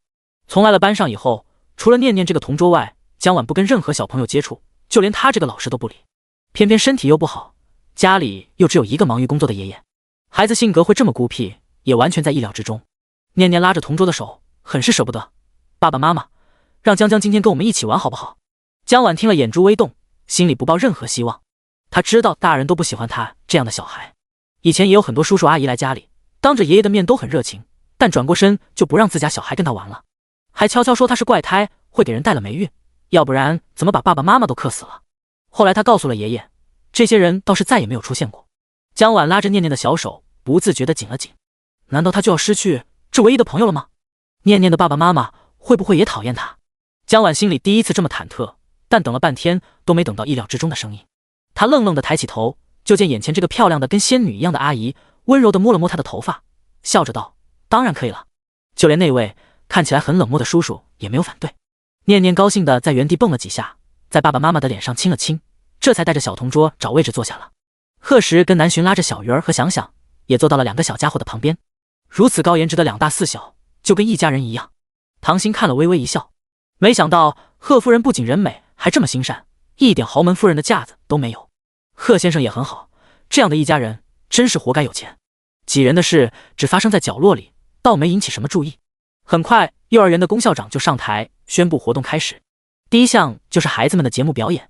贺时以为自家女儿组织的合唱，不说全班都上，怎么也得有10个8个人吧。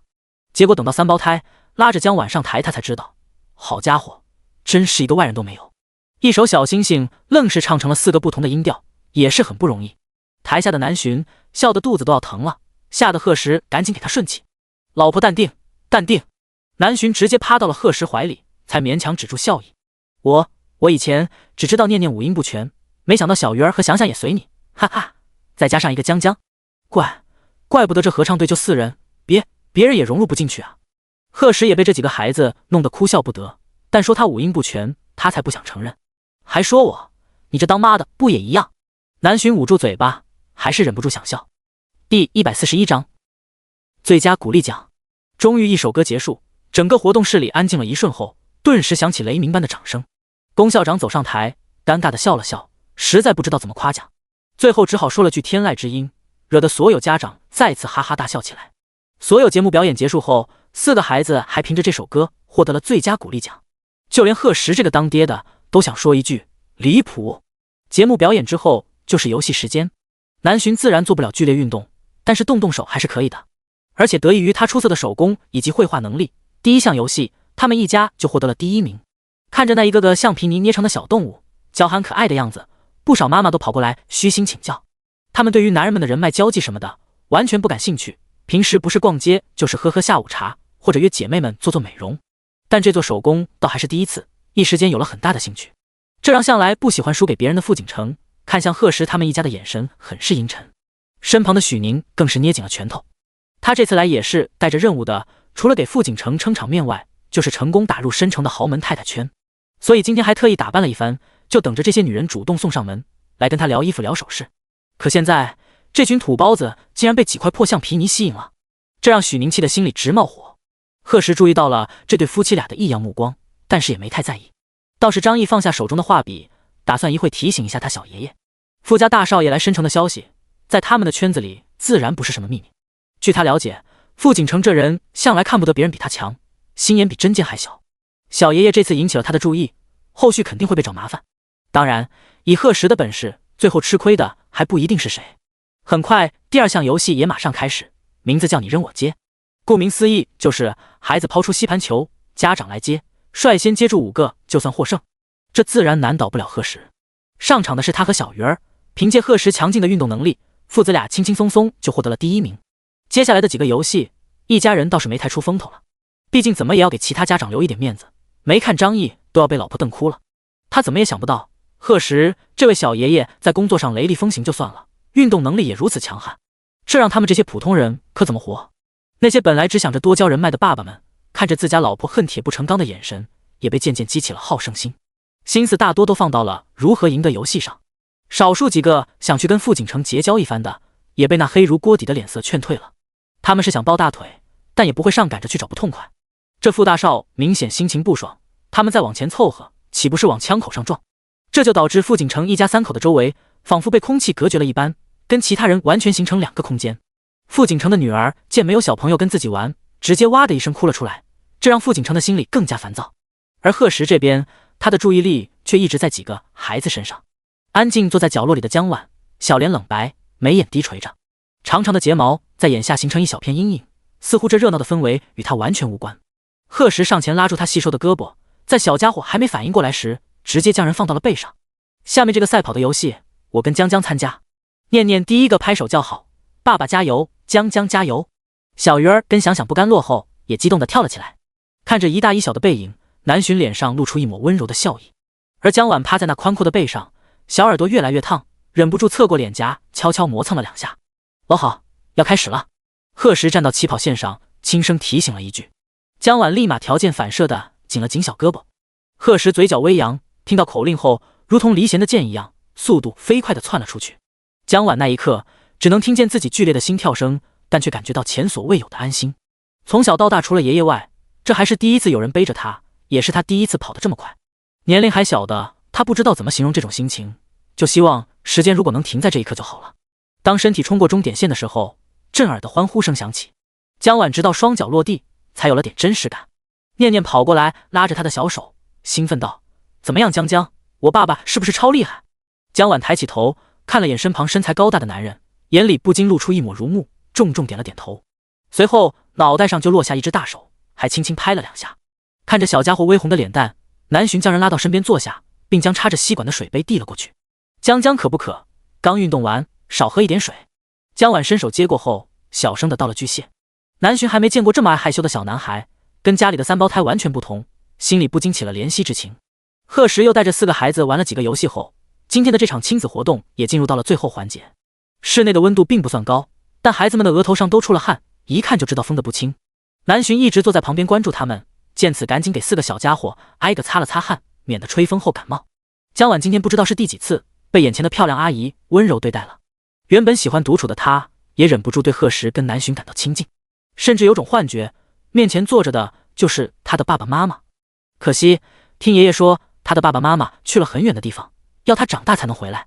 但江晚从小心思敏感，喜欢将自己藏到角落里。他早就从家里那些佣人的悄悄议论中得知，自己的爸爸妈妈永远不会回来了。怎么了江江，哪里不舒服吗？小家伙愣愣的眼神让南浔有些担心。一直听念念说自己的小同桌身体不好，今天见了确实很瘦弱，一点也不像一个上了幼儿园的小孩。江晚回过神后急忙摇了摇头，阿姨我没有不舒服。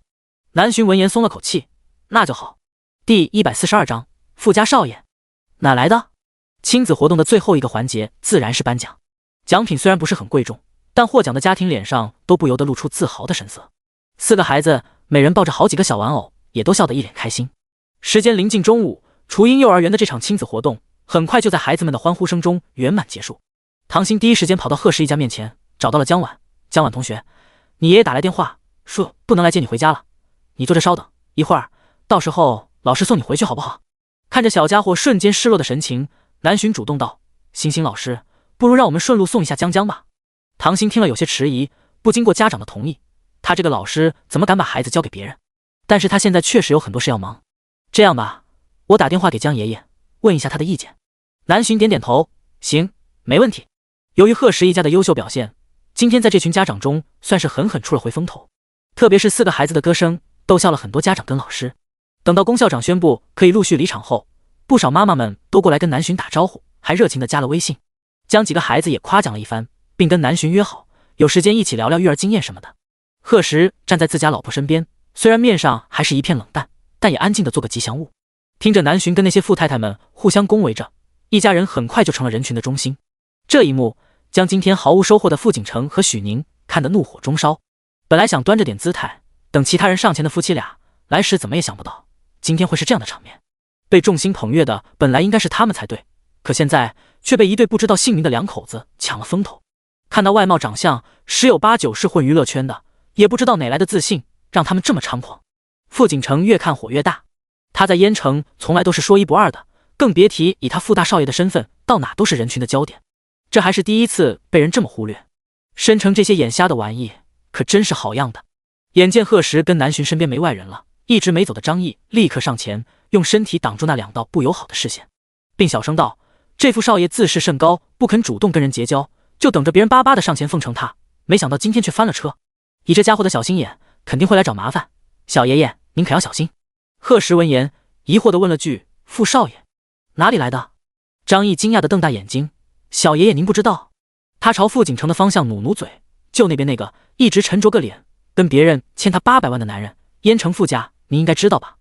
这位就是傅家的大少爷，刚来申城没几天。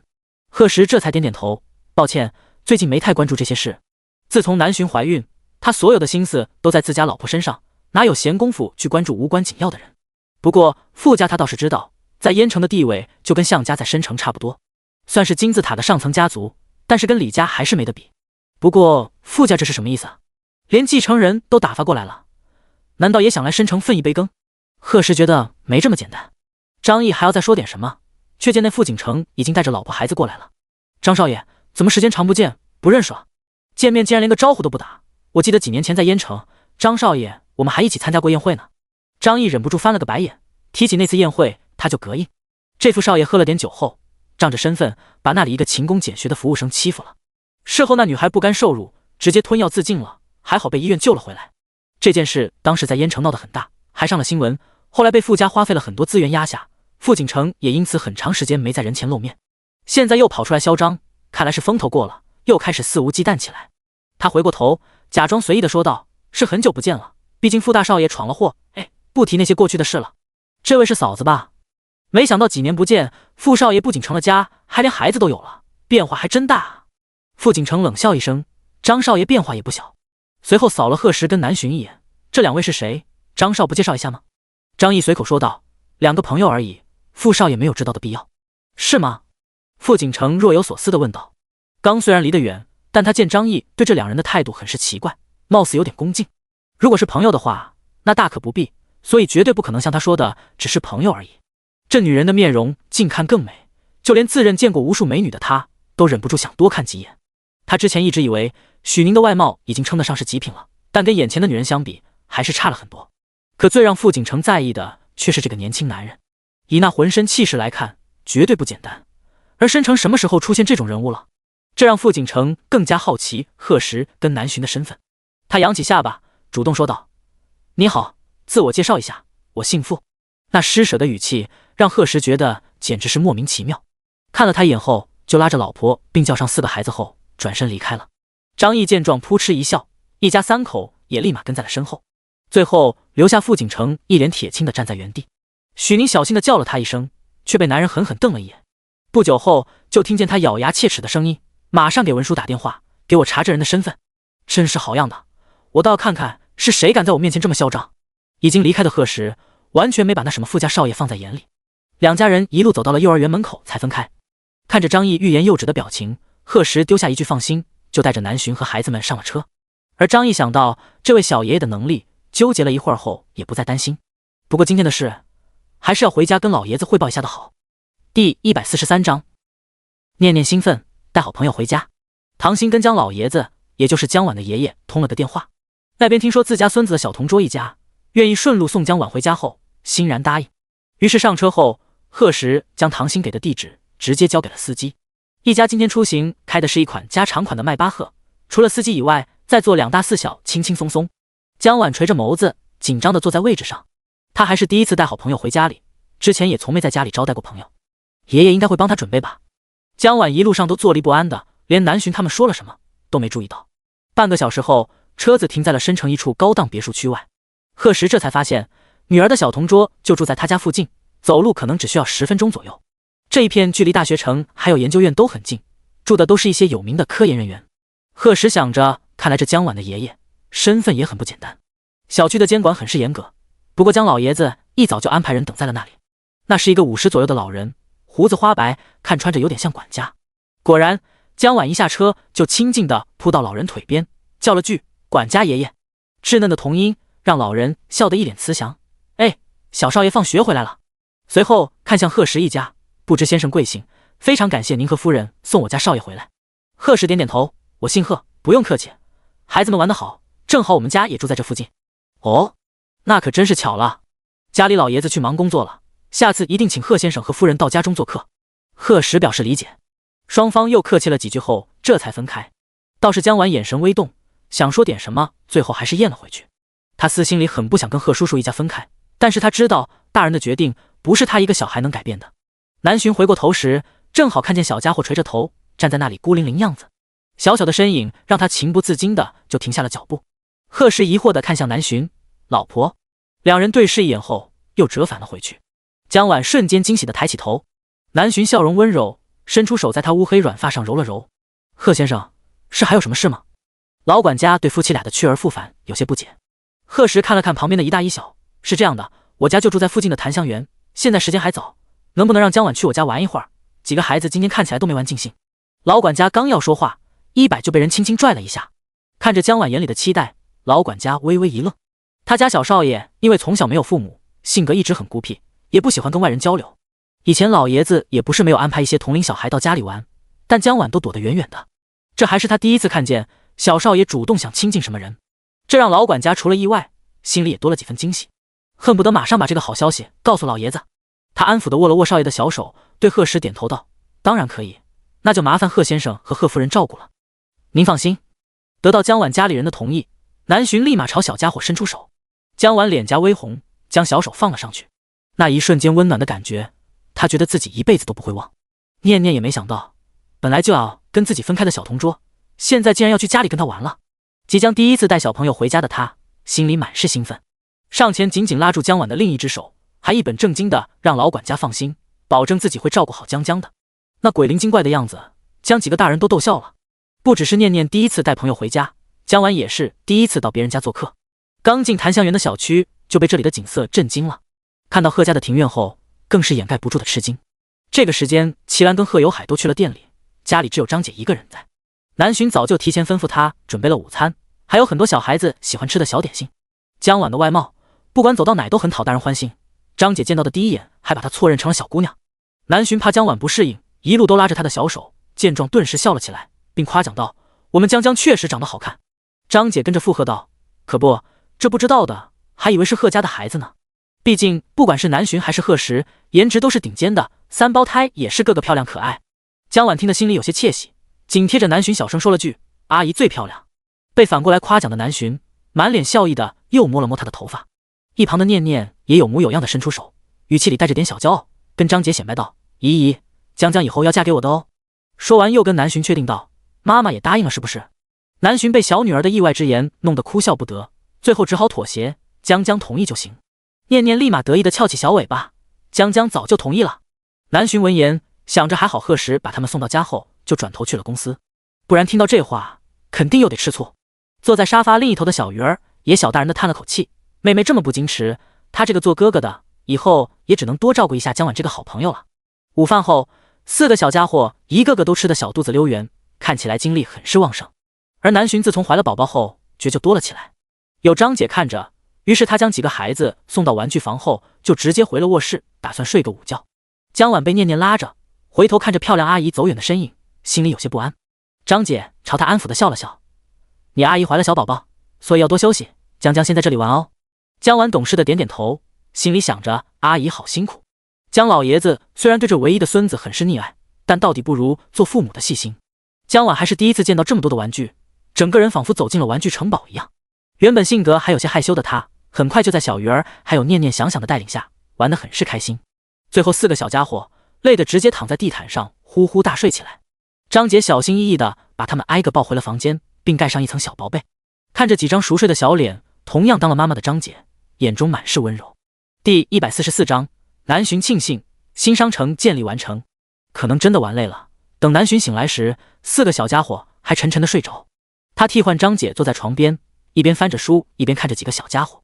于是等江晚睁开眼时，就看到一个面容很美的女人近在眼前。刚睡醒的他还有些迷糊，情不自禁的就叫了一声妈妈。南浔闻言微微一愣，随后眼神温柔的看向小家伙：“怎么了，江江？梦到妈妈了吗？”江晚这才反应过来，眼前的人不是妈妈，是对他很好很好的漂亮阿姨，心里不禁有些失落。其实他也从来没见过真实的妈妈，不过爷爷倒是给他看过照片，妈妈跟贺阿姨一样，也很漂亮。但是这一刻，他真的很希望，如果贺阿姨是他的妈妈就好了。南浔看着满眼泪花的小家伙，直接将人抱到怀里，在他背上安抚的拍了拍：“江江乖，不哭哦，阿姨在这陪你呢。”本来只是有些委屈的江晚，被人这么一哄，眼泪顿时掉得更凶，最后干脆直接哭出声来。但他性格向来内敛，就连哭也不是像别的小孩那样嚎啕大哭，声音小得像绵羊一样，将南浔的一颗心都哭软了。他心疼的哄了好一会儿，才让小家伙止住眼泪，慢慢的又睡了过去。南浔给江晚轻轻擦了擦脸颊，看着他乖巧的样子，忍不住叹了口气，心里也庆幸自己当初的选择没有错，毅然决然的带孩子们来申城，给他们一个完整的家。没有父母在身边的孩子，性格都会比较敏感，就像江晚这样。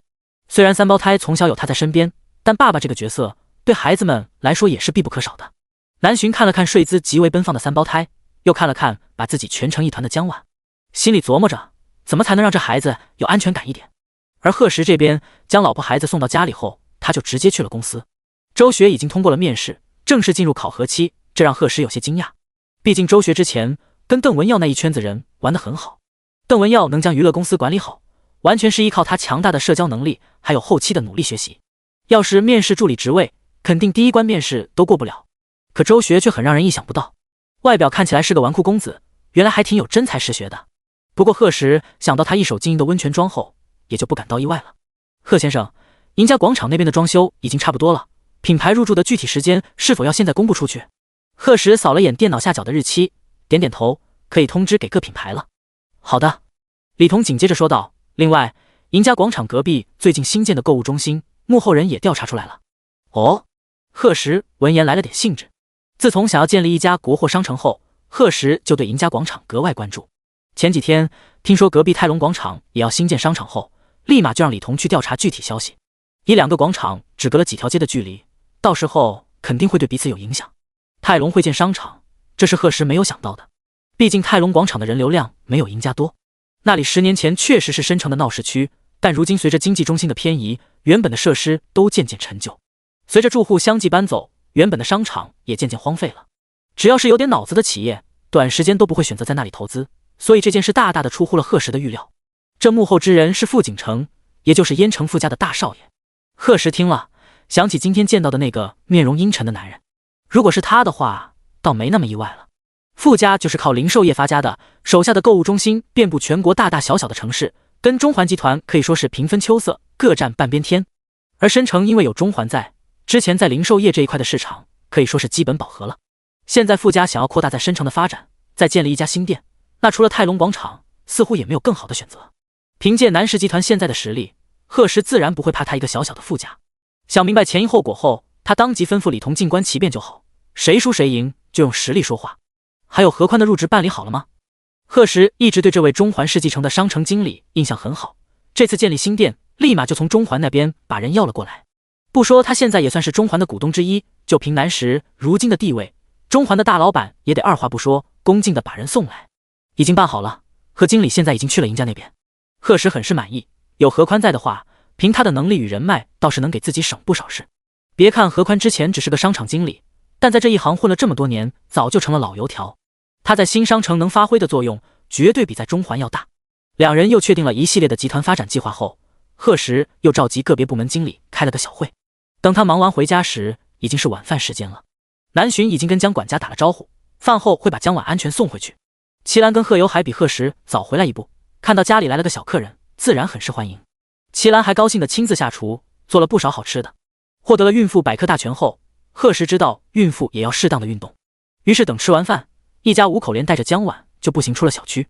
送江晚回家的同时，也正好散步了。反正来回只有20多分钟的路程，并不算太远。接下来的日子，江晚经常到贺家做客。有时江老爷子没时间去幼儿园，贺时就会把人一道接回家里。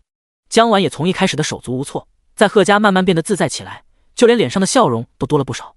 这让有段时间没跟孙子好好接触的江老爷子对贺时一家很是感激，并挑了一个周末邀请贺时一家来家里吃饭。第145章，不黏着我老婆，一切好商量。周日这天恰好贺时休息，一家5口中午时分来到了江家的小区门口。等在那里的依旧是胡子花白的老管家，江晚也站在他身旁，一双蓝灰色的眸子中满是期待之色。看到贺家人的身影后，眼睛霎时一亮，情不自禁地上前几步。等南浔来到眼前后，激动地将小手放到他白嫩柔软的掌心里。一旁的贺时扫了一眼一大一小娇恶的手，面上毫无表情，心里却把小兔崽子骂了好几遍。天天缠着他老婆，真是胆肥了。老管家适时地开口道：“贺先生、贺夫人，欢迎，老爷子已经在家里恭候了，咱们这就进去吧。”贺时伸手接过刀疤和大林手中给江老爷子准备的几样礼物，随后带着老婆孩子们进了小区。这里住的都是在各个领域有过杰出贡献的大佬人物，安全问题自然不用担心。几个保镖见大老板一家顺利进入小区，这才转身离开。三胞胎今天知道是要去别人家做客，所以也没像在家里表现的那么淘气，紧紧的跟在爸爸妈妈身边，很是乖巧。江家住的是一栋3层高的小洋楼，前庭带着花园。贺时扫了一眼，发现里面没种什么花花草草，倒是有不少蔬菜，除此之外还有几种草药，这倒是让他有些意外。毕竟据他所知，江老爷子是物理方面的科研人员，跟医药可以说是没有半点关系。爷爷，江晚一进了客厅，就高兴地朝那坐在沙发上的老人扑去，这是他少有的活泼时候。江老爷子的年龄跟老管家差不多，但第一眼看去却比老管家苍老很多，不仅是胡子，就连头发也满是银白，面上却透着不自然的红。贺时扫了一眼后就知道这可能是补药喝多了的症状。老爷子脾气很温和，见到贺时一家上来就是一顿感谢，知道南浔怀了宝宝，还准备了很多孕妇喜欢的吃的。客厅里原本摆的那些花瓶也被清空了，还有很多贺时没注意到的小细节，一看就是费了不少心思。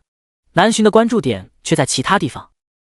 整个家里除了2位上了年纪的老人外，目前就只有一个做饭阿姨。在这座3层的小洋楼里，人手相对就很勉强，更别提还有江晚这个需要照顾的小孩了。贺家虽然比江家大了好几倍，也只有张姐这么一个做饭的，但是还有能干的齐兰在。而且家里的卫生还有花园的打理，每天也都安排了专业的清洁人员前来，只是不住在贺家而已。江老爷子看出南浔的心思，温声解释了一句：“以前家里是有挺多佣人的，但是江晚不习惯人多，我就把他们都遣走了。现在这样也挺好的，隔3差5的叫人来收拾一下卫生，清静。”南浔闻言表示理解，也没再说什么。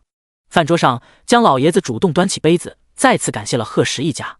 江晚这孩子从小性格敏感，跟同龄人向来玩不到一起去，现在看他能交到好朋友，人也活泼了起来。老头子，我以后也算是能放心几分了。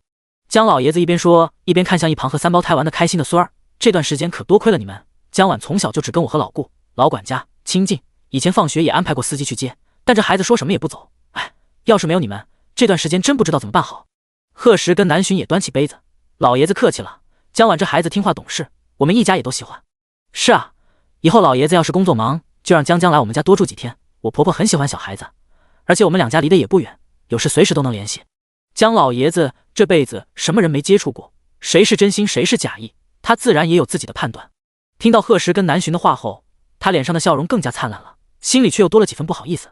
思索片刻后，还是没拒绝夫妻俩的好意。据他所知，能住在檀香园的家里背景都很不一般，他只是一个搞科研的老头子，也没什么值得觊觎的。更重要的是，他看到这对小夫妻跟孩子们相处时都很有耐心不说，教育孩子时也很有方法，不会像别的年轻父母那样，孩子一做错什么就大喊大叫的。彼此之间的相处倒更像是朋友一样，怪不得以江晚的性格，也喜欢跟这一家人亲近。几个孩子吃饱后就一起去了客厅摆积木，有阿姨看着也不用操心。老爷子跟贺时夫妻俩越聊越觉得舒心，气氛上来了还要开瓶酒，不过被老管家拦住了。最后聊着聊着，老爷子就忍不住提起了陈年往事。哎，老头子，我这辈子就只有一个儿子，老伴走得早，这孩子从小就不服管教，好不容易等他结婚成家，以为能安稳生活了，又带着老婆孩子到处走。一家3口是在去燕城路上出的车祸，我儿子和儿媳当场就不行了。等老头子我得到消息赶到时，只有刚满周岁的孙儿，好不容易被救了回来。老爷子回忆起当时的一幕幕，原本就浑浊的眼中似乎有了泪意。从那以后，我尽量把所有的时间都放在陪伴孩子身上，可惜人老了，身体不中用啊。这还是贺时跟南洵第一次听说江家的事，而且还是由江老爷子亲口说出的。之前他们只知道江婉是爷爷带大的，对于他父母的情况却不太清楚。虽然心里早就有了猜测，但如今被亲口证实后，二人除了对江家夫妻的惋惜外，对江婉这个小家伙也更加心疼。刚满周岁的小孩虽然还不大能记事，但从小就没父母照顾，即使爷爷再关心，跟同龄人的落差也会很大，要不江婉也不会小小年纪就这么孤僻。还好他现在有了三胞胎做好朋友，南洵相信一切还不算晚，小家伙封闭的世界总有一天会打开的。贺时也不免想到家里的几个孩子，前3年同样没有爸爸在身边，但庆幸的是有南洵这个妈妈在，而且现在一家人幸福的生活在一起，对比之下江婉就要可怜多了。贺时心里叹了口气，打算以后不跟这小兔崽子计较了，只要他不时刻黏着自家老婆，一切都好说。第146章，小鱼儿变成小泥人。吃完饭，江老爷子就立马去休息了，最后还是老管家将贺时一家人送出了小区。至于江婉，在得到爷爷的同意后，也跟在南洵身边出了门。跟之前一样，等到晚饭后，贺时会再把人送回来。即将分开时，老管家朝贺时跟南洵恭敬地弯了弯腰，叹了口气道：“又要麻烦贺先生和贺夫人了，二位今天来家里，老爷子也很开心。”自从那件事发生后，老爷子再没有去过燕城，这还是他第一次主动提起往事，看来心里是放下了。贺时上前扶了下老管家的胳膊：“您客气了，以后老爷子那边要有什么事，尽管联系我们夫妻。”老管家看着贺时严肃的面容，微微一愣后，连忙感激地答应下来。直到回头看不见老管家的身影，南洵才小声问了一句：“怎么了？”贺时看着前面跟三胞胎手拉手的江婉，精致的小脸不似原来那样苍白，本就漂亮的双眸此时更像盈满了星辰。走几步路还回头看看他和南洵，可以想到小家伙此刻的心情很好。贺时悄悄捏了捏老婆的手心，示意回家再说。老公，你说真的？南洵听见贺时的话后，忍不住激动地站了起来。贺时急忙揽住他的腰，安抚道：“我也只是猜测，你别担心。不过按今天的情况来看，江老爷子的身体确实不太乐观。”南洵听贺时一说，也想到老爷子不太正常的面色，明显比其他人红润很多，那是补药补过了的症状，还有江家花园里种的草药，可能都是江老爷子常用的。南洵紧跟着说道：“这老管家为了照顾老爷子，连接江放学的时间都没有。这么说来，夫妻俩对视一眼，眼中都带着同样的担忧。看来唐鑫老师说的什么江老爷子工作繁忙，没时间接送江也是假的，还有可能连唐鑫老师也不知道真相。现在就怕江老爷子的身体真撑不了多久了，不然江婉还那么小，要是再失去了唯一的爷爷，这孩子以后可怎么办？”南洵想想就觉得心疼。虽然认识的时间不长，但江婉特别懂事，跟他也最是亲近。一想到以后偌大的江家只有小家伙一个人了，他喉咙就像被什么堵住了一般。贺时将南洵搂到怀里：“别担心，晚上送江婉回去时，我找江老爷子谈谈，只要病情有治疗的机会，他一定会尽力帮忙。如果真的，我相信江老爷子也会有安排的。”南洵趴在男人的胸膛上点了点头，过了好一会儿才勉强收拾好心情，跟贺时一起去玩具房看孩子们。4个小家伙正在抢皮球，一个个玩得满身是汗，张姐都快照顾不过来了。看着几个头发都被汗水浸湿的小花猫，最后没办法，等孩子们休息好后，南洵和张姐直接带着想想和念念去了浴室。小鱼儿和江婉则由贺时负责，打算把几个小家伙从里到外好好刷洗干净。玩具房旁边就是3个孩子平时洗澡的浴室，贺时当初特意设计了2间，一间蓝色，一间粉色。江婉虽然来过贺家很多次，但还是第一次在这洗澡换衣服。刚一进去就被水里飘的小鸭子吸引了，因为在家的时候爷爷也会让小鸭子陪他洗澡。小鱼儿动作麻利的3两下就把自己脱得光溜溜，见好朋友站着不动，以为他还不会自己脱衣服。毕竟想想和念念有时候也需要奶奶给换衣服，想到这好朋友以后可能要嫁到自己家里，于是伸手就准备去帮他。这可把江婉吓了一跳。等贺时放完水回过头时，就看见自家儿子正扯着江婉的衣领，而江婉红着脸颊，满脸写满了不情愿，两人的动作怎么看怎么奇怪。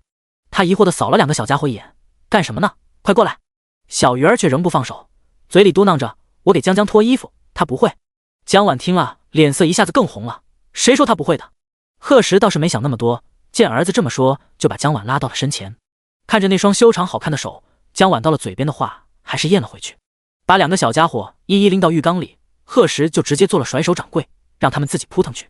小鱼儿早就习惯了他爹的放养，熟练地拿起小手绢，一旁的江婉见了也有学有样。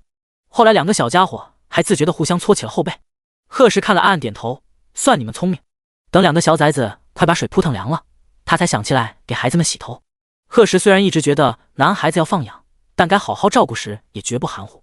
两个小家伙坐在小板凳上，感受着头上的力道，没一会儿就舒服的昏昏欲睡。等到一大三小终于洗完澡出去时，念念和想想已经一人捧着块西瓜吃上了。贺石每次给孩子洗澡都出来的晚，南洵早就习惯了。他一直都以为是自家老公太仔细，所以到现在都没发现，其实自家儿子每次洗澡都是在玩水。还好小孩子不像大人那样天天工作，皮肤娇嫩的他们洗澡时冲冲汗就可以了，不然小鱼儿迟早要变成小泥人。当然现在有了小伙伴加入，两人互相帮助，这件事以后可能也不用担心了。吃过晚饭后，贺石独自拉着江婉和小鱼儿出门，他打算到江家跟老爷子好好谈谈。南洵则在家教想想和念念画画。突然有了身孕，南洵要办画展的计划也只能暂时延后了。不过倒是给了他更多的时间准备。孕妇不好接触太长时间的电子产品，所以南洵最近把更多的时间花在了画室里。一大两小并排坐在一起，身上还穿着同款的亲子装，看背影就能感觉到温馨。门口的齐兰见了满眼笑意，用他最近刚学会的拍立得将这一幕悄悄拍了下来。第147章，打游戏，那就玩一局，怎么样？江老爷子怎么说？贺石刚一回家，南洵就迫不及待地问道。贺石将人拉到沙发上坐好，嗓音低沉，听谈话不太好，我给老爷子安排了个详细检查，明天过去。南洵闻言心里有了数，迟疑片刻后问道，那老爷子有没有说江以后的安排？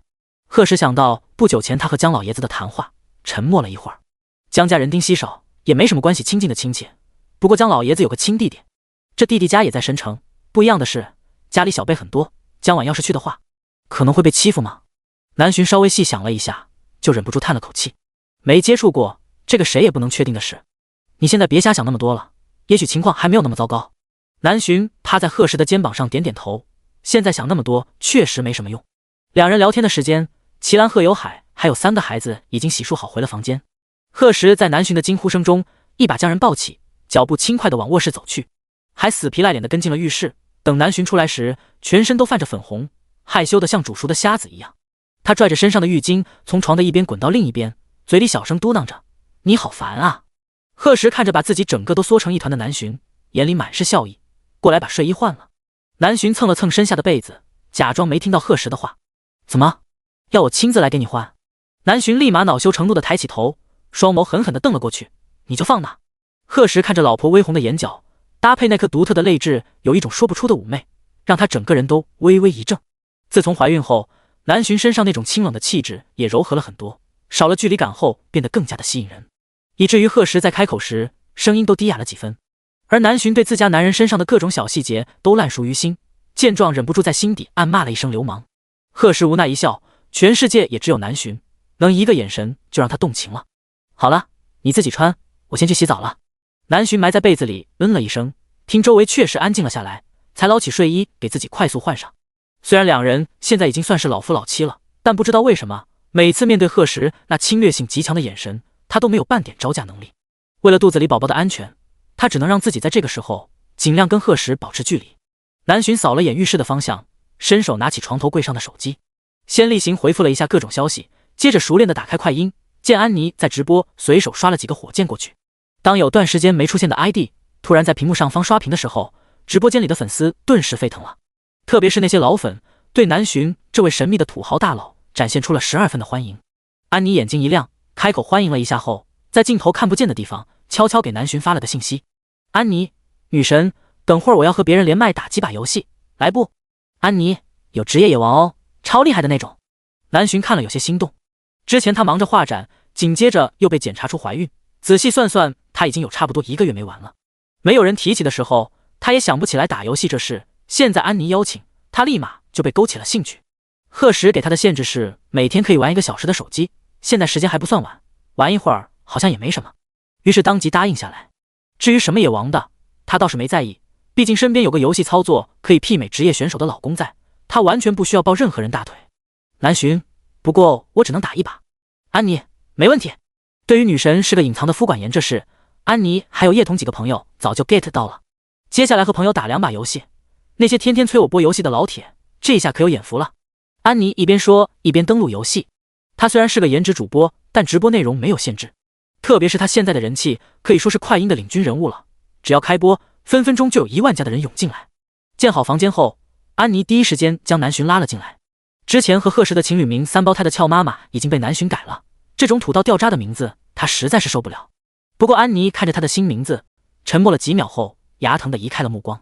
简单介绍了一下南浔的朋友身份后，直播间众人还没来得及发表意见，就见一个如雷贯耳的 ID 出现在了排位房间里。卧槽，是行神吗？有电竞男神之称的行神，是真的吗？我不相信，是不是高仿的？这 ID 确实是他。卧槽，我们安妮公主好有排面，这可是职业赛场上的野爹。行神全名景行，是职业战队 WF 的队长，连续3年带领队伍夺得了冠军奖杯，可以说是电竞圈毫无争议的明星人物，光微博粉丝就有好几千万。可惜这位明星队长为人高冷，直播的时候都少有，众人都没想到他会突然出现在一个颜值主播的游戏房间。整个直播间顿时都被感叹号刷屏了，人气直接就冲到了全平台第一。安妮嘴角微弯，对于猛涨的人气和关注量很是满意，也不枉他之前帮了这位一回。而在 WF 俱乐部训练室里，坐在椅子上的高大男人却冷着脸一言不发。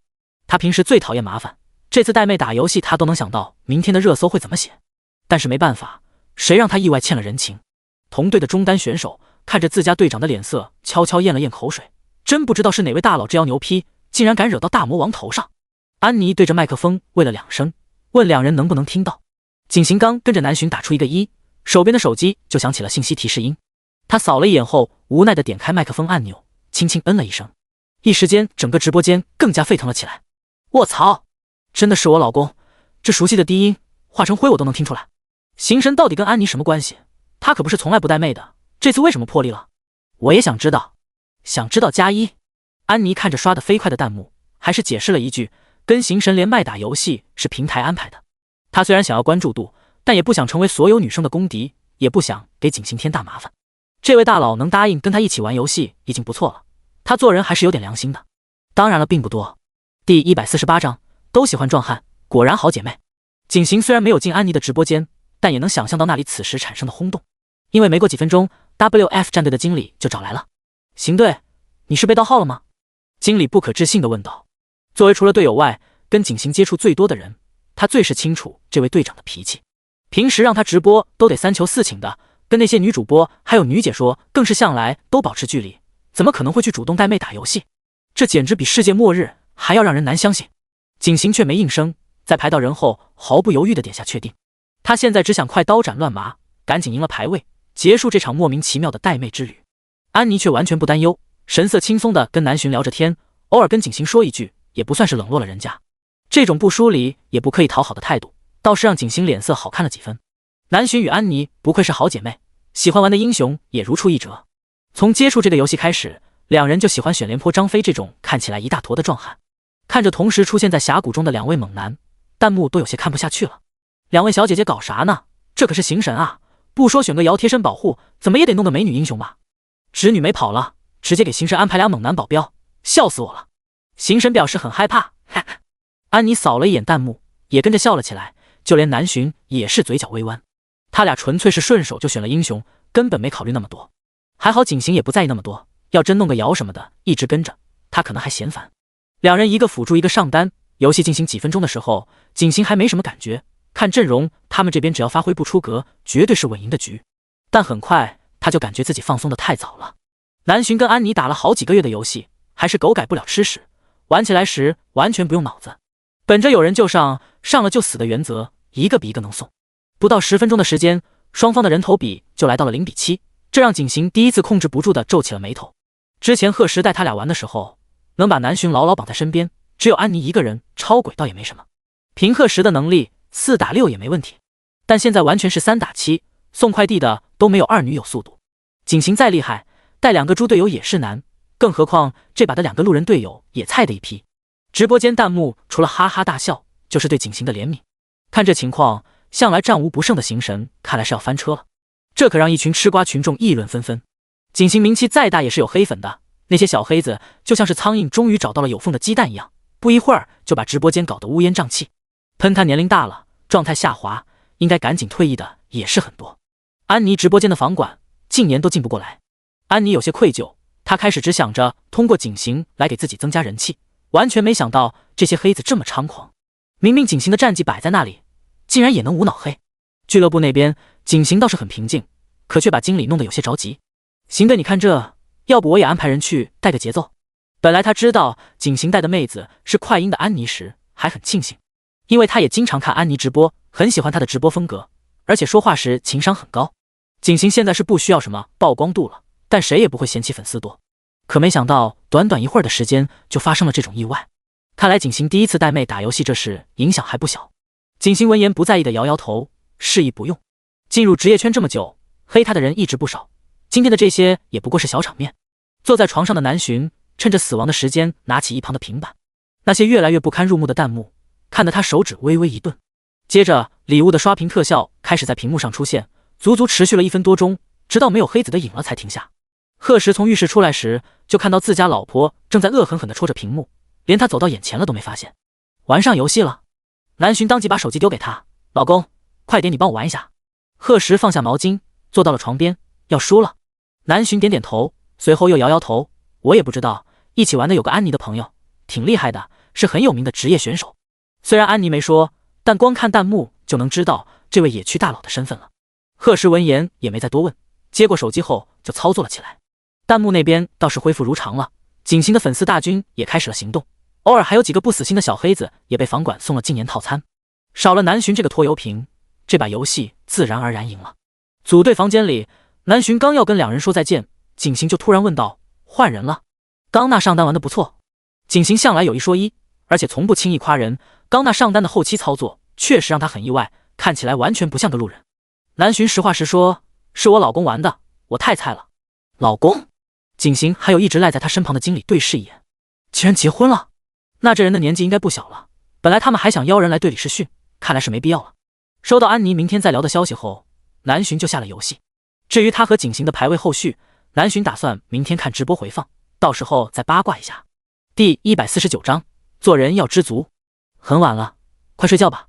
贺石掀开被子，等南巡躺好后才跟着躺到他身边。南巡凑过去，将头埋在男人的颈窝里，一只手搭在那线条完美的胸膛上，满足地闭上了眼睛。贺石也熟练地将人搂到怀里，并顺手关了床头灯。卧室里顿时陷入了黑暗，夫妻俩很快进入了梦乡，而安妮的直播间里却越来越热闹。南巡今晚送出的礼物足足有近100万，虽然对他来说九牛一毛，但却让那些屏幕前的粉丝们激动坏了。试问这样的有钱大佬，谁不想抱个大腿呢？不说还有景行这个电竞男神的加持，一时间安妮直播间里的人气直接超越了历史巅峰。没有了南巡这个桥梁在，安妮只能通过跟景行聊天维持气氛。可惜行神这朵出了名的高岭之花，安妮说3句，他那边才能勉强附和1句，还是可有可无的。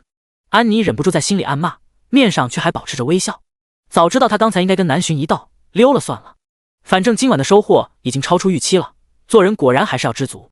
于是等这把游戏一结束，他就匆匆跟景行道了个别，还顺手把人踢出了组队房间。只有观众以为他们行神是迫不及待自己走的，而坐在战队里的景行看着游戏页面微微一愣，不知道自己这是哪里惹人生气了。想了几秒后发现没什么结果，就将这件事忘到了一边。倒是一旁的经理啧啧称奇，没想到这个世界上还有对行神不屑一顾的女孩，不愧是他喜欢的主播，有个性。第二天，贺石一早就安排人去江家接了江老爷子，一同的还有家里的老管家。由于贺石亲自打过了招呼，盛康医院的动作自然很快，几个小时的时间就将检查结果送到了贺石的办公桌上。虽然早已有了心理准备，但看完后贺石的心里还是微微一跳。他拿起电话直接打给了盛康医院的院长。江老爷子年轻时外出作业遇到过一次雪崩，被整整埋了3天，回来后身体遭受了重创，本来就没痊愈，再加上突如其来的白发人送黑发人，身体更是每况愈下。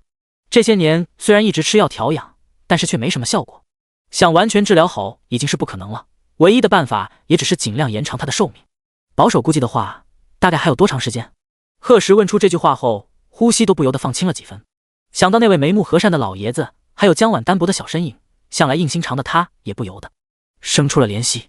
院长虽然很想组织下语言，但是想想江老爷子的情况，似乎已经没什么必要了。他迟疑片刻后回答道：3个月吧，江老爷子的身体早就已经是强弩之末了，能撑这么久已经可以说是奇迹。贺石握着手机的手一紧，半晌后轻轻嗯了一声，随后挂断了电话。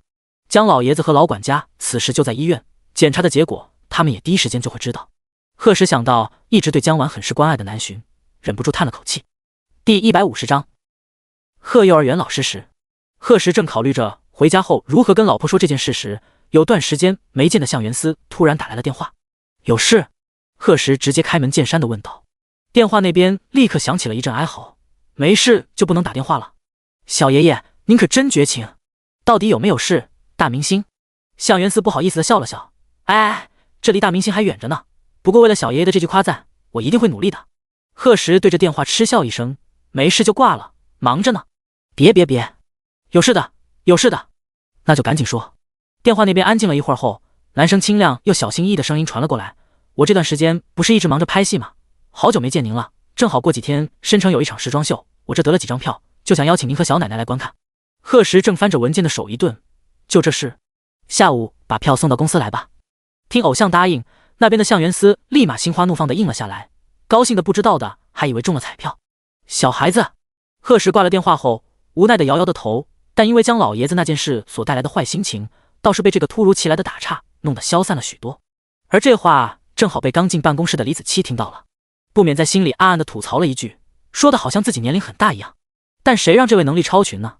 他现在作为大佬的小跟班，也只能夹着尾巴做人。有事？贺时看了眼面前的另一个晚辈，问道。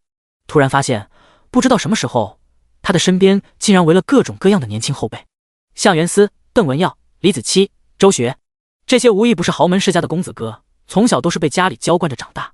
而他自己就像个幼儿园老师一样，除了要带孩子，没事还要安抚他们幼小的心灵。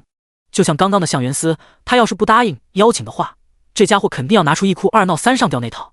是周学的考核基本已经完成了，要正式入职的话，还需要贺董您亲自批准。贺时接过文件夹看了看，没有犹豫的签上了名字。一会儿你俩跟我去附近的几家分公司视察。好的，贺董。而在贺时跟他的小迷弟们周旋时，家里的南浔也没闲着。三胞胎去了幼儿园，齐兰和贺有海也去了店里，所以家里只有他和张姐，还有另外2个佣人在。张姐原本只是来贺家做饭的，但后来她总是帮家里做力所能及的事，不管是打扫卫生还是照顾孩子们，都很积极主动。贺时自然不会亏待老实人，现在张姐已经算是贺家的全能管家了，南浔怀孕也是他一手照顾。工资方面现在挣的甚至比何志勇还高，日常工作也有其他2人辅助，但他为人心善，也感激贺家的当初的雪中送炭，还是会尽力做好自己该做的。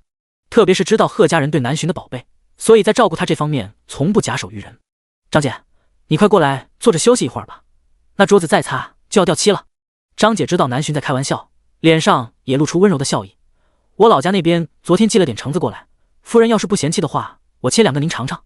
南浔听了后眼睛一亮，好啊，我现在就想吃点酸酸甜甜的。张姐高兴地应了一声后就进了厨房。南浔看着他背影消失后，才再次拿起手机点到和安妮的聊天界面。2人正聊着昨晚的事，对于安妮和景行这2个人之间，南浔很是八卦。南浔，快点继续说啊，你们到底怎么认识的？安妮自然对女神知无不言，但想起自己和景行的意外见面，破天荒地感到几分害羞。安妮，嘿嘿，就是在咖啡店意外偶遇的，然后意外帮了他个小忙。南浔，咖啡店，好浪漫。安妮，害羞。南浔，再详细说说。安妮，好哒好哒，就是前天不是下雨吗？2人捧着电话嘀嘀咕咕了好一会儿，直到今天接触手机的时间快到了，南浔才意犹未尽地放下。最后给贺时发了个信息，打算去卧室睡会儿午觉，到了下午好去接孩子们放学。第151章，时装秀，去吗？向元思戴着墨镜，指尖勾着把车钥匙，脚步轻快地进了南石总部这座168层高的巍峨大厦。自从乘风娱乐搬到总部区域这边后，向元思因为一直在剧组蹲着，直到现在戏份杀青才有机会过来。这是他第2次来南石集团，第1次还是公司当初剪彩的时候。前台的几个小姑娘突然见到一个面容清秀的年轻人走进来，微微一愣后熟练地扬起笑脸。面前的年轻人看着年纪不大，染着一头张扬的金发，更衬得皮肤白皙，五官却小巧秀气，是现在很多姐姐们喜欢的小奶狗类型。声音果然也和外表一样，是清亮的少年音。姐姐，我跟你们贺董约好了下午见面，可以直接上去吗？一个眼睛很大的前台小姑娘被这笑容迷了眼，态度更加温和。您稍等一下，请问先生贵姓？哦，我姓向。向先生稍等。向元思脾气很好的应了一声，眼神在周围细细打量着。光可见人的地面简直可以当镜子用了。他抬手捋了捋额发，满意的点点头，果然还是那个熟悉的大帅比。向先生，可以上去了。谢谢姐姐。大眼睛被这声姐姐叫得心肝乱颤，红着脸颊叫来门口的警卫，让人将向元思引到电梯处，直到看不见人影，才依依不舍地收回视线。公司里不说大老板，各个部门的英俊帅哥也是应有尽有，但这种可口的小奶狗类型还真是很少见。而且这张脸老感觉好像在哪见过。向元思上到顶楼时，贺时才带着2位助理回来不久，三人面面相觑，到底都是同龄人，气氛很快就热烈起来。而贺时最怕闹腾，干脆转身拿起外套，想要把人直接拎回家。等等等，小爷爷，我这好不容易来一趟，给我个参观的机会啊！你没来过。贺时眼皮微抬，重新坐回到办公桌后。向元思嘿嘿一笑，转过头热情地握住周学的手。周哥好，邓文耀是我表哥，常听他提起你，这还是咱们第一次见。周学尴尬地勾了勾嘴角，邓文耀提起他的时候肯定都不是什么好话，毕竟2人的关系完全可以用狐朋狗友4个字来形容。还有这位是李二少爷吧？久仰久仰。李子柒淡淡的点了点头，态度不冷不热。向元思倒是没在意那么多，小爷爷，我再去外面跟其他人打个招呼。话音刚落，人就没影了。看着向元思跟个花蝴蝶一样在168楼到处溜达，贺时突然想到一个词，交际花。看来娱乐圈还真是挺锻炼人的。晚上向元思理所当然的在贺家蹭了一顿饭，临走时特别提醒贺时一定要带着南巡去参加这次的时装秀。怎么？这秀有什么特别的？特别的倒是没什么，就是圈里的几位女神人物都会来，到时肯定很热闹。贺时一脸冷漠，哦，像影后同双啊，事后金司仪啊都会来，小爷爷你就不想见见吗？不想。贺时直接摇头，他确实没什么兴趣，平时连电视剧电影都很少看，更别说关注什么女演员了。再说天天对着他老婆那张神颜，再美的女人在他眼里也都是不过如此。这世上的女人对他来说只分为2类，南巡和其他甲乙丙丁，当然家里的老太太和2个小棉袄除外。不过自从南巡怀孕后，确实没什么出门的机会。贺时想着这次倒正好可以带她去散散心。现在南巡的肚子还不太明显，但是贺时担心家里的那些礼服她穿着不舒服，又专门让傅家给她量身定做了一套。贺时亲手为她理了理裙摆，怎么样，肚子会不会觉得紧？不紧，挺好的，就是裙摆有点长。贺时垂眸看向那长及脚踝的淡粉色薄纱，正好将南巡白皙的皮肤遮盖得严严实实，心里很是满意。我觉得不长，这样好看。是吗？南巡疑惑，那就这样吧。妈妈，你和爸爸要去哪里？我和哥哥姐姐可以去吗？念念见贺时和南巡要走，急忙上去抱住南巡的大腿。不可以哦，你们乖乖跟奶奶在家，无聊的话可以去找江江玩。好的吧，那妈妈回来可以给我们带礼物吗？贺时上前将小家伙拎到怀里。你们想要什么礼物？洋娃娃可以吗？南巡假装生气地拍拍他的小脑袋，家里的洋娃娃都能开个玩具店了，换一个。念念被拒绝也没有不高兴，想了想说道，那漂亮的小裙子可以吗？勉强可以吧。虽然家里衣服也很多，但是女孩子裙子再多，衣柜里也总是少那么一条最喜欢的。南巡觉得可以理解。好耶，谢谢妈妈。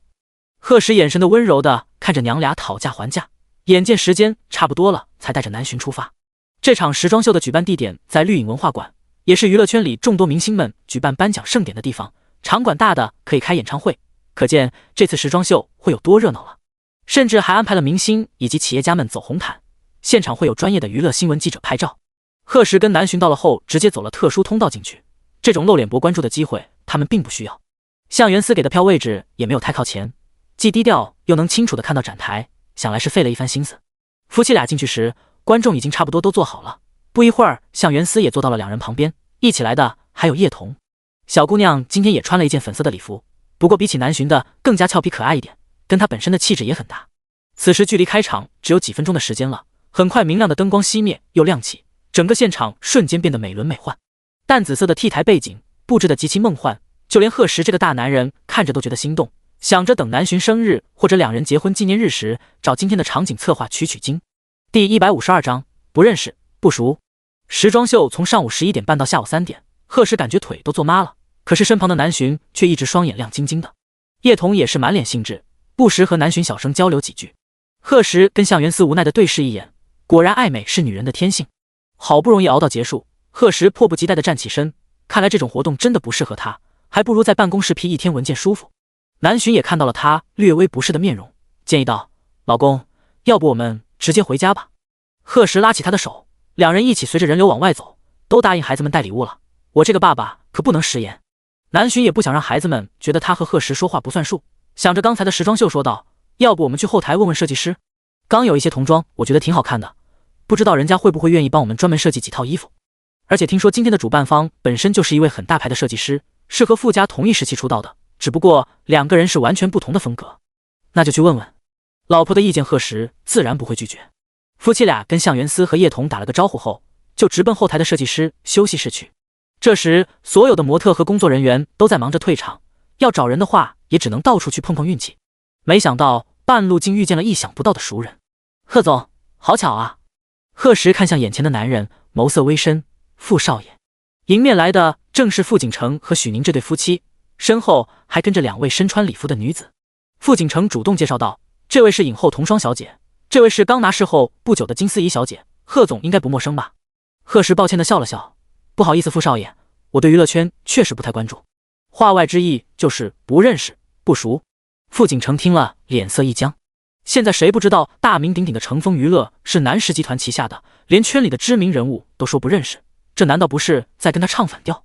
傅景成压下心里的怒气，继续说道：“怎么，贺总也要去找您设计师？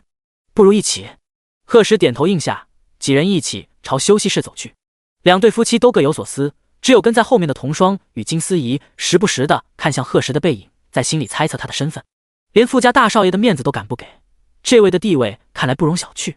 姓贺，本人又这么年轻，难道是那个一直没在公众面前露面的南石集团创始人？两人对视一眼，心跳都不自觉地快了几分。等他们消化完这个消息，前面的四人竟已经走远了。听说傅家在贺总的手下做事？突然听到这个名字，贺石微微一愣。傅家，傅景成，之前他确实没往这方面想。我和傅小姐是合作关系，不管怎么样都要感谢贺总对我妹妹的照顾。那倒也不必，我对傅小姐确实没什么照顾。贺石说的认真，傅景成脸上的笑容终于维持不住了。我和夫人还赶时间，就不跟傅少爷闲聊了。话落，贺石拉着南浔就先一步进了宁馨的休息室，还想挑拨他和他老婆的夫妻关系，真不知道这副大少爷到底长没长脑子。看着警官的房门，傅景成脸色铁青：“我们还进去吗？”许宁小心翼翼地问道。傅景成狠狠瞪了他一眼：“进什么进？走！”休息室里，贺石跟南浔一进去就看到一个30多岁的浓妆女人正坐在那里悠闲地喝着咖啡。她身穿一件红色的连衣裙，波浪发，大红唇，整个人将妖艳2个字凸显到了极致。看到贺石夫妻时微微一笑，似乎对他们的到来并不意外。“是来找我设计衣服的吧？不过抱歉，我未来半年的时间都预约出去了。”女人放下杯子，眼神却在从贺石身上扫过后微微一亮。作为设计师界的翘楚，她见过不少身材长相都很优秀的模特，但没有一个能跟眼前的男人相比。于是宁馨当即改变了想法，不过如果是给这位先生设计的话，倒可以勉强抽出点时间来。说完还挑衅地看了南浔一眼。眼前的这位长相确实就连他都觉得惊艳，但女人可不是只有长得漂亮这一个优点。她相信自己身上这种成熟女人的气质，绝不是一个小姑娘能比的。而贺石从宁馨的眼神落在身上的那一刻，心里就生出了一股嫌恶，原本就冷淡的面容直接沉了下来。南浔更是上前一步，将贺石挡在了身后。虽然他不担心自家男人会对别的女人有想法，但贺石被人觊觎的感觉还是让他很不舒服。“您设计师，我和我老公是想请您给家里的孩子们设计几件衣服，既然您没时间的话，我们就不多打扰了。”慢着！听他们打算离开，宁馨立马站起身朝两人走去：“用不用也要让你老公说一声吧？”可贺石完全不给他脸：“不好意思，我家我老婆说了算。”说完看都没看宁馨一眼，直接搂着南浔的肩膀推门而出。宁馨似乎没想到自己会被拒绝，眉头狠狠皱起，原本还算漂亮的面容竟变得有几分狰狞的吓人。他拿出手机，手指飞快地按下一个熟悉的号码。第153章，吃饭，突如其来的闹剧。离开时装秀后，贺石带着南浔开车去了附近的商城。答应了孩子们的事，他这个做爸爸的自然不会食言。两人打算顺便在外面把晚饭解决了。听说申城最近新开了一家网红火锅店，安妮和同事去过一次后，就强烈推荐给了南浔。夫妻俩也没有提前预约，不过运气好，来的时候还有一张桌子。南浔自从怀孕后越来越能吃辣，可在家里齐兰和张姐一直都不敢让她多吃，贺石更不用说，恨不得南浔现在的所有饮食都严格按照孕妇标准来准备。但此时看着她委屈的表情，又毫不意外的心软了。那就吃鸳鸯锅，放一点点辣好不好？贺石伸手在南浔嫩滑的脸颊上宠溺的捏了捏，软软的，手感好极了。南浔开心的连连点头答应。两人出门吃饭，向来是贺石做主，自家老婆的口味他他也一清二楚，3两下就点好了菜。这时，大厅里所有人的目光都被这对夫妻俩出色的外表吸引了，贺时却仿若未觉，一直跟南洵有说有笑的。贺先生，真的是您，我还以为看错了。贺时抬起头，看向站在餐桌旁说话的中年男人，身量中等，肚子脸盘都很大，整个人像发酵的馒头一样白白胖胖的，身旁还跟着一个20左右的女孩，两人姿态亲密但很自然。贺时猜测应该是他的女儿。朱公，哎，是我。中年人激动的脸颊通红，他名叫朱正业，是奇迹建筑侯健手下的一名工程师。本来以他的身份地位是没有机会见到贺时这位大老板的，但贺时最近对建新商场一事十分上心，到侯健那里开会的次数多了，自然见了很多像朱正业这样的工程师。以贺时基本过目不忘的本事，一接触当即就想起来这人的名字以及工作能力。贺时跟南洵低声介绍了一下，又看向站在一旁的朱正业，朱公可是有事？朱正业这才将眼神从南洵身上慌乱的收回，没事，就是没想到这妖巧碰到贺先生还有夫人，过来打个招呼而已。贺时点点头，明显不想继续多谈的意思。朱正业不想惹恼了大老板，又招呼了一声后就自觉转过身，却被身旁跟着的女孩拉住了。朱新月从见到贺时开始就一直红着脸颊，整个人都呆呆的。他只知道这位是个大人物，要不以父亲的心高气傲，不可能在店外看到个人影就主动前来。而朱正业对贺时小心翼翼的态度，他并没有注意到。见父亲有要走的意思，他下意识的就拦住了。朱新月还是第一次见到这样的男人，有气势又有地位，面容更是俊美的惊人，可比学校里那些只会吃喝玩乐的富二代有魅力多了。要是能拥有这样的男人，朱新月越想心跳得越快，完全无视了南洵的存在。他双眼直直的看向贺时，开口时声音更是柔得似水：“贺先生，这里没位置了，不知道我和爸爸能不能跟你们拼个桌？”说着还慢慢垂下眼眸，尽量将自己秀美的侧脸展现给贺时。朱新月知道现在的有钱男人最喜欢的就是她这种清纯小白花了，那些妖艳货色已经是过去式，要不然学校也不会有那么多人追她。她相信眼前的男人也不会是例外。周围的空气安静了下来，南洵本来还没将朱新月放在眼里，听到这话也放下了筷子，而朱正业更是瞬间冷汗直冒。谁不知道贺董是个妻管严，对夫人的宠爱早就传遍了整个公司，朱新月敢当着老板娘的面勾引大老板，完全就是在老虎上拔毛。以前他一直以为女儿挺聪明的，现在看来简直是愚不可及。早知道他刚刚就不应该为了表现自己冲动的带女儿过来了。他赶紧上前拉住朱新月的胳膊，紧张的对着南洵道歉：“贺夫人，新月她不懂事，您大人不计小人过，就原谅她这一次，我这就带她走。”不得不说，朱正业还是很聪明的，知道该讨好的人是谁。这件事只要南洵不在意，贺时也不会再跟他们计较。而朱新月却是被父亲的态度惊到了，他还是第一次见父亲如此低声下气，并且是对一个漂亮女人。难道他们应该讨好的不是贺先生本人吗？这个女人何德何能？朱新月心里更加不服气，甩开朱正业的手，怎么都不肯走。不明白到底凭什么？而且贺先生都没开口赶人，他为什么要走？眼看周围的人都渐渐注意到了他们，朱正业抖着手，直接就是一巴掌。这下可算让朱新月冷静了下来。他红着眼眶，呆愣地捂住半边脸，想不到向来宠爱他的父亲竟然会打自己，心里直接把南洵就恨上了。要不是这个女人，他怎么会在大庭广众之下出这么大的丑？特别是被贺先生看到了，完全没想过南洵可是从头到尾一句话都没说。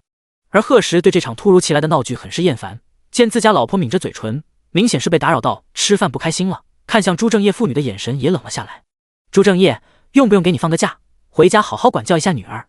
朱正业听到这话，心里咯噔一下，明白今天这是把人得罪彻底了，慌张的不知如何是好。朱新月闻言瞪大眼睛，也没想到贺时会完全不把自己放在眼里，对他的眼泪更加无动于衷。这到底是不是个正常男人？可惜贺时连个正眼都没给他。说完那句话后，就把父女二人当成了空气，继续伸手给南洵烫肉吃。朱正业手足无措地站在原地，知道今天的事是没办法让贺时消气了，自己的工作也很可能不保，整个人的精神气都没了，最后只能强硬地将朱新月拉出门。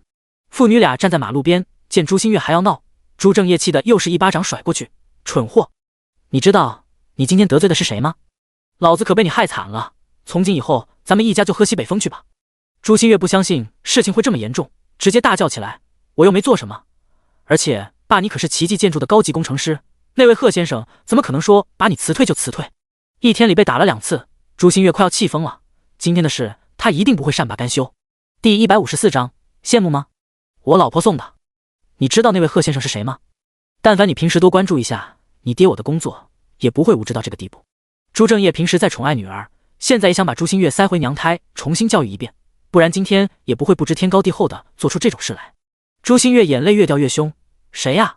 可我又没怎么样啊，还没怎么样，我怎么会有你这么不知羞耻的女儿？那位贺先生最在意的就是他夫人，多少次为了他一掷千金。南氏集团知道吗？就是他一手创立的。朱正业恨铁不成钢的低声吼道：“这要不是亲生的女儿，他恨不得再甩他一个大笔兜子。”朱新月这下是真的被吓到了。他平时再不关注新闻，也听说过南氏集团的大名。他的创始人当初与未婚妻举办的世纪婚礼，更是让无数女人羡慕。贺石的名字在全申城也基本是人尽皆知。没想到真人这么年轻俊美，可朱新月现在是一点想法都不敢有了。他现在才后知后觉的后悔起来，十分焦急的问道：“那怎么办？爸，你快想想办法呀！”“我能有什么办法？现在只能豁下我这张老脸，找你侯叔叔说说情了。”万幸他平时跟侯健走的还算近，过年过节经常走礼，虽然是他的顶头上司，但关系还不错。这边父女俩这边正忐忑不已的时候，贺石跟南巡已经将这件事放在了脑后。去燕城？贺石疑惑的声音在车厢内响起。那边不知道说了什么，贺石转头看了看南巡，最后还是轻轻嗯了一声。夫妻俩此时还在回家的路上。老大说的话南巡听得一清二楚，虽然心里也舍不得贺石出差，但毕竟工作需要，公司还有那么多员工需要贺石负责。要不是这趟非贺石不可，老大也不会在她怀孕的节骨眼上打电话。回到家里后，南巡第一时间就是去洗澡。火锅味虽然很香，但吃是一回事，留在身上又是另一回事。收拾好自己后，南巡就开始给贺石收拾行李。燕城现在早晚也冷了，我给你多带几件外套，领带要多装几条，内裤袜子我给你单独放侧边这小格子了。贺石看着南巡低头忙个不停的身影，伸手将人拉到怀里圈住。好了，就去2-3天，又不是不回来了，这些我自己收拾就行，反正闲着也是闲着，就让我找点事情做吧。贺石盯着眼前的小脸看了好几秒，见与往常无异，这才放下心来。自从两人重逢后，贺石对于出差这件事一直是能推就推，所以这还是他跟南巡第一次分开。可心里再不舍得，这次也必去不可。这突如其来的出差计划是贺石也没预料到的。为了这个投资项目，老大等人付出了不少辛苦，具体细节已经谈得差不多了，合作方却放话希望能见贺石一面，只要贺石到了燕城就立马签约。这个要求虽然有些让人意外，但贺石知道自己的名字已经从申城传出去了，现在燕城那边有人想探探他的深浅，他没有理由退缩。自从公司建立的这几个月以来，由于总部在申城，便一直以申城为中心发展。但燕城这块大蛋糕，贺石作为一个商人，说没有想分一杯羹的野心肯定是不可能的。机票订好了吗？这些都不用你操心，李彤会安排好的。南巡点点头，有李助理一起去，他倒是不用担心什么了。贺石将人塞进被窝里，仔细的掖好被角，你早点睡，我先去洗个澡。南巡乖巧的应了一声。可等贺石带着满身水汽出来时，就见自家老婆还睁着一双漂亮的眼睛，侧躺在枕头上，正望着浴室的方向出神。而行李箱已经被装好，放在了卧室墙边。贺石3两下吹干头发，确定不会有水汽沾到南巡身上后，这才爬上床，将人揽到了怀里。他在南巡白净的额头上怜惜的亲了亲。怎么了，老婆？睡不着吗？南巡抿着嘴唇，将整个身体都靠到男人身上，脸夹在男人的颈窝里，依恋的蹭了蹭。贺石见他实在没有睡意，想了想提议道：“带你玩2把游戏。”南巡眼睛慢慢亮了起来。有了系统补贴的人工智能后，贺石已经很少晚上忙工作了，也有更多的时间陪老婆孩子。但为了孕妇着想，贺石一直都很严格的管控着南巡碰电子产品的时间。而南巡因为现在早晚天气越来越凉，越发不想出门，白天还能靠画画来打发时间，晚上就没什么事可以娱乐。贺石主动提出带她打游戏，还是她怀孕后破天荒头一次，这让她心情稍微好了几分。这也让南巡想起了上次和安妮组队，不知道他和那个职业选手还有没有后续了。见自家老婆的注意力被转移，贺石悄悄松了口气。听说怀孕的女人心情变化不定，最是需要人照顾的时候，不然万一弄不好来个产前抑郁什么的，那他都要吓死了。晚睡的结果就是，第二天南巡醒来时，贺石已经走了。他习惯性的摸了摸身边的位置，却触手冰凉，这让他一下子睡意全无。整个卧室里安静极了，静到能听到自己的呼吸声。南巡刚垂下眼睫，放在一旁的手机就响了起来。他着急地按下接听键，电话那边果然传来贺石好听的声音。听到男人从衣食住行全都叮嘱了一遍，南巡丝毫没觉得不耐烦，脸上也一扫刚刚的失落。直到那边传来飞机起飞的通知声，两人才依依不舍地挂了电话。飞机头等舱里，李彤看着身旁的大老板，一脸温柔地盯着手腕，好奇地凑过去瞥了一眼。剑是一条很普通的红绳，系在白皙的腕部与淡青色的血管贴合着，红绳上面串着几枚指甲大小的玉扣，材质看着不错，但跟老板一出手就是上百万的名表比起来，自是不值一提。能被老板这么珍视，肯定是老板娘送的了。怎么，羡慕吗？我老婆送的。李彤，他向来面无表情的脸出来了一丝裂缝，假装若无其事的坐直身子，直到飞机落地都没跟大老板说一句话。第155章，傅景城不足为惧。燕城机场，贺石刚走出贵宾通道，来接机的车已经停在了门口。这次出差不只有贺石和李彤两人，同行的还有大林和刀疤两个保镖，另外还有李子柒。怎么说，李子柒的家都在燕城，这趟来也算是让他公费回家一次。至于李子柒愿不愿意回来被他爷爷唠叨，那就不是贺石要考虑的了。老大带着燕城分公司的总经理还有几个部门经理全都一起来了机场。几人简单寒暄几句后，大林这才上前拉开后座车门。贺石刚要上去，不远处一行人就快步走来拦住了他。最前面的是一个30左右的壮硕男人，面容刚毅，对着贺石脸上的笑容却很温和。身后还跟了4个穿着同样装束的男人，看起来个个都身手不凡。贺先生请稍等，我们是李金义李老爷子安排来接您的，老爷子已经在满庭园为您准备了接风宴，不如随我们的车过去吧。贺石微微一愣，没想到李老爷子消息这么灵通，他前脚刚下飞机，后脚就已经派人等在机场了。李家在燕城的势力果然不同凡响，既然李老爷子都做到这个份上了，这个面子他自然不会不给，那就麻烦这位大哥了。邹家栋连忙笑着摆手，爽朗的样子让贺石多了几分好感。原本一开始听说要来接人时，邹家栋心里还有些忐忑。他是李老爷子的警卫员，在李家这么多年，能被李老爷子这么看重的年轻人，邹家栋也就遇见了眼前这一个。虽然面容是冷了点，但身上没有一点现在那些富家子弟的傲气，也没有那些暴发户的粗俗，相反气质很是出挑，气场也很足。很难想到他今年才20出头，不过人家能一手创建起那么大的公司，想想也就不觉得惊奇了。贺石一行人没再犹豫，纷纷上了车。就在最后一辆车的车影消失在机场的时候，又有几个人快跑了过来。在得知贺石已经被李老爷子安排接走后，只能无奈的无功而返。贺石坐在车上，看着周围的高楼大厦。燕城作为种花国的首都，繁华程度与申城不相上下，但总面积却比申城大了1倍有余，而且道路比较整齐，像棋盘格子一样，一环套一环。满庭园是燕城最具特色的餐厅之一，位于市中心地带，因为装修的比较偏中式，所以很受李老爷子这些退休老家伙的欢迎。当然也有一些年轻人就是喜欢这样的古朴氛围，例如贺石。李老爷子今天把接风宴安排在这里，可以说是宾主皆宜。一行10多个人浩浩荡荡地进了餐厅大门。大堂经理跟邹家栋认识，见状热情地将他们带到了楼上。包厢里除了李老爷子外，还坐着2个年龄差不多的老人，都是和李家住在一个大院里的。其中一个留着白胡子的姓纪，皮肤略黑的，听介绍是姓范，正是李子柒的发小范子墨的爷爷。双方都不是扭捏的人，坐下后几句话的功夫就都熟悉了。几杯酒下肚，要不是听说贺石已经结婚，范老爷子都想把家里的孙女介绍给他了。而李子柒到底是没躲过自家爷爷的教训，最后被硬灌了几杯酒，才在几个老爷子的插摸打魂下作罢。真不知道幸福那老家伙有什么得意的，不就是大孙子有了点出息，真应该让他见见我们小贺。酒过3巡，范老爷子的面颊已经红了起来，说话声也比开始大了很多。李金义对着贺石无奈一笑，看来今天他们几个老家伙要在小辈面前丢人了。他端起酒杯示意贺石不用理他。老范年轻时跟傅家有些矛盾，和傅国成更是出了名的不对付，每次喝多了都要念叨几句。贺石不在意的摇摇头，不过李老爷子的话倒是引起了他的注意。在燕城地位能跟范家相比的，也就只有傅景城和傅家所在的傅家了。傅国成应该就是傅景城的爷爷。果然，李金义继续说道：“听说这傅家小子去了申城后动作不小，有影响到你吗？”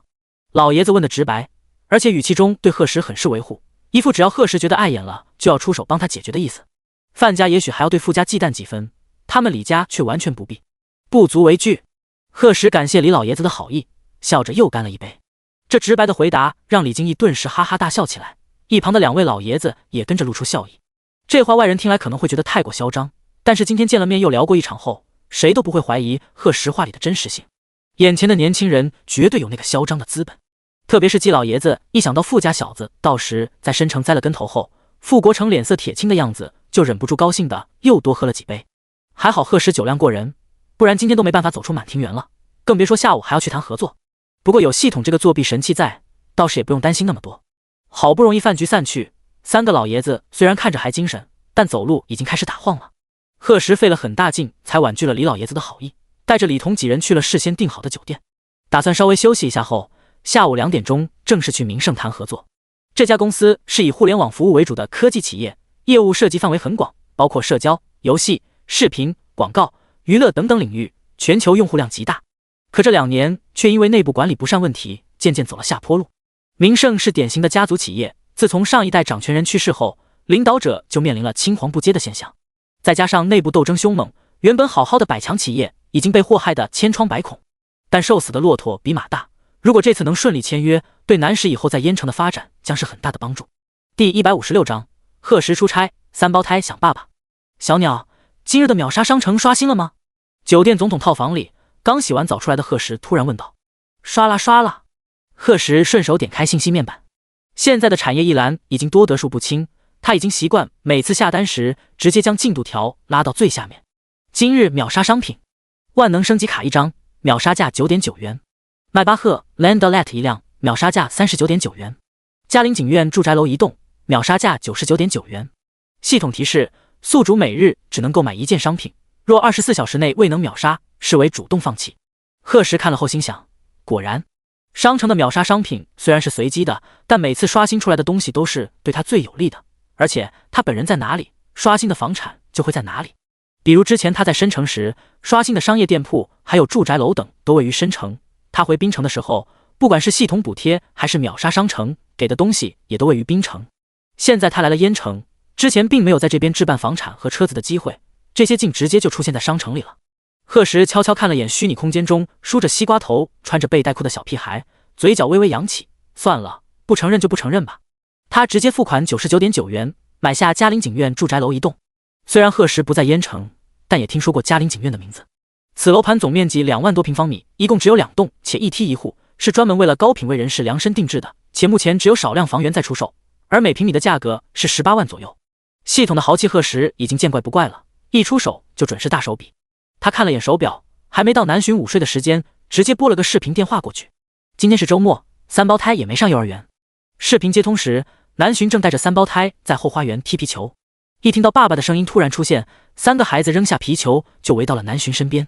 爸爸，爸爸！3个小家伙看到贺石的脸出现在屏幕上后，立马露出大大的笑容，声音甜的南巡都有些吃醋了。就连小白和小阮也眨着圆圆的眼睛，跟着好奇地凑到了镜头前。今早贺石走的时候，3胞胎都没起床，吃饭时才发现爸爸没有出现在餐桌上。听说贺石出差了，要好几天不在家，3个孩子脸上瞬间挂上了失落的表情。平时贺石虽然看着严肃，但要说宠孩子家里没有一个比得上他，3胞胎就没有一个不依赖他的。想想甚至还掉起了金豆豆，齐兰哄了好一会儿才把小孙女哄好。现在见到爸爸了，又委屈地撅起小猪嘴，连小鱼儿和念念都红了眼眶。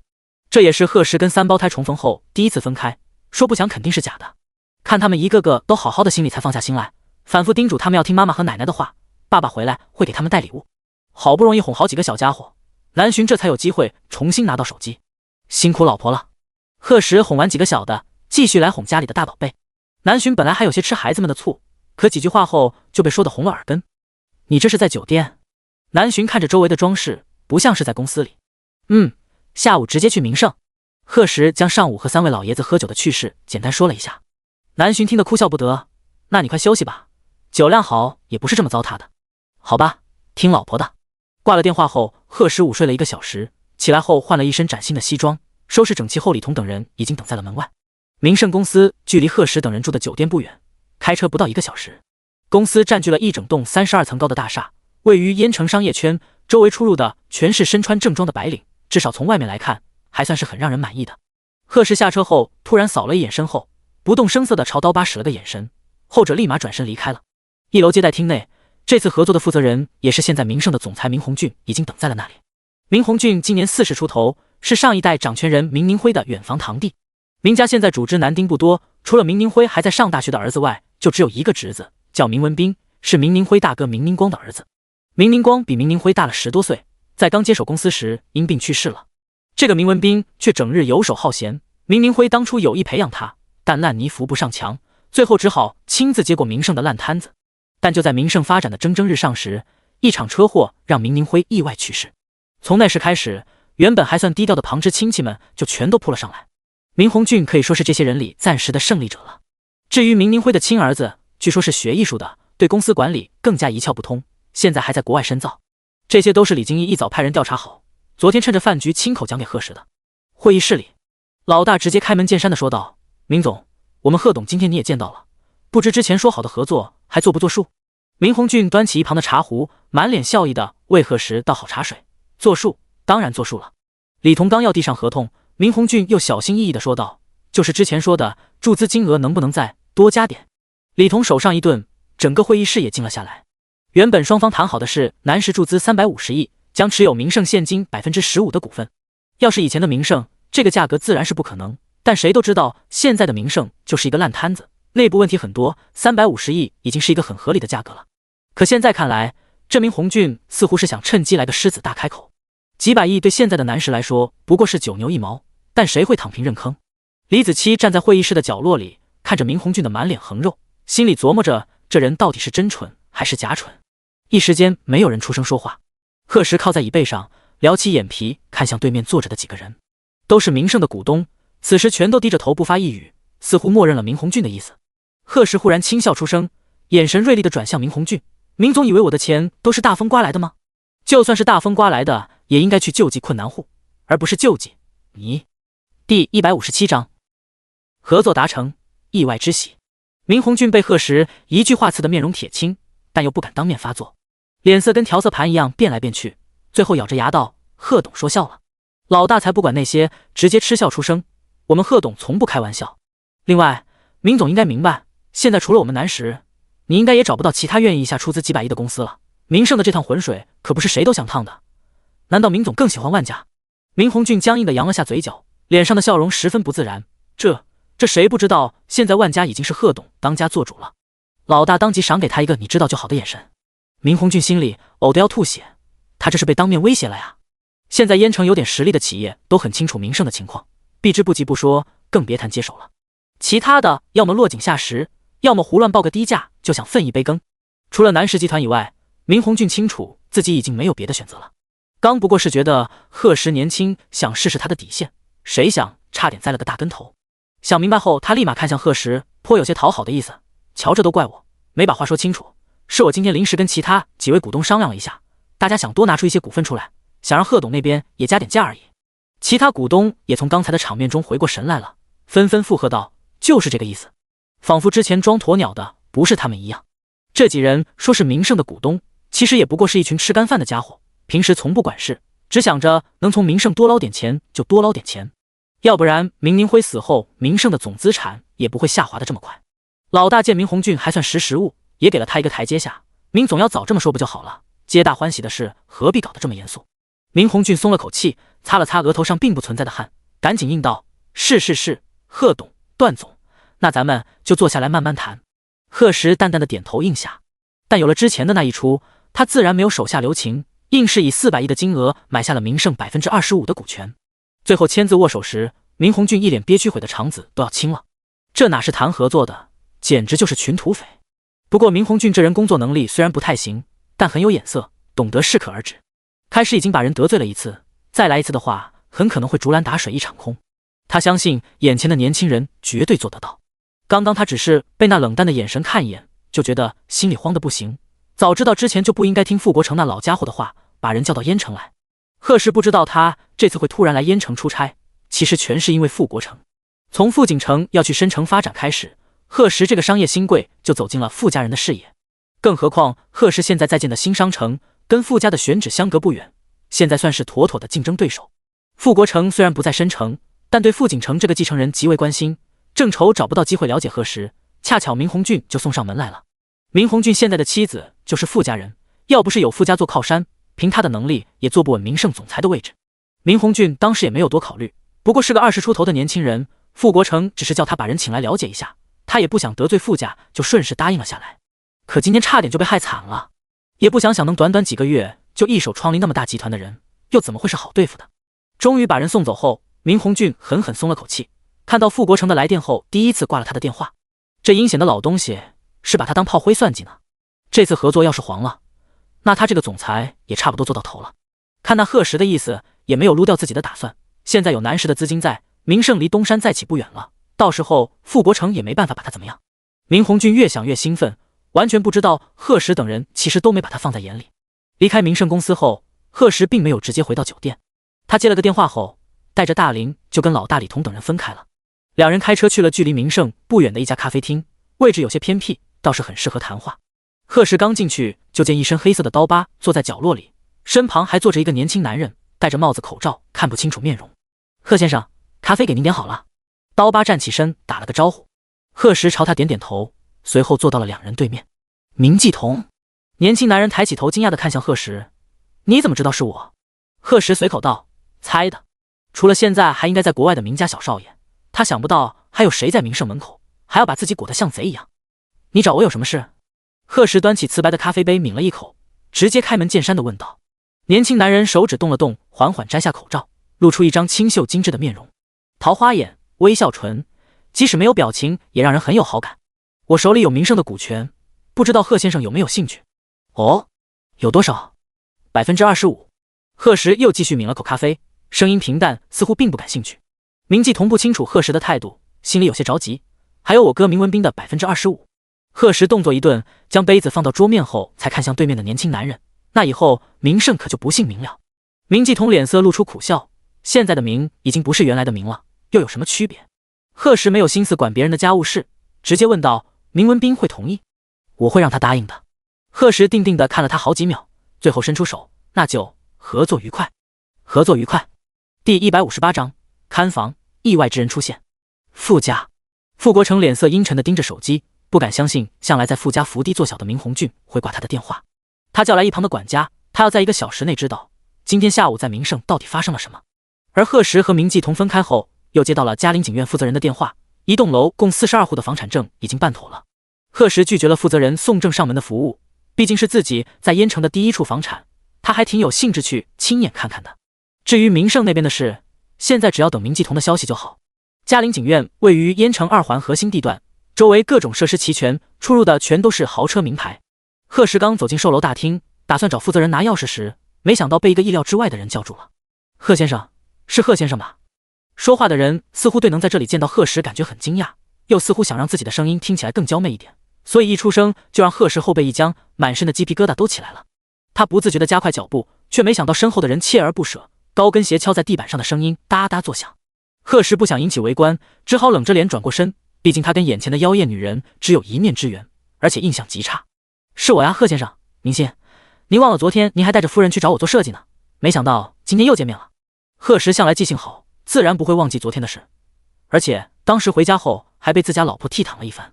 再次见到宁心，贺石虽然不至于在大庭广众下给他甩脸子，但也将生人勿近的气场发挥到了极致。有事吗，宁设计师？我们好像不熟。看着眼前面容俊美，态度却极其冷淡的男人，宁心尴尬地扯了扯嘴角。昨天贺氏夫妻走后，他马上给自家大堂哥打了个电话，最后费了很大力气才查到贺石的身份。当知道他就是南石集团的幕后老板后，宁心心里当即一阵惊慌。虽然他们宁家在燕城也算是豪门，但他跟家里其他人不一样，早就选择了申城作为发展舞台。现在他把这位申城的新晋大佬得罪了，用不了多久，这个消息就会传遍申城的商业圈，那他之前经营的一切人脉、成就等等，可能都要毁于一旦。宁心下得连夜就坐飞机回了燕城，这件事只有从小跟他关系好的大堂哥能帮他了。谁知宁静大晚上的竟然不在家，问了他大堂嫂才知道，宁静最近和娱乐圈里的一个新晋小花勾搭上，已经好几天没回家了。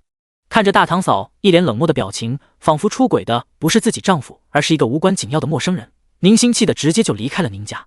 他随便找了个酒店，直到今天下午才联系上宁静，得知他在陪情人看房，赶紧就开车追过来了。结果刚说了不到2句话，就看到贺石带着一个身材高大的保镖进来了。贺先生，昨天的是我。宁心道歉的话还没说完，一道风流的声音就插了进来。希儿，这谁啊？你的形象好吗？贺石眉头皱起，看向从不远处走来的一男一女。男的身材高大，虽然年龄不小了，但保持得很好。女的穿着清凉，依偎在男人身上跟没有骨头一样。贺石扫了一眼就收回目光，但却在看到男人面容时，眼里微微一暗。宁心没发现贺石的异常，他脸色又白了几分，急忙解释道：堂哥你别瞎说，这位就是申城来的贺先生。宁静闻言，原本散漫的态度立马变了，眼神中也多了几分认真。他理了理西装领口，朝贺石伸出手，原来是贺先生，久仰。贺石没有动作，他双手插在西裤口袋里，只是冷淡的看了宁静一眼，并没有回握的意思。宁心怕自家堂哥脾气上来，将贺石得罪得更狠了，急忙开口打圆场：“贺先生应该是有洁癖，不喜欢和人接触。”这样啊。宁静笑着收回手，似乎并不在意。贺先生也是来这里看房吗？我刚买了一间100来平的，需不需要我帮忙参考一下？贺石声音冷淡：“不用了。”别客气嘛，反正都遇见了。宁静身边跟着的小明星也嗲着嗓子劝道：“是啊，是啊。”说着，一双眼睛还在贺石身上不停打转。见贺石脸上出现厌恶的表情，宁静突然一改刚才的温和，直接一巴掌甩在了小明星脸上。这一番变故，就连贺石都没想到。一直安静看戏的大林更是瞪圆了眼睛，想着这人怕不是什么精神病吧。他立马上前一步，不动声色地将贺石护在了身后。恰巧此时，嘉陵景院的负责人过来了，见闹事的是宁家这个脾气阴晴不定的疯子，心里快速思考着该如何是好。宁静打完人还不算，他抓住小明星的头发，丝毫没有怜悯心的将人拎到贺石面前：“臭婊子，连贺先生都敢得罪，还不给我道歉！”小明星愣愣地张着嘴，他这些天一直沉浸在宁静的温柔体贴中，哪里见过他这个暴怒的样子，一时没有动作，结果又被狠狠地甩了2巴掌。还好此时大厅里只有零星的几个工作人员，负责人赶紧将人都赶走，不然今天宁家肯定要上热搜了。贺石被这场闹剧搞得心烦，小明星自己愿意给人当小三，当然不值得同情，但他今天要是不发话，这事怕是没完了。行了，到此为止吧。贺石说完，看向大林。大林当即很有眼色地对负责人说道：“这位是贺先生，把东西给我们吧，顺便去看看房子。”负责人面露感激，一听贺石的身份态度更加恭敬了。贺先生买的是2号楼，一共42户，房产证还有钥匙都准备好了，您2位这边请。贺石没再理会那兄妹2个，长腿一迈，就只留下了一个背影。宁静满脸阴沉地站在原地。如果刚才他没听错，这贺石是直接买了一栋楼，简直是有钱没地方烧的。而他刚才还炫耀自己买了新房，这种自打脸的感觉让宁静心情更差了，丢下宁心和脸颊红肿的小明星就跑了。宁心气得眼泪直打转，狠狠地瞪向旁边的小明星，心里对宁静十分恼怒。他明明是来找大堂哥帮忙的，结果给他帮了倒忙不说，现在还要自己帮他收拾烂摊子。第159章，贺老板，我那么大一老婆呢？大林握着方向盘，看着后视镜里的大老板，欲言又止。有什么话就说。坐在后面的贺石长腿交叠，翻着手里的房产证，思索着这栋楼拿来干什么比较好。大林咳嗽了一声，小心翼翼地开口：“老板，就刚刚见到的那个宁家大少爷宁静，你不觉得他像一个人吗？”大林见老板没说话，继续试探道：“感觉他与老板娘有些像。”贺石拿着房产证的手微顿，漫不经心地问道：“哪里像？”大林见大老板给了回应，立刻来了兴致：“眼睛啊，我觉得眼睛特别像，还有眉毛，但不仔细观察的话也看不出来。是吗？你感觉错了吧？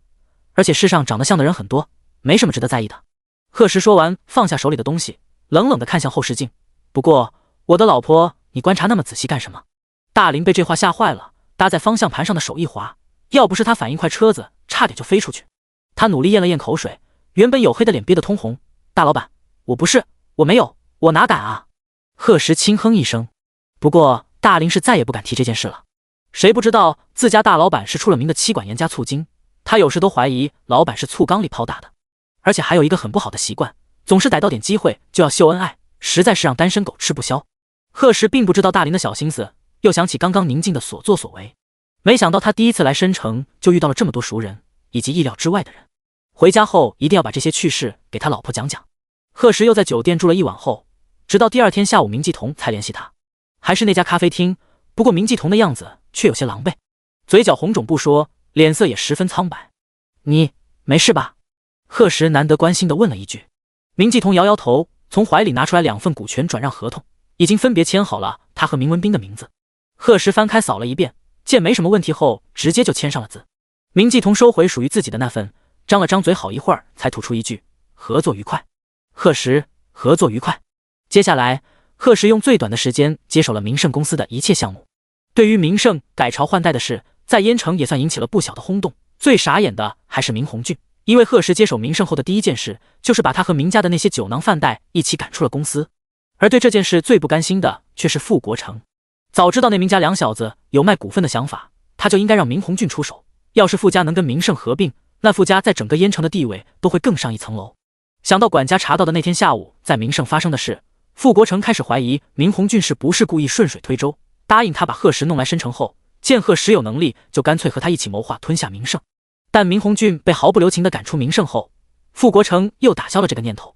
现在名胜从此姓贺的消息已经传了出去，一切都已板上钉钉，贺时也只留下了几个亲信在名胜处理后续，而他本人早就坐上了回申城的飞机。傅国成还没能力把手伸得那么长，现在也只能希望在申城的大孙子，也就是与贺时同擂台的傅景成自求多福了。贺时回城的飞机是上午9点，人数与来时一样，至于老大则要等名胜走上正轨以后才能回来。为此在贺时离开的时候，眼神里的哀怨都要溢出来了，他觉得自己再不回家，女朋友都要把自己忘了。而作为老大上司兼好友的贺时毫无同情心的拍了拍他的肩膀，就头也不回的走了。从燕城到申城的飞机只有2个多小时，贺时一下飞机就往家赶，迫不及待的想给南巡一个惊喜。结果等他满脸笑意的推开门，等着南巡扑到他怀里撒娇时，却发现家里空荡荡的，竟然一个人都没有。贺时呆愣了好一会儿，才表情麻木的掏出手机。一旁的大林憋笑憋得脖子都红了，就连平时不苟言笑的刀疤都垂下了脑袋。南巡电话刚一接通，贺时就急切地问道：“老婆，你人呢？怎么不在家？还有爸妈他们呢？”南巡那边似乎是在外面，周围有很多人说话，贺时只听到南巡急忙说了句等下打回来，电话就被挂断了。贺时握着手机不说话，脸上面无表情。如果南巡在这里，就能轻易读出男人眼里的委屈，但2个保镖却以为大老板生气了。大林也不敢笑了，和刀疤齐齐站在门口，像是2个被罚站的小学生一样。最后还是一道短信铃声打破了安静。贺时按亮熄灭的手机，转身大步走出了家门。而此时的南巡正和安妮站在 WF 电竞中心的员工通道入口处。贺时出差的这几天，南巡一直安静地待在家里，直到今天早上才被安妮拖出门，说是发现了一个美食餐厅，想邀请南巡一起吃，然后再顺便去看场游戏比赛。南巡作为峡谷里的一枚菜鸟，还没来现场看过比赛，一下子就被勾起了兴趣。早上将3胞胎送到幼儿园后，就跟着安妮走了。2人开着那辆巴博斯 G900， 走到哪里都是焦点，在美色的加持下，更是一道亮丽的风景线。今天的比赛是在 WF 的主场馆，现场粉丝的尖叫声络绎不绝，南巡还坐在车里都能听得一清二楚。他朝安妮眨了眨眼睛，这位形神人气很高啊。安妮耳根一下就红了起来，也就那样吧，比赛要开始了，我们快进去吧。看着好姐妹落荒而逃的身影，南巡脸上的笑意更浓了几分，看来是真的有情况了。第160章，这是亲老婆，要忍住。霸气的巴博斯 G900 从出现在停车场开始，各种若有似无的目光就全都集中了过来。当看见2个美女从车上下来后，周围更是引起了一小阵轰动。安妮是快音的当红主播，即使离开了镜头，容貌也很出色。而南巡更不用说，自从怀孕后，她就一直很注意保暖。今天虽然不算冷，她还是披了一件风衣在外面。但她身材高挑，腰细腿长，再加上极有品味的配饰选择，完全就是一个刚从 T 台走下来的模特。身旁的议论声越来越大，也就是这时，贺时的电话正好打了进来。南巡扯着嗓门喂了几声，发现怎么都听不清贺时说话后，只好先按了挂断，又怕贺时担心，匆忙发了条信息过去。安妮拉着南巡一路将他护在身后，2人好不容易才隔开人群，走到员工通道入口处。很快，一个脖子上挂着工作牌的男人走了出来，听介绍是 WF 战队的经理景行马上要上台比赛了，叫他来接2人直接进去。这场是申城 WF 对战燕城 YM 的总决赛，赢的战队将获得本次挑战者杯的冠军。观众席人山人海，络绎不绝的加油声在2支战队出现的那一刻达到了顶峰。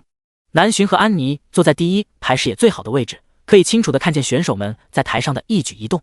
在景行看过来时，南巡故意用肩膀撞了撞安妮，听说这里是家属席位哦。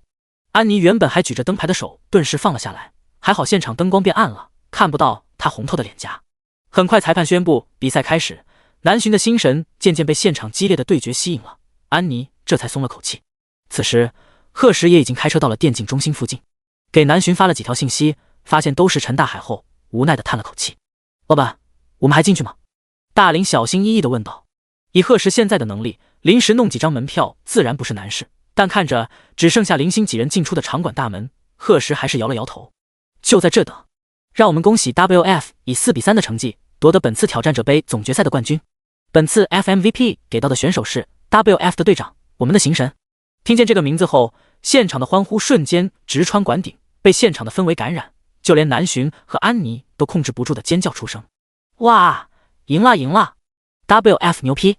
等到赛后采访结束，开始散场已经是半个多小时之后了。南巡和安妮刚要离开，就见 WF 的经理匆匆走了过来，想邀请他们到后台休息室坐一会儿，晚点一起去吃庆功宴。安妮赶紧摆手拒绝道：“我们就不去了吧，今天已经够麻烦了。这有什么？你们是景行的朋友就是我的朋友，这庆功宴你们要是不去，我这也没法交差啊。”南洵和安妮对视一眼，正不知如何拒绝时，南洵突然摸到了衣兜里的手机。坏了！南洵脸色微变，我把贺时忘了。安妮满脸震惊，哈？南洵来不及多解释，直接将安妮推到经理身边。我有事得先走了，他就交给你们行神了。说完不等两人回应，就转身跑远了。吓得安妮心惊肉跳，嗓子都喊破音了。慢点，注意孩子！经理被这神转折弄得一愣，明明刚两人还统一战线呢，怎么就突然倒戈了？他呆呆地看向安妮，你朋友他没事吧？需不需要我们帮忙？人长得跟仙女似的，怎么性格这么急？而且还是个孕妇。安妮幽怨地看了一眼经理，不用，她只是着急去见老公而已。还是单身狗的经理。南洵顺着人群径直出了场馆，一眼就看到了那个靠在车旁长身玉立的男人。浅灰色的西装外套挂在臂弯里，发丝有些落在了额头上，一看就是刚从飞机上下来，连休息都没有就来见他了。南洵心里很是内疚，脚步不自觉地越来越慢。而贺时在南洵出现的第一秒就注意到他了，见他小跑过来时，他心头狠狠一跳，脸都吓得白了几分。而南洵似乎是想起了自己的身体状况，又突然放慢了脚步，贺时这才悄悄松了口气。他强忍住想要迈出的脚步，努力板起脸，打算等南洵过来之后好好给他个教训。结果他脸都要僵硬了，他老婆竟然走着走着就停在了原地。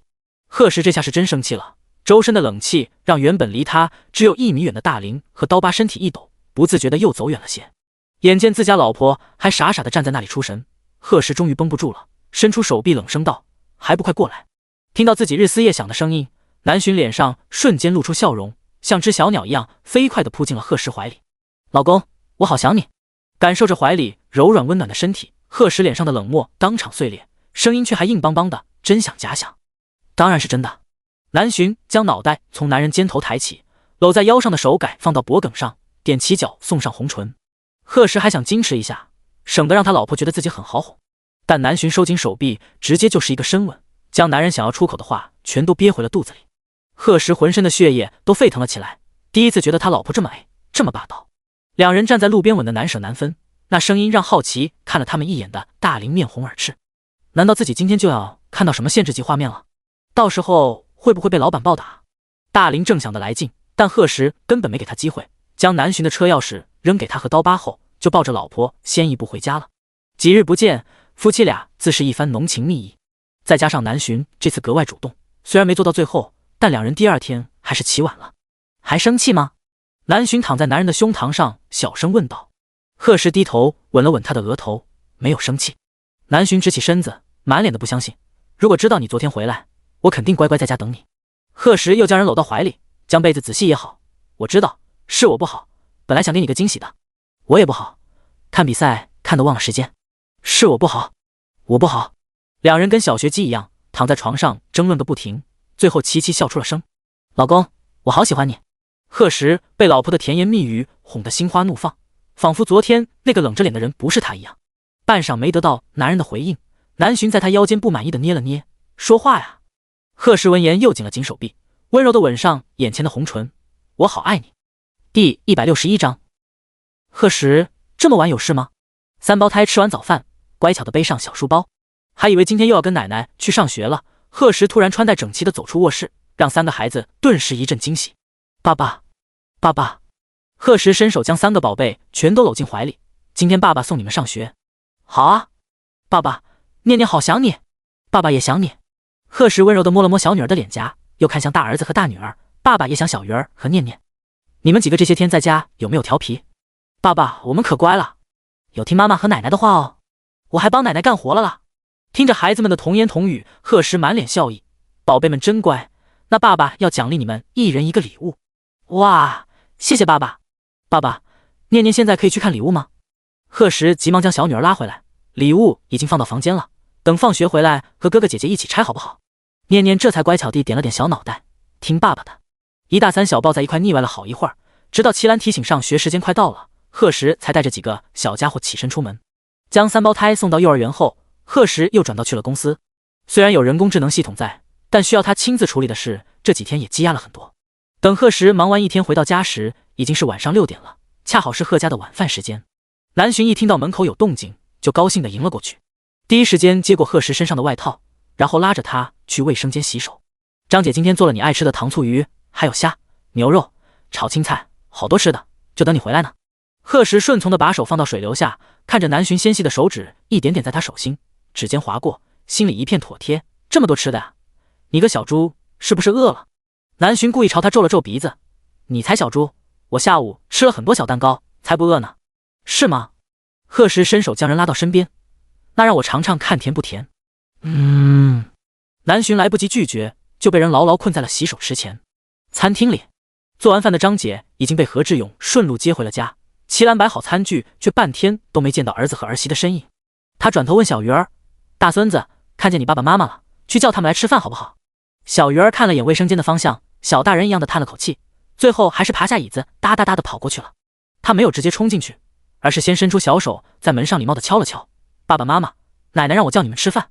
里面当即传来一阵窸窸窣窣的声音。几分钟后，面色不自然，嘴唇还有些红肿的南浔出现在门口。走吧儿子，跟妈妈吃饭去。小鱼儿听话的拉住南浔的手，聪明的没去问他爸怎么不出来。虽然他还什么都不懂，问就是男子汉的直觉。晚上贺石靠在床头，南浔正躺在身边拿着手机刷视频，看着自家老婆精致的眉眼，贺石突然想到了在燕城遇到的宁静。他假装不经意的问道，老婆，你之前说你的生父家里是燕城豪门，那他姓什么？南浔放在屏幕上的指尖顿住，疑惑地看向贺石，怎么，你遇到他了？贺石见南浔表情如常，这才点了点头，是遇见一个姓宁的中年男人。南浔眨了眨眼睛，继续刷起手机。哦，如果那人叫宁静的话，那就是他了。贺石听了，心里说不出什么感受，虽然只见了一面，但宁静的荒唐让他印象极深。如果南浔知道自己的父亲是这种人，那他会不会难过？南浔半晌没听到贺石的声音，一抬头就见男人正出神地看着自己。南浔立刻放下手机，钻到他的怀里，别担心，我对那个人早就不期待了。其实之前我有偷偷去见过他，只是印象并不好。他想不通阿妈怎么会喜欢这样的人，而且一喜欢就是那么多年，甚至忍心把他丢给阿妈，从来不回去看一眼。但不管是他还是我阿妈，我都不怨也不恨。南浔最后笑着说道。贺石看着他脸上的平静，明白这就是他心里的真实想法。因为从来没期待过，所以对南浔来说，他们就跟陌生人一样，没有感情，更别提恨了。贺石像哄小孩一样把南浔抱到双腿上，在他后背上轻轻拍着，这里就是你的家，你有爸爸也有妈妈。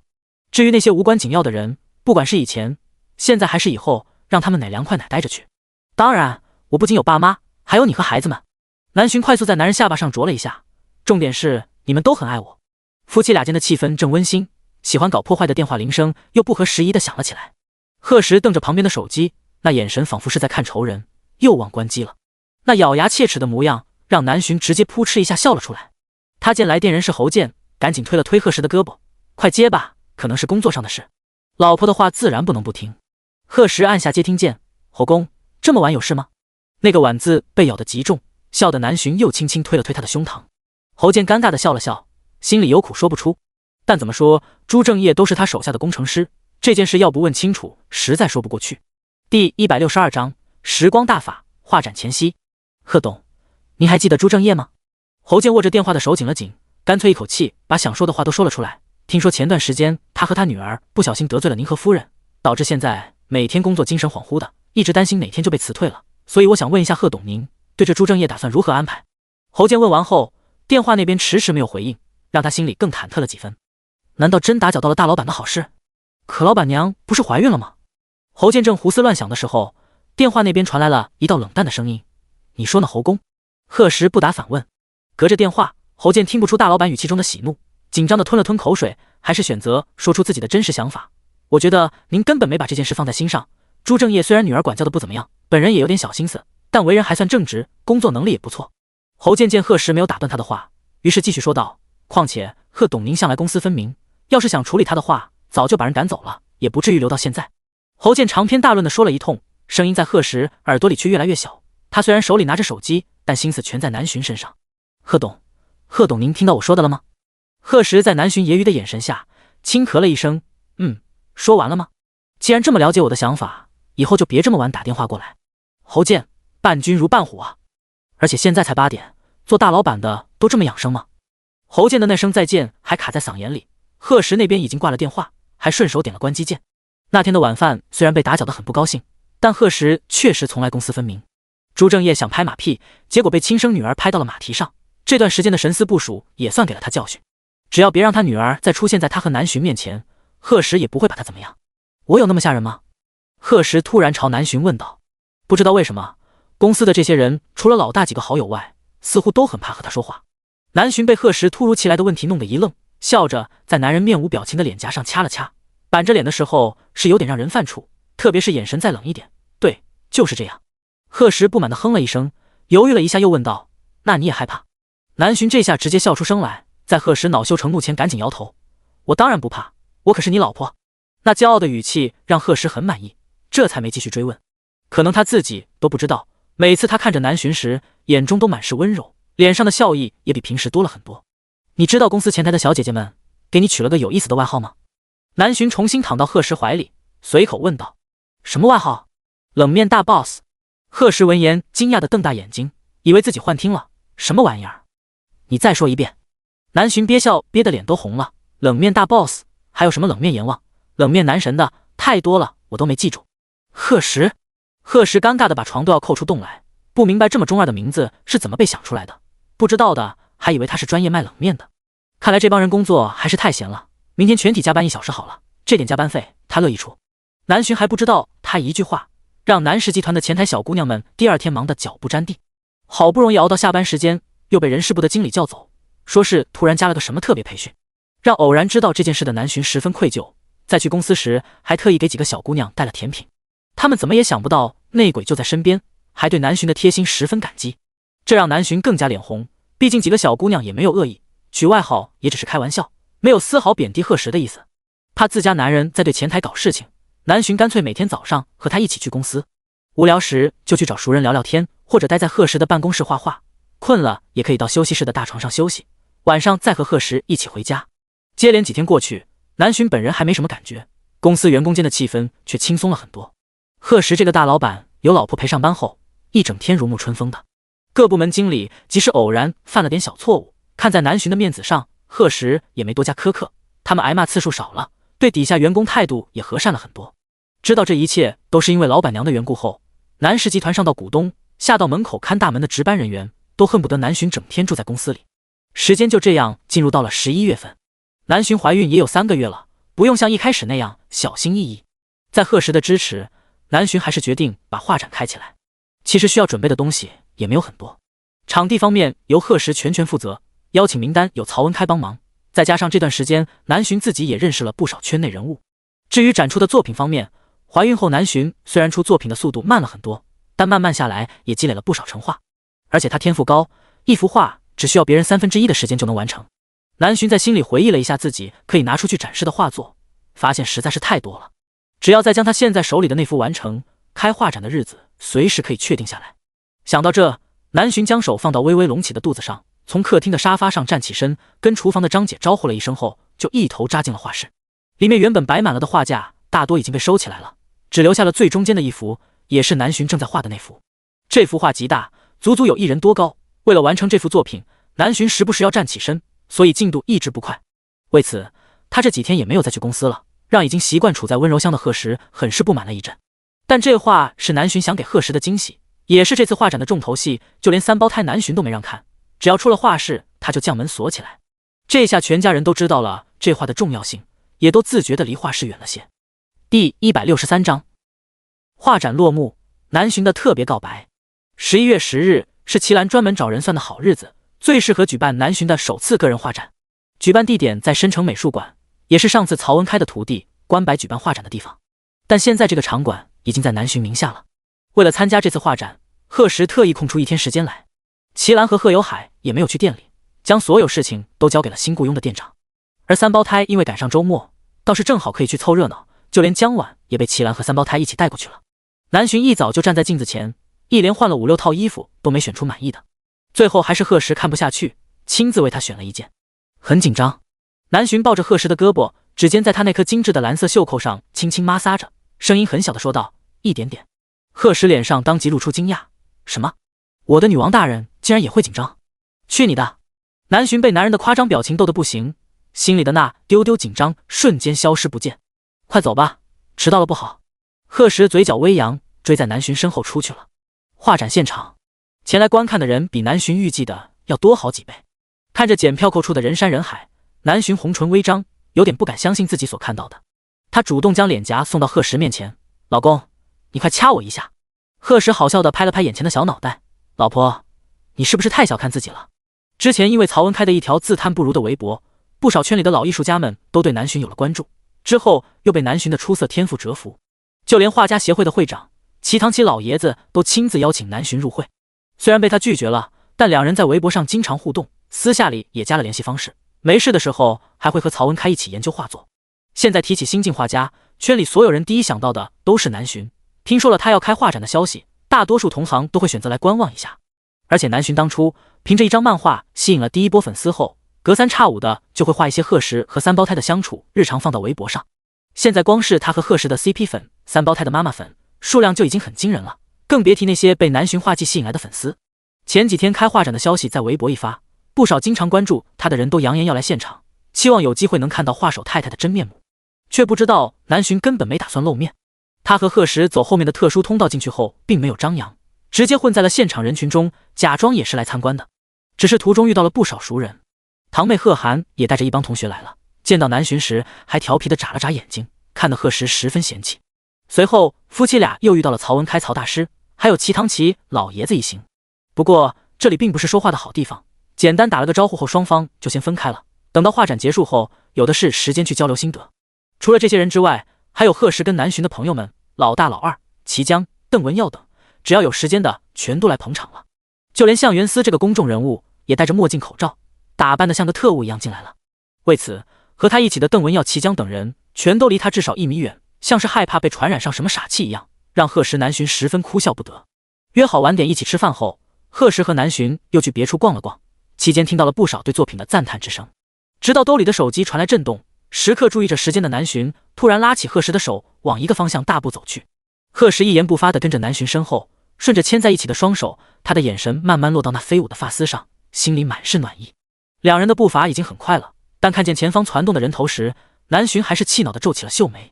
最后还是贺时利用他过人的身高优势，带着他穿过人群，来到了那幅令众人惊叹的作品前。南洵紧张地勾了勾男人的小拇指，不敢去看他此时的表情，只小声说了句：“贺小石，这是为你而做的画，我想对你说的一切都在里面了。”话音落下，贺时却并没有给他回应，因为他全部的心神都被眼前这幅画吸进去了。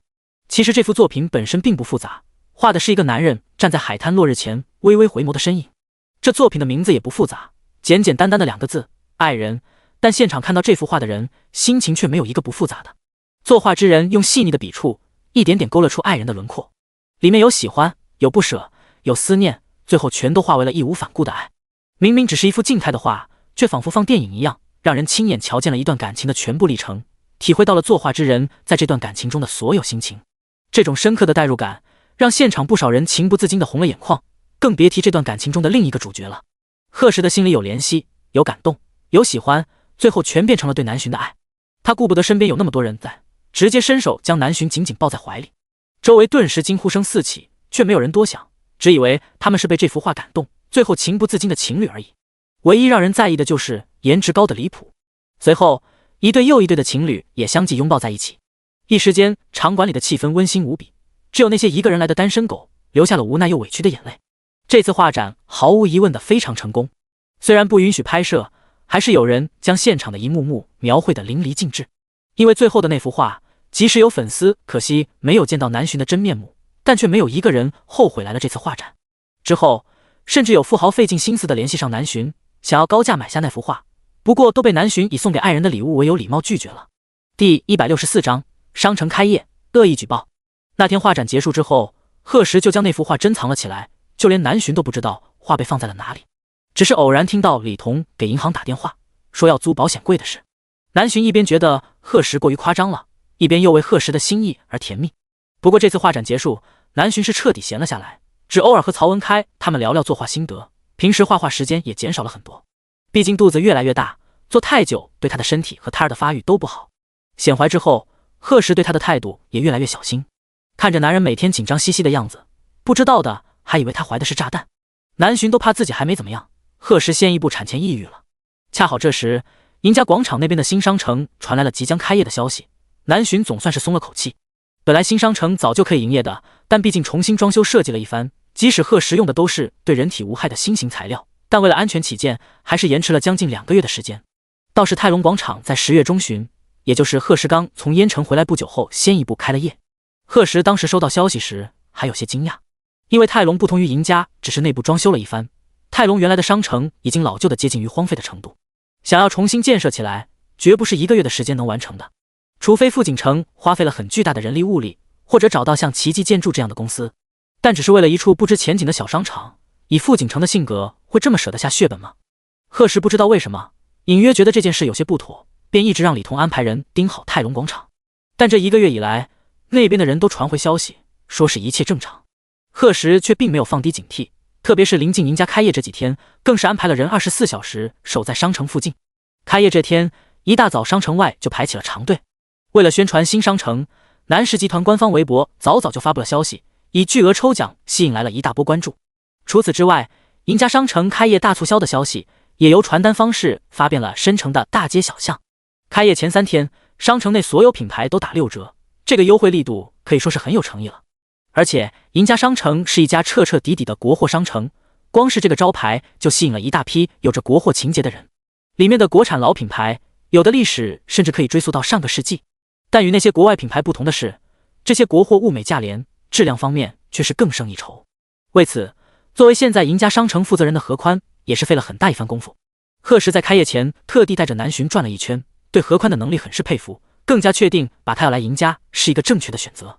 整个商城一共有5层，第1层是成人服装加化妆品，除此之外还设计了很多拍照打卡的区域，但其实赢家的每一处拍下来都可以做屏保，因为内部是偏向古风的装修，汉服租赁自然必不可少，还有民国风的各种服装和配饰，只有你想不到就没有这里没有的。第2层可以说是儿童和年轻人的乐园，有服装、玩具，还有各种游戏设施，另外精品店也在这一层。第3层是家居，第4层是各种小吃，许多童年吃过的小零食在这里都可以找到。第5层则是电影院还有 KTV。 上午10点，赢家东西南北的4个大门准时打开，所有人一拥而入后都被眼前看到的一切惊到了。原本奔着抢打折品的人也不着急了，默契地掏出手机，第一时间给自己的亲朋好友发去信息。何宽站在监控室前，看着络绎不绝的人群，急忙吩咐保安下去，一定要保护客人们的安全，防止踩踏事件发生。一旁的小助理见领导语气严肃，但嘴角的笑意怎么也掩不住，就知道今天过后奖金没跑了，这段时间的努力没有白费。贺时那边自然也接到了消息，但以他跟傅锦城的2次见面来看，这人小肚鸡肠，睚眦必报，特别是上次服装秀时还被自己落了面子，他绝对不会让赢家开业这么顺利进行下去。果然，贺时很快又接到李彤电话，说商城那边出事了。他拎起外套思索片刻后，用手机发了几条信息出去，这才大步离开了办公室。何宽接到有关部门通知调查时，整个人都是懵的，直到见到几个身穿正装的人在通知下发不到5分钟出现在赢家门口时，才明白他们这是被人设计了。何宽原本还有些忐忑的心渐渐安定下来，面色无常的笑着迎了上去。你们好，我是这家商城的负责人何宽，几位先里面喝杯茶。为首的是一个面容严肃的中年男人，对何宽的客气视而不见，直接冷声道：我们接到相关人员举报，说你们商城电梯存在安全隐患。说完扫了眼周围的人群，现在给你们半个小时的时间，立刻清场，关闭商城。何宽听完微微一愣，脸上的笑意消失不见，看来这帮人是有备而来，这副信誓旦旦的模样，难道是已经确定了他们商城的电梯有问题？何宽扫了眼身旁跟着的几位下属，气恼地问道：这到底是谁举报的？我们电梯早就经过了好几次安全检查，怎么会有问题？领导，这一定是有人在污蔑我们。中年男人闻言不耐烦地皱起眉头，举报人的信息不方便透露，赶紧关门，别影响我们调查。这么着急？何宽眼中闪过一丝冷意，要是现在驱散人群，那他们赢家将会直接被挂到风口浪尖，在大众眼里的好口碑也将受到威胁。这帮人故意等赢家开门后才来，就是要彻底毁了大众对赢家的好感。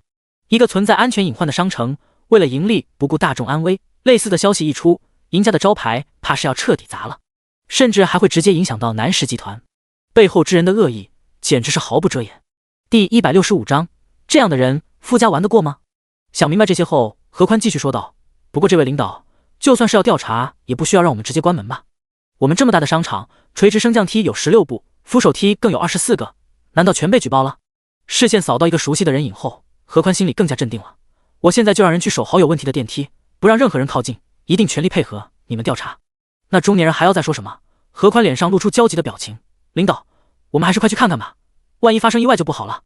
说完就带着人先一步往最近的电梯口跑去。中年男人见状，不甘心地看了眼周围，最后还是跟在了何宽身后。万一这帮人趁着他不在，提前解决了电梯的问题，那他今天岂不是白跑一趟？何宽站在调查组指定的一处垂直电梯前，对中年男人伸了伸手：“领导，请吧，我们专门负责电梯的安检人员也在这里，也可以帮点小忙。”中年男人点点头，对何宽的提议并不在意。有这么多人看着，做手脚是不可能的，让他们自己亲手检查出问题，不是更有趣？何宽看出中年男人的想法，心里嗤笑不已，到时候被看笑话的还不一定是谁呢。期间有不少人朝他们投来疑惑的目光，何宽不等中年男人说话，先一步解释道：“日行检查而已，都是为了大家的安全，其他的电梯已经检查完了，麻烦大家绕个远。”他态度温和，客气有礼，围观的人也没多想，顺着他的话就都离开了。中年男人轻哼一声，反正等会儿有他们哭的。可是半个小时过去了，下去检查的人却还没传来消息。看着何宽神情自若的样子，中年男人心里渐渐有种不好的预感。又等了10多分钟，终于有人上来了。他迫切地走上前问道：“怎么样，检查出是哪里的问题了吗？”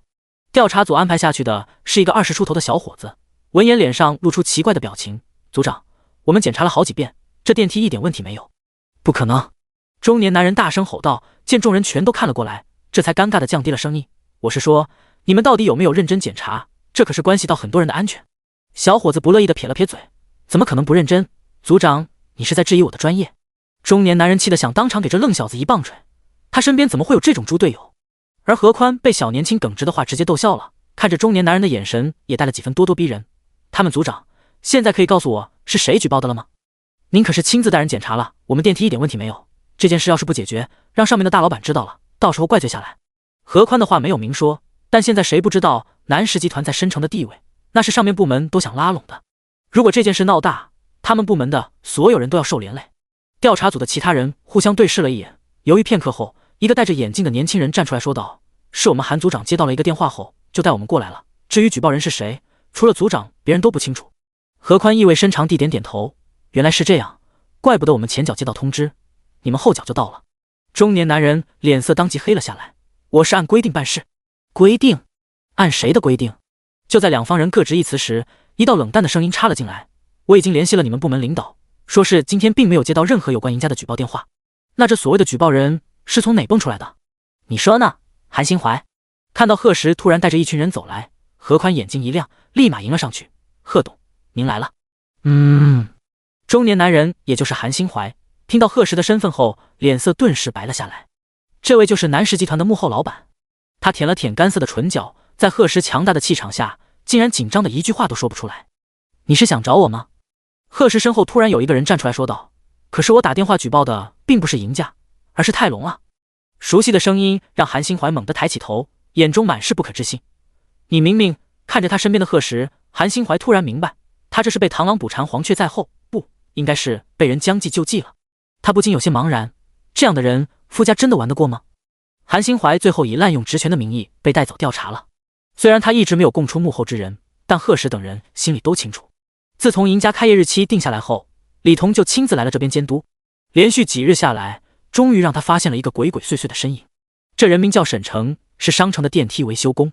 从小父母双亡，为了供唯一的弟弟读书，10多岁就辍学了。李彤将人抓到后，沈成本来慌张的心却安定了下来。原来他弟弟沈诺毕业后就到了富氏集团工作，但因为性格不好相处，一直被同事排挤。这次傅锦成要来申城发展，总公司那边干脆就把沈诺踢了过来。偶然得知沈诺的哥哥沈成在赢家工作后，傅锦成当即起了心思，觉得老天爷都在帮他。他以沈诺的工作要挟，让沈成在赢家的电梯动点手脚，然后给韩新怀打个举报电话。接下来的事就跟他没有任何关系了。事成之后，不仅沈诺可以升职，等风头过去，沈成也可以到富氏工作，还答应给他们兄弟俩一人一套申城的房产。傅锦成威胁沈成，如果他不做的话，有的是人愿意做，但他弟弟沈诺以后怎么样就不得而知了。不管这话是不是恐吓，沈成还是怕了。他最大的希望就是弟弟能找个好工作，以后在大城市立足。但他又不想伤害无辜的人，电梯出故障可不是小事情。正当他被折磨的不知如何是好时，李彤出现了。沈城干脆咬咬牙，把事情全都交代了。第166章，将计就计，迎来初雪。沈城也算在赢家工作了很久，偶然听说过这位董事长特助的大名，所有人对他的评价都是工作严谨，眼里容不得一点沙子，而且只听大老板一个人的吩咐。沈城相信这样做事认真的人，人品不会差到哪去。果然，李彤没有让他失望，将他的事情直接汇报给了贺石。沈城没想到自己这么个小人物，还有见到南石神秘创始人的机会。他现在还记得大老板当时看他的眼神，带着几分冷意，压迫感十足。只淡淡问了他一句：如果没碰到李助理，这件事你打算怎么做？在那样的眼神下，沈城不敢有丝毫隐瞒，犹豫了一下后说出了自己的真实想法。我弟弟对我来说就是一切，他的未来在我心里一直是第一位，但我还是做不出违反道德的事，而且我弟弟肯定也不希望我为了他伤害别人。沈城抖着手掏出手机，其实我已经买好了2张回老家的车票，虽然那里只是个小城市，但养活我们兄弟俩足够了。等以后有了积蓄，我们可以去离申城和燕城远一点的大城市。傅家的手还没办法伸那么长。贺石看着眼前低着头的年轻人，没有多说什么，于是就有了现在的这么一场将计就计。而沈诺也是在沈城亲口交代后，这才知道傅景城找到哥哥的事。他与性格温和的沈城不同，因为自己哥哥被傅景城威胁，让他十分愤怒。即使贺石有了完美的计划，他也不想袖手旁观。今天跟在韩新怀身边，那个下去检查电梯的年轻人就是沈城。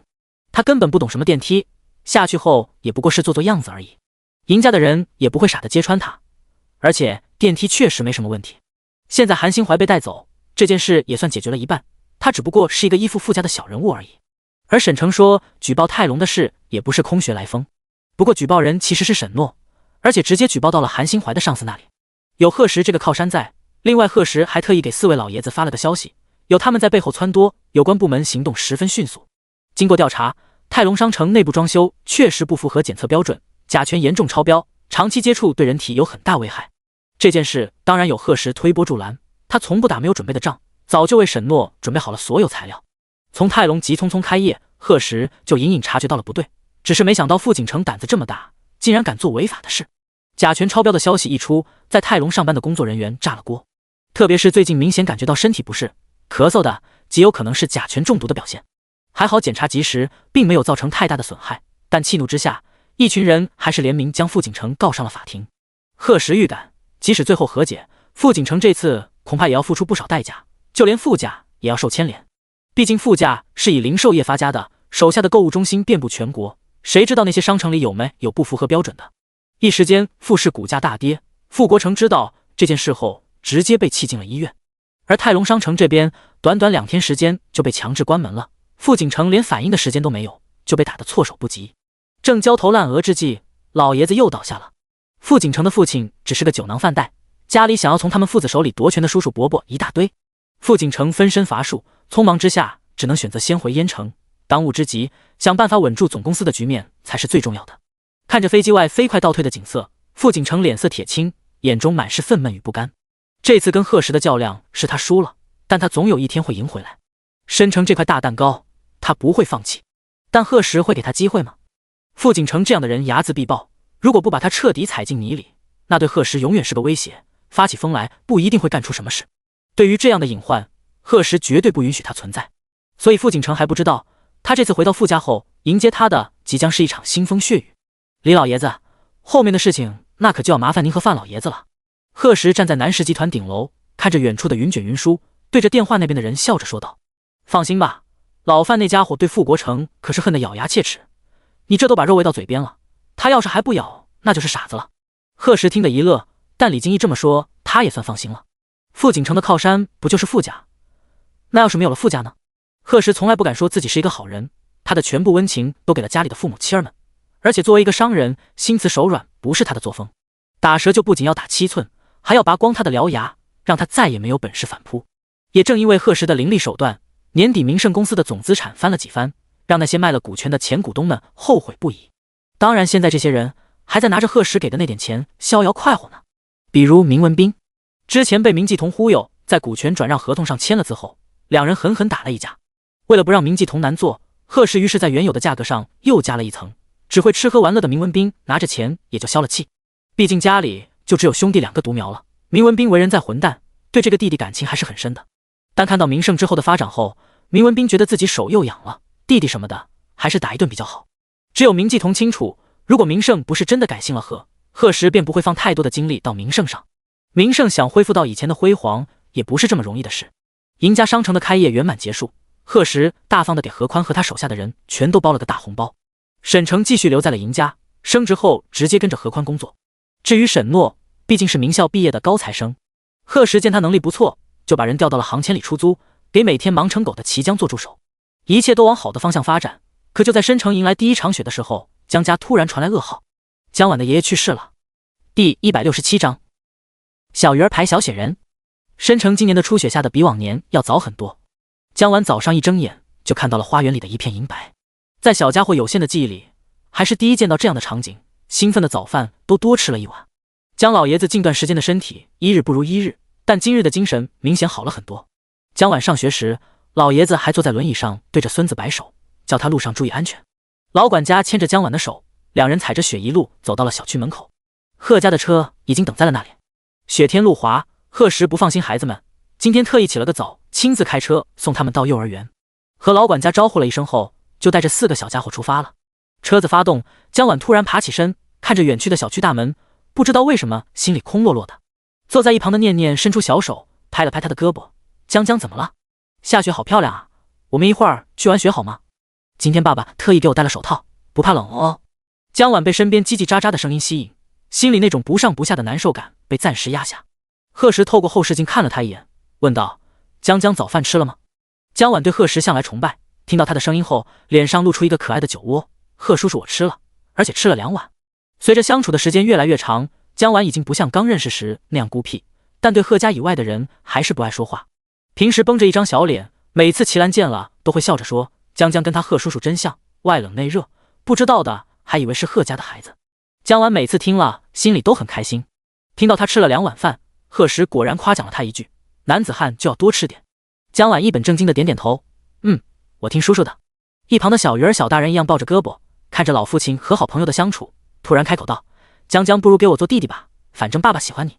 贺时听着儿子话里的醋意，顿时失笑，趁着红灯伸长手臂在那小脑袋瓜上拍了拍。小鱼儿原本还绷着的小脸立马红了起来，极小声的对江晚说了句对不起。没关系。江晚又露出脸上的酒窝，小鱼儿这下连脖子都红了。他突然发现江江笑起来好像比2个妹妹好看。当然这话如果念念听到了，自诩容貌天下第一的小公主绝不会承认的，而且还会生哥哥的气。到了幼儿园门口，班主任唐鑫已经等在了那里。贺时亲眼看着孩子们进了幼儿园，这才开车离开。这种天气贺时自然想回家陪老婆，但公司还有事需要他亲自处理。只是他才刚刚过了一个岔路，就突然接到了江家的电话。难道是江晚落了东西在家？贺时疑惑地按下接听，却在听到老管家的声音后，脸色沉了下来。江晚趴在教室的窗户上，看着窗外的鹅毛大雪，眼中满是惊叹。但刚刚老师说了，今天谁都不可以到室外玩，这让江晚很是失望。这时，一只冰凉的小手突然伸了过来，江晚被脸颊上的冷意冰得身体微微一颤，转过头就见戴着帽子的小鱼儿捧着一个巴掌大的小雪人递到了他面前。看着小鱼儿被冻得通红的2只手，江晚满脸担心：你怎么不戴手套啊？小鱼儿避开他要接过来的手，你别碰，凉，戴手套怎么捏小雪人？看了看周围的环境，2个小家伙最后只能把雪人放到了窗台上。看着那小小的眼睛，小小的鼻子，江晚十分开心。又一次看到那个小酒窝后，小鱼儿也很满意。2人头碰着头，凑在一起对着小雪人叽叽喳喳。刚被老师从卫生间带回来的想想和念念，进了教室后看到的就是这一幕。哇，好好看啊！念念满脸好奇，哥哥，是你的雪人吗？小鱼儿摇摇头，他现在是江江的。江晚听了嘴角微弯，他竟然有自己的小雪人了。就在4个孩子玩得开心时，唐鑫突然走进了教室，环顾一圈后叫了一声江晚同学。小鱼儿他们以为是小雪人被发现了，立刻动了动身子，把雪人连江晚一起挡在了身后。唐鑫却没有看向窗台，而是直接将江晚叫走了。小鱼儿皱起小眉头，迈起小短腿，悄悄跟了出去。就见老师带着他的好朋友一路出了幼儿园大门，而等在那里的正是面无表情的贺时。小孩心思最是敏感，江晚看到突然出现的贺叔叔，心里那股不好的感觉越来越清晰。他动了动嘴角，看着贺时的眼中满是期盼，期盼他贺叔叔给他带来的是好消息，或者跟他说些什么无关紧要的事也好。贺石蹲下身，双手扶住眼前裹成球一样的小家伙，小心翼翼地说道：“江江，叔叔现在要带你回家见爷爷最后一面。你……”贺石后面的话，江晚一句都没听清，他不明白什么是最后一面。江晚感觉胸口像是被什么堵上了一样，连呼吸都很费劲，眼睛里也像进了沙子，让他的眼泪不自觉地流了出来。贺石心里一软，将小家伙搂到怀里，江晚瞬间泣不成声。贺石抱着人站起身，跟唐鑫招呼了一声，刚要离开时，身后就多了个小跟屁虫。贺石，小鱼儿，父子俩大眼瞪小眼。贺石无奈，最后只能一手一个将人夹走了。江老爷子已经被送到了盛康医院，贺石一路不断提速，终于在半个小时后赶到了。江老爷子正躺在病床上，脸上带着呼吸机，明显坚持不了多久了。江晚脸上满是泪花，他虽然年纪小，但因为跟着爷爷长大，一直比同龄孩子成熟懂事。贺石在车上时已经简单给他解释了一次，江晚明白，他以后就要没有爷爷，是个真正的孤儿了。以前那些来家里玩的孩子们就是这么叫他的，不过后来被爷爷赶走了，但现在爷爷也要走了。江晚伸出小手，握住爷爷苍老的手指，似乎是察觉到了孙子的存在，江老爷子终于费劲地睁开眼睛，叫了声江晚的小名。第168章极品出没，关门放小鱼儿。爷爷，江晚抓在那根手指上的手越来越紧，似乎想用自己微小的力气留住唯一的亲人。江老爷子眼前已经开始模糊了，他知道自己的情况，活了这么大岁数也不怕什么了，但他最不放心的就是孙子。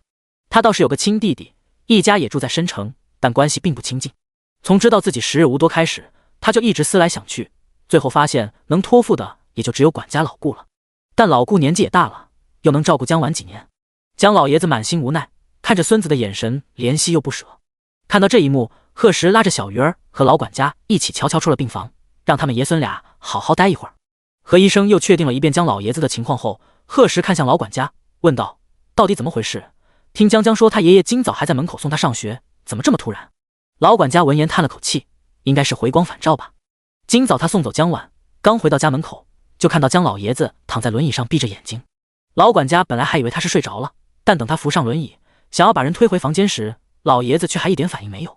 老管家又叫了2声，老爷子丝毫没有动静，他这才发现不对劲，急忙让家里的司机将人送到医院。盛康有贺石专门为江老爷子准备的医生，人一到医院就被推进了急救室，但最后还是传来了噩耗。老管家瞬间老泪纵横，江老爷子家里也没有可以相信的后辈，他没办法，只能抖着手给贺石打了电话，怎么也要让江晚来见他爷爷最后一面。贺石听完，沉默地点点头。人有生老病死，即便他因为有系统的存在，给家里人吃了不少好东西，能有效延缓身体衰老，但真到了像江老爷子这个地步，身体机能都垮了时，他也只能束手无策。毕竟他不是神仙，没有起死回生的灵丹妙药。就在这时，走廊尽头的电梯处突然出现了一大帮人，声称是江老爷子的弟弟和弟弟家人。老管家朝贺石点点头，怎么说也是老爷子的弟弟，不通知一声说不过去。他走进病房询问了一声，得到江老爷子同意后，这才带着人进去。原本还很宽敞的病房一下就变得拥挤起来。站在最前面的是一个骨相很瘦，头顶夹杂着几缕银发的老人，面容和江老爷子有些相似，正是老爷子的弟弟江宏才。兄弟俩年岁相差不大，但江老爷子结婚生子晚，30多了才生下江晚的爸爸。而江宏才不同，家里光儿子就有3个，女儿也有1个，孙子辈的更是多得数不过来。看到躺在病床上的江老爷子后，江宏才微微一怔后，脸上露出悲怆。大哥。听到声音的江老爷子费力地看向江宏才，想说点什么，张了张嘴却没有说出来。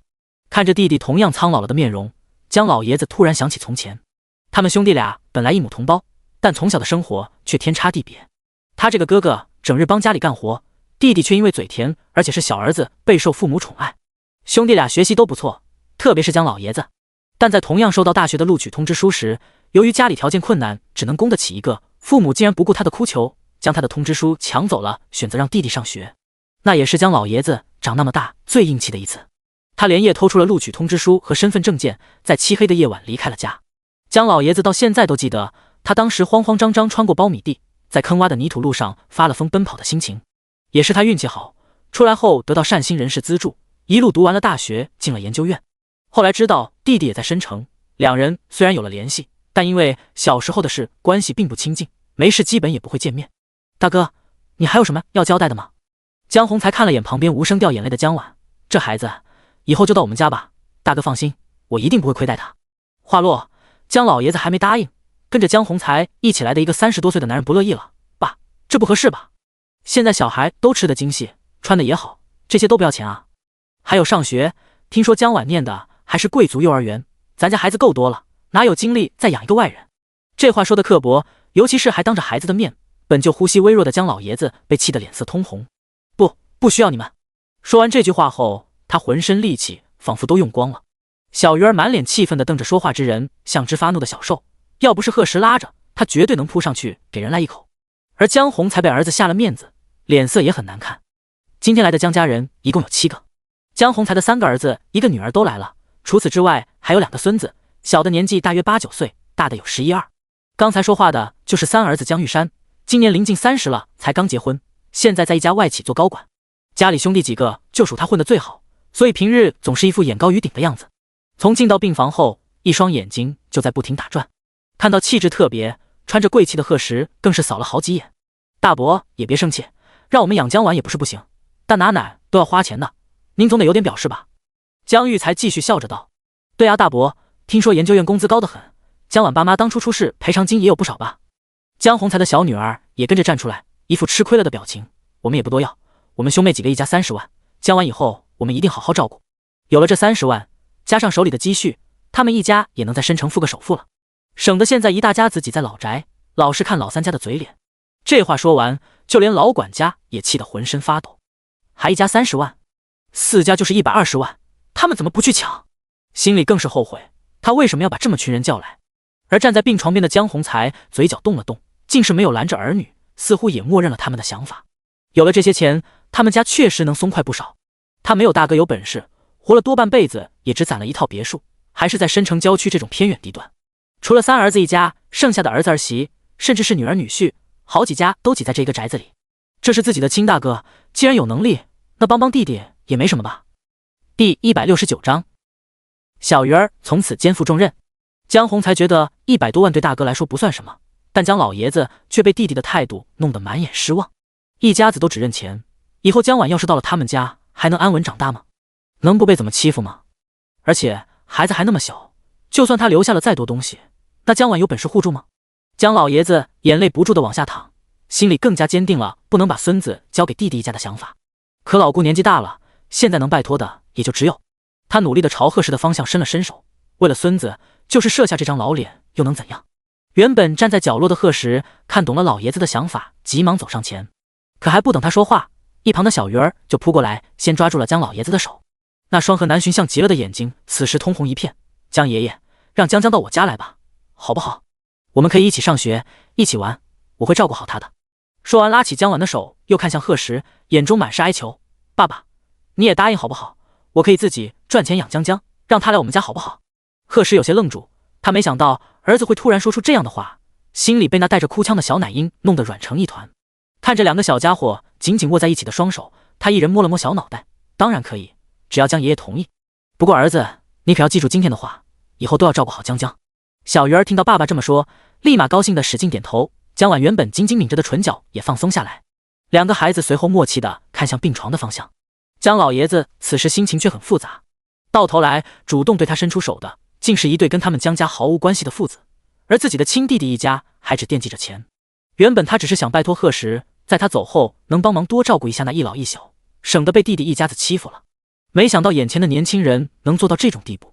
见江老爷子不说话，贺石满脸郑重地保证道：“老爷子放心，江晚以后就是我们家的一份子，我不会让任何人欺负他，这话绝不食言。”江老爷子终于点了点头，似乎是没有遗憾了。最后看了孙子一眼后，他就闭上了眼睛。病房里的仪器同一时间响了起来，现场乱成一团。江宏才一家似乎不满意这样的结果，好不容易来一趟，怎么能空手回去？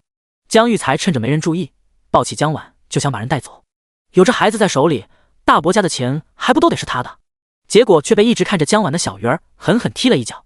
小鱼儿虽然人小，但力气不小，惨叫声霎时吸引了贺石的目光。他满脸冷意的大步走过去，江玉才被那眼神吓得脚下生了根，直到怀里一空才反应过来。一家人还要再闹，刀疤和大林带着几位黑衣保镖突然冲了进来。贺石没再理江宏才一家，直接冷声道：“把人都送到警局，闹事闹到我这里来了，让他们去尝尝公家饭。”随后又看向江玉才：“还有这人意图拐卖儿童。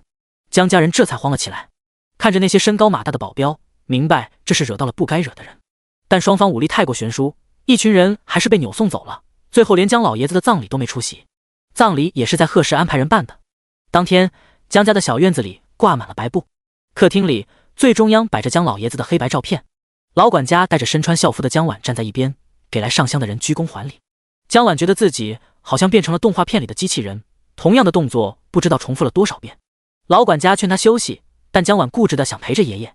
好不容易宾客散去，老管家怕外面冷冻着江婉，独自去了门口送客。偌大的房子里就只剩下了江婉一人，空荡荡的，就像他此时的心一样。看着周围的一点一滴，江婉已经流不出泪的眼睛干涩的生疼。这时，一道响亮的声音在身后响起：“江江，我来接你回家了。”江婉转过身，就看到小鱼儿带着2个妹妹一脸笑意的看着他。这一幕，江婉往后的时光里经常回忆起，那时他才知道这种感觉叫救赎。江江，回家了。门口又出现一对年轻夫妇，女人正挺着个肚子，手搭在男人的臂弯里，笑容温柔，正是南洵和贺石。江婉回过神，立马跑了过去，小小的脸上满是关心：“阿姨，您还怀着宝宝，不好来这种地方的。”南洵听了，轻轻摸了摸小家伙的头发：“没关系，阿姨不信这些。”一旁的贺石主动将江婉的一只手拉住：“走吧，你阿姨担心你，一定要亲自来接才放心。”三胞胎也跑过来将江婉围住，一个拉住一个的小手蹦蹦跳跳的喊着：“走喽，回家啦！”门口看着这一幕的老管家满脸欣慰，如此老爷子也能放心了。江婉就这样在贺家住了下来。倒是老管家在陪了江婉几天后就离开了。原来他有一个儿子在国外，一直想把老管家接过去，但这些年因为不放心那爷孙俩，老管家就一直留在江家。现在江婉有了好去处，他也能安心到儿子家养老了。含泪送走一直陪着他的管家爷爷后，江婉也恢复了正常生活。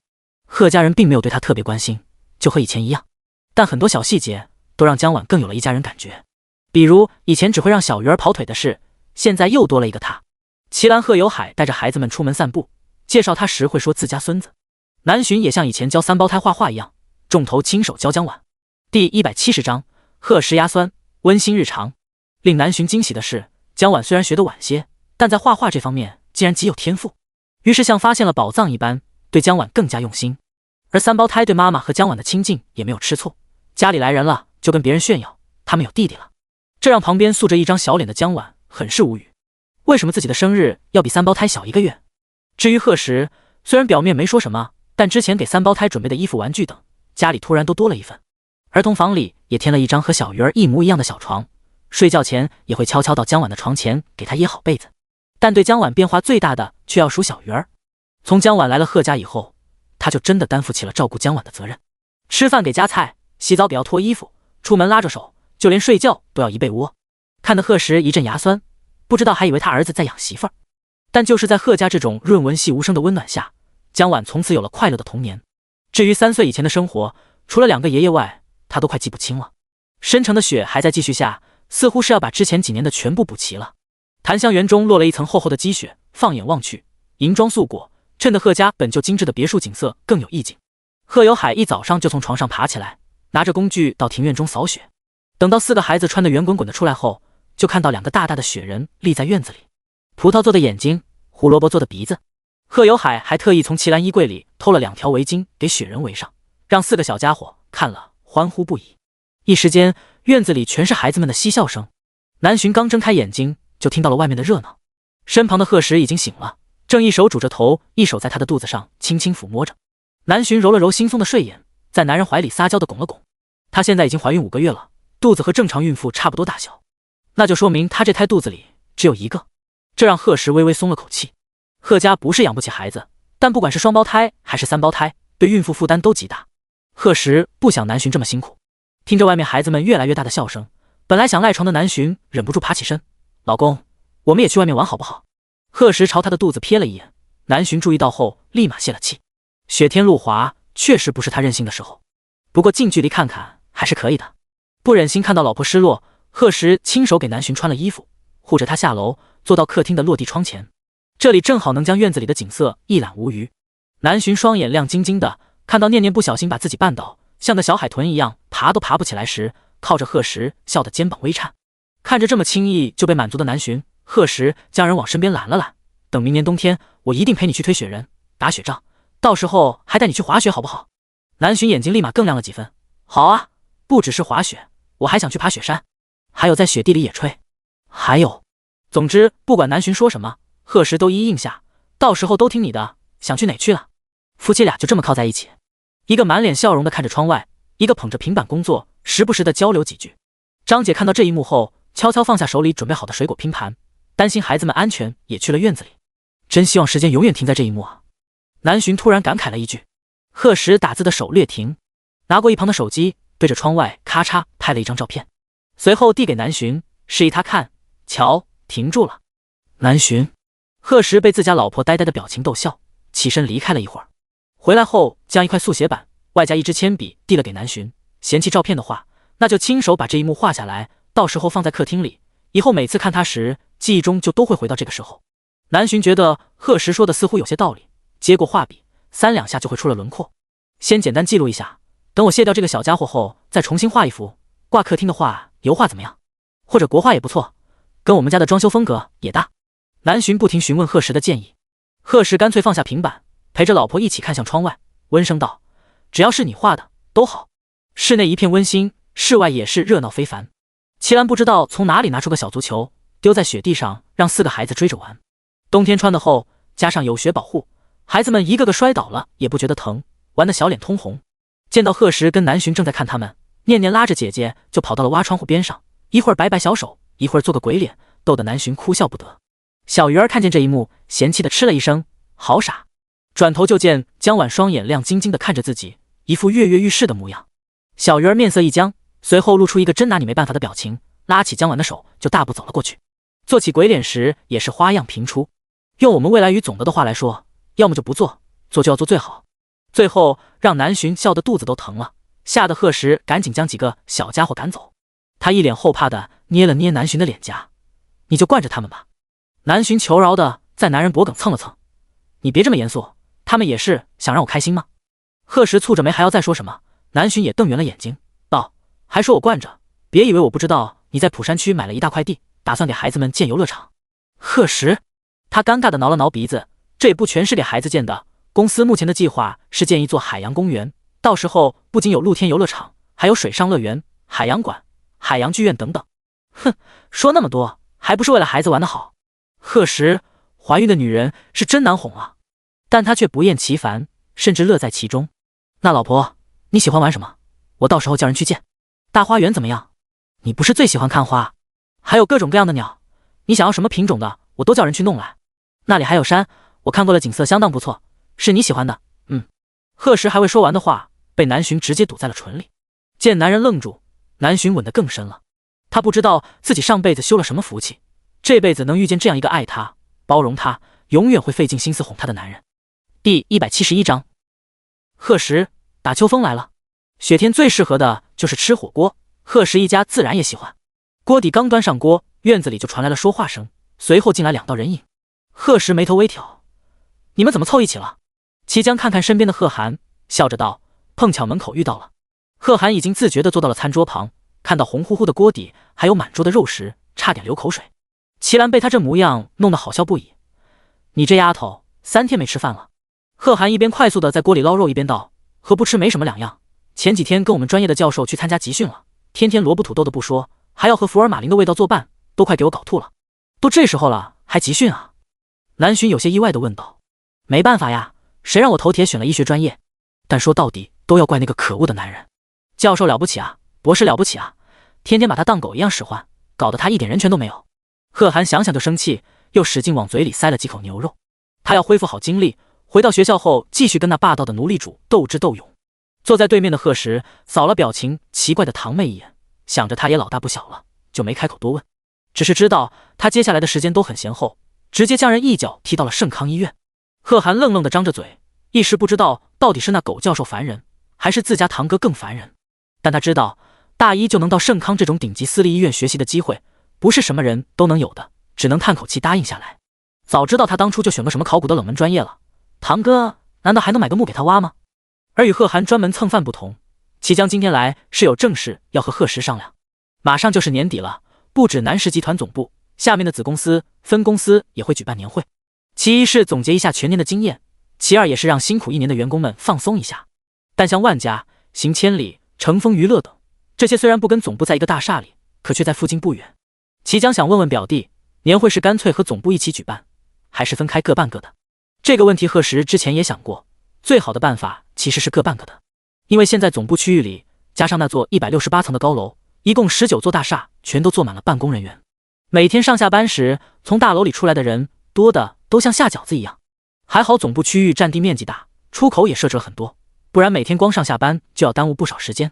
为此，南湾区的地铁今年还新加了好几条线，南石总部门口不远处也设置了地铁口，而且有4个，这让附近上下班的人都方便了不少。这么多人要是聚在一起办年会，那绝对不是个小场面，万一出了乱子也不好解决。但怎么说，今年都是南石成立的第1年，也是第一次举办年会，总部不拿出点表率不好吧？贺时看了齐江一眼，这是来打秋风来了。他放下手里的筷子，道：“我记得今年给行千里拨的款不少吧？员工的年底福利应该也不会差，但跟总部比不是还差得多。”齐江厚着脸皮笑道，心想自己可真是个好领导，为了让员工过个更好的年，都亲自跑大老板家里求了。贺时想到饭前看到的有关行千里这个月之前的净利润总和，指甲在膝盖上敲了敲。年会还是分开办，至于给员工的年底福利，可以在年终奖上提一点，但具体提多少，要等我们这边开会讨论一下。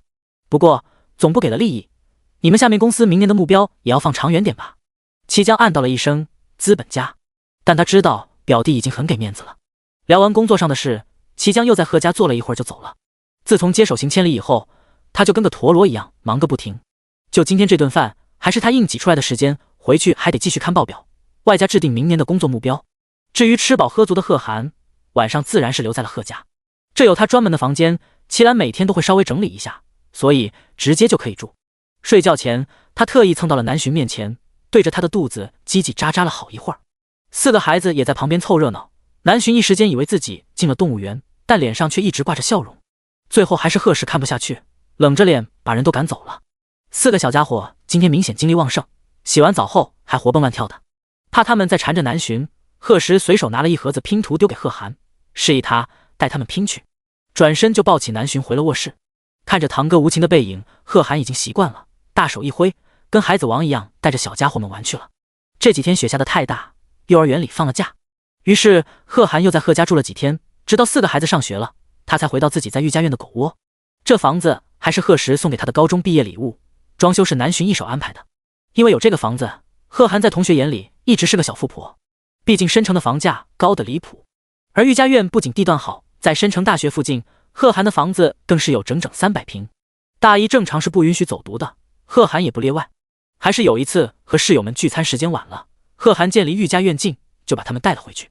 结果第2天他有房的消息就传遍了全班，慢慢传着传着，就变成了贺涵家里有矿，本人也是个富婆。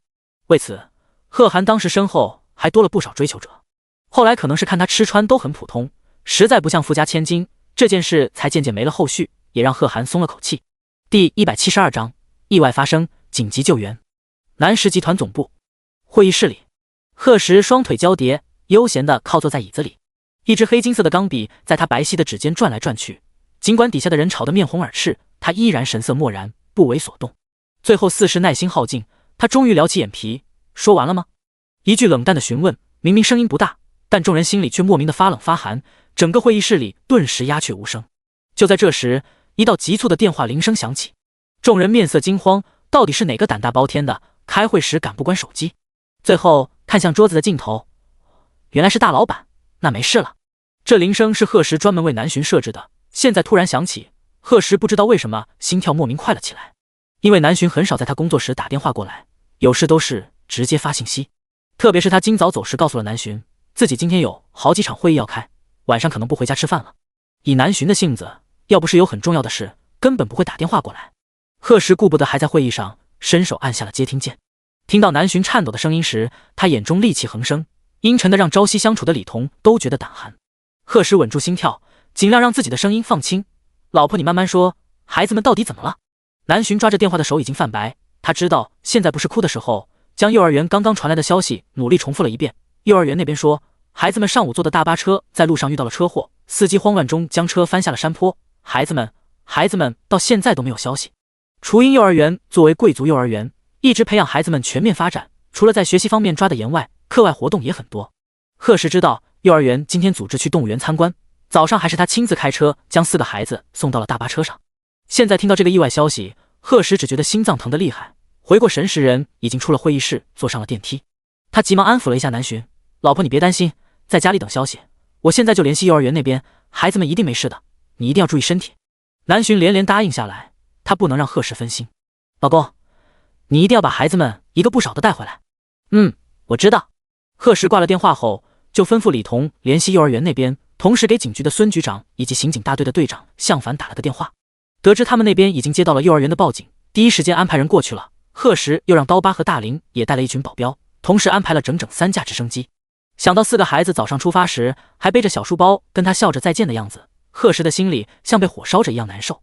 出事的地方在郊区的一段盘山公路上，因为靠近动物园，所以公路一面靠山，一面是郁郁葱葱的山林。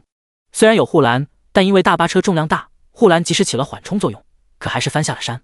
庆幸的是下面障碍物多，如果是悬崖的话，那后果不堪设想。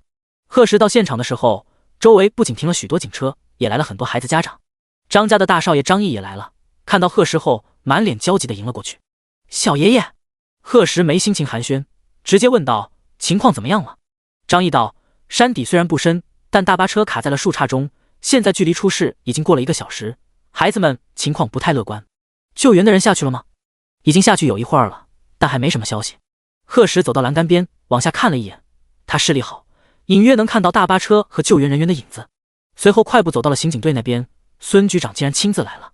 看到贺时后，连忙把人放了过去，并把山底下现在的情况简单说了一下。贺时看着无人机传来的景象，即使心里有了准备，心脏还是猛地一缩。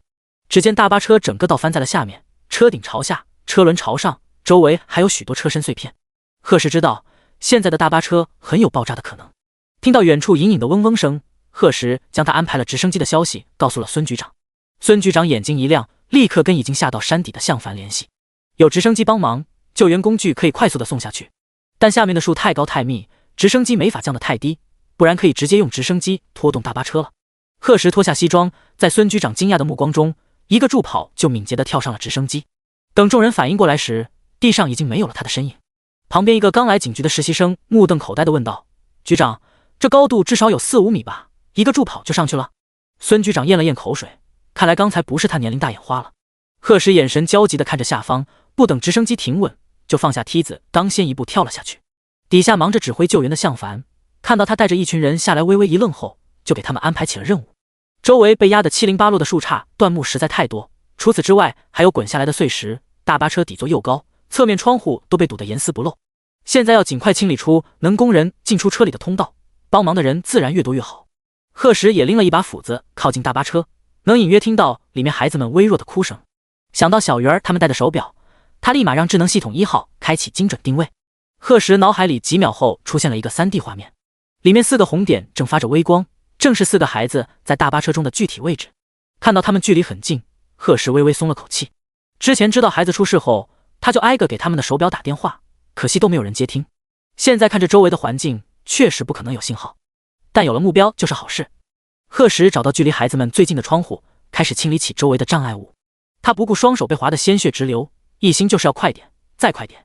4个小家伙虽然比同龄人聪明懂事，可他们还那么小，现在一定很害怕，一定也在等着爸爸救他们。贺时不知道自己挥了多少次斧头，搬走了多少树杈碎石，即使吃过系统补贴的敏捷大力丸，现在也觉得双臂快要抬不起来了。但他不能放弃，南浔还在家里等着。贺时一时间只有一个念头，那就是救出孩子们，把他们平安带回家。可向凡那边却突然传来了坏消息，大巴车的油箱开始漏油了，现在这里随时都有爆炸的可能。第173章，爸爸是超人。贺时仿佛没听到周围的声音，一心都在双手上。刀疤和大林都是第一次见大老板这个样子，见他没有丝毫离开的意思，咬咬牙也跟着继续干活。就在这时，小鸟的声音突然在贺时脑海里响起：叮，检测到宿主救子心切的强烈心情，补贴10倍力气，限时10分钟，请宿主把握时间。贺时耳朵一动，总算有了其他反应，双手似乎生出了无限力气。后面的刀疤和大林只看见眼前不停的有东西飞过，而大老板像打了鸡血一样。等他们再看时，大巴车的窗户已经露了出来。贺石直接一拳下去，敲掉碎了一半的玻璃，就看到念念闭着双眼，小脸惨白一片的被卡在座位上。他心里一酸，放轻了力气，将念念小心翼翼的抱了出来。一旁的大林赶紧伸手接过，大叫着将向凡等人喊来。随后是想想、江晚、小鱼儿被相继救出。有了这个出口，向凡直接安排了2个身形较小的手下爬进去。一时间，周围全是小孩的哭声。贺石简单给4个孩子检查了一下，发现只有小鱼儿胳膊受伤严重，似乎骨折了，其他几个只有几处擦伤。他整个人顿时像刚从鬼门关来回了一趟，大大松了口气。孩子们没有性命危险就好。可能是胳膊太疼，小鱼儿躺到爸爸怀里时就睁开了眼睛，声音虚弱道：“爸爸，我就知道你会来的，我有保护好弟弟和妹妹们。”贺石闻言，眼泪差点就掉了下来。爸爸，还有好多同学在里面。贺石在儿子额头上亲了亲，小心交给身旁的保镖：“儿子乖，先跟叔叔去医院，爸爸会和其他叔叔救你同学的。”说完就转身跑去帮忙了。眼看油箱漏油越来越快，贺石几拳下去，将出口开得更大了一点。最后一群人咬牙坚持，终于在爆炸前把车上的32个孩子、2个老师外加1个司机都抬了出来。头上直升机的嗡嗡声越来越多，是班上其他有实力的家长也安排了人来帮忙。不过他们没有贺石动作快，叫个直升机像打个车那么容易而已。有了这些直升机帮忙，伤员被迅速送走。现场有警局和消防人员善后，贺石于是也快速赶往医院。从医生那亲口得知小鱼儿的胳膊没事，养几个月就好后，他才彻底放下心。病房里除了躺着的4个孩子，南浔、齐兰、贺有海、贺涵，甚至是齐江一家3口都在。里面摆了2张大床，一张躺着小鱼儿和江晚，一张躺着想想和念念。南浔坐在2床中间，一会儿拍拍正在做噩梦的2个女儿，一会儿转头和小鱼儿、江晚说说话，眼眶处通红一片，一看就是悄悄哭过了。齐兰也是红着眼睛，不知道看哪个孩子好。小鱼儿受伤的那只胳膊已经打了石膏，正吊在胸前，另一只则紧紧抓着江晚。贺石知道孩子们这次是吓坏了，从那么高的地方掉下去，不说孩子，就是大人都能被吓哭。在医院待了一阵后，齐江一家和贺涵就先离开了。贺石把齐兰、贺有海也赶回了家，让他们好好休息一下，晚点再来换他和南浔。病房的门被轻轻关上，贺石将南浔搂到怀里拍了拍，又看向一直睁着眼睛的小鱼儿和江晚：“睡不着吗？”2个小家伙犹豫了一会儿后点点头。江晚小声道：“叔叔，那里好黑，我害怕。”似乎是想到了当时的场景，小鱼儿脸上也白了几分：“爸爸，虽然我是男子汉，但我好怕见不到你和妈妈了。”贺石和南浔听得心疼不已，孩子们向来坚强，还是第一次听他们说害怕。那爸爸陪你们睡好不好？让妈妈陪妹妹们。贺石说着蹲下身，给南浔脱了鞋子，将他抱到念念的旁边，而他则躺到了小鱼儿和江晚的床上。贺石胳膊长，轻轻一伸就把2个孩子搂到了怀中。江晚躺在中间，感觉到处都暖暖的。他也在阿姨的怀里睡过觉，与那柔软的怀抱不同，叔叔的身体都是硬硬的肌肉，可却更让他有安全感。而有爸爸在身边，小鱼儿也放心的闭上了眼睛。今天的事情过后，他更加坚信了爸爸就是超人。当时他真的觉得自己要疼死了，爸爸却突然从天而降，把他救了出去，而且今天还救了他那么多同学，爸爸就是他心里的大英雄。贺石并不知道2个孩子的心思那么多，躺了一会儿后也疲倦的睡了过去。从得到孩子们出事的消息后，他就一直绷着精神，还在山底忙了那么久，现在一放松，疲惫感铺天盖地的朝他袭来。等他再睁开眼时，发现已经是第2天了。4个孩子已经恢复了些精神，正坐在一块吃饭。南浔则坐在他身边，一直拉着他的手研究。贺石这才想起自己昨天手被划伤了，他低头一看，发现2只手都上好了药，用纱布包得整整齐齐。看着上面的蝴蝶结，贺石就知道这肯定是南浔亲手给他包扎的。他讨好的笑了笑：“谢谢老婆。”南浔闻言瞪了他一眼，自己受伤都不知道疼吗？要不是他今早睡醒看到了，再放下去非得感染不可。贺石自觉理亏，习惯性的想摸摸鼻子，手却被南浔抓住不放，只好道：“老婆，我饿了。”话落，不等南浔说话，几个孩子就主动端着碗围了过来。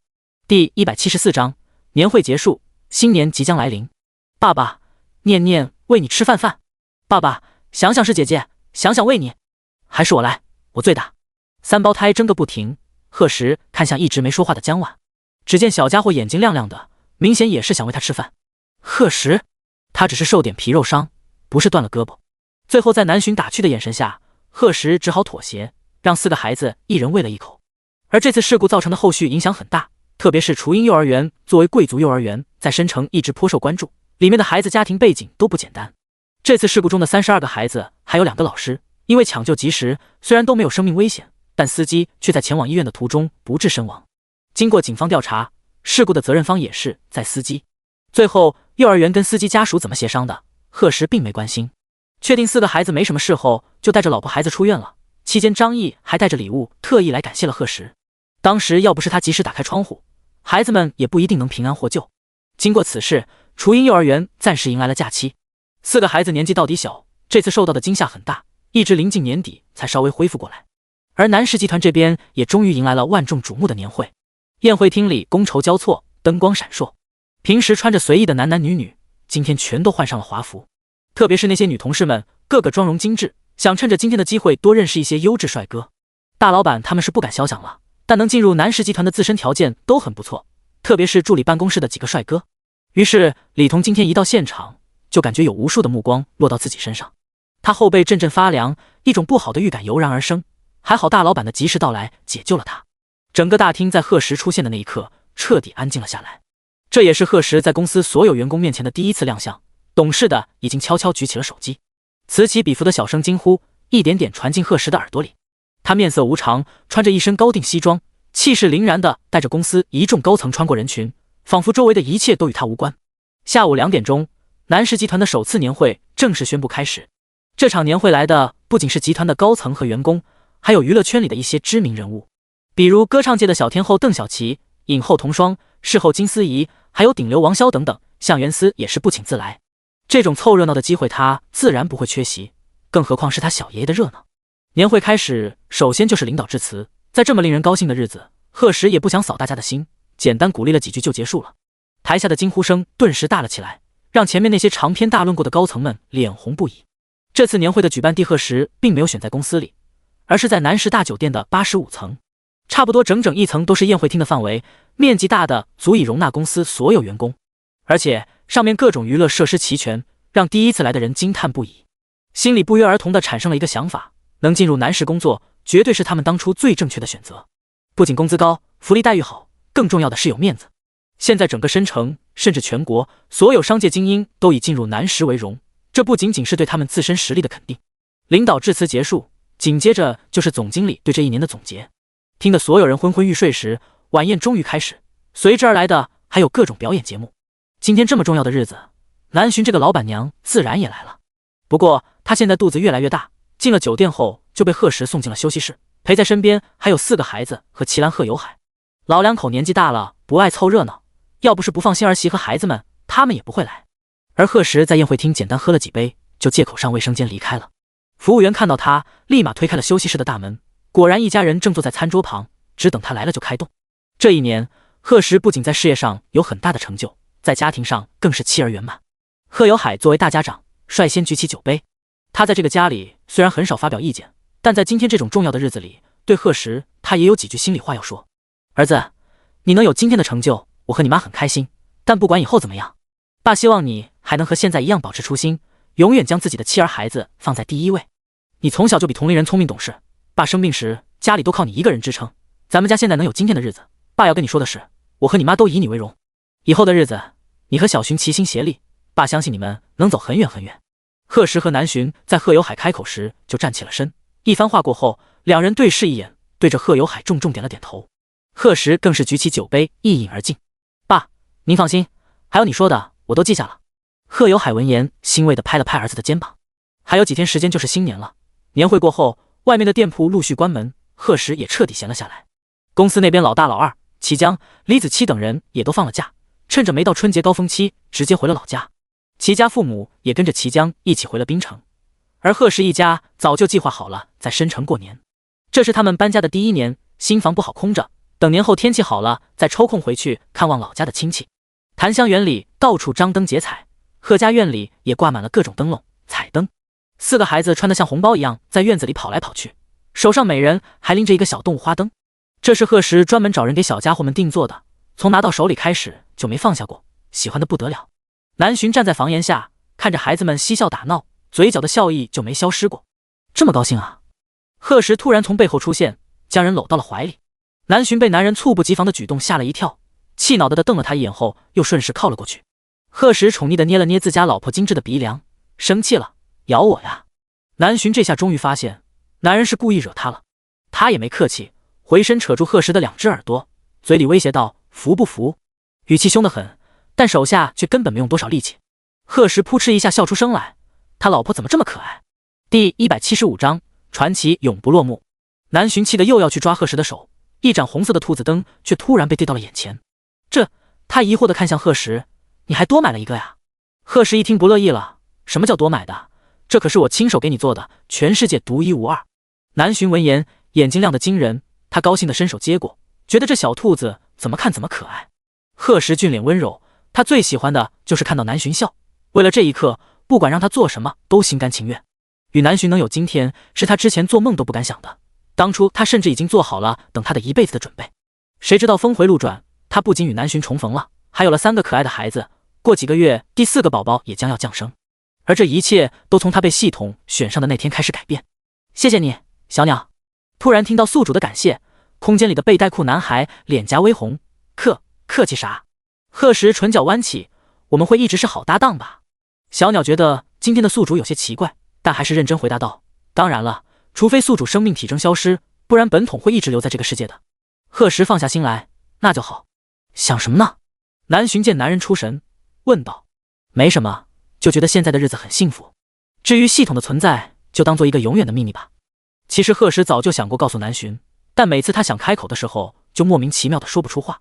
他知道这是系统的自主干涉，目的也是为了保护宿主的安全。也许等到未来科技发展到一定程度，系统的存在已经不是遥不可及的幻想时，这件事才能被说出来。不知道那时的他会在哪里。等生了宝宝后，我们就搬去岛上常住吧。真的吗？南浔对贺时突如其来的提议感到惊讶。那你工作怎么办？放心吧，大不了远程办公。而且现在集团也走向正轨了，还有老大李彤他们在，需要我亲自处理的事也不多。那太好了。之前去过一次后，南浔就对岛上的生活很是向往，碧海蓝天，无忧无虑。重点是有眼前的男人一直陪着。灯光下，夫妻俩甜蜜相拥，自成一个世界，彼此都希望这样的日子永远都没有尽头。5月末，南浔提前1个星期就被送到了医院，最后终于在中午时分，为贺家又生下一个男宝宝，重5斤6两，取名贺巨，小名小火把。为此，贺时还被小鱼儿闹了一通，因为其将有次来看望南浔，听到他叫小火把后，笑了好一阵，说火把好，正好可以用来烤鱼。而这话恰巧被小鱼儿听到了，他可是大哥，怎么能被最小的弟弟拿捏呢？说出去多影响他在幼儿园大班的颜面。可这名字还是贺时花了很长时间想到的，既可爱又有寓意。最后为了安抚儿子，只好签订了好几条不平等条约。而这时候的南石集团与去年相比，规模又壮大了好几倍。特别是盛康研究所的研究有了重大突破后，凭此研发出很多新型药物，从而挽救了不少生命。此消息一出，南石集团的股价狂飙，加上这么长时间的蓬勃发展，最后年底时一跃成为了全球500强企业中的前3名之一。尤其是南石集团成立不过1年多，可谓是载入史册的记录。这么下去，成为全球第一也就是时间问题而已。而贺时的身价也被有心之人预测过，最后得到的结果是无法评估。由此，除了他和南浔10年如一日的感人爱情外，他在商界的传奇经历后续也一直被人津津乐道。即使后来的小鱼儿青出于蓝，但贺时的名字本身已经是个传奇。不过也正因为后辈的薪火相传，传奇将永不落幕。